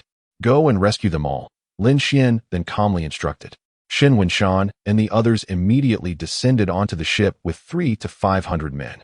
After liberating all the maidens inside, they mounted them on magical beasts and brought them to stand behind Lin Xian. Upon witnessing that everyone had been rescued, Mo Yulong realized that the mission had been a complete failure. Thus, he implored, "O revered emperor, we acted out of folly, driven by tales of the delicate beauty of the maidens within the seas. We beseech you, in light of our initial transgression, to spare our lives." Lin Xian responded with a cold smile, "Had I not pursued you, I dare say you would not be lamenting your momentary lapse in judgment, but rather basking in your own arrogance, would you not?" Mo Yulong was struck with terror, recognizing the formidable insight of the Northern Xian heavenly emperor, who could effortlessly discern his innermost thoughts. At that moment, Lin Xian raised his sword, channeling a profound lightning incantation onto its blade. Instantly, the sword radiated with a brilliant aura, crackling with lightning, exuding a thunderous presence. Sensing their impending doom, Mo Yulong and his companions continued to wail, "Emperor, please show mercy." With a resounding crash, the sword's light streaked across the pitch-black night, carving a luminous arc that spanned 1,000 feet. Upon striking the black-boned dragon ship, the sword's energy and lightning erupted with cataclysmic force, unleashing a terrifying wave of fire that surged skyward. The colossal black-boned dragon ship, measuring 3,000 feet in length and weighing millions of pounds, disintegrated in an instant, along with the members of the Qingmiao tribe aboard, who were torn to shreds. In the distance, witnesses like Gonyang Da were struck with horror at the sight. This man not only wielded exceptional swordsmanship, but was also a master of lightning magic. To confront him would surely mean our demise. We must retreat. Quickly retreat. Chapter 109. The peerless sword immortal fearing exposure to Lin Xian's wrath, Gonyang Da and his companions commanded the monstrous beasts to skim along the water's surface, hastily retreating towards the Qingmiao clan. They soon found refuge within their ancestral territory. Glancing back at the distant sky, Gonyang Da's heart raced with trepidation. Indeed, it is said that the land of the seas harbors exceptional talents and hidden dragons. This is evidently true. Had they drawn any closer moments ago, would there have been an escape for us? After dispersing his followers, he hurried to the dwelling of his brother, Gonyang Chi, the clan leader. Upon entering, He was enveloped by an eerie and terrifying aura emanating from the structure, built of green earth and reddish-brown stones. Before the ancestral altar, Gongyang Qi sat in deep contemplation, surrounded by swirling mystical green light, resembling a deity emerging from a verdant abyss. His elder brother's cultivation appeared on the verge of breaking through to the esteemed realm. Such talent is indeed rare among our Qimiao clan. A glimmer of admiration shone in Gongyang's eyes. The Qimiao people are renowned for their expertise in nurturing and employing poison, generally lacking proficiency in cultivation. Yet, Gongyang Qi, at barely 40 years of age, was nearing the revered state, a remarkable gift. The potential devastation if such prowess were to be combined with their poison techniques would be unimaginable. "Where is the Grand Elder?" Gongyang Qi inquired, opening his eyes upon sensing Gongyang's presence. With a pallor of lingering fear, Gongyang replied, "They perished." "What?" Gongyang Qi's brow furrowed. The Grand Elder, Mo Yulong, was a cultivator of the spirit realm, with over 2,000 years of arduous practice in poison arts. His overall strength not significantly inferior to his own. Moreover, they had undertaken their journey to the eastern wilderness discreetly. How could they have provoked others to such an extent? "Brother," Gongyang De continued, "the Grand Elder and his companions were simply unfortunate, encountering the pursuit of the land sword immortal. From hundreds of miles away, I witnessed through my eye poison that this sword immortal was extraordinary, wielding ancient and profound sword techniques with formidable power. Not only did he effortlessly sever the crimson-eyed dragon whale controlled by the Grand Elder, but he also unleashed a thunderous strike, obliterating both them and their vessel. Even now, the memory sends shivers down my spine." Gongyang Qi glanced down and indeed noticed Gongyang's legs trembling uncontrollably. Such a peerless sword immortal seldom reveals himself. Even the cautious Mo Yulong had fallen victim to him. Clearly, this individual's strength surpasses our wildest imaginations. Gongyang then asked, "Brother, shall we seek vengeance? And what of the Poison King?" Gongyang Qi, with a grave expression, pondered for a moment before responding, "Revenge is imperative. Mo Yulong has rendered immense service to our clan, and we shared a bond akin to that of father and son. He cannot be allowed to die in vain. As for the Gu King, the only course of action at present is to pay a greater price, utilizing forbidden techniques to offer a sacrificial tribute to him, beseeching him to lend his power to our clan. In due time, I shall wield the strength of the Gu King and confront the sword immortal from the eastern wilderness." Gongyang nodded silently upon hearing this. The Gu King has been the foremost prodigy of the Qingmiao clan for nearly 30,000 years. His prowess may have long transcended the realm of the emperors, reaching the level of the great sage. With such formidable power bestowed upon my brother Gongyang Qi, the grievances of the elders shall surely be avenged. In the realm of Jiuding Tian, the Qingwu sacred land spans an expanse of 350,000 miles. The central peak, Qingwu Mountain, towers like a colossal green sword, piercing the heavens. Spiritual energy surges around the mountainside, enveloping it in ethereal clouds and mist, exuding an awe-inspiring grandeur. Within the Qingwu Great Hall atop this mountain, the sacred master Feng Kengshuan sits majestically upon the central dais. Below, the sect leader Chao Qianyu from the Yunshao sect of Yingzi Kingdom stands alongside Wang Cheng and other dignitaries from the Wen Dao Pavilion.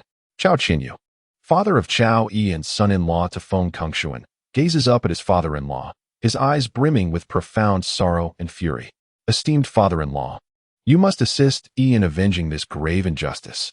Wang Cheng and the others bow deeply, imploring, "We beseech Sacred Master Feng to take charge of the situation and ensure that the Ice Empress pays her due price." Several days prior, they had learned of their son's brutal demise at the northern border of the Xiantian, his body dismembered and his death a tragic spectacle. They mobilized all their connections to investigate the cause of his death, only to discover that he had been slain by the Ice Empress Feng Yin after engaging in a deadly game of hunting at the border of Beixintian. Inciting her wrath, given the unparalleled strength of the Ice Empress, they united to seek the support of the sacred master Feng Kengshuan at the Qingwu sacred land. You, Ice Empress Dong Huangzio, with your abilities, surely knew of Yi's background before you took his life, did you not? Feng Kengshuan's eyes glint with murderous intent. To have executed my grandson in such a manner is truly ruthless.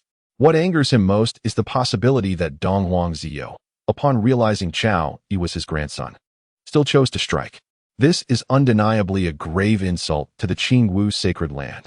As a sacred ground with a lineage spanning 1,000,000 years, the depth of the Qingwu sacred land's heritage is unimaginable.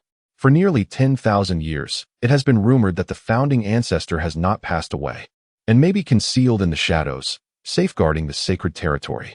When the ancestor established the sacred land, he was already a figure of imperial strength. One can only speculate the level of power he would possess if he still existed today.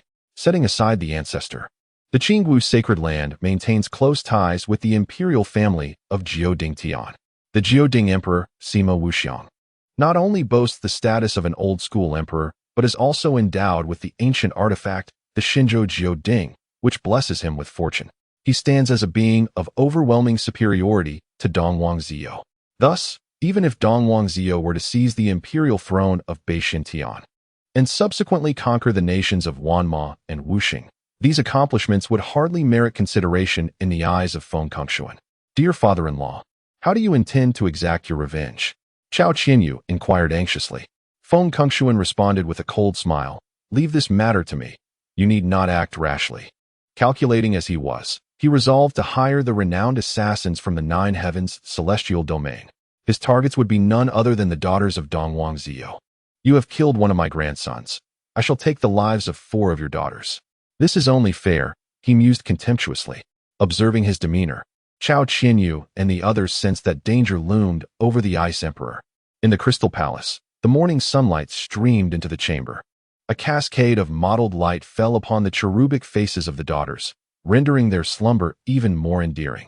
Maintaining his usual sleeping habits, Lin Xian opened his eyes and felt a cool sensation spreading across his chest. Slightly lifting his head, he beheld Xuanqi and Xianyu, one on either side, nestled against him. Both little girls had glistening drool escaping from the corners of their mouths. Chapter 110. Father truly is omnipotent. These 2 little darlings. I never expected them to drool so much. Lin Xian gently pressed his fingers against Xuanqi and Xuanyu's lips. The 2 little girls immediately closed their mouths. However, after a short while, they slightly parted their lips again, and drool began to trickle down the corners of their mouths. Lin Xian couldn't help but chuckle, conjuring a stream of spiritual energy to dry his damp shirt. Yet, the little girl's drool soon soaked him again.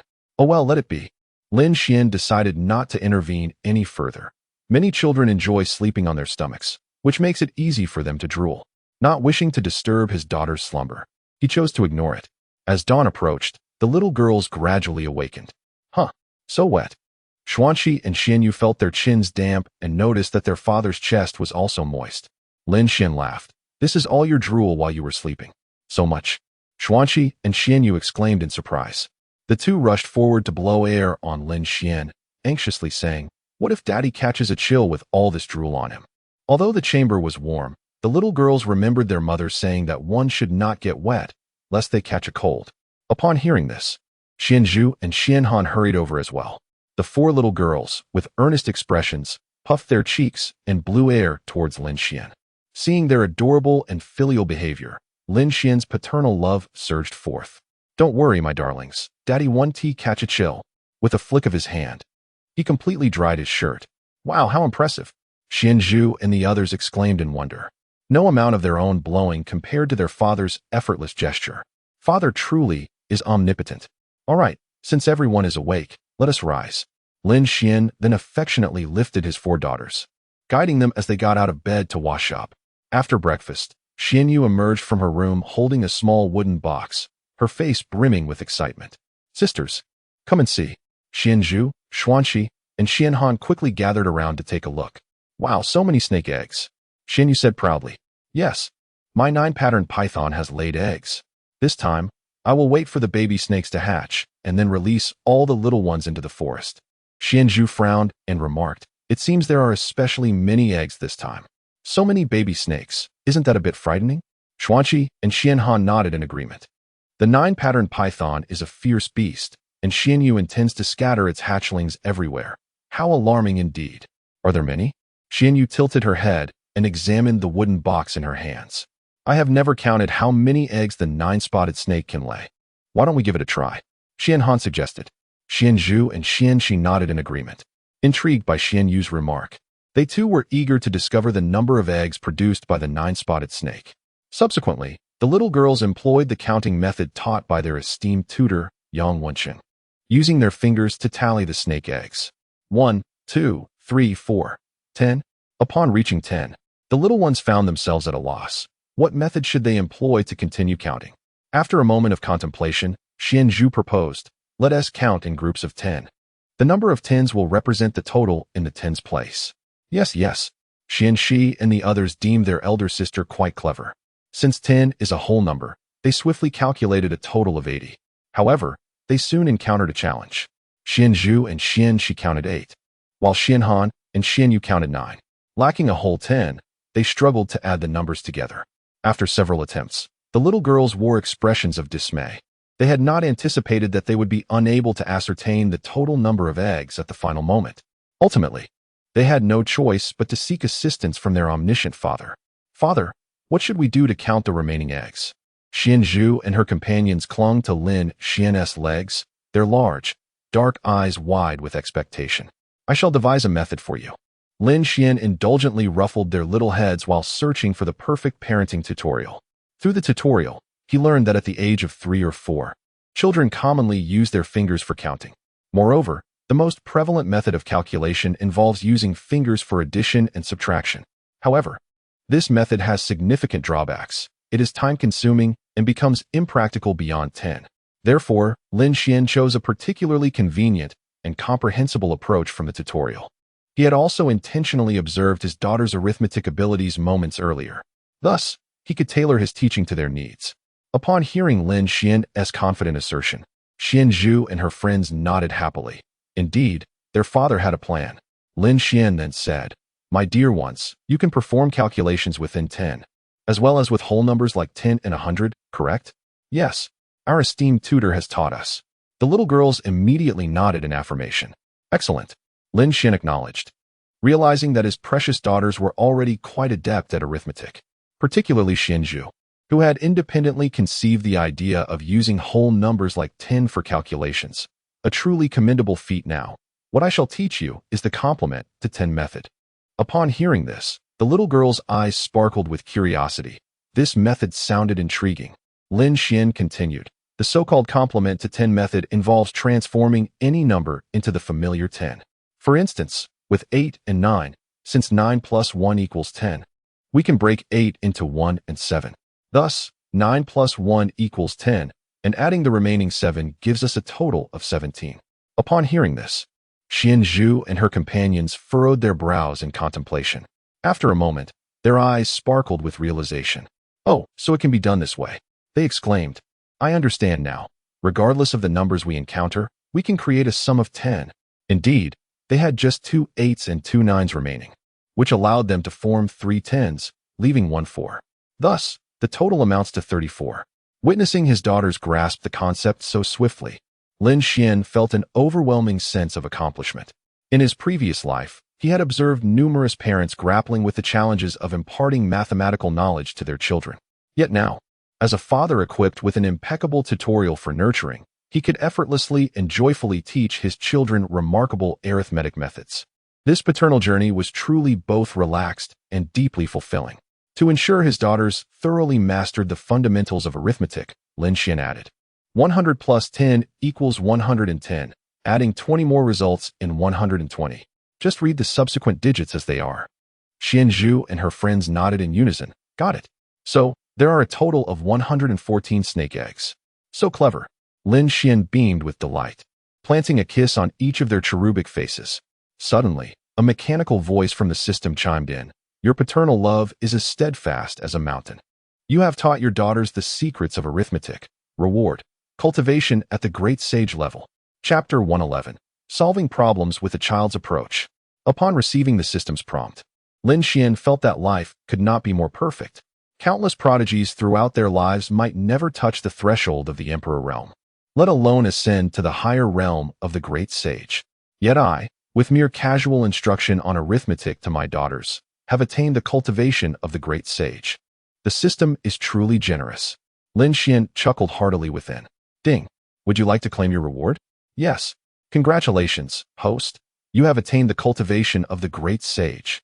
In an instant, Lin Xian felt all 360 meridians reopen, absorbing the spiritual energy of heaven and earth at a speed exceeding that of the Emperor realm by tenfold. Simultaneously, a warm, spring-like current surged forth from within his 5 organs, swiftly spreading throughout his body, granting him an unprecedented sense of fullness.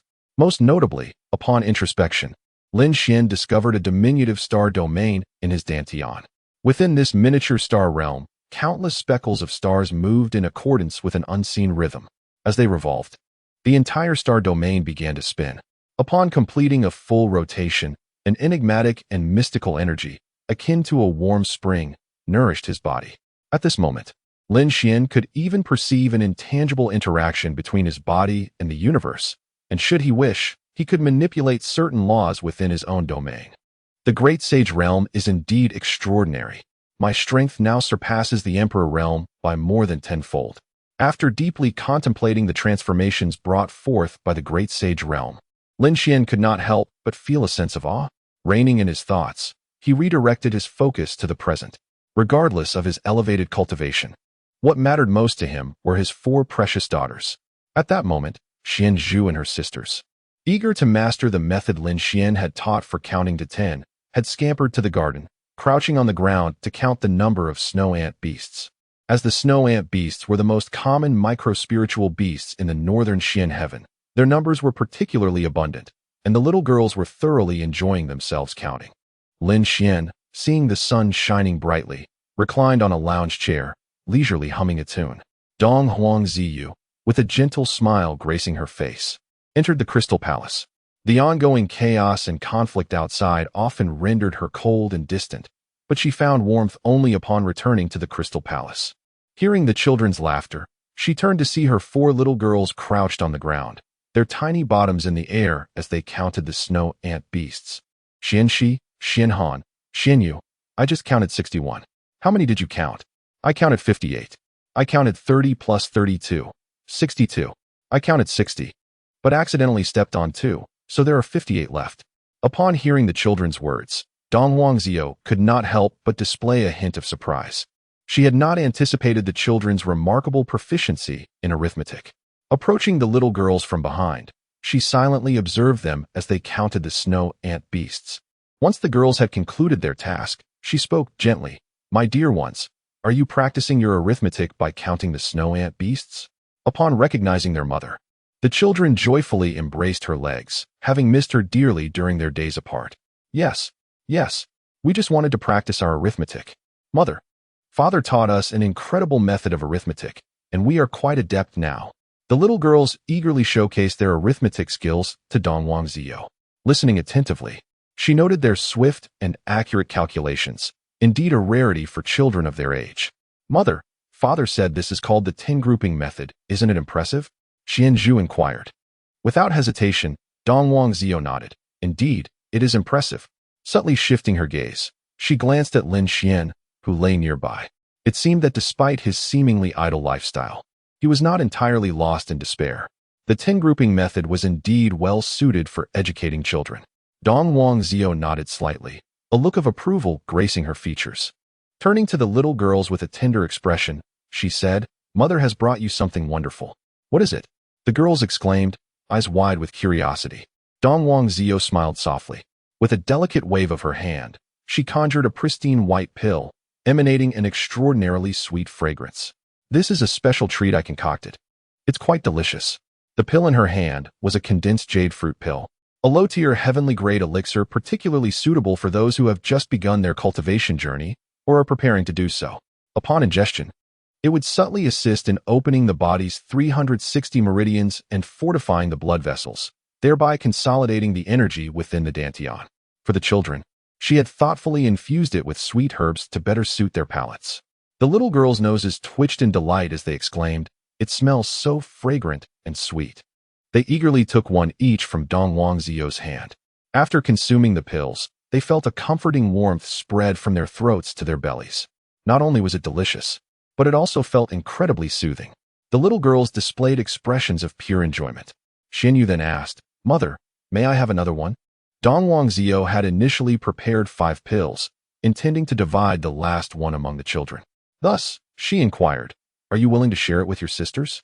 Xianzhu, Xianxi, and Xianhan quickly chimed in. "Mother, since Xianyu loves it, let her have the last one." Dong Huangziyu beheld her daughter's humility with a hint of relief gracing her countenance. From childhood to the present, these 4 daughters had always exhibited remarkable unity and affection. As a mother, her heart brimmed with joy witnessing their bond.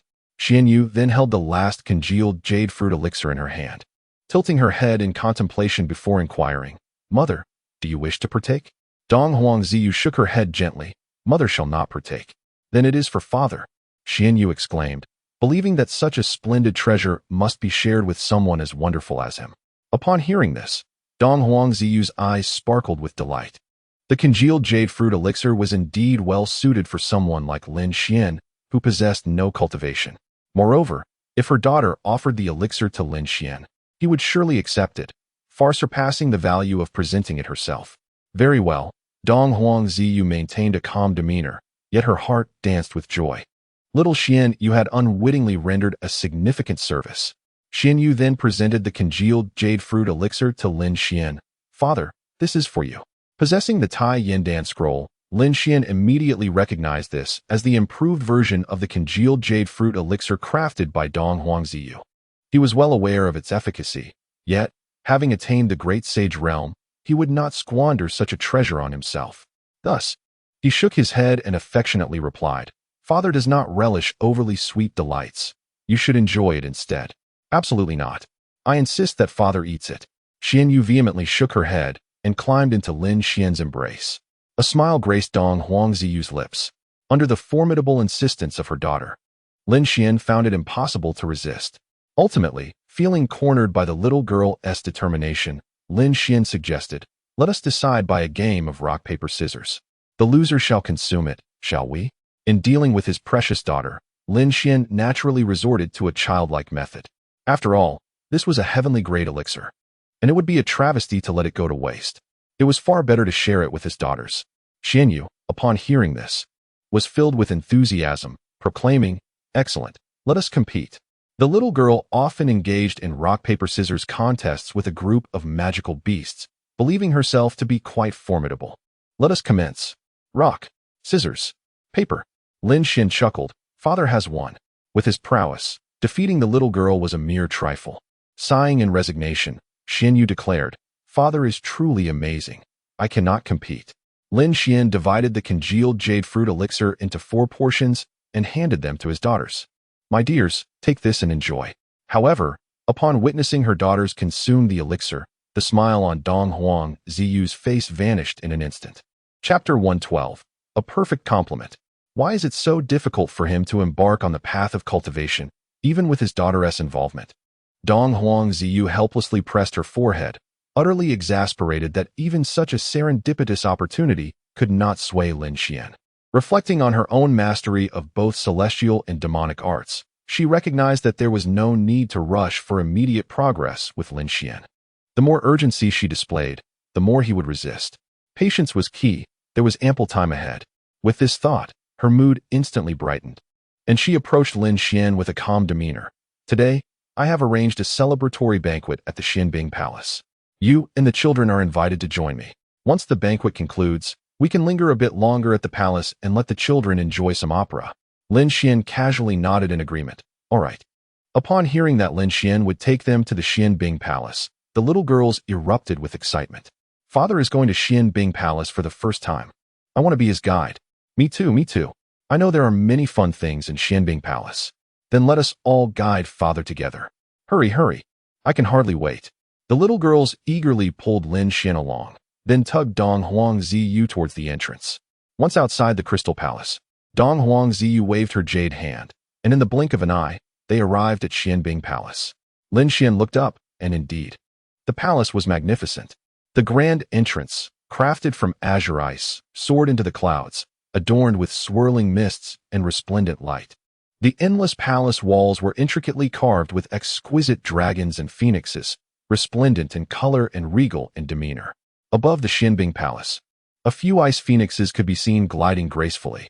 Amidst the dance of phoenix and dragon, Ethereal streams of ice energy surged, creating an enchanting atmosphere akin to a fairyland. "Father, is Mother Xian Bing Palace grand?" She inquired. "Indeed," Lin Xian replied with a slight nod. Dong Huangziyu discreetly glanced at Lin Xian. The Xianbing Palace encapsulated the peak of imperial power in the northern Xian realm. Any man with even a modicum of desire for authority would be deeply moved by the ambience here. She hoped that this occasion would not merely be about dining, but would also awaken Lin Xian's aspirations for the world. "Let us proceed," she said softly, leading Lin Xian and the children through the palace doors.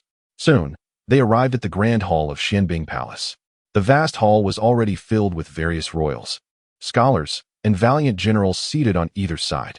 At the farthest end, on a raised dais shrouded in icy mist and celestial aura, sat the Ice Phoenix Divine Throne. As Lin Xian and Dong Huangziyu entered the hall, everyone rose in unison to pay their respects. "Long live our emperor! Long live the empress! Long live the princess!" Dong Huangziyu gently raised her jade hand. No need for formalities. After saying this, she led Lin Xian and the children to stand before the Ice Phoenix Divine Throne. A family of 6, seated in a row, presented a captivating sight with handsome men and beautiful women, their children exuding charm, delighting all present. Under the auspices of Dong Huangziyu, the celebratory banquet commenced. Observing Lin Xian, who was either serving food or peeling shrimp for his daughters or gently wiping their mouths, Dong Huangziyu felt a stir in her heart. It was truly moving to witness a man display such tender consideration. Unbeknownst to herself, a subtle smile graced her lips. As she regained her composure, the lords and ministers approached, raising their glasses in a toast. Naturally, since Dong Huangziyu abstained from alcohol, they directed their toasts primarily towards Lin Xian. Noticing Lin Xian's willingness to indulge, Dong Huangziyu shook her head slightly, concerned that such indulgence could harm a mortal's health. She delicately raised her hand to cover her mouth and coughed softly. Immediately, the lords and ministers discerned her demeanor, and after finishing their drinks, they retreated to their seats, refraining from urging Lin Xian to drink further. Though they had heard tales of his remarkable capacity for alcohol, it was evident that the Empress was worried about her husband's well-being. As loyal subjects, they dared not provoke her concern. Simultaneously, they couldn't help but admire the bond shared between the Empress and her consort, which was indeed profound and steadfast. Once the banquet concluded, Lin Xian and Dong Huangziyu rose to escort the children to the theater in the rear palace to witness a performance. Along the way, Mu Yuqing and a group of royal kin gathered around. "Cousin," Mu Yuqing greeted Dong Huangziyu politely. The latter regarded her with a gentle smile, remarking, "Your skills have deepened significantly since a month ago." Mu Yuqing blushed and replied, "I have made some progress, but I still fall far short compared to you, cousin." She thought to herself that her cousin must have heard of her accomplishments during the assessment at the Taichu Sacred Land, hence her particular interest in Mu Yuqing's cultivation. Despite having advanced to the 3rd level of the sword path under her cousin's guidance, she felt she had much to learn. Thus, when Dong Huangziyu praised her, she felt a touch shy. Dong Huangziyu smiled again, recognizing Mu Yuqing as the most gifted among the royal progeny, reminiscent of her own younger self. Surely, she had put in considerable effort for the sword path assessment, leading to her remarkable progress. Mu Yuqing then addressed Lin Xian, saying, "Cousin-in-law, how you and the others are heading to Tianjin Mountain for the Youth Sword Path Conference. Would you like to take Xian Zhu and the others along?" Lin Xian considered that Xian Zhu and her sisters had already honed their swordsmanship to a commendable level. The practice of swordsmanship, especially through combat, would serve them well in such a prestigious event, making it an ideal opportunity for them to refine their skills. Dong Huangziyu silently nodded in agreement. The practice of swordsmanship undeniably necessitates extensive combat experience to accumulate wisdom and enhance one's strength. The Tian Zhao sword technique, imparted to the children, particularly requires encounters with various top-tier masters. Thus, the upcoming youth swordsmanship tournament presents a splendid opportunity for the children to hone their skills. Furthermore, the children had previously remarked that Lin Xian has been diligently urging them to train. Therefore, she believes that the children might indeed deliver commendable performances. As she mused, a group had already arrived at the theater. Lin Xian and Dong Huangziyu settled in the foremost central seats, each cradling a little girl in their arms, with an array of exquisite fruit platters and pastries placed between them. The performance was captivating, eliciting hearty laughter from Lin Xian and the children, while Dong Huang Ziyu maintained an air of calm, exuding an imperial demeanor. The entourage of nobles and ministers behind her refrained from boisterous laughter, wary of disturbing the dignity of the Empress. Consequently, the laughter of Lin Xian and the children resonated throughout the theater, a delightful contrast that only served to highlight Lin Xian's carefree spirit, perfectly complementing the Empress's cool and commanding presence. As the performance progressed, the little girls began to coquettishly request treats from Lin Xian and Dong Huangziyu. "Daddy, I want to eat cloud millet cake." "Mother, I too desire cloud millet cake." Naturally, Lin Xian and Dong Huangziyu were eager to fulfill their daughter's wishes at once. With graceful poise, Dong Huangziyu reached for a piece of cloud millet cake. Just as she was about to lift her hand, she felt a powerful hand pressing down on her own. While playfully engaging with Xian Shi, Lin Xian extended his hand to grasp the cake, only to find his palm encircled around a delicate, soft hand, as tender as cotton. Turning his gaze, he discovered that he was holding a small hand, exquisite as jade and as supple as a gentle cloud. Lifting his eyes, he met the penetrating gaze of Dong Huangziyu, her dark eyes fixed intently upon him. Chapter 113. This young master is truly extraordinary. Lin Xian smiled faintly and withdrew his hand. He cast a casual glance at Dong Huangziyu's delicate hand, marveling inwardly at its indescribable beauty. Her fingers seemed to have been meticulously crafted by the Creator, slender and elegant, as delicate as spring onions and as lovely as orchids. Soft and fair, even in the dim light, they radiated a dazzling white glow, akin to translucent jade. The sensation of her touch lingered in Lin Xian's memory, as if his hand had brushed against a layer of pearl powder, smooth and tender. Noticing Lin Xian's gaze lingering on her hand, Dong Huangziyu felt a slight stiffness. Maintaining her composure, she could not help but feel a warmth rising to her cheeks. So this is what it feels like to hold hands with someone of the opposite sex. A hint of surprise flickered in her eyes. Though it was not a true hand-holding, this contact was an experience she had never encountered before. Fortunately, as a figure of imperial stature with an exceptionally strong mindset, she managed to conceal any embarrassment from Lin Xian. Following this unintentional touch, Dong Huangziyu became more mindful, refraining from competing with Lin Xian for items. After the performance concluded, the two did not make further contact. Although she was aware that the children were accompanied by the formidable Mu Yuqing, who was at the quasi-emperor level, Dong Huangziyu still gently reminded Xian Zhu and the others to approach the upcoming competition with caution, urging them to give their all while also prioritizing their safety. Once she saw the children nodding in agreement, she proceeded to the Xianbing Palace to attend to state affairs. At that moment, Mu Yuqing, accompanied by Dong Huanghaoyu and the others, approached Lin Xian. This time, Mu Yuqing, as the leader of the children, was the perfect choice to guide Dong Huanghaoyu and his companions, with Lin Xian also bringing Xian Zhu and the others. Mu Yuqing and the children felt a sense of reassurance. The young swordsmanship tournament attracted many young heroes from Beishan Tian, as well as from the neighboring Qi Shao Tian and Dong Yuan Tian. With your involvement, dear cousin, I believe the children will surely excel. Mu Yuqing had unwavering confidence in Lin Xian. His prowess in swordsmanship was of a monstrous caliber, comparable to that of his cousin. Having him by their side was nothing short of a blessing. Likewise, Dong Huanghaoyu and the others shared this sentiment. Lin Xian's prestige in their eyes had even surpassed that of their own fathers. After exchanging a few casual words, Lin Xian set off with them towards Tianjin Mountain. Lin Xian and Mu Yuqing each rode a heavenly steed, accompanied by two young girls, while Dong Huanghaoyu and his companions shared a single steed. Along the way, Mu Yuqing explained that Tianjin Mountain was located in the Yuesing Kingdom, just beyond the borders of Beishan Tian.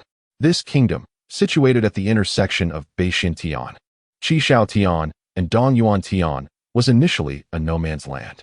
However, due to the mountain's sword-like appearance, it had garnered immense admiration from countless cultivators across the three realms. The quinquennial youth swordsmanship tournament was consequently established atop the majestic Tianjin Mountain.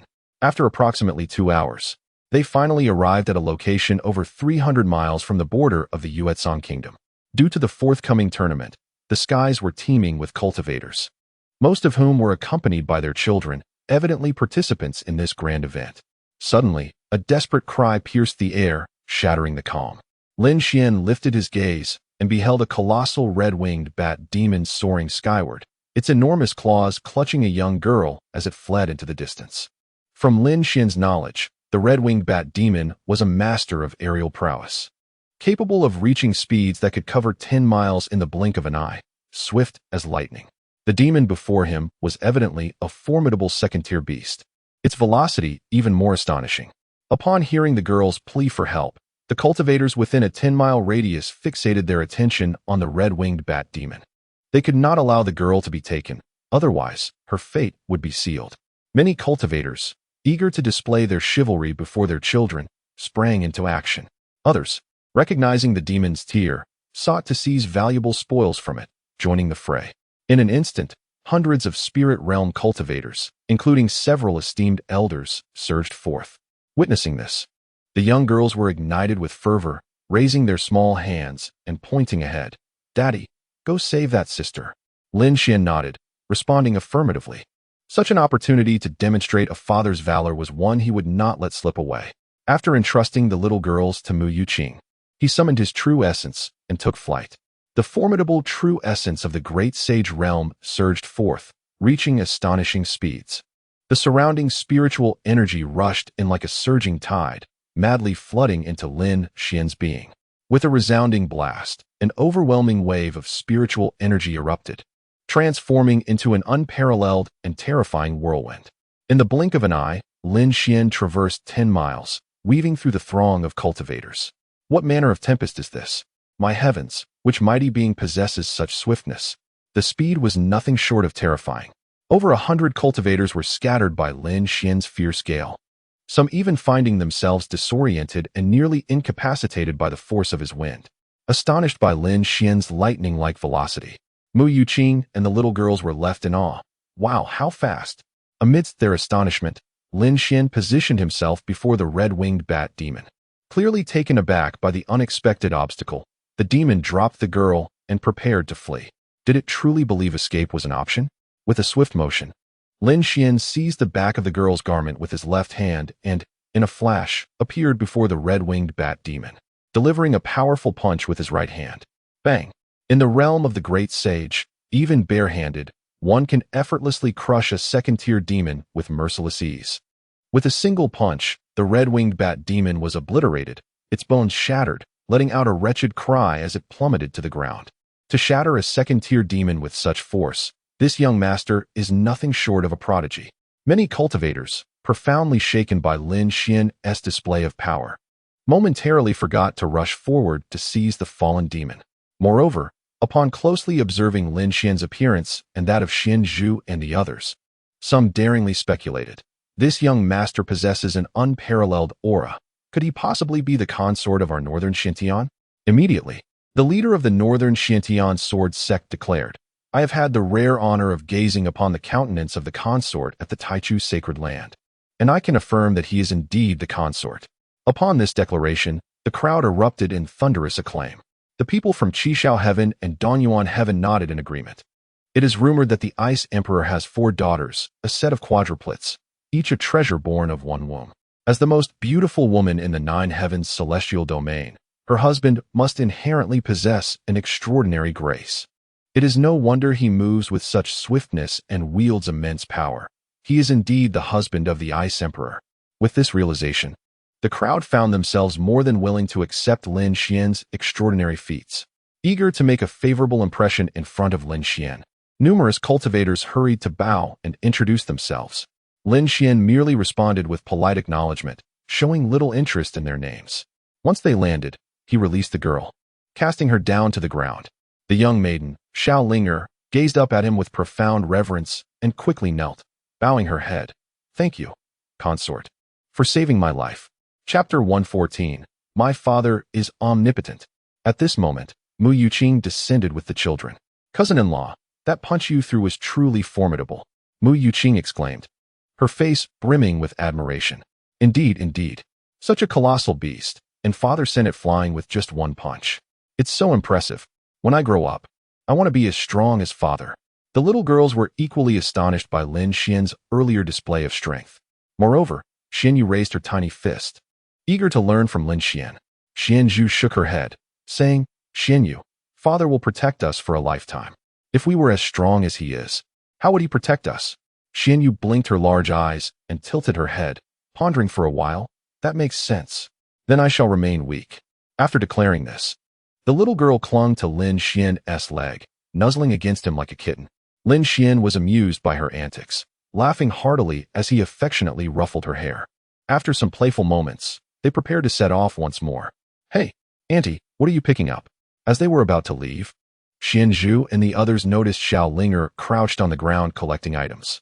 The objects resembled wooden spheres, dark in hue, piquing the children's curiosity.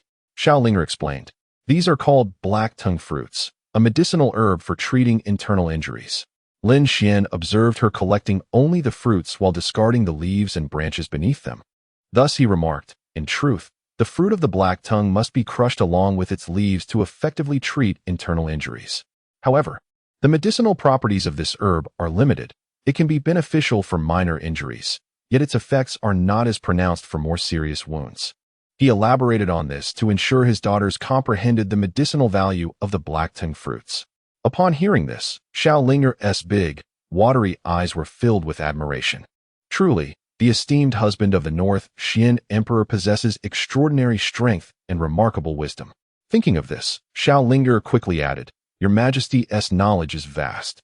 I had no idea the black tongue fruit had so much to learn about." Mu Yuqing scrutinized Xiao Linger closely. "Miss, you don't appear to have sustained any injuries. Could it be that this medicine is for someone else?" Xiao Linger nodded, a hint of sorrow crossing her features. "These herbs are for my brother." Xianzhu expressed sympathy. "With so many herbs, Auntie, your brother must be gravely injured." "Indeed," Xiao Linger replied, tears welling in her eyes, "but he has endured numerous injuries for my sake. And even now, he continues to battle the demon clan outside." Battling? Xianzhu and the others looked on in astonishment. Xiao Linger sighed deeply. "To be truthful, my name is Xiao Linger, and my brother is Xiao Fei. He was once the prince of the Yuzhong kingdom. However, a month ago, the king abruptly stripped him of his title and expelled me from the palace. Yet my brother has long been dispatched to confront the demon clan to maintain the peace of Yuzhong. As I pondered, I realized that his return would undoubtedly be fraught with challenges. Thus, I ventured abroad, journeying hundreds of miles into the mountains to gather medicinal herbs for him, only to unexpectedly encounter the red-winged bat demon." After carefully analyzing Xiao Linger's words, Mu Yuqing remarked, "Given these circumstances, you and Xiao Fei are not the direct offspring of the Emperor of Yuzhong, are you?" With reddened eyes, Xiao Linger nodded. "Both my brother and I are born of the Emperor and a palace maid, our status lacking legitimacy. Had it not been for my brother's extraordinary talents revealed 12 years ago, he would never have been declared the crown prince." Upon hearing this, Mu Yuqing continued, "So, it appears that a new prodigy has emerged within the royal family of Yuzhong, thereby displacing your brother?" Xiao Linger nodded, thinking to herself how astute Mu Yuqing was, not only possessing beauty like a celestial being, but also remarkable intelligence. It dawned on her that her aunt was indeed pitiable. Reflecting on how Xiao Linger had been cast out of the palace by her own father, the young girls were filled with compassion. At that moment, a young woman, with a flustered demeanor, rode swiftly to Xiao Linger's side. Dismounting, she anxiously crouched beside her, saying, "Princess, the crown prince has returned." Upon learning of his deposition, he rushed into the palace. "I have heard that the new crown prince is preparing to confront him, and today's events may escalate significantly. You must go and see." With that, the young woman hastily turned and rode away. Xiao Linger recognized her as her former maid, Qinger, who must have risked her life to deliver such news. It was evident that her brother Xiao Fei was indeed in grave peril. Thinking of the new crown prince, Xiao Yi, known for his ruthless nature, tears welled in Xiao Linger's eyes. "Aunt, if you face any difficulties, do not hesitate to speak to my father," Xianzhu comforted. Xianxi nodded, "Indeed, my father is capable of anything." Xiao Linger cast a glance at Lin Xian, and after a moment of contemplation, summoned her courage to produce a blood-red jade. Offering it to Lin Xian, "O Emperor, this heirloom jade is the only valuable possession I possess. Although you lack treasures, I implore you to graciously accept it and save my brother's life." Lin Xian regarded her with indifference. "Since you are aware that I do not lack for riches, you should also understand that I will not accept it." Nevertheless, the girls had expressed their desires, and Lin Xian, recognizing the situation, was inclined to assist. Moreover, as the Tianjin mountain lay within the borders of Yucang, it would be a mere trifling endeavor to lend Xiao Linger a hand. Indeed, Xiao Linger felt a tightening in her chest. It was clear that the emperor was unimpressed by her jade. In her eagerness to offer something, she had unwittingly overstepped. "Let us be on our way." Lin Xian then glanced at Mu Yuqing, and together they mounted their celestial steeds, continuing onward with the children. Xiao Linger gazed up at Lin Xian's figure, filled with excitement. The emperor was a figure of immense stature, akin to the heavens themselves. As long as he intervened, rescuing her brother would be but a matter of words. She promptly rose, borrowed a beast from a kind-hearted monk, and hurriedly followed behind Lin Xian and the others. In the imperial palace of the Yuanshan kingdom, the sovereign Xiao Xiong, the newly appointed crown prince Xiao Yi, and the grand commander Li Xianying gathered within the grand hall. Xiao Yi, being the legitimate son of Xiao Xiong, had harbored resentment ever since Xiao Fei was named crown prince. Now that Xiao Fei had been deposed and he had ascended to the title, he could not help but beam with joy, exuding exuberance. Despite his lingering animosity towards Xiao Xiong's actions, he understood that the emperor's power remained formidable, necessitating a fade of flattery while he clandestinely nurtured his own influence. "Father, I have heard that Xiao Fei is returning from the battlefield today," Xiao Yi remarked, narrowing his eyes. "Humph. It would be best if that illegitimate son were to perish on the battlefield." Xiao Xiong's mustache quivered with indignation. "Were it not for his exceptional talent, I would have cast him and that burdensome sister of his out of the palace long ago." Although Xiao Fei and Xiao Linger were indeed his flesh and blood, as a prominent member of the royal family, he deemed a child born from drunkenness with a palace made utterly beneath his notice. A smirk played upon Xiao Ye's lips. "Indeed, I have heard that their births brought you considerable criticism, father. In my humble opinion, only by ensuring their perpetual disappearance from the Yuanshan kingdom will the tongues of the populace be effectively silenced." Xiao Xiong remained noncommittal. Yet Xiao Yi discerned that such thoughts had crossed his father's mind as well. At that moment, an enraged voice burst forth from outside the hall. "Father, how can you be so cruel when Linger and I are your own flesh and blood?" Xiao Fei, clad in armor and radiating fury and wrath, stormed into the grand hall. Chapter 115. Captured by Celestial Demons.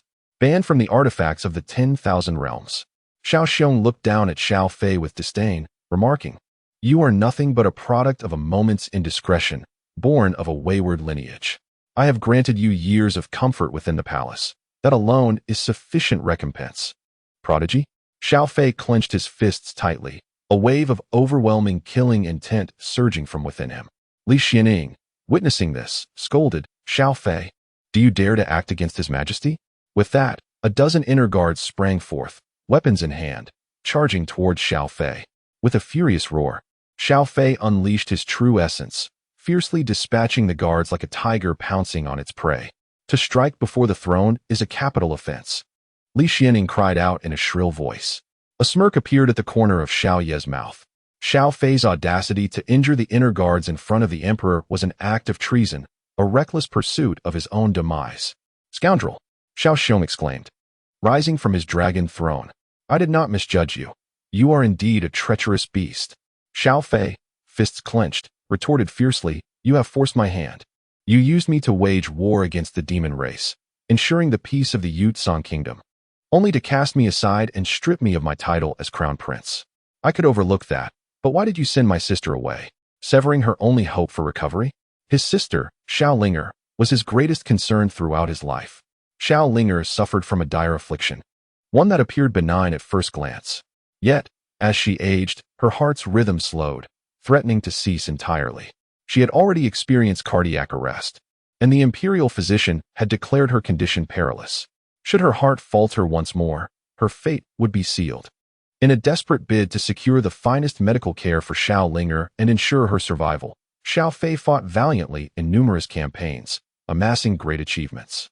His ultimate goal was to solidify his position and provide protection for his sister. However, before he could return victorious, he found himself stripped of his title, with his sister expelled from the palace. "I will not harbor uselessness within the palace," Xiao Xiong proclaimed resolutely. "Uselessness?" Xiao Fei pointed accusingly at Xiao Yi. The Xiao royal family had always revered strength, with the throne occupied by the mightiest among them. You have rendered me powerless and appointed Xiao Yi as the crown prince. Does he surpass me in strength? Xiao Yi smirked with arrogance. What do you think? Li Xianying sneered further. The crown prince is the chosen one. What right do you have to compare yourself to him? The chosen one. Xiao Fei was momentarily taken aback. The chosen ones were those who, in their youth, appeared unremarkable but suddenly awakened one day, bursting forth with extraordinary talent.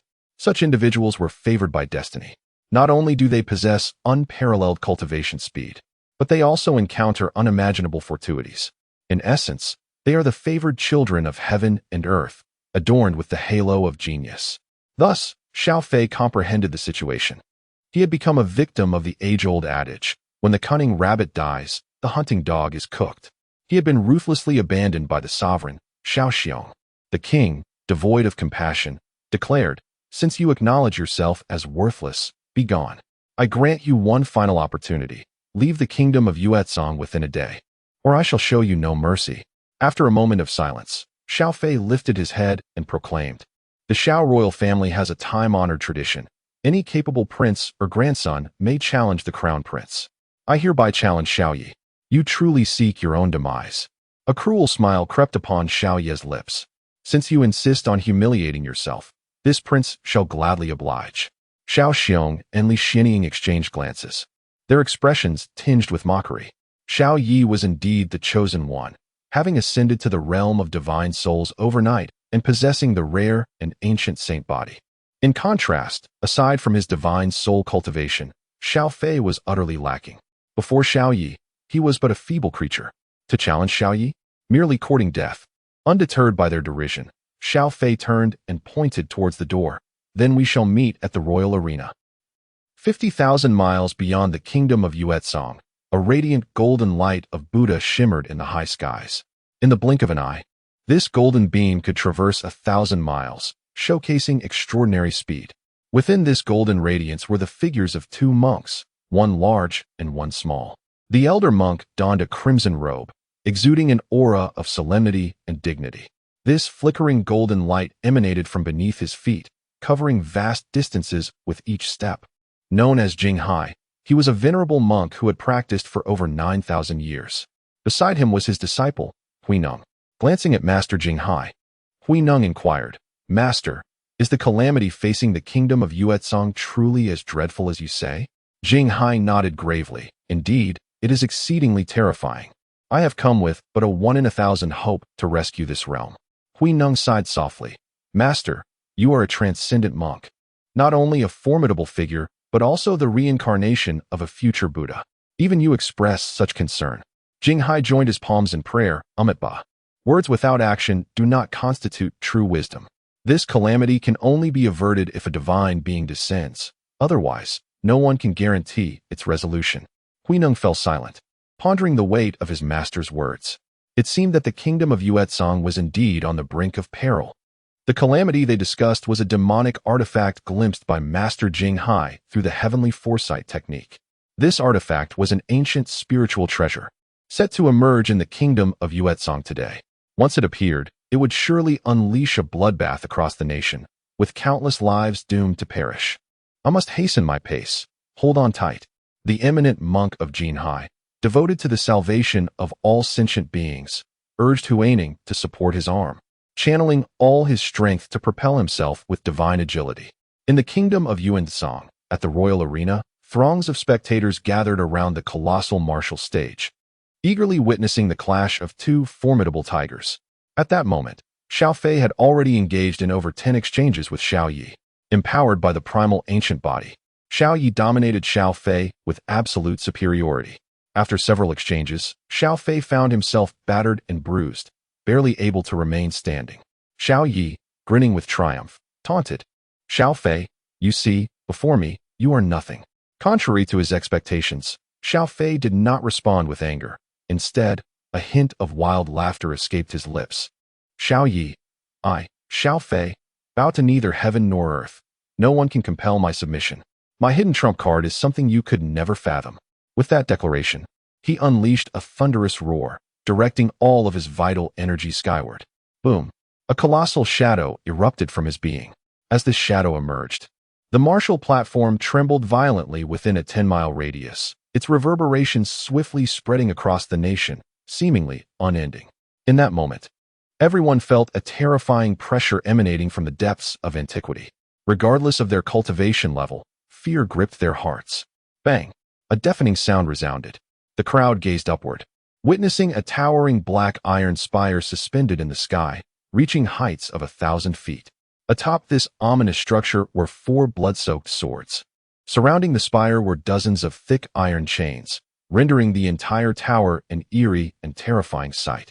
Knowledgeable martial artists immediately cried out in horror. This is the ancient demonic artifact, the Spirit Slaughter Tower. The utterance sent a wave of dread throughout the assembly. The Spirit Slaughter Tower, a treasure of formidable power, was said to imprison the souls of countless gods and demons from 3,000 worlds. As time flowed, the tower would relentlessly crush and cleanse these souls, transforming their spiritual essence into its own demonic power. Should one manage to obtain the Spirit Slaughter Tower and merge with it, they could harness its immense power. If one could fully absorb the tower's might, even a mere mortal could swiftly ascend to the level of a quasi-emperor or even an emperor-level being. Thus, the true terror of this artifact was evident. Even more alarming was its sentience. Once awakened, it would mercilessly slay all living beings in its vicinity. Hence, while this treasure was undeniably potent, few could hope to wield it effectively. Xiao Yi, kneel before me. Xiao Fei drew forth a surge of demonic energy from the Spirit Slaughter Tower, releasing it in an explosive torrent. This was a power he had long harbored, initially reluctant to unleash so soon. Yet now, in order to conquer Xiao Yi, he had no choice but to act. As the demonic energy enveloped him, his strength surged instantaneously to the realm of the revered, mercilessly crushing Xiao Yi's ancient sacred body. With a resounding crash, a single slap reverberated, and Xiao Yi's body emitted a terrifying sound of shattering. His legs buckled, and he fell heavily to his knees on the martial platform, utterly incapable of resistance. At that moment, Xiao Fei could not restrain himself from laughing maniacally. Do you see? This is the consequence of your bullying me and my sister. Bang! Just as his words fell, the Spirit Slaughter Tower suddenly emitted a tremendous sound. Xiao Fei's gaze trembled, and an ominous sensation gripped his heart. The Spirit Slaughter Tower only produces sound when resonating with him. However, he had not given any commands to it moments ago. Bang! Another deafening sound reverberated, shaking the heavens and the earth. Everyone, filled with terror, witnessed the Spirit Slaughter Tower suddenly erupt with boundless blood light, staining the entire sky as if a demonic god were slaughtering the heavens. Under the illumination of this sanguine glow, all felt as if their bodies were about to be torn apart. Even Xiao Fei himself uncontrollably sensed that he was being grasped by an apocalyptic demon, on the verge of being shredded. This is bad.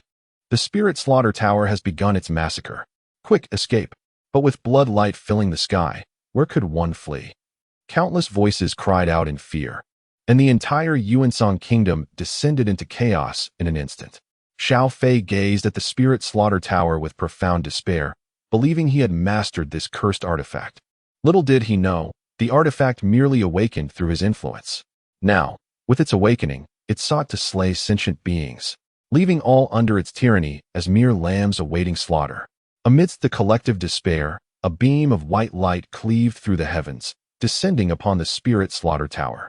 The crowd focused their attention, and there appeared an extraordinarily handsome man, as if a celestial being had graced the earthly realm beyond reproach.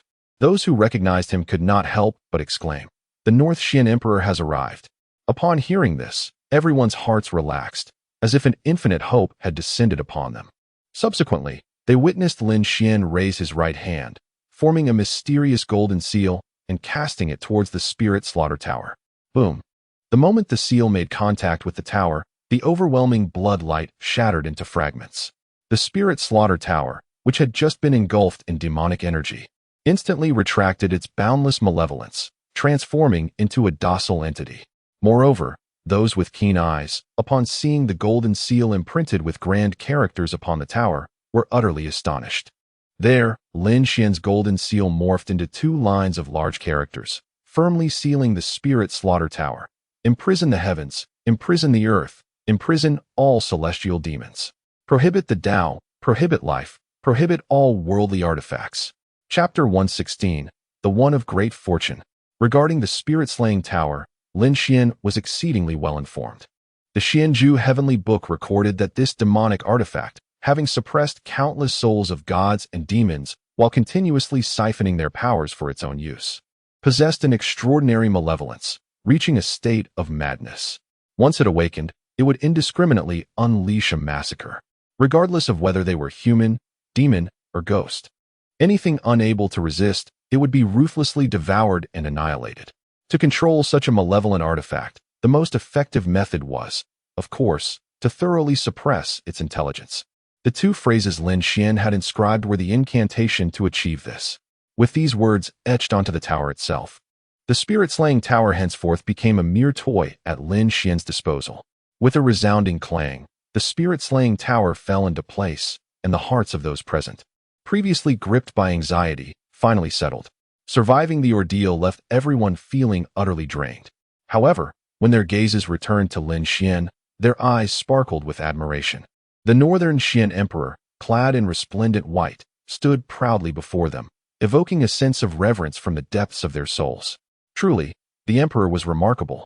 To effortlessly subdue such a terrifying demonic artifact was nothing short of awe-inspiring. Had it not been for the emperor, the kingdom of Yucang would undoubtedly have suffered millions of casualties, rivers of blood flowing in its wake. I once thought that northern Xian was no different from the other realms, but after today, my perspective has irrevocably changed, all thanks to the northern Xian emperor. The emperor is indeed a figure to be revered. At this moment, even the proud and defiant Xiao Fei displayed a hint of admiration. Since acquiring the spirit-slaying tower, Xiao Fei, had regarded the world with disdain. It was only upon the arrival of the northern Xian emperor that I understood the truth of the saying, "There are always greater beings beyond our comprehension." With this realization, Xiao Fei knelt on one knee, clasping his fists in gratitude. "Thank you, Emperor, for your timely rescue." He understood well that had the Emperor not appeared, he would have soon been torn to shreds by the spirit-slaying tower. All pride and self-respect paled in comparison to the Emperor's presence. As he knelt in reverence, everyone else quickly followed suit, their voices resonating like thunder. "Thank you, Emperor, for saving our lives." Xiao Linger, witnessing this scene, trembled slightly. Her gaze fell upon Lin Xian's figure, feeling a profound sense of awe. Never had she perceived a man as grand and mighty. "Brother!" she exclaimed, and then she dove into Xiao Fei's embrace. Xiao Fei had just realized that Xiao Linger had arrived with Mu Yuqing and the others. Connecting the dots, he understood that his sister must have encountered the Emperor and sought his aid, prompting the Emperor's timely intervention. "Sister, you have indeed come across a great benefactor." Xiao Fei felt a surge of excitement within him. "Yes," Xiao Linger beamed. "The Emperor is our destined benefactor. Brother, as you rise in stature, you must remember that it was he who aided you today."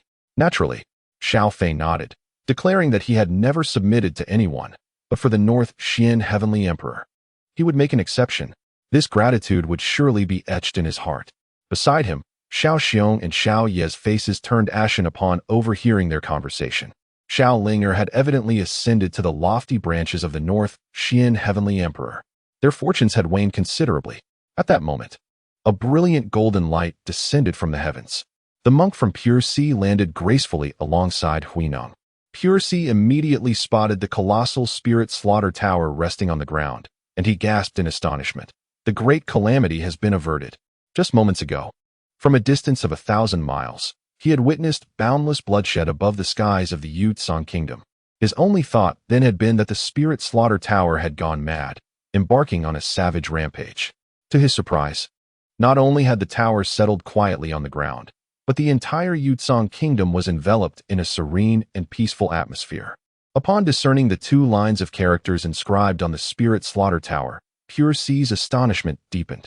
It appeared that these phrases constituted the formidable seal of the great calamity, the very bane of the spirit slaughter tower. Who could possess such immense prowess to engrave this seal upon the tower? Through his celestial observation technique, he envisioned scenes of the tower's rampant slaughter. Yet, at that time, there had been no inscriptions present. This indicated that these two lines were indeed the pivotal elements sealing the spirit slaughter tower. It seemed only a Buddha, embodying karmic convergence, or an indestructible quasi-immortal could possess the capability to engrave such words upon the tower's surface. Xiao Fei parted the crowd and approached swiftly, bowing respectfully. Master Pure Sea. The one who has averted this calamity is none other than the North Xian Heavenly Emperor. The crowd parted, allowing Pure Sea to behold Lin Xian standing there. Pure Sea scrutinized Lin Xian closely, only to be taken aback. His celestial observation technique not only predicted certain futures, but could also reveal the origins of anyone's fortunes. Yet, he found himself utterly unable to see through Lin Xian.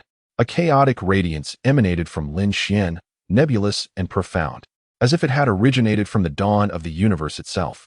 Such an aura, Pure Sea believed, could hardly be matched even by an earthly Buddha.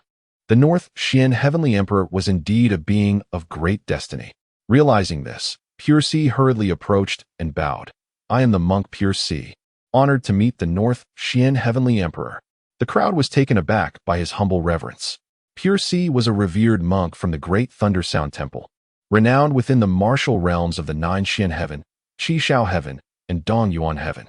Yet, before Lin Xian, he referred to himself as a mere monk, placing his status at the lowest. Xiao Fei, who had shared a bond with Pure Sea, speculated that Pure Sea must have discovered something extraordinary about Lin Xian. This only deepened Xiao Fei's awe and respect for Lin Xian. After a slight nod from Lin Xian, Xiao Fei stepped forward again, bowing. Your Excellency. The Spirit Slaughter Tower is a malevolent artifact beyond my control. I am willing to present it to you. Please graciously accept. The onlookers gazed on with envy. The Spirit Tower is a magical artifact of extraordinary caliber. Even when sealed, it remains an unparalleled treasure. However, it is widely believed that the Spirit Tower has been subdued and sealed by Lin Xian. Thus, the most fitting destiny for this artifact is undoubtedly Lin Xian himself. Witnessing Xiao Fei's genuine sincerity, Lin Xian graciously acquiesced. With a flourish of his right hand, he reduced the Spirit Tower in size and placed it into the inventory of his system. What captivated Lin Xian most were the 4 swords atop the tower, known as the 4-phase divine swords, which are also classified as precious artifacts. Legend has it that they were forged by the ancient blood demon god, utilizing boundless bloodshed power.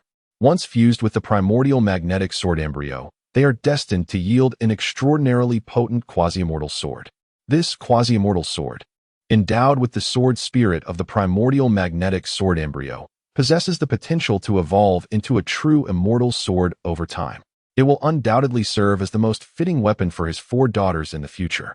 As for the body of the Spirit Tower, should Lin Xian encounter any heinous adversaries, he intends to cast their souls within, allowing them to endure the tower's torment.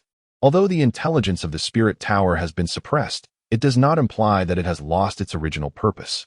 Upon seeing Lin Xian accept the Spirit Tower, Xiao Fei felt no despondency over losing a treasured possession. Rather, he was filled with exuberant joy. To have the esteemed Emperor of Beixian accept his offering is indeed a matter of great honor. Chapter 117. The charisma of the cousin-in-law beside them. Xiao Xiong and Xiao Yi were engulfed in despair upon witnessing Lin Xian accept the spirit-devouring tower. In their eyes, Xiao Fei's qualifications were far too inadequate to warrant any favor from the emperor. Yet, with the emperor publicly accepting the spirit-devouring tower, who could dare to deny that Xiao Fei had not benefited from the North Xian's emperor's influence? Even if the emperor offered no promises to Xiao Fei, they felt too intimidated to confront him. After all, when facing a colossal figure like the emperor, any caution was warranted. A single misstep might plunge one into an abyss from which there would be no escape. In essence, anyone with even the slightest connection to the emperor was beyond reproach. This was the supreme principle of self-preservation. Xiao Xiong then approached Xiao Fei and said, "You shall accompany Linger into the palace later. I have matters to discuss." Without hesitation, Xiao Fei nodded in agreement. Xiao Xiong then turned to Lin Xian, bowing respectfully. "Your Majesty, I am Xiao Xiong, the ruler of the Yuzong Kingdom. I humbly request you to honor us with your presence in the royal palace." Lin Xian, observing Xiao Linger, Mu Yuqing, and the children joyfully engaged in play, merely nodded in acquiescence. Meanwhile, Xiao Yi remained on his knees, watching as Xiao Xiong led Lin Xian and the others into the palace without sparing him a glance. It was clear to him that he had been utterly forsaken by Xiao Xiong. His eyes brimmed with regret and remorse. Xiao Fei and Xiao Linger, having allied themselves with the emperor, were destined to soar to great heights, while he— why was it not he who encountered the emperor? Upon entering the grand hall of the palace, Xiao Xiong invited Lin Xian to take a seat upon the golden throne. Turning to Xiao Fei, he asked, "Are you willing to forgive me for my past actions?" Without a moment's thought, Xiao Fei replied, "I am not willing." Though there had once been a father-son bond between them, the moment Xiao Xiong had banished Xiao Linger from the palace, that bond was irrevocably severed. Xiao Fei felt that the emperor possessed a discerning eye. Before him, there could be no pretense. Any sentiment must be expressed with utmost sincerity. "I anticipated as much."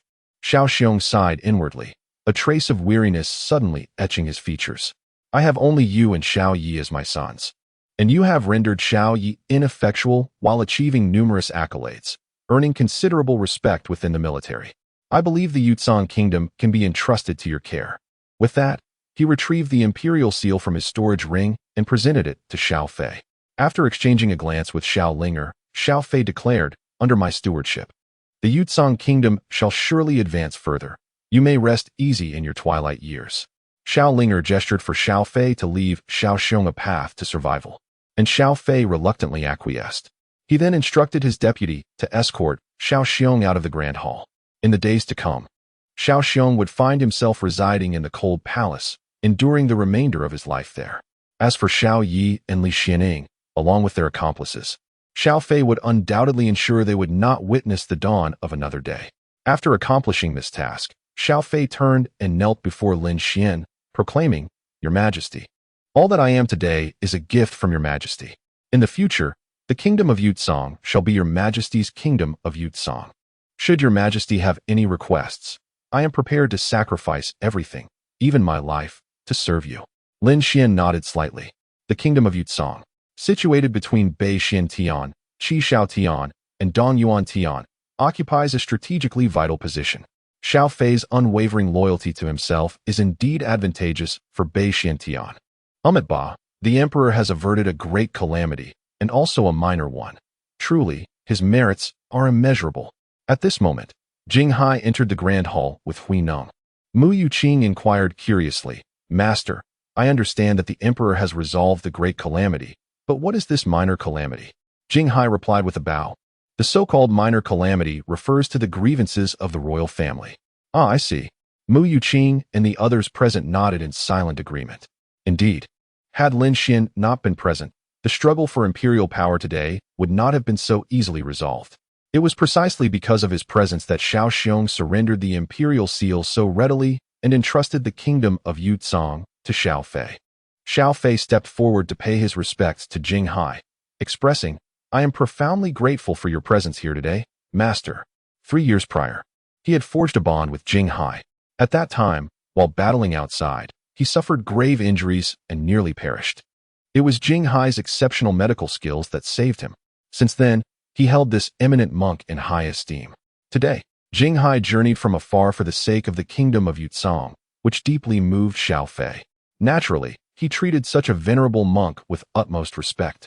Jing Hai, with hands clasped in gratitude, responded, "There is no need for such formality, Xiao Donor." From the outset, he had observed in Xiao Fei a remarkable spirit. Moreover, recognizing Xiao Fei's righteous heart, willing to endure grievous injuries for the peace of the nation, he was compelled by compassion to do everything in his power to heal him. Thus, a profound bond was formed between them. Subsequently, he approached Lin Xian and bowed, saying, "Your Majesty, our great Thunder Sound Temple will host a grand Buddhist and Taoist gathering 10 days hence. I wonder if your Majesty might have the time to grace us with your presence?" Mu Yuqing and the others revealed expressions of astonishment. The Buddhist and Taoist gathering is a premier assembly for discourse among those of the Buddhist faith, traditionally reserved for them alone. It was unexpected that the esteemed Master Jing Hai would extend an invitation to Lin Xian. Mu Yuqing couldn't help but express a hint of admiration. "My cousin-in-law truly possesses boundless charm, attracting connections wherever he goes." Lin Xian smiled gently. "If time permits, I shall certainly attend." The Buddhist and Taoist gathering, a historically unparalleled event, is one that Lin Xian would seize the opportunity to take his daughters to experience. "Excellent, excellent. We shall await your Majesty's favorable response." Jing Hai beamed with delight. To invite such a transformative figure as the emperor to the Great Thunder Sound Temple is indeed a blessing for the temple. Such auspicious circumstances must not be easily overlooked. What troubles you, Ling?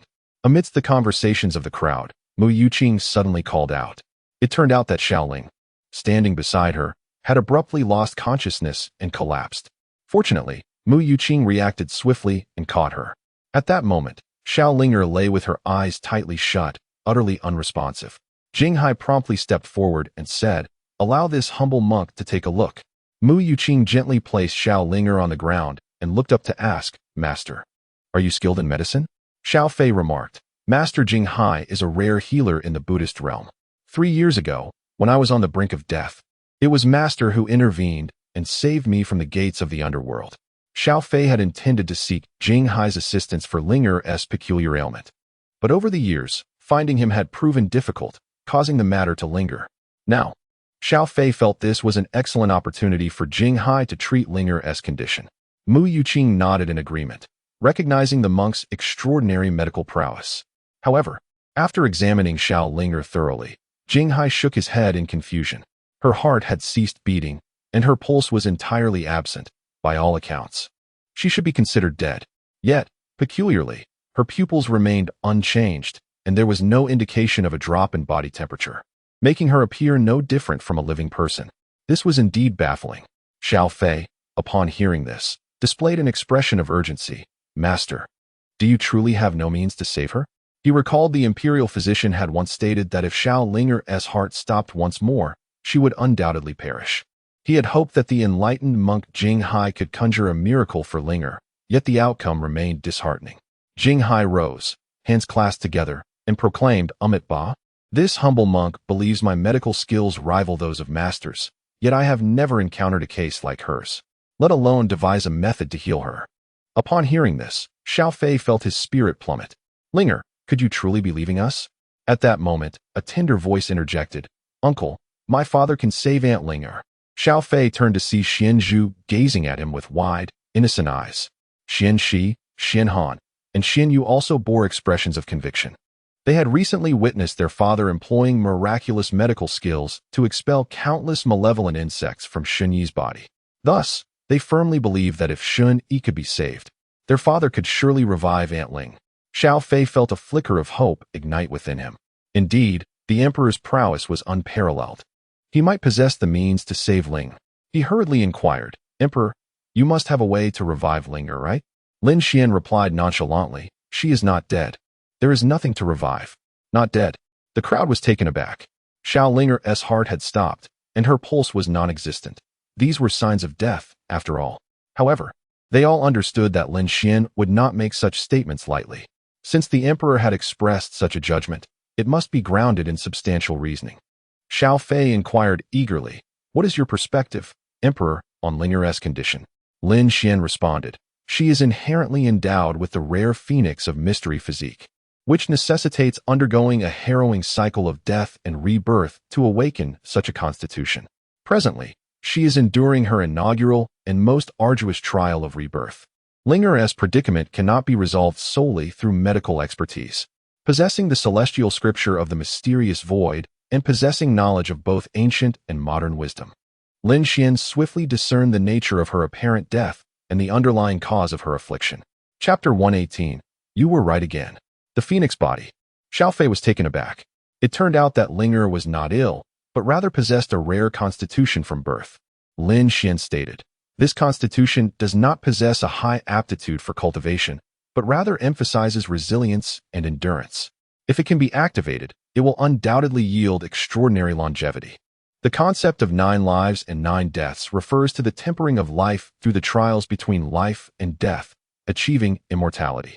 Upon hearing this, Xiao Fei, Mu Yuqing, and Jinghai silently nodded. Truly, the emperor is knowledgeable and well-informed. "How can we awaken Linger?" Xiao Fei asked anxiously. Lin Xian had previously mentioned that Xiao Linger's first rebirth was the most challenging. Implicitly, there existed considerable danger and uncertainty.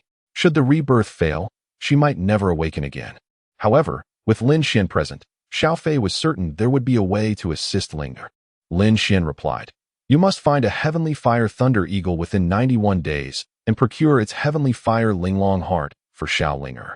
It will surely aid her in successfully achieving rebirth.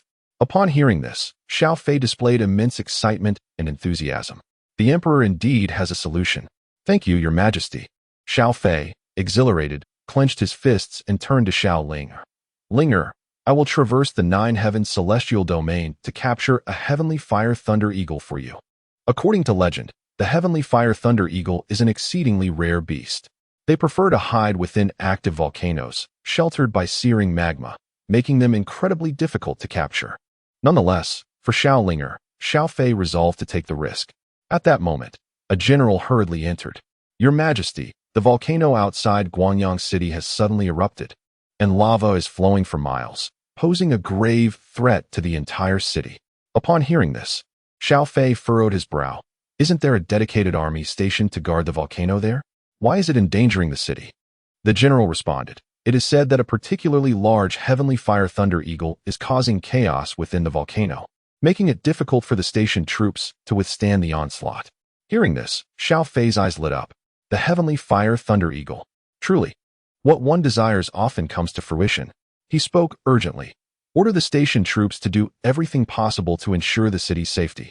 I shall personally lead a team to quell the disturbances. Yes. The general immediately turned to leave.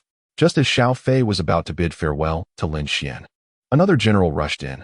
Your Majesty, the demon army has suddenly launched an assault on our wind-chasing city. The entire city is in a state of alarm, and it may not hold out for long. Xiao Fei was momentarily stunned.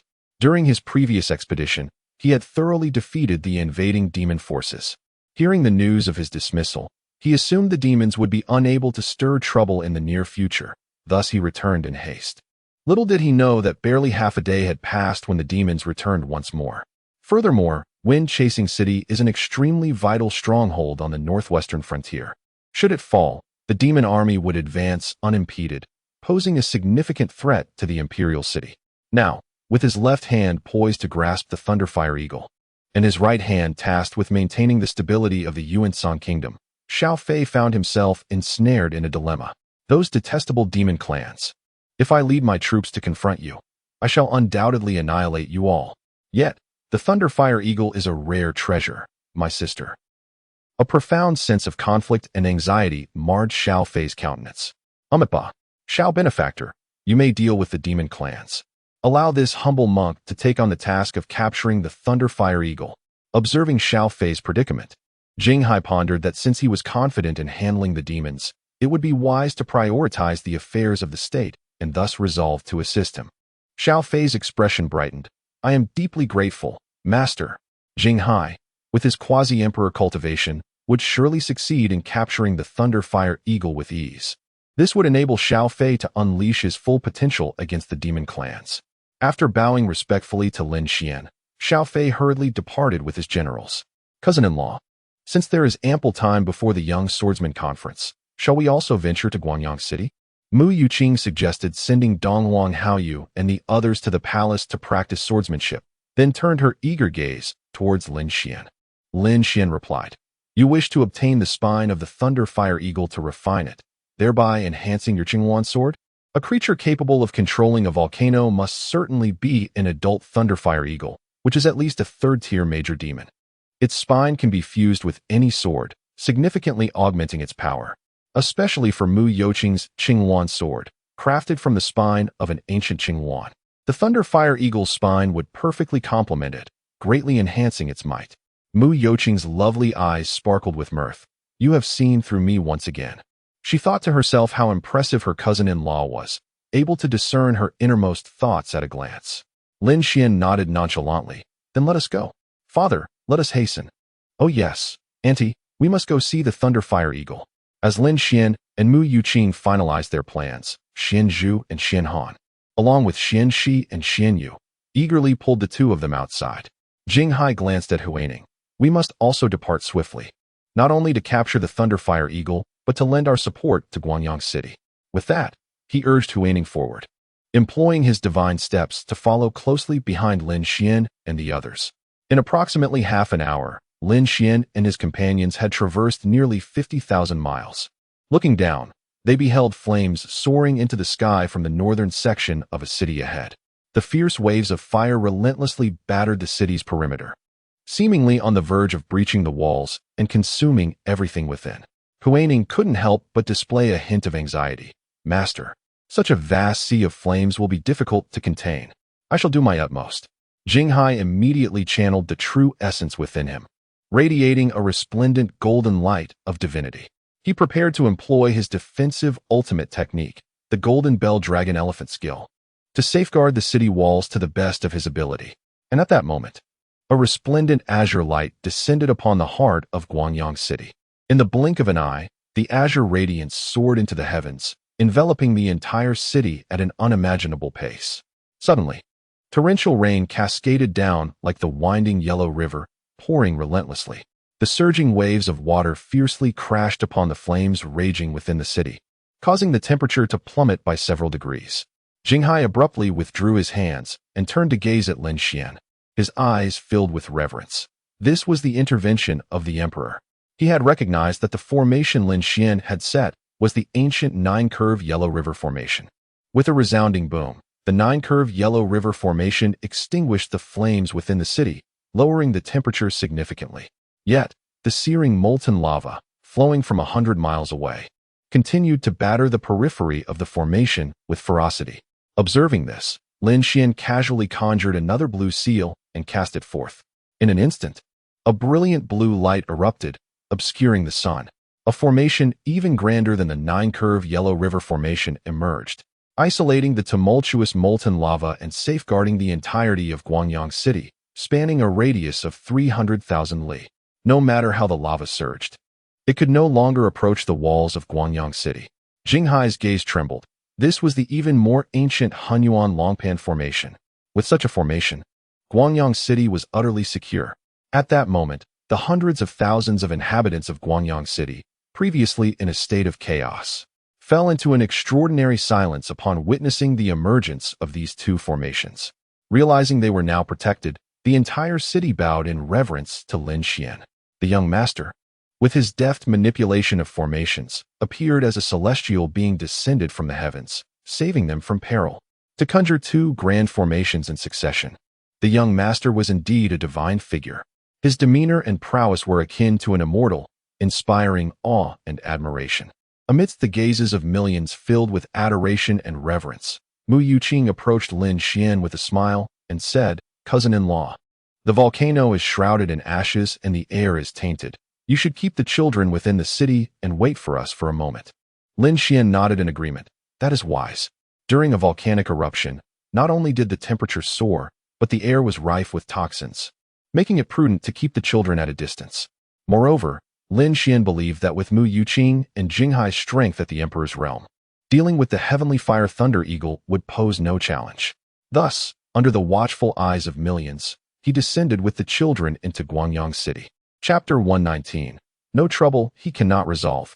At the outskirts of Fengqi City, Xiao Fei led an elite force of 100,000 troops, hastening towards the city.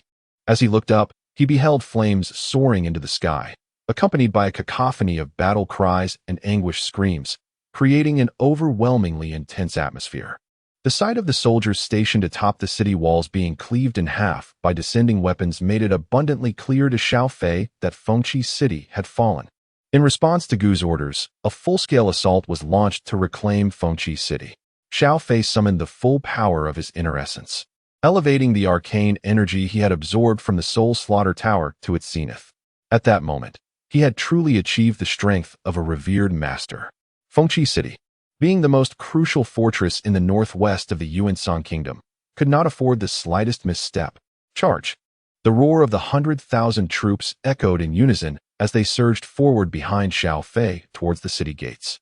With a thunderous impact, Xiao Fei dashed ahead, his revered strength emanating a terrifying aura of slaughter.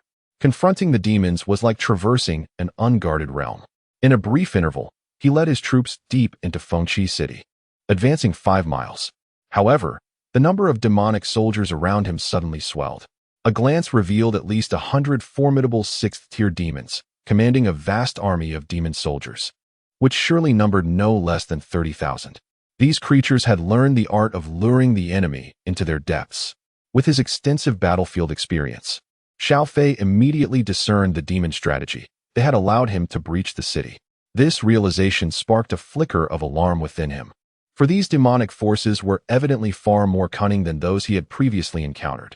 He surmised that their commanding general might possess considerable prowess. Roar! At that moment, a thunderous bellow reverberated through the heavens. A colossal shadow surged into the sky from 5 miles away, swiftly approaching above Xiao Fei, brandishing a wolf-toothed club poised to strike. A 4th-tier demon general. Upon noticing the creature's golden-purple eyes, Xiao Fei felt a chill run through him. This was indeed a 4th-tier demon general. In comparison to human cultivators, it was akin to a mid-stage revered master. Presently, even with the residual power of the Soul Slaughter Tower, Xiao Fei was barely at the early revered stage. Clearly, he was at a disadvantage. Damn it! Xiao Fei gritted his teeth in fury, aware that his cultivation fell slightly short of the demon general's. Furthermore, the demon race possessed an innate physical prowess that surpassed his own. A brutal and grueling battle was undoubtedly on the horizon. 300 miles outside Guangyang City, a massive active volcano continued to spew molten lava. However, compared to earlier, the intensity of the flames had diminished significantly. It appeared that the recent intervention by the Emperor had caused the heavenly fire thunder eagle within the volcano to exercise caution, refraining from causing further chaos. Jing Hai arrived at this conclusion, while Mu Yuqing nodded in agreement. Clearly, the heavenly fire thunder eagle was quite astute, having recognized the presence of a formidable opponent. It had deliberately withdrawn, hiding itself at the base of the volcano, as the pure essence of the Sea of Tranquility surged forth. A resonant roar akin to that of a dragon reverberated, forming a subtle golden barrier of Buddhist light around him. This was his formidable protective skill, the Golden Bell Dragon Elephant Technique. Having reached the realm of transformation, it could create an impenetrable wall around him.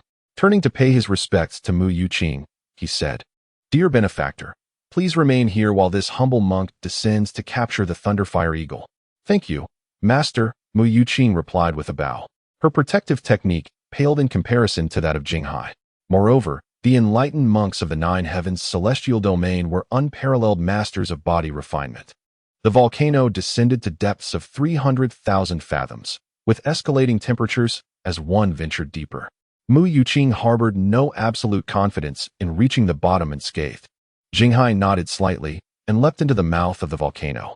Before long, a violent conflagration mixed with searing molten lava erupted with a thunderous roar. The entire volcano trembled violently, as if on the verge of shattering. Mu Yuqing caught a glimpse of a shadowy beast amidst the flames. Promptly, she brandished her Qingyuan sword, transforming into a swift silhouette as she charged forward. With a resounding impact, the Qingyuan sword, imbued with formidable sword energy, pierced through the Thunderfire Eagle engulfed in flames. The ferocious creature attempted to resist, but Mu Yuqing, relying on her overwhelming semi-emperor cultivation, forcefully subdued its thunder and fire. She then deftly turned the tip of her sword and extracted the Thunderfire Eagle from the inferno. Upon closer inspection, she realized it was a 3rd-tier great demon, its spinal bones evidently possessing considerable value. At that moment, a golden figure surged forth from the volcano's mouth. Seeing Mu Yuqing grasping the Thunderfire Eagle, Jing Hai clasped his hands together and exclaimed, "Amitba." Fortunately, the benefactor stood guard outside, otherwise it would have escaped.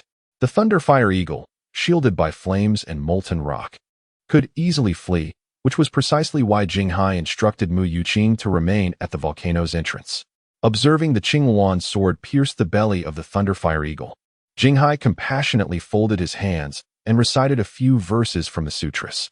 The two then prepared to return to Guangyang City with the Thunderfire Eagle in tow. Suddenly, a fiery light descended from the heavens, crashing violently into their backs. Mu Yuqing felt an overwhelming surge of thunderous energy and flames invade her body. Had she not maintained her protective technique, this impact could have shattered her internal organs. Jing Hai, too, suffered from the force. Having activated the Golden Bell Dragon Elephant technique to force his way into the volcano, he had expended considerable essence, thus retracting his protective skill. This collision jolted his insides, causing him to spit out a mouthful of blood. Both raised their heads to observe a gargantuan Thunderfire Eagle, enveloped in crackling lightning and flames, soaring away 5 miles distant. After snatching the third-tier Thunderfire Eagle from Mu Yuqing, it fled frantically into the distance. No wonder the volcanic lava around Guanyang City was so tumultuous. Behold the formidable physique of the Fire Thunder Eagle, undoubtedly of the rank of a demon general. Possessing such immense strength, it may very well be a congenital spiritual demon. Mu Yuqing clenched her silver teeth.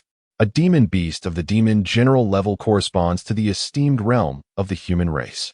Moreover, should it be a demon general transformed from a congenital spiritual demon, its potential could approach that of a demon emperor. The demon emperor is equivalent to the imperial realm among humans. This implies that she and Jinghai are akin to being ambushed by a quasi-emperor. The mere thought of such a predicament is utterly disconcerting. Master, your movement technique is swift. Do you still possess the strength to pursue? Mu Yuqing inquired anxiously. Jinghai's speed surpassed hers by a considerable margin, and it was only he who held any hope of catching up to the Fire Thunder Eagle. With his hands clasped together, Jinghai replied, Ba, this humble monk requires a moment's respite to ensure I can pursue it. Mu Yuqing was at a loss for words. The old monk was indeed slow in nature. Just then, a dazzling azure light pierced the heavens, moving with the swiftness of lightning. To their astonishment, Mu Yuqing and Jinghai witnessed this azure beam striking the Fire Thunder Eagle in the blink of an eye.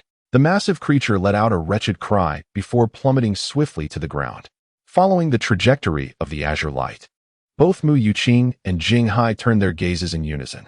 There, 300 miles away, above Guanyang City, stood a man clad in white, his sleeves billowing in the wind, exuding an ethereal presence. An immediate smile graced Mu Yuqing's lips as she exclaimed, It is my cousin-in-law. Truly, there is no trouble he cannot resolve. Chapter 120. Xinshe and Xianyu are nowhere to be found.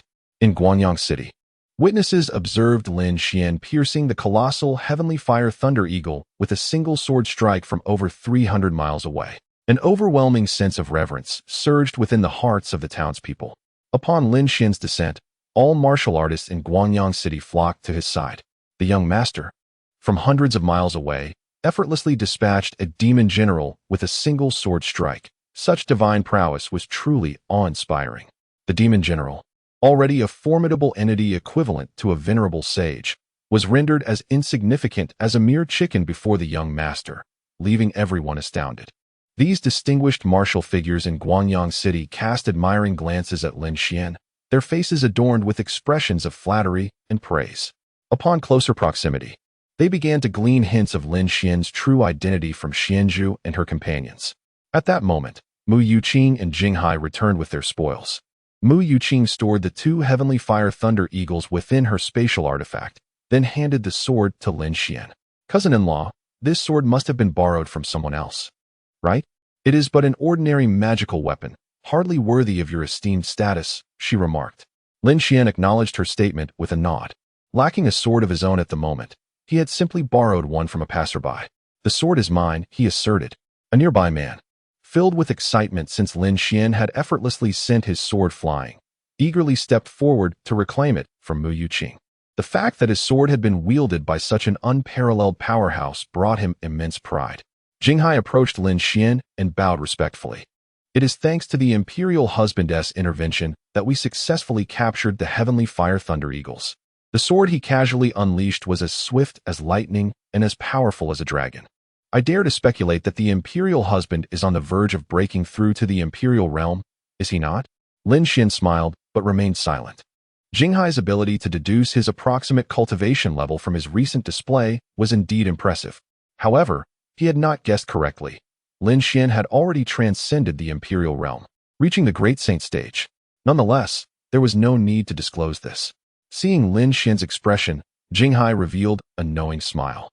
The Imperial Husband's prowess might well exceed his own speculations. Upon Jinghai revealing Lin Xian's identity, the surrounding tens of thousands of martial figures and countless commoners were left in utter astonishment. Heavens! This esteemed young master is none other than the Northern Xian Heavenly Emperor's husband. I thought, how could there be a man so strikingly handsome and powerful? It turns out he is the consort of the Ice Empress. Indeed, upon glimpsing the four adorable little princesses, I had my suspicions that the figure before us was the Northern Xian Heavenly Emperor's husband. Yet, the very notion of such a grand personage appearing before us felt like a dream, making it hard to believe. With the revelation of Lin Xian's identity, the entire city of Guangyang was swept into a wave of fervent excitement, as if they had all been touched by the same infectious thrill. In a moment, thousands knelt in reverence, offering solemn bows to the northern Xiantian emperor. May the emperor enjoy boundless longevity, his elegance as eternal as the sun and moon. Lin Xian smiled calmly, nodding slightly to the crowd before lifting his 4 daughters and returning to the royal palace of the Yutsong kingdom alongside Mu Yuqing.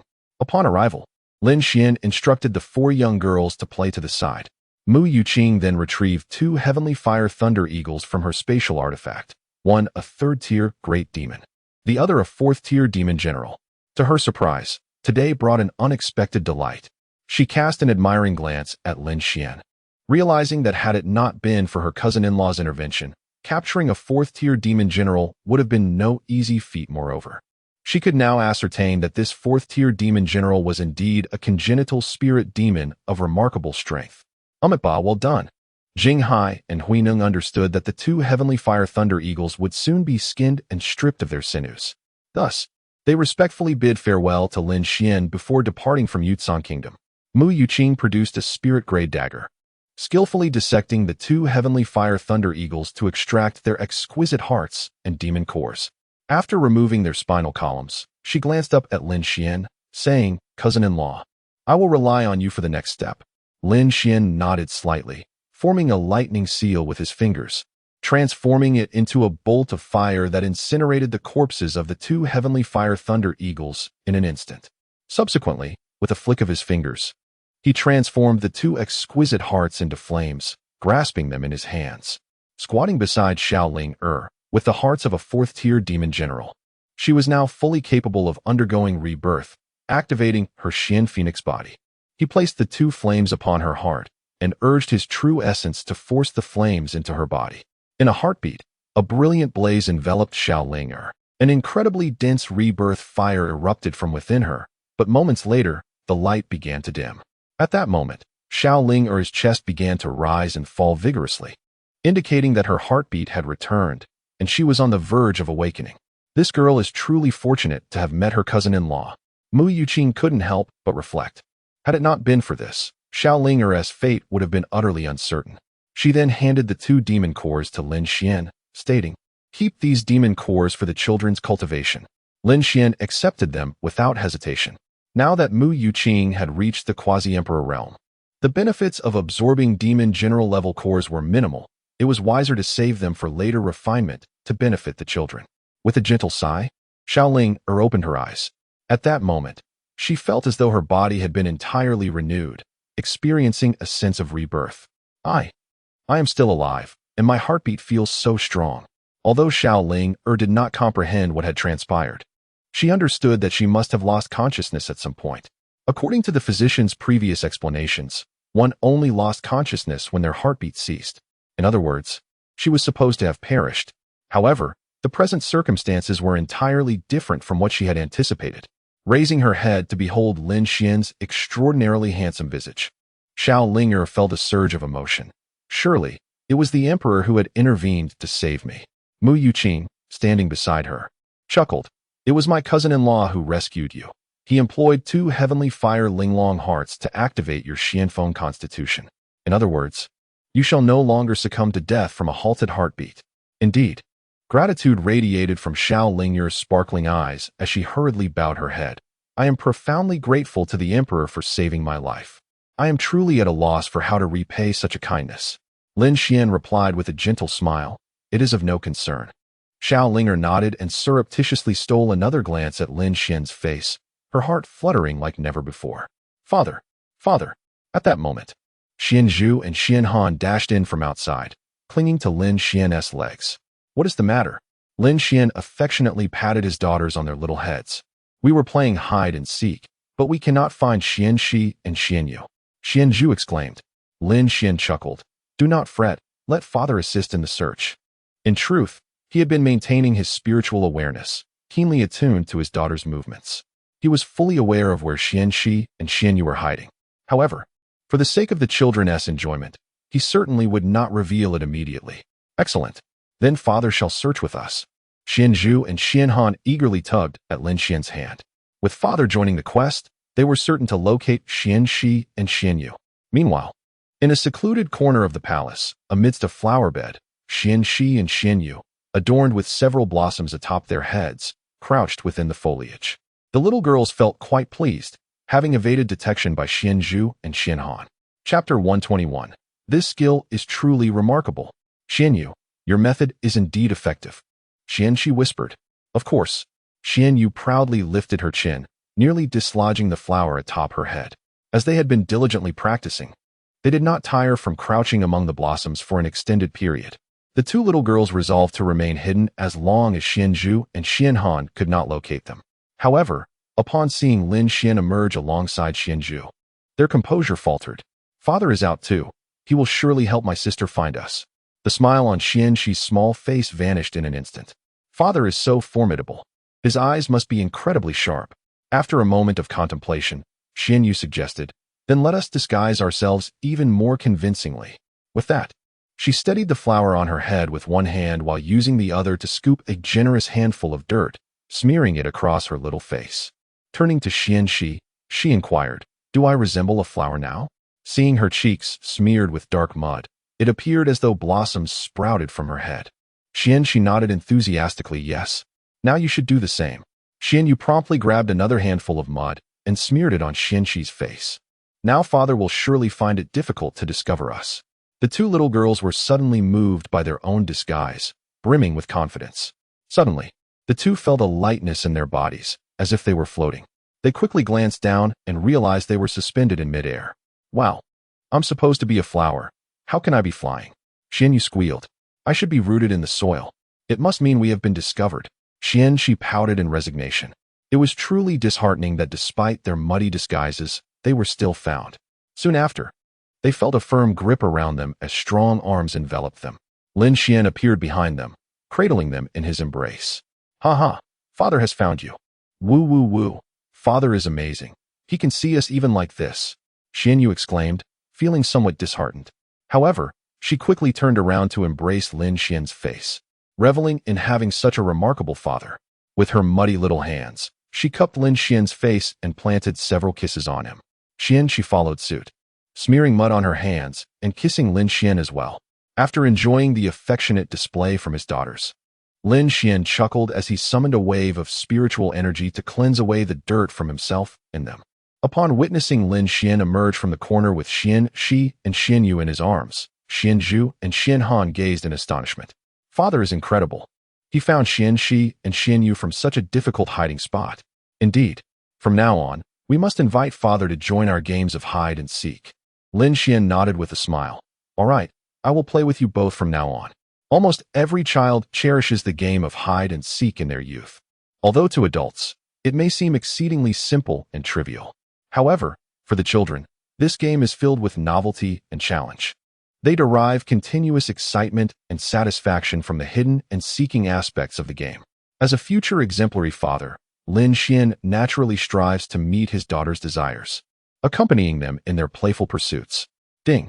At that moment, a mechanical voice echoed in Lin Xian's mind.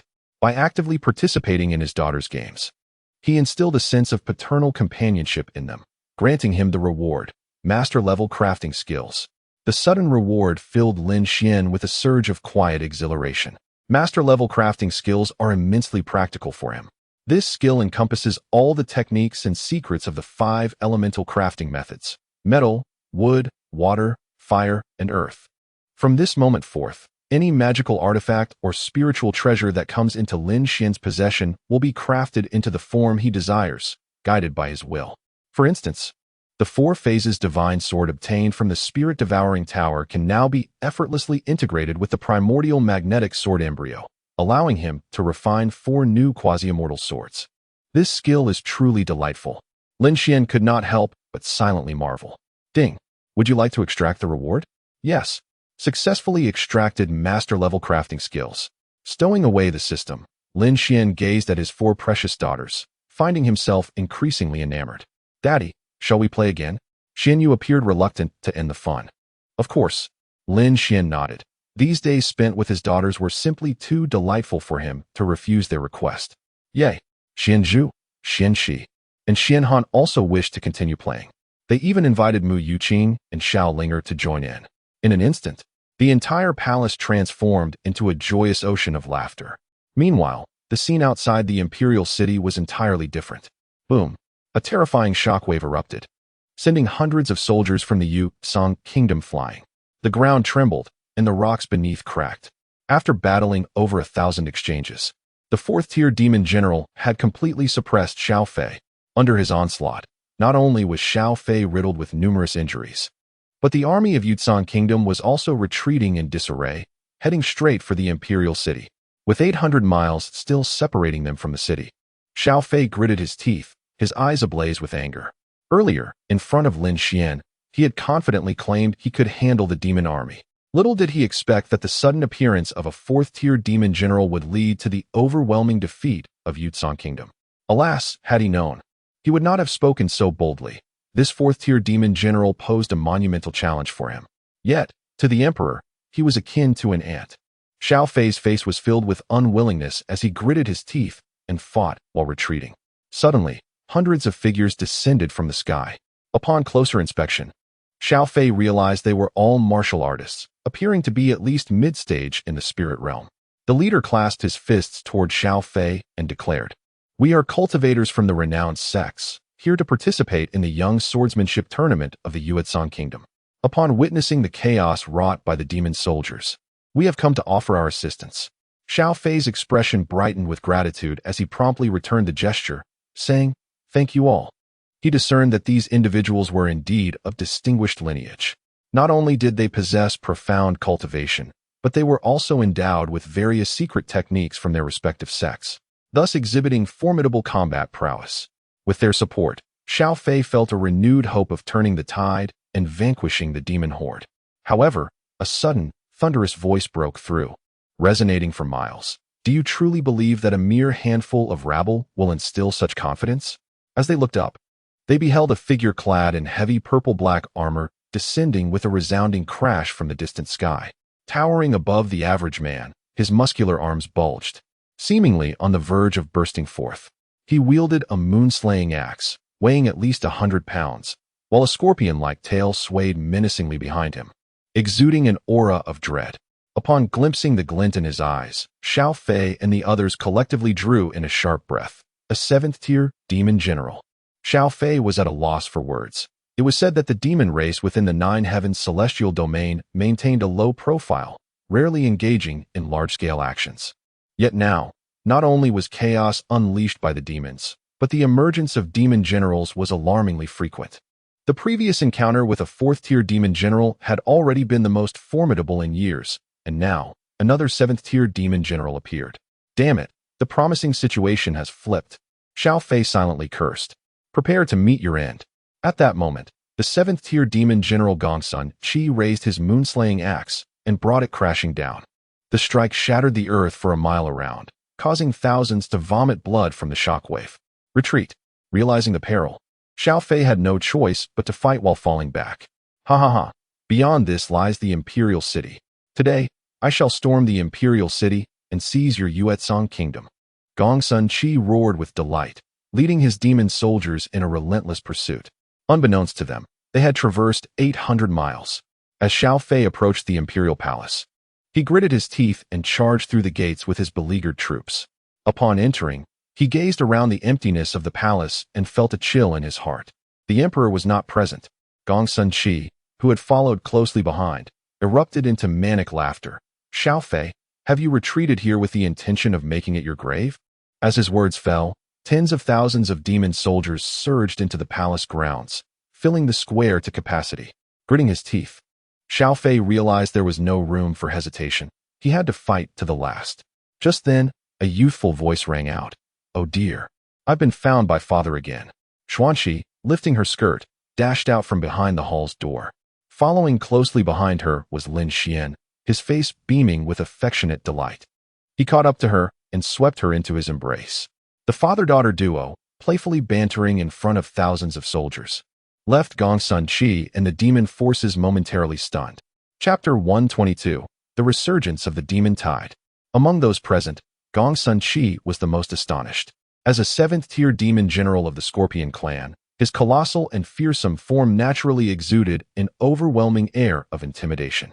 Logically, anyone in the imperial palace should feel a sense of unease in his presence.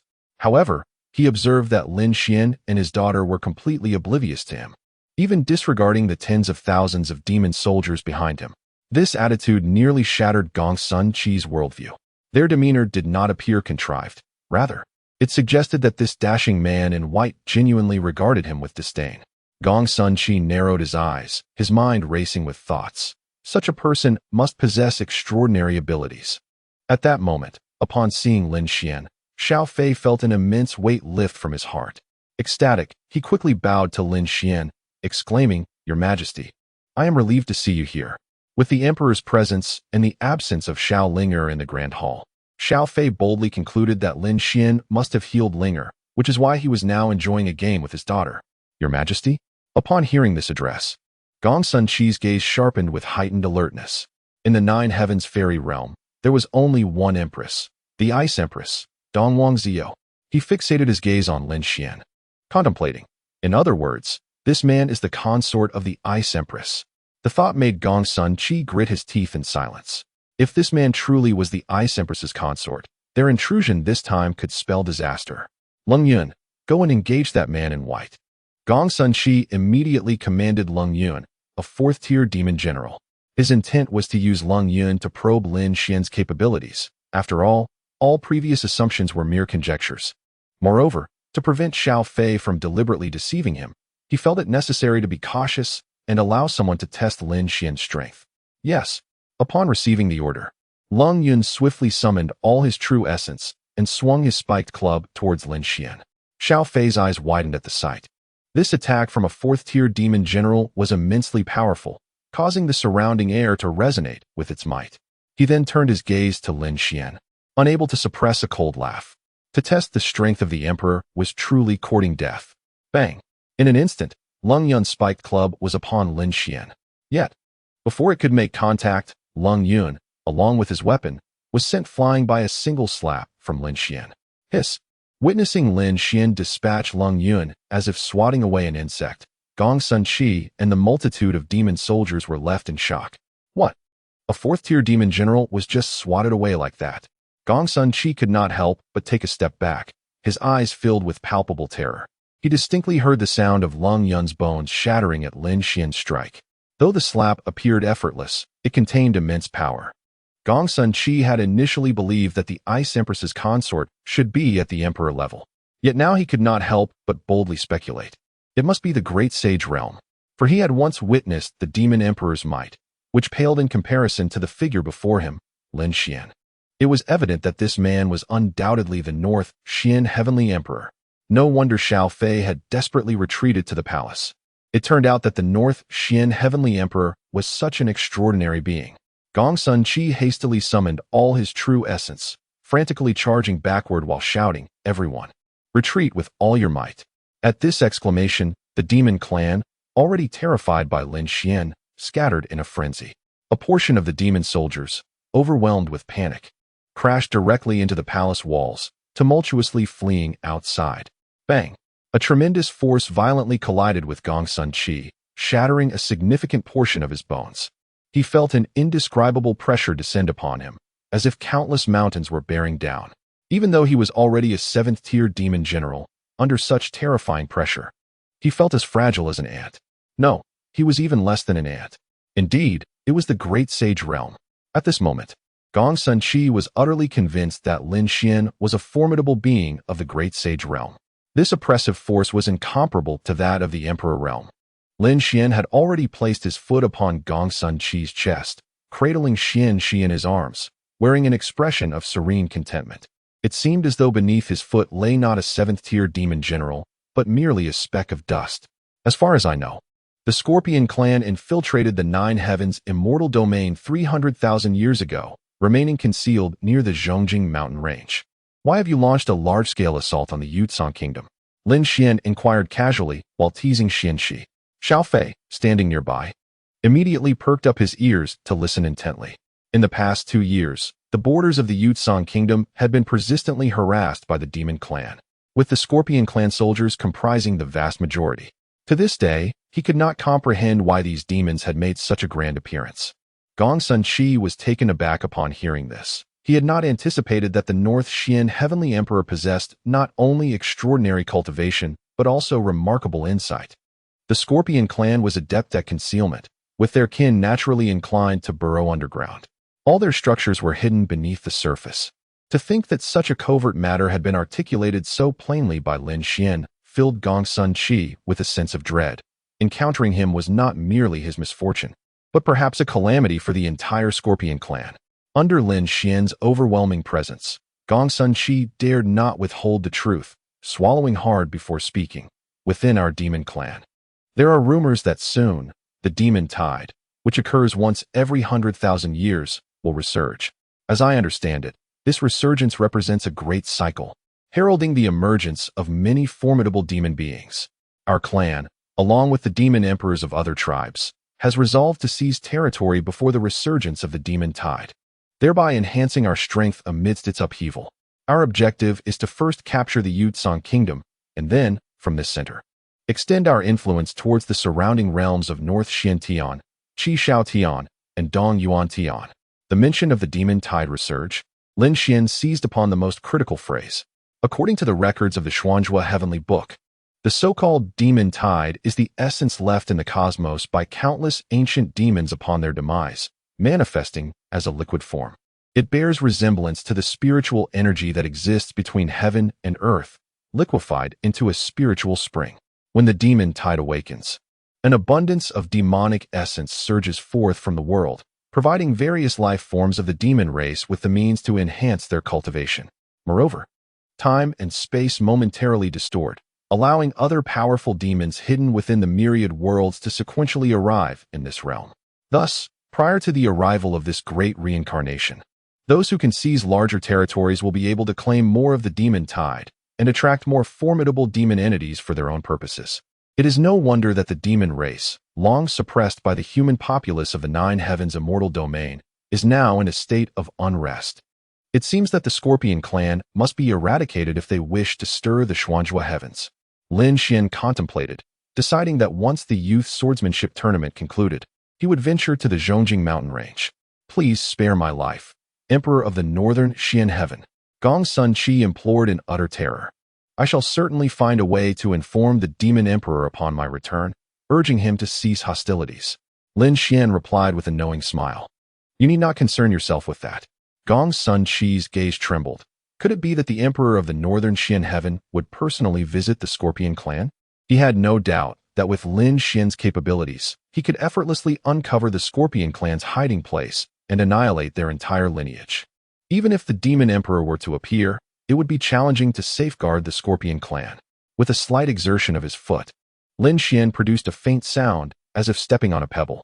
Yet, for Gong Sun Chi, it felt as though a towering mountain had crushed him, shattering all his bones.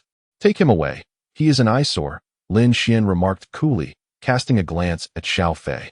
Yes, Xiao Fei promptly complied. Gong Sun Chi had been utterly incapacitated. A mere stroke of a blade could end his life. Meanwhile, the panicked demon army, leaderless and surrounded by the forces of the Yutsong Kingdom, found themselves with no escape route. Xiao Fei gazed at Lin Xian, who held a child in his arms, with profound reverence. The situation was dire, yet in the presence of the emperor, it seemed to shift with such effortless grace. He could not help but reflect that a man who lived as the emperor did, truly lived a life of fulfillment. Chapter 123. The anticipation of the young maidens. Lin Xian spent some time playing with his daughters. As the time for the youth swordsmanship tournament approached, he, along with Mu Yuqing, led a group of children to Tianjin Mountain. Upon reaching the summit, they were greeted by the sight of an enormous training square, already teeming with people, with no less than 100,000 attendees. Within the training square, there were 11 competition platforms, 10 smaller ones surrounding a central, grander stage. In the southeastern corner of the square sat a row of individuals responsible for registration. Mu Yuqing informed him that these individuals hailed from the Sword Alliance of Beixin Heaven, Qishao Heaven, and Dongyuan Heaven. The purpose of this youth swordsmanship tournament, organized by the three heavenly factions, was to provide a platform for young sword cultivators to interact and refine their skills, thereby nurturing the next generation and ensuring the eternal legacy of the sword path. Lin Xian and Mu Yuqing guided the children to register. The group ahead, led by Dong Huang Haoyu, completed their registration smoothly. When it was the turn of Xin Zhu and her 3 companions, the Sword Alliance representative stood and addressed Lin Xian, saying, "Young master, please hold on for a moment." Recognizing Lin Xian's extraordinary demeanor, he decided to fetch the primary organizer of the event. This action stemmed from the fact that Xin Zhu and her friends were too young, below the minimum age requirement of 10 for registration. Unsure of whether he could allow such young children to participate, he thought it prudent to consult someone of higher standing. Soon, the Sword Alliance representative returned with a middle-aged man dressed in a blue robe. The man, Zhou Baichuan, recognized Lin Xian from a distance and hurriedly approached. Bowing respectfully, "I am Zhou Baichuan from the Jiujing Sword Sect of Beixian Heaven, honored to meet the Emperor Consort." Having witnessed Lin Xian's remarkable presence during a previous visit to the Taichu sacred land with Yuan Shao, Zhou Baichuan had a vivid recollection of him. The Sword Alliance representative accompanying him also bowed, stating, "I apologize, Emperor Consort. Due to my humble status, I hesitated to make a decision on my own. Hence I sought the esteemed Zhou Alliance leader's assistance." Lin Xian nodded, unconcerned. "No need for apologies." Zhou Baichuan smiled warmly. "Your presence with the children surely adds luster to this tournament. We are delighted to welcome the 4 young princesses to participate." The other 2 alliance leaders, upon learning of Lin Xian's identity, echoed Zhou Baichuan's sentiments. After completing their registration, Xin Zhu and her companions qualified to compete. Zhou Baichuan remarked, "Emperor Consort, given the young age of the 4 princesses, it may be more suitable for them to enter the competition later. When do you think they should take the stage?" According to the rules of the Youth Swordsmanship Tournament, all participants would undergo a 2-to-1 elimination process, beginning with a preliminary selection held on the 10 smaller competition platforms. Starting from 32 contestants, the competition will take place on the grandest martial arts stage. The progression will be from 32 to 16, then to 8, 4, and finally down to 2, culminating in the selection of the strongest individual. Apart from Xin Zhu and her companions, all participants are youths aged 10 and above. Zhou Baichuan believed that since Lin Xian allowed his daughters to compete, their swordsmanship must not be lacking. However, as children aged 3 or 4, they inherently possess a significant disparity in physical strength compared to those in their teens. It seems rather inappropriate for the children to enter the fray right from the outset, competing in round after round. Lin Xian nonchalantly remarked that their primary purpose for attending was to gain experience, thus merely engaging in duels with skilled opponents would suffice. In fact, they need not occupy any slots in the competition. Upon hearing this, Zhou Baichuan promptly nodded in agreement, exclaiming that the emperor's words were indeed astute. Mu Yuqing added, "Why not have Xin Zhu and her companions spar with the 4 strongest? Since the goal is to gain experience, it would be most beneficial to duel with the mightiest." Zhou Baichuan and the other 3 organizers all nodded in assent, acknowledging the princess's sound reasoning. With this, the matter was settled. Hearing that they were to spar with the 4 most formidable older youths, Xin Zhu and her friends were particularly excited. The older youths appeared exceptionally strong. It was indeed remarkable to have the opportunity to spar with them. "Oh, Mother had mentioned that she grew stronger through dueling with experts. Today, I shall do the same. How exhilarating. Little Gio, soon your sister will be sparring with the experts, so pay attention." Witnessing the adorable and spirited expressions of the young girls, Lin Xian and Mu Yuqing could not help but smile. While the competition had yet to commence, Mu Yuqing took Dong Huang Haoyu and the others to engage in discussions with the other youths, while Lin Xian strolled leisurely with her 4 daughters in tow. As conversations deepened among the crowd in the square, the question of who would emerge as the champion of this gathering sparked intense debate. Our Piao Miao sect and Shun Feng mansion from Dong Yuan Tian possess unique and formidable sword techniques. Hence I believe that the 2 sects' young masters, Han Sherwing and Su Weicheng, are the most likely to contend for the title of the foremost. Not at all. Our Bei Tian also boasts its share of experts. The descendants of the Dong Huang clan are all proficient sword practitioners, particularly Dong Huang Haoyu, who has assimilated the strengths of various schools and is on the verge of achieving the pinnacle of swordsmanship. In my view, Zhao Yujia and Yu Wushang from Qi Shao Tian are truly powerful, especially Zhao Yujia, who, being of royal lineage, possesses an innate advantage, and his swordsmanship is nothing short of extraordinary, making him invincible among the youth. Countless young men and women debated fervently, extolling the talents and swordsmanship they were familiar with. Although they participated in this gathering with aspirations to shine and earn accolades, the path of sword cultivation is exceedingly demanding, with certain talents and conditions predetermined and irrevocable. Thus, the realm in which they reside, populated by those prodigious youths, has become an insurmountable mountain for them. Yet, in the eyes of individuals from other realms, they hold an unwavering admiration for the geniuses of their own domain. Consequently, the young sword cultivators from Baishuanshan, Chixianshan, and Donjuanshan are convinced that their own talented sword masters are destined to claim the top honors. At this juncture, the focal point of the upcoming assembly emerges, comprising a total of 5 individuals: Dongwang Haoyu from Baishuanshan, Zhao Yujia and Yu Wushang from Chixianshan, and Han Shiwing and Su Weiqing from Donjuanshan. Given that Zhao Yujia is also a member of the royal lineage of Chixianshan, Zhou Baichuan, who is accompanying Lin Xian on a leisurely stroll, takes the opportunity to introduce him to Dongwang Haoyu.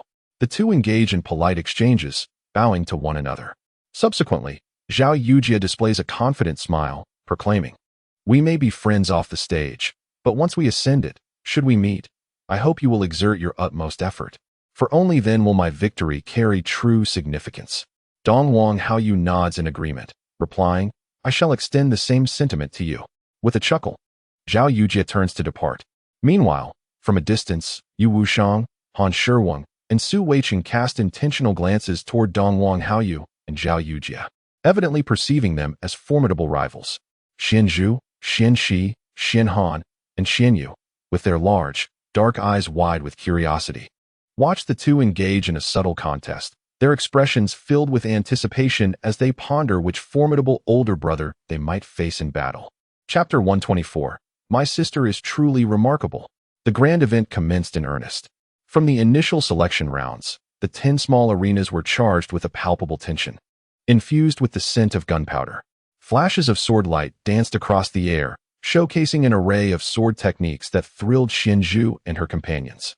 As the youthful sword cultivators vied for rapid victories, the preliminary rounds progressed at an astonishing pace, swiftly eliminating 90% of the participants within just 2 hours.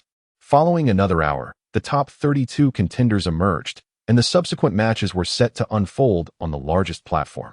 Dongwang Haoyu, Zhao Yujia, and others triumphed over their opponents with overwhelming prowess, advancing to the top 8. The first match among the elite featured Dongwang Haoyu pitted against Zhao Yujia. "Father, it's actually Haoyu brother facing off against Zhao brother," exclaimed the little girls. "Wow, they are both so formidable. I didn't expect them to meet so soon. Go, Haoyu brother. We from Baishuanshan are cheering for you." The young girls erupted with excitement, raising their tiny fists to rally support for Dongwang Haoyu. At that moment, Mu Yuqing turned to Lin Xian with a smile. "Cousin-in-law, whom do you favor in this match?" Lin Xian's mastery of swordsmanship had long left Mu Yuqing in awe. In her heart, every word he spoke resonated with the true essence of the sword path. Lin Xian smiled gently. Dongwang Haoyu embodies the strengths of many schools, with each move possessing distinct characteristics, whereas Zhao Yujia specializes in a singular sword technique, simplifying complexity. After pondering his words for a brief moment, Mu Yuqing beamed. "I see now." Though Lin Xian's remarks appeared to merely critique the two swordsmen's styles, upon deeper reflection, it became clear he had subtly indicated who was superior. Combining her own insights from the sword path, Mu Yuqing quickly realized that Lin Xian held Zhao Yujia in higher regard. As the principle of great paths lies in their simplicity, the more straightforward and incisive the technique, the more potent its effect tends to be. Though Dongwang Haoyu amalgamates various strengths, his lack of a distinctive style inevitably puts him at a disadvantage. Cousin-in-law not only possesses incredible abilities, but also speaks with profound depth. His earlier words, if not contemplated carefully, could easily be misinterpreted. Mu Yuqing's gaze shifted, briefly brushing over Lin Xian's remarkably handsome profile, stirring a gentle flutter in her heart. At this juncture, on the arena, after a mutual bow, Dongwang Haoyu and Zhao Yujia commenced their duel. Dongwang Haoyu's swordplay was grand and intricate. Each move dazzled the onlookers. In contrast, Zhao Yujia was exceedingly restrained, refraining from striking too soon. With a swift motion, after 10 moves from Donghuang Haoyu, Zhao Yujie seized his opportunity, launching a sudden attack. This strike, akin to a dragon emerging from the sea or a tiger pouncing on its prey, aimed directly at Donghuang Haoyu's vital points. Donghuang Haoyu inhaled sharply, quickly raising his sword to block. Clash! Zhao Yujie's blade struck fiercely against Donghuang Haoyu's sword, the immense force reverberating through Donghuang Haoyu's wrist, leaving it tingling. Mu Yuqing could not help but nod in agreement. Indeed, as her cousin had asserted, Donghuang Haoyu was no match for Zhao Yujie. Apologies. After gaining the upper hand with a single strike, Zhao Yujie channeled his entire essence and unleashed his assault once more. The Xiantian sword technique. The familiar sword cultivators from Qi Shaotian, who recognized Zhao Yujie, exhibited expressions of dread. The Xiantian sword technique was Zhao Yujie's ultimate skill. This strike would undoubtedly determine the outcome. With his stance unsteady, Donghuang Haoyu felt a sharp sword aura slicing through the air toward him. He hastily raised his sword to defend. However, Zhao Yujie's ferocious sword force sent his weapon flying from his grasp. Following this, Zhao Yujie lifted his leg and delivered a powerful kick, sending Donghuang Haoyu tumbling. Thud! Donghuang Haoyu fell off the martial platform and looked up, filled with disbelief and shock, gazing at Zhao Yujie. How infuriating to lose in such a manner. Was it truly the case that Bai Xuanxian would be utterly defeated? Donghuang Haoyu's heart was a tumult of anguish. Aside from Xian Zhu and the others, he was the last remaining sword cultivator from Bai Xuanxian present. Yet, even he had fallen so easily to Zhao Yujie. There was no one left in Bai Xuanxian capable of contending with Zhao Yujie. With a heart full of resentment and helplessness, Donghuang Haoyu eventually rose, shaking his head despondently as he returned to Lin Xian's side. Brother Haoyu, do not be disheartened. Xian Zhu and the others quickly consoled him. Indeed, it is merely a loss. It is not such a grave matter. Seeing his sisters offering him comfort, Donghuang Haoyu could only grit his teeth and nod. He thought it was truly regrettable. If only there had been a match for adults. With his cousin there, victory would have been assured. Subsequently, the remaining 3 matches of the top 8 proceeded in succession. As anticipated, Yu Wushang, Han Shiwen, and Su Weiqing claimed the remaining 3 spots. Mu Yuqing remarked, "These 4 are undoubtedly the strongest in this tournament." Xian Zhu and the others clenched their small fists nervously, exclaiming, "Wow, these older brothers are incredibly formidable." Observing the little girl's anxious yet excited demeanor, Lin Xian gently reassured them, "My dear ones, do not fret. This is merely a normal bout. Just remember to give your utmost effort." In truth, after observing for an extended period, he had already discerned the superiority of Xian Zhu and her companions over Zhao Yujie and his peers. Although Zhao Yujie and his group were indeed powerful, his 4 little girls had inherited the extraordinary talents and swordsmanship of Dong Huangzio, along with the legacy of his own Wuji sword technique. Gradually, their strength had surpassed that of the other youths present. Thus, the true challenge for them lay not in their swordsmanship, but in whether they could, like Dong Huangzio, forge ahead fearlessly when faced with seemingly formidable opponents. Encouraged and comforted by Lin Xian, Xian Zhu and the others gathered their courage. "Do not worry, father. We will fight with all our might." The little girl's eyes sparkled with determination. "Go forth." Lin Xian affectionately ruffled Xian Zhu's small head. For the first round of the competition, she was to face Yu Wushang. With a determined nod, Xian Zhu pursed her lips, exuding an air of spirited resolve as she charged onto the martial arts stage. In that instant, the towering figure of Yu Wushang contrasted sharply with the petite and adorable Xian Zhu. All present gazed on with immense curiosity, eagerly anticipating the sparks that would fly from their encounter. Yu Wushang did not underestimate Xian Zhu. He was not foolish enough to believe she was incapable. However, faced with such a sweet and endearing little sister, he found it difficult to be ruthless. Thus, he said, "Little sister, I will practice a few moves with you later. But let us keep it light." Xian Zhu shook her head vigorously, declaring, "No. Mother said that once you set your mind on something, you must give it your all. Big brother, we must both try our best." Upon hearing this, Yu Wushang couldn't help but smile. "All right then, I shall give it my all." With a resolute expression, Xian Zhu announced, "Here I come." She then raised her sword, took 2 steps forward, and lunged towards Yu Wushang. Yu Wushang sensed that Xian Zhu's swordplay was somewhat erratic, and his smile instantly froze. In the blink of an eye, he noticed that her sword was now merely a foot away from him. What? How did it become so fast? Yu Wushang was taken aback, not expecting Xianzhu's strike to accelerate by several folds. In a panic, he swiftly channeled his energy and thrust his sword forward in an attempt to suppress Xianzhu's momentum. Clang! With a resounding crash, Yu Wushang let out a muffled grunt and was propelled backward, losing his footing and tumbling off the martial arts stage. The entire audience was left in stunned silence. Xianxi, Xianhan, and Xianyu all covered their mouths in disbelief. Wow, sister is incredible.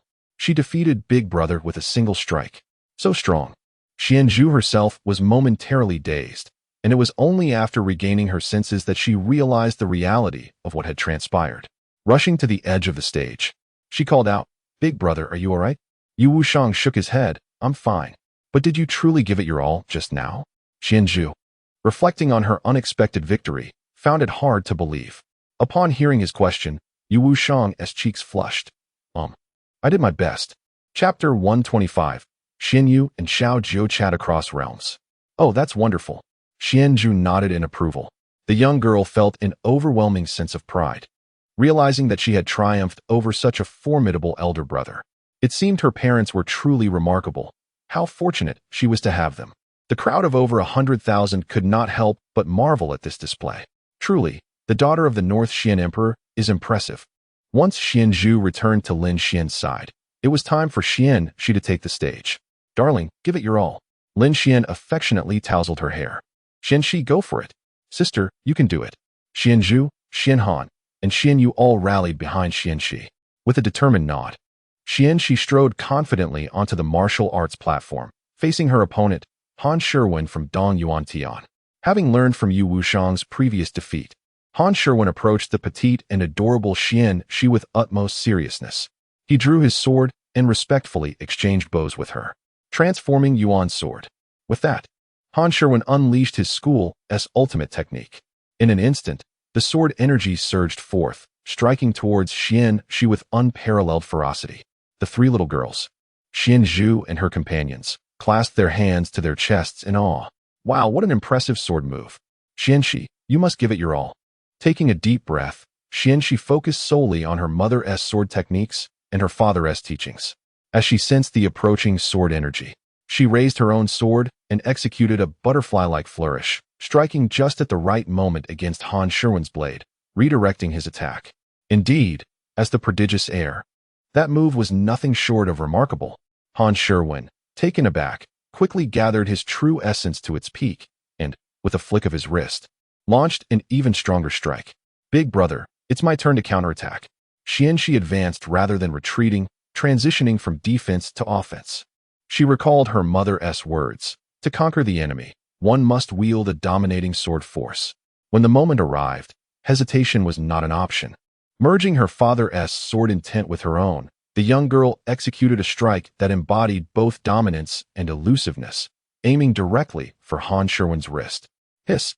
Han Sherwin was startled, promptly releasing his grip and casting his sword aside. Clang! The sword hit the ground with a resounding chime.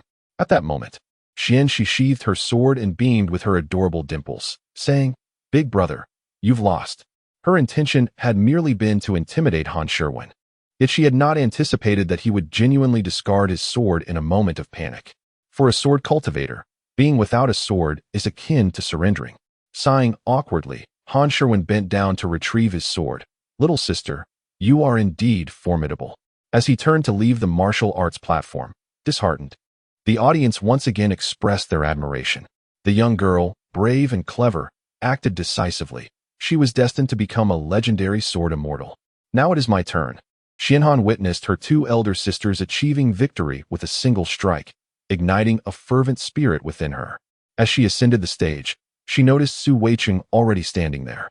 After observing the previous two matches, Su Weiqing recognized the exceptional swordsmanship of Xian Zichu and Xianxi. He was confident that Xuanhan's skills were equally formidable. To secure victory against her, he resolved to adopt a balanced strategy of offense and defense. He unleashed the forbidden sword techniques of the Xinfeng Mansion while simultaneously activating a family secret technique to form a protective aura around himself. His intention was to suppress Xianhan with his sword moves, continuously exhausting her strength until she was utterly fatigued. With this thought in mind, he promptly channeled his true essence, generating a pale yellow protective aura around his body. Xianhan blinked her large eyes and inquired, "Big brother, what is that yellow aura?" Su Weiqing, not one to conceal the truth, replied, "This is a protective aura formed by our family's secret techniques, specifically designed to counter your attacks." Oh, Xianhan nodded, feeling impressed by her elder brother's prowess. Meanwhile, Xian Zhu and the others in the audience anxiously turned to Lin Xian, asking, "Father, can Xianhan break through that yellow aura?" "Yes," Lin Xian responded without hesitation. Xuanhan's nature was remarkably calm, though not entirely devoid of spirit. Deep within, she possessed a temperament akin to Dong Huangzhou. Lin Xian believed that his precious daughter would surely devise a method to muster all her strength and breach Su Weiqing's protective aura. Mu Yuqing, initially concerned, felt reassured by Lin Xian's unwavering confidence and nodded quietly. Since her brother-in-law had said so, there should be no issue. "Little sister, brace yourself," Su Weiqing declared before launching himself at Xianhan with incredible speed. The forbidden sword techniques of Xinfeng Mansion erupted from his hands with a momentum akin to a dragon soaring through the heavens, producing an extraordinary sword force. In an instant, hundreds of sword shadows appeared before Xianhan, provoking a wave of tension among Xian Zhu and her companions in the audience. Fortunately, Xianhan remained composed, undeterred by Su Weiqing's onslaught. She deftly maneuvered, skillfully wielding her sword, probing for weaknesses in Su Weiqing's defenses. After 50 exchanges, the young girl suddenly had a flash of insight. "I've got it," she exclaimed, soaring into the air, her mind filled with the image of Lin Xian's sword technique as she imitated it precisely. With a swift thrust, she unleashed a direct strike. Whoosh! This sword was remarkably straightforward, embodying an essence of simplicity that concealed boundless power. A stream of azure sword energy pierced through Su Weiqing's sword techniques, crashing forcefully into his chest. The impact shattered his protective aura, forcing him to retreat several steps. Su Weiqing was momentarily stunned, not anticipating that Xuanhan's strike would be so unpretentious and direct, devoid of any angles or tricks. Yet, it was precisely this simplicity that caught him off guard and dismantled his protective aura. "Yay, I won too." Xianhan, having endured the pressure exerted by Su Wei for so long, finally mounted a triumphant counterattack, allowing her to exhale in relief and revel in her excitement. "Big brother, I concede." Yet, Xianhan did not let her victory cloud her judgment. She graciously bowed to Su Wei. Afterward, she joyfully descended from the martial stage and leaped into Lin Xian's embrace, burying her face in his abdomen while stifling her laughter. "My dear, you performed splendidly." Lin Xian seized the moment to commend his precious daughter. Observing the remarkable performances of her 3 elder sisters, the youngest, Xianyu, was also brimming with determination. She gently patted the 9-headed sky python nestled in her arms and whispered, "Little Nine, we must strive together." She intended to lead Little Nine in defeating Zhao Yujie on the stage, just as her sisters had done. The 9-headed sky python obediently nodded in her embrace, understanding that Xianyu was signaling for it to join her in confronting Zhao Yujie. Thus, Xianyu, accompanied by the 9-headed sky python, ascended the martial stage. Awaiting them was Zhao Yujie, his expression grave. He recognized the formidable prowess of Xian Zhu, Xian Shi, and Xianhan, each of whom displayed not only exceptional swordsmanship, but also remarkable agility of mind and adaptability in the face of challenges. As Xianyu was their identical twin, she too should not be underestimated. Consequently, Zhao Yujie summoned all his inner energy, unleashing the full extent of his potential. He silently vowed to employ the most incisive technique to decisively defeat Xianyu with a single strike. "Big brother, shall we begin?" Sensing Zhao Yujie's malevolent aura, Xianyu patted the 9-headed sky python in her arms to bolster her spirits. The 9-headed sky python instantly grasped that this was an offensive signal from Xianyu. "Then I shall not hold back." Zhao Yujie's gaze hardened as he brandished his sword, launching a fierce assault toward Xianyu. Just as he was 2 steps away from her, a shadow erupted from Xianyu's embrace, transforming into a towering figure within moments. Boom! The 9-headed sky python forcefully pinned Zhao Yujie to the ground, and then turned its head to look at Xianyu, its expression seemingly conveying, "I've got him restrained. You hurry and strike, Xianyu." Chapter 126. the dragon father, and the dog girl. Not only was Xianyu taken aback, but all present were utterly astonished by the sudden appearance of the nine-headed celestial python. This colossal third-tier demon beast sprang forth from Xianyu's embrace, completely shattering the spectators' perceptions. Who could have anticipated that such a petite girl could conceal such a terrifying creature within her arms? Zhao Yujie, pinned beneath the weight of the nine-headed python, trembled in sheer fright. The oppressive aura of a third-tier demon was beyond what a mere youth at the Transcendence realm could withstand. "A little sister, please, make it go away." Zhao Yujie's words faltered in his panic. "Oh." Xianyu hastily stepped forward, waving her hand at the nine-headed python. "Come here. I didn't tell you to attack him." The 9 heads of the celestial python were filled with astonishment. It turned out that it had misconstrued Xianyu's intentions. Realizing its mistake, the python lifted its 9 heads and mimicked the barking of a celestial dog, evidently attempting to appease Xianyu. After all, she was the daughter of the emperor. If she were displeased, it could very well incur the emperor's wrath, and the thought of such consequences sent shivers down the python's spine. Thus, it resorted to mimicking the celestial dog to curry favor with Xianyu. Witnessing this scene, the onlookers were momentarily petrified. Was this creature a serpent demon or a celestial dog? Only Xianyu, with a serious expression, remarked, "All right, since you acknowledged your mistake, I shall not hold it against you." It was clear that she could communicate effortlessly with the 9-headed python. Once granted her forgiveness, the python promptly shrank and nestled in her embrace. After a moment's contemplation, Xianyu pulled it out and tossed it aside. "You stay there and watch your sister compete. I'll call you back when I'm done." The python obediently swam to the side. Only when it distanced itself did Zhao Yujie feel emboldened to rise. Xianyu pointed at the 9-headed python and said, "Big brother, I've sent it away, so now you can let go and attack." Zhao Yujie took a deep breath. All right. Despite having been startled by the python, he was determined to prove himself in the contest. Thus, he summoned all his true essence and launched his attack once more. Mystical Heaven Sword Technique. The sword chi in Zhao Yujie's hand streaked like a rainbow, cleaving towards Xianyu. Xianyu furrowed her brow and swiftly countered. Heavenly Dawn Sword Art. Swish, swish, swish. In an instant, she unleashed over a dozen strikes, with terrifying sword chi hurtling towards Zhao Yujie recklessly. This girl is utterly insane. Zhao Yujie was taken aback and quickly activated his protective energy, forming a circular barrier around himself. Seeing this, Xianyu became even more fervent in her assault. In less than 3 breaths, she had unleashed over 100 sword chis, creating a barrier of sword energy before Zhao Yujie. Below the stage, Xianzhu, Xianxi, and Xianhan all gasped in astonishment. Xianyu had transformed the Heavenly Dawn sword art into a frenzied sword technique. Boom. At that moment, the previously wild and erratic Xianyu suddenly composed herself. In a remarkably primitive and authentic manner, she gathered 100 streams of sword energy and thrust a blade towards Zhao Yujie.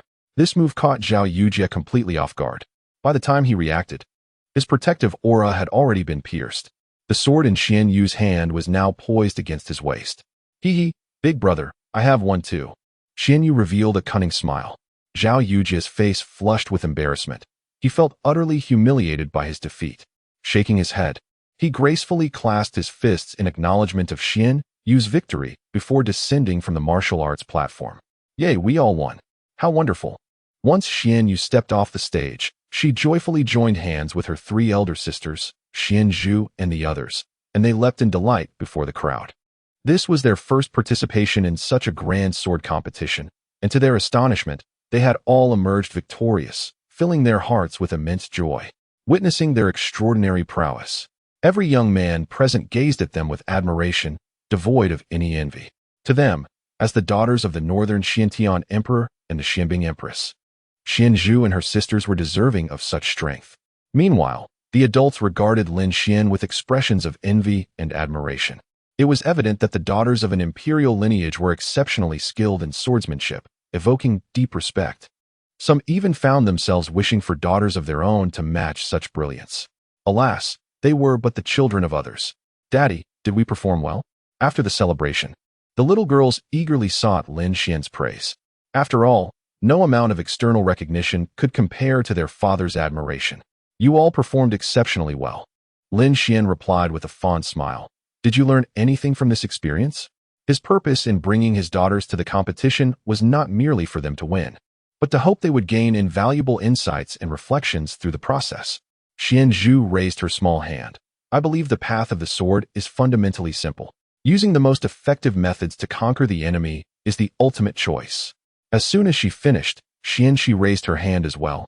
Daddy, I think how one wields the sword depends on the wielder's thoughts. The interplay of reality and illusion should be elusive. Moreover, Xianhan promptly added, the power of the sword lies in the accumulation of skill. We should seek refinement over quantity. Xianyu jumped up with both hands raised. I want to speak too. While one can be reckless when drawing the sword, one must know how to proceed afterward. Hearing their insightful remarks, Lin Xian felt a profound sense of relief.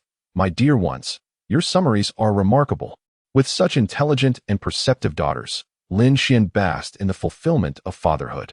Observing Lin Xian's method of educating his daughters, everyone present silently admired him. The emperor's guidance exemplified the art of fatherhood perfectly. Subsequently, although Lin Xian had mentioned that Xian Zhu and her companions were merely here for a contest and would not occupy any slots, Zhao Yujie and Yu Wushang were disinterested in continuing the competition, leading to the hasty conclusion of this youth swordsmanship tournament. Upon exiting the martial arts plaza of Tianjin Mountain, Lin Xian bid farewell to his 4 daughters and Mu Yuqing. Before returning to the Crystal Palace, he had to address a concealed menace from Baishuanshan, the Scorpion clan. The Zhongjing mountain range spans over 300,000 miles, adorned with towering trees and peculiar stones, its terrain exceedingly intricate. Outside this ancient forest, encircled by mountains, a contingent of several thousand individuals marched swiftly into the woods. A closer examination would reveal that they were broadly divided into 5 or 6 factions. At the forefront stood 3 prominent figures: Lin Tong, the leader of the Giant Sword sect; Wang Wenyang, the head of the Miaoshuan sect; and Fang Xingyuan, the master of the Bagua sect. Raising his gaze towards the lush forest ahead and its perilous surroundings, Lin Tong remarked gruffly, the terrain of the Zhongjing mountain range is indeed complex and treacherous, as observed today. Wang Wenyang sighed. Regardless of the dangers, we must venture in and locate our disciples. Fang Xingyuan, clad in a gray and white Bagua robe, revealed a mysterious smile at these words, nodding in agreement. Indeed, in this secret realm, each of our sects has lost over 1,000 disciples. If we fail to find them, it would truly be a source of great distress. Chapter 127. The Arrival of the Savior. The words of Fang Xingyuan garnered unanimous approval from all present. Each of their esteemed sects had lost thousands of disciples within this mountainous region. If no clues could be unearthed, it would not only tarnish the reputation of their sects, but also adversely affect the future training of their disciples. After all, this mountain range frequently harbored various secret realms. For the sects within 100,000 li radius, the Zhongjing mountain range was akin to a prime training ground for their disciples. Thus, locating the missing disciples was imperative. Even if they had perished, they must be found, dead or alive. Coincidentally, this time the secret realm was a collaborative endeavor involving disciples from several major sections. Therefore, as the leaders of their respective sects, Lin Tong, Wang Wenyang, and Fang Xingyuan, joined forces, they each led their elite disciples into the Zhongjing mountain range for a thorough search. After traversing over 100 li, they finally entered the heart of the Zhongjing mountain range. As they gazed upward, they beheld towering mountains on either side, rising to staggering heights. There were no other paths to traverse at the base of these peaks. Wang Wenyang surveyed the surroundings and remarked, indeed, this is the Zhongjing mountain range. Even the entrance to the mountains presents a terrain of utmost peril. This locale represents a treacherous tiger's mouth, once ensnared within. Should enemies emerge from either side, one would be easily constrained. Lin Tong and the others nodded in silent agreement. Wang Wenyang, master of the Miaoyuan sect, was well versed in the art of geomancy. His insights into terrain and feng shui were undoubtedly exceptional. Well said, Fang Xingyuan replied with a slight smile. Wang sect master, you are indeed a master of formations, instantly discerning the uniqueness of this location. Wang Wenyang shook his head with a smile. My prowess pales in comparison to that of sect master Fang. You flatter me. Fang Xingyuan's Baguazhong had been established 8,000 years prior to the Miaoyuan sect. Moreover, Fang Xingyuan himself had reached the pinnacle of the divine soul realm and was a true master of formations. It was said that he could effortlessly conjure formations with a mere flick of his fingers, easily establishing a formation spanning 10 li. Thus, before him, Wang Wenyang dared not harbor any arrogance. Upon hearing this, Fang Xingyuan chuckled heartily. One must possess self-awareness. In light of this, I shall refrain from further discourse. Let us send you on your way. With a wave of his hand, he summoned his true essence, and the mountain sides flashed with red light, simultaneously emitting a brilliant beam. In an instant, a massive circular formation, covering 10 li, was formed. The two ends of the formation seamlessly connected to the mountain slopes. What is happening? Sect Master Fang, what is your intention? Lin Tong, Wang Wenyang, and the others were taken aback. Before they could regain their composure, Fang Xingyuan had already taken his disciples and soared outside the formation. Ha ha ha, you are all esteemed sect leaders, yet I did not expect you to be so negligent. When I, an elder, am present, you should hastily depart upon witnessing the treacherous terrain of the tiger's mouth. Yet here you stand, engaged in idle chatter. Are you courting death? Fang Xingyuan wore a smug expression. At that moment, within the immense formation, fierce flames blazed. Countless crimson flames hovered in the air, resembling fiery swords. Witnessing this, Lin Tong was both alarmed and enraged. Fang Xingyuan, what are you insinuating? Fang Xingyuan sneered. I shall not hesitate to inform you that all the disciples from your sects who have gone missing were harmed by my disciples. I have lured you here to seize your 9 calamity sword fragments. Upon this declaration, his disciples erupted in triumphant laughter. They never anticipated that the disciples of your sects were so naive, falling into their deadly trap with mere words. In my view, the fortunes of your sects have reached their end. Henceforth, the martial world of Yunyi, Dahua, and Linli countries shall reverently acknowledge our Bagua sect. Confident in their master's deadly formation, these disciples believed that once ensnared, Lin Tong and his companions would face inevitable demise. The loss of their sect leaders would render the major sects vulnerable, ripe for the taking by the Bagua sect. So it was Lin Tong and Wang Wenyang. Upon hearing this, gnashed their teeth in fury. How fortuitous it was that their disciples had entered the secret realm alongside those of the Bagua sect. Were it not for that, they would not have fallen prey to Fang Xingyuan's duplicitous words, finding themselves ambushed within his formation. As for the 9 calamity sword fragments, there are 4 in total. Lin Tong, Wang Wenyang, and the master of Yunyuj each possess one. Once all 4 are gathered, they can be refined into the spiritual treasure-grade 9 calamity sword, said to be forged by a great sage who, 300,000 years ago, tempered it through 9 tribulations. The sword bears the engravings of the 9 tribulation lightning marks, capable of unleashing terrifying heavenly thunder, its power unparalleled. Originally, Lin Tong and his companions had obtained the 9 calamity sword fragments through certain fortuitous circumstances, maintaining a low profile and avoiding unnecessary attention. Little did they know that no secret remains hidden forever, and Fang Xingyuan had discovered their secret. Within today's secret realm lay one of the 9 calamity sword fragments. Thankfully, my disciples, clever and dutiful, managed to seize this fragment. Now, you are all ensnared by me. Only by surrendering your 9 calamity sword fragments can you hope to survive. Fang Xingyuan wore an expression of assured victory. Upon hearing this, Lin Tong and Wang Wenyang gritted their teeth in rage. It was no wonder that Fang Xingyuan and his disciples harbored such wicked intentions, seeking to ensnare their sections. To think that we would willingly hand over the 9 calamity sword fragments to you is nothing short of a dream. Lin Tong's eyes burned with fury, glaring fiercely. Indeed, you shall not seize this fragment from me. I would rather destroy it than relinquish it to you. Wang Wenyang seethed with a desire to consume Fang Xingyuan whole. Fang Xingyuan spoke arrogantly, declaring, if you refuse, so be it. I shall first eliminate you, and then annihilate all your sects. As he flicked his fingers, the entire killing formation erupted into a frenzy. In an instant, billions of fiery swords screeched forth, weaving through the air with a terrifying aura of slaughter akin to a dragon soaring and a phoenix dancing. Wenyang, you must dismantle this formation at once. Lin Tong bellowed, placing all his hopes on Wang Wenyang. Gritting his teeth, Wang Wenyang hastened to employ his lifelong skills, producing the Kaiyuan compass in a desperate attempt to forcibly break the formation. Alas, his mastery of formations paled in comparison to that of Fang Xingyuan. Even with all his might, He found himself utterly helpless. Humph, it appears you will not weep until you see the coffin. Fang Xingyuan sneered maliciously. In that case, I shall proceed to slay all the disciples of your sect. With that, he prepared to depart with his disciples. Wait, Lin Tong exclaimed, urgently calling to Fang Xingyuan. If we give you the fragments, you will release us, correct? Of course, Fang Xingyuan replied, a glimmer of satisfaction in his eyes. Wang Wenyang cautioned Lin Tong. Even if we give them to him, I doubt he will truly let us go. Lin Tong gritted his teeth. Do we have any choice left? Upon hearing this, Wang Wenyang and the others fell into a heavy silence. After considerable deliberation, they reluctantly produced the fragments they held. Placed them on the ground. I shall retrieve them myself, Fang Xingyuan said, his gaze greedily fixating on the 3 fragments.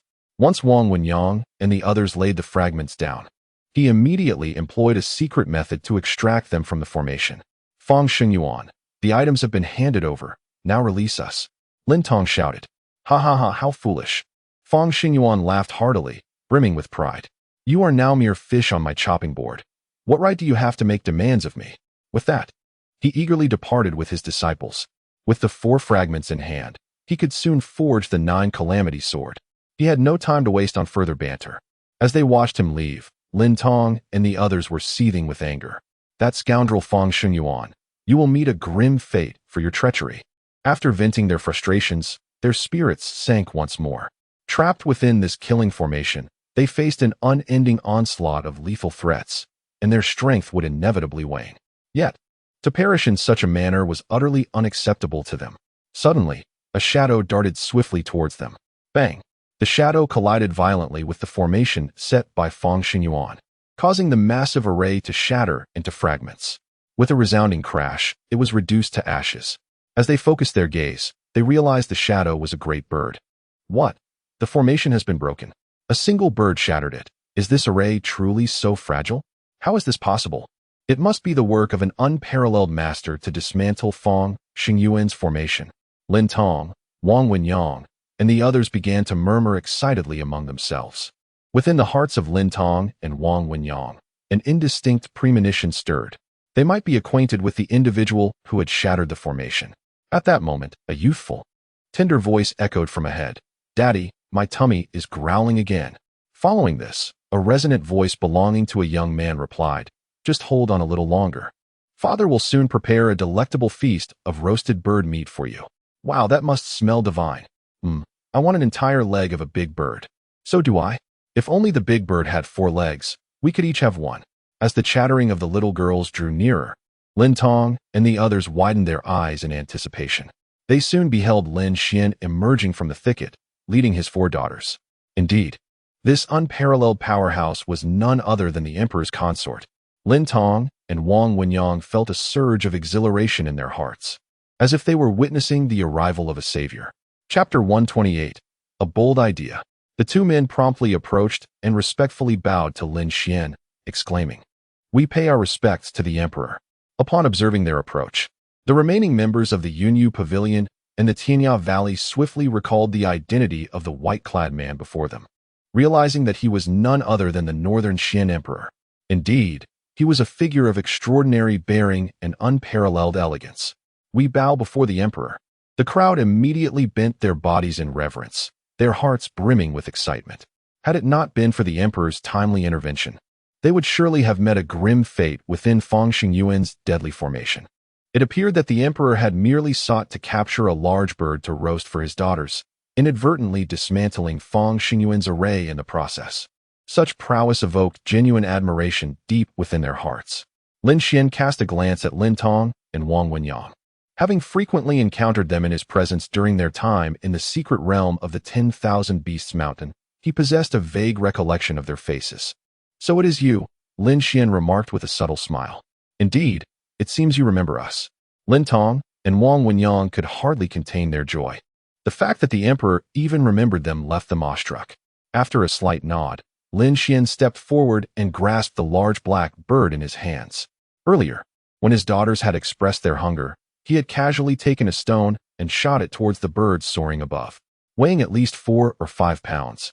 He intended to prepare a feast of roasted bird meat for his daughters. For him, Vanquishing the Scorpion clan was of lesser importance than ensuring his daughters' bellies were full. Once they had satisfied their appetites, he could attend to other matters at his leisure. Leading his daughters to a nearby clear spring, Lin Xian proceeded to pluck the feathers and clean the large black bird. He gathered a pile of twigs, ignited a fire, and fashioned a roasting rack.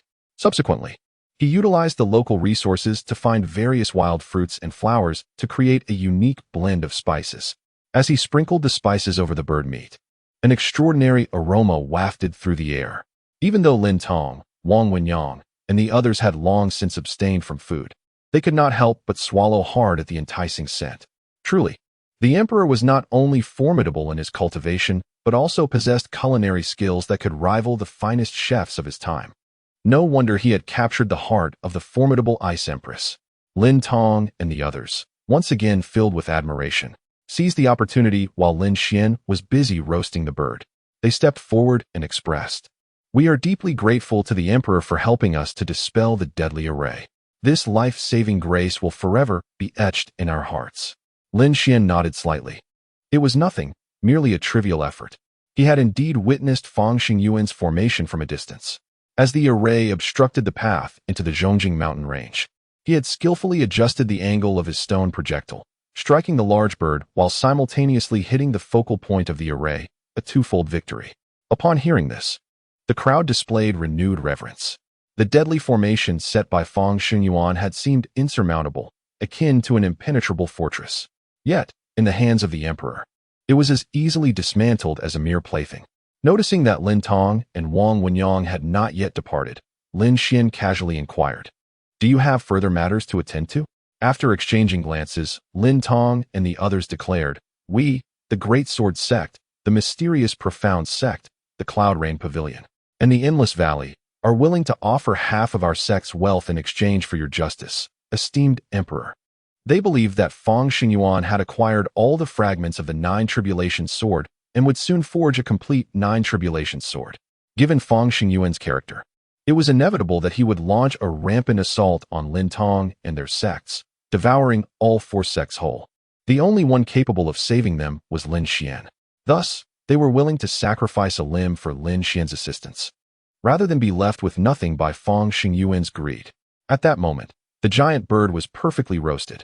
While distributing the meat to his daughters, Lin Xian inquired, "Are you seeking vengeance against the one who ensnared you with formations?" Lin Tong and the others nodded eagerly, thinking to themselves that the emperor was indeed perceptive. Immediately discerning the crux of their predicament, their reverence for Lin Xian surged to its zenith. Subsequently, Wang Wenyang recounted the entire sequence of events to Lin Xian. Initially, Lin Xian had little interest in the feuds of the martial world. However, upon hearing about the fragments of the Nine Tribulations sword, his eyes sparkled with intrigue. There were 4 fragments in total, perfect for merging with the 4 symbols Divine Sword and the Yuan Magnetic Sword embryo. It should be noted that the Nine Tribulations sword contained the power of the Nine Thunder Tribulations, while the 4 symbols Divine Sword was forged by the ancient blood demon god, imbued with the extreme Yin blood evil force. With Lin Xian's master-level crafting skills, he could undoubtedly harmonize this Yin and Yang power flawlessly, thus forging 4 of the most exquisite quasi-immortal swords. This was a fortuitous opportunity for his beloved daughters. Contemplating this, Lin Xian remarked, "Once I conclude a few minor matters here, I shall accompany you to investigate." "Yes, thank you, esteemed emperor." Lin Tong and the others rejoiced. With the emperor's intervention, Fang Xingyuan would have no choice but to kneel. They intended to bid farewell to Lin Xian and delve into the depths of the Zhongjing Mountains in search of their disciples. Although Fang Xingyuan claimed that their disciples had been slain, they felt compelled to see the bodies, even if they were indeed deceased. Just as Lin Tong and the others turned to leave, Lin Xian flicked his finger, igniting a spark that shot towards the ground in the distance. Boom! The star-like flame exploded upon impact, revealing a massive shadow. As they focused their gaze, they discerned that the shadow took on a humanoid form, complete with a long scorpion tail. A demon race, concealed underground, possessing a scorpion's tail, this must be the Scorpion clan. The crowd was momentarily taken aback. Were it not for Lin Xian's explosive revelation of the Scorpion clan beast, they would have remained oblivious to the presence of such a demon race within the Zhongjing Mountains. Suddenly, the surrounding earth rose dramatically, and in the blink of an eye, hundreds of towering Scorpion clan members surged forth, all of them ninth-grade demon beasts. Lin Tong turned to Lin Xian and said, "Your Majesty, allow us to deal with these ruffians." Lin Xian, preoccupied with watching his daughters eat, lazily responded with a casual Lin Tong, and the others felt a surge of joy. Their sovereign had consented to assist them, and they were determined to impress him.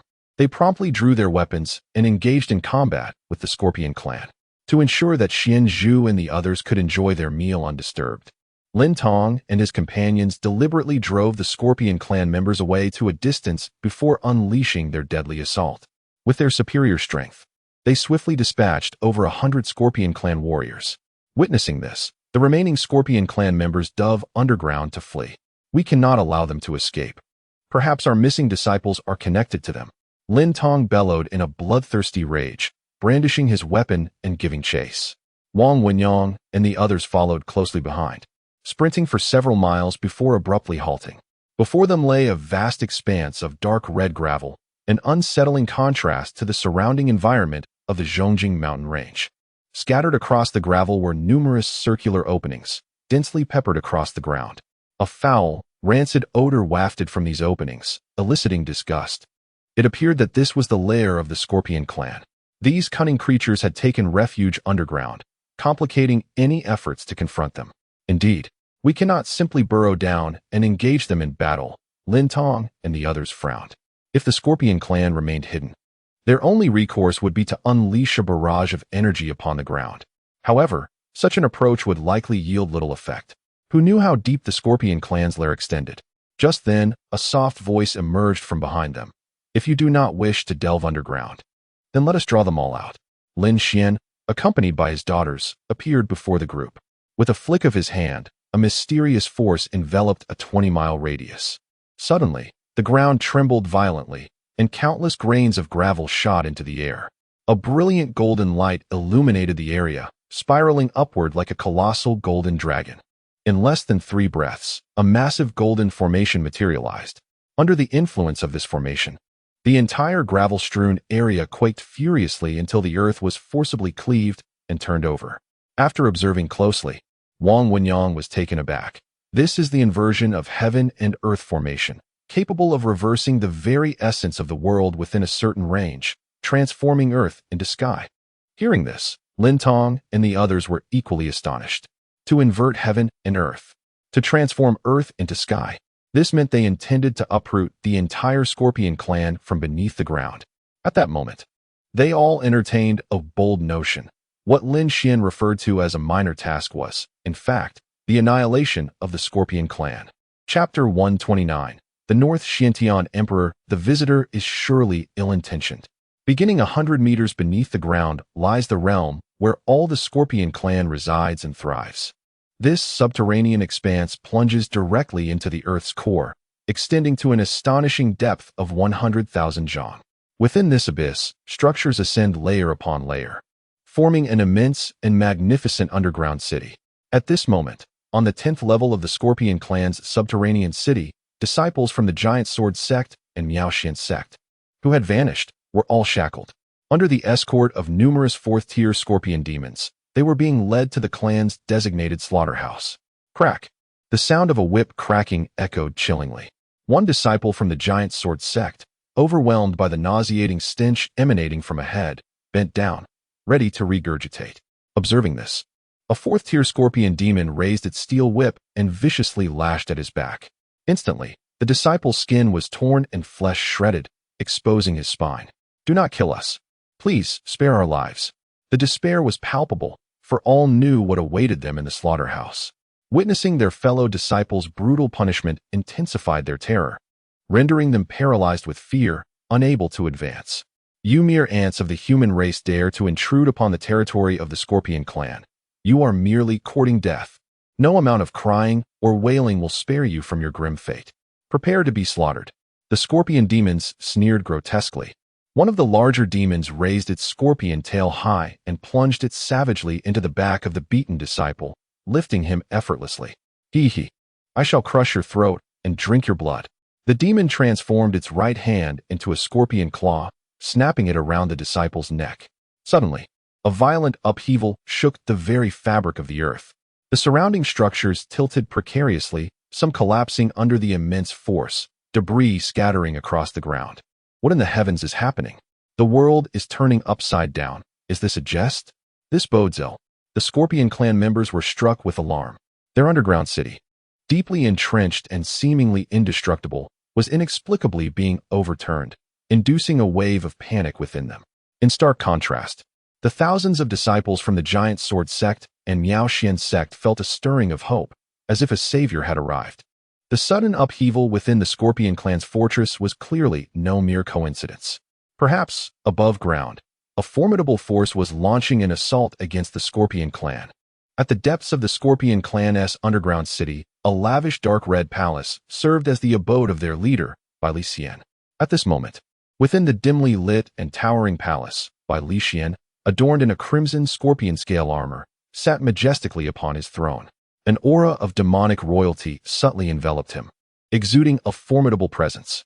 To his astonishment, he learned from his demon general that Gong Sun Qi and his 50,000 troops had met with utter annihilation in the battle against the Yuuzhan kingdom. The demon general insisted, "My intelligence is unequivocally accurate. Moreover, I have come across astonishing news." "Speak," Bai Li Xian urged impatiently. The demon general continued. "The Yuuzhan kingdom was able to effortlessly obliterate our forces due to the emperor consort of the North Xian. Otherwise, the palace of the Yuuzhan kingdom would have long been seized by General Gong Sun Qi." The emperor consort of the North Xian? Upon hearing this name, Bai Li Xian's gaze flickered with intrigue. After 2,300 years of cultivating his demonic path and traversing much of the Nine Heavens' immortal domain, he was well acquainted with the nearby North Xian. Among the names that lingered in his memory, the most notable was the Ice Emperor, Dongwang Ziyou. He recalled the rumors from 4 years prior, which spoke of Dongwang Ziyou encountering a mysterious man overnight, resulting in the birth of a daughter with 4 extraordinary treasures. It was then that he surmised that the man capable of making the Ice Emperor conceive must be an unparalleled talent of the world. Now, it seemed that his suspicions were indeed confirmed. The Emperor consort of the North Xian was none other than the consort of the Ice Emperor. The demon general elaborated. "I have also learned that during the recent youth swordsmanship conference in the Yuuzhan kingdom, the Emperor consort brought his daughter along, which is why the Yuuzhan kingdom received his assistance." Bai Li Xian nodded silently, recognizing that these details were no longer of significance. His foremost desire was to uncover Lin Xian's secrets and unleash the most brutal vengeance upon North Xian. At that moment, another demon general hurriedly burst into the chamber, casting a reverent glance at Bai Li Xian upon the throne. "Leader, our scouts have discovered a group of disciples from the Nine Heavens' immortal domain and have captured them for consumption. Such trivial matters do not require my attention." Bai Li Xian frowned. The demon general continued, "However, due to their disappearance, a large search party has arrived, among whom is a white-clad man of formidable strength. I have just received urgent news that this white-clad man is highly likely the emperor consort of the North Xian." "What?" Bai Li Xian exclaimed, rising from his throne. The arrival of the emperor consort of North Xian did not bode well. Suddenly, Bai Li Xian felt the world spinning around him. He swiftly summoned his true essence, stabilizing himself in midair. However, his palace was not so fortunate. The entire structure began to flip violently, with countless bricks and stones plummeting from above as though it were raining debris. The world spinning? After a moment of contemplation, Bai Li Xian's gaze sharpened with realization. "Emperor consort of North Xian, are you intent on turning my entire underground city upside down?" Boom. He immediately unleashed a terrifying aura of the imperial realm, surging upwards with an unmatched ferocity. Bang! In the blink of an eye, he traversed a distance of 100,000 fathoms, breaking through the ground to appear in midair. Upon his emergence, Lin Tong, Wang Wenyang, and others gasped, instinctively retreating. The aura of the imperial realm. This was indeed a true demon emperor. Hiss! Bai Li Xian, clad in scaled armor, cast a colossal shadow in the sky. What struck fear into the hearts of the onlookers most was the profound imperial aura he exuded. Under his overwhelming presence, Lin Tong and the others found themselves retreating until they stood beside Lin Xian, as if entering a realm of the divine, finally regaining their composure. Bai Li Xian fixed his gaze upon Lin Xian. "North Xian Heavenly Emperor, could you dismantle your great formation?" Despite his formidable cultivation, he was not well versed in formations. With the imminent destruction of the underground fortress painstakingly built by his clan, he could only suppress his anger and negotiate with Lin Xian. Lin Xian replied calmly, "No." With a flick of his right hand, the earth trembled. The ground, which had slowly been torn apart, suddenly accelerated several times in speed. With a tremendous roar, it completely detached from the surface, flipping over in the air. In an instant, the underground city of the Scorpion clan was utterly inverted, laid bare before all. Thousands of Scorpion clan members raised their heads in terror, casting fearful glances at Lin Xian amidst the endless ruins. They could scarcely believe that the place their clan had inhabited for generations had been overturned by Lin Xian's solitary power. Meanwhile, disciples from the Giant Sword sect, Miao Xian sect, and other sects gazed at Lin Xian with profound reverence. It turned out, there truly exists a savior in this world. Chapter 130. He truly is both divine and demonic. Master. Subsequently, the disciples turned around to see Lin Tong and the others, their faces lighting up with joy as they rushed out of the ruins. Lin Tong and his companions were equally elated to discover that their disciples were still alive. A most fortuitous event indeed.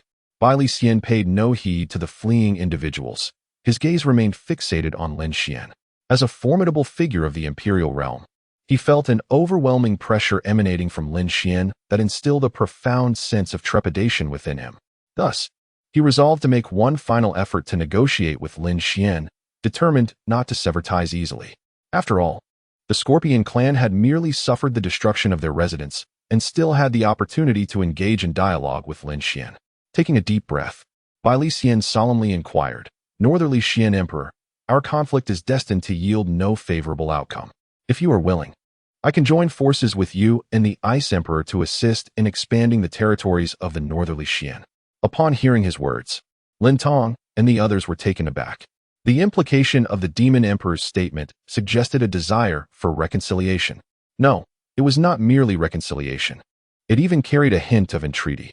Such a scenario would have been inconceivable just a moment ago. The esteemed Demon Emperor, renowned for his might, was voluntarily lowering his stance to propose terms. What a concept! This was akin to an imperial realm powerhouse of the human race bowing in conversation. However, upon further reflection, Lin Tong and the others believed that only an extraordinary figure like the Northerly Xian Emperor could compel the Demon Emperor to humbly concede. Indeed, the Emperor was worthy of such profound respect from the Demon Emperor. Lin Xian smiled in silence, turning to allow his daughters to frolic in the grassy knoll nearby, simultaneously casting a soundproof formation around them. Observing this, Lin Tong and the others instantly understood that the Emperor was preparing to take action. They promptly retreated to the vicinity of Xian Zhu and the others, resolutely guarding them. Although the little princesses would not encounter any issues under the Emperor's watchful eye, they could not allow themselves to be complacent. Even the faintest hint of danger warranted their utmost vigilance in protecting the princesses. Witnessing Lin Xian's actions, Bai Li Xian could not help but furrow his brow. Yet, he heard Lin Xian's voice calmly resound. The analogy of two tigers contending is rather inappropriate. Oh, Bai Li Xian suppressed his fury, questioning, "Where have I erred?" Lin Xian revealed a hint of disdain. "The term applies only to individuals of comparable strength. As for you and me, we are merely the difference between a mere insect and a ferocious beast." Bai Li Xian, upon hearing this, erupted in rage. "Northerly Xian Emperor, there is a limit to arrogance. How could he, as a distinguished demon emperor, endure such humiliation as being likened to an insect?" Yet, in an instant, Bai Li Xian's fury transformed into sheer astonishment. A terrifying aura, reminiscent of ancient times and imbued with the power of the laws, radiated from Lin Xian. At that moment, the vast sky underwent a dramatic transformation. Mystical beams of light and shadow swirled around Lin Xian, as subtle forces of law converged upon him, harmonizing with the universe. In that moment, it seemed as though Lin Xian embodied the cosmos, and the cosmos, in turn, embodied Lin Xian. My heavens, the Grand Sage Realm. This is indeed the Grand Sage Realm. It is overwhelmingly powerful. Truly, it is unfathomable. In the presence of such might, the Imperial Realm appears as mere ants. What kind of existence have we provoked? Before the aura of Lin Xian in the Grand Sage Realm, the faces of all the Scorpion clan members turned ashen.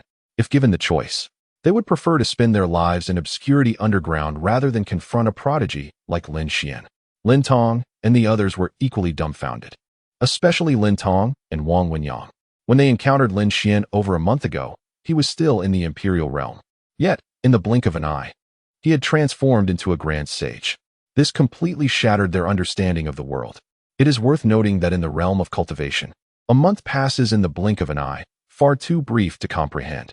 Countless exceptional talents struggle throughout their lives to attain the imperial realm, let alone the even more formidable grand sage realm, which exists as an unattainable dream for many cultivators. Yet now, Lin Xian achieved it with remarkable ease. This led Lin Tong and his companions to wonder if the grand sage realm was being freely bestowed upon everyone. Emperor Bei Xian, I am willing to lead my entire clan in submission to you. At this moment, Bai Lixian's confidence was utterly shattered by Lin Xian, leading him to utter this humiliating proclamation. No need. Lin Xian, as if standing at the center of the universe, coldly uttered those two words. The Scorpion clan is a treacherous race, mercilessly slaughtering humanity. Lin Xian had come to annihilate them. There was no possibility of him having a change of heart. He casually grasped a sword, embodying the essence of profound simplicity, and in the blink of an eye, he stood before Bai Lixian. With a swift motion, he silenced Bai Lixian before he could utter another word, piercing his throat. Witnessing Bai Lixian's demise in such an overpowering manner plunged the entire Scorpion clan into a state of profound terror. Countless Scorpion clan members revealed their true forms, desperately attempting to escape underground amidst the chaos. However, with a wave of Lin Xian's hand, a mysterious black light soared into the sky, swiftly forming an enormous nether Xian Tian killing formation. Under the horrified gazes of Lin Tong and the others, the ethereal energies within the formation surged violently. Wherever they went, the remnants of the Scorpion clan lay scattered. Such a formidable demon race was obliterated by the Emperor. He truly embodies both God and devil. Had Lin Tong and the others not been suppressing their fear, they would have knelt in submission long ago. Let us depart. Lin Xian cast a calm glance at them before dispelling the soundproof barrier, cradling his 4 daughters in his arms. Yes, Lin Tong and the others promptly turned to follow. The Bagua sect, located within the borders of the Great Hua Kingdom, resides on Bagua Mountain. The 8 trigrams mountain comprises 8 majestic peaks, gathered and unified.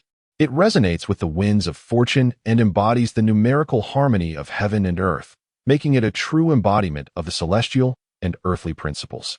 Fortuitously, this mountain possesses unparalleled advantages, surrounded by a formidable protective formation that enhances its might. From a distance, one can discern faint golden lights encircling the space outside the 8 trigrams mountain, deterring any would-be intruders.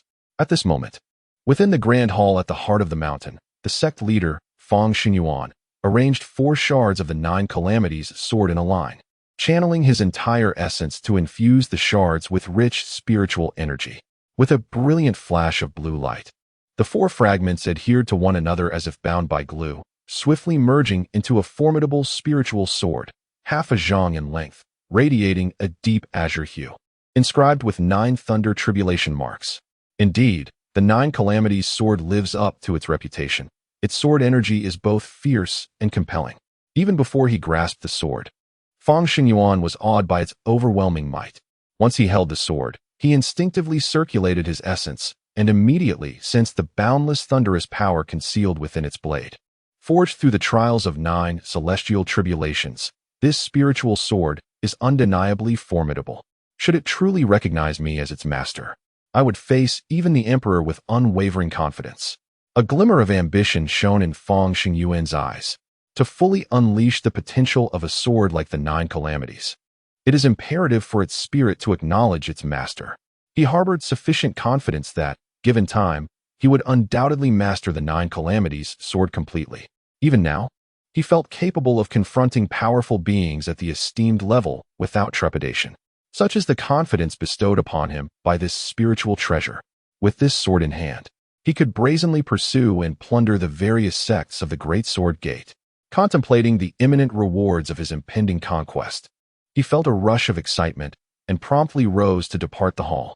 Just then, an indignant voice reverberated through the valley. The North Xian Heavenly Emperor has arrived. The scoundrel Fang Xingyuan, come forth to pay your respects. Chapter 131. If one must play, then play grandly. Upon hearing the voice, Feng Xingyuan was taken aback. The Northern Xian Heavenly Emperor had arrived. He recognized the voice as belonging to Lin Tong, the leader of the Giant Sword sect.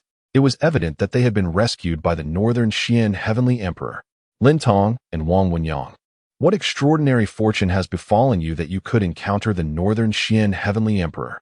A wave of heat surged through Feng Xingyuan's body. The Northern Xian Heavenly Emperor, the consort of the Ice Empress, was undeniably formidable. Clearly, he and Lin Tong had come to offer support to Lin Tong and the others. Realizing this, Feng Xingyuan was about to rush out of the Great Hall, but he halted abruptly. The Nine Turns Golden River Formation, established by our sect's founding ancestor Zhuge Wudi, is a top-tier defensive array. Moreover, our Bagua Mountain harmonizes with the laws of nature, subtly aligned with the powers of the 8 trigrams and the 5 elements. With the terrain of Bagua Mountain bolstering it, the Nine Turns Golden River Formation was as impregnable as a fortress. Even the Northern Xian Heavenly Emperor could not easily breach it. Thus, he shouted, "Qingfeng, come here." A disciple hurriedly entered, asking, "Master, what are your instructions?" Feng Xingyuan replied, "The Northern Xian Heavenly Emperor has graced us with his presence. We must not lose our decorum. Go outside and inform him that I am currently in seclusion and will not emerge for at least a year and a half. Kindly ask the Emperor to return." He thought to himself that with the protection of the Nine Turns Golden River Formation, if Lin Xian could not break through, he would have no choice but to leave. This way, he would neither offend Lin Xian directly nor fail to repel this formidable adversary. What an exquisite plan. Understood. Lu Qingfeng promptly dashed out. In less than 3 breaths, he returned, exclaiming, "Master, it is dire." Our mountain-protecting formation was shattered by a mere gesture from the Northern Xian Heavenly Emperor. What? At these words, Feng Xingyuan trembled slightly. The Nine Turns Golden River Formation had been obliterated in such a brief period, indicating that the Northern Xian Heavenly Emperor's mastery of formations far exceeded his expectations. Indeed, even their founding ancestor might not match his prowess. It is recorded in the sect's text that the ancestor spent a full 6 months crafting this protective array. The comparison was stark and unmistakable. Realizing the gravity of the situation, Feng Xingyuan dared not delay any further and rushed out of the Great Hall. There, he beheld a man clad in white, strikingly handsome, gazing down at him with an air of superiority. Feng Xingyuan, the leader of the Bagua sect, pays his respects to the Emperor. Feng Xingyuan hurriedly bowed. Lin Tong retorted angrily, "Wretched traitor Feng Xingyuan, how foolish of us to consider you a good person, only to discover your treachery. Fortunately, we encountered the Emperor, which completely unraveled your sinister plot. Now that the Emperor is here, you would do well to take your own life." At Lin Tong's furious outburst, Feng Xingyuan's heart was thrown into turmoil. The Ice Empress is an unparalleled force within the imperial realm, and it stands to reason that her partner would also dwell within such exalted heights. After all, how could anyone unworthy capture her attention? In the presence of such might, any act of defiance would surely lead not only to one's own obliteration, but also to the ruin of the entire 8 trigrams sect. Yet, to bow down now would invite the wrath of Lin Tong and his cohorts, who would undoubtedly strip him of his very skin. Contemplating this predicament, Feng Xingyuan approached Lin Xian with a respectful bow, stating, "Your Excellency, I beseech you to remain a mere spectator." Lin Xian replied coolly, "Are you requesting me to intervene?" Feng Xingyuan hastily shook his head, "I would not dare. I merely wish to convey that should you choose not to withdraw, I propose a wager with you." Intrigued, Lin Xian inquired, "What sort of wager?" Feng Xingyuan raised the 9 calamity sword and declared, "If I can approach you within 100 paces with this sword, you shall vacate 8 trigrams mountain." He had meticulously devised a strategy to secure victory in his mind. To him, Lin Xian appeared overwhelmingly powerful, and he believed he lacked the capacity to inflict harm upon him. However, with the 9 calamity sword, a weapon of legendary caliber, and his own mastery of formations, closing the distance of 100 paces did not seem an impossible dream. Upon hearing this, Lin Tong and the others exchanged looks of derision. The Emperor was a formidable being of the great sage realm. Even standing still, Feng Xingyuan could not hope to approach him within 1,000 paces. Did he truly believe that wielding the 9 calamity sword would allow him to prance about before such a titan? Since we are to play, let us raise the stakes. Lin Xian chuckled. If you can take even a single step from your original position, I shall concede your victory. Is that a promise? Fang Xingyuan's eyes gleamed with hope. Lin Xian nodded. I speak no falsehood. Overjoyed, Fang Xingyuan hastily summoned his true essence, fortifying a powerful defensive formation within a 10-step radius. Simultaneously, he communicated secretly with the spirit of the Nine Calamity Sword, forcibly unleashing its full potential. Your Excellency, I shall commence. Fang Xingyuan gritted his teeth and thrust the Nine Calamity Sword towards Lin Xian. With a thunderous crash, an indescribable and terrifying force obliterated his protective formation in an instant. The impact struck him with such ferocity that it felt as if he had been swatted by a primordial behemoth. His bones shattered, and he nearly lost consciousness from the pain. As his body plummeted, he crashed to the ground with a resounding thud, creating countless fissures in the earth and a cloud of dust. Good heavens, could the Northern Xian Emperor truly be a great sage? Fang Xingyuan inwardly lamented. The formation he had just employed was the highly compressed 8 trigrams, 8 symbols formation, designed to manifest the power of laws within a confined space. Yet, before Lin Xian, it crumbled as easily as an eggshell. This realization compelled Fang Xingyuan to reassess Lin Xian's strength, which had evidently surpassed the bounds of the imperial realm. As Lin Xian effortlessly incapacitated Fang Xingyuan and seized the Nine Calamity Sword, Lin Tong and the others were left with no choice but to revere him in awe. Lin Xian cast a satisfied glance at the Nine Calamity Sword in his hand, feeling a sense of fulfillment. At last, he had gathered all the materials necessary to forge 4 quasi-immortal swords, making this journey worthwhile. With a casual gesture, he disassembled the Nine Calamity Sword, breaking it into 4 fragments and tossing them into the system's inventory. Witnessing his audacious act of reverse engineering, not only Lin Tong and the others, but even Fang Xingyuan was profoundly astonished. The North Xian Emperor truly was a prodigy among prodigies. As they observed Fang Xingyuan's demise, Lin Tong and the others promptly retrieved their storage rings and presented them to Lin Xian. Your Majesty, please accept this.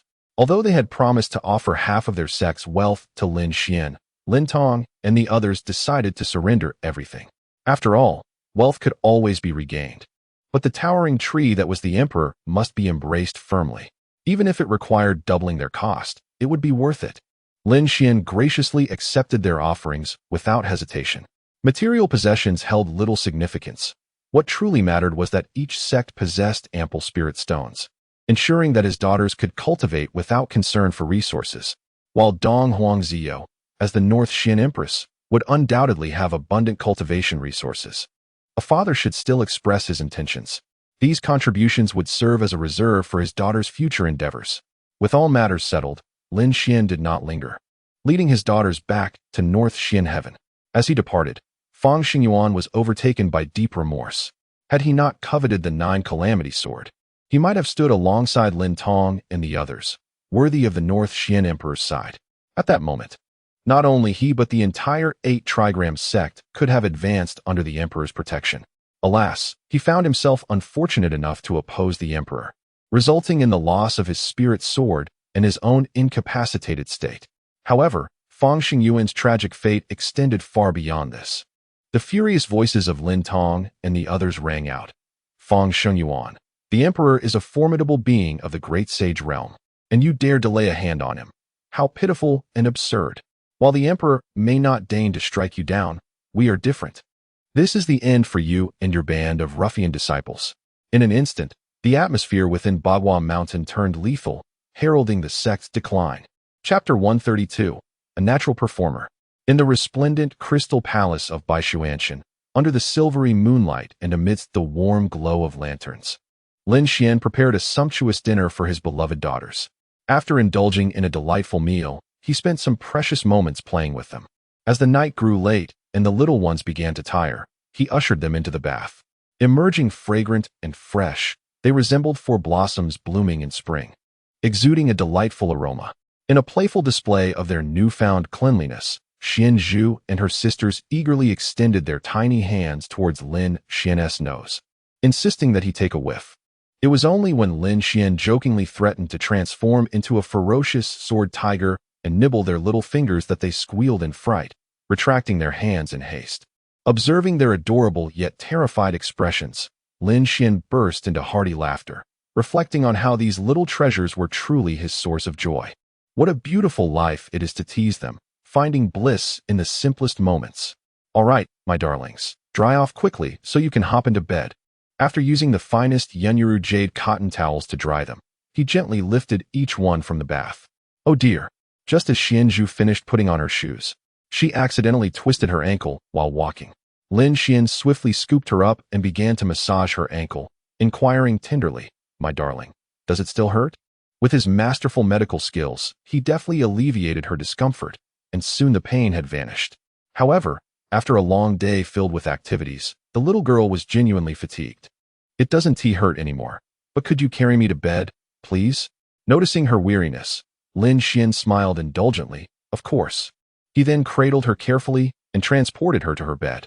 Seeing her sister receiving such special treatment, Xianxi, Xianhan, and Xianyu immediately felt inspired. Xianxi raised her hand. "Father, I want to be carried to bed too." "Certainly." Lin Xian promptly embraced her. Xianhan tugged at Lin Xian's sleeve. "Father, don't forget about me." "Of course." Lin Xian quickly freed a hand to lift her as well. Xianyu, who had been standing upright, suddenly wobbled as if intoxicated, exclaiming, "Oh dear, I feel so weak. I have no strength at all. Who will carry me?" This little one was indeed a natural performer. Lin Xian was thoroughly amused by Xianyu's antics. With a flick of his finger, he summoned a strand of spiritual energy to envelop her, drawing her into his embrace. Arriving at the bed with all three little girls, Xianzhu was already on the verge of falling asleep. After placing them gently on the bed, Lin Xian regaled them with a tale to lull them into slumber. Fortunately, the little ones, exhausted from their day, soon drifted off into sweet dreams. Afterward, Lin Xian made his way to the table in his room. From his system's inventory, he retrieved the Spirit Slayer Tower, the Yuan Magnetic Sword Embryo, and the fragments of the 9 Calamity Sword. After removing the 4 divine swords from the Spirit Slayer Tower, Lin Xian embarked on his very first endeavor in the art of forging. Possessing masterful skills in forging and the formidable cultivation of a great sage, his process of crafting weapons was effortless and unburdened. In a short span, 7-foot-long swords lay upon the table.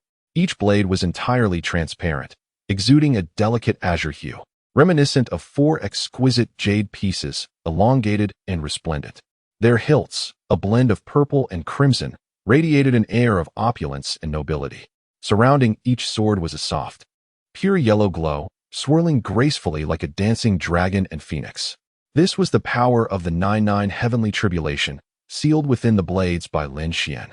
Additionally, Lin Xian had intricately inscribed 4 elegant characters into the hilts of the swords, representing his 4 daughters, each bearing their father's name. Once they matured, he would present these swords to them. Lin Xian gazed upon his creations with satisfaction, confident that his daughters would feel the depth of his paternal love. However, just as Lin Xian had stored away the 4 celestial swords, he keenly sensed 3 ominous auras rapidly approaching from 10 miles outside the Crystal Palace. Were they ill-intentioned? Lin Xian's eyes narrowed slightly as he transformed into a fleeting shadow, vanishing from the chamber. In the dim expanse outside the Crystal Palace, a powerful force suddenly surged forth. How could such strength appear so abruptly? Have we been discovered? Panic ensued, and with 3 startled exclamations, countless black specks materialized in the air. In the blink of an eye, these specks coalesced into 3 figures, crashing to the ground. Long Si, Long Wu, and Long Ba could scarcely fathom that before even entering the Crystal Palace, they had been overwhelmed by an unknown, formidable power. As an indescribable terror descended upon them, the trio hastily lifted their heads. In the shadowy light, a white figure loomed, strikingly handsome, resembling a celestial being gazing down upon them. "Senior, why have you suddenly turned against us?" Sensing Lin Xian's formidable presence, Long Si respectfully inquired. Lin Xian remained silent, merely stating, "Shadow killing technique. It appears you are all professional assassins." With the profound knowledge of the Xianzhu Heavenly Tome, he was intimately familiar with their techniques. The so-called shadow killing technique allowed one to transform their body into a shadow, rendering them nearly undetectable, enabling a sudden, lethal strike when the opponent was unaware. The 3, upon hearing this, exhibited expressions of dread. They could not believe that their technique had been so effortlessly discerned by Lin Xian. After scrutinizing him closely, they were unequivocally certain that the figure before them was none other than the father of their assassination target, the Northern Xian Heavenly Emperor himself. This conclusion was drawn from their proximity to the Crystal Palace and Lin Xian's remarkable strength and youthful beauty. Beauty and prowess can only be matched by the exquisite and enchanting Xianbing Empress. Hence, it is unnecessary for them to inquire further. They instinctively recognize that the figure before them is indeed the father of the four little princesses. To their astonishment, the man beside the Xianbing Empress possesses strength that far exceeds their expectations. His vigilance and tactics have surpassed imagination. The master of the hall's decision to send us recklessly into action will undoubtedly be his gravest mistake in this lifetime. Regret flooded the hearts of Long Si and his companions. On this occasion, the Yama Hall had received a mission to assassinate the four daughters of the Xianbing Empress. Due to the tight timeline and the young age of the targets, the hall master hastily devised a simple assassination plan and dispatched 3 individuals to the Crystal Palace. According to the hall master, Long Si and his 2 companions were his most adept assassins, seasoned, versatile, and possessing profound skills and mastery of their techniques. Regardless of who might be watching over the 4 children, they believed they would find an opportune moment to strike. Furthermore, dispatching 3 individuals was already a sign of considerable seriousness. However, it now appeared to Long Si and his comrades that the hall master had significantly underestimated the might of Beixian Tian. Particularly, Beixian Tian's Emperor Lin Xian had become an absolute obstacle to their assassination scheme. Pray tell, whom do you intend to kill? Lin Xian inquired, already forming a notion in his mind, though confirmation was essential. Under his terrifying pressure, Long Si and the others dared not withhold the truth, gritting their teeth to utter 5 words, your daughters. Lin Xian suppressed his fury and continued, which organization do you belong to?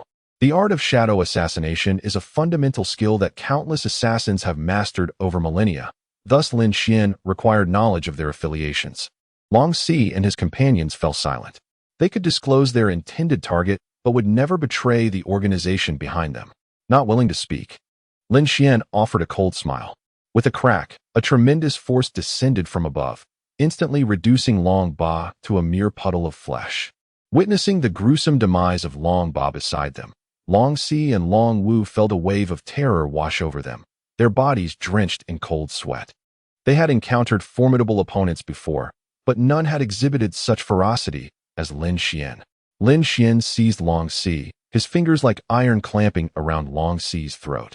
The divine light of the fire of departure flickered, and the malevolent consciousness emanated from his gaze. Do you wish for me to take action myself? Lin Xian stated coldly. The oppressive aura in his eyes caused Long Si's hair to stand on end, feeling as if his very eyeballs might ignite. Long Si could no longer endure and hastily confessed, we are from Yama Hall. Yama Hall?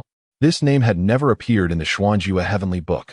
It seemed to be a newly established assassin organization.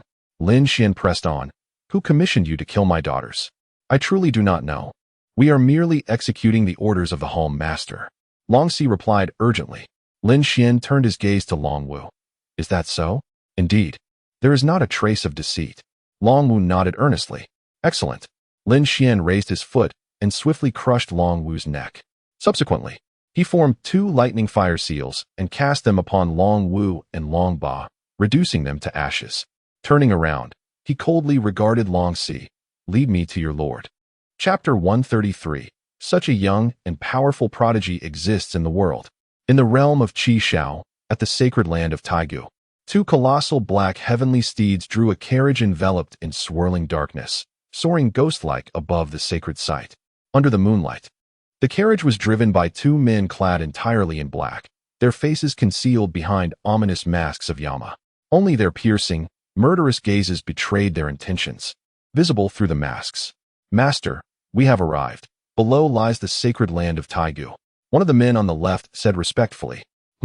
Came the cold response from the carriage, where Feng Wuchen resided. He continued, in less than a month since the establishment of our Yama Hall, our name has yet to resonate throughout the vast 9 heavens immortal domain. Tonight, we have 2 tasks. One is to assassinate the quadruplet daughters of the Ice Empress, and the other is to bloodily cleanse the sacred land of Taigu. Compared to the former, the latter poses a greater challenge. yet it is more likely to amplify our reputation. Therefore, we must ensure that our actions tonight create a significant uproar. The man on the left, Long Yi, the most capable subordinate of Feng Wuchen, nodded in agreement. Yes, master. He and his companion, Long Air, were both assassins summoned by Feng Wuchen. The Yama Hall boasted a total of 3,000 assassins, each identified by numbers beginning with the character Long. The smaller the number, the greater the strength. Long Yi and Long Air had both reached the pinnacle of the esteemed realm, possessing 300 protective skills and 1,000 assassination techniques, making them exemplary figures in the assassin world. As for their master, Feng Wuchen, he was a formidable individual with a terrifying background, having established his own assassin organization, the Yama Hall, at the tender age of 20 within the Nine Heavens immortal domain. In the brief span of less than a month, he had undertaken and flawlessly completed hundreds of tasks, leading Long Yi and the other 2,900 assassins to rapid advancement. They believed that after tonight's bloodbath at the sacred land of Taigu, the name of Yama Hall would undoubtedly echo throughout the Nine Heavens immortal domain. The sacred land of Taigu was an ancient stronghold boasting a lineage of over 1,000,000 years. Tonight, let this master take their blood to make our Yama Hall renowned. With that declaration, Feng Wuchen formed a mysterious seal with his hands. In mid-air, the seal, infused with the power of ancient laws, transformed into a colossal formation that enveloped the main peak of the sacred land of Taigu. This great Vajra formation allowed entry but barred exit. All within the main peak were to be slain tonight. Long Yi and Long Air's eyes gleamed with a bloodthirsty light. Yes, they affirmed. As the sudden pressure descended, the Grand Elder Li Shao and several other elders, accompanied by thousands of disciples, rushed out of the Grand Hall. Upon gazing upward at the eerie black carriage suspended in the sky, Li Shao expressed a hint of vigilance. Who approaches? Long Yi looked down at Li Shao with disdain. Yama Hall. Yama Hall? Li Shao replied, puzzled. It was a name he had never encountered before. What brings you to our sacred land? Long Yi coldly declared. To slay the master of Taigu, while conveniently dealing with your band of disciples. Upon hearing such audacious words, Li Shao was instantly consumed with fury. Preposterous. A torrent of formidable true energy surged into the sky as Li Shao fully channeled his esteemed essence, summoning his life-bound flying sword. He wielded it as a streak of light, hurtling towards Long Yi. Heh, an ant courting death. Long Yi scoffed disdainfully. At his side, Long Air was the first to act. In an instant, Long Air transformed into a shadowy figure, merging seamlessly with the darkened space around him. His peak cultivation, a manifestation of overwhelming power, unleashed an oppressive force that bore down from above. With a swift strike, he accurately targeted the vital point of Li Shao's throat. A spray of blood erupted forth, and with a pained cry, Li Shao fell heavily upon the mountaintop. The disciples of Taigu's sacred land, upon witnessing this, realized he was beyond saving.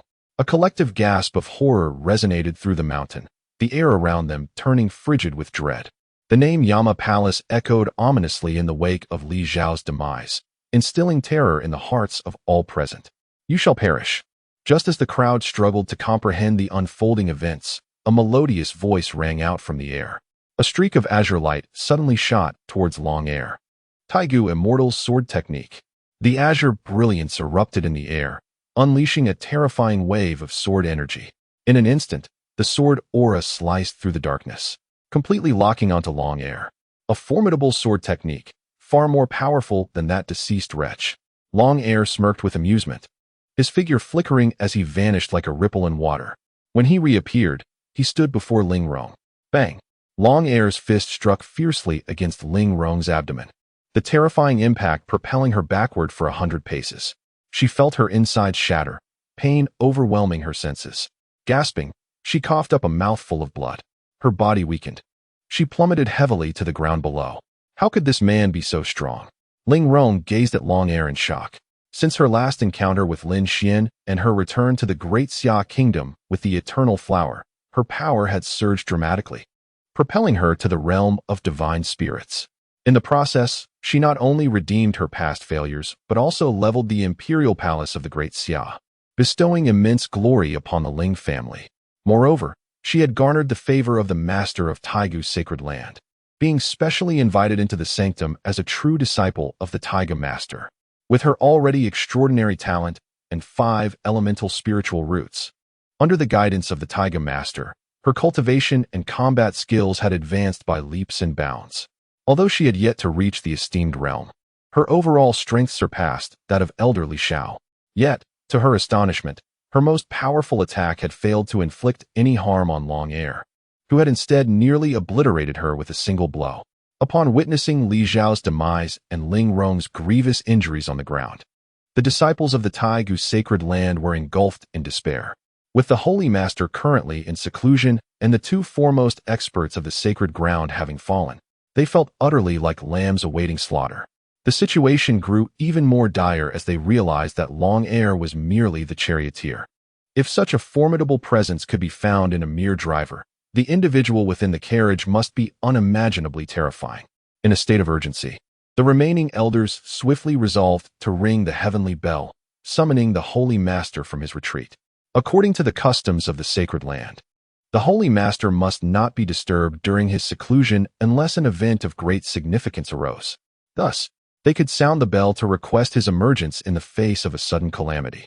The bell resonated, its powerful sound echoing throughout the valley. As the reverberations lingered, a golden radiance enveloped the summit of Taigu Mountain. Feeling the immense aura, the members of the Taigu sacred land found their hearts steadied. Only the Holy Master, a being of quasi-emperor strength, could safeguard them in such perilous times. Soon, a white-haired elder clad in a gray robe emerged from the void, positioning himself before Long Air. Casting a discerning gaze at the ground below, Feng Yunsong immediately grasped the gravity of the situation. He lifted his gaze towards the ominous black carriage, coldly asserting, "Since you wish to annihilate our sacred land, let us meet face to face. Your subordinates are no match for my age and experience." The Taigu sacred land boasted a lineage exceeding 1,000,000 years, with countless known and unknown adversaries. By allowing Feng Wuchun to confront the foe, he aimed to uncover the identity of the entity intent on their destruction. From within the carriage, Feng Wuchun retorted coldly, "You lack the qualifications to summon me." Enraged by this dismissive remark, Feng Yunsong unleashed his full quasi-emperor pressure. Taigu Immortal's sword technique.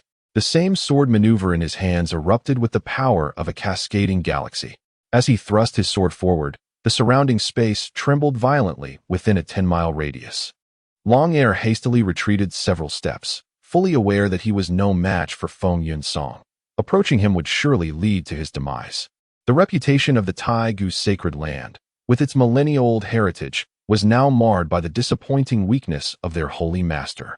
A hint of derision colored Feng Wuchun's voice as he unleashed his attack imperceptibly, conjuring a massive black sword stretching 100 feet from the void.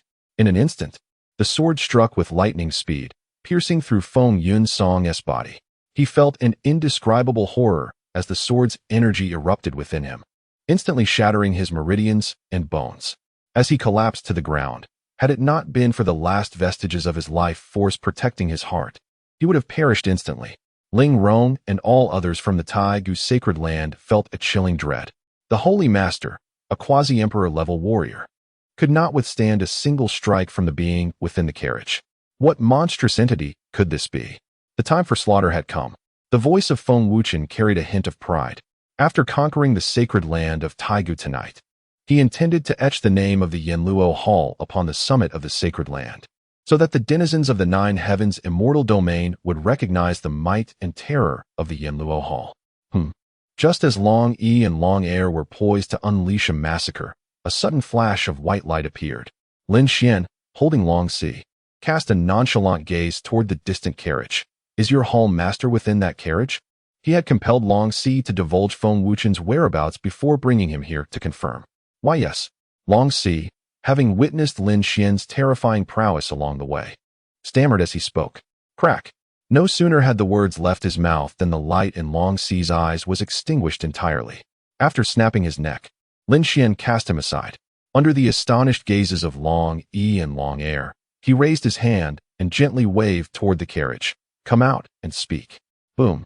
The massive carriage shattered into countless pieces in an instant, along with the 2 celestial steeds in front, which were reduced to mere fragments.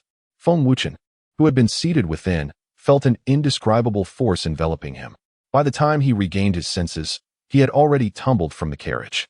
He hastily regained his footing and, with a sense of disarray, lifted his gaze toward the distance. Upon seeing Lin Xian for the first time, he was struck with profound shock. Such a young and formidable prodigy existed in the world. He had believed that his own talent and strength were rare, capable of carving out a realm for himself in the nine heavens' immortal domain. Little did he expect that Lin Xian's emergence would utterly shatter his confidence. And when the voice of Ling Rong rang out, Feng Wuchen felt an even deeper chill within. He heard Ling Rong refer to Lin Xian as the Emperor Consort. Chapter 134. Those who dare to harm my daughters shall meet their demise. Within the hidden forces of the nine heavens' immortal realm, there exists a colossal power known as the Primordial Divine Court. Among its ranks is Feng Wuchen, a prince hailing from this divine establishment. In pursuit of the court's throne, he ventured forth from the court to the nine heavens' immortal realm to hone his skills. Employing his mysterious abilities, he established the Yama Palace and summoned 3,000 assassins right from the outset. Despite having arrived in the nine heavens' immortal realm for merely a month, he had already heard of the formidable reputation of the Ice Emperor. In his eyes, Dong Huang Ziyu was an emperor-level powerhouse, and consequently, her partner must also be a formidable figure, likely of similar stature. Thus, upon receiving the mission to assassinate Xian Zhu and her companions, he astonishingly dispatched Long Si, Long Wu, and Long Ba in unison, convinced that their collaboration would unveil a flaw, allowing them to eliminate the Ice Emperor's 4 daughters. However, it soon became evident that he had gravely miscalculated. Lin Xian not only annihilated Long Si and his companions, but also confronted him directly, effortlessly crushing his carriage with a mere gesture. Such prowess left Feng Wuchen feeling utterly inadequate. Even the latent soul residing within him could not compare. Lin Xian regarded Feng Wuchen with a detached gaze, then, with a hint of amusement, remarked, "A body on the verge of emperorhood conceals a soul of true imperial caliber. No wonder you dare to act with such impunity." Possessing the Raza divine consciousness, he could effortlessly discern Feng Wuchen's greatest secret. An ancient emperor-level soul lay dormant within him. A gasp escaped Feng Wuchen as he realized Lin Xian had detected the presence of Yi Lao. Within his consciousness, an ancient voice echoed, "The Northern Xian Emperor can easily perceive my existence. His divine consciousness must have reached the great sage level." Upon hearing this, Feng Wuchen's countenance turned ashen. If the Northern Xian Emperor's consciousness was indeed at the great sage level, then his cultivation might also have attained such heights. It is well known that the strength of one's cultivation corresponds directly to the potency of their divine consciousness, leading Feng Wuchen to tremble in fear at this realization. Suddenly, a flash of black light surged forth, revealing Yi Qing Tsang, who had been concealed within Feng Wuchen. He promptly manifested his soul and respectfully addressed Lin Xian. "Indeed, the Northern Xian Emperor possesses piercing insight. I am honored to meet you, Emperor. This is not your concern." Lin Xian instantly unleashed his Raza divine consciousness. Boom! A golden light flashed mercilessly, reducing Yi Qing Tsang's soul to mere fragments. Yi Lao. Feng Wuchen's face turned ashen with terror. Yi Lao had been a genuine emperor-level powerhouse in life. Even if his soul had weakened, it was still the essence of an emperor. To think that Lin Xian could so effortlessly obliterate it was astonishing. The entire process unfolded with an air of nonchalance, as effortless as a gentle breath. Upon witnessing this scene, the presence of Ling Rong, the Holy Lord of Taigu, and others was met with an indescribable shock. The soul of the Emperor realm was undeniably powerful. Just moments ago, he had ruthlessly crushed the Holy Lord. And yet he could not withstand even a mere glance from the Emperor. Indeed, it was not that the soul was weak, but rather that the Emperor was exceedingly strong. "Oh my, I believe the Emperor is nothing short of divine." The atmosphere atop the holy peak of Taigu shifted dramatically. With Lin Xian's arrival, everyone was momentarily engulfed in fervent admiration and reverence. In stark contrast, Feng Wuchen and the 2 dragons felt as though they had plunged into an icy abyss. Feng Wuchen hastily bowed to the ground, proclaiming, "Your Excellency, I am willing to lead the entire Yanluo Hall to pledge allegiance to you and serve you unto death." Lin Xian dismissed him with disdain. "There is no need for that." Feng Wuchen was left speechless. Considering the terrifying strength of the Emperor, how could he possibly desire a mere Yanluo Hall? Lin Xian casually conjured 2 bolts of 5 elements thunder, striking Dragon 1 and Dragon 2 with lightning speed, obliterating them into vapor. Under Feng Wuchen's horrified gaze, Lin Xian sauntered over, towering above him, and inquired, "Who assigned you this task?" Terrified beyond measure, Feng Wuchen dared not conceal any detail under Lin Xian's oppressive aura. It was the Holy Lord of the Qing Wu Holy Land. This time, the reward offered by the Holy Lord was exceedingly generous, a low-grade holy technique and 100 quasi-immortal spirit stones. Yet, Feng Wuchen now felt that no matter the bounty, he should never have accepted this assignment. "Your Excellency, I am a descendant of the ancient divine court. Please spare my life." In desperation, Feng Wuchen revealed his greatest secret, pleading for Lin Xian's mercy. However, before he could finish, Lin Xian unleashed a terrifying orb of 5 elements thunderfire upon his head. "What of the ancient divine court? Anyone who dares to lay a hand on my daughters must perish." Boom! The thunderfire erupted, incinerating Feng Wuchen in an instant. Witnessing Lin Xian's decisive execution of Feng Wuchen, Feng Yunsong could not help but swallow hard. If Feng Wuchen truly hailed from the ancient divine court, then Lin Xian's actions amounted to provoking a remarkably formidable force. It is said that within each ancient divine court, at least one great sage realm powerhouse resides. One can only imagine the tremendous upheaval they would unleash upon their emergence into the world. However, as Feng Yunsong pondered, he recalled witnessing Lin Xian's capabilities firsthand. They were indeed unfathomable. Since the emperor had taken action to eliminate him, it indicated that he had a firm grasp on the future.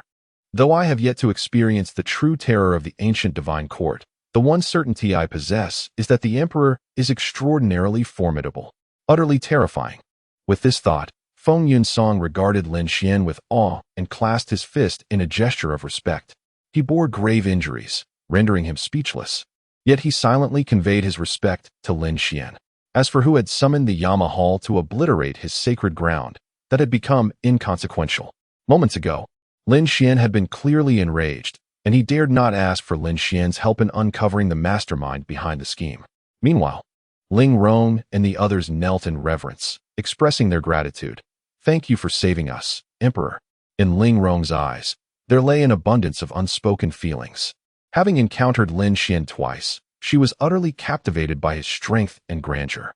She reminded herself, "Ling Rong, you must strive harder to draw closer to the emperor."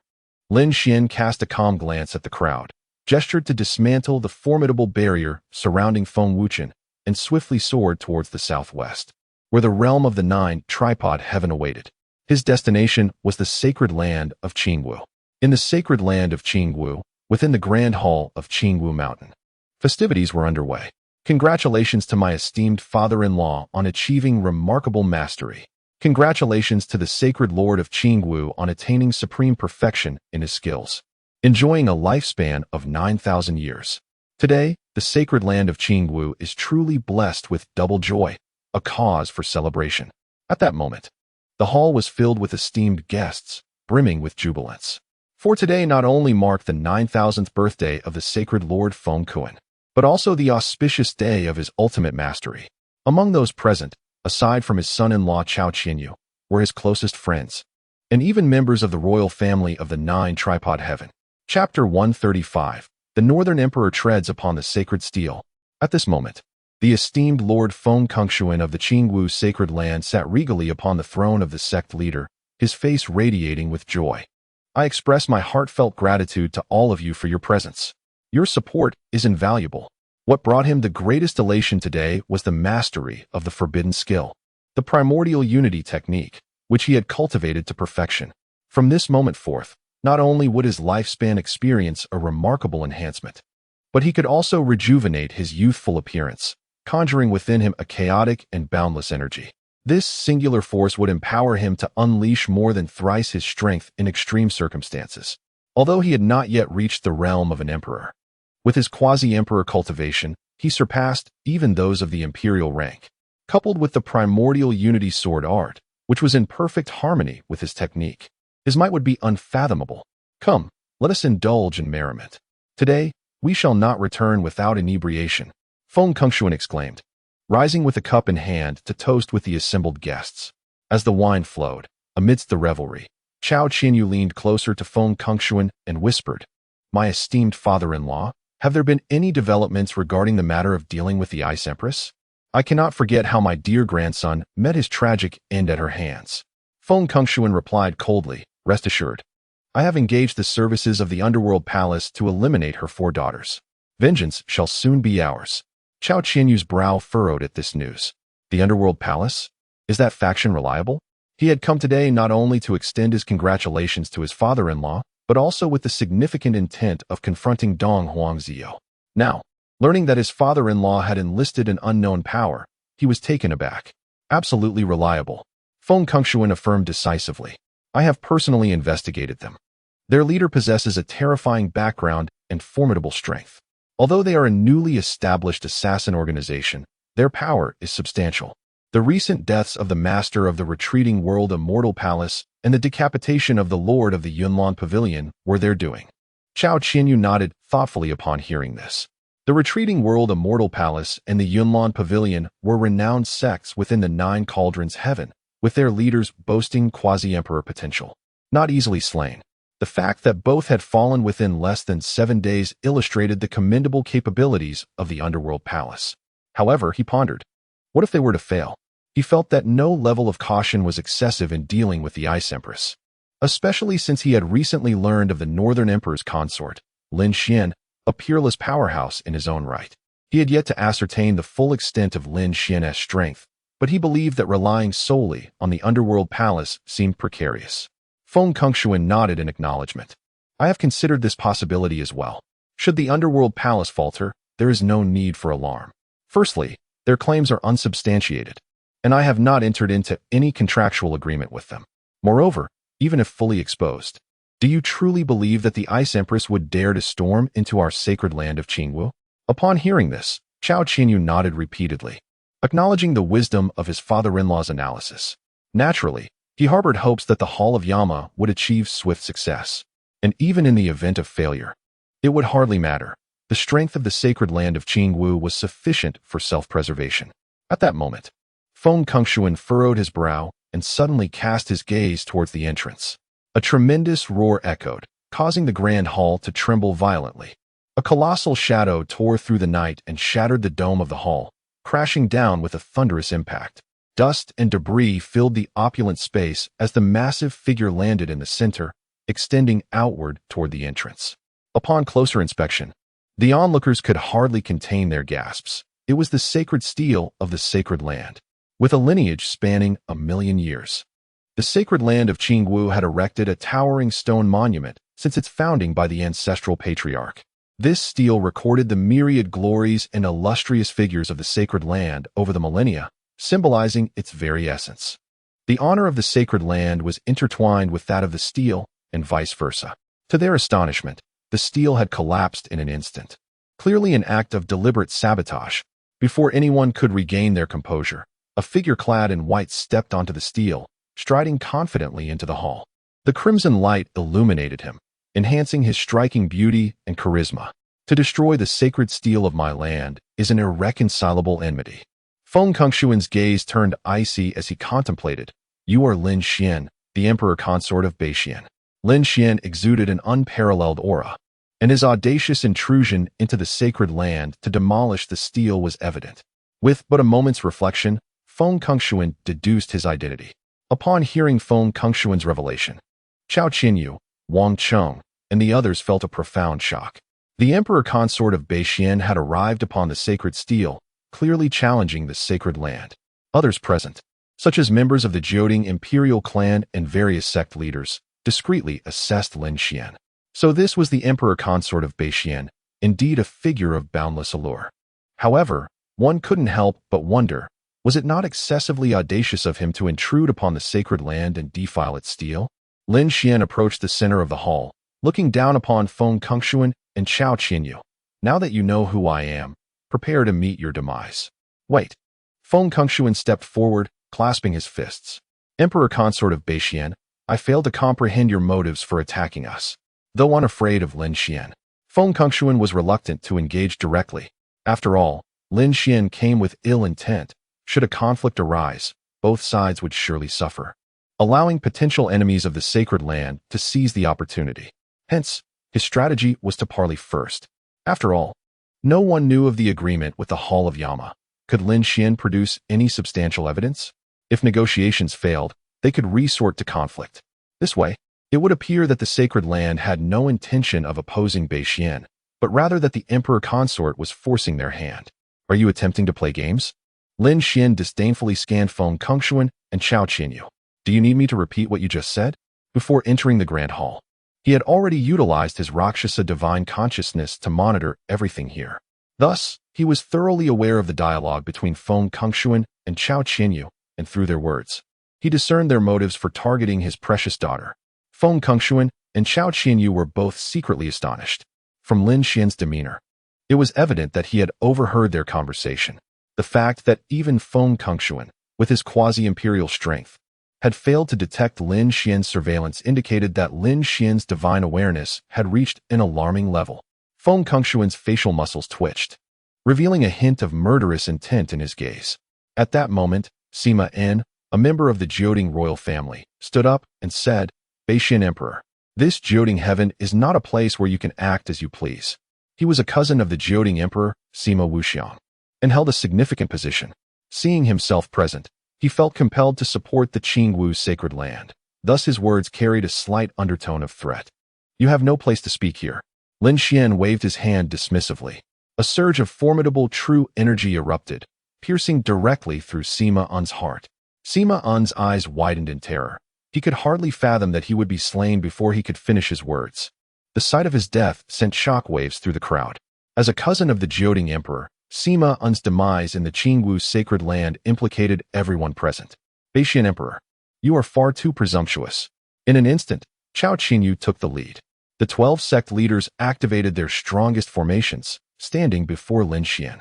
They understood they could not defeat him, so their intention was merely to exert pressure through their collective presence. It was crucial to recognize that they represented 12 sects, each with intricate connections, and they could not idly witness Sima En's murder without intervention in their home ground of Jioding heaven. Seeking death, Lin Xian's gaze turned frigid. A terrifying aura erupted from him, akin to a divine being descending upon the earth, shaking the very heavens. Upon sensing his aura, Feng Kengshuan, Chao Qinyu, and the others were struck with profound dread. What an overwhelming presence! Is this the true majesty of an imperial realm powerhouse? This is not merely imperial. It is the realm of the great sage. Feng Kengshuan's words nearly caused Chao Qinyu and the others, already in shock, to tremble uncontrollably. With a swift motion, Lin Xian drew forth a quasi-mortal sword and unleashed a streak of sword light, felling Chao Qinyu and the 12 others to the ground. Gasp! Feng Kengshuan was taken aback, his mind racing. The primordial harmony technique had long been cast aside. In the face of a great sage like Lin Xian, he felt no confidence to wield any power. As Lin Xian approached, he hastily retrieved a jade pendant from his waist and squeezed it fervently. Ancestor, save me. Chapter 136. The Terrifying Fury of Lin Xian. A brilliant golden light erupted from the jade pendant, swiftly coalescing into a nebulous figure suspended in midair. This was none other than the revered founder of the Qingwu sacred land, the venerable Qingwu ancestor. Feng Kengshuan had recently stumbled upon this jade pendant hidden within the ancestral tablet during a ceremonial tribute to his forebears.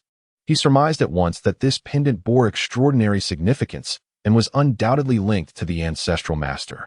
Subsequently, he established a connection with the pendant through his spiritual senses, discovering a remnant of the ancestor's consciousness within.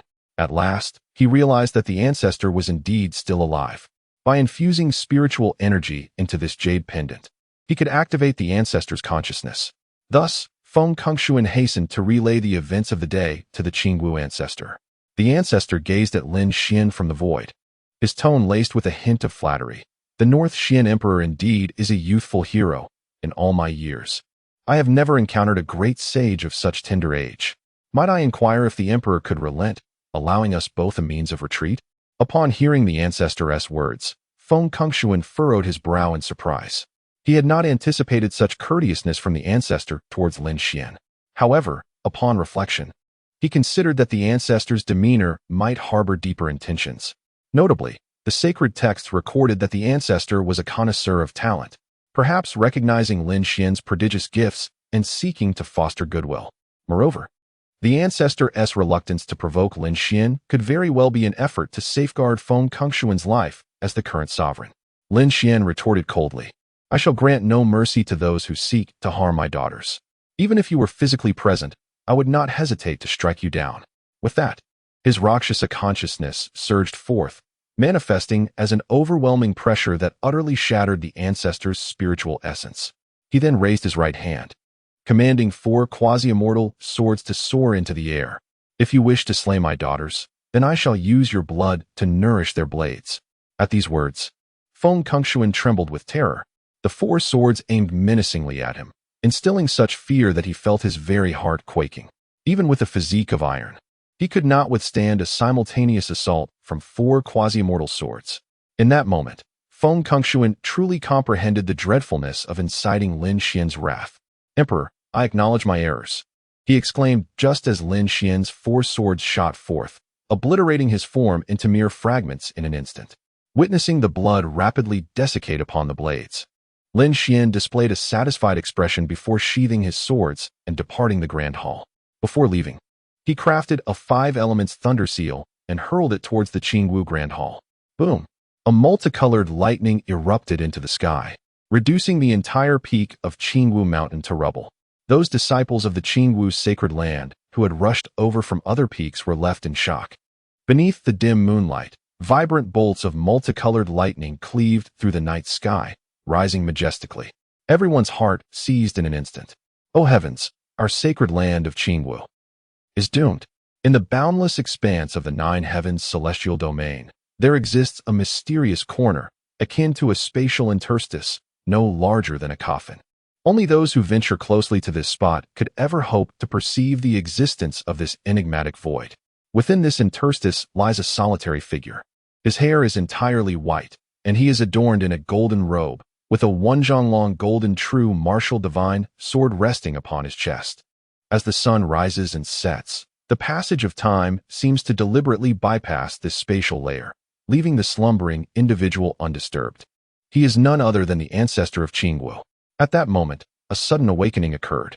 The ancestor of Qingwu abruptly opened his eyes, releasing a formidable aura from within. Instantly, an arcane power within the peculiar spatial layer dissipated this overwhelming pressure. With a subtle movement of his eyes, he surveyed his surroundings and let out a deep sigh. Alas, this temporal prison has truly ensnared me in a dire predicament. 1,000,000 years ago, he traversed the 9 heavens celestial domain in search of an ancient tome passed down from the epics of antiquity. Through the teachings of this tome, he mastered an exceedingly profound divine ability. With this power, coupled with his imperial cultivation, he aspired to break free from the shackles of time and ascend to the fabled divine realm. Little did he anticipate that a bolt of divine lightning would suddenly descend from the heavens, obstructing his path and threatening to obliterate him. In a moment of desperation, he utilized his divine ability to forcibly carve out a small passageway, seeking refuge from the divine thunder. Thus, he evaded the lightning, yet found himself trapped within this constricted space. It was only later that he comprehended he had encountered the legendary temporal prison. 1,000,000 years have gracefully passed, yet he remained unable to surmount this confinement. He had resigned himself to an eternal slumber in this place. Unexpectedly, a fragment of divine consciousness he had left in the sacred land of Qingwu prior to his ascension was suddenly eradicated, rousing him from his deep slumber. Although that fragment of consciousness was vanquished, the scene of Lin Xian's intervention was vividly imprinted in his mind. A glimmer of murderous intent flickered within him. "North Xian Emperor, I, your ancestor, sought to counsel you amicably, yet you still resorted to lethal measures. If I do not avenge this grievance, how shall I stand amidst the heavens and earth?" After venting his wrath, the ancestor of Qingwu fell into contemplation. Over the course of 1,000,000 years, he amassed a formidable strength, undoubtedly surpassing the great sage realm. Now, his task was to devise a means to escape from this temporal prison. Perhaps spurred by Lin Xian's provocation, a sudden inspiration struck the ancestor of Qingwu, and he exclaimed joyfully, "Of course, I can utilize the golden cicada technique to extricate myself, carrying my entire life as cultivation with me. By seizing the body of an unparalleled prodigy, I shall undoubtedly sweep through the 9 heavens celestial domain and achieve my revenge." in the 9-tripod heavenly palace. Surrounding the vast imperial palace, which spans millions of square miles, stand 9 colossal cauldrons firmly planted upon the ground. Each cauldron is adorned with countless ancient inscriptions and intricate depictions of divine beings and mystical creatures. An ethereal golden light envelopes these cauldrons, seemingly connecting heaven and earth, safeguarding the entire realm. These are the 9 cauldrons of the great Emperor Sima Wuxiang, sacred artifacts that protect the mountains and rivers of the land. The mere presence of these 9 cauldrons within the palace instills an indescribable sense of authority throughout the surrounding 1,000 miles.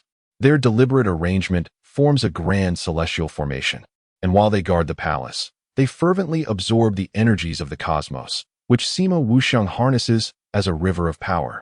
At this moment, within the grand hall, Sima Wuxiang, clad in a magnificent golden imperial robe, emanates an aura of majesty, with the totems of the 9 cauldrons shimmering around him.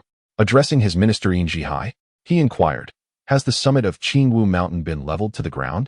Yin Jihai replied hastily, "Indeed, your majesty." Upon hearing this, Sima Wuxiang's brow furrowed deeply. The master of Qingwu's sacred land, Feng Kongshuan, is a formidable quasi-emperor. With his protection, the mountain should not have fallen. This indicates that Qingwu's sacred land must have encountered a truly terrifying adversary. Have we determined who is responsible? Sima Wuxiang pressed on urgently. Yin Jihai shook his head. The assailant was too powerful and swift. By the time the disciples of Qingwu's sacred land arrived, the perpetrator had long since vanished. Then we must investigate thoroughly. Sima Wuxiang declared with the authority of an emperor. Yes, Yin Jihai responded, his demeanor turning grave as he continued, "Your Majesty, according to our inquiries, your cousin was present at the time of the explosion on Qingwu Mountain. You mean Sima N was also there and met his demise?" At this revelation, a chilling aura of murderous intent erupted from Sima Wuxiang, soaring towards the heavens. Under the weight of his overwhelming presence, Yin Jihai turned pale, sensing that Sima Wuxiang was on the brink of breaking through to the realm of emperors. "Go summon Master Moya at once," Sima Wuxiang urged fervently. Having lost patience for a gradual investigation, he resorted to extraordinary measures, calling upon Master Moya, a renowned seer from the 9 heavens' celestial domain. It is said that he unveils the universe through his prophecies. Sima Wuxiang firmly believed that with Master Moya's assistance, the mastermind behind the massacre of Qingwu's sacred land would be swiftly uncovered. "Yes," Yin Jihai swiftly affirmed and hurried out of the palace. Chapter 137. Mother, will you sleep with us? The following evening, within the Crystal Palace, Dong Huangziyu hurried back after a long day of handling state affairs. The previous day, her children had attended the youth swordsmanship competition at Tianjin Mountain, and she was eager to learn of their performances. However, she was confident in her daughter's extraordinary talents. Having practiced the Tianjiao sword technique for an extended period, they were sure to excel against their young sword cultivator peers. Yet, to ascertain the specifics, she felt it necessary to inquire directly with her children. A mother ought to express her concern for her offspring in such a manner. Lost in thought, she raised her head and found herself at the entrance of the Crystal Palace. "Your Majesty, may you be at peace." At that moment, Feng Jinfan, accompanied by a squad of guards on patrol, spotted Dong Huangziyu and promptly bowed in respect. Indeed, Dong Huangziyu replied with a slight nod. After taking a few steps, she paused and directed her gaze toward Feng Jinfan. "If I recall correctly, you reached the pinnacle of the divine spirit realm 9 years ago, did you not?" Feng Jinfan was taken aback by her recollection. He had not anticipated that the sovereign, engrossed in myriad affairs, would remember such details with such clarity. "Yes, your Majesty," he responded hastily. Dong Huangziyu cast a glance into the depths of the Crystal Palace, her thoughts drifting to Lin Xian. For years ago, upon conceiving Lin Xian's child, she had dispatched individuals to gather information about him. What she learned was that Lin Xian was the sole heir of the Lin family from the lower realms Lanyan Kingdom, inheriting a substantial fortune from his father and leading a leisurely life as a wealthy young master. When Dong Huangziyu had visited the lower realm with her daughters to meet Lin Xian, he appeared to be simply squandering his time, content in his indulgences. Thus, in her mind, Lin Xian epitomized the archetype of a privileged young man.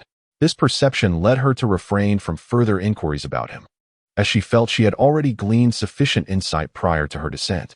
In her eyes, Lin Xian was a person whose future was easily discernible, one filled with indulgence and hedonism. Nevertheless, Dong Huangziyu was aware that despite the grandeur and amusement of the Crystal Palace, there would come a time when Lin Xian would tire of its splendors. He might often seek adventures beyond its walls, rather than remain confined within. At such times, he would require a capable assistant, one who was not only loyal but also capable of safeguarding both him and the children. In Dong Huangziyu's estimation, Feng Jinfan was the most suitable candidate for this role. With a graceful flourish of her hand, she produced a jade slip shimmering with arcane light. This jade slip contains a mid-grade heavenly tier cultivation technique I have recently acquired.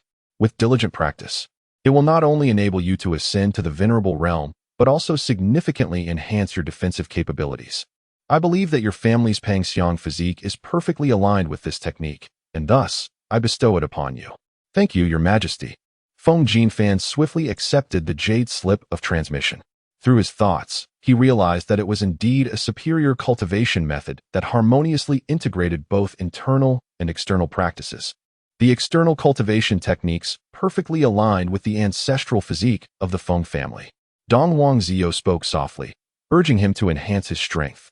If Lin Xian desired to venture out, he could accompany him. Like his father, Feng Jinfan, though not highly skilled, possessed remarkable resilience. In times past, his father had been the personal guard of the emperor's father, often using his own body to shield him from danger. Dong Huangziyu believed that Lin Xian's occasional outings were inconsequential, but if they became frequent, having Feng Jinfan by his side would ensure greater safety.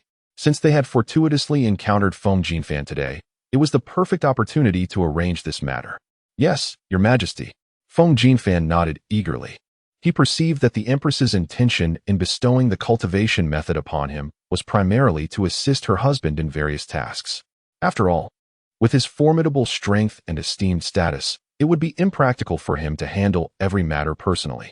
By being at his side, Feng Jinfan could lend a helping hand. Of course, this was contingent upon first enhancing his own abilities, as the Empress had advised, to avoid causing dissatisfaction for the Emperor. Contemplating this, Feng Jinfan felt a profound sense of the Empress's genuine care for the Emperor. Thus, Dong Huangziyu and Feng Jinfan each contemplated their respective thoughts as they solidified this arrangement. Subsequently, Dong Huangziyu said no more and gracefully stepped into the Crystal Palace. Upon reaching Lin Xian's chamber, she found him bathing their daughters. "Mother is here," the girls exclaimed with joyous expressions upon seeing Dong Huangziyu. "Indeed, Mother has come to bathe you as well," Dong Huangziyu replied with a gentle smile. She then crouched beside Lin Xian, offering him a soft smile. "Let us wash the children together." Lin Xian handed her a cloud-soft jade towel. "All right." Together, they helped bathe the little girls, who were overjoyed to receive the attention of both their father and mother. "Oh, how wonderful it would be if Mother and Father could bathe us together every day," Xuanqi exclaimed, unable to contain her excitement. Dong Huangziyu laughed. "If time permits, Mother will certainly come by. That would be splendid. Mother must keep her promise," Xianyu said, shaking her head in delight. "Of course." Dong Huangziyu affectionately ruffled her little head and inquired, "Did you all perform well at the swordsmanship conference?" "Absolutely." The four little girls proudly displayed their sense of accomplishment. "Mother, we all faced very formidable older brothers and emerged victorious," Xianju added. "Mother always knew you were exceptional." Dong Huangziyu beamed with pride and affection. "Moreover, we have all gained our own insights." Xianhan hurriedly approached Dong Huangziyu and shared her insights from the swordsmanship conference. Upon hearing her words, Xianju, Xianxi, and Xianyu eagerly expressed their own reflections. Dong Huangziyu responded with a warm smile, expressing her pride. "You are truly intelligent. Your mother feels a great sense of pride for you." The young girls acknowledged, "Indeed, we owe this to you, Mother, and to Father for his support." They had always cherished the sacrifices made by their parents. Dong Huangziyu nodded in agreement, recognizing the truth in their words. "Yes, it has been a blessing to have Lin Xian by the children's side these past few days. Without him, I fear I would have been unable to manage my duties while ensuring the children practiced their swordsmanship." Reflecting on this, she turned her gaze towards Lin Xian, her expression softening. "You have worked hard these days." Lin Xian casually replied, "They are my own children. It hardly feels like a burden. Besides, the days spent with them are quite delightful." Dong Zio smiled slightly, acknowledging that Lin Xian was indeed impeccable in his role as a caregiver. As they conversed, they helped the children bathe. Since Dong Zio was not in a rush to attend to state affairs that night, she and Lin Xian embraced the children as they entered the bedroom. Just as the little girls settled into their beds and Dong Zio prepared to leave, Xianzhu suddenly exclaimed, "Mother, please stay and sleep with us." Chapter 138. You sleep on the left, I'll sleep on the right. A hint of embarrassment flickered across Dong Zio's face as she inadvertently cast a glance at Lin Xian. If she were to accompany the children in slumber, would that not mean sharing a bed with Lin Xian? Although 4 years prior, they had laid their cards on the table and engaged in the rites of intimacy, it had been under dire circumstances when she was gravely injured, compelled to forcibly transcend her cultivation through forbidden techniques. What did this current arrangement signify? Despite her heart holding no space for any man but Lin Xian, the lack of formal acknowledgement of their bond rendered their relationship awkward. She had striven to wed Lin Xian, yet he insisted on marrying her, leaving their relationship in a state of impasse. Thus, in this context, her intrinsic conservatism and pride made it exceedingly difficult for Dong Zio to resolve herself to share a bed with Lin Xian. "Mother, please sleep with us just this once." Xuanqi pouted, her expression pleading, "It's been ages since you last accompanied us." "Indeed, Mother is always so busy," Xianhan chimed in, her eyes sparkling with anticipation. "It would be wonderful if you could stay with us." Yes, Xianyu enthusiastically agreed with her sisters.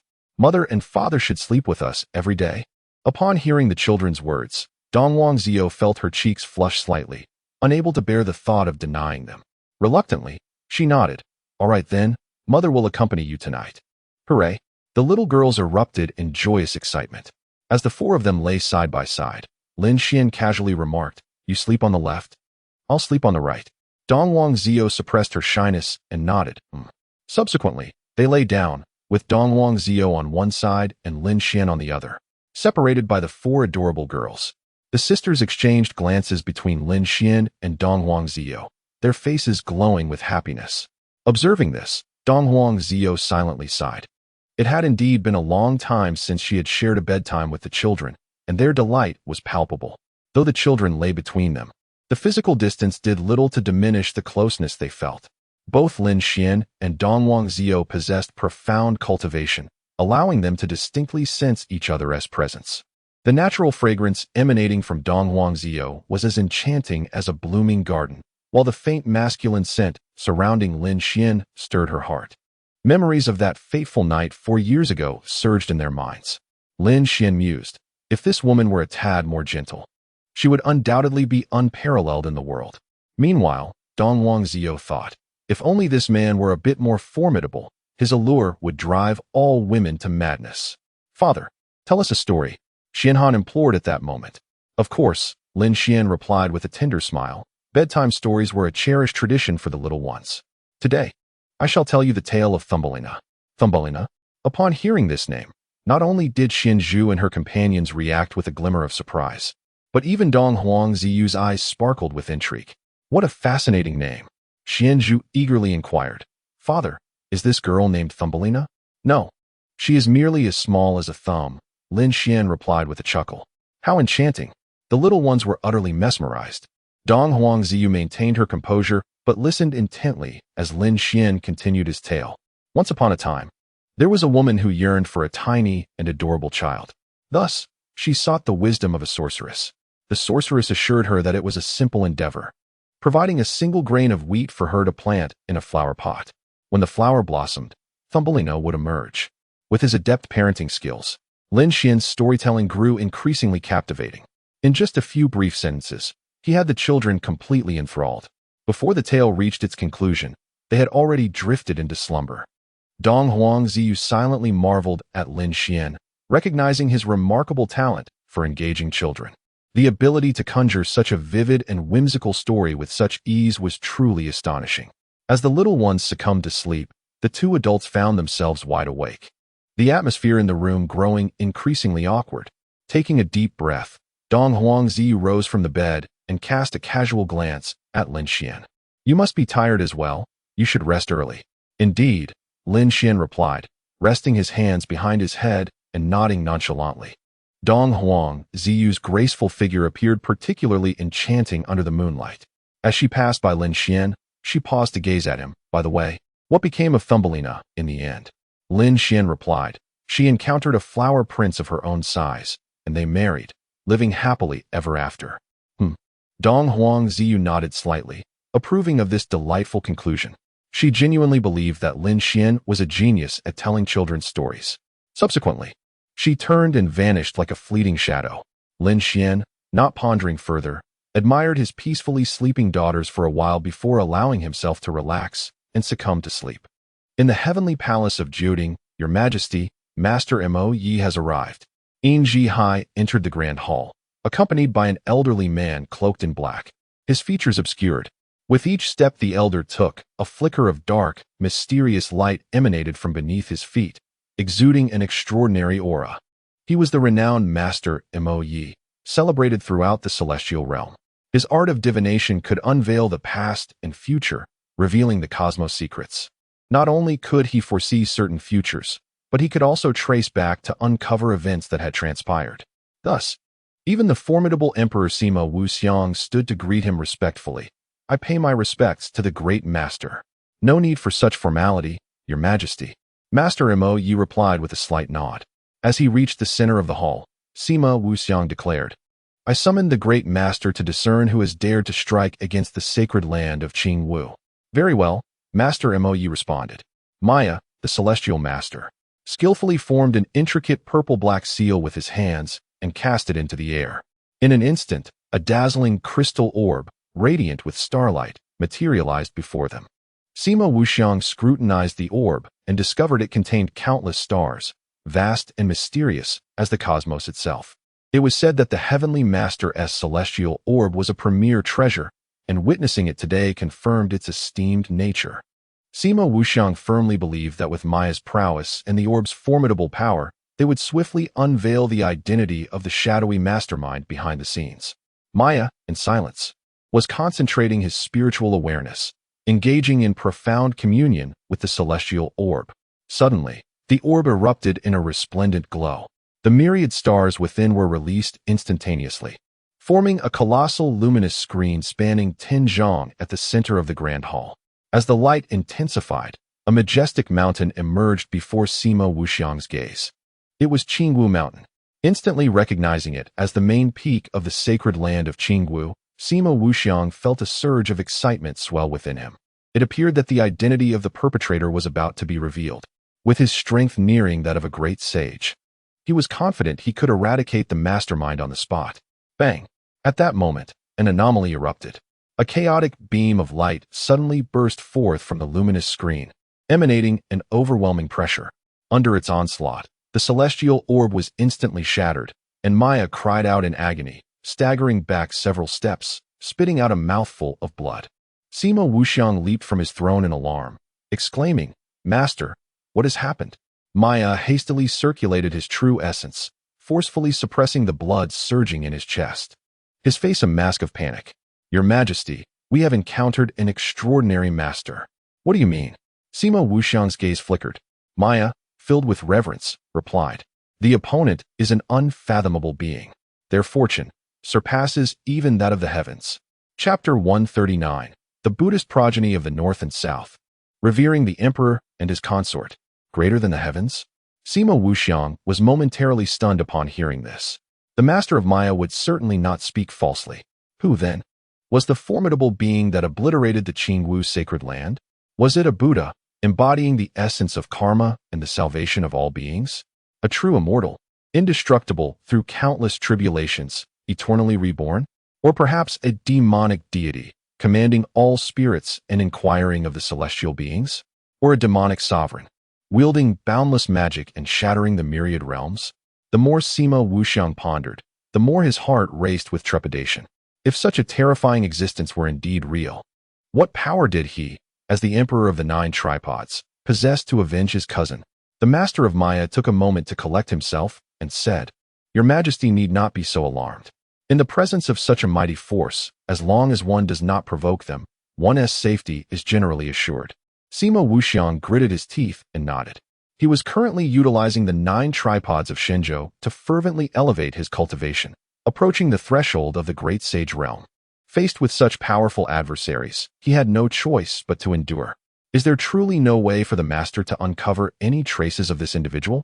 Sima Wuxiang's thoughts were intricate.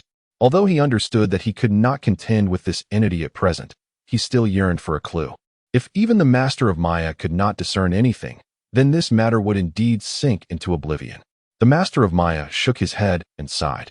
The limit of my perception reveals only a vague silhouette. I can tell you that the individual is alone. Understood. I shall remember this, Sima Wuxiang replied, nodding. At the very least, he now knew that this unknown powerhouse was a solitary figure. Henceforth, he would keep a keen eye on the 9 heavens' celestial domain for any extraordinary beings that might emerge, perhaps revealing the identity of this enigmatic force. In the Xinbing Palace, flickering lights cast their glow upon the delicate, jade-like visage of Dong Huangzhou, who sat before the imperial desk, diligently reviewing the memorials. Her slender brows occasionally furrowed and then relaxed, displaying her intense focus and seriousness. Suddenly, as she turned to the 80th memorial, a plume of black smoke erupted from the document. Instantly, Dong Huangzhou's beautiful eyes turned icy, and her ivory fingers swiftly captured the dark mist. She released her divine sense and immediately perceived a blood-soaked specter wielding an axe, charging towards her. Seeking death, her consciousness transformed into a violet flame, incinerating the black smoke into vapor in an instant. Ruiying, she called softly. The alluring figure of Ruiying emerged from the darkness. Your Majesty, how may I serve you? Dong Huangzhou glanced at the memorial before her and said, This document is presented by the sovereign of the great Ming nation. I sense a malevolent spirit within, seeking to incite chaos. Dispatch someone immediately to investigate the situation in the Great Ming. If their ruler practices the dark arts, he must be executed on the spot. Should there be turmoil within the royal family of the Great Ming, it is imperative to quell it promptly. She recalled that over 30,000 years ago, a terrifying spirit upheaval had occurred in the North Xintian. In today's memorial from the Great Ming Kingdom, an aura of the uncanny lurks, compelling her to take heed. Indeed, Ruiying promptly accepted the order and departed. Yet, despite issuing the command, Dong Huangzhou's brow remained slightly furrowed. After a prolonged moment of contemplation, she sighed softly, sensing that a tempest was brewing. She pondered whether the enigmatic guardian of our northern Xintian would act before her this time. In recent days, Dong Huangzhou had the persistent impression that the formidable being who had slain the Wuxing demon lord was also the one aiding her in vanquishing the demon race's ambush. Consequently, she found herself secretly competing with this mysterious figure in her heart. Should chaos truly arise, she must strike before her opponent, for this might reveal the identity of the individual she regarded as the mysterious powerhouse. Lin Xian. On the following morning, he took the children to the Great Thunder Sound Temple to partake in the grand Buddhist and Taoist assembly. The Great Thunder Sound Temple is perched atop Thunder Sound Mountain, a colossal peak that stretches 1,000,000 fathoms into the heavens, resembling a celestial sanctuary. Remarkably, even from such towering heights, the temple at its summit remains distinctly visible. Standing at the foot of the mountain, one gazes upward at the lofty expanse, where a temple and an ancient Bodhi tree stand in serene majesty. It is no wonder that this ancient temple, renowned throughout the celestial realm of the 9 heavens, exudes an extraordinary aura that commands reverence. Legend has it that this very temple is where the Buddha attained enlightenment eons ago, affirming its illustrious reputation. At the base of Thunder Sound Mountain, the surrounding 10 miles are now teeming with a myriad of individuals. The gathering for the Buddhist and Taoist assembly has attracted numerous sects from the celestial realm of the 9 heavens, along with revered monks from the ancient temple. Additionally, hundreds of thousands of non-Buddhist individuals from the 9 heavens have flocked here. Due to the strict regulations of the assembly, non-Buddhists typically lack the qualifications to attend. Hence, these multitudes are not participants in the event. Their purpose is merely to catch a glimpse of the 2 prodigies. Lauded as the most outstanding of the Buddhist and Taoist traditions over millennia, the Southern Buddha's son, Tnchn Monk, the Northern Buddha's son, Jnping Fa Wang. It is said that Tnchn Monk is the reincarnation of the unmoving Great Ming King, a being of quasi-imperial cultivation who embodies the 3,000 paths and will inevitably attain the status of a bodhisattva, becoming the revered figure of the Southern Buddhism. Meanwhile, the Northern Buddha's son, Jnp Fa Wang, is equally formidable. His true form is that of the golden feather great rock. After transforming into human guise, his cultivation ascended rapidly to the quasi-imperial realm, and he has been extraordinarily fortunate, having consumed 4 golden Vajra Arhut fruits, rendering his physical body nearly indestructible. To witness the true countenance of these 2 Buddha sons up close is undoubtedly a journey worth undertaking. TNCH Monk and JNP Fa Wang are supreme prodigies within the celestial realm of the 9 heavens, their names resounding like thunder across the martial world. Few have had the privilege to behold these 2 figures in person. Moreover, today's Buddhist assembly is rumored to be a battleground for the 2 Buddha sons' philosophical discourse, further captivating the attention of all present. Whispers abound. Representing the Southern Buddhist path, Master Tianshan, and embodying the Northern Buddhist path, King Jinping, are destined to clash today. The victor shall be revered as the supreme authority of the Buddhist way in the 9 heavens for the next 100,000 years. Amidst the murmurs of the crowd, a radiant beam of divine light illuminated the sky. A small monk, exuding an air of solemnity and possessing an undeniable connection to the Buddha, descended in a shimmering golden aura. As he touched the ground, the air became suffused with ethereal chants, enveloping all present in a sanctified atmosphere reminiscent of the vast ocean of Buddhism, where they could absorb the teachings of the Buddha. Truly, as a disciple of the Southern Buddhism, his presence is awe-inspiring. Countless admirers gazed at Master Tianshan with reverence. At that moment, a flash of golden light burst forth from the heavens, casting shadows over the earth. A colossal manifestation of a pung bird descended from the clouds, exuding an extraordinary grandeur. As the crowd looked up, they beheld an exceptionally handsome figure clad in a crimson-purple robe, adorned with a pure gold collar, descending from above. With wings spread wide for 100,000 miles, the King Jinping embodied an unparalleled majesty. Not only was King Jinping unmatched in strength, but his appearance was also breathtakingly remarkable, indeed a marvel of the world. The onlookers were astounded. Some young nuns who accompanied their master, still clinging to worldly desires, were particularly captivated by the striking visage of King Jinping. Observing their barely concealed admiration, their master could not help but reprimand them loudly, provoking laughter throughout the assembly. At this juncture, Master Tianshan found himself in close proximity to King Jinping. The 2 exchanged respectful bows, after which King Jinping proudly proclaimed, "Brother Tianshan, today's grand event shall serve as our battlefield. Give it your all, and do not let me down." Amitabha. Master Tianshan clasped his hands together, responding, "Brother Jinping, our pursuit is singular, to exalt the grandeur of the Southern Buddhist path." Well said, well said. Splendid. King Jinping nodded slightly. Both were equally matched, standing at the forefront of the esteemed ranks of heavenly prodigies. This grand assembly presented an opportunity for them to establish their supremacy. As the 2 titans faced each other, the audience could not suppress their admiration. Indeed, they were extraordinary talents, with both exuding an unparalleled aura. At that moment, a dazzling spectacle appeared in the sky, capturing everyone's attention. Looking up, they beheld an opulent jade carriage, gracefully descending, drawn by 4 immense azure-winged birds. It was the jade carriage of the Northern Xian imperial family, heralding the arrival of the Northern Xian Emperor's consort. Those familiar with its lineage immediately recognized its significance. The Emperor's consort. The crowd's eyes sparkled with excitement. Surely, the spouse of the Ice Empress would possess an unparalleled charisma. As all gazes converged, the jade carriage finally touched down.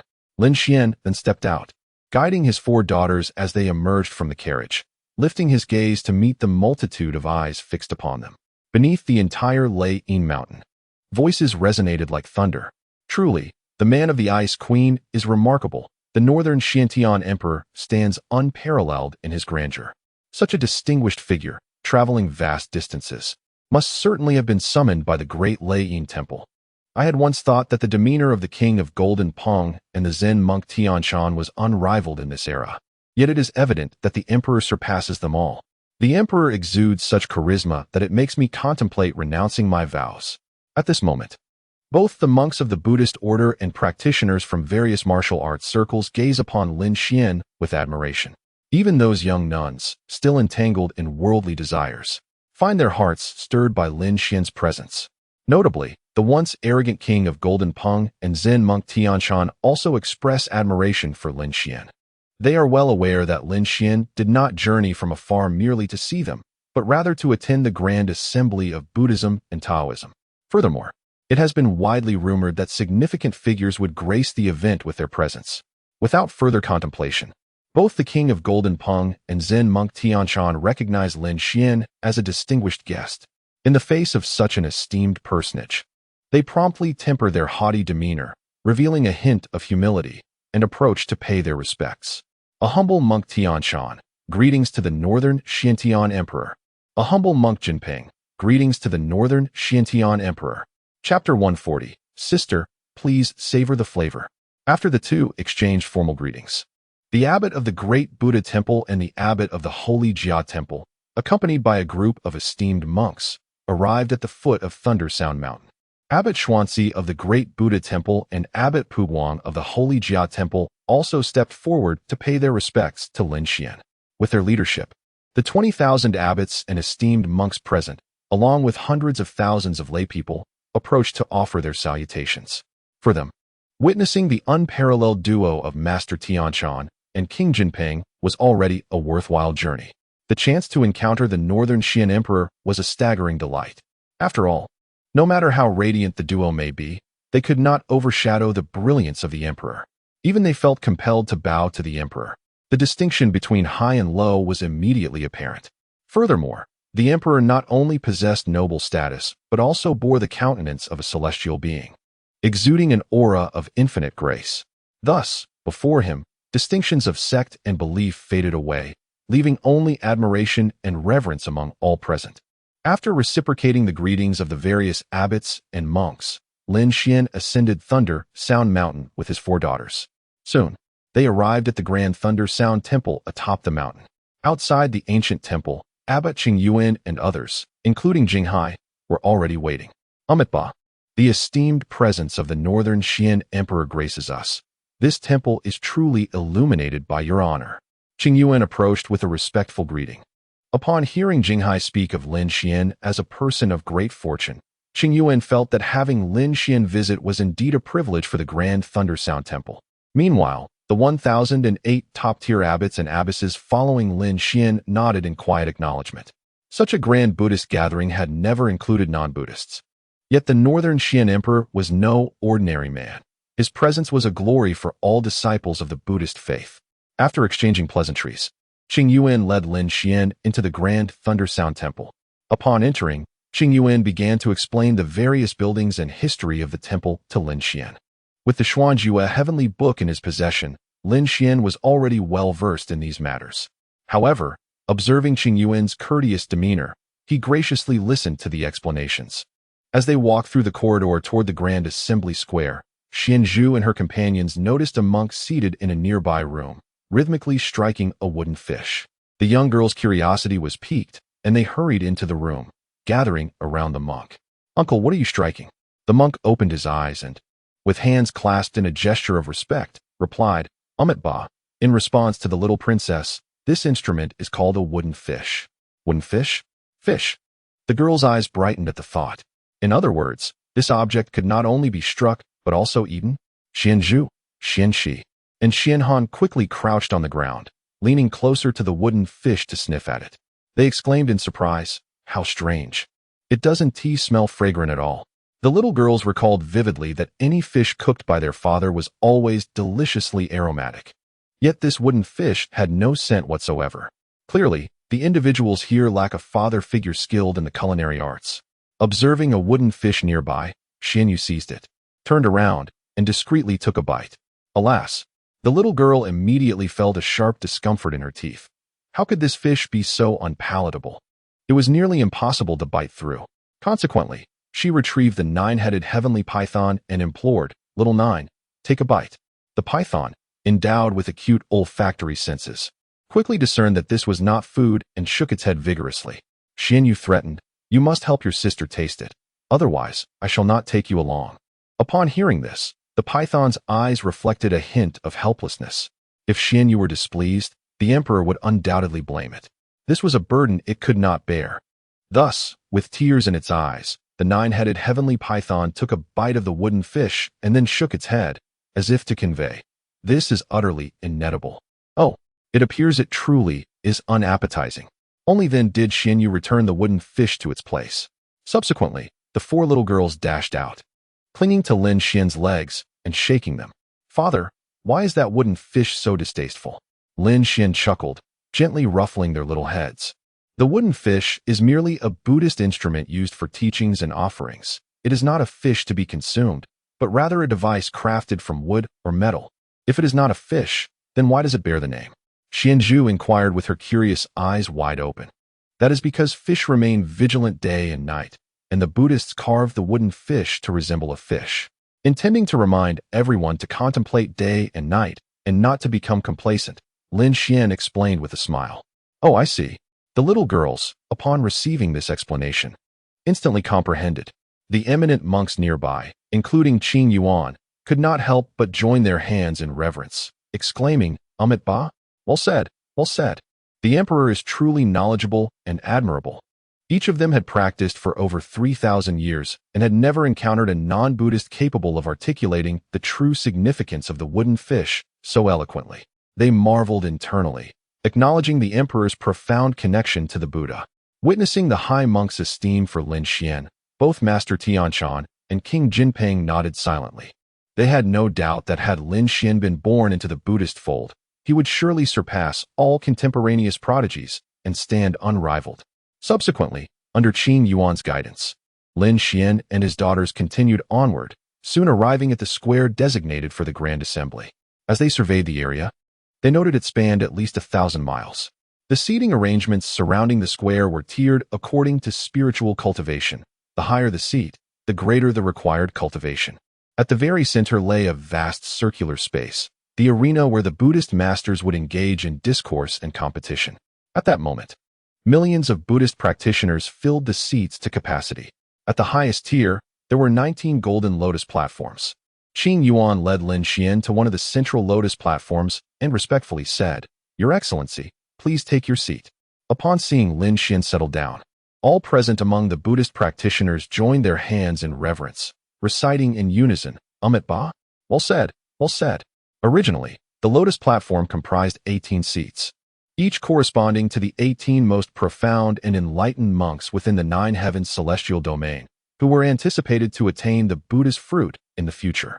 However, due to Qing Yuan's recognition of Lin Xian as a person of great fortune, an additional seat was specially added, occupying the most esteemed position among all the lotus platforms.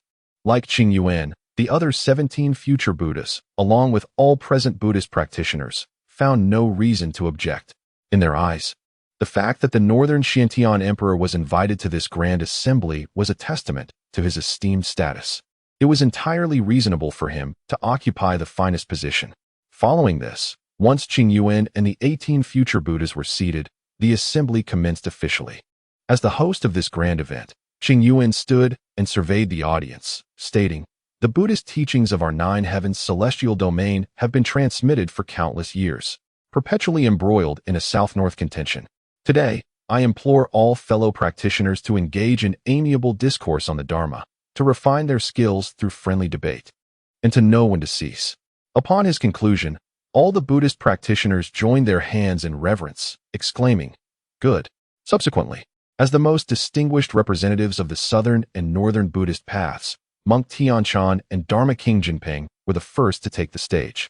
The discourse between them would determine the trajectory of the southern and northern Buddhist paths in the nine heavens celestial domain for the next 100,000 years, thus attracting considerable attention. Chapter 141. The Buddha's Subtle Gesture, the Emperor's Astonishing Revelation. Qing Yuan glanced at Master Tianshan and King Jinping and said, "Amit Ba." The discourse encompasses both literature and martial arts. For the first round, we shall delve into literature. As he spoke, he flicked his finger, and a beam of golden light shot towards the sky above the center of the plaza. With a resounding roar, a colossal statue of the Buddha, towering 100 feet high, materialized in midair. The statue emanated an aura of solemnity and grandeur, exuding a commanding presence that seemed to gaze down upon all sentient beings. In its hand, it held a delicate golden pala flower. As a glimmer of golden light shimmered upon the flower, the Buddha statue revealed a faint smile. Witnessing this extraordinary sight, all present, practitioners of Buddhism, displayed expressions of reverence and admiration, joining their hands in prayer and reciting a few verses of scripture. Seeing such a wondrous phenomenon, Xianzhu and her companions were filled with astonishment. "Father, why does the old gentleman on the statue smile?" Lin Xian replied with a smile. "This statue represents the ancestor of Buddhism. His smile, while holding the golden pala flower, conveys a profound moral truth to all practitioners of the path." "Oh," Xianzhu pondered thoughtfully. "So the contest between the two uncles is to determine who comprehends this moral truth best. Is that correct?" "Indeed." Lin Xian affectionately ruffled her hair. "My dear, you are remarkably insightful."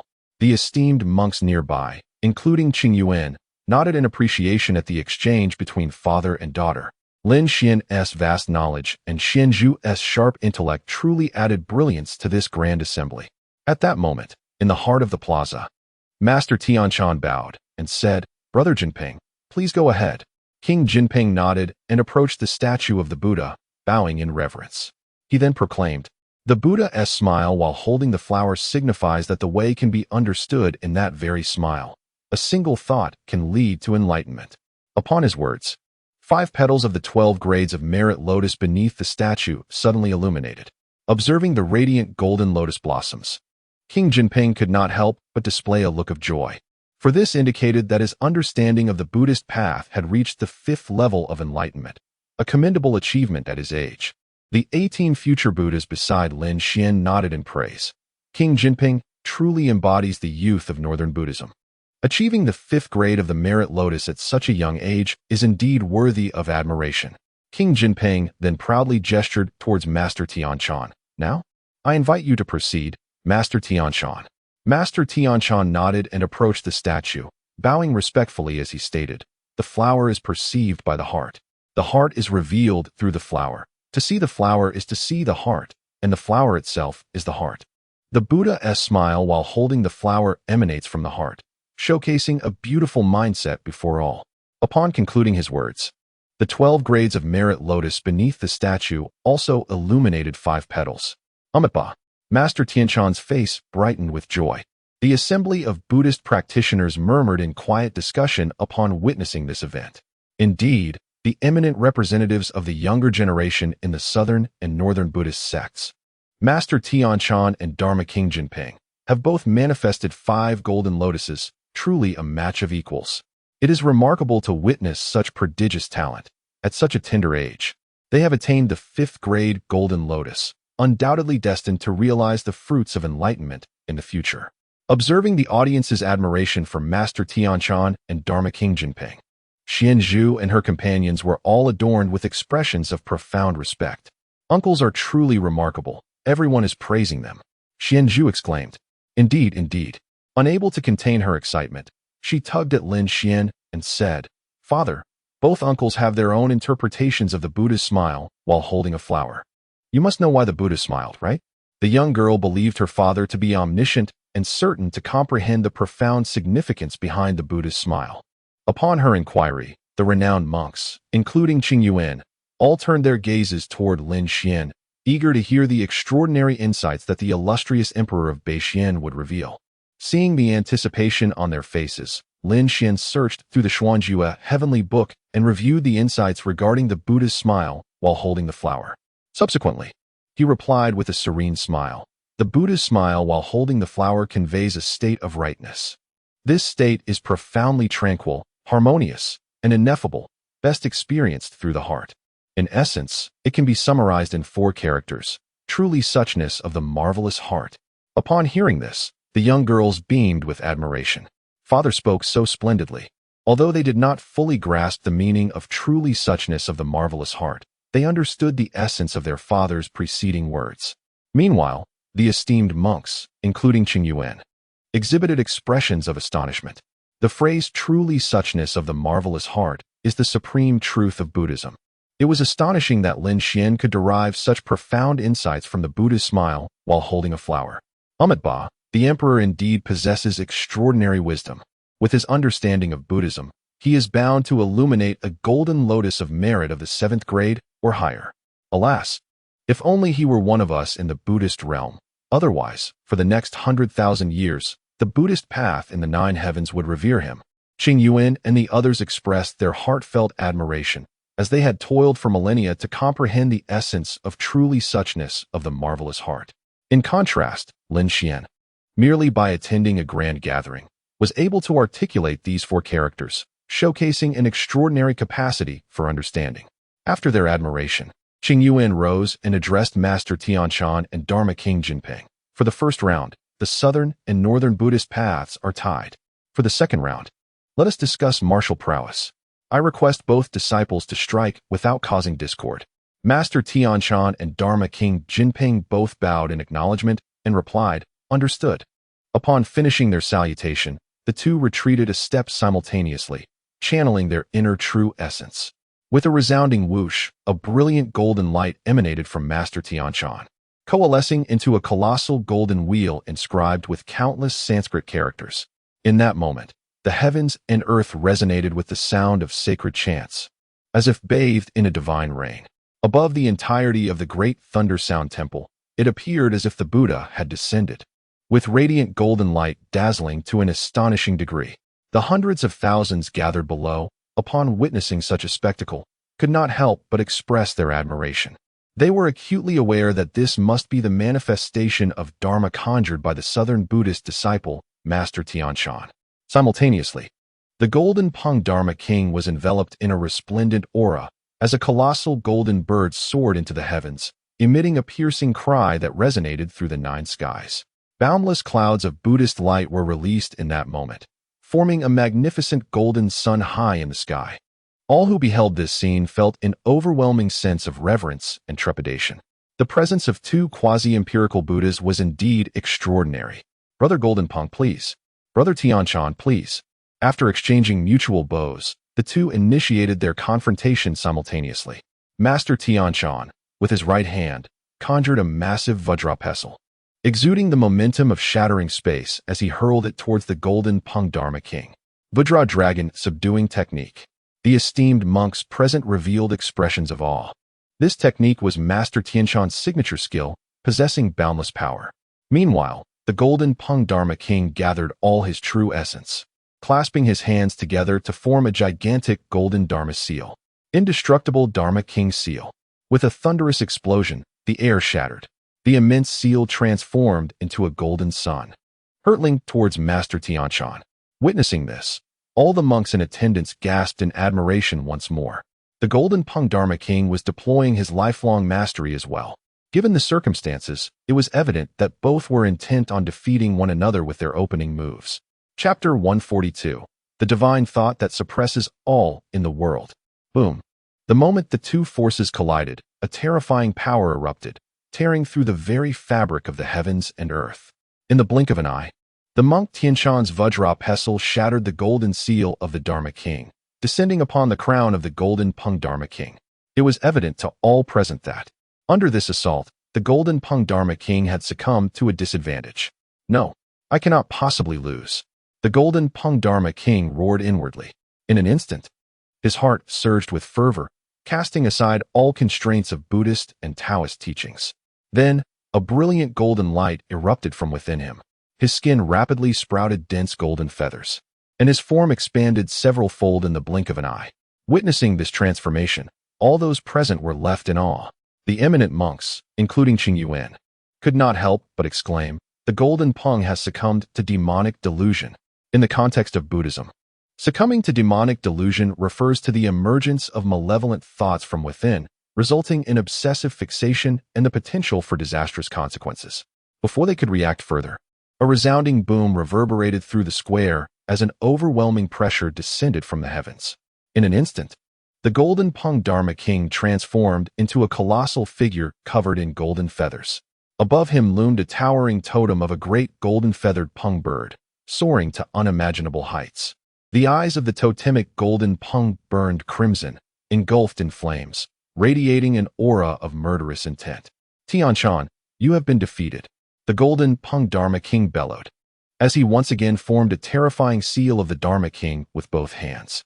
Observing this, the monk Tianshan hastily withdrew his Vajra pestle, shouting, Golden Peng, do not succumb to demonic delusion.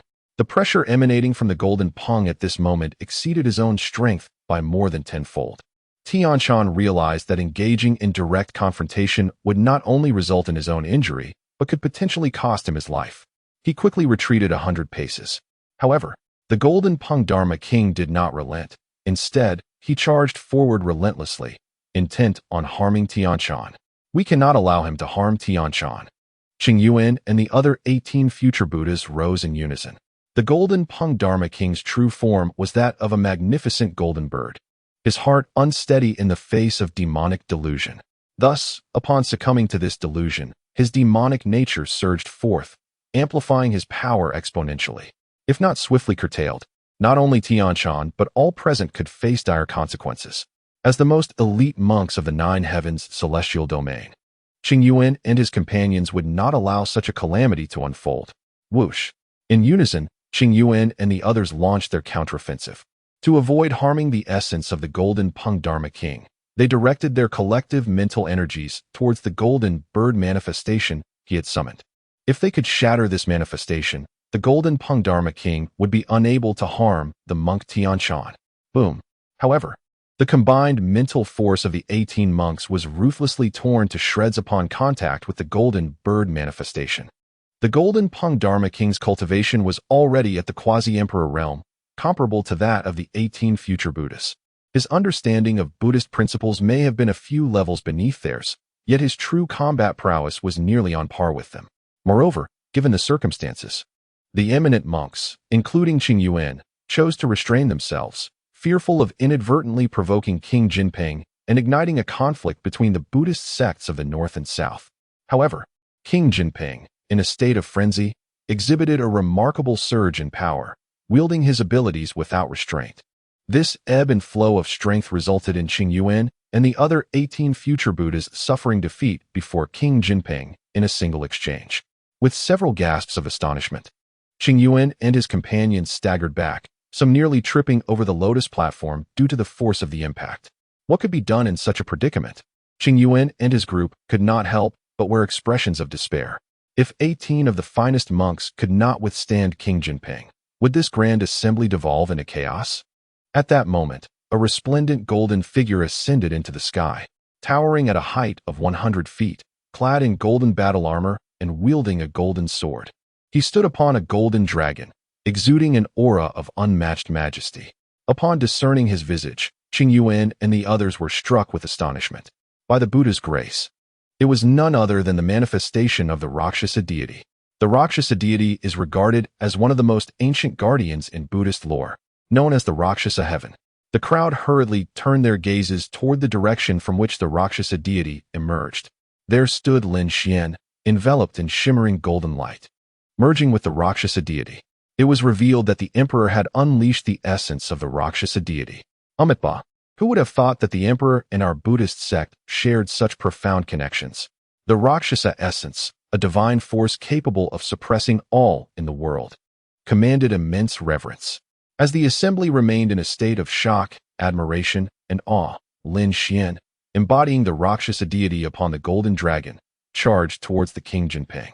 With a sweeping motion of his hand, a thunderous clash ensued as the colossal golden blade cleaved the King Jinping into fragments.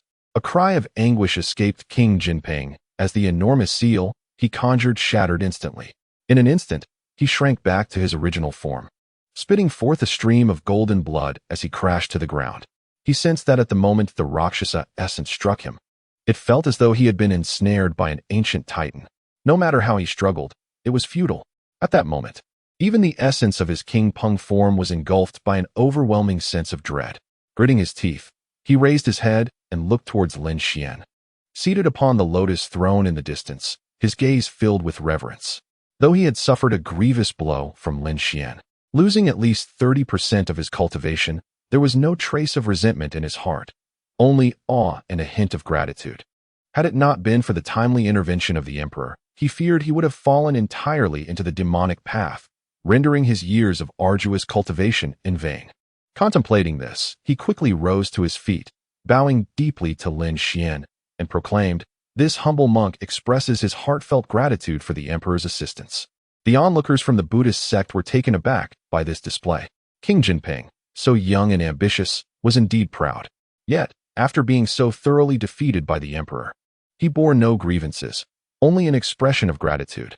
Upon reflection, the assembly quickly grasped the sentiments of King Jinping. Indeed, had it not been for the intervention of the emperor, the king of Golden Peng would have fallen from the revered status of a Buddhist child to become a despised demon. Even though the emperor diminished part of his cultivation, he still rendered him an immense favor. At this moment, the monk Tianshan could not help but gaze at Lin Xian with profound admiration. With his hands clasped in prayer, he earnestly proclaimed, "I am eternally grateful to the emperor for manifesting his divine might and saving this humble monk's life." In the moment when the 18 future Buddhas had failed to intervene, despair engulfed Tianshan. Lin Xian's timely action had indeed snatched him back from the precipice of death. How could Tianshan not be overwhelmed with gratitude? Ba, the emperor has averted a great calamity for our Buddhist realm, truly a deed of immeasurable merit. Qing Yuan and the 18 future Buddhas rose simultaneously to express their reverence towards Lin Xian. The 100,000 followers of the Buddhist faith present also stood to pay their respects. "Well done, well done. The emperor is indeed the guardian deity of our Buddhist domain in the celestial realm." The Rakshasa's divine consciousness that Lin Xian unleashed was the essence of the Rakshasa's life. As the protector deity of the Buddhist faith, it was only natural for the gathering to regard Lin Xian as a guardian. Reflecting upon this, the esteemed monks from the southern and northern Buddhist traditions exchanged self-deprecating smiles.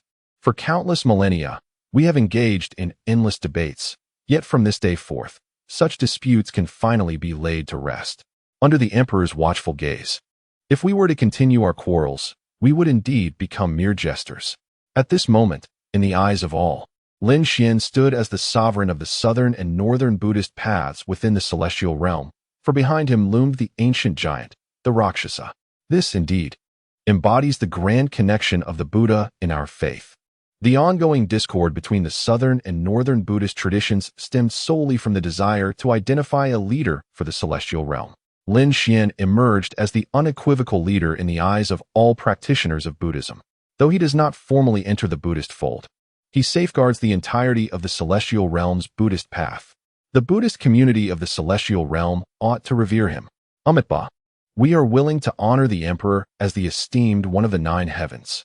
Qing Yuan and the multitude of Buddhist practitioners declared in unison. Chapter 143.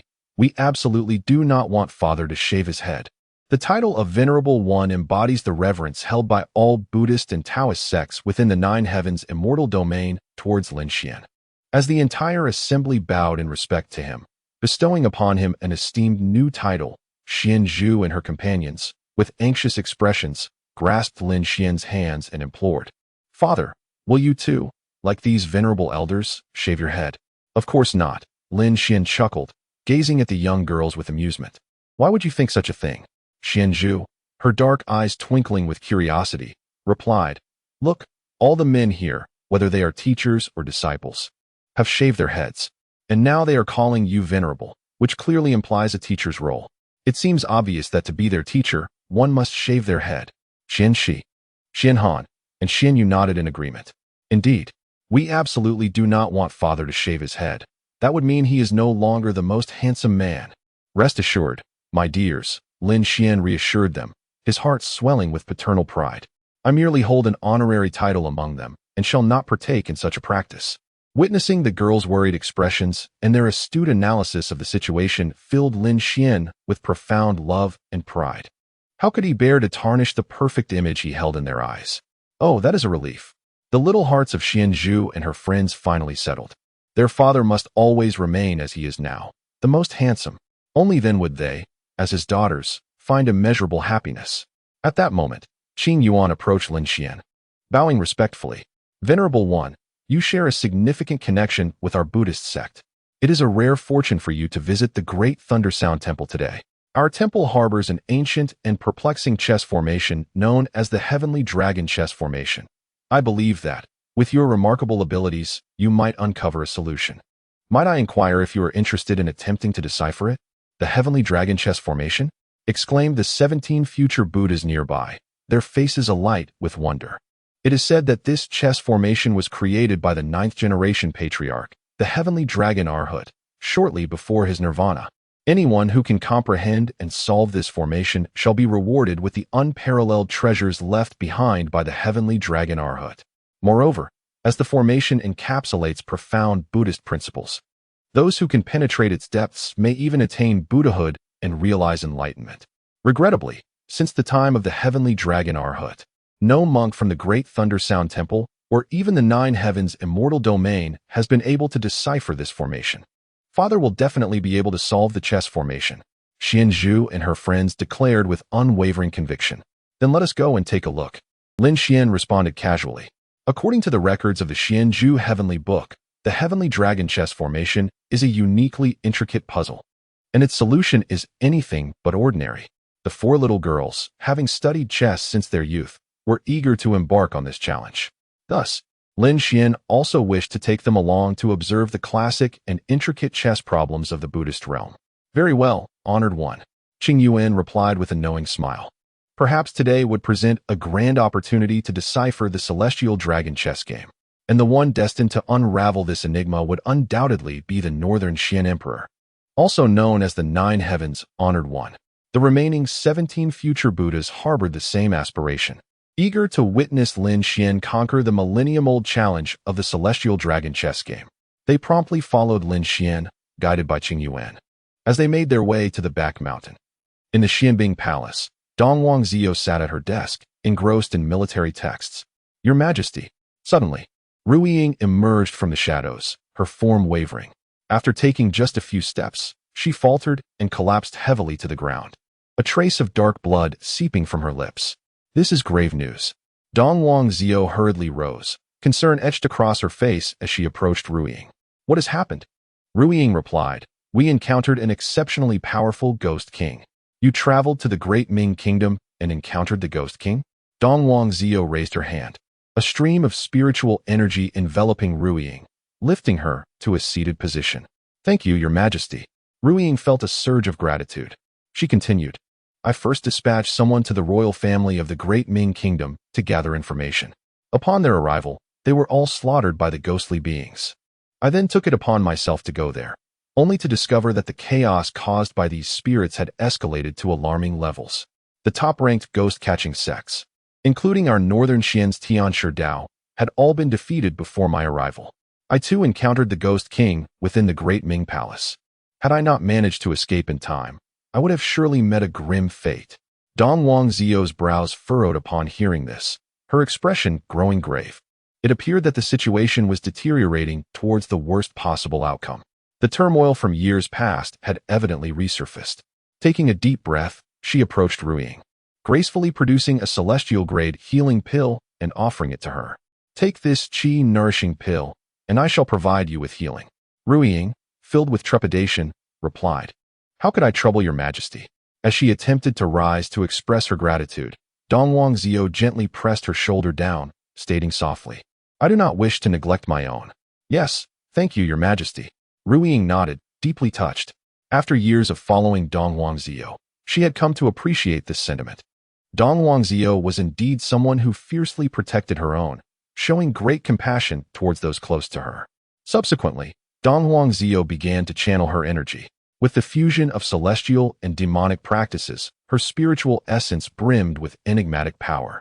Ru Ying felt a force, both divine and demonic, permeating her being, astonishing and formidable. Could it be that the Empress is engaging in celestial demonic cultivation? Ru Ying speculated inwardly, utterly astonished. Since Dong Wangzhou had never disclosed this matter to her, she could only infer from the profound nature of her spiritual energy. Upon such contemplation, a profound sense of reverence washed over her. Truly, the Eternal Empress's extraordinary talents instilled a sense of awe. Just then, Dong Wangzhou furrowed her delicate brows, summoning forth a terrifying surge of spiritual energy with her jade-like hand, and with a fierce pull, A chilling wail echoed through the air. A dark shadow was forcefully extracted from Ruo Ying's very being and cast onto the ground. Ruo Ying, upon closer inspection, couldn't help but draw in a sharp breath. The shadow on the ground revealed itself to be a pitch-black, grotesque infant. "Your Majesty, could this possibly be a ghostly infant?" Ruo Ying exclaimed in horror. In the realm of the dead, there exists a particularly malevolent ghost king, capable of conjuring terrifying ghostly infants and implanting them within human hosts. These ghostly infants, upon encountering martial artists, would conceal themselves within their dantians. They would ravenously consume the spiritual energy residing within the dantians of the practitioners, thus amplifying their own power. As their cultivation progressed, they would continue to devour the practitioners' consciousness and souls until nothing remained. Ultimately, they would burst forth from the dantian, seizing control of the practitioner's corporeal form, thereby becoming a new generation of ghost kings. This entire process could transpire in as little as 7 days. Chapter 144. Those who dare disturb my realm shall meet their demise.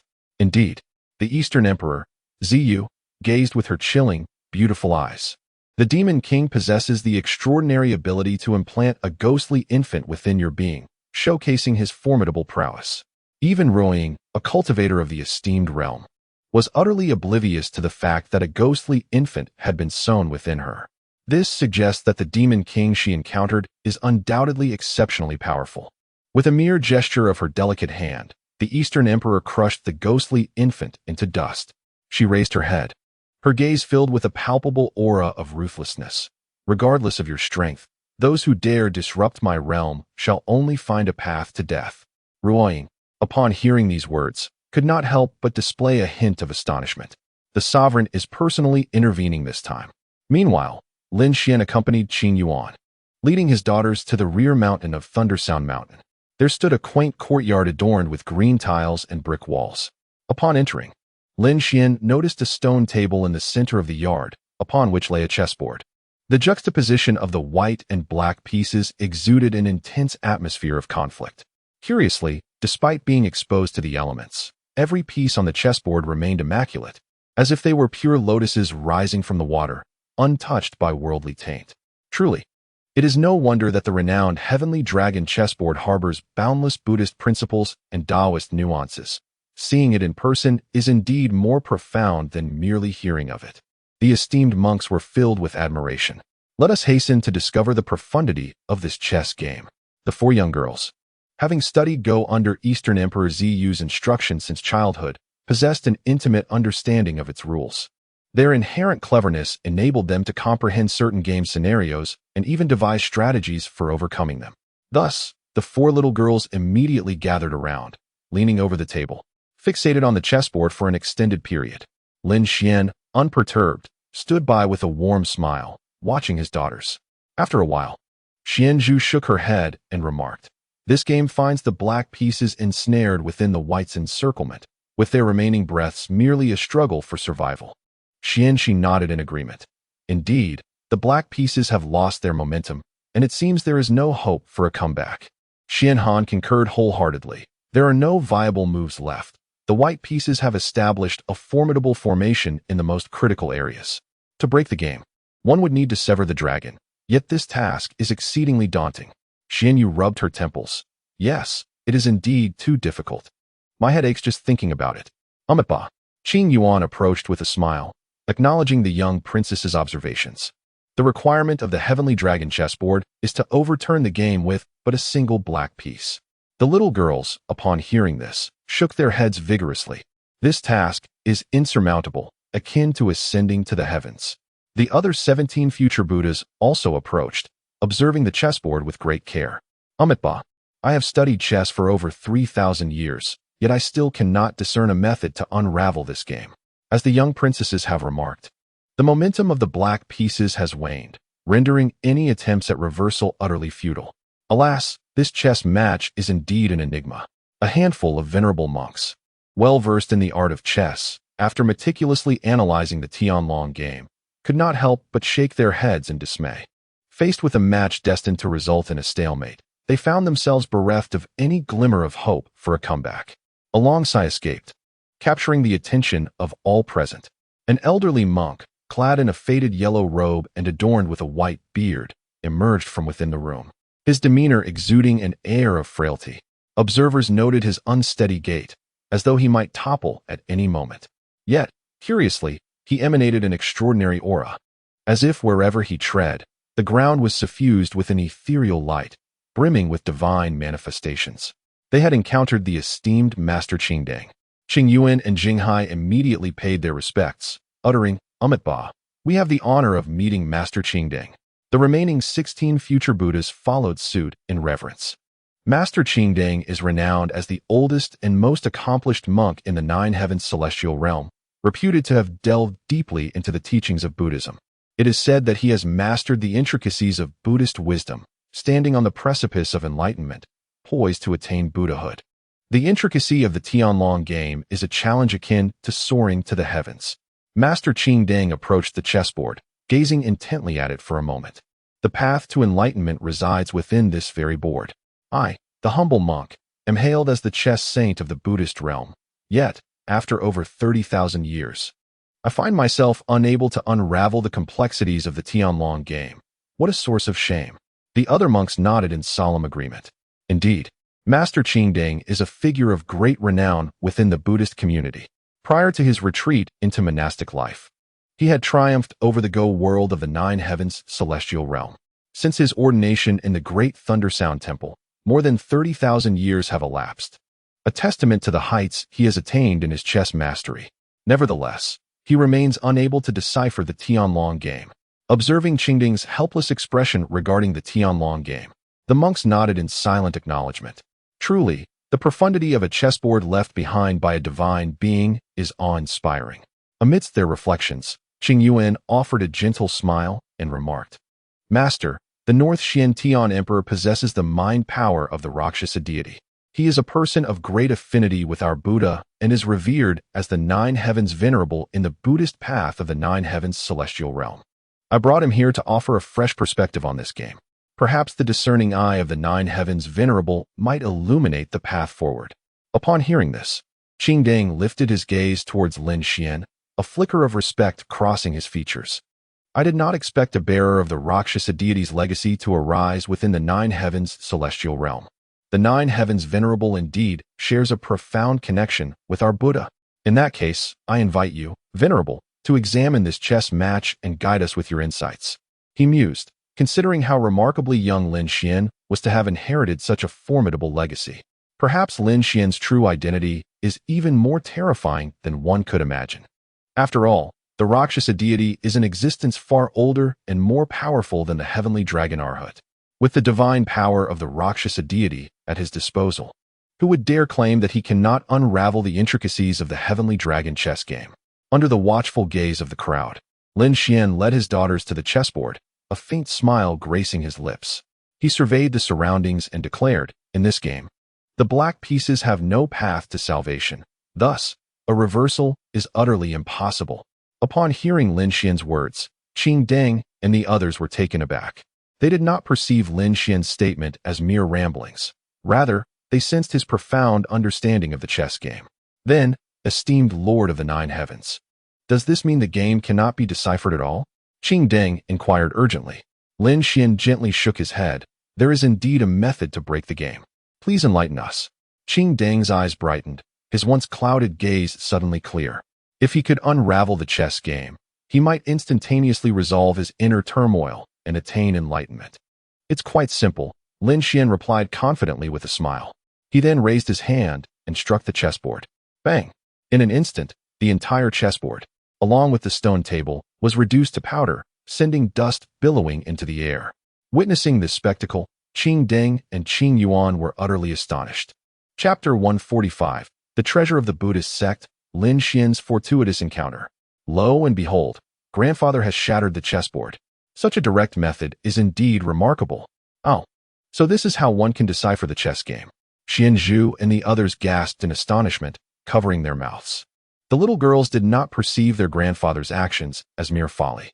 Since grandfather has broken the chessboard, it signifies that this game could only be resolved in such a manner. Amitabha, esteemed sage, what is the meaning behind your actions? Qingdang clasped his hands in reverence and bowed. his expression a blend of confusion. The 18 future Buddhas, including Qing Yuan, shared similar looks of bewilderment. They, like Xian Zhu and her companions, believed that Lin Xian was not acting frivolously. Yet, why did he shatter the chessboard? Facing the crowd's curiosity, Lin Xian wore a calm smile and stated, "I have already mentioned that this chess game has reached a stalemate, rendering any hope of reversal non-existent. Indeed, your words resonate profoundly, esteemed sage." Qing Deng continued to inquire, "Is breaking the chessboard truly the path to resolution?" Precisely. Lin Xian exuded an air of composure and confidence. Once, before attaining nirvana, the heavenly dragon Arhat left behind this chess game to enlighten future generations, guiding them to observe the game and comprehend the path, as well as to delve into Buddhist teachings. The reason he left behind a deadlock was to impart a supreme truth to all within the Buddhist sect. What truth? Qing Deng and the 18 future Buddhas displayed an eagerness for knowledge. They sensed that Lin Xian's forthcoming words would resonate deeply within their spiritual consciousness, aiding them in advancing their Buddhist practice. Xian Zhu and her three companions quickly lifted their heads to gaze at Lin Xian. They understood that grandfather had shattered the chessboard to resolve the game. However, they remained oblivious to the rationale behind his actions and the truth he sought to convey. Lin Xian scanned the crowd and proclaimed, "The Bodhi tree is inherently without form. The bright mirror is not a platform. Originally, there is nothing. Where then does dust settle? Since it is a deadlock, why strive for a reversal? Simply shatter it with a decisive blow, allowing dust to return to dust and earth to return to earth." At that moment, as Lin Xian's words fell, a radiant golden light erupted from the summit of Thunder Sound Mountain. In the blink of an eye, the golden glow illuminated a radius of 100 miles. A peculiar fragrance of sandalwood filled the air, accompanied by the faint chanting of countless deities, enveloping all in a gentle embrace akin to spring's warmth and rain. Witnessing this, millions of people on and beneath Thunder Sound Mountain were left astounded. The Buddha's light shines forth. Who is the divine being descending upon Thunder Sound Mountain? I just heard that the North Xian Heavenly Emperor has been revered as the Nine Heavens Sage by the Buddhist path. Could this be his radiance? Only an existence of such stature could emit such brilliance. Meanwhile, in the courtyard of the back mountain, Amitabha, well spoken, your words have awakened those lost in slumber, leading us to profound enlightenment. How fortunate we are to have a sage within the Buddhist teachings of the Nine Heavens. The 18 future Buddhas, including Qing Yuan, radiated an ethereal glow, suggesting a significant enhancement of their spiritual prowess. The Qing Deng, in particular, emanated an overwhelming aura of Buddhism, poised on the verge of attaining enlightenment. However, before Lin Xian, they dared not display even a hint of arrogance or insolence, their faces marked by deep reverence and awe, as if standing before a true Buddha. "Wow, Father is incredible," exclaimed Xian Zhu and the others, joyfully clinging to Lin Xian's legs. His mere words had seemingly transformed these eminent monks, clearly establishing him as the most formidable among them. Lin Xian, basking in the admiration of his daughters and the veneration of the esteemed monks, could not help but smile inwardly. Possessing the Xuanjue heavenly book, such profound Buddhist sayings were effortlessly at his fingertips, requiring little exertion. He had not anticipated that they would evoke such a tremendous stir among these high monks. At that moment, the shattered chessboard and stone table were suddenly enveloped by an extraordinary golden light. In the blink of an eye, countless particles of dust coalesced into a pure golden sphere, suspended in midair. Upon closer inspection, 8 slender golden dragons subtly encircled the sphere, exuding an extraordinary presence. Witnessing this, Qing Deng's gaze trembled. Could this possibly be the relic of his venerable ancestor, the Heavenly Dragon Master? The 8 dragons symbolized the eightfold path, leading the mythical 8 divisions. The Heavenly Dragon Arhat, having attained Buddhahood in a dragon form, was thus named. Clearly, this resplendent golden sphere was a treasure left behind by the Heavenly Dragon Arhat before his nirvana. Amitabha, so this is the unparalleled treasure bequeathed by my ancestor. Qing Yuan's expression mirrored his astonishment. Such a relic was indeed a priceless gem of our Buddhist tradition. Qing Deng smiled gently at Lin Xian, saying, "Your Excellency has discerned the profound meaning of the chess game and comprehended the true essence of the Heavenly Dragon Arhat. This relic, rightfully, should be accepted by you." The 18 future Buddhas nodded in unison, declaring, "The heavenly dragon relic is your destiny, revered one. Please accept it." Seeing their sincere expressions, Lin Xian graciously accepted the relic with a wave of his hand. Instantly, an immense, primordial force surged within his palm. It turned out that the heavenly dragon Arhut was also a master of spiritual cultivation. Splendid. He would utilize this relic to enhance his own spiritual awareness. Lin Xian felt a profound satisfaction. The system rewarded Rakshasa consciousness still had boundless potential for enhancement. The heavenly dragon relic, encapsulating all the spiritual awareness of the heavenly dragon Arhut before his nirvana, was a boon indeed. Subsequently, he unleashed his Rakshasa consciousness and consumed the entire heavenly dragon relic. The brilliance in his eyes dazzled like gold, instilling awe in Qing Deng and the other monks. They believed such a treasure of Buddhism could only rightfully belong to a superlative being like Lin Xian. The Buddhist path of the nine heavens celestial realm could only thrive under the shade of such a towering figure. As the grand Buddhist gathering came to a successful conclusion, the atmosphere resonated with fulfillment.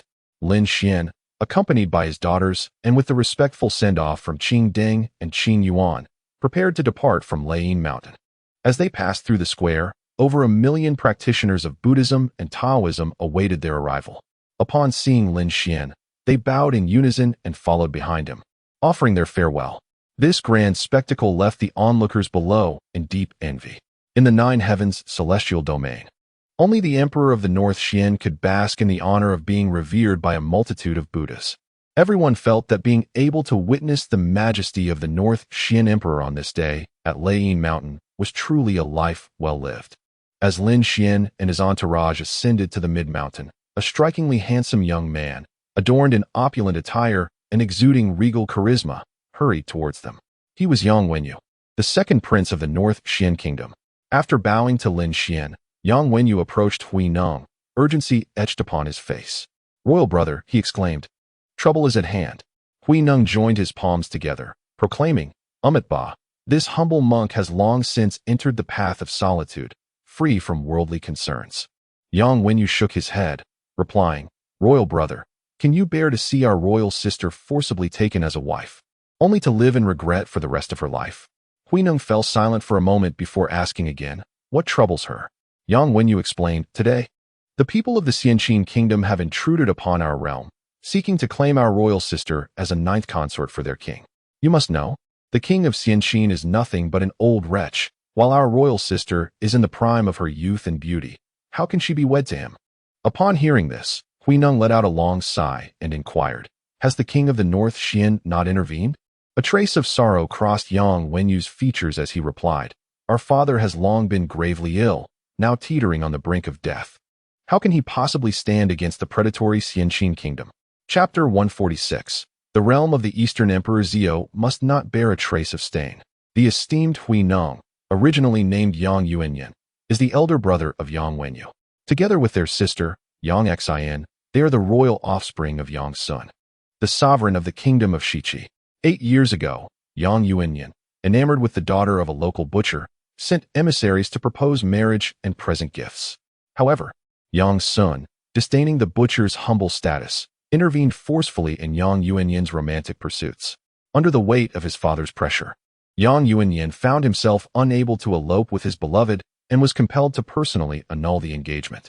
The butcher's daughter, heartbroken, soon fell into despair, leading Yang Yuanyan to a state of profound grief, ultimately retreating from worldly affairs to become a disciple of the venerable monk Jinghai. As for the kingdom of Xianqin, it is a powerful nation bordering Shiqi. Its ruler, Ing Hu, endowed with innate strength, established a vast empire through his formidable physical cultivation. He further disseminated his martial arts, bestowing them upon the elite Xianqin royal army, which became the most formidable military force among the 10 surrounding nations. 3 years prior, emboldened by such military prowess, Ing Hu sought a marriage alliance with Yang Sun, proposing that his daughter, Yang Xian, marry the crown prince of Xianqin.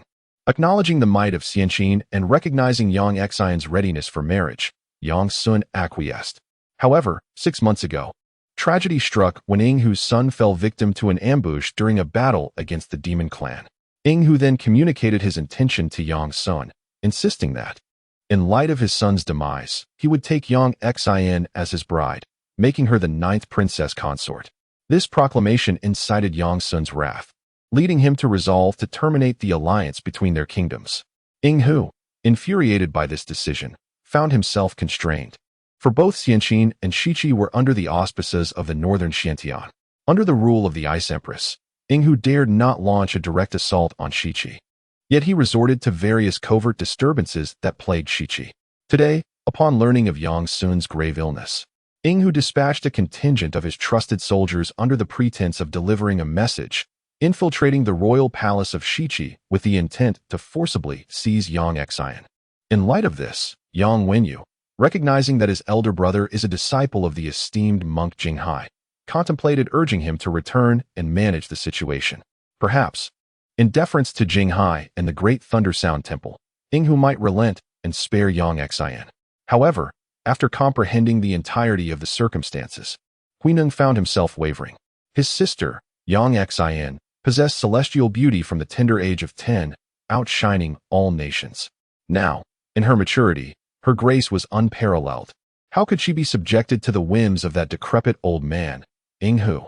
Ba, Huineng furrowed his brow. Yinghu's tyranny shall not go unpunished.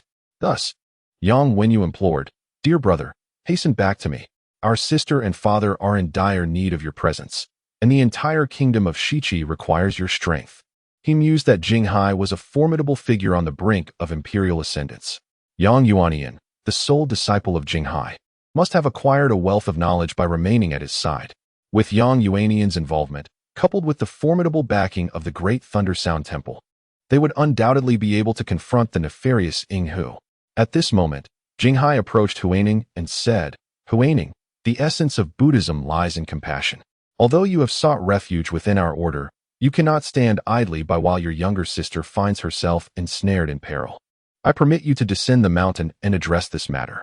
In Jinghai's estimation, Huaining had already attained the revered status of a sage. Furthermore, his mastery of the Golden Bell Dragon Elephant technique had reached the 5th level of proficiency. Given the strength of the Shiqi kingdom, he should be able to deftly navigate the complexities arising from the proposed union between the two realms. After a moment of contemplation, Huaining shook his head and replied, "Master, I fear that I may not possess the strength to resolve this predicament alone." "Why so?" Jinghai inquired. Huaining explained, "What you may not be aware of is that behind the Xianqin kingdom stands the sacred land of Lingqi. 3 years ago, following the engagement between Yongsun and Yinghu, I took the liberty to investigate the Xianqin kingdom. I inadvertently discovered that they are shielded by an immensely powerful force, the sacred land of Lingqi. Initially, I believed that my royal sister Yang Xian's marriage to the Xianqin kingdom was a fortuitous event. Yet it has now become evident that Xianqin is a den of wolves, and their monarch is no less a predator."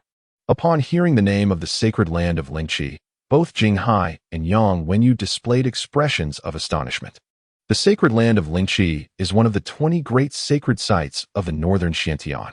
It is said that beneath their sanctuary lies a dragon vein extending over 100,000 miles. This vein not only brims with spiritual energy, but is also believed to harbor a dragon deity that protects all within the sacred enclave. Anyone who dares to offend the sanctity of this land would suffer the curse of the dragon god, bringing misfortune upon themselves. Moreover, the sovereign of the sacred land is not merely a formidable figure at the threshold of imperial ascendance, but also a master of mystical formations. Not even Jinghai, nor Qingdang for that matter, could claim absolute certainty in subduing the sacred land's lord. If the Xianqin kingdom is indeed fortified by the sacred land of Lingqi, then it is a challenge far beyond the capabilities of Huaining alone. Furthermore, all the esteemed monks of the great Thunder Sound Temple have long since devoted themselves to the Buddhist path and would not intervene in worldly affairs, lest they be criticized by the realm. Even if they wish to intervene, both the Xianqin kingdom and the sacred land of Lingqi belong to the northern Xiantian, which renders them without authority to meddle directly. In an instant, not only Yang Wenyu but even Jinghai displayed expressions of perplexity. Alas, this matter truly presents a formidable challenge. Yang Wenyu sighed deeply, disappointment evident in his voice. Raising his gaze, he suddenly caught sight of Lin Xian, draped in a flowing white robe, exuding an air of elegance and grandeur. His eyes brightened. Of course, the emperor is here. No matter how formidable the Xianqin kingdom or the sacred land of Lingqi may be, They cannot possibly compare to the emperor. With this realization, Jinghai and Huaining exchanged looks of enlightenment. In their discussions, they had inadvertently overlooked the presence of the emperor. With the emperor in their midst, what insurmountable obstacle could remain? Subsequently, the narrative continued. Yang Wenyu hurriedly caught up with Lin Xian, bowing respectfully as he recounted the conflict between the kingdom of Shiqi and the kingdom of Xianqin in its entirety. Both kingdoms were under the dominion of Baishuanshan, and their monarchs had been so brazen in their oppression of our nation that he implored Lin Xian for a decisive intervention. Yang Wenyu's expression was one of earnest supplication, mirrored by Huaining, who joined him in prayerful gesture. Were this matter to arise in other realms, Lin Xian might have remained indifferent. However, as both nations belonged to Baishuanshan, he could not turn a blind eye to the potential bloodshed and the innocent lives that could be lost. After all, in his heart, the mother of the children, Dong Wangzhou, was an untouchable taboo for anyone. The realm under Dong Wangzhou's care must be free from any taint. Let us go and see, Lin Xian remarked casually. The audacity of the Xianqin monarch to brazenly abduct a princess under the auspices of Baishuanshan was indeed a display of overwhelming imperial arrogance. It was imperative to temper his arrogance. Thank you, Your Majesty, Yang Wenyu exclaimed with uncontainable joy. He and Huaining swiftly escorted Lin Xian back to Baishuanshan.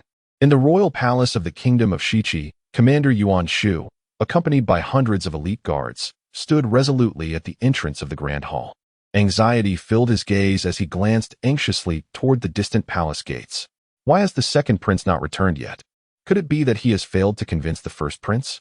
Before departing, Yang Wenyu had instructed them to hold the line against the predatory guards of the Xianqin kingdom at all costs. Yet, so much time had elapsed without any sign of Yang Wenyu. The fierce tiger wolf guards, led by Commander Lei Yang, relentlessly pressed forward, cornering them at the threshold of the grand hall. Tension mounted as both sides were poised for conflict, a bloody battle imminent within the palace walls. Lei Yang, with his formidable mustache, arrogantly surveyed Yuan Shu and his men, declaring, "I have come here today with my men, and I shall take your princess with me. If you do not step aside, I will cleave you all with my tiger head blade." As he spoke, his weapon emitted a fearsome roar, exuding an overwhelming presence. Yuan Shu's brow furrowed at the sight. His cultivation was merely at the initial stage of the divine soul realm, while Lei Yang stood at its pinnacle, leaving him no chance of victory. Nevertheless, tasked with the defense of the palace, Yuan Shu resolved that even in death, he would stand firm against Lei Yang and his men. "You fools will not shed tears until you see the coffin." Enraged by Yuan Shu's defiance, Lei Yang's fury ignited. With a resounding thud, he summoned his inner vitality and struck at Yuan Shu with a ferocious blow, akin to a tiger pouncing on its prey. Yuan Shu desperately raised his sword to block the attack, but his strength paled in comparison to Lei Yang's, and the impact sent shockwaves through his body, fracturing his arm in multiple places. "Get out of my way," Lei Yang bellowed, kicking Yuan Shu away with force. He then cleaved through several advancing guards with brutal efficiency, storming into the grand hall as if it were an unguarded territory. "Ha ha ha, the palace of the kingdom of Qi is but a triviality. I can come and go as I please. Princess of the kingdom of Qi, where do you intend to hide?" Upon witnessing Lei Yang and his entourage advancing unabated, Yuan Shu could not help but wear a countenance of helpless disappointment. The audacity of the immortal Qin kingdom is utterly outrageous. Is there truly no one capable of putting them in their place? Chapter 147, A Life for a Life. Your Majesty, there is trouble. The people of the Xianqin kingdom have invaded. A panicked old eunuch rushed into the royal chamber of Yang Sun, the sovereign of the Shiqi kingdom, his voice trembling with fear. Lying in bed, Yang Sun, with his silver hair and skin drawn tight and purplish, appeared to be on the brink of death. However, upon hearing the alarming news, a flicker of clarity ignited in his dim eyes, and he summoned all his strength to exclaim, "Sure, do not delay any longer. You must leave at once." Beside his bed sat a strikingly beautiful young woman of 18 or 19, clad in a pink dress. She was Yang Sun's daughter, Yang Xian. "Father, I cannot abandon you like this." Yang Xian vehemently shook her head, her face etched with reluctance. "Foolish child, if you linger here, they will surely capture you," Yang Sun urged, his voice tinged with desperation. "I have sent someone to the National Guardian sect for assistance, but I do not know if the message has reached them. You must leave immediately. The sooner the better. As he spoke, a fit of violent coughing seized him, and with it, a revolting greenish mucus spewed from his mouth. Yang Xin, witnessing her father's suffering, was filled with anguish. Go! Yang Sun cried, nearly gasping for breath. I have already harmed your elder brother. I cannot allow you to suffer the same fate. If you do not leave now, I will have you carried away. As his words echoed, the chief eunuch gestured for 2 palace guards to rush forward and seize Yang Xin. Even if I must perish, I will not allow you to fall into the hands of that old wretch. Hu, Yang Sun declared, momentarily displaying a rare imperial authority as he waved his hand fiercely. Take her away. Very well, I shall go. Father, please take care of yourself. Yang Xin replied, tears welling in her eyes. Her hand subtly brushed against her sleeve, where a sharp dagger was concealed, safe and sound. She had already prepared for the worst. Should the ferocious guards of Xianqin attempt to harm her father and brother, she would threaten them with her dagger to protect her family. Now, under her father's insistence to leave, she resolved to keep the dagger with her. If she were unfortunate enough to be captured by Xianqin, she would use it to strike down Hu. Suddenly, the door to the royal chamber burst open with a deafening crash, and a menacing aura swept through. Imposing and overwhelming, Lei Yang, with bloodshot eyes, fixed his gaze upon Yang Xin and sneered. Thinking of escaping? Not a chance. He stepped forward, swiftly severing the throats of the 2 palace guards beside her, and then seized Yang Xin by the shoulder. The princess of Shiqi, renowned for her unparalleled beauty, will surely delight the emperor. I shall be rewarded with promotions and titles for bringing you back. Yang Xin felt his iron grip like a tiger's claw, causing her to break out in cold sweat from the pain. Yet, she gritted her teeth and endured. Since no one could come to their aid, she resolved to perish alongside Hu if it came to that. As the eldest prince had long taken his vows, and the second prince had vanished without a trace after venturing to the great Thundersound Temple, the situation appeared dire.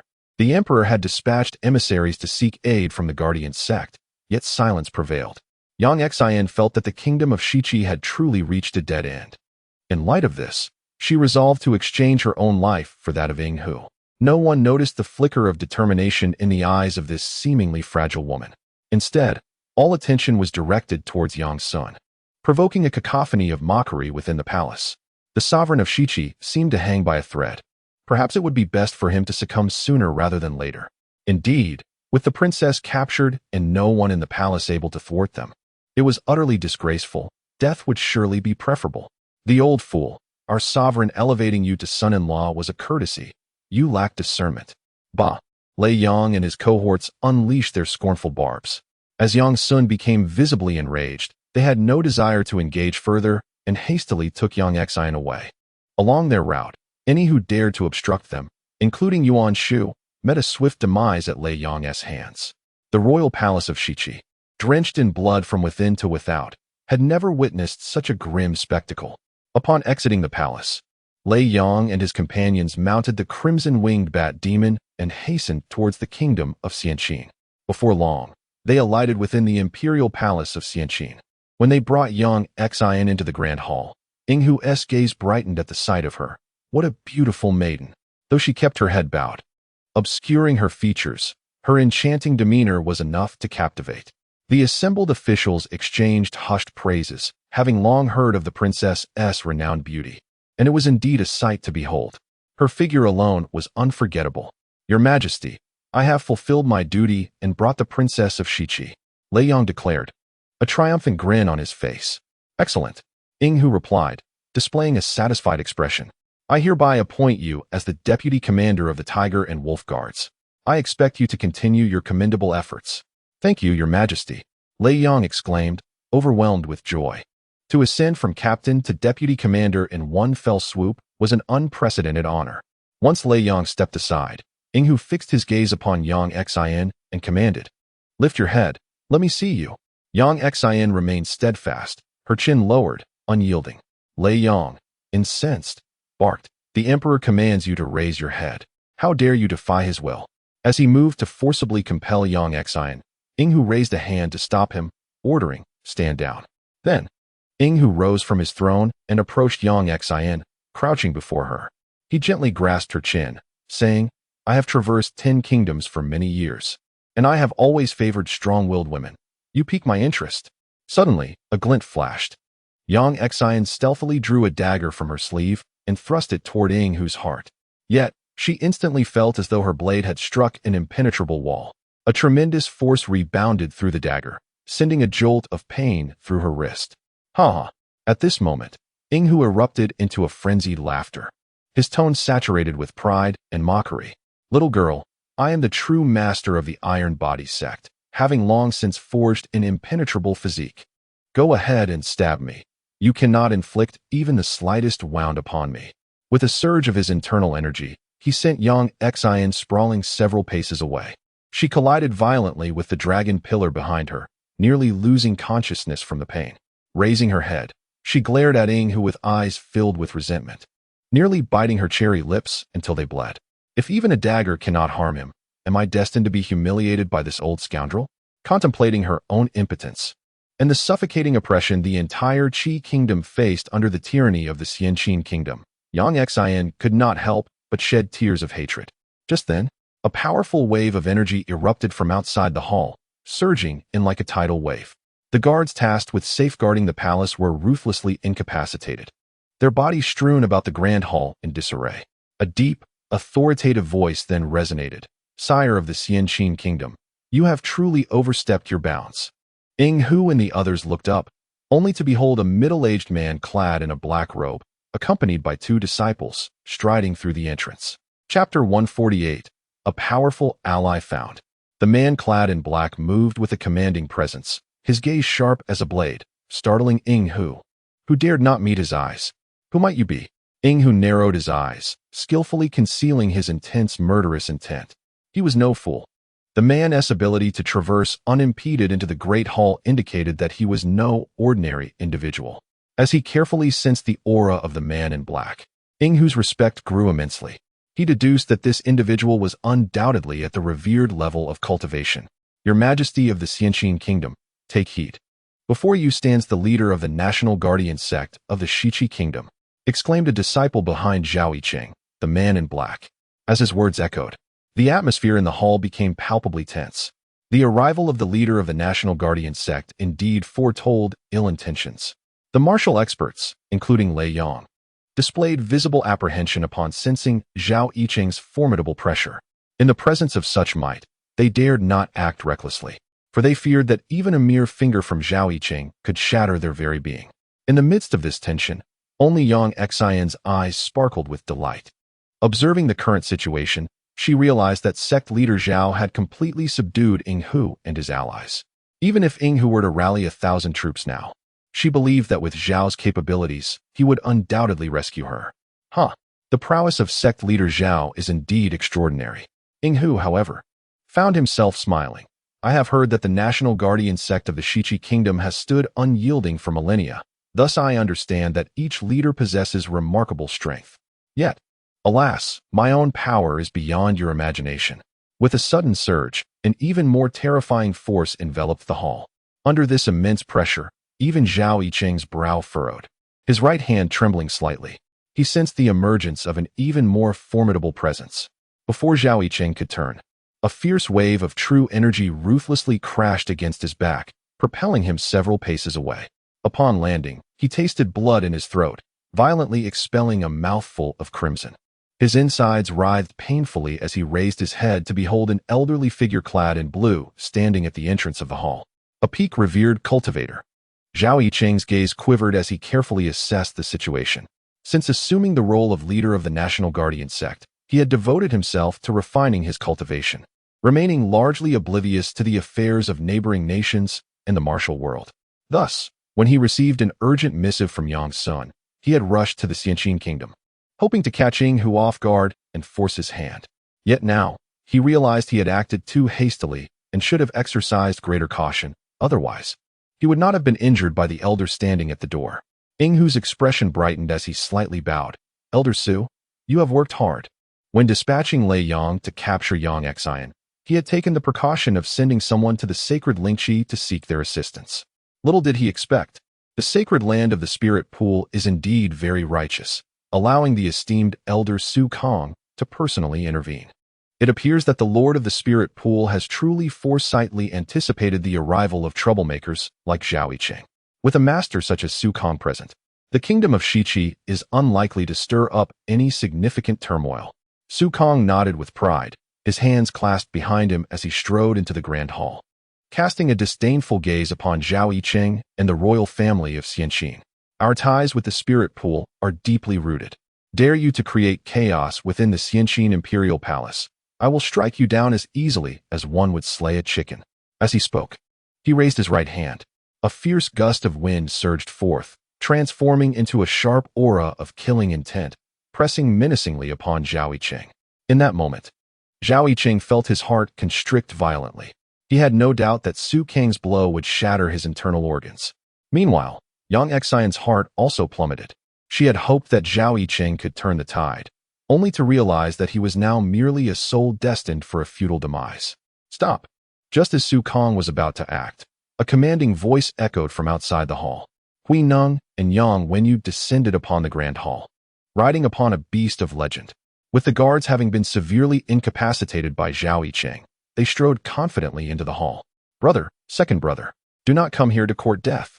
Yang Xian, seeing them enter, momentarily forgot the royal decorum in her urgency, addressing them as an ordinary person would.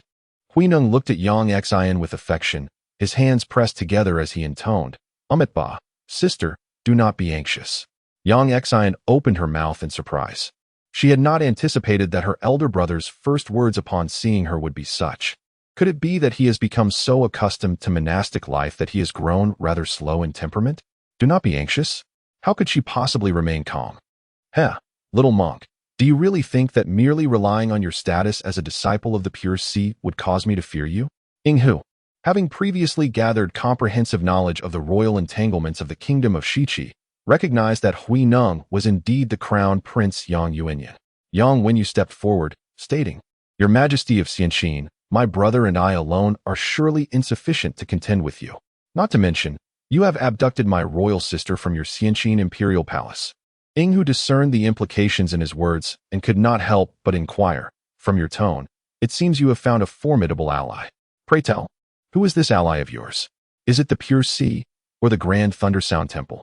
Presently, with the protector of the kingdom of Shiqi being rendered powerless, Inghu could only think of the formidable forces behind Hui Neng, namely the grand Thundersound Temple. Hearing this, Su Kong displayed a look of disdain. The eminent monks of the grand Thundersound Temple are all detached from worldly affairs. Should they dare to involve themselves in this matter, they would undoubtedly face public scrutiny. Furthermore, even if they wish to intervene, they must consider that this is the domain of Beixian Tian. Do they possess the qualifications to act here? Su Kang's words garnered nods of agreement from Inghu and the others. Indeed, this is the territory of Beixian Tian. Even if the Grand Thundersound Temple possessed the utmost audacity, they would not dare to forcibly meddle in the affairs between the Xianqin Kingdom and the Shiqi Kingdom here. Huaining nodded in acknowledgement, exclaiming, Amitba, your analysis is quite insightful. Yang Wenyu could not help but burst into laughter, his expression laced with sarcasm as he inquired, so, if someone were to manage you, would they hail from the northern Xintian? Inghu pondered for a moment, his demeanor turning icy as he retorted, Your kingdom of Shiqi lacks the qualifications to summon Her Majesty the Empress. The ruler of Shiqi does not even possess the standing to attend court in the Xianbing Palace. I find it hard to believe they could entice the Ice Empress. Yang Wenyu shook his head with a sigh. You are correct. We indeed lack the qualification to summon Her Majesty. However, heaven has favored us with the presence of the Emperor Consort. The mention of this title sent a shockwave through not only Inghu but also Su Kong and the others. The Ice Empress, fierce and uncompromising, enforces her laws with an iron hand, showing no mercy to transgressors. The terror associated with the Emperor Consort is undoubtedly beyond imagination. Should the kingdom of Shiqi truly encounter the Emperor Consort and be fortunate enough to receive his assistance, then, not even the Xianqin Kingdom, nor the addition of the sacred Lingxi, would suffice against a mere step from the Emperor Consort. Just as everyone was engulfed in trepidation or reflection, a brilliant radiance flickered outside the grand hall. All heads turned towards the entrance, where a magnificent jade chariot borne by a luxurious azure-winged bird descended gracefully from the heavens. An aura emanating from a being of supreme status enveloped the atmosphere, instilling a profound sense of reverence in all present, compelling them to kneel in worship. Chapter 149. Annihilate one, spare another. In the royal jade chariot of the Ice Palace, could it truly be the Emperor? My heavens! The kingdom of Shichi must have accrued immense virtue in its ancestry to receive such assistance from the Emperor. Goodness! Such an extraordinary figure must be visiting our humble nation for the first time. As the azure-winged bird jade chariot descended, the grand hall of the Xianqin Imperial Palace erupted with fervent discussions. The officials of the Xianqin kingdom could not contain their astonishment, feeling as though their breaths were hindered. Some of them still found it hard to believe that a person of the emperor's stature had graced the Xianqin kingdom with his presence. It is well known that Xianqin has always considered itself a powerful nation among the 10 neighboring kingdoms. However, in the grand scope of Baishuanshan, Xianqin is merely a speck. Both the ruler of Xianqin and the ruler of Shichi lack the qualifications to attend court at the Ice Palace, let alone forge connections with its ministers. This clearly illustrates the insignificance of Xianqin within Baishuanshan. Yet today, the emperor himself has arrived, leaving the gathered officials in utter disbelief. As Lin Xian emerged from the jade chariot with his 4 daughters, awe filled the gazes of all present. Lin Xian, with his unparalleled grace and ethereal presence, surpassed their wildest imaginations. Only Yang Xian could not help but gaze at Lin Xian, her enchanting eyes brimming with admiration and affection. I had thought the emperor would be a person of exceptional caliber. Now it seems he exceeds even my expectations, drawing one in with a mere glance. Yang Xian, possessing celestial beauty and a proud disposition, had never regarded any man with esteem. Yet now, her heart was undeniably stirred. The emperor, Ying Hu, filled with reverence and trepidation, hastily exited the hall, bowing to Lin Xian.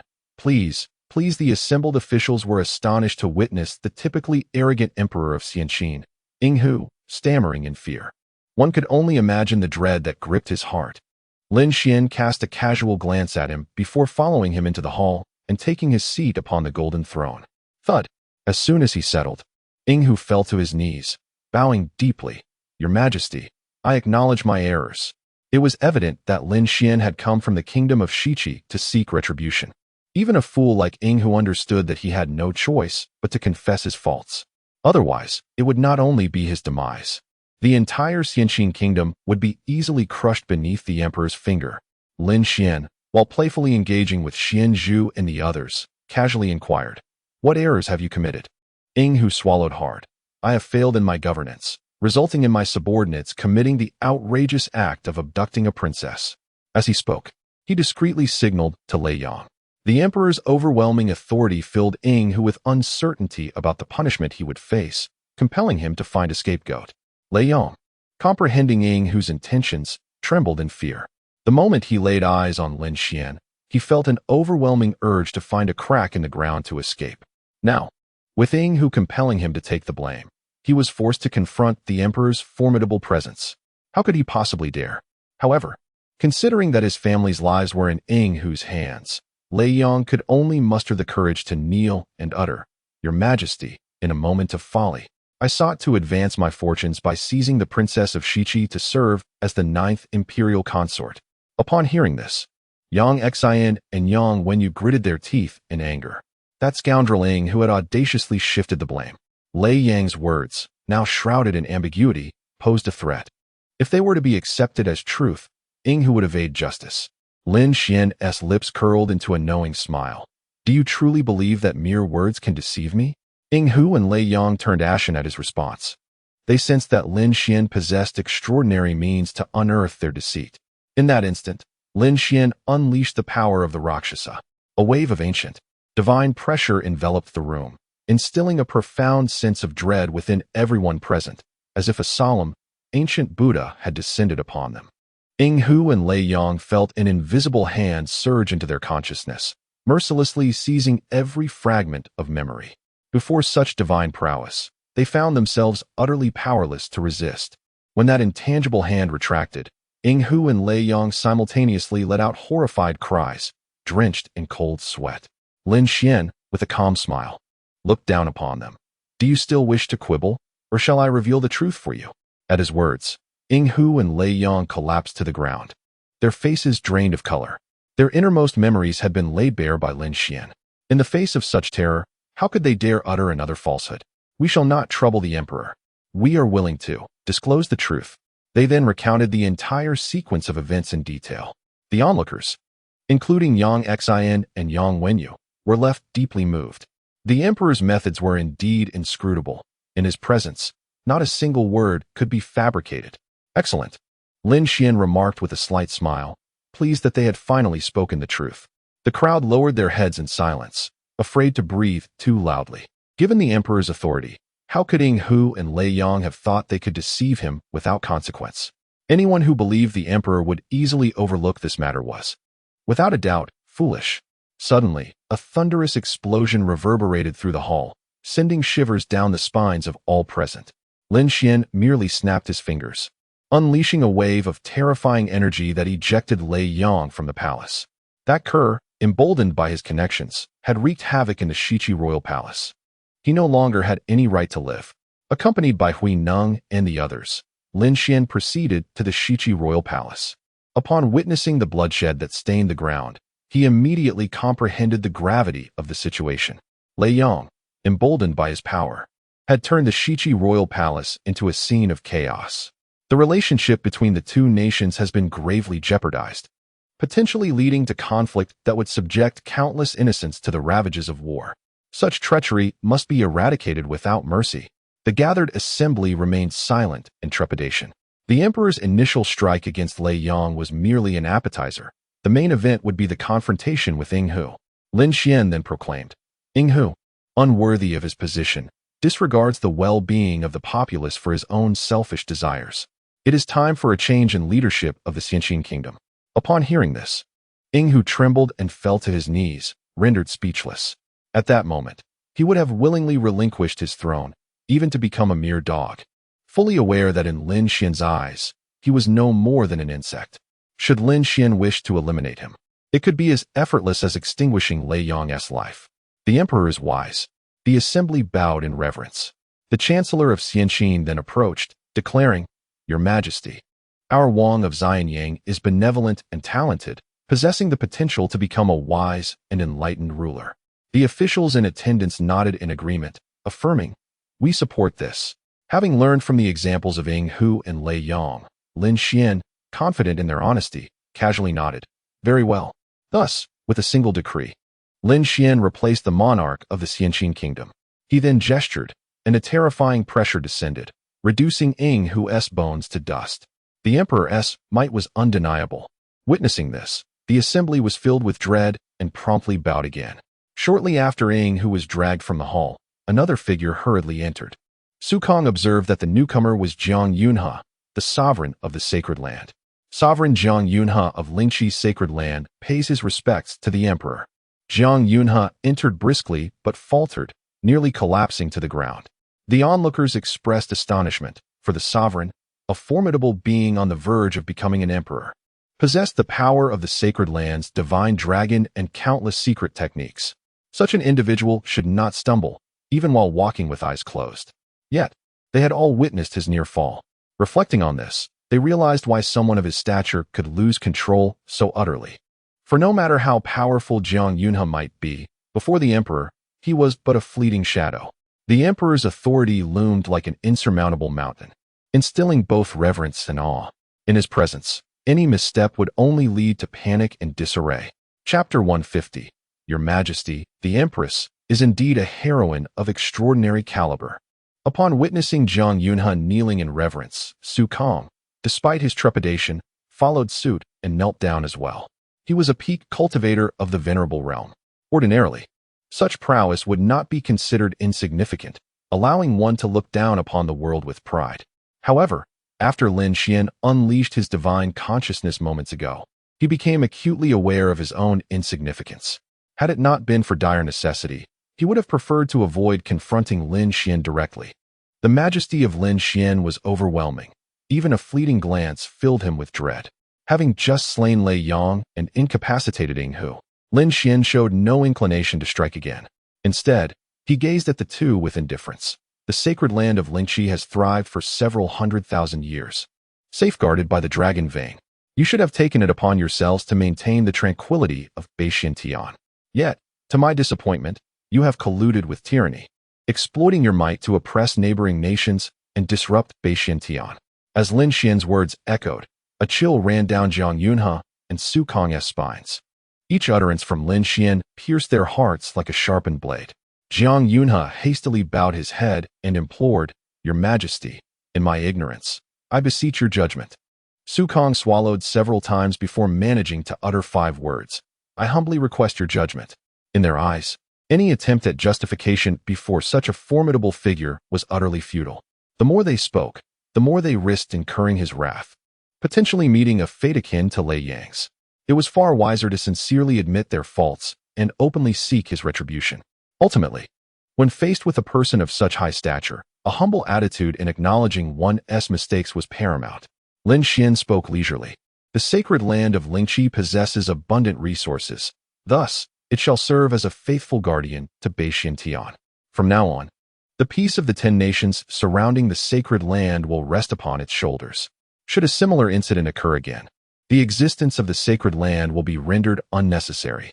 Upon hearing this, Jiang Yunhe and Su Kang felt a surge of joy within.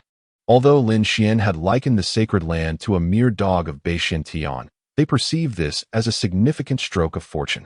"Yes, we shall obey your decree to the utmost, unwavering until death."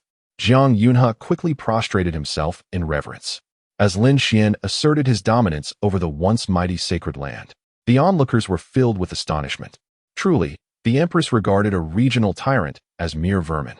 Such demeanor and vision were nothing short of breathtaking. Moreover, Yang Xian gazed at Lin Xian with admiration, enchanted by his powerful aura. A man of his caliber was indeed the perfect choice for any woman. The Xianbing Empress was incredibly fortunate to have him. Amidst the admiration and reverence of those present, Lin Xian lifted his daughters, preparing to depart. "Oh, what is this?" The keen-eyed Xian Yu noticed a bird crafted from red strings on the ground, its form both peculiar and exquisite. Without hesitation, she leaped from Lin Xian's embrace to retrieve the charming red string artifact. Xian Zhu, Xian Shi, and Xian Han also left Lin Xian and gathered around. "Wow, this is truly exquisite." The young girls had encountered numerous handcrafted rope art pieces, yet they had never beheld anything as delicate as this. At that moment, Yang Xian, her cheeks flushed, stepped forward and said, "Princesses, this is a small craft woven by my daughter." Being at the tender age of blossoming youth and skilled in rope artistry, she had crafted such a piece to adorn herself. The reason she had dropped it earlier when she was forcefully pushed away by Ying, who was now clear. "Oh, Auntie, you are truly remarkable," Xian Yu exclaimed, her face filled with admiration. Xian Zhu inquired, "Auntie, why are the birds you wove connected, sharing a pair of wings?" Upon hearing this, Yang Xian's face turned a deeper shade of red, and she bowed her head shyly. Lin Xian stepped forward and calmly explained, "This bird is known as the Bai bird, which symbolizes lovers united in flight. There is a famous line of poetry that goes, 'In heaven, may we be like the Bai birds,' referring to this very creature." Since the daughters wished to learn, Lin Xian was more than willing to enlighten them. "Oh, so that is the meaning." Xian Zhu and the others immediately grasped this newfound knowledge. The onlookers couldn't help but silently admire Lin Xian's patience and attentiveness towards his daughters, effortlessly reciting timeless poetry, embodying both paternal affection and talent. No wonder even the formidable Xianbing Empress willingly bore him 4 daughters. His charm was undeniably irresistible. "Auntie, do you also weave other things with ropes?" Xian Shi then asked. Yang Xian shyly nodded. "Since childhood, I have studied rope craftsmanship, encompassing all creatures of the air and land, as well as landscapes, flowers, and even figures in architecture." "How impressive. It seems you can do everything." Xian Han couldn't help but express her admiration. "Auntie, may we see the other things you have woven?" Xian Yu eagerly inquired. Yang Xian nodded. "If you wish to see, I would be most delighted." Upon hearing this, the little girls immediately turned their gaze towards Lin Xian. Ultimately, it was up to their father to decide whether they would visit the kingdom of Shiqi. Lin Xian, with a tender smile, replied, "If you wish to see, then father shall accompany you." Observing the eager expressions on his daughters' faces, he could not refuse. Furthermore, such craftsmanship would cultivate the girls' sensibilities. Given this opportunity, Lin Xian was determined to take his daughters to explore. Yang Xian displayed a hint of joy, quickly bowing. I humbly welcome the emperor to the kingdom of Shiqi. Amitba. Well done. Huineng also felt a surge of happiness. Today, not only had the emperor resolved the troubles of the Xianqin kingdom, but he was also able to take the princesses to the kingdom of Shiqi. Thus, it would be impossible for the kingdom of Shiqi to remain untouched by the emperor's brilliance. Yang Wenyu and the others present had also come to this realization. Even some could not help but exclaim inwardly, the world of Qi is about to soar. In the realm of Bei Xiantian, the empress of the great Ming, Dong Huang Ziyu, adorned in a flowing gown of deep violet and black, stood amidst the military camp 30 miles from the imperial city. Surrounding her, an army of 200,000 bowed their heads, too intimidated to meet her gaze. Your Majesty, the imperial city within 30 miles has fallen completely. Despite our utmost resistance, we are helpless against the formidable ghostly entities and can only fight while retreating. Zhao Yilong, the Grand Marshal of the Great Ming, wore a face of trepidation, pleading for the Empress's punishment. Dong Huangzi regarded Zhao Yilong with a calm, penetrating gaze for a moment before responding, rise. In this chaotic upheaval caused by the ghostly entities, even the prominent ghost-catching sects of Bei Xiantian were rendered powerless. How could she lay blame on the military? Ruo Ying, you shall remain here with them. Should any ghostly creatures escape, they must be dealt with decisively.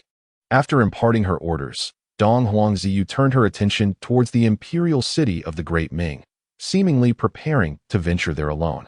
Your Majesty, I earnestly request to accompany you, Ruo Ying implored.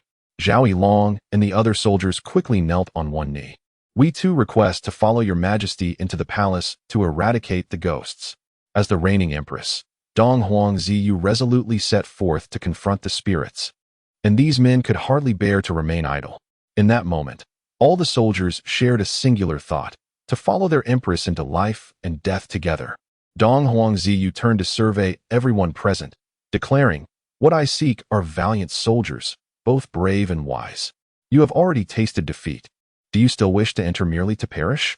At her words, Ruo Ying, Zhao Yilong, and the others fell silent. The empress's remark struck at the heart of the matter, leaving them without retort.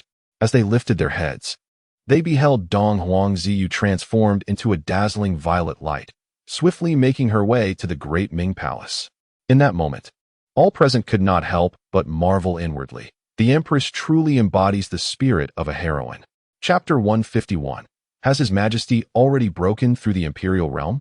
Within the imperial city of the Ming dynasty, a chilling wind howled, enveloping the atmosphere in a profound silence. The eastern sovereign, Ziyu, adorned in a flowing gown of deep purple and black, resembled a resplendent purple rose amidst the somber ambience of the palace, lending an eerie beauty to the oppressive surroundings. Gracefully, she glided towards the grand entrance of the palace, her footsteps light and deliberate. Not far behind her, a few ancient, desolate wells stood, suddenly exuding thick, viscous streams of blood. Moments later, several disheveled elders, clad in tattered black garments, emerged from the wells, their faces smeared with crimson. Clutching pulsating, vibrant hearts, they fixated on Ziyu's retreating figure, grinning malevolently. A wave of terrifying murderous intent rapidly emanated from them, coiling into dark shadows on the ground as they lunged towards her. Humph! Ziyu's enchanting gaze turned icy. With a flick of her delicate hand, a mesmerizing purple light erupted in the air, splitting into several beams that struck the aged apparitions. The purple light ignited into flames upon their forms, filling the vicinity with piercing cries of agony that echoed for miles. Unfazed, Ziyu continued her leisurely stride through the palace gates. Suddenly, a more potent, foul wind surged towards her. Hundreds of armored palace guards raised their weapons, charging at Ziyu. Their skin was grotesquely decayed, putrid flesh and clotted blood flowing down their bodies, evoking a visceral sense of revulsion. Such lowly apparitions had attained the spirit wheel realm. No wonder they had driven her soldiers back 30 miles. With a casual glance at the approaching fiends, Ziyu's brows furrowed slightly. She was acutely aware that the demon king she faced this time was extraordinary, further igniting her bloodlust. With a flick of her jade finger, another beam of purple light detonated in the air, incinerating the ghostly guards into vapor. Ziyu took a few steps forward and coldly commanded, "Show yourself." At the entrance of the palace hall, a man clad in a dragon robe suddenly crawled out from the heap of corpses. His skin was remarkably fair, his demeanor poised, indistinguishable from that of an ordinary person. Zhu Jin promptly bowed low, declaring, "I am Zhu Jin, here to pay my respects to your majesty." He was the sovereign of the Ming dynasty, having encountered Ziyu during her previous travels, instantly recognizing the stunning figure before him as the current Ice Empress. Ziyu's gaze sharpened, having already discerned that Zhu Jin was but an illusion. However, she chose not to expose his disguise in haste, calmly inquiring, "What has caused this chaos of demons?" While the Shadow Sect dispatched individuals to investigate the demonic turmoil, the Ming dynasty's palace had spiraled into disarray. Thus, the details regarding the origins of the chaos could only be gleaned directly from Zhu Jin. Zhu Jin pondered for a moment before responding, "Your Majesty, it is likely that 3 days ago, during my ancestral rites at the imperial tomb, I inadvertently disturbed the slumbering spirits of our forebears, thus provoking the chaos of the restless spirits." Dong Huang Ziyu, upon hearing this, fell into a deep contemplation. Historically, the most significant upheaval of restless spirits in Bei Xiantian had also originated from the royal tombs of various nations. The ancestors interred within those tombs had been transformed into vengeful specters by a mysterious and potent force, wreaking havoc across the entire realm. Consequently, this turmoil swiftly spread from those nations, posing a grave threat to all of Bei Xiantian. Since the malevolent forces have revealed themselves, it is imperative to unearth the puppeteers behind this chaos and eradicate them completely. Dong Huang Ziyu was convinced that this turmoil was no mere coincidence, but rather the result of deliberate machinations from the shadows. Her next course of action would be to ascertain who was orchestrating this calamity against Bei Xiantian. At that moment, Zhu Jin spoke again, his voice taking on a sinister tone. "Your Majesty, the underworld is a realm of darkness and sorrow, where the female specters are a sight most unbearable, lacking the ethereal beauty that you possess. Perhaps you might consider descending to join us?"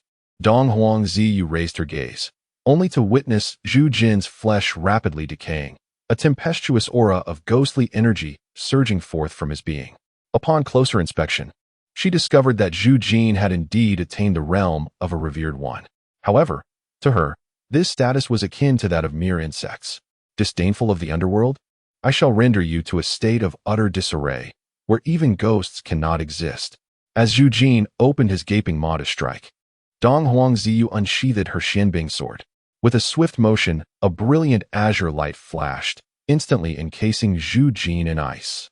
Then, with a resounding explosion, he was reduced to mere powder, cascading to the ground like water. This technique was a manifestation of Dong Huang Ziyu's self-created method, melding demonic prowess with her own. Though it appeared deceptively simple, it was a formidable bane to specters, capable of solidifying ethereal souls into ice, thereby annihilating them entirely. Dong Huang Ziyu then strode purposefully into the grand hall, where she beheld heaps of corpses and rivers of blood. At the apex of the massive mound of bodies sat a dark figure, cross-legged, voraciously absorbing the endless deathly energy from all directions. This was a ghostly king of the Emperor realm. A hint of amusement flickered in Dong Huang Ziyu's eyes, for this specter was none other than Zhu Zhang, the founding emperor of the Deming Kingdom. "You dare to slay my descendants? I shall take your life," Zhu Zhang roared, channeling all his ghostly energy into a piercing howl. At that moment, the ghostly energy within the imperial palace surged skyward, obscuring the sun. Within a 30-mile radius of the royal city, countless spirits emerged from the depths, rapidly coalescing into a dark torrent that surged towards the palace. Witnessing this scene, Ruo Ying, Zhao Yilong, and others in the distance were struck with dread. The spirits were mobilized. With such overwhelming might, they surely intended to launch a concerted assault against your Majesty. The Deming Kingdom boasted a population of over 100 million, with 10 million residing within the capital alone. In this present day, these individuals have transformed into spectral entities. Their lethality is evident. Just then, a radiant purple light pierced through the darkness, soaring from the very heart of the imperial palace into the heavens. All eyes turned upward, beholding a colossal Xianbing divine phoenix, enveloped in shimmering golden light and icy mist, casting its shadow over the entire palace sky. Under its divine majesty, All darkness and ghostly essence were rendered illusory, instantaneously obliterated. Upon sensing this overwhelming divine presence, Ruoying and the others were profoundly shaken. This was the aura of His Majesty. Its divine might was formidable and unparalleled. Could it be that His Majesty has transcended the imperial realm? This seemed highly plausible.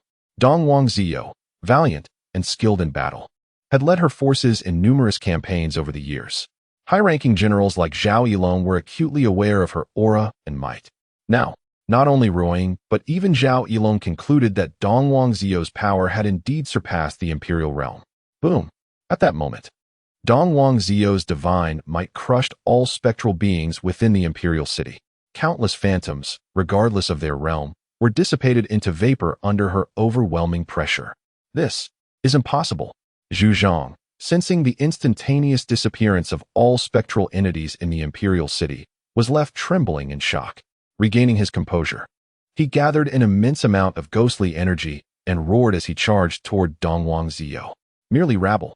Dong Wangzhou expressed her disdain, and with a swift motion of her Xianbing sword, she cleaved Zhu Zhang in two. Subsequently, she extended her delicate hand, forming a mysterious purple seal to envelop Zhu Zhang's forehead. As the purple seal spun incessantly, Dong Wangzhou swiftly seized Zhu Zhang's consciousness, forcibly extracting all his memories. The blood spirit sect, indeed, it is you. A chilling glint surfaced in her eyes. Zhu Zhang was the founding emperor of the Ming dynasty, having perished several millennia ago. To resurrect him as a ghostly king and cultivate ghostly infants in such a short span demanded a mastermind of at least the imperial realm. Furthermore, this ghostly cultivator would need to implant a portion of their consciousness within Zhu Zhang to orchestrate such extensive actions. Thus, by forcibly acquiring Zhu Zhang's consciousness, Dong Wangzhou could trace the threads back to the puppet master, the blood spirit sect. For Dong Wangzhou, well-versed in history and the annals of the Nine Heavens immortal domain, this was not entirely unfamiliar. She had previously surmised that this ghostly upheaval might be linked to the blood spirit sect. Now, with validation, her suspicions were entirely confirmed. The ghostly chaos over 30,000 years ago was indeed orchestrated by the blood spirit sect, though they ultimately suffered a devastating defeat. It now appeared that this sect, undeterred by past failures, had resurfaced with renewed vigor. For Dong Wangzhou, there remained but one course of action. Those who dare to repeatedly infringe upon Bai Xuanchen. The blood spirit sect deserves annihilation. With a murderous intent as fierce as a rainbow, Dong Wangzhou turned her gaze toward the northwest and transformed into a dazzling purple light, vanishing from sight. The kingdom of Shiqi.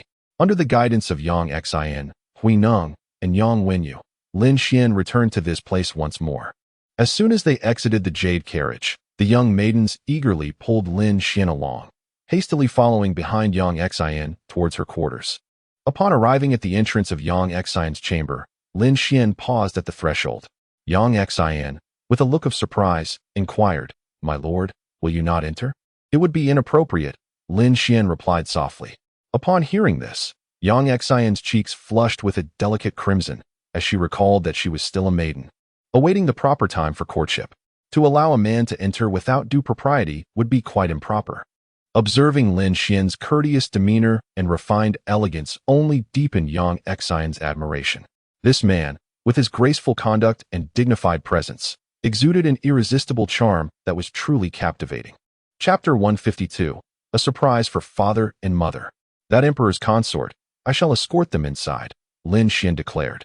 Yang Xian gazed at him with immense admiration before turning to lead Xianzhu and the others into the royal chamber. Wow, Auntie, you truly are remarkable.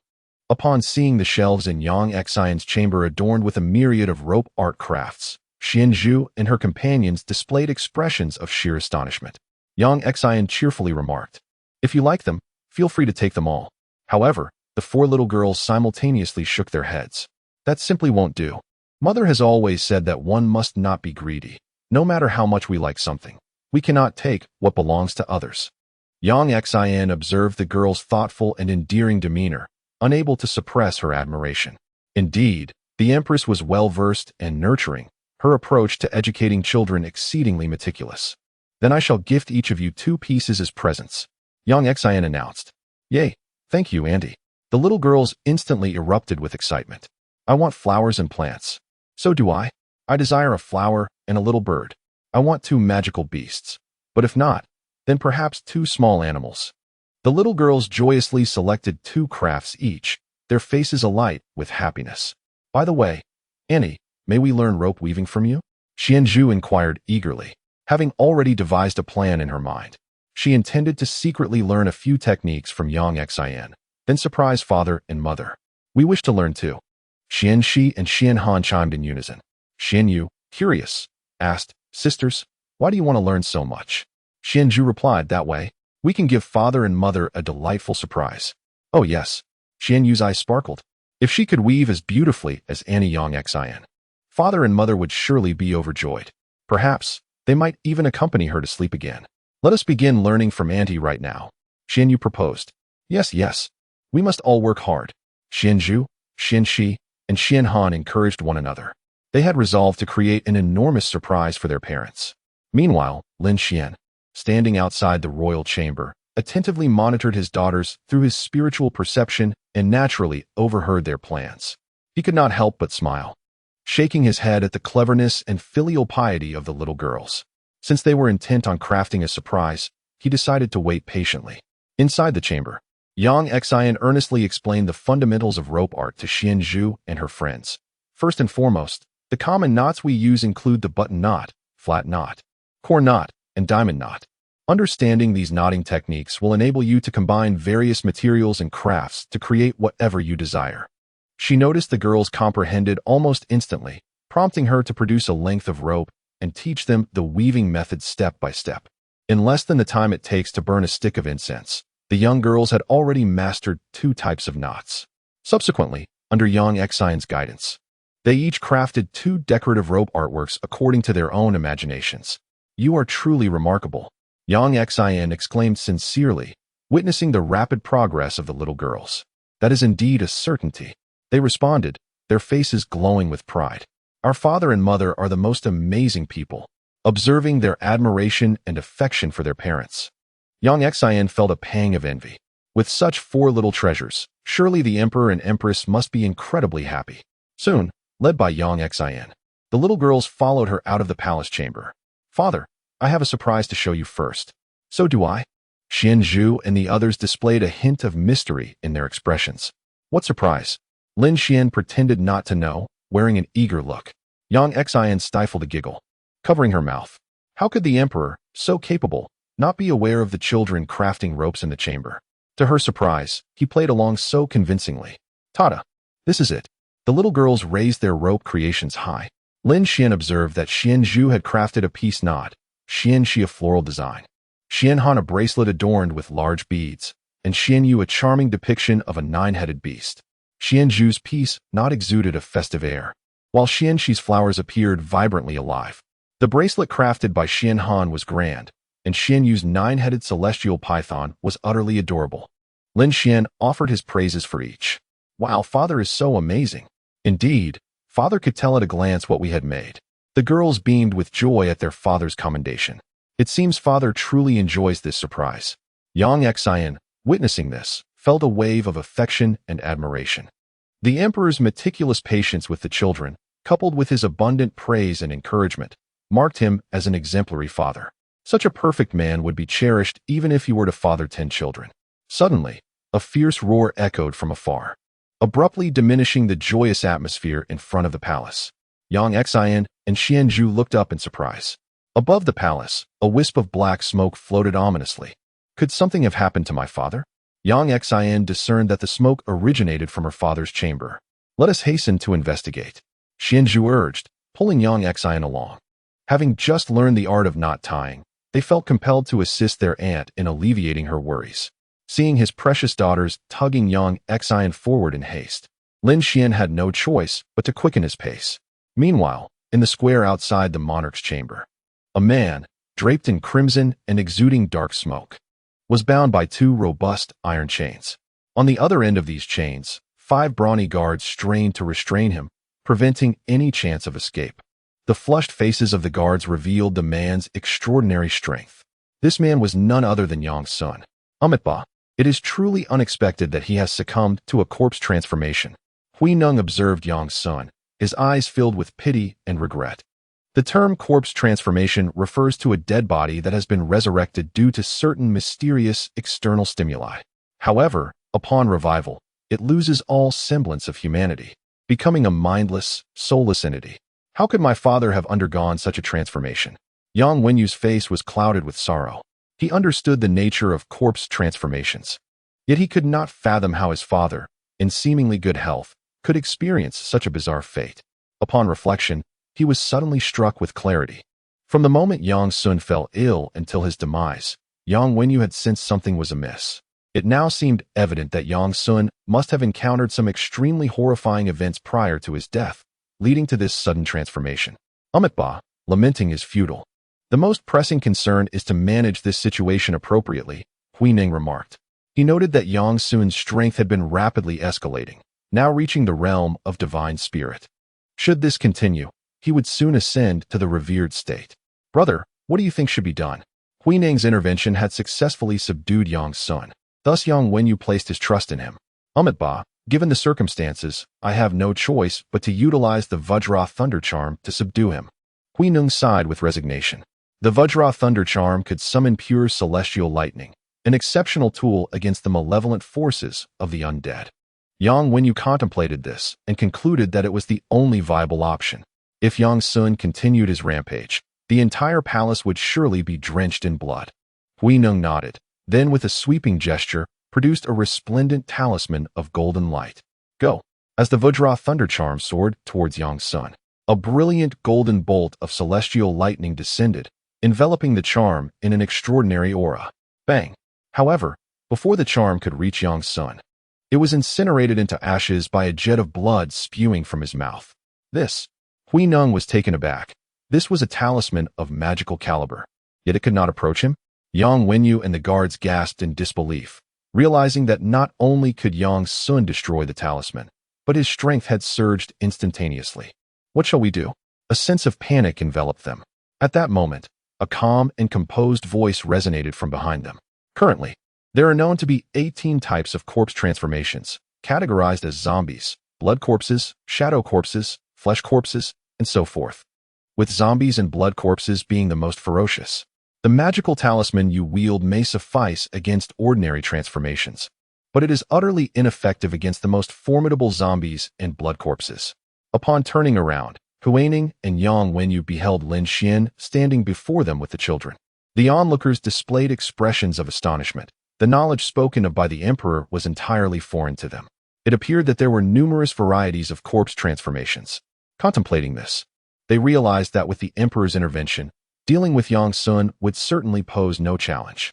Huaining, with an expression of eager curiosity, inquired, if what the emperor says holds true, could it be that the monarch of the kingdom of Shichi has transformed into a zombie or a blood corpse?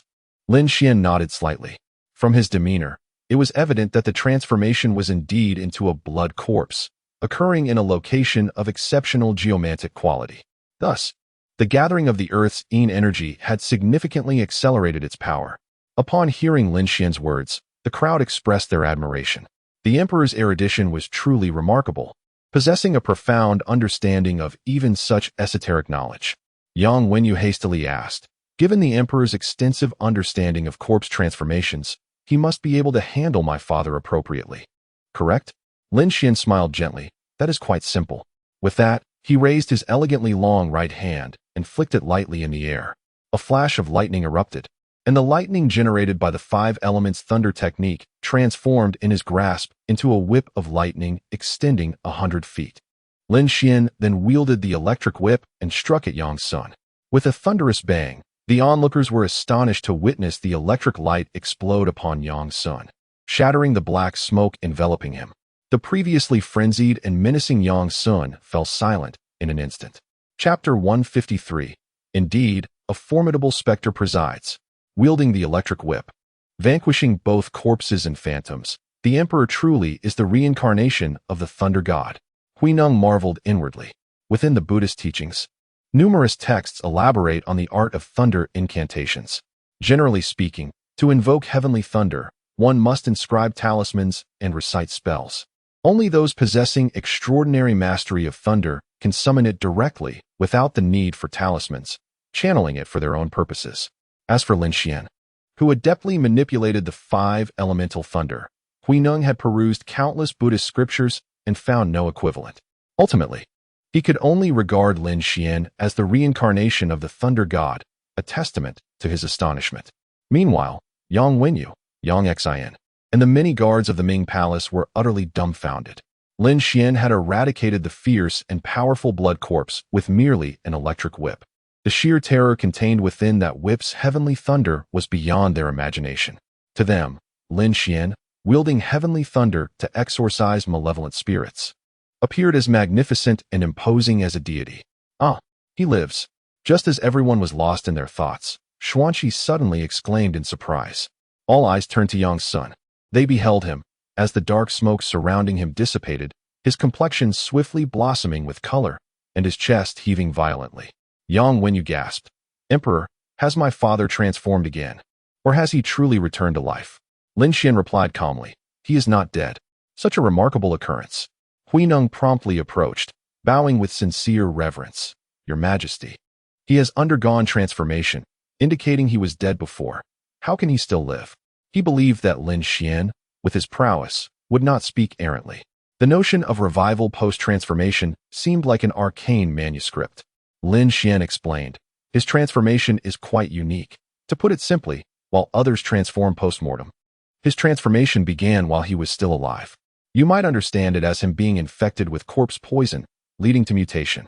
My thunderous force just now incinerated the poison within him, granting him a chance to continue living. I see. How fortunate it is to have you here, Your Majesty. Indeed. Without you today, the fate of the Qi Kingdom might have been irrevocably altered. Hui Neng, Yang Wenyu, and the others all expressed their awe with reverent admiration. Yang Xin also bowed respectfully to Lin Xian. Your Majesty's great kindness is beyond my ability to repay. Lin Xian regarded them coolly. It was but a trifling effort, hardly worthy of mention. Hui Neng, Yang Wenyu, and Yang Xin nodded in silent agreement. Indeed, to save the sovereign of a nation was a monumental feat in their eyes. Yet to the emperor, it was merely a small matter. At that moment, Yang Sun suddenly sighed deeply and opened his eyes. Father, Yang Xin and Yang Wenyu hurriedly rushed to his side. Yang Sun, blinking in astonishment, exclaimed, I'm not dead? What is happening? He still vividly remembers how his vitality had swiftly waned since 7 days prior, leaving him on the brink of death.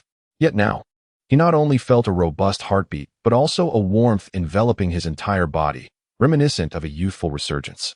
Yang Xin remarked, It was the Emperor who saved you. The Emperor? Yang Sun hastily rose to behold Lin Xian, clad in white, standing nearby, resembling a celestial deity. I am grateful for your salvation, Your Majesty. Yang Sun quickly approached Lin Xian and knelt in reverence. Lin Xian inquired, In recent days, have you encountered any malevolent entities in certain auspicious locales? Auspicious locales, malevolent entities? Yang Sun pondered meticulously before responding, Your Majesty, 7 days ago, I conducted a ceremony to honor our ancestral emperors within the imperial tomb. Speaking of auspicious locales, our royal mausoleum lies 300 miles from the palace, surrounded by mountains to the east and west, with water bordering it to the north and south. Nestled within an ancient, verdant forest. According to feng shui masters, it is indeed a treasure trove that blesses future generations. As for malevolent entities, could it be that I encountered something within the tomb?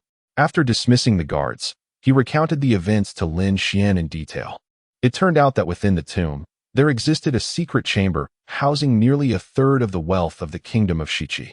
During the ancestral rites, in his eagerness to inspect the gold and jewels, he had inadvertently pricked his calf on a splinter within the chamber.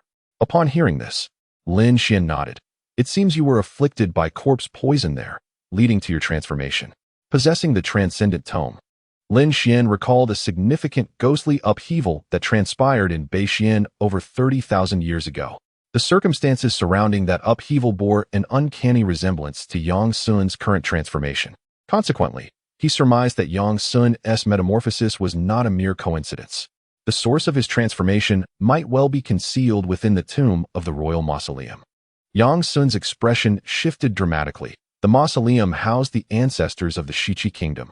If he, a living man, could undergo such a transformation there, what horrors might have befallen the slumbering emperors? The thought sent chills down his spine. Your Majesty, this matter is of grave importance.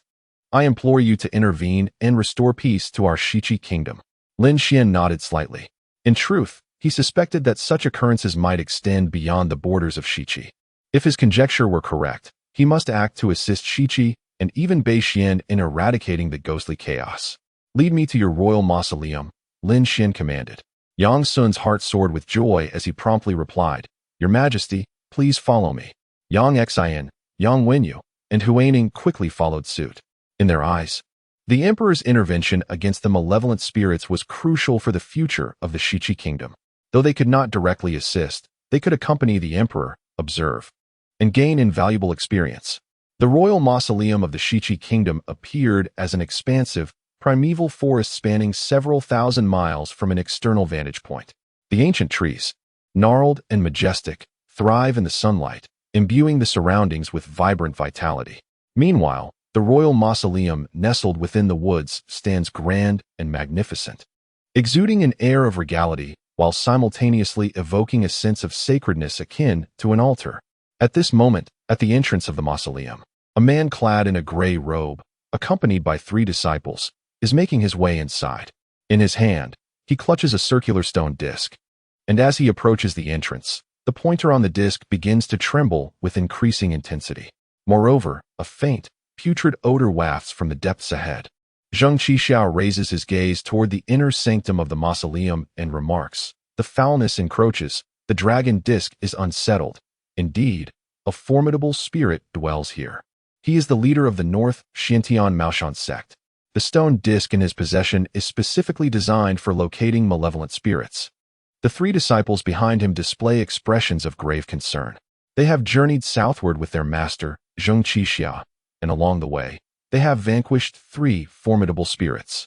However, these spirits pale in comparison to the one residing within this mausoleum. This time, the dragon disc in Zheng Qixiao's grasp quakes with the utmost ferocity.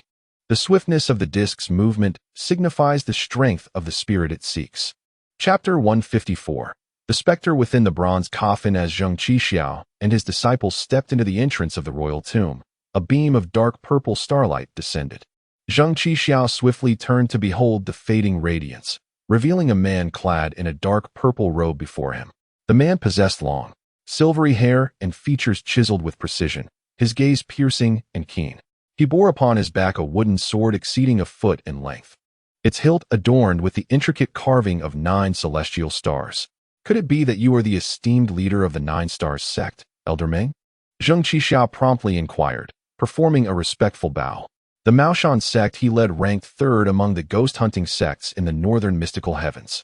If his intuition served him correctly, the figure before him was indeed Meng Yuan, the revered leader of the 9 Stars sect. Renowned for their expertise in combating specters, the 9 Stars sect boasted a disciple count of 150,000, surpassing the strength of the Maoshan sect, which placed them 2nd in the hierarchy of ghost-hunting sections. Moreover, Meng Yuan, being 900 years Zheng Qixiao senior, had attained a mid-level status among the revered practitioners, eclipsing Zheng Qixiao's initial stage of reverence. Hence, Zheng Qixiao approached Meng Yuan with great deference. Meng Yuan nodded in acknowledgement. It is I. I am Zheng Qixiao, the sect leader of Maoshan, Zheng Qixiao replied, bowing once more. Meng Yuan cast a glance at the Xianyuan dragon disc in Zheng Qixiao's hand and remarked, It is said that the Maoshan sect's treasured Xianyuan dragon disc can detect the presence of specters from thousands of miles away. It indeed appears quite remarkable. Zheng Qixiao shook his head with a smile. Our reliance on the dragon disc for ghost detection pales in comparison to your esteemed 9 luminaries' ghost-seeking technique. His words were not mere flattery, but rather an honest assessment. The 9 Stars sect's most celebrated technique for locating ghosts was the 9 luminaries' ghost-seeking technique, which, although similar in purpose to the dragon disc, was far more precise and capable of covering a broader area. Meng Yuan nodded, his demeanor growing serious. There has been no conflict between our sects. It is indeed a good thing for us to unite in the extermination of specters. However, I must state my intention clearly. The specters within this royal tomb are mine. Zheng Qixia pondered momentarily before acquiescing. Since you have declared it thus, let it be so. However, I must still enter to ascertain what manner of specters reside within. For sects devoted to ghost hunting, the specters within the royal tomb represented a bounteous opportunity for cultivation. Zheng Qixia harbored ambitions of seizing this opportunity, yet, recognizing his inferior strength compared to Meng Yuan, he could only nod in agreement. Meng Yuan responded with a non-committal grunt and proceeded toward the royal tomb. At that moment, his dozen or so disciples from the Nine-Star sect also appeared at the entrance, hastily following in his wake. Yet, they had scarcely taken a few steps when a beam of white light descended before them, obstructing their path. A white-haired elder clad in a white robe stood before them, exuding an aura reminiscent of a hidden dragon. In the brief opening and closing of their eyes, flashes of lightning appeared, evoking a sense of trepidation in both Meng Yuan and Zheng Qixia. Coiling around him, with eyes aglow with thunder, was none other than the venerable Bai Laosheng, the leader of the Heavenly Dragon sect. Zheng Qixiao of the Maoshan sect pays respects to the esteemed elder. Meng Yuan of the Jiuxing sect pays respects to the esteemed elder. At that moment, not only Zheng Qixiao, but even Meng Yuan hastily stepped forward to pay their respects. Before them stood Bai Lusheng, the esteemed leader of the Heavenly Dragon sect, the foremost sect in Beixian Tian known for its ghost hunting prowess. With a lifespan exceeding 6,000 years and a cultivation level at the pinnacle of the revered realm, it was said that he possessed 3 talisman-level Duyin plates for protection, capable of vanquishing all ghostly entities below the revered realm. In the presence of such an ancient powerhouse, no one dared to show even the slightest disrespect. Bai Lusheng nodded slightly, and then declared, "Gentlemen, the ghostly entities within are mine to claim." Upon hearing this, Meng Yuan and Zheng Qixiao exchanged knowing smiles. Bai Lusheng's intention was unequivocal, none could contest him. Faced with such a formidable figure, they had no choice but to acquiesce. "Let all decisions rest with Elder Bai. We shall merely observe," the two remarked in unison. "Thank you," Bai Lusheng replied with a slight bow.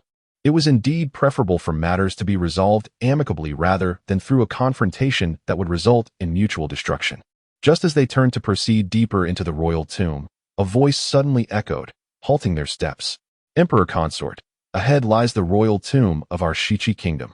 Emperor Consort, Bai Lusheng, Meng Yuan, and Zheng Qixiao exchanged glances, swiftly turning around. In the midst of a gathering of stars, a man in white attire approached, resembling a celestial being, exuding an air of grace. Could this be the Emperor Consort of Beixian Tian? The three immediately recognized Lin Xian's identity, aided by the 4 little treasures accompanying him and various rumors. Without delay, Bai Lusheng hastened towards Lin Xian. Meng Yuan and Zheng Qixiao were taken aback. Just moments ago, Bai Lusheng had displayed an air of arrogance, yet in the blink of an eye, he donned a demeanor of flattery and deference. The two could not help but marvel at the Emperor Consort's influence. In his presence, Bai Lusheng was left with no option but to curry favor. With this thought, they too hurried to follow suit. "I am Bai Lusheng, the leader of the Heavenly Dragon sect, here to pay my respects to the Emperor Consort." "I am Meng Yuan, the leader of the Jiuxing sect, here to pay my respects to the Emperor Consort." "I am Zheng Qixiao, the leader of the Maoshan sect, here to pay my respects to the Emperor Consort." The three, along with their disciples, wore expressions of utmost reverence. The Emperor Consort was none other than the partner of the Ice Empress, and the strength he wielded was well understood by all present. Lin Xian merely nodded in casual acknowledgement. However, the monk Huineng beside him displayed a look of astonishment. It is truly rare to witness all 3 of the top ghost hunting sects of Beixian Tian gathered here. Bai Lusheng responded, "Recently, the nations of Beixian Tian have been beset by a ghostly tumult, and thus I have traveled here, vanquishing spirits along the way." Meng Yuan and Zheng Qixiao nodded in unison, declaring their intent to assist the common folk of Baishuanshan in ridding the land of malevolent spirits. Having learned of the inefficacy of the Tiandao sect and other sects in exorcising demons, Lin Xian, maintaining an impassive demeanor, silently approved of their decision. Indeed, as he surmised, the chaos wrought by spirits was not confined merely to the Shiqi kingdom. It appeared that decisive action was necessary to eradicate the instigators of this turmoil. Bai Lusheng approached Lin Xian with utmost respect, bowing deeply. "Your Excellency, might you also be here to vanquish the spirits?" Lin Xian inclined his head slightly in affirmation. Bai Luxing mused to himself that, given Lin Xian's esteemed status and formidable prowess, he had no need to rely on the spirits within to enhance his cultivation. Furthermore, he felt confident in dealing with the spirits himself. It would be more advantageous for him to actively eliminate the spirits and make a favorable impression before Lin Xian. Thus, he proposed, "Your Excellency, such noble stature should not be sullied by the vile spirits within. Allow this old man to handle them." Meng Yuan and Zheng Qixiao swiftly grasped Bai Luxing's intentions. Eager to curry favor with Lin Xian, they chimed in unison. "We too wish to alleviate the burdens of Your Excellency." Lin Xian, already aware of their positions as leaders of the premier exorcism sects of Baishuanshan, considered their commendable abilities and nodded in agreement. "Very well, but ensure that the most formidable spirit is left intact. I have further use for it." "Understood." The three men rejoiced inwardly. To present themselves favorably before Lin Xian would not only enhance their standing, but also bring glory to their respective sections. They hastily led their disciples into the imperial tomb, soon approaching the central burial chamber. As they attuned themselves to the atmosphere, they discerned an exceptionally dense aura of malevolence, accompanied by an overwhelming stench. However, Bai Luxing and his companions remained unfazed. Such energy was inconsequential to them. Under their guidance, their entourage entered the chamber, immersing themselves in an eerie and foreboding environment reminiscent of the underworld. "What a tantalizing scent of fresh flesh. I must savor it." A sinister voice echoed from ahead, followed by a torrent of fierce, malevolent energy. "Old Bai, allow us to confront these spirits," Meng Yuan and Zheng Qixiao proclaimed, having sensed the presence of over a dozen spirits of the divine soul realm approaching. Indeed, Bai Luxing nodded in agreement.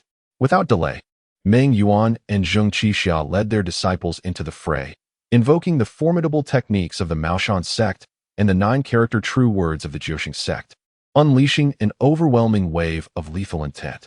In less than 10 breaths, they had eradicated all the spirits within the burial chamber. In that moment, the ground of the chamber was stained with blood, and a foul odor pervaded the air. Observing Bai Luxing's silence, Meng Yuan and Zheng Qixiao produced their qi-nurturing gourds, absorbing the dissipating malevolent energy. At this juncture, the group had reached the very center of the burial chamber. Within a vast and desolate chamber lies an enormous bronze coffin. An extremely chilling and dense aura of malevolence emanates from the coffin's lid, causing both Meng Yuan and Zheng Qixiao to change their expression slightly. Bai Luxing squints his eyes, a look of vigilance crossing his face as he remarks that the malevolent entity contained within the coffin is undoubtedly formidable. A thrill of excitement courses through him, for he senses that the being within this bronze sarcophagus is the strongest he has ever encountered. "Knowing the terror I embody, why do you still rush to your demise?" At that moment, a sinister voice echoes from within the coffin. With a thunderous crash, the immense and heavy lid is flung aside by an overwhelming force, creating a formidable spectacle. Subsequently, a white figure rises from the coffin. Towering over an average person by 2 heads, its body shimmers like silver scales, with blood-red eyes, pronounced cheekbones, and elongated fangs as sharp as blades. Upon closer inspection, Bai Luxing, Meng Yuan, and Zheng Qixiao tremble in unison, gasping in shock. A silver-armored corpse. Chapter 155. Did I not promise to assist grandfather in capturing the largest ghost? The silver-armored corpse ranks as the second most formidable entity among all the corpses forged in the realm of the supernatural, surpassed only by the legendary golden-armored corpse, known as the Corpse King. For mortals in the mundane world, the silver-armored corpse is an exceedingly rare and elusive specter. The prerequisites for crafting such a being are exceedingly stringent, requiring a corpse that is not only of the e'en fate and perished during the break of day or at dusk, but also one that belonged to an individual of considerable fortune in life. For instance, this very silver-armored corpse before us is presumed by Bai Luxing and his companions to have belonged to the founding emperor of the kingdom of Shiqi. Otherwise, it would not be resting in the central sarcophagus of the tomb, distinctly separated from other specters in terms of hierarchy. Upon keenly sensing the aura of the silver-armored corpse, an unsettling chill ran down the spines of Bai Luxing and his companions, for they discovered that it was sealed within a pinnacle-level ghost king. Whether crafting a copper, silver, or golden-armored corpse, The process necessitates utilizing their bodies as vessels to harbor one or multiple ghostly spirits within. This is essential to achieve a harmonious unity, transforming them into lethal machines of devastation. Much to their astonishment, the silver-armored corpse concealed within its depths a ghost king of the utmost caliber, its power teetering dangerously close to that of an impending emperor. Bai Lusheng, Meng Yuan, and Zheng Qixia exchanged glances, and after a fleeting moment of trepidation, excitement flickered across their faces. As the saying goes, fortune favors the bold. The formidable strength of the silver-armored corpse promised benefits beyond imagination. Given the unparalleled techniques of their respective sects and their own prowess, they were certainly capable of engaging in battle with it. Moreover, they had just sworn an oath to assist Lin Xian. How could they simply turn their backs now and leave without an explanation? After much deliberation, the trio resolutely decided to take action. They would vanquish it. Meng Yuan and Zheng Qixia advanced simultaneously, fervently channeling their inner essence to unveil the ultimate techniques of their sections. The 9-character true words hand seal, the 5 thunder spell. Hundreds, if not thousands, of immense crimson hand seals surged forth like a tempest towards the silver-armored corpse. Concurrently, the 5 thunder spell of the Maoshan sect invoked a multitude of heavenly lightning bolts, directly targeting the ghost king within the silver-armored corpse. Child's play, roared the silver-armored corpse as a torrent of ghostly energy erupted around it, a brilliant emerald light radiating from its form. Boom! The green light collided with the deadly attacks of Meng Yuan and Zheng Qixia, resulting in a tremendous explosion. The two felt an overwhelming pressure bearing down upon them, accompanied by a foul stench that assaulted their senses. Quickly retreat. It's corpse poison. They hastily fell back a dozen steps, as did the disciples of both sects, who were equally shaken. Once they had distanced themselves, they gazed back at the silver-armored corpse in sheer horror. The silver-armored corpse is not only as hard as bronze, but also possesses profound cultivation and is accompanied by a deadly miasma, truly formidable. At that moment, 3 beams of blood rose into the sky, illuminating the entire tomb chamber. Evil spirit, meet your end. Bai Lusheng infused all his true essence into the 3 Duxiang Yin talismans. In an instant, the talismans transformed into 3 colossal mountains that crackled with thunder, descending upon the silver-armored corpse with overwhelming force. Meng Yuan, Zheng Qixia, and the others were utterly astonished. Truly, the Duxiang Yin talismans, as treasures of the foremost ghost-catching sect in Beixian, are fearsome indeed. However, in the blink of an eye, a flash of silver light appeared, and the silver-armored corpse shattered all 3 ghost-subduing mountains with brute force. I am the founding emperor of the Shiqi kingdom, blessed with the nation's fortune. How can mere scraps of metal such as you contend with me? The silver-armored corpse let out a maniacal laugh, opening its mouth to roar at the crowd. The terrifying shockwave, mixed with a greenish gas, sent shivers down Bai Lusheng and the others' spines. It was overwhelmingly powerful, truly impossible to withstand. Flee now. They had no doubt that even a slight contact with the corpse's poison would result in instant transformation into a ghoul. And even without the poison, the silver-armored corpse's terrifying cultivation and physique could easily tear them to shreds. To remain was sheer folly. In haste, the group surged towards the entrance of the tomb. Before long, they burst forth from the royal mausoleum. Looking up, they saw Lin Xian playing with the children not far away. The sight of his white attire brought an inexplicable sense of calm to their hearts. "Oh, you've returned so soon?" Xuanqi exclaimed in surprise upon seeing Bai Lusheng and the others. Xianzhu, Xianhan, and Xianyu turned to look at them, asking, "Where's the great ghost? Didn't you promise to help father capture the largest ghost?"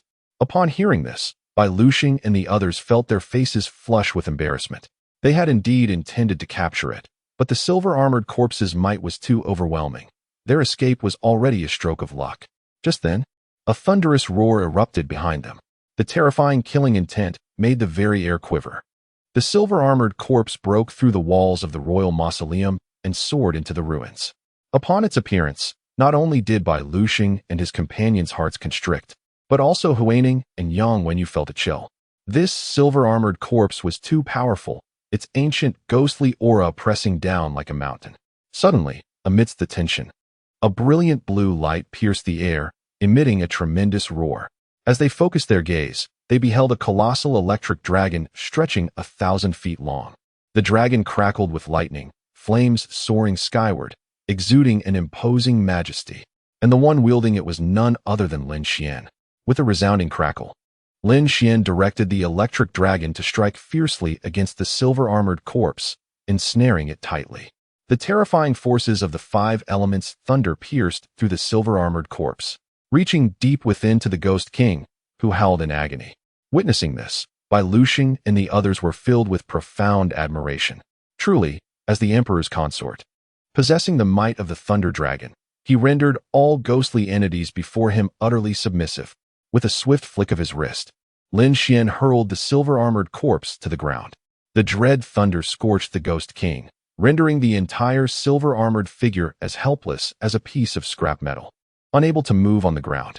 Subsequently, Lin Xian unleashed his raging god as consciousness, forcefully invading the Ghost King's sea of consciousness, fervently plundering all of its memories. At last, he obtained the information he sought. With a decisive motion, he commanded the five elements' thunder to penetrate the silver-armored body, obliterating the Ghost King within to mere dust. In awe, Bai Luxing and the others promptly bowed in respect, proclaiming the might of the Emperor's consort. Lin Xian cast a fleeting glance at Yang Sun and the others before departing with his daughters. He had just learned from the Ghost King that this silver-armored corpse was secretly crafted by the Blood Spirit sect within the Imperial Mausoleum. They chose this location for its exceptional geomantic properties, as those interred here were emperors from various realms, each a gatherer of great fortune during their lifetimes. By utilizing the remains of these emperors to forge corpses or cultivate ghostly entities, they could rapidly produce formidable specters capable of wreaking havoc upon the imperial palace. The Blood Spirit sect, with debts unpaid from over 30,000 years ago, had audaciously resurfaced to sow chaos once more. If they sought death, Lin Xian vowed to send them all to the underworld. A glimmer of cold resolve flickered in his gaze. The northern Xintian was the sanctuary where he and his daughters resided, as well as the foundation of Dong Huangzio's endeavors, and he would not permit any harm to befall it. Anyone harboring malicious intentions would find themselves met with a fate devoid of burial. As Lin Xian's formidable figure receded into the distance, those present remained entranced, enveloped in the aura of his immense power. After a lengthy silence, Yang Xian revealed a determined expression, declaring, "Father, I wish to train in martial arts and serve in the military." Though she was once a delicate maiden, fond of music, chess, calligraphy, and painting, the events she had endured illuminated the truth that only martial strength could safeguard herself and her family in this world. Moreover, the Emperor's consort's prowess loomed like a mountain before her.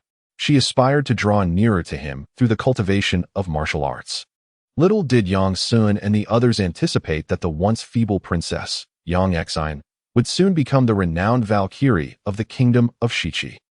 At the borders of northern Xintian, spanning 9 million miles, lay an ancient graveyard of immeasurable age. This cemetery stretched over several hundred miles, dotted with countless mounds, and an expanse of bones as far as the eye could see. The very land exuded an unsettling aura, with blood-red soil appearing as though the lifeblood of humanity coursed through the earth endlessly. A dazzling violet light flickered, heralding the arrival of Dong Huangzio, who materialized above the graveyard. After meticulously exploring the graveyard, she discovered that an ancient array was safeguarding this place. Within this array, there loomed a towering mountain of blood, rising to a height of 1,000,000 zhong, piercing the clouds. Just as Dong Huangziyu was about to dismantle the array, two figures suddenly obstructed her path. "Are you members of the Blood Spirit sect?" Dong Huangziyu inquired Ly. The two guardians of the sect, sensing her extraordinary aura, responded with a hint of reverence. "May we ask who you are? What brings you to our Blood Spirit sect?" Dong Huangziyu replied coldly, "Annihilation." With that, a flash of azure light surged forth, and she dispatched the two with a single stroke of her sword. Chapter 156. This woman is truly ruthless. The Blood Mountain towers to an astonishing height of 1,000,000 fathoms. At its heart lies a sprawling city, encompassing 1,000 miles, which serves as the stronghold of the Blood Spirit sect. At this moment, within the grand hall of the Blood Spirit sect, a man adorned in a crimson robe, with a blood moon emblem upon his forehead, sits regally upon a throne of the undead. He is none other than the current leader of the Blood Spirit sect, Dugugang. "Master, Our forces have infiltrated over 100 nations, including the Great Ming Kingdom, the World Qi Kingdom, and the Falling Moon Kingdom within the northern Xian heaven, utilizing their royal tombs to cultivate numerous ghost kings. Among them, over 10 nations have successfully produced bronze-armored corpses or silver-armored corpses. I believe it won't be long before these undead will swiftly invade the neighboring countries, thus inciting turmoil across the entire northern Xian heaven. The Grand Elder, Jing-O, gazes at Dugu Gang with a mixture of awe and respect. Since the inception of the Blood Spirit sect, apart from the founder, the Blood Spirit ancestor, who once engaged in a fierce struggle against the northern Xian heaven, the sect has maintained a low profile. However, Dugu Gang's renewed call to arms against the northern Xian heaven has left Jing-O and the other members of the sect both astonished and intimidated. After all, the present northern Xian heaven is under the firm control of the formidable Ice Empress, and most individuals hesitate to provoke her lightly. To possess the audacity to invade the northern Xian heaven, as Dugu Gang does, indeed requires immense courage and resolve. Contrary to Jing-O's expectations, Dugu Gang did not appear as exhilarated as he had anticipated. Instead, he doused the fervor with a cold splash of reality. There is no need for such optimism. If the Ice Empress were so easily dealt with, her northern Xian heaven would have long been divided among others. He had already sensed that the ghost kings and spiritual consciousness he had nurtured through the sect's secret arts were vanishing at an alarming rate. This signifies that the undead he had cultivated within the northern Xian heaven are being swiftly eradicated by the ghost-hunting sects and imperial armies of the realm. What? Jing-O exclaimed in astonishment, then cautiously inquired, Master, do you perhaps have grander plans? Dugu Gang revealed a hint of a mysterious smile. There is a saying, the intentions of the inebriated are not solely about the wine. As he spoke, he turned, gesturing grandly. A flash of crimson light surged forth, and suddenly, the wall before him cracked open, transforming into two grand doors. An enormous secret chamber was unveiled before their eyes. Jing-O was struck with terror as he beheld over 100 towering ghostly figures within the chamber. Most of these apparitions were bronze-armored corpses, with a dozen or so being silver-armored corpses. Most notably, there stood 5 exceptionally tall and uniquely colored specters. The northern Xian heaven boasts countless nations. Yet no matter how many entities I can cultivate, it is impossible to plunge the northern Xian heaven into despair in a short span. Therefore, it is time to deploy these extraordinary troops. Dugu Gang wore an expression of unwavering determination. Jing-O, you are to lead them into the ice palace of the northern Xian heaven. Await my command, and be prepared to launch a surprise assault on the ice palace. He had already dispatched scouts to the northern Xian heaven. Once he learns that Dong Huang Ziyu has departed the ice palace, these elite troops will seize the opportunity to invade. Once the situation is ripe, he commanded the entire Blood Spirit sect to launch a coordinated assault against the Eastern Emperor Ziyu, thereby seizing complete control of the northern Xian heaven. Indeed, Jing-O promptly accepted the order. He surmised that Dugu Gang had devised a flawless plan, one that would prove fatal to both the Ice Empress and the northern Xian heaven. Subsequently, Dugu Gang directed these spectral entities to leave the secret chamber. The cultivation levels of these apparitions exceeded the peak of the respected realm, and with my secret methods enhancing them, the power of the ghostly kings within them was formidable. Particularly, the 5 elemental corpses could harness the forces of the 5 elements, reaching the threshold of quasi-emperor cultivation. Eastern Emperor Ziyu, your ice palace is destined to become a hell on earth. Upon concluding his words, Dugu Gang instructed Jing-O to lead these specters to the northern Xian heaven. He then turned his gaze to the ancestral tablet within the chamber, a confident smile gracing his lips. Ancestor above, allow your disciple to fulfill the grand feats you could not complete. Boom! At that moment, a thunderous sound shattered the serene night sky of Blood Mountain. Dugu Gang abruptly expanded his consciousness and beheld the ethereal figure of Eastern Emperor Ziyu hovering above Blood Mountain. So, you are Eastern Emperor Ziyu. To dare venture alone into my Blood Spirit sect is truly courting death. With that, he transformed into a streak of light, hurtling towards the outside. Meanwhile, after forcibly breaching the protective array of the Blood Spirit sect, Eastern Emperor Ziyu found herself hovering above the city of the sect. Before her stood the remaining 9 elders of the Blood Spirit sect, accompanied by over 10,000 disciples, blocking her path. Are you the Ice Empress, Eastern Emperor Zio? The second elder squinted, speaking with a hint of audacity. The Blood Spirit sect had recently orchestrated numerous schemes against the northern Xian heaven, and witnessing the unparalleled beauty and regal aura of Eastern Emperor Zio, he boldly speculated about her identity. Now that you are aware, prepare to meet your demise. Eastern Emperor Zio's eyes sparkled, and a mysterious purple light radiated from her pupils. Then, her entire being surged with true energy, sweeping forth like a tempest. The terrifying pressure caused the skies in a 100-mile radius to abruptly change color. Heavenly origin, sword technique. The ice sword in her jade hand erupted with a power capable of rending the heavens and earth. Within the chilling aura, demonic energy surged violently. As she unleashed her sacred-grade sword technique, it was as if a deity of slaughter had descended, imposing and invincible. Boom! A beam of sword light shot forth from her hand, crashing into the throngs of the Blood Spirit sect like an avalanche. Instantly, the sword light erupted into a swirling vortex of purple and black, mercilessly shredding all in its vicinity. What a powerful sword technique! With a single strike, she could slay 1,000. This woman is truly ruthless. Everyone quickly scattered. They had not anticipated that Eastern Emperor Zio could be so ferocious. The members of the Blood Spirit sect were utterly terrified by her strike. They hastily dispersed, seeking to evade her terrifying assault. However, Eastern Emperor Zio merely smiled coldly at the sight. With a graceful flick of her jade-like hand, she altered the direction of the Xianbing sword. A surge of demonic energy erupted from the blade, ascending toward the heavens. Heavenly Demon Slash. Boom! Another beam of sword light exploded forth, transforming into a circular wave that rapidly spread outwards. Everywhere it touched within a radius of 5 miles was reduced to mere dust. Hiss! In that moment, the entire congregation of the Blood Spirit sect was left in shock. This was absurd. They were annihilated when gathered together, and even when dispersed, they still faced utter destruction. There was no way to fight back. Dongwang Zio, you are far too audacious.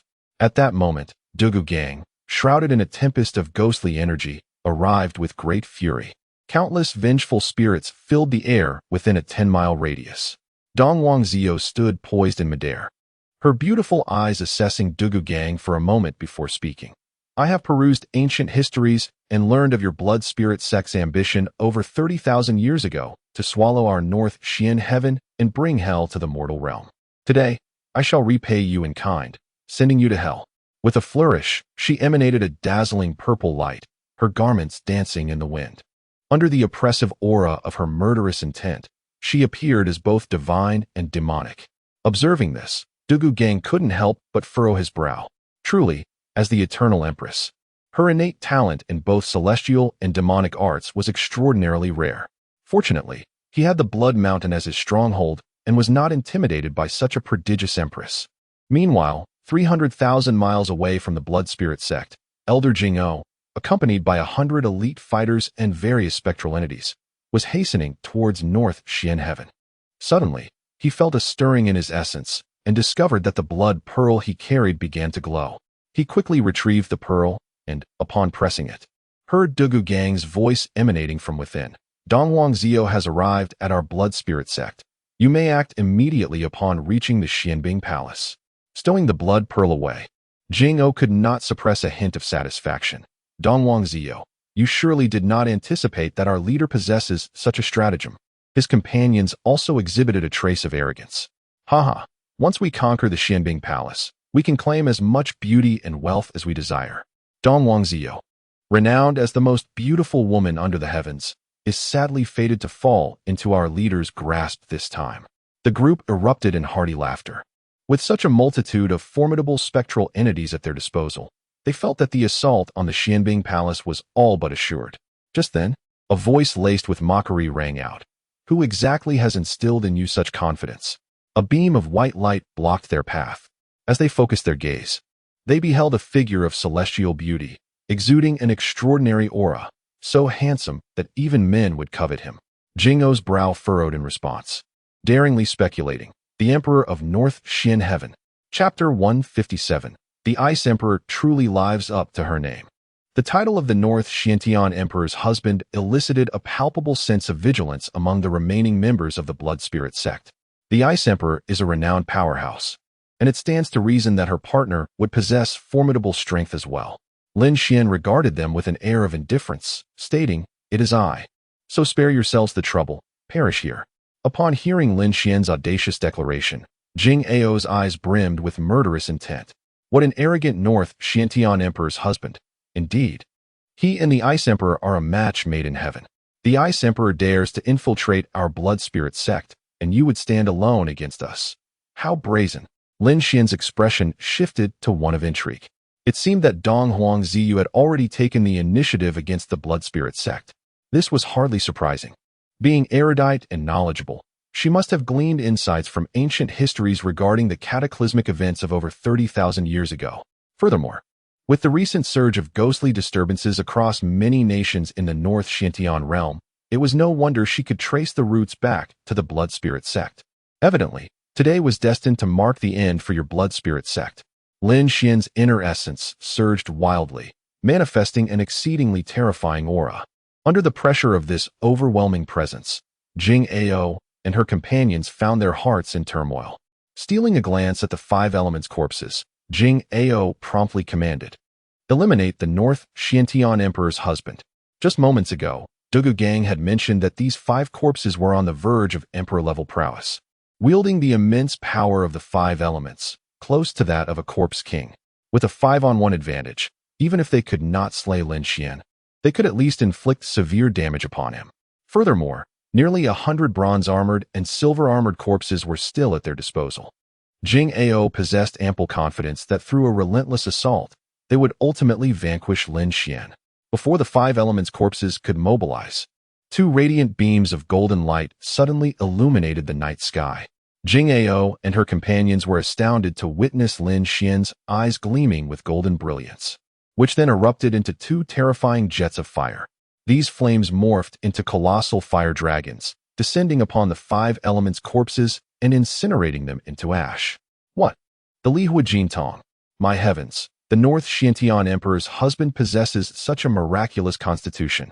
The Grand Elder urged, "Quickly, send in the silver-armored and bronze-armored corpses."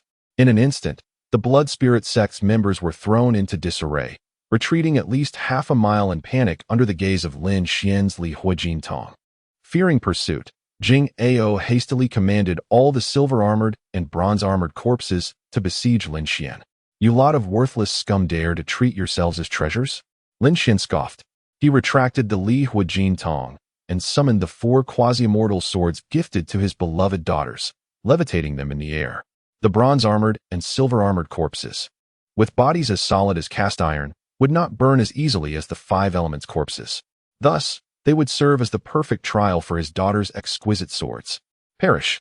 Facing the onslaught of ghostly entities, Lin Xian formed a massive 5 elements divine thunder seal with his hands.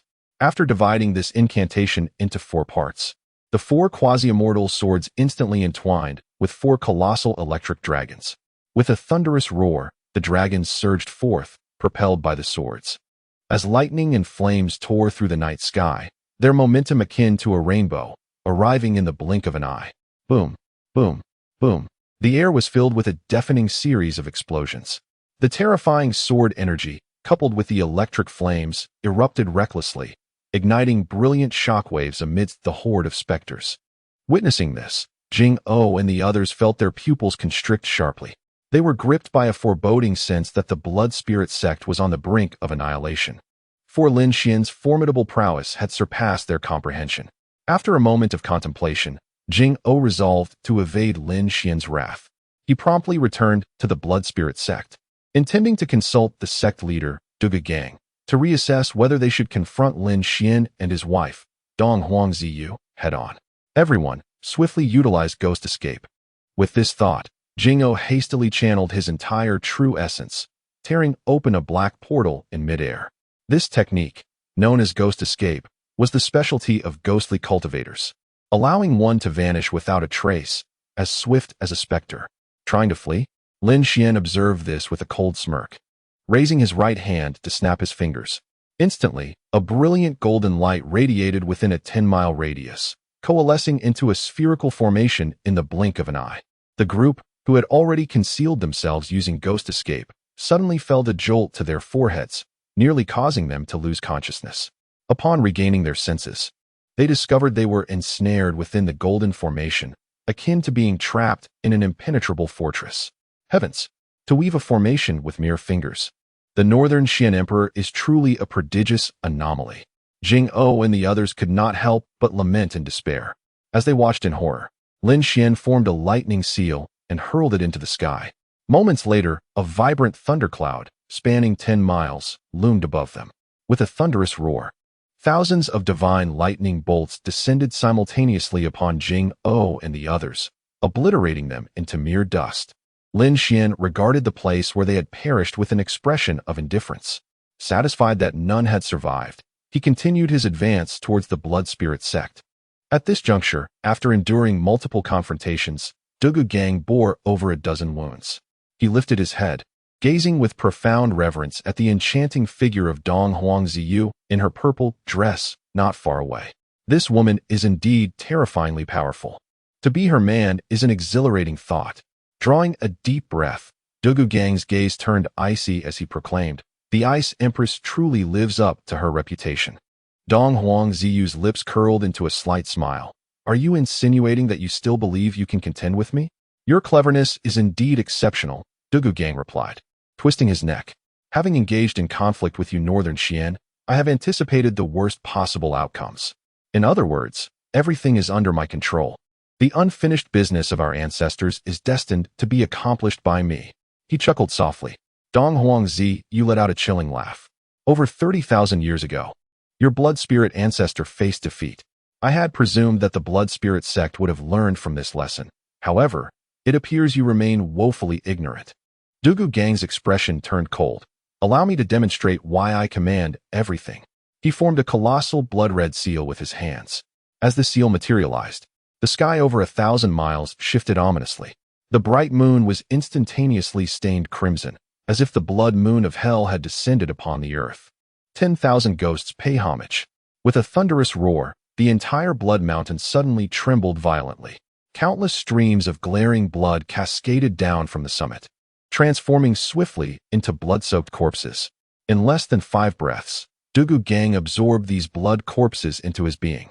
At this moment, with the blood moon looming above him, he radiated a fierce aura, brimming with murderous intent. Upon sensing Dugu Gang's presence, Dong Huangziyu's delicate brows furrowed slightly. His strength now approached the threshold of the great sage realm. It could be said that his visible power was now on par with her own, prompting a rare expression of wariness from Dong Huangziyu. She surmised that, bolstered by the blood corpses of Blood Mountain, Dugu Gang's true capabilities were likely far beyond what he had displayed. With this thought, she clenched her jade-like hand into a fist. With a resounding thud, a dazzling purple light illuminated the night sky for 10 miles around. A colossal shadow of the other shore flowers swirled around her, exuding both an ethereal beauty and a formidable destructive power. Dugu Gang gazed at her for a moment, his eyes trembling slightly. This is the Azura Demon Body. Chapter 158. A Grand Gift. The Azura Demon Body is one of the 10 supreme physiques of the demon realm. This formidable body, named after the Azura, signifies unparalleled valor and the ability to traverse the realms of life and death. Possessing the Azura Demon Body is akin to wielding a veritable slaughterhouse, epitomizing the essence of carnage. The ethereal glow of the purple Higanbana flower serves as the most direct emblem of this formidable physique. The Higanbana symbolizes the threshold between life and death. Thus, when the Azura Demon Body manifests, the line between existence and oblivion becomes perilously thin. The Eastern Emperor Zio immediately summoned the true essence within, unleashing the overwhelming might of the Azura Demon Body, wielding the mystic ice sword like a bolt of lightning. Bam! The sword light pierced through 10 miles. Dugu Gang's body was blasted, creating a massive gash of crimson.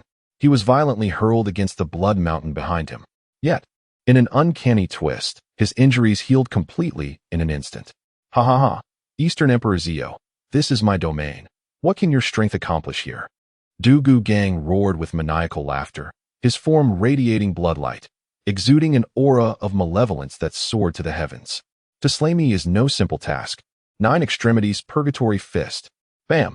His fist tore through the void, imbued with a thread of law's power, voraciously absorbing the surrounding ghostly energy.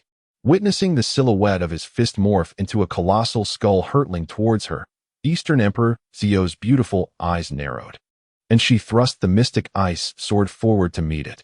Bam! The clash of fist and sword reverberated, shaking the air for miles around.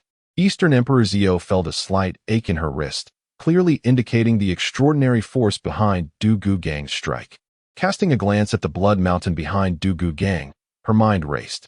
By the looks of it, the countless blood corpses within the mountain were the source of his unending vitality and power. To vanquish him, the most effective strategy would be to sever his connection to the blood mountain, which meant destroying it. However, with the mountain towering at 1,000,000 feet, how could one hope to obliterate it in a short span? After a brief contemplation, Eastern Emperor Zio resolved to first distance Du Gu Gang from the blood mountain, thereby weakening their connection and seeking further vulnerabilities. Subsequently, drawing upon her extensive military knowledge, she employed a strategy to lure him away. Within 10 exchanges, she had successfully enticed Du Gu Gang hundreds of miles away from the blood mountain. She keenly observed that the bond between Du Gu Gang and the mountain had indeed diminished. Yet, Du Gu Gang remained oblivious, ensnared in Eastern Emperor Zio's cunning scheme. At the rear of the blood mountain lay an altar spanning 5 miles. The central platform of the altar was constructed from immense bloodstones.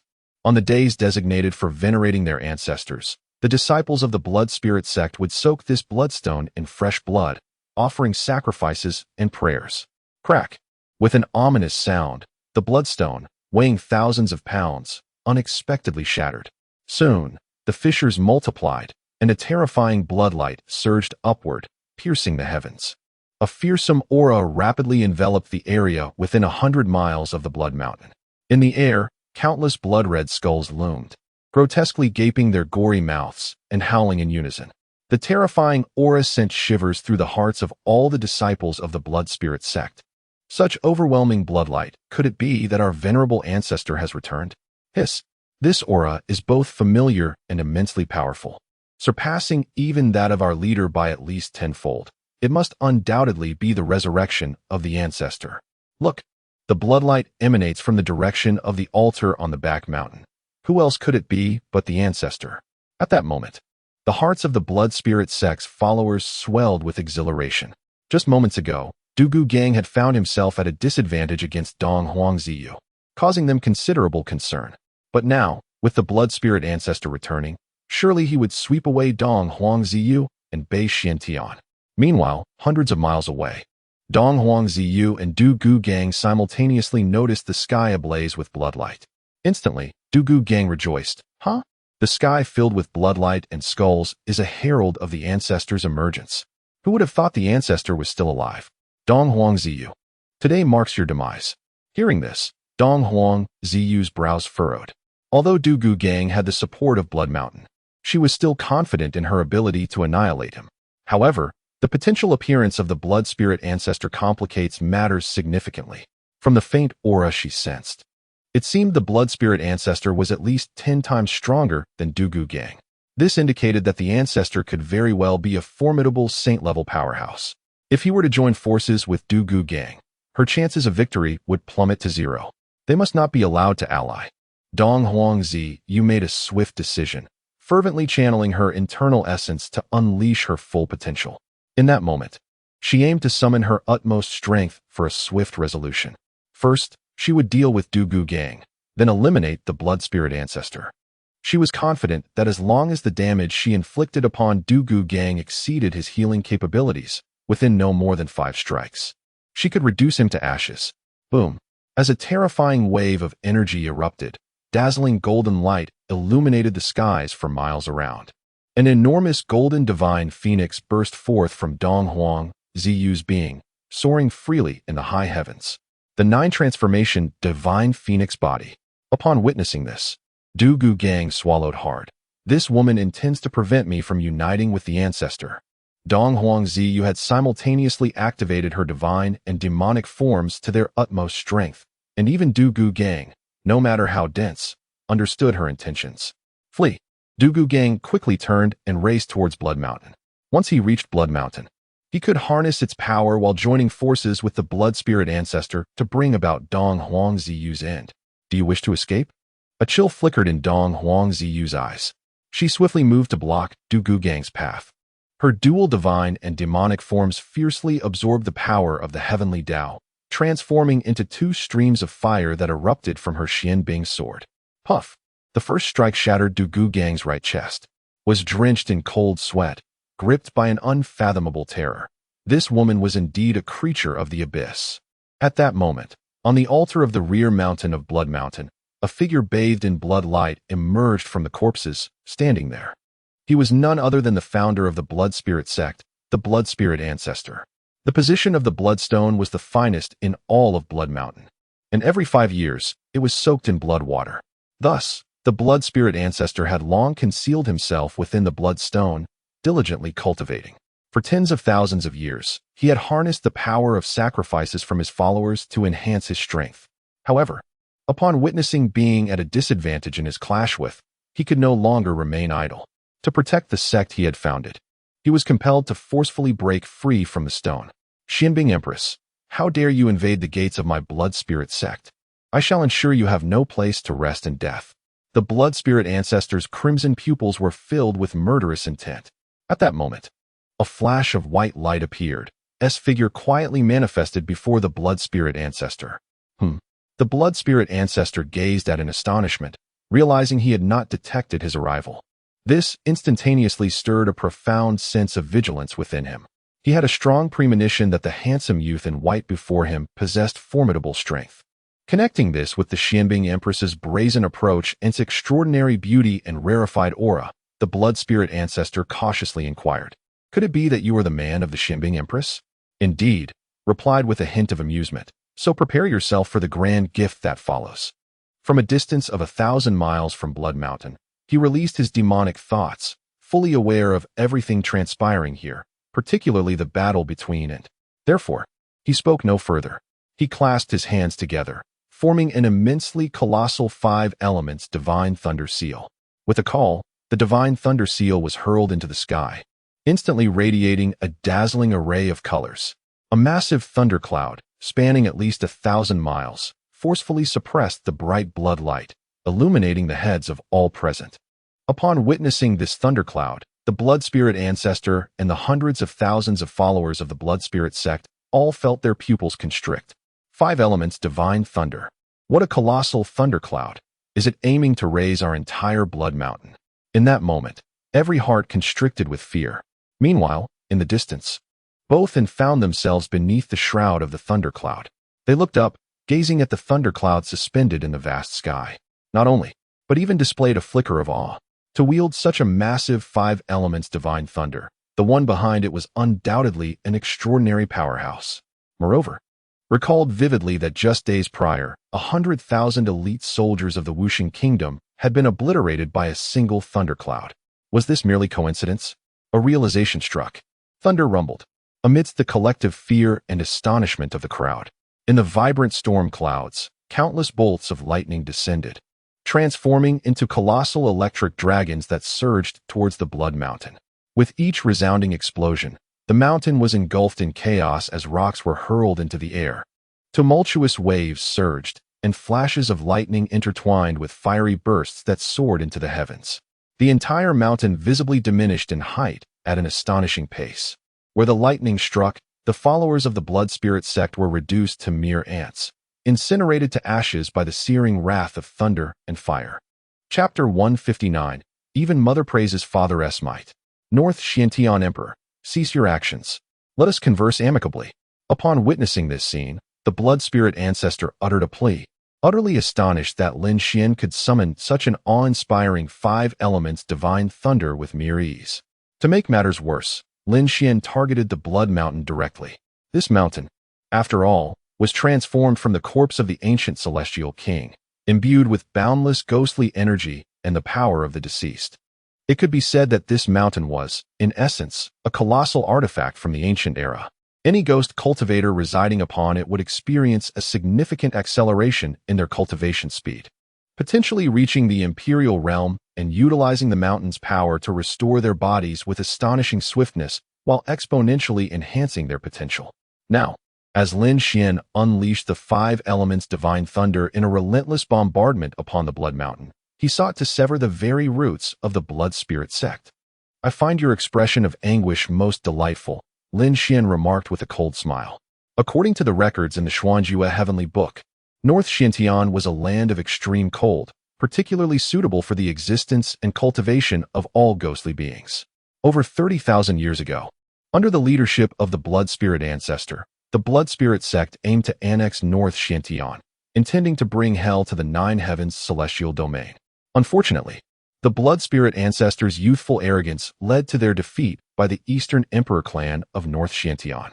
Thus, they retreated, hiding within the Blood Mountain.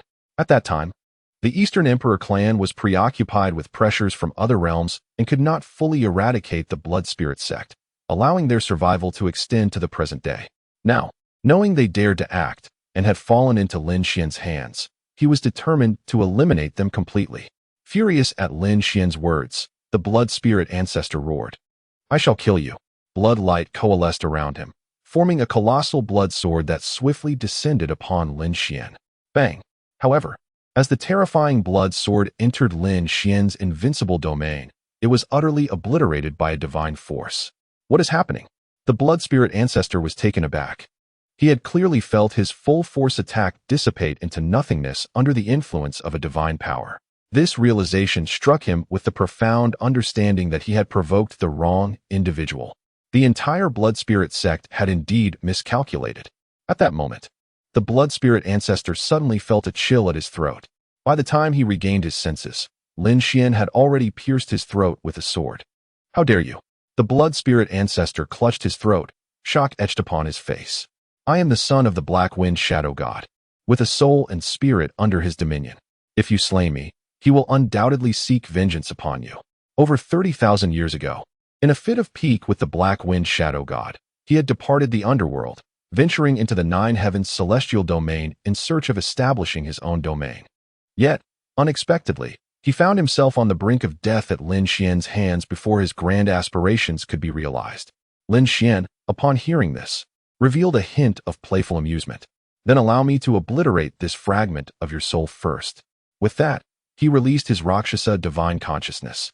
With a forceful strike, the remnants of the Blood Spirit ancestors' 2 souls and 6 spirits were utterly crushed. Subsequently, a thunderous incantation was uttered, and the ancestral spirit was consumed in flames of lightning and fire, leaving nothing in its wake. Expanding his consciousness further, Lin Xian observed that Dong Huang Ziyu had decisively overwhelmed Du Gu Gang. In order to expedite Dong Huang Ziyu's victory, Lin Xian snapped his fingers. Boom! Countless electric dragons converged into a colossal dragon of annihilation, unleashing a thunderous roar that echoed across the heavens, crashing into the remaining Blood Mountain. With a resounding explosion, the once mighty Blood Mountain crumbled to dust in an instant, leaving behind nothing but ruin. All beings and structures atop the Blood Mountain were reduced to mere powder. Mission accomplished. A smirk graced Lin Xian's lips. Recalling that his beloved daughters awaited him in the Crystal Palace, he did not linger and swiftly transformed into a beam of light, vanishing from sight. Bang! With a resounding crack, Dong Huang Ziyu, having encased Du Gu Gang's soul in her mystical ice sword, delivered a lethal blow, obliterating him into fine particles. She sheathed her sword and urgently extended her consciousness, fervently scanning the surroundings. Just moments ago, she had sensed an ancient consciousness lurking, observing her. Under the oppressive weight of that presence, she found herself unable to immediately probe further. Now, she sought to leverage her formidable consciousness to uncover any trace of the entity. As she expanded her awareness to monitor her surroundings, she raced toward the place where the Blood Spirit ancestor had manifested. After appearing, he had vanished almost instantaneously.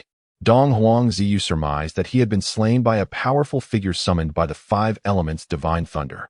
She believed there might be something to glean from the remnants of the Blood Spirit ancestor. However, upon reaching the site where the Blood Mountain had been leveled, she excavated deeply yet found nothing. "Truly, you are stronger." Gazing into the void, a hint of resignation crossed Dong Huang Ziyu's face. Realizing that some kingdoms in the North Xian heaven were still embroiled in chaos, she promptly departed. The following morning, in the Crystal Palace. Following the annihilation of the Blood Spirit sect and the swift restoration of order, Dong Huangzi Yu was in high spirits. After meticulously adorning herself in an exquisitely opulent phoenix robe, she arrived at the palace. "Your Majesty, peace be upon you." The servants at the entrance of the chambers quickly offered their respects. Dong Huangzi cast a glance at the tightly shut doors of the chambers, remaining silent.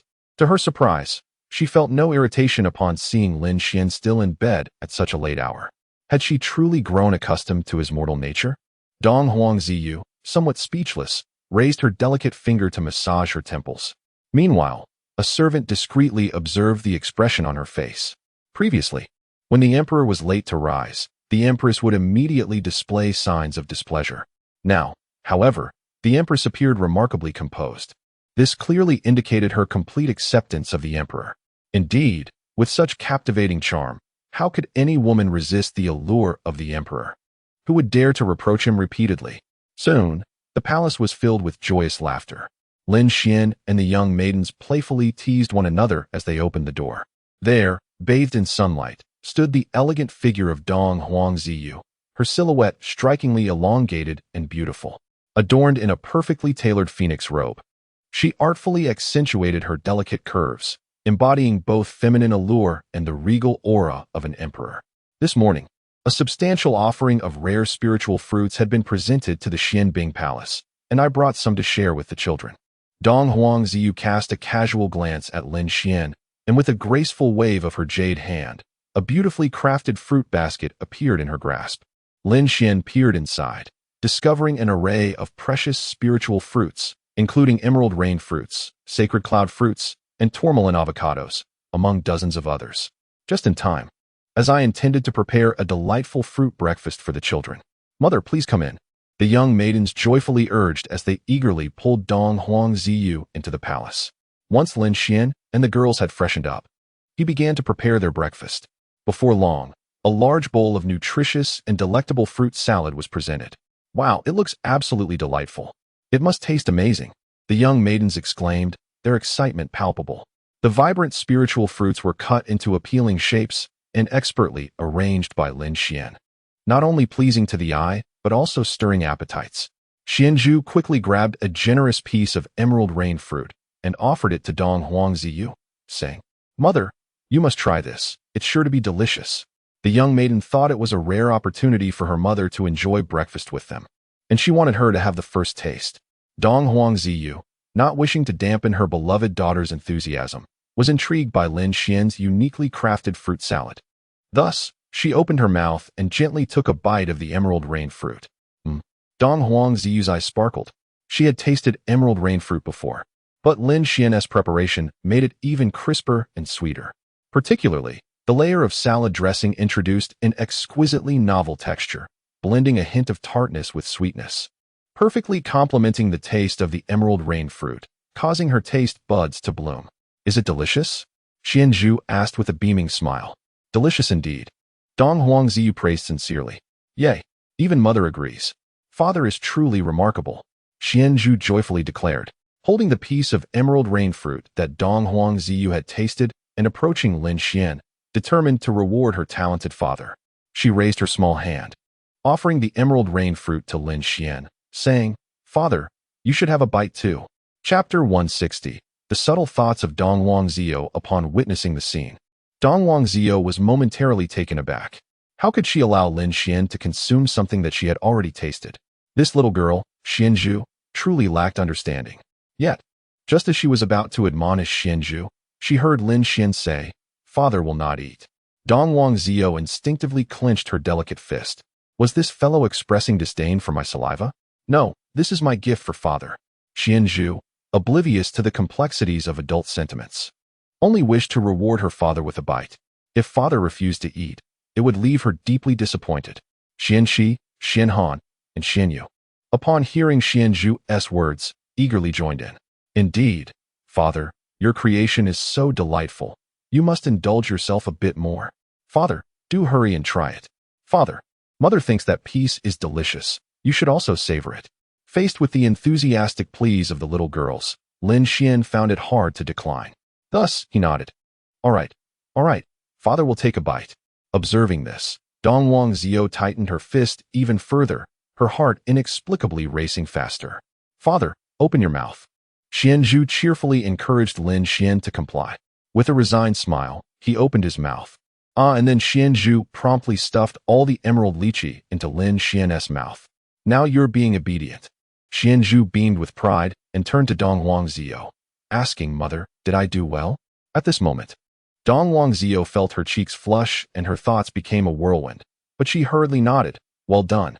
She immediately added, then from now on, whatever delicious food Mother encounters, she must also share a bit with Father. Dong Wang Zio, hearing this, could only facepalm in silence.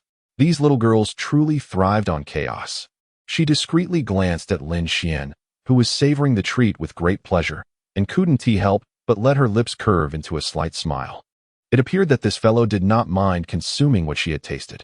Meanwhile, Lin Xian, having attained the great sage realm, possessed remarkably keen senses.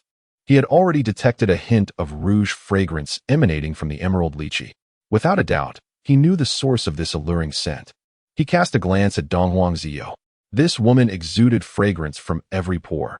Were it not for her excessively aloof demeanor, she would indeed be the epitome of perfection. Just then, Dong Wang Zio inadvertently raised her head, only to meet Lin Xian's gaze. The atmosphere between them became awkward in an instant. A faint blush tinged her porcelain-like face, and she quickly turned away, taking a piece of spirit fruit and placing it into her mouth.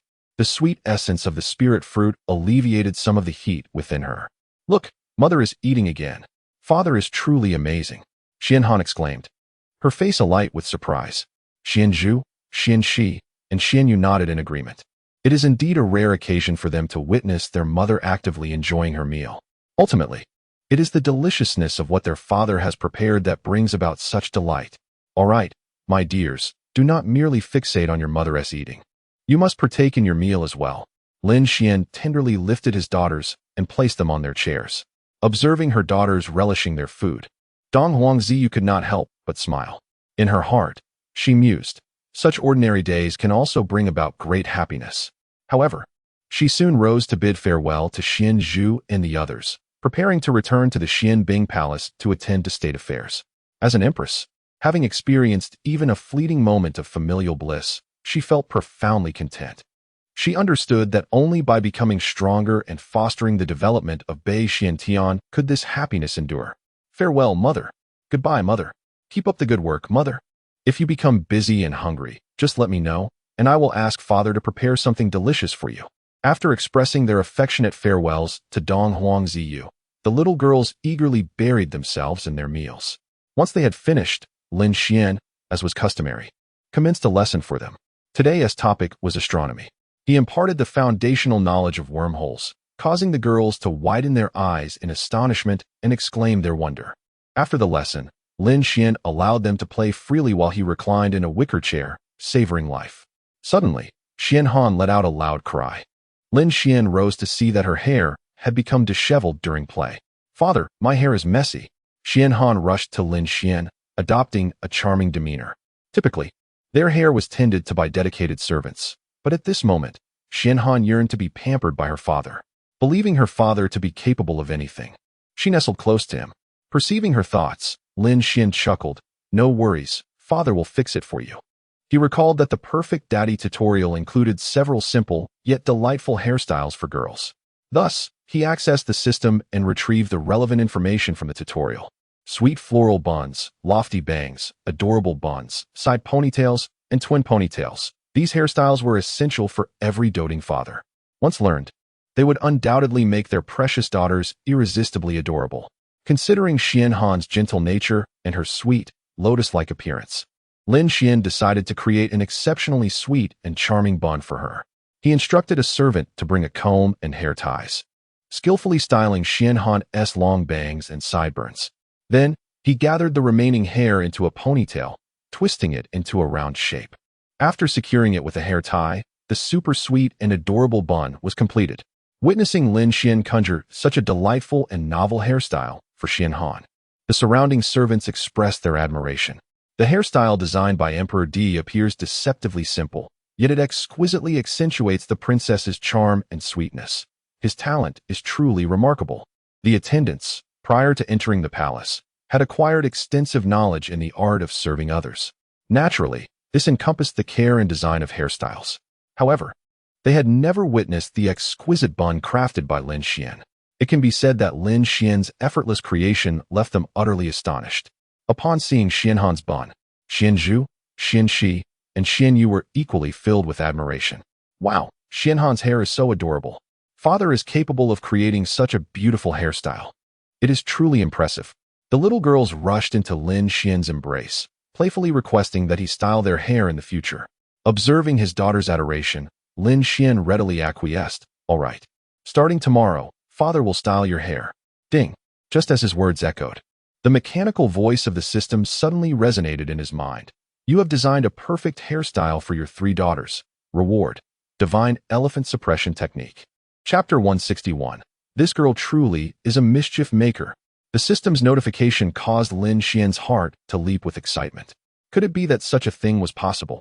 By merely styling his daughter's hair into a bun, he had acquired a top-notch sacred tier martial art. The rewards from this system were indeed extravagantly generous. According to the system's elucidation, the Divine Elephant Suppression Technique was an exceedingly formidable form of qi manipulation. This technique, it was said, was conceived by the Supreme Being of the ancient times. Upon reaching its perfected state, it could activate billions of martial particles within one's body. Each particle harbored a trace of divine elephant power. When wielded, this technique could accumulate boundless strength, unleashing a tempestuous force that could upheave the seas and skies. With a single roar, stars would fall from the heavens. In its embrace, silence would envelop all.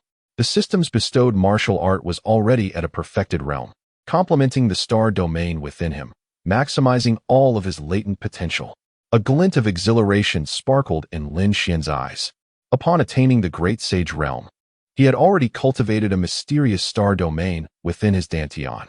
This star domain functioned as an energy receptor, endlessly drawing power from the heavens and earth, transforming it into his own strength. The Divine Elephant Suppression Technique, in turn, activated the latent power within him. It could be said that this martial art was the perfect counterpart to the star domain. Utilizing this technique, the power Lin Xian could unleash would be at least double that of before. Ding. Would you like to extract the reward? Yes. Successfully extracted Divine Elephant Suppression Technique. As he stowed away the system, Lin Xian reveled in the soft, warm bodies of his daughters, who affectionately nuzzled against him like little kittens. He felt that the life of a doting father was exceedingly delightful. After a while, he lifted his daughters and resumed their lessons. Next, Lin Xian introduced them to literature. When he spoke the phrase with a heart warmed, "It feels like spring all year round," the little ones displayed expressions of yearning. Since their birth, they had dwelled in the icy expanse of Baishuanshan. Although they had long since acclimated to this life and found it wondrous, they had yet to experience the warmth and bloom of springtime. Did places with eternal spring truly exist in the world? Xianzhu rested her chin on her hands, her face alight with longing. Such places must be filled with beautiful flowers and enchanting butterflies. Xianxi's eyes sparkled with excitement. Xianhan nodded in agreement. Surely, it must be more beautiful than any painting. Xianyu remained silent, contemplating whether the mythical beasts in such a place would be even more intriguing. Lin Xian discerned the thoughts of his precious daughters and chuckled. There are many places in the world that enjoy eternal spring, such as the distant Wuliangtian. If you wish to experience it, your father can take you there. Possessing the Xianjing Heavenly Book, he was intimately acquainted with the geography and climate of the 9 heavens' immortal domain. The boundless heavens, known as Wuliangtian, constitute the central expanse among the 9 skies. Numerous regions bask in abundant sunlight, perpetually warm as spring. Wow, father is truly remarkable. He instantly knows what we desire, exclaimed Xianzhu, Xianxi, and Xianhan, their faces alight with astonishment. Father, let us hasten to take a look. Xianyu, brimming with impatience, leaped to the ground and clung to Lin Xian's leg, attempting to pull him toward the door. Lin Xian, both amused and exasperated, gently tousled her little head, saying, "Sweetheart, how can father walk with you clinging to my leg?" Xianyu blinked her large, dark eyes, tilting her head in contemplation before declaring, "If father cannot walk, he can fly." "Very well, then father shall take you all flying," Lin Xian replied, shaking his head with a smile. With a sweeping gesture of his hand, a mystical gust of wind arose, lifting his daughters into the sky. As he had attained the great sage realm, aided by the divine travel bracelet, they swiftly reached Wuliangtian, situated trillions of miles from Beishintian. Gazing down, they beheld a magnificent azure ocean below. The shoreline was adorned with towering mountains, lush trees, and vibrant flowers, a scene of springtime beauty. Wow, what a beautiful sea! Father, let us descend and play for a while. The little girls radiated excitement. Lin Xian then guided them down to the sandy beach. In no time, the four little ones had cast off their shoes, their tiny feet dancing on the sand as they chased and frolicked. Under Lin Xian's guidance, they also built sandcastles, reveling in their joyous play. Meanwhile, several hundred yards from the beach, in a grove of trees, a stark contrast unfolded. Unlike the laughter and merriment on the shore, an aura of fierce malice permeated the air. Wen Junyao, clad in a pale blue gown, fled in panic towards the sea, pursued by over 30 men in black. You wretched girl, ahead lies the ocean. You are nearing the end of your escape. One of them taunted. Ha! This girl is as beautiful as a flower. Her figure delicate, the sight of her drenched in sweat is indeed enticing. You might as well surrender, otherwise, angering us could lead to your demise. The murderous intent of the black-clad men, coupled with their vile remarks, intensified Wen Junyao fear. Suddenly, in her frantic state, she stumbled over a branch on the ground and fell. Struggling to suppress her terror, she implored, "Please do not kill me. I will do anything you ask." Anything at all. One of the black-clad men approached her with an evil glint in his voice, his eagerness palpable. "Yes," Wen Junyao replied, her face a mask of dread, nodding in affirmation. However, as the man drew closer, a chilling resolve sparked within her. She sprang up, revealing a gleaming green dagger in her right hand, thrusting it towards the man's heart. With a sickening thud, the blade pierced through. After dispatching the black-clad man, Wen Junyao withdrew her dagger and continued her flight forward. This girl, indeed, was a harbinger of chaos. Today, I must strip her of her skin and tendons. The cloaked figures, upon witnessing Wen Junyao bravery and cunning, found their murderous intent reaching an unprecedented peak. Among them, the leader unleashed a terrifying wave of energy, erupting like a fierce gale. Upon catching up to Wen Junyao, he summoned a crimson glow in his right hand, aiming directly at her heart. Bang! At that moment, a formidable force intercepted the black-clad assassin's lethal strike, forcing him back several steps. "Miss, I have come to your rescue." A middle-aged man clad in a gray robe shielded Wen Junyao. Her eyes brightened with joy. "Uncle Jiang." The gray-robed elder was Jiang Jinzhong, her caretaker since childhood. The appearance of Jiang Jinzhong evoked expressions of trepidation among the cloaked figures. The moment he made his move, he exuded the aura of a venerable master, instilling a sense of caution in the black-clad assailants. Nevertheless, the leader at the forefront remained undeterred. He spoke with a grave tone. "You tread where there is no path to heaven, and you intrude upon hell without invitation. If you wish to meddle, be prepared to pay with your life." With that, he unleashed an aura even more potent than Jiang Jinzhong's. Jiang Jinzhong's gaze quivered as he resolutely shielded Wen Junyao. "Miss, I will do my utmost to hold them off. You must flee as far as possible." Wen Junyao shook her head. "Uncle Jiang, your life is just as precious. How could I allow you to sacrifice yourself for me? Miss, I possess a method to safeguard my life. Do not worry." After declaring this, Jiang Jinzhong stepped forward. However, in the blink of an eye, his gaze abruptly widened, and he exclaimed, "Second Master, is that you?" He noticed a jade pendant at the waist of the leading figure, a pendant he knew all too well, belonging to their esteemed Dan Wang family. There were only two such pendants, one in the hands of the family head, and the other with the second master, Wen Taibua. The leader of the cloaked figures hesitated momentarily before lifting his hand to remove the mask from his face, revealing a countenance chiseled like stone. "It is I." Wen Junyao was taken aback upon recognizing Wen Taibua, her own uncle, the very person who had been pursuing her with lethal intent and even sought to humiliate her. Chapter 162. These adorable little souls can sometimes be exceedingly naive. "Uncle, why must you kill me?" Wen Junyao exclaimed, her face a portrait of disbelief. "You are my dear uncle."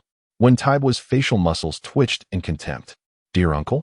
Do you presume to belong to the esteemed Wen family? You are merely the illegitimate daughter of my elder brother." enjoying the lavishness of our household under his protection for all these years. Now that he is deceased, you, a base-born wretch, ought to have been expelled from the Wen family long ago. No, you should have perished long before this."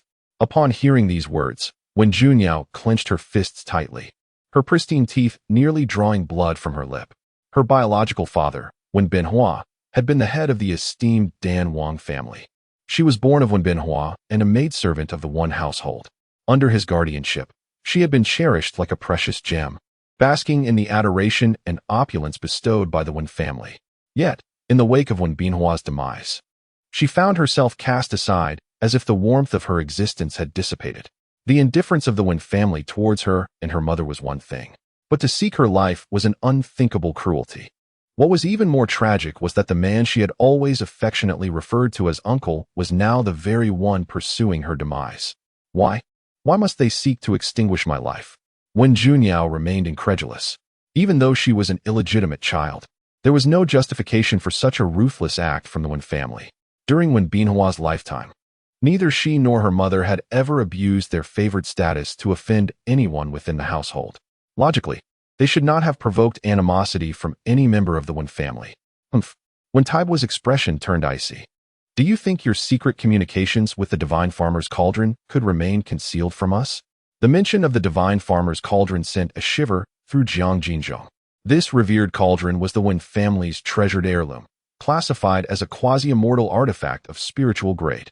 Its formidable capabilities allowed not only the crafting of sacred and quasi-immortal elixirs, but also the assessment of an alchemist's innate talents, determining their worthiness to wield it. It was evident that this cauldron possessed inherent spiritual intelligence. For a family like the Wens, renowned for their alchemical prowess, its significance was beyond measure. "Miss, you are able to communicate with the Divine Farmer's Cauldron?" Jiang Jinzhong's face was alight with excitement.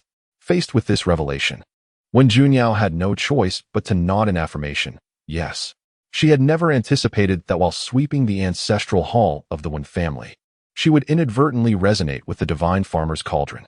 Remarkably, this singular moment of resonance could alter the very fate of both herself and the entire Wen family.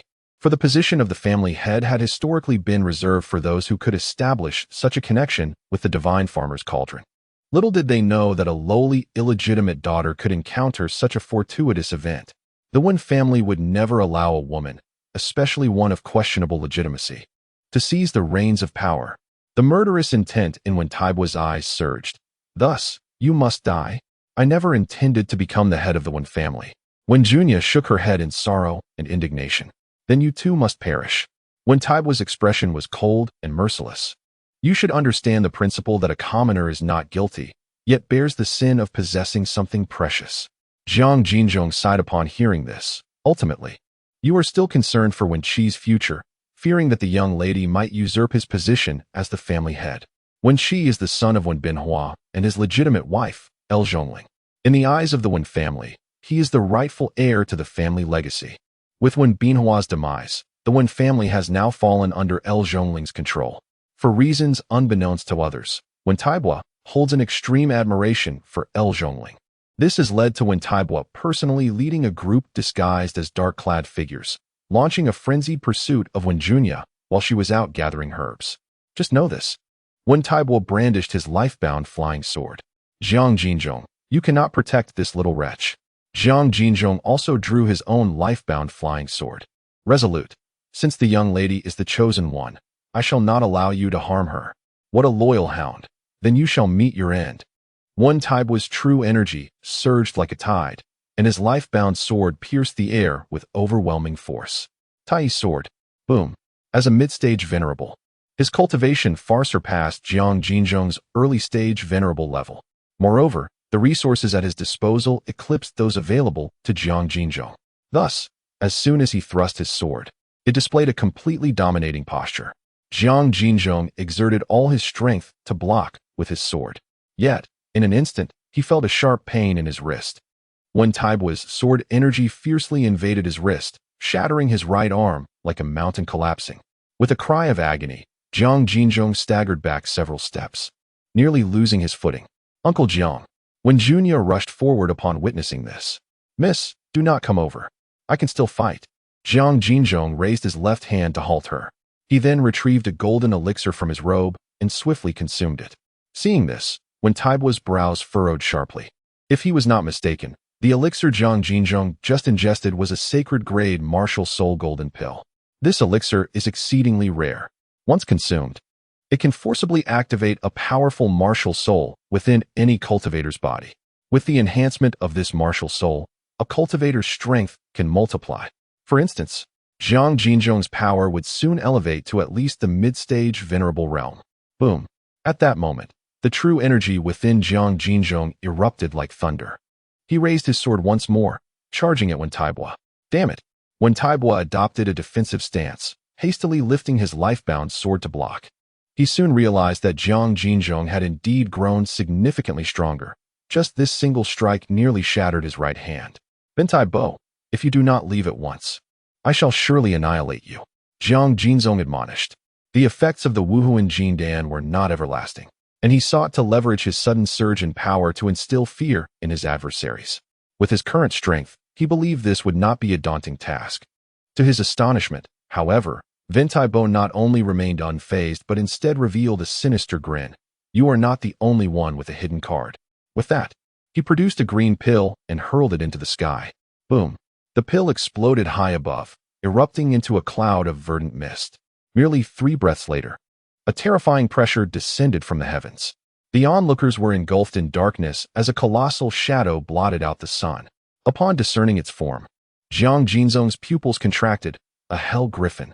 He had heard whispers that the Wen family secretly nurtured a dreadful beast with pills. Evidently, there was truth to the rumors. The hell griffin was a remarkably rare and ferocious soul-hunting creature. An adult hell griffin could reach a length of 1,000 feet, possessing a physical strength comparable to that of a master of refined combat. Its most lethal ability was its soul-harvesting technique. It was said that while soaring through the skies, it could conjure a terrifying hellish whirlwind. Any living being within the radius of this tempest would find their soul under its surveillance. Should one fail to resist, they would likely be forcibly stripped of their soul in an instant, reduced to a mere shell of their former self. As the hell griffin drew near, both Jiang Jinzhong and Wen Junya were gripped by terror. They clearly beheld the creature's pupils, which shimmered in a golden-purple hue. Adorned with 8 rings, an 8th-tier demon general, Jiang Jinzhong and Wen Junya exchanged a glance, each reflecting the other's dread. An 8th-tier demon general equated to a master at the pinnacle of the esteemed realm. The gravest threat lay in its soul-harvesting technique, which posed an unfathomable danger to Jiang Jinzhong and Wen Junya, who had yet to cultivate their souls. On the beach, Xianzhu, Xianxi, Xianhan, and Xianyu, for little girls, were initially engaged in constructing a sandcastle. In the midst of their play, Xianyu's imagination took flight. She excavated a hole in the sand, then raised her small dairy, burying her head within. Sisters, look quickly. I have transformed into a red-feathered ostrich, Xianyu exclaimed proudly. She recalled that a certain beast, the red-feathered ostrich, had a penchant for burying its head in the sand. Thus, she attempted the act herself and found it immensely amusing. Upon witnessing this, Xianzhu and the others were similarly inspired, each digging a hole to bury their heads. We too have become red-feathered ostriches. Haha, how delightful. Let us compare whose bottom sticks up the highest. All right, indeed. Lin Xian observed the 4 little girls wiggling their bottoms and couldn't help but shake his head in bemusement. These adorable little ones could be utterly childish at times. At that moment, a powerful hurricane descended from the heavens, swiftly conjuring a formidable sandstorm upon the beach. Lin Xian furrowed his brow and turned to witness a colossal black hellish griffin plummeting from the sky. It flapped its enormous wings, intensifying the gale to such an extent that it seemed poised to uproot the entire shoreline. This beast had already disturbed my cherished ones. With a flick of his left hand, Lin Xian completely dissipated the nearby tempest. Simultaneously, he deftly grasped a small stone in his right hand and launched it with precision toward the hellish griffin. Boom! The tiny stone, propelled from his hand like a cannonball, pierced through the body of the griffin with thunderous force, sending it hurtling away. Meanwhile, in the forest, Wen Junyao, Jiang Jinzhong, Wen Taibua, and others were astonished to see that the hellish griffin, which had moments ago felt like death itself, was dispatched skyward by a mere stone. In the blink of an eye, it vanished completely,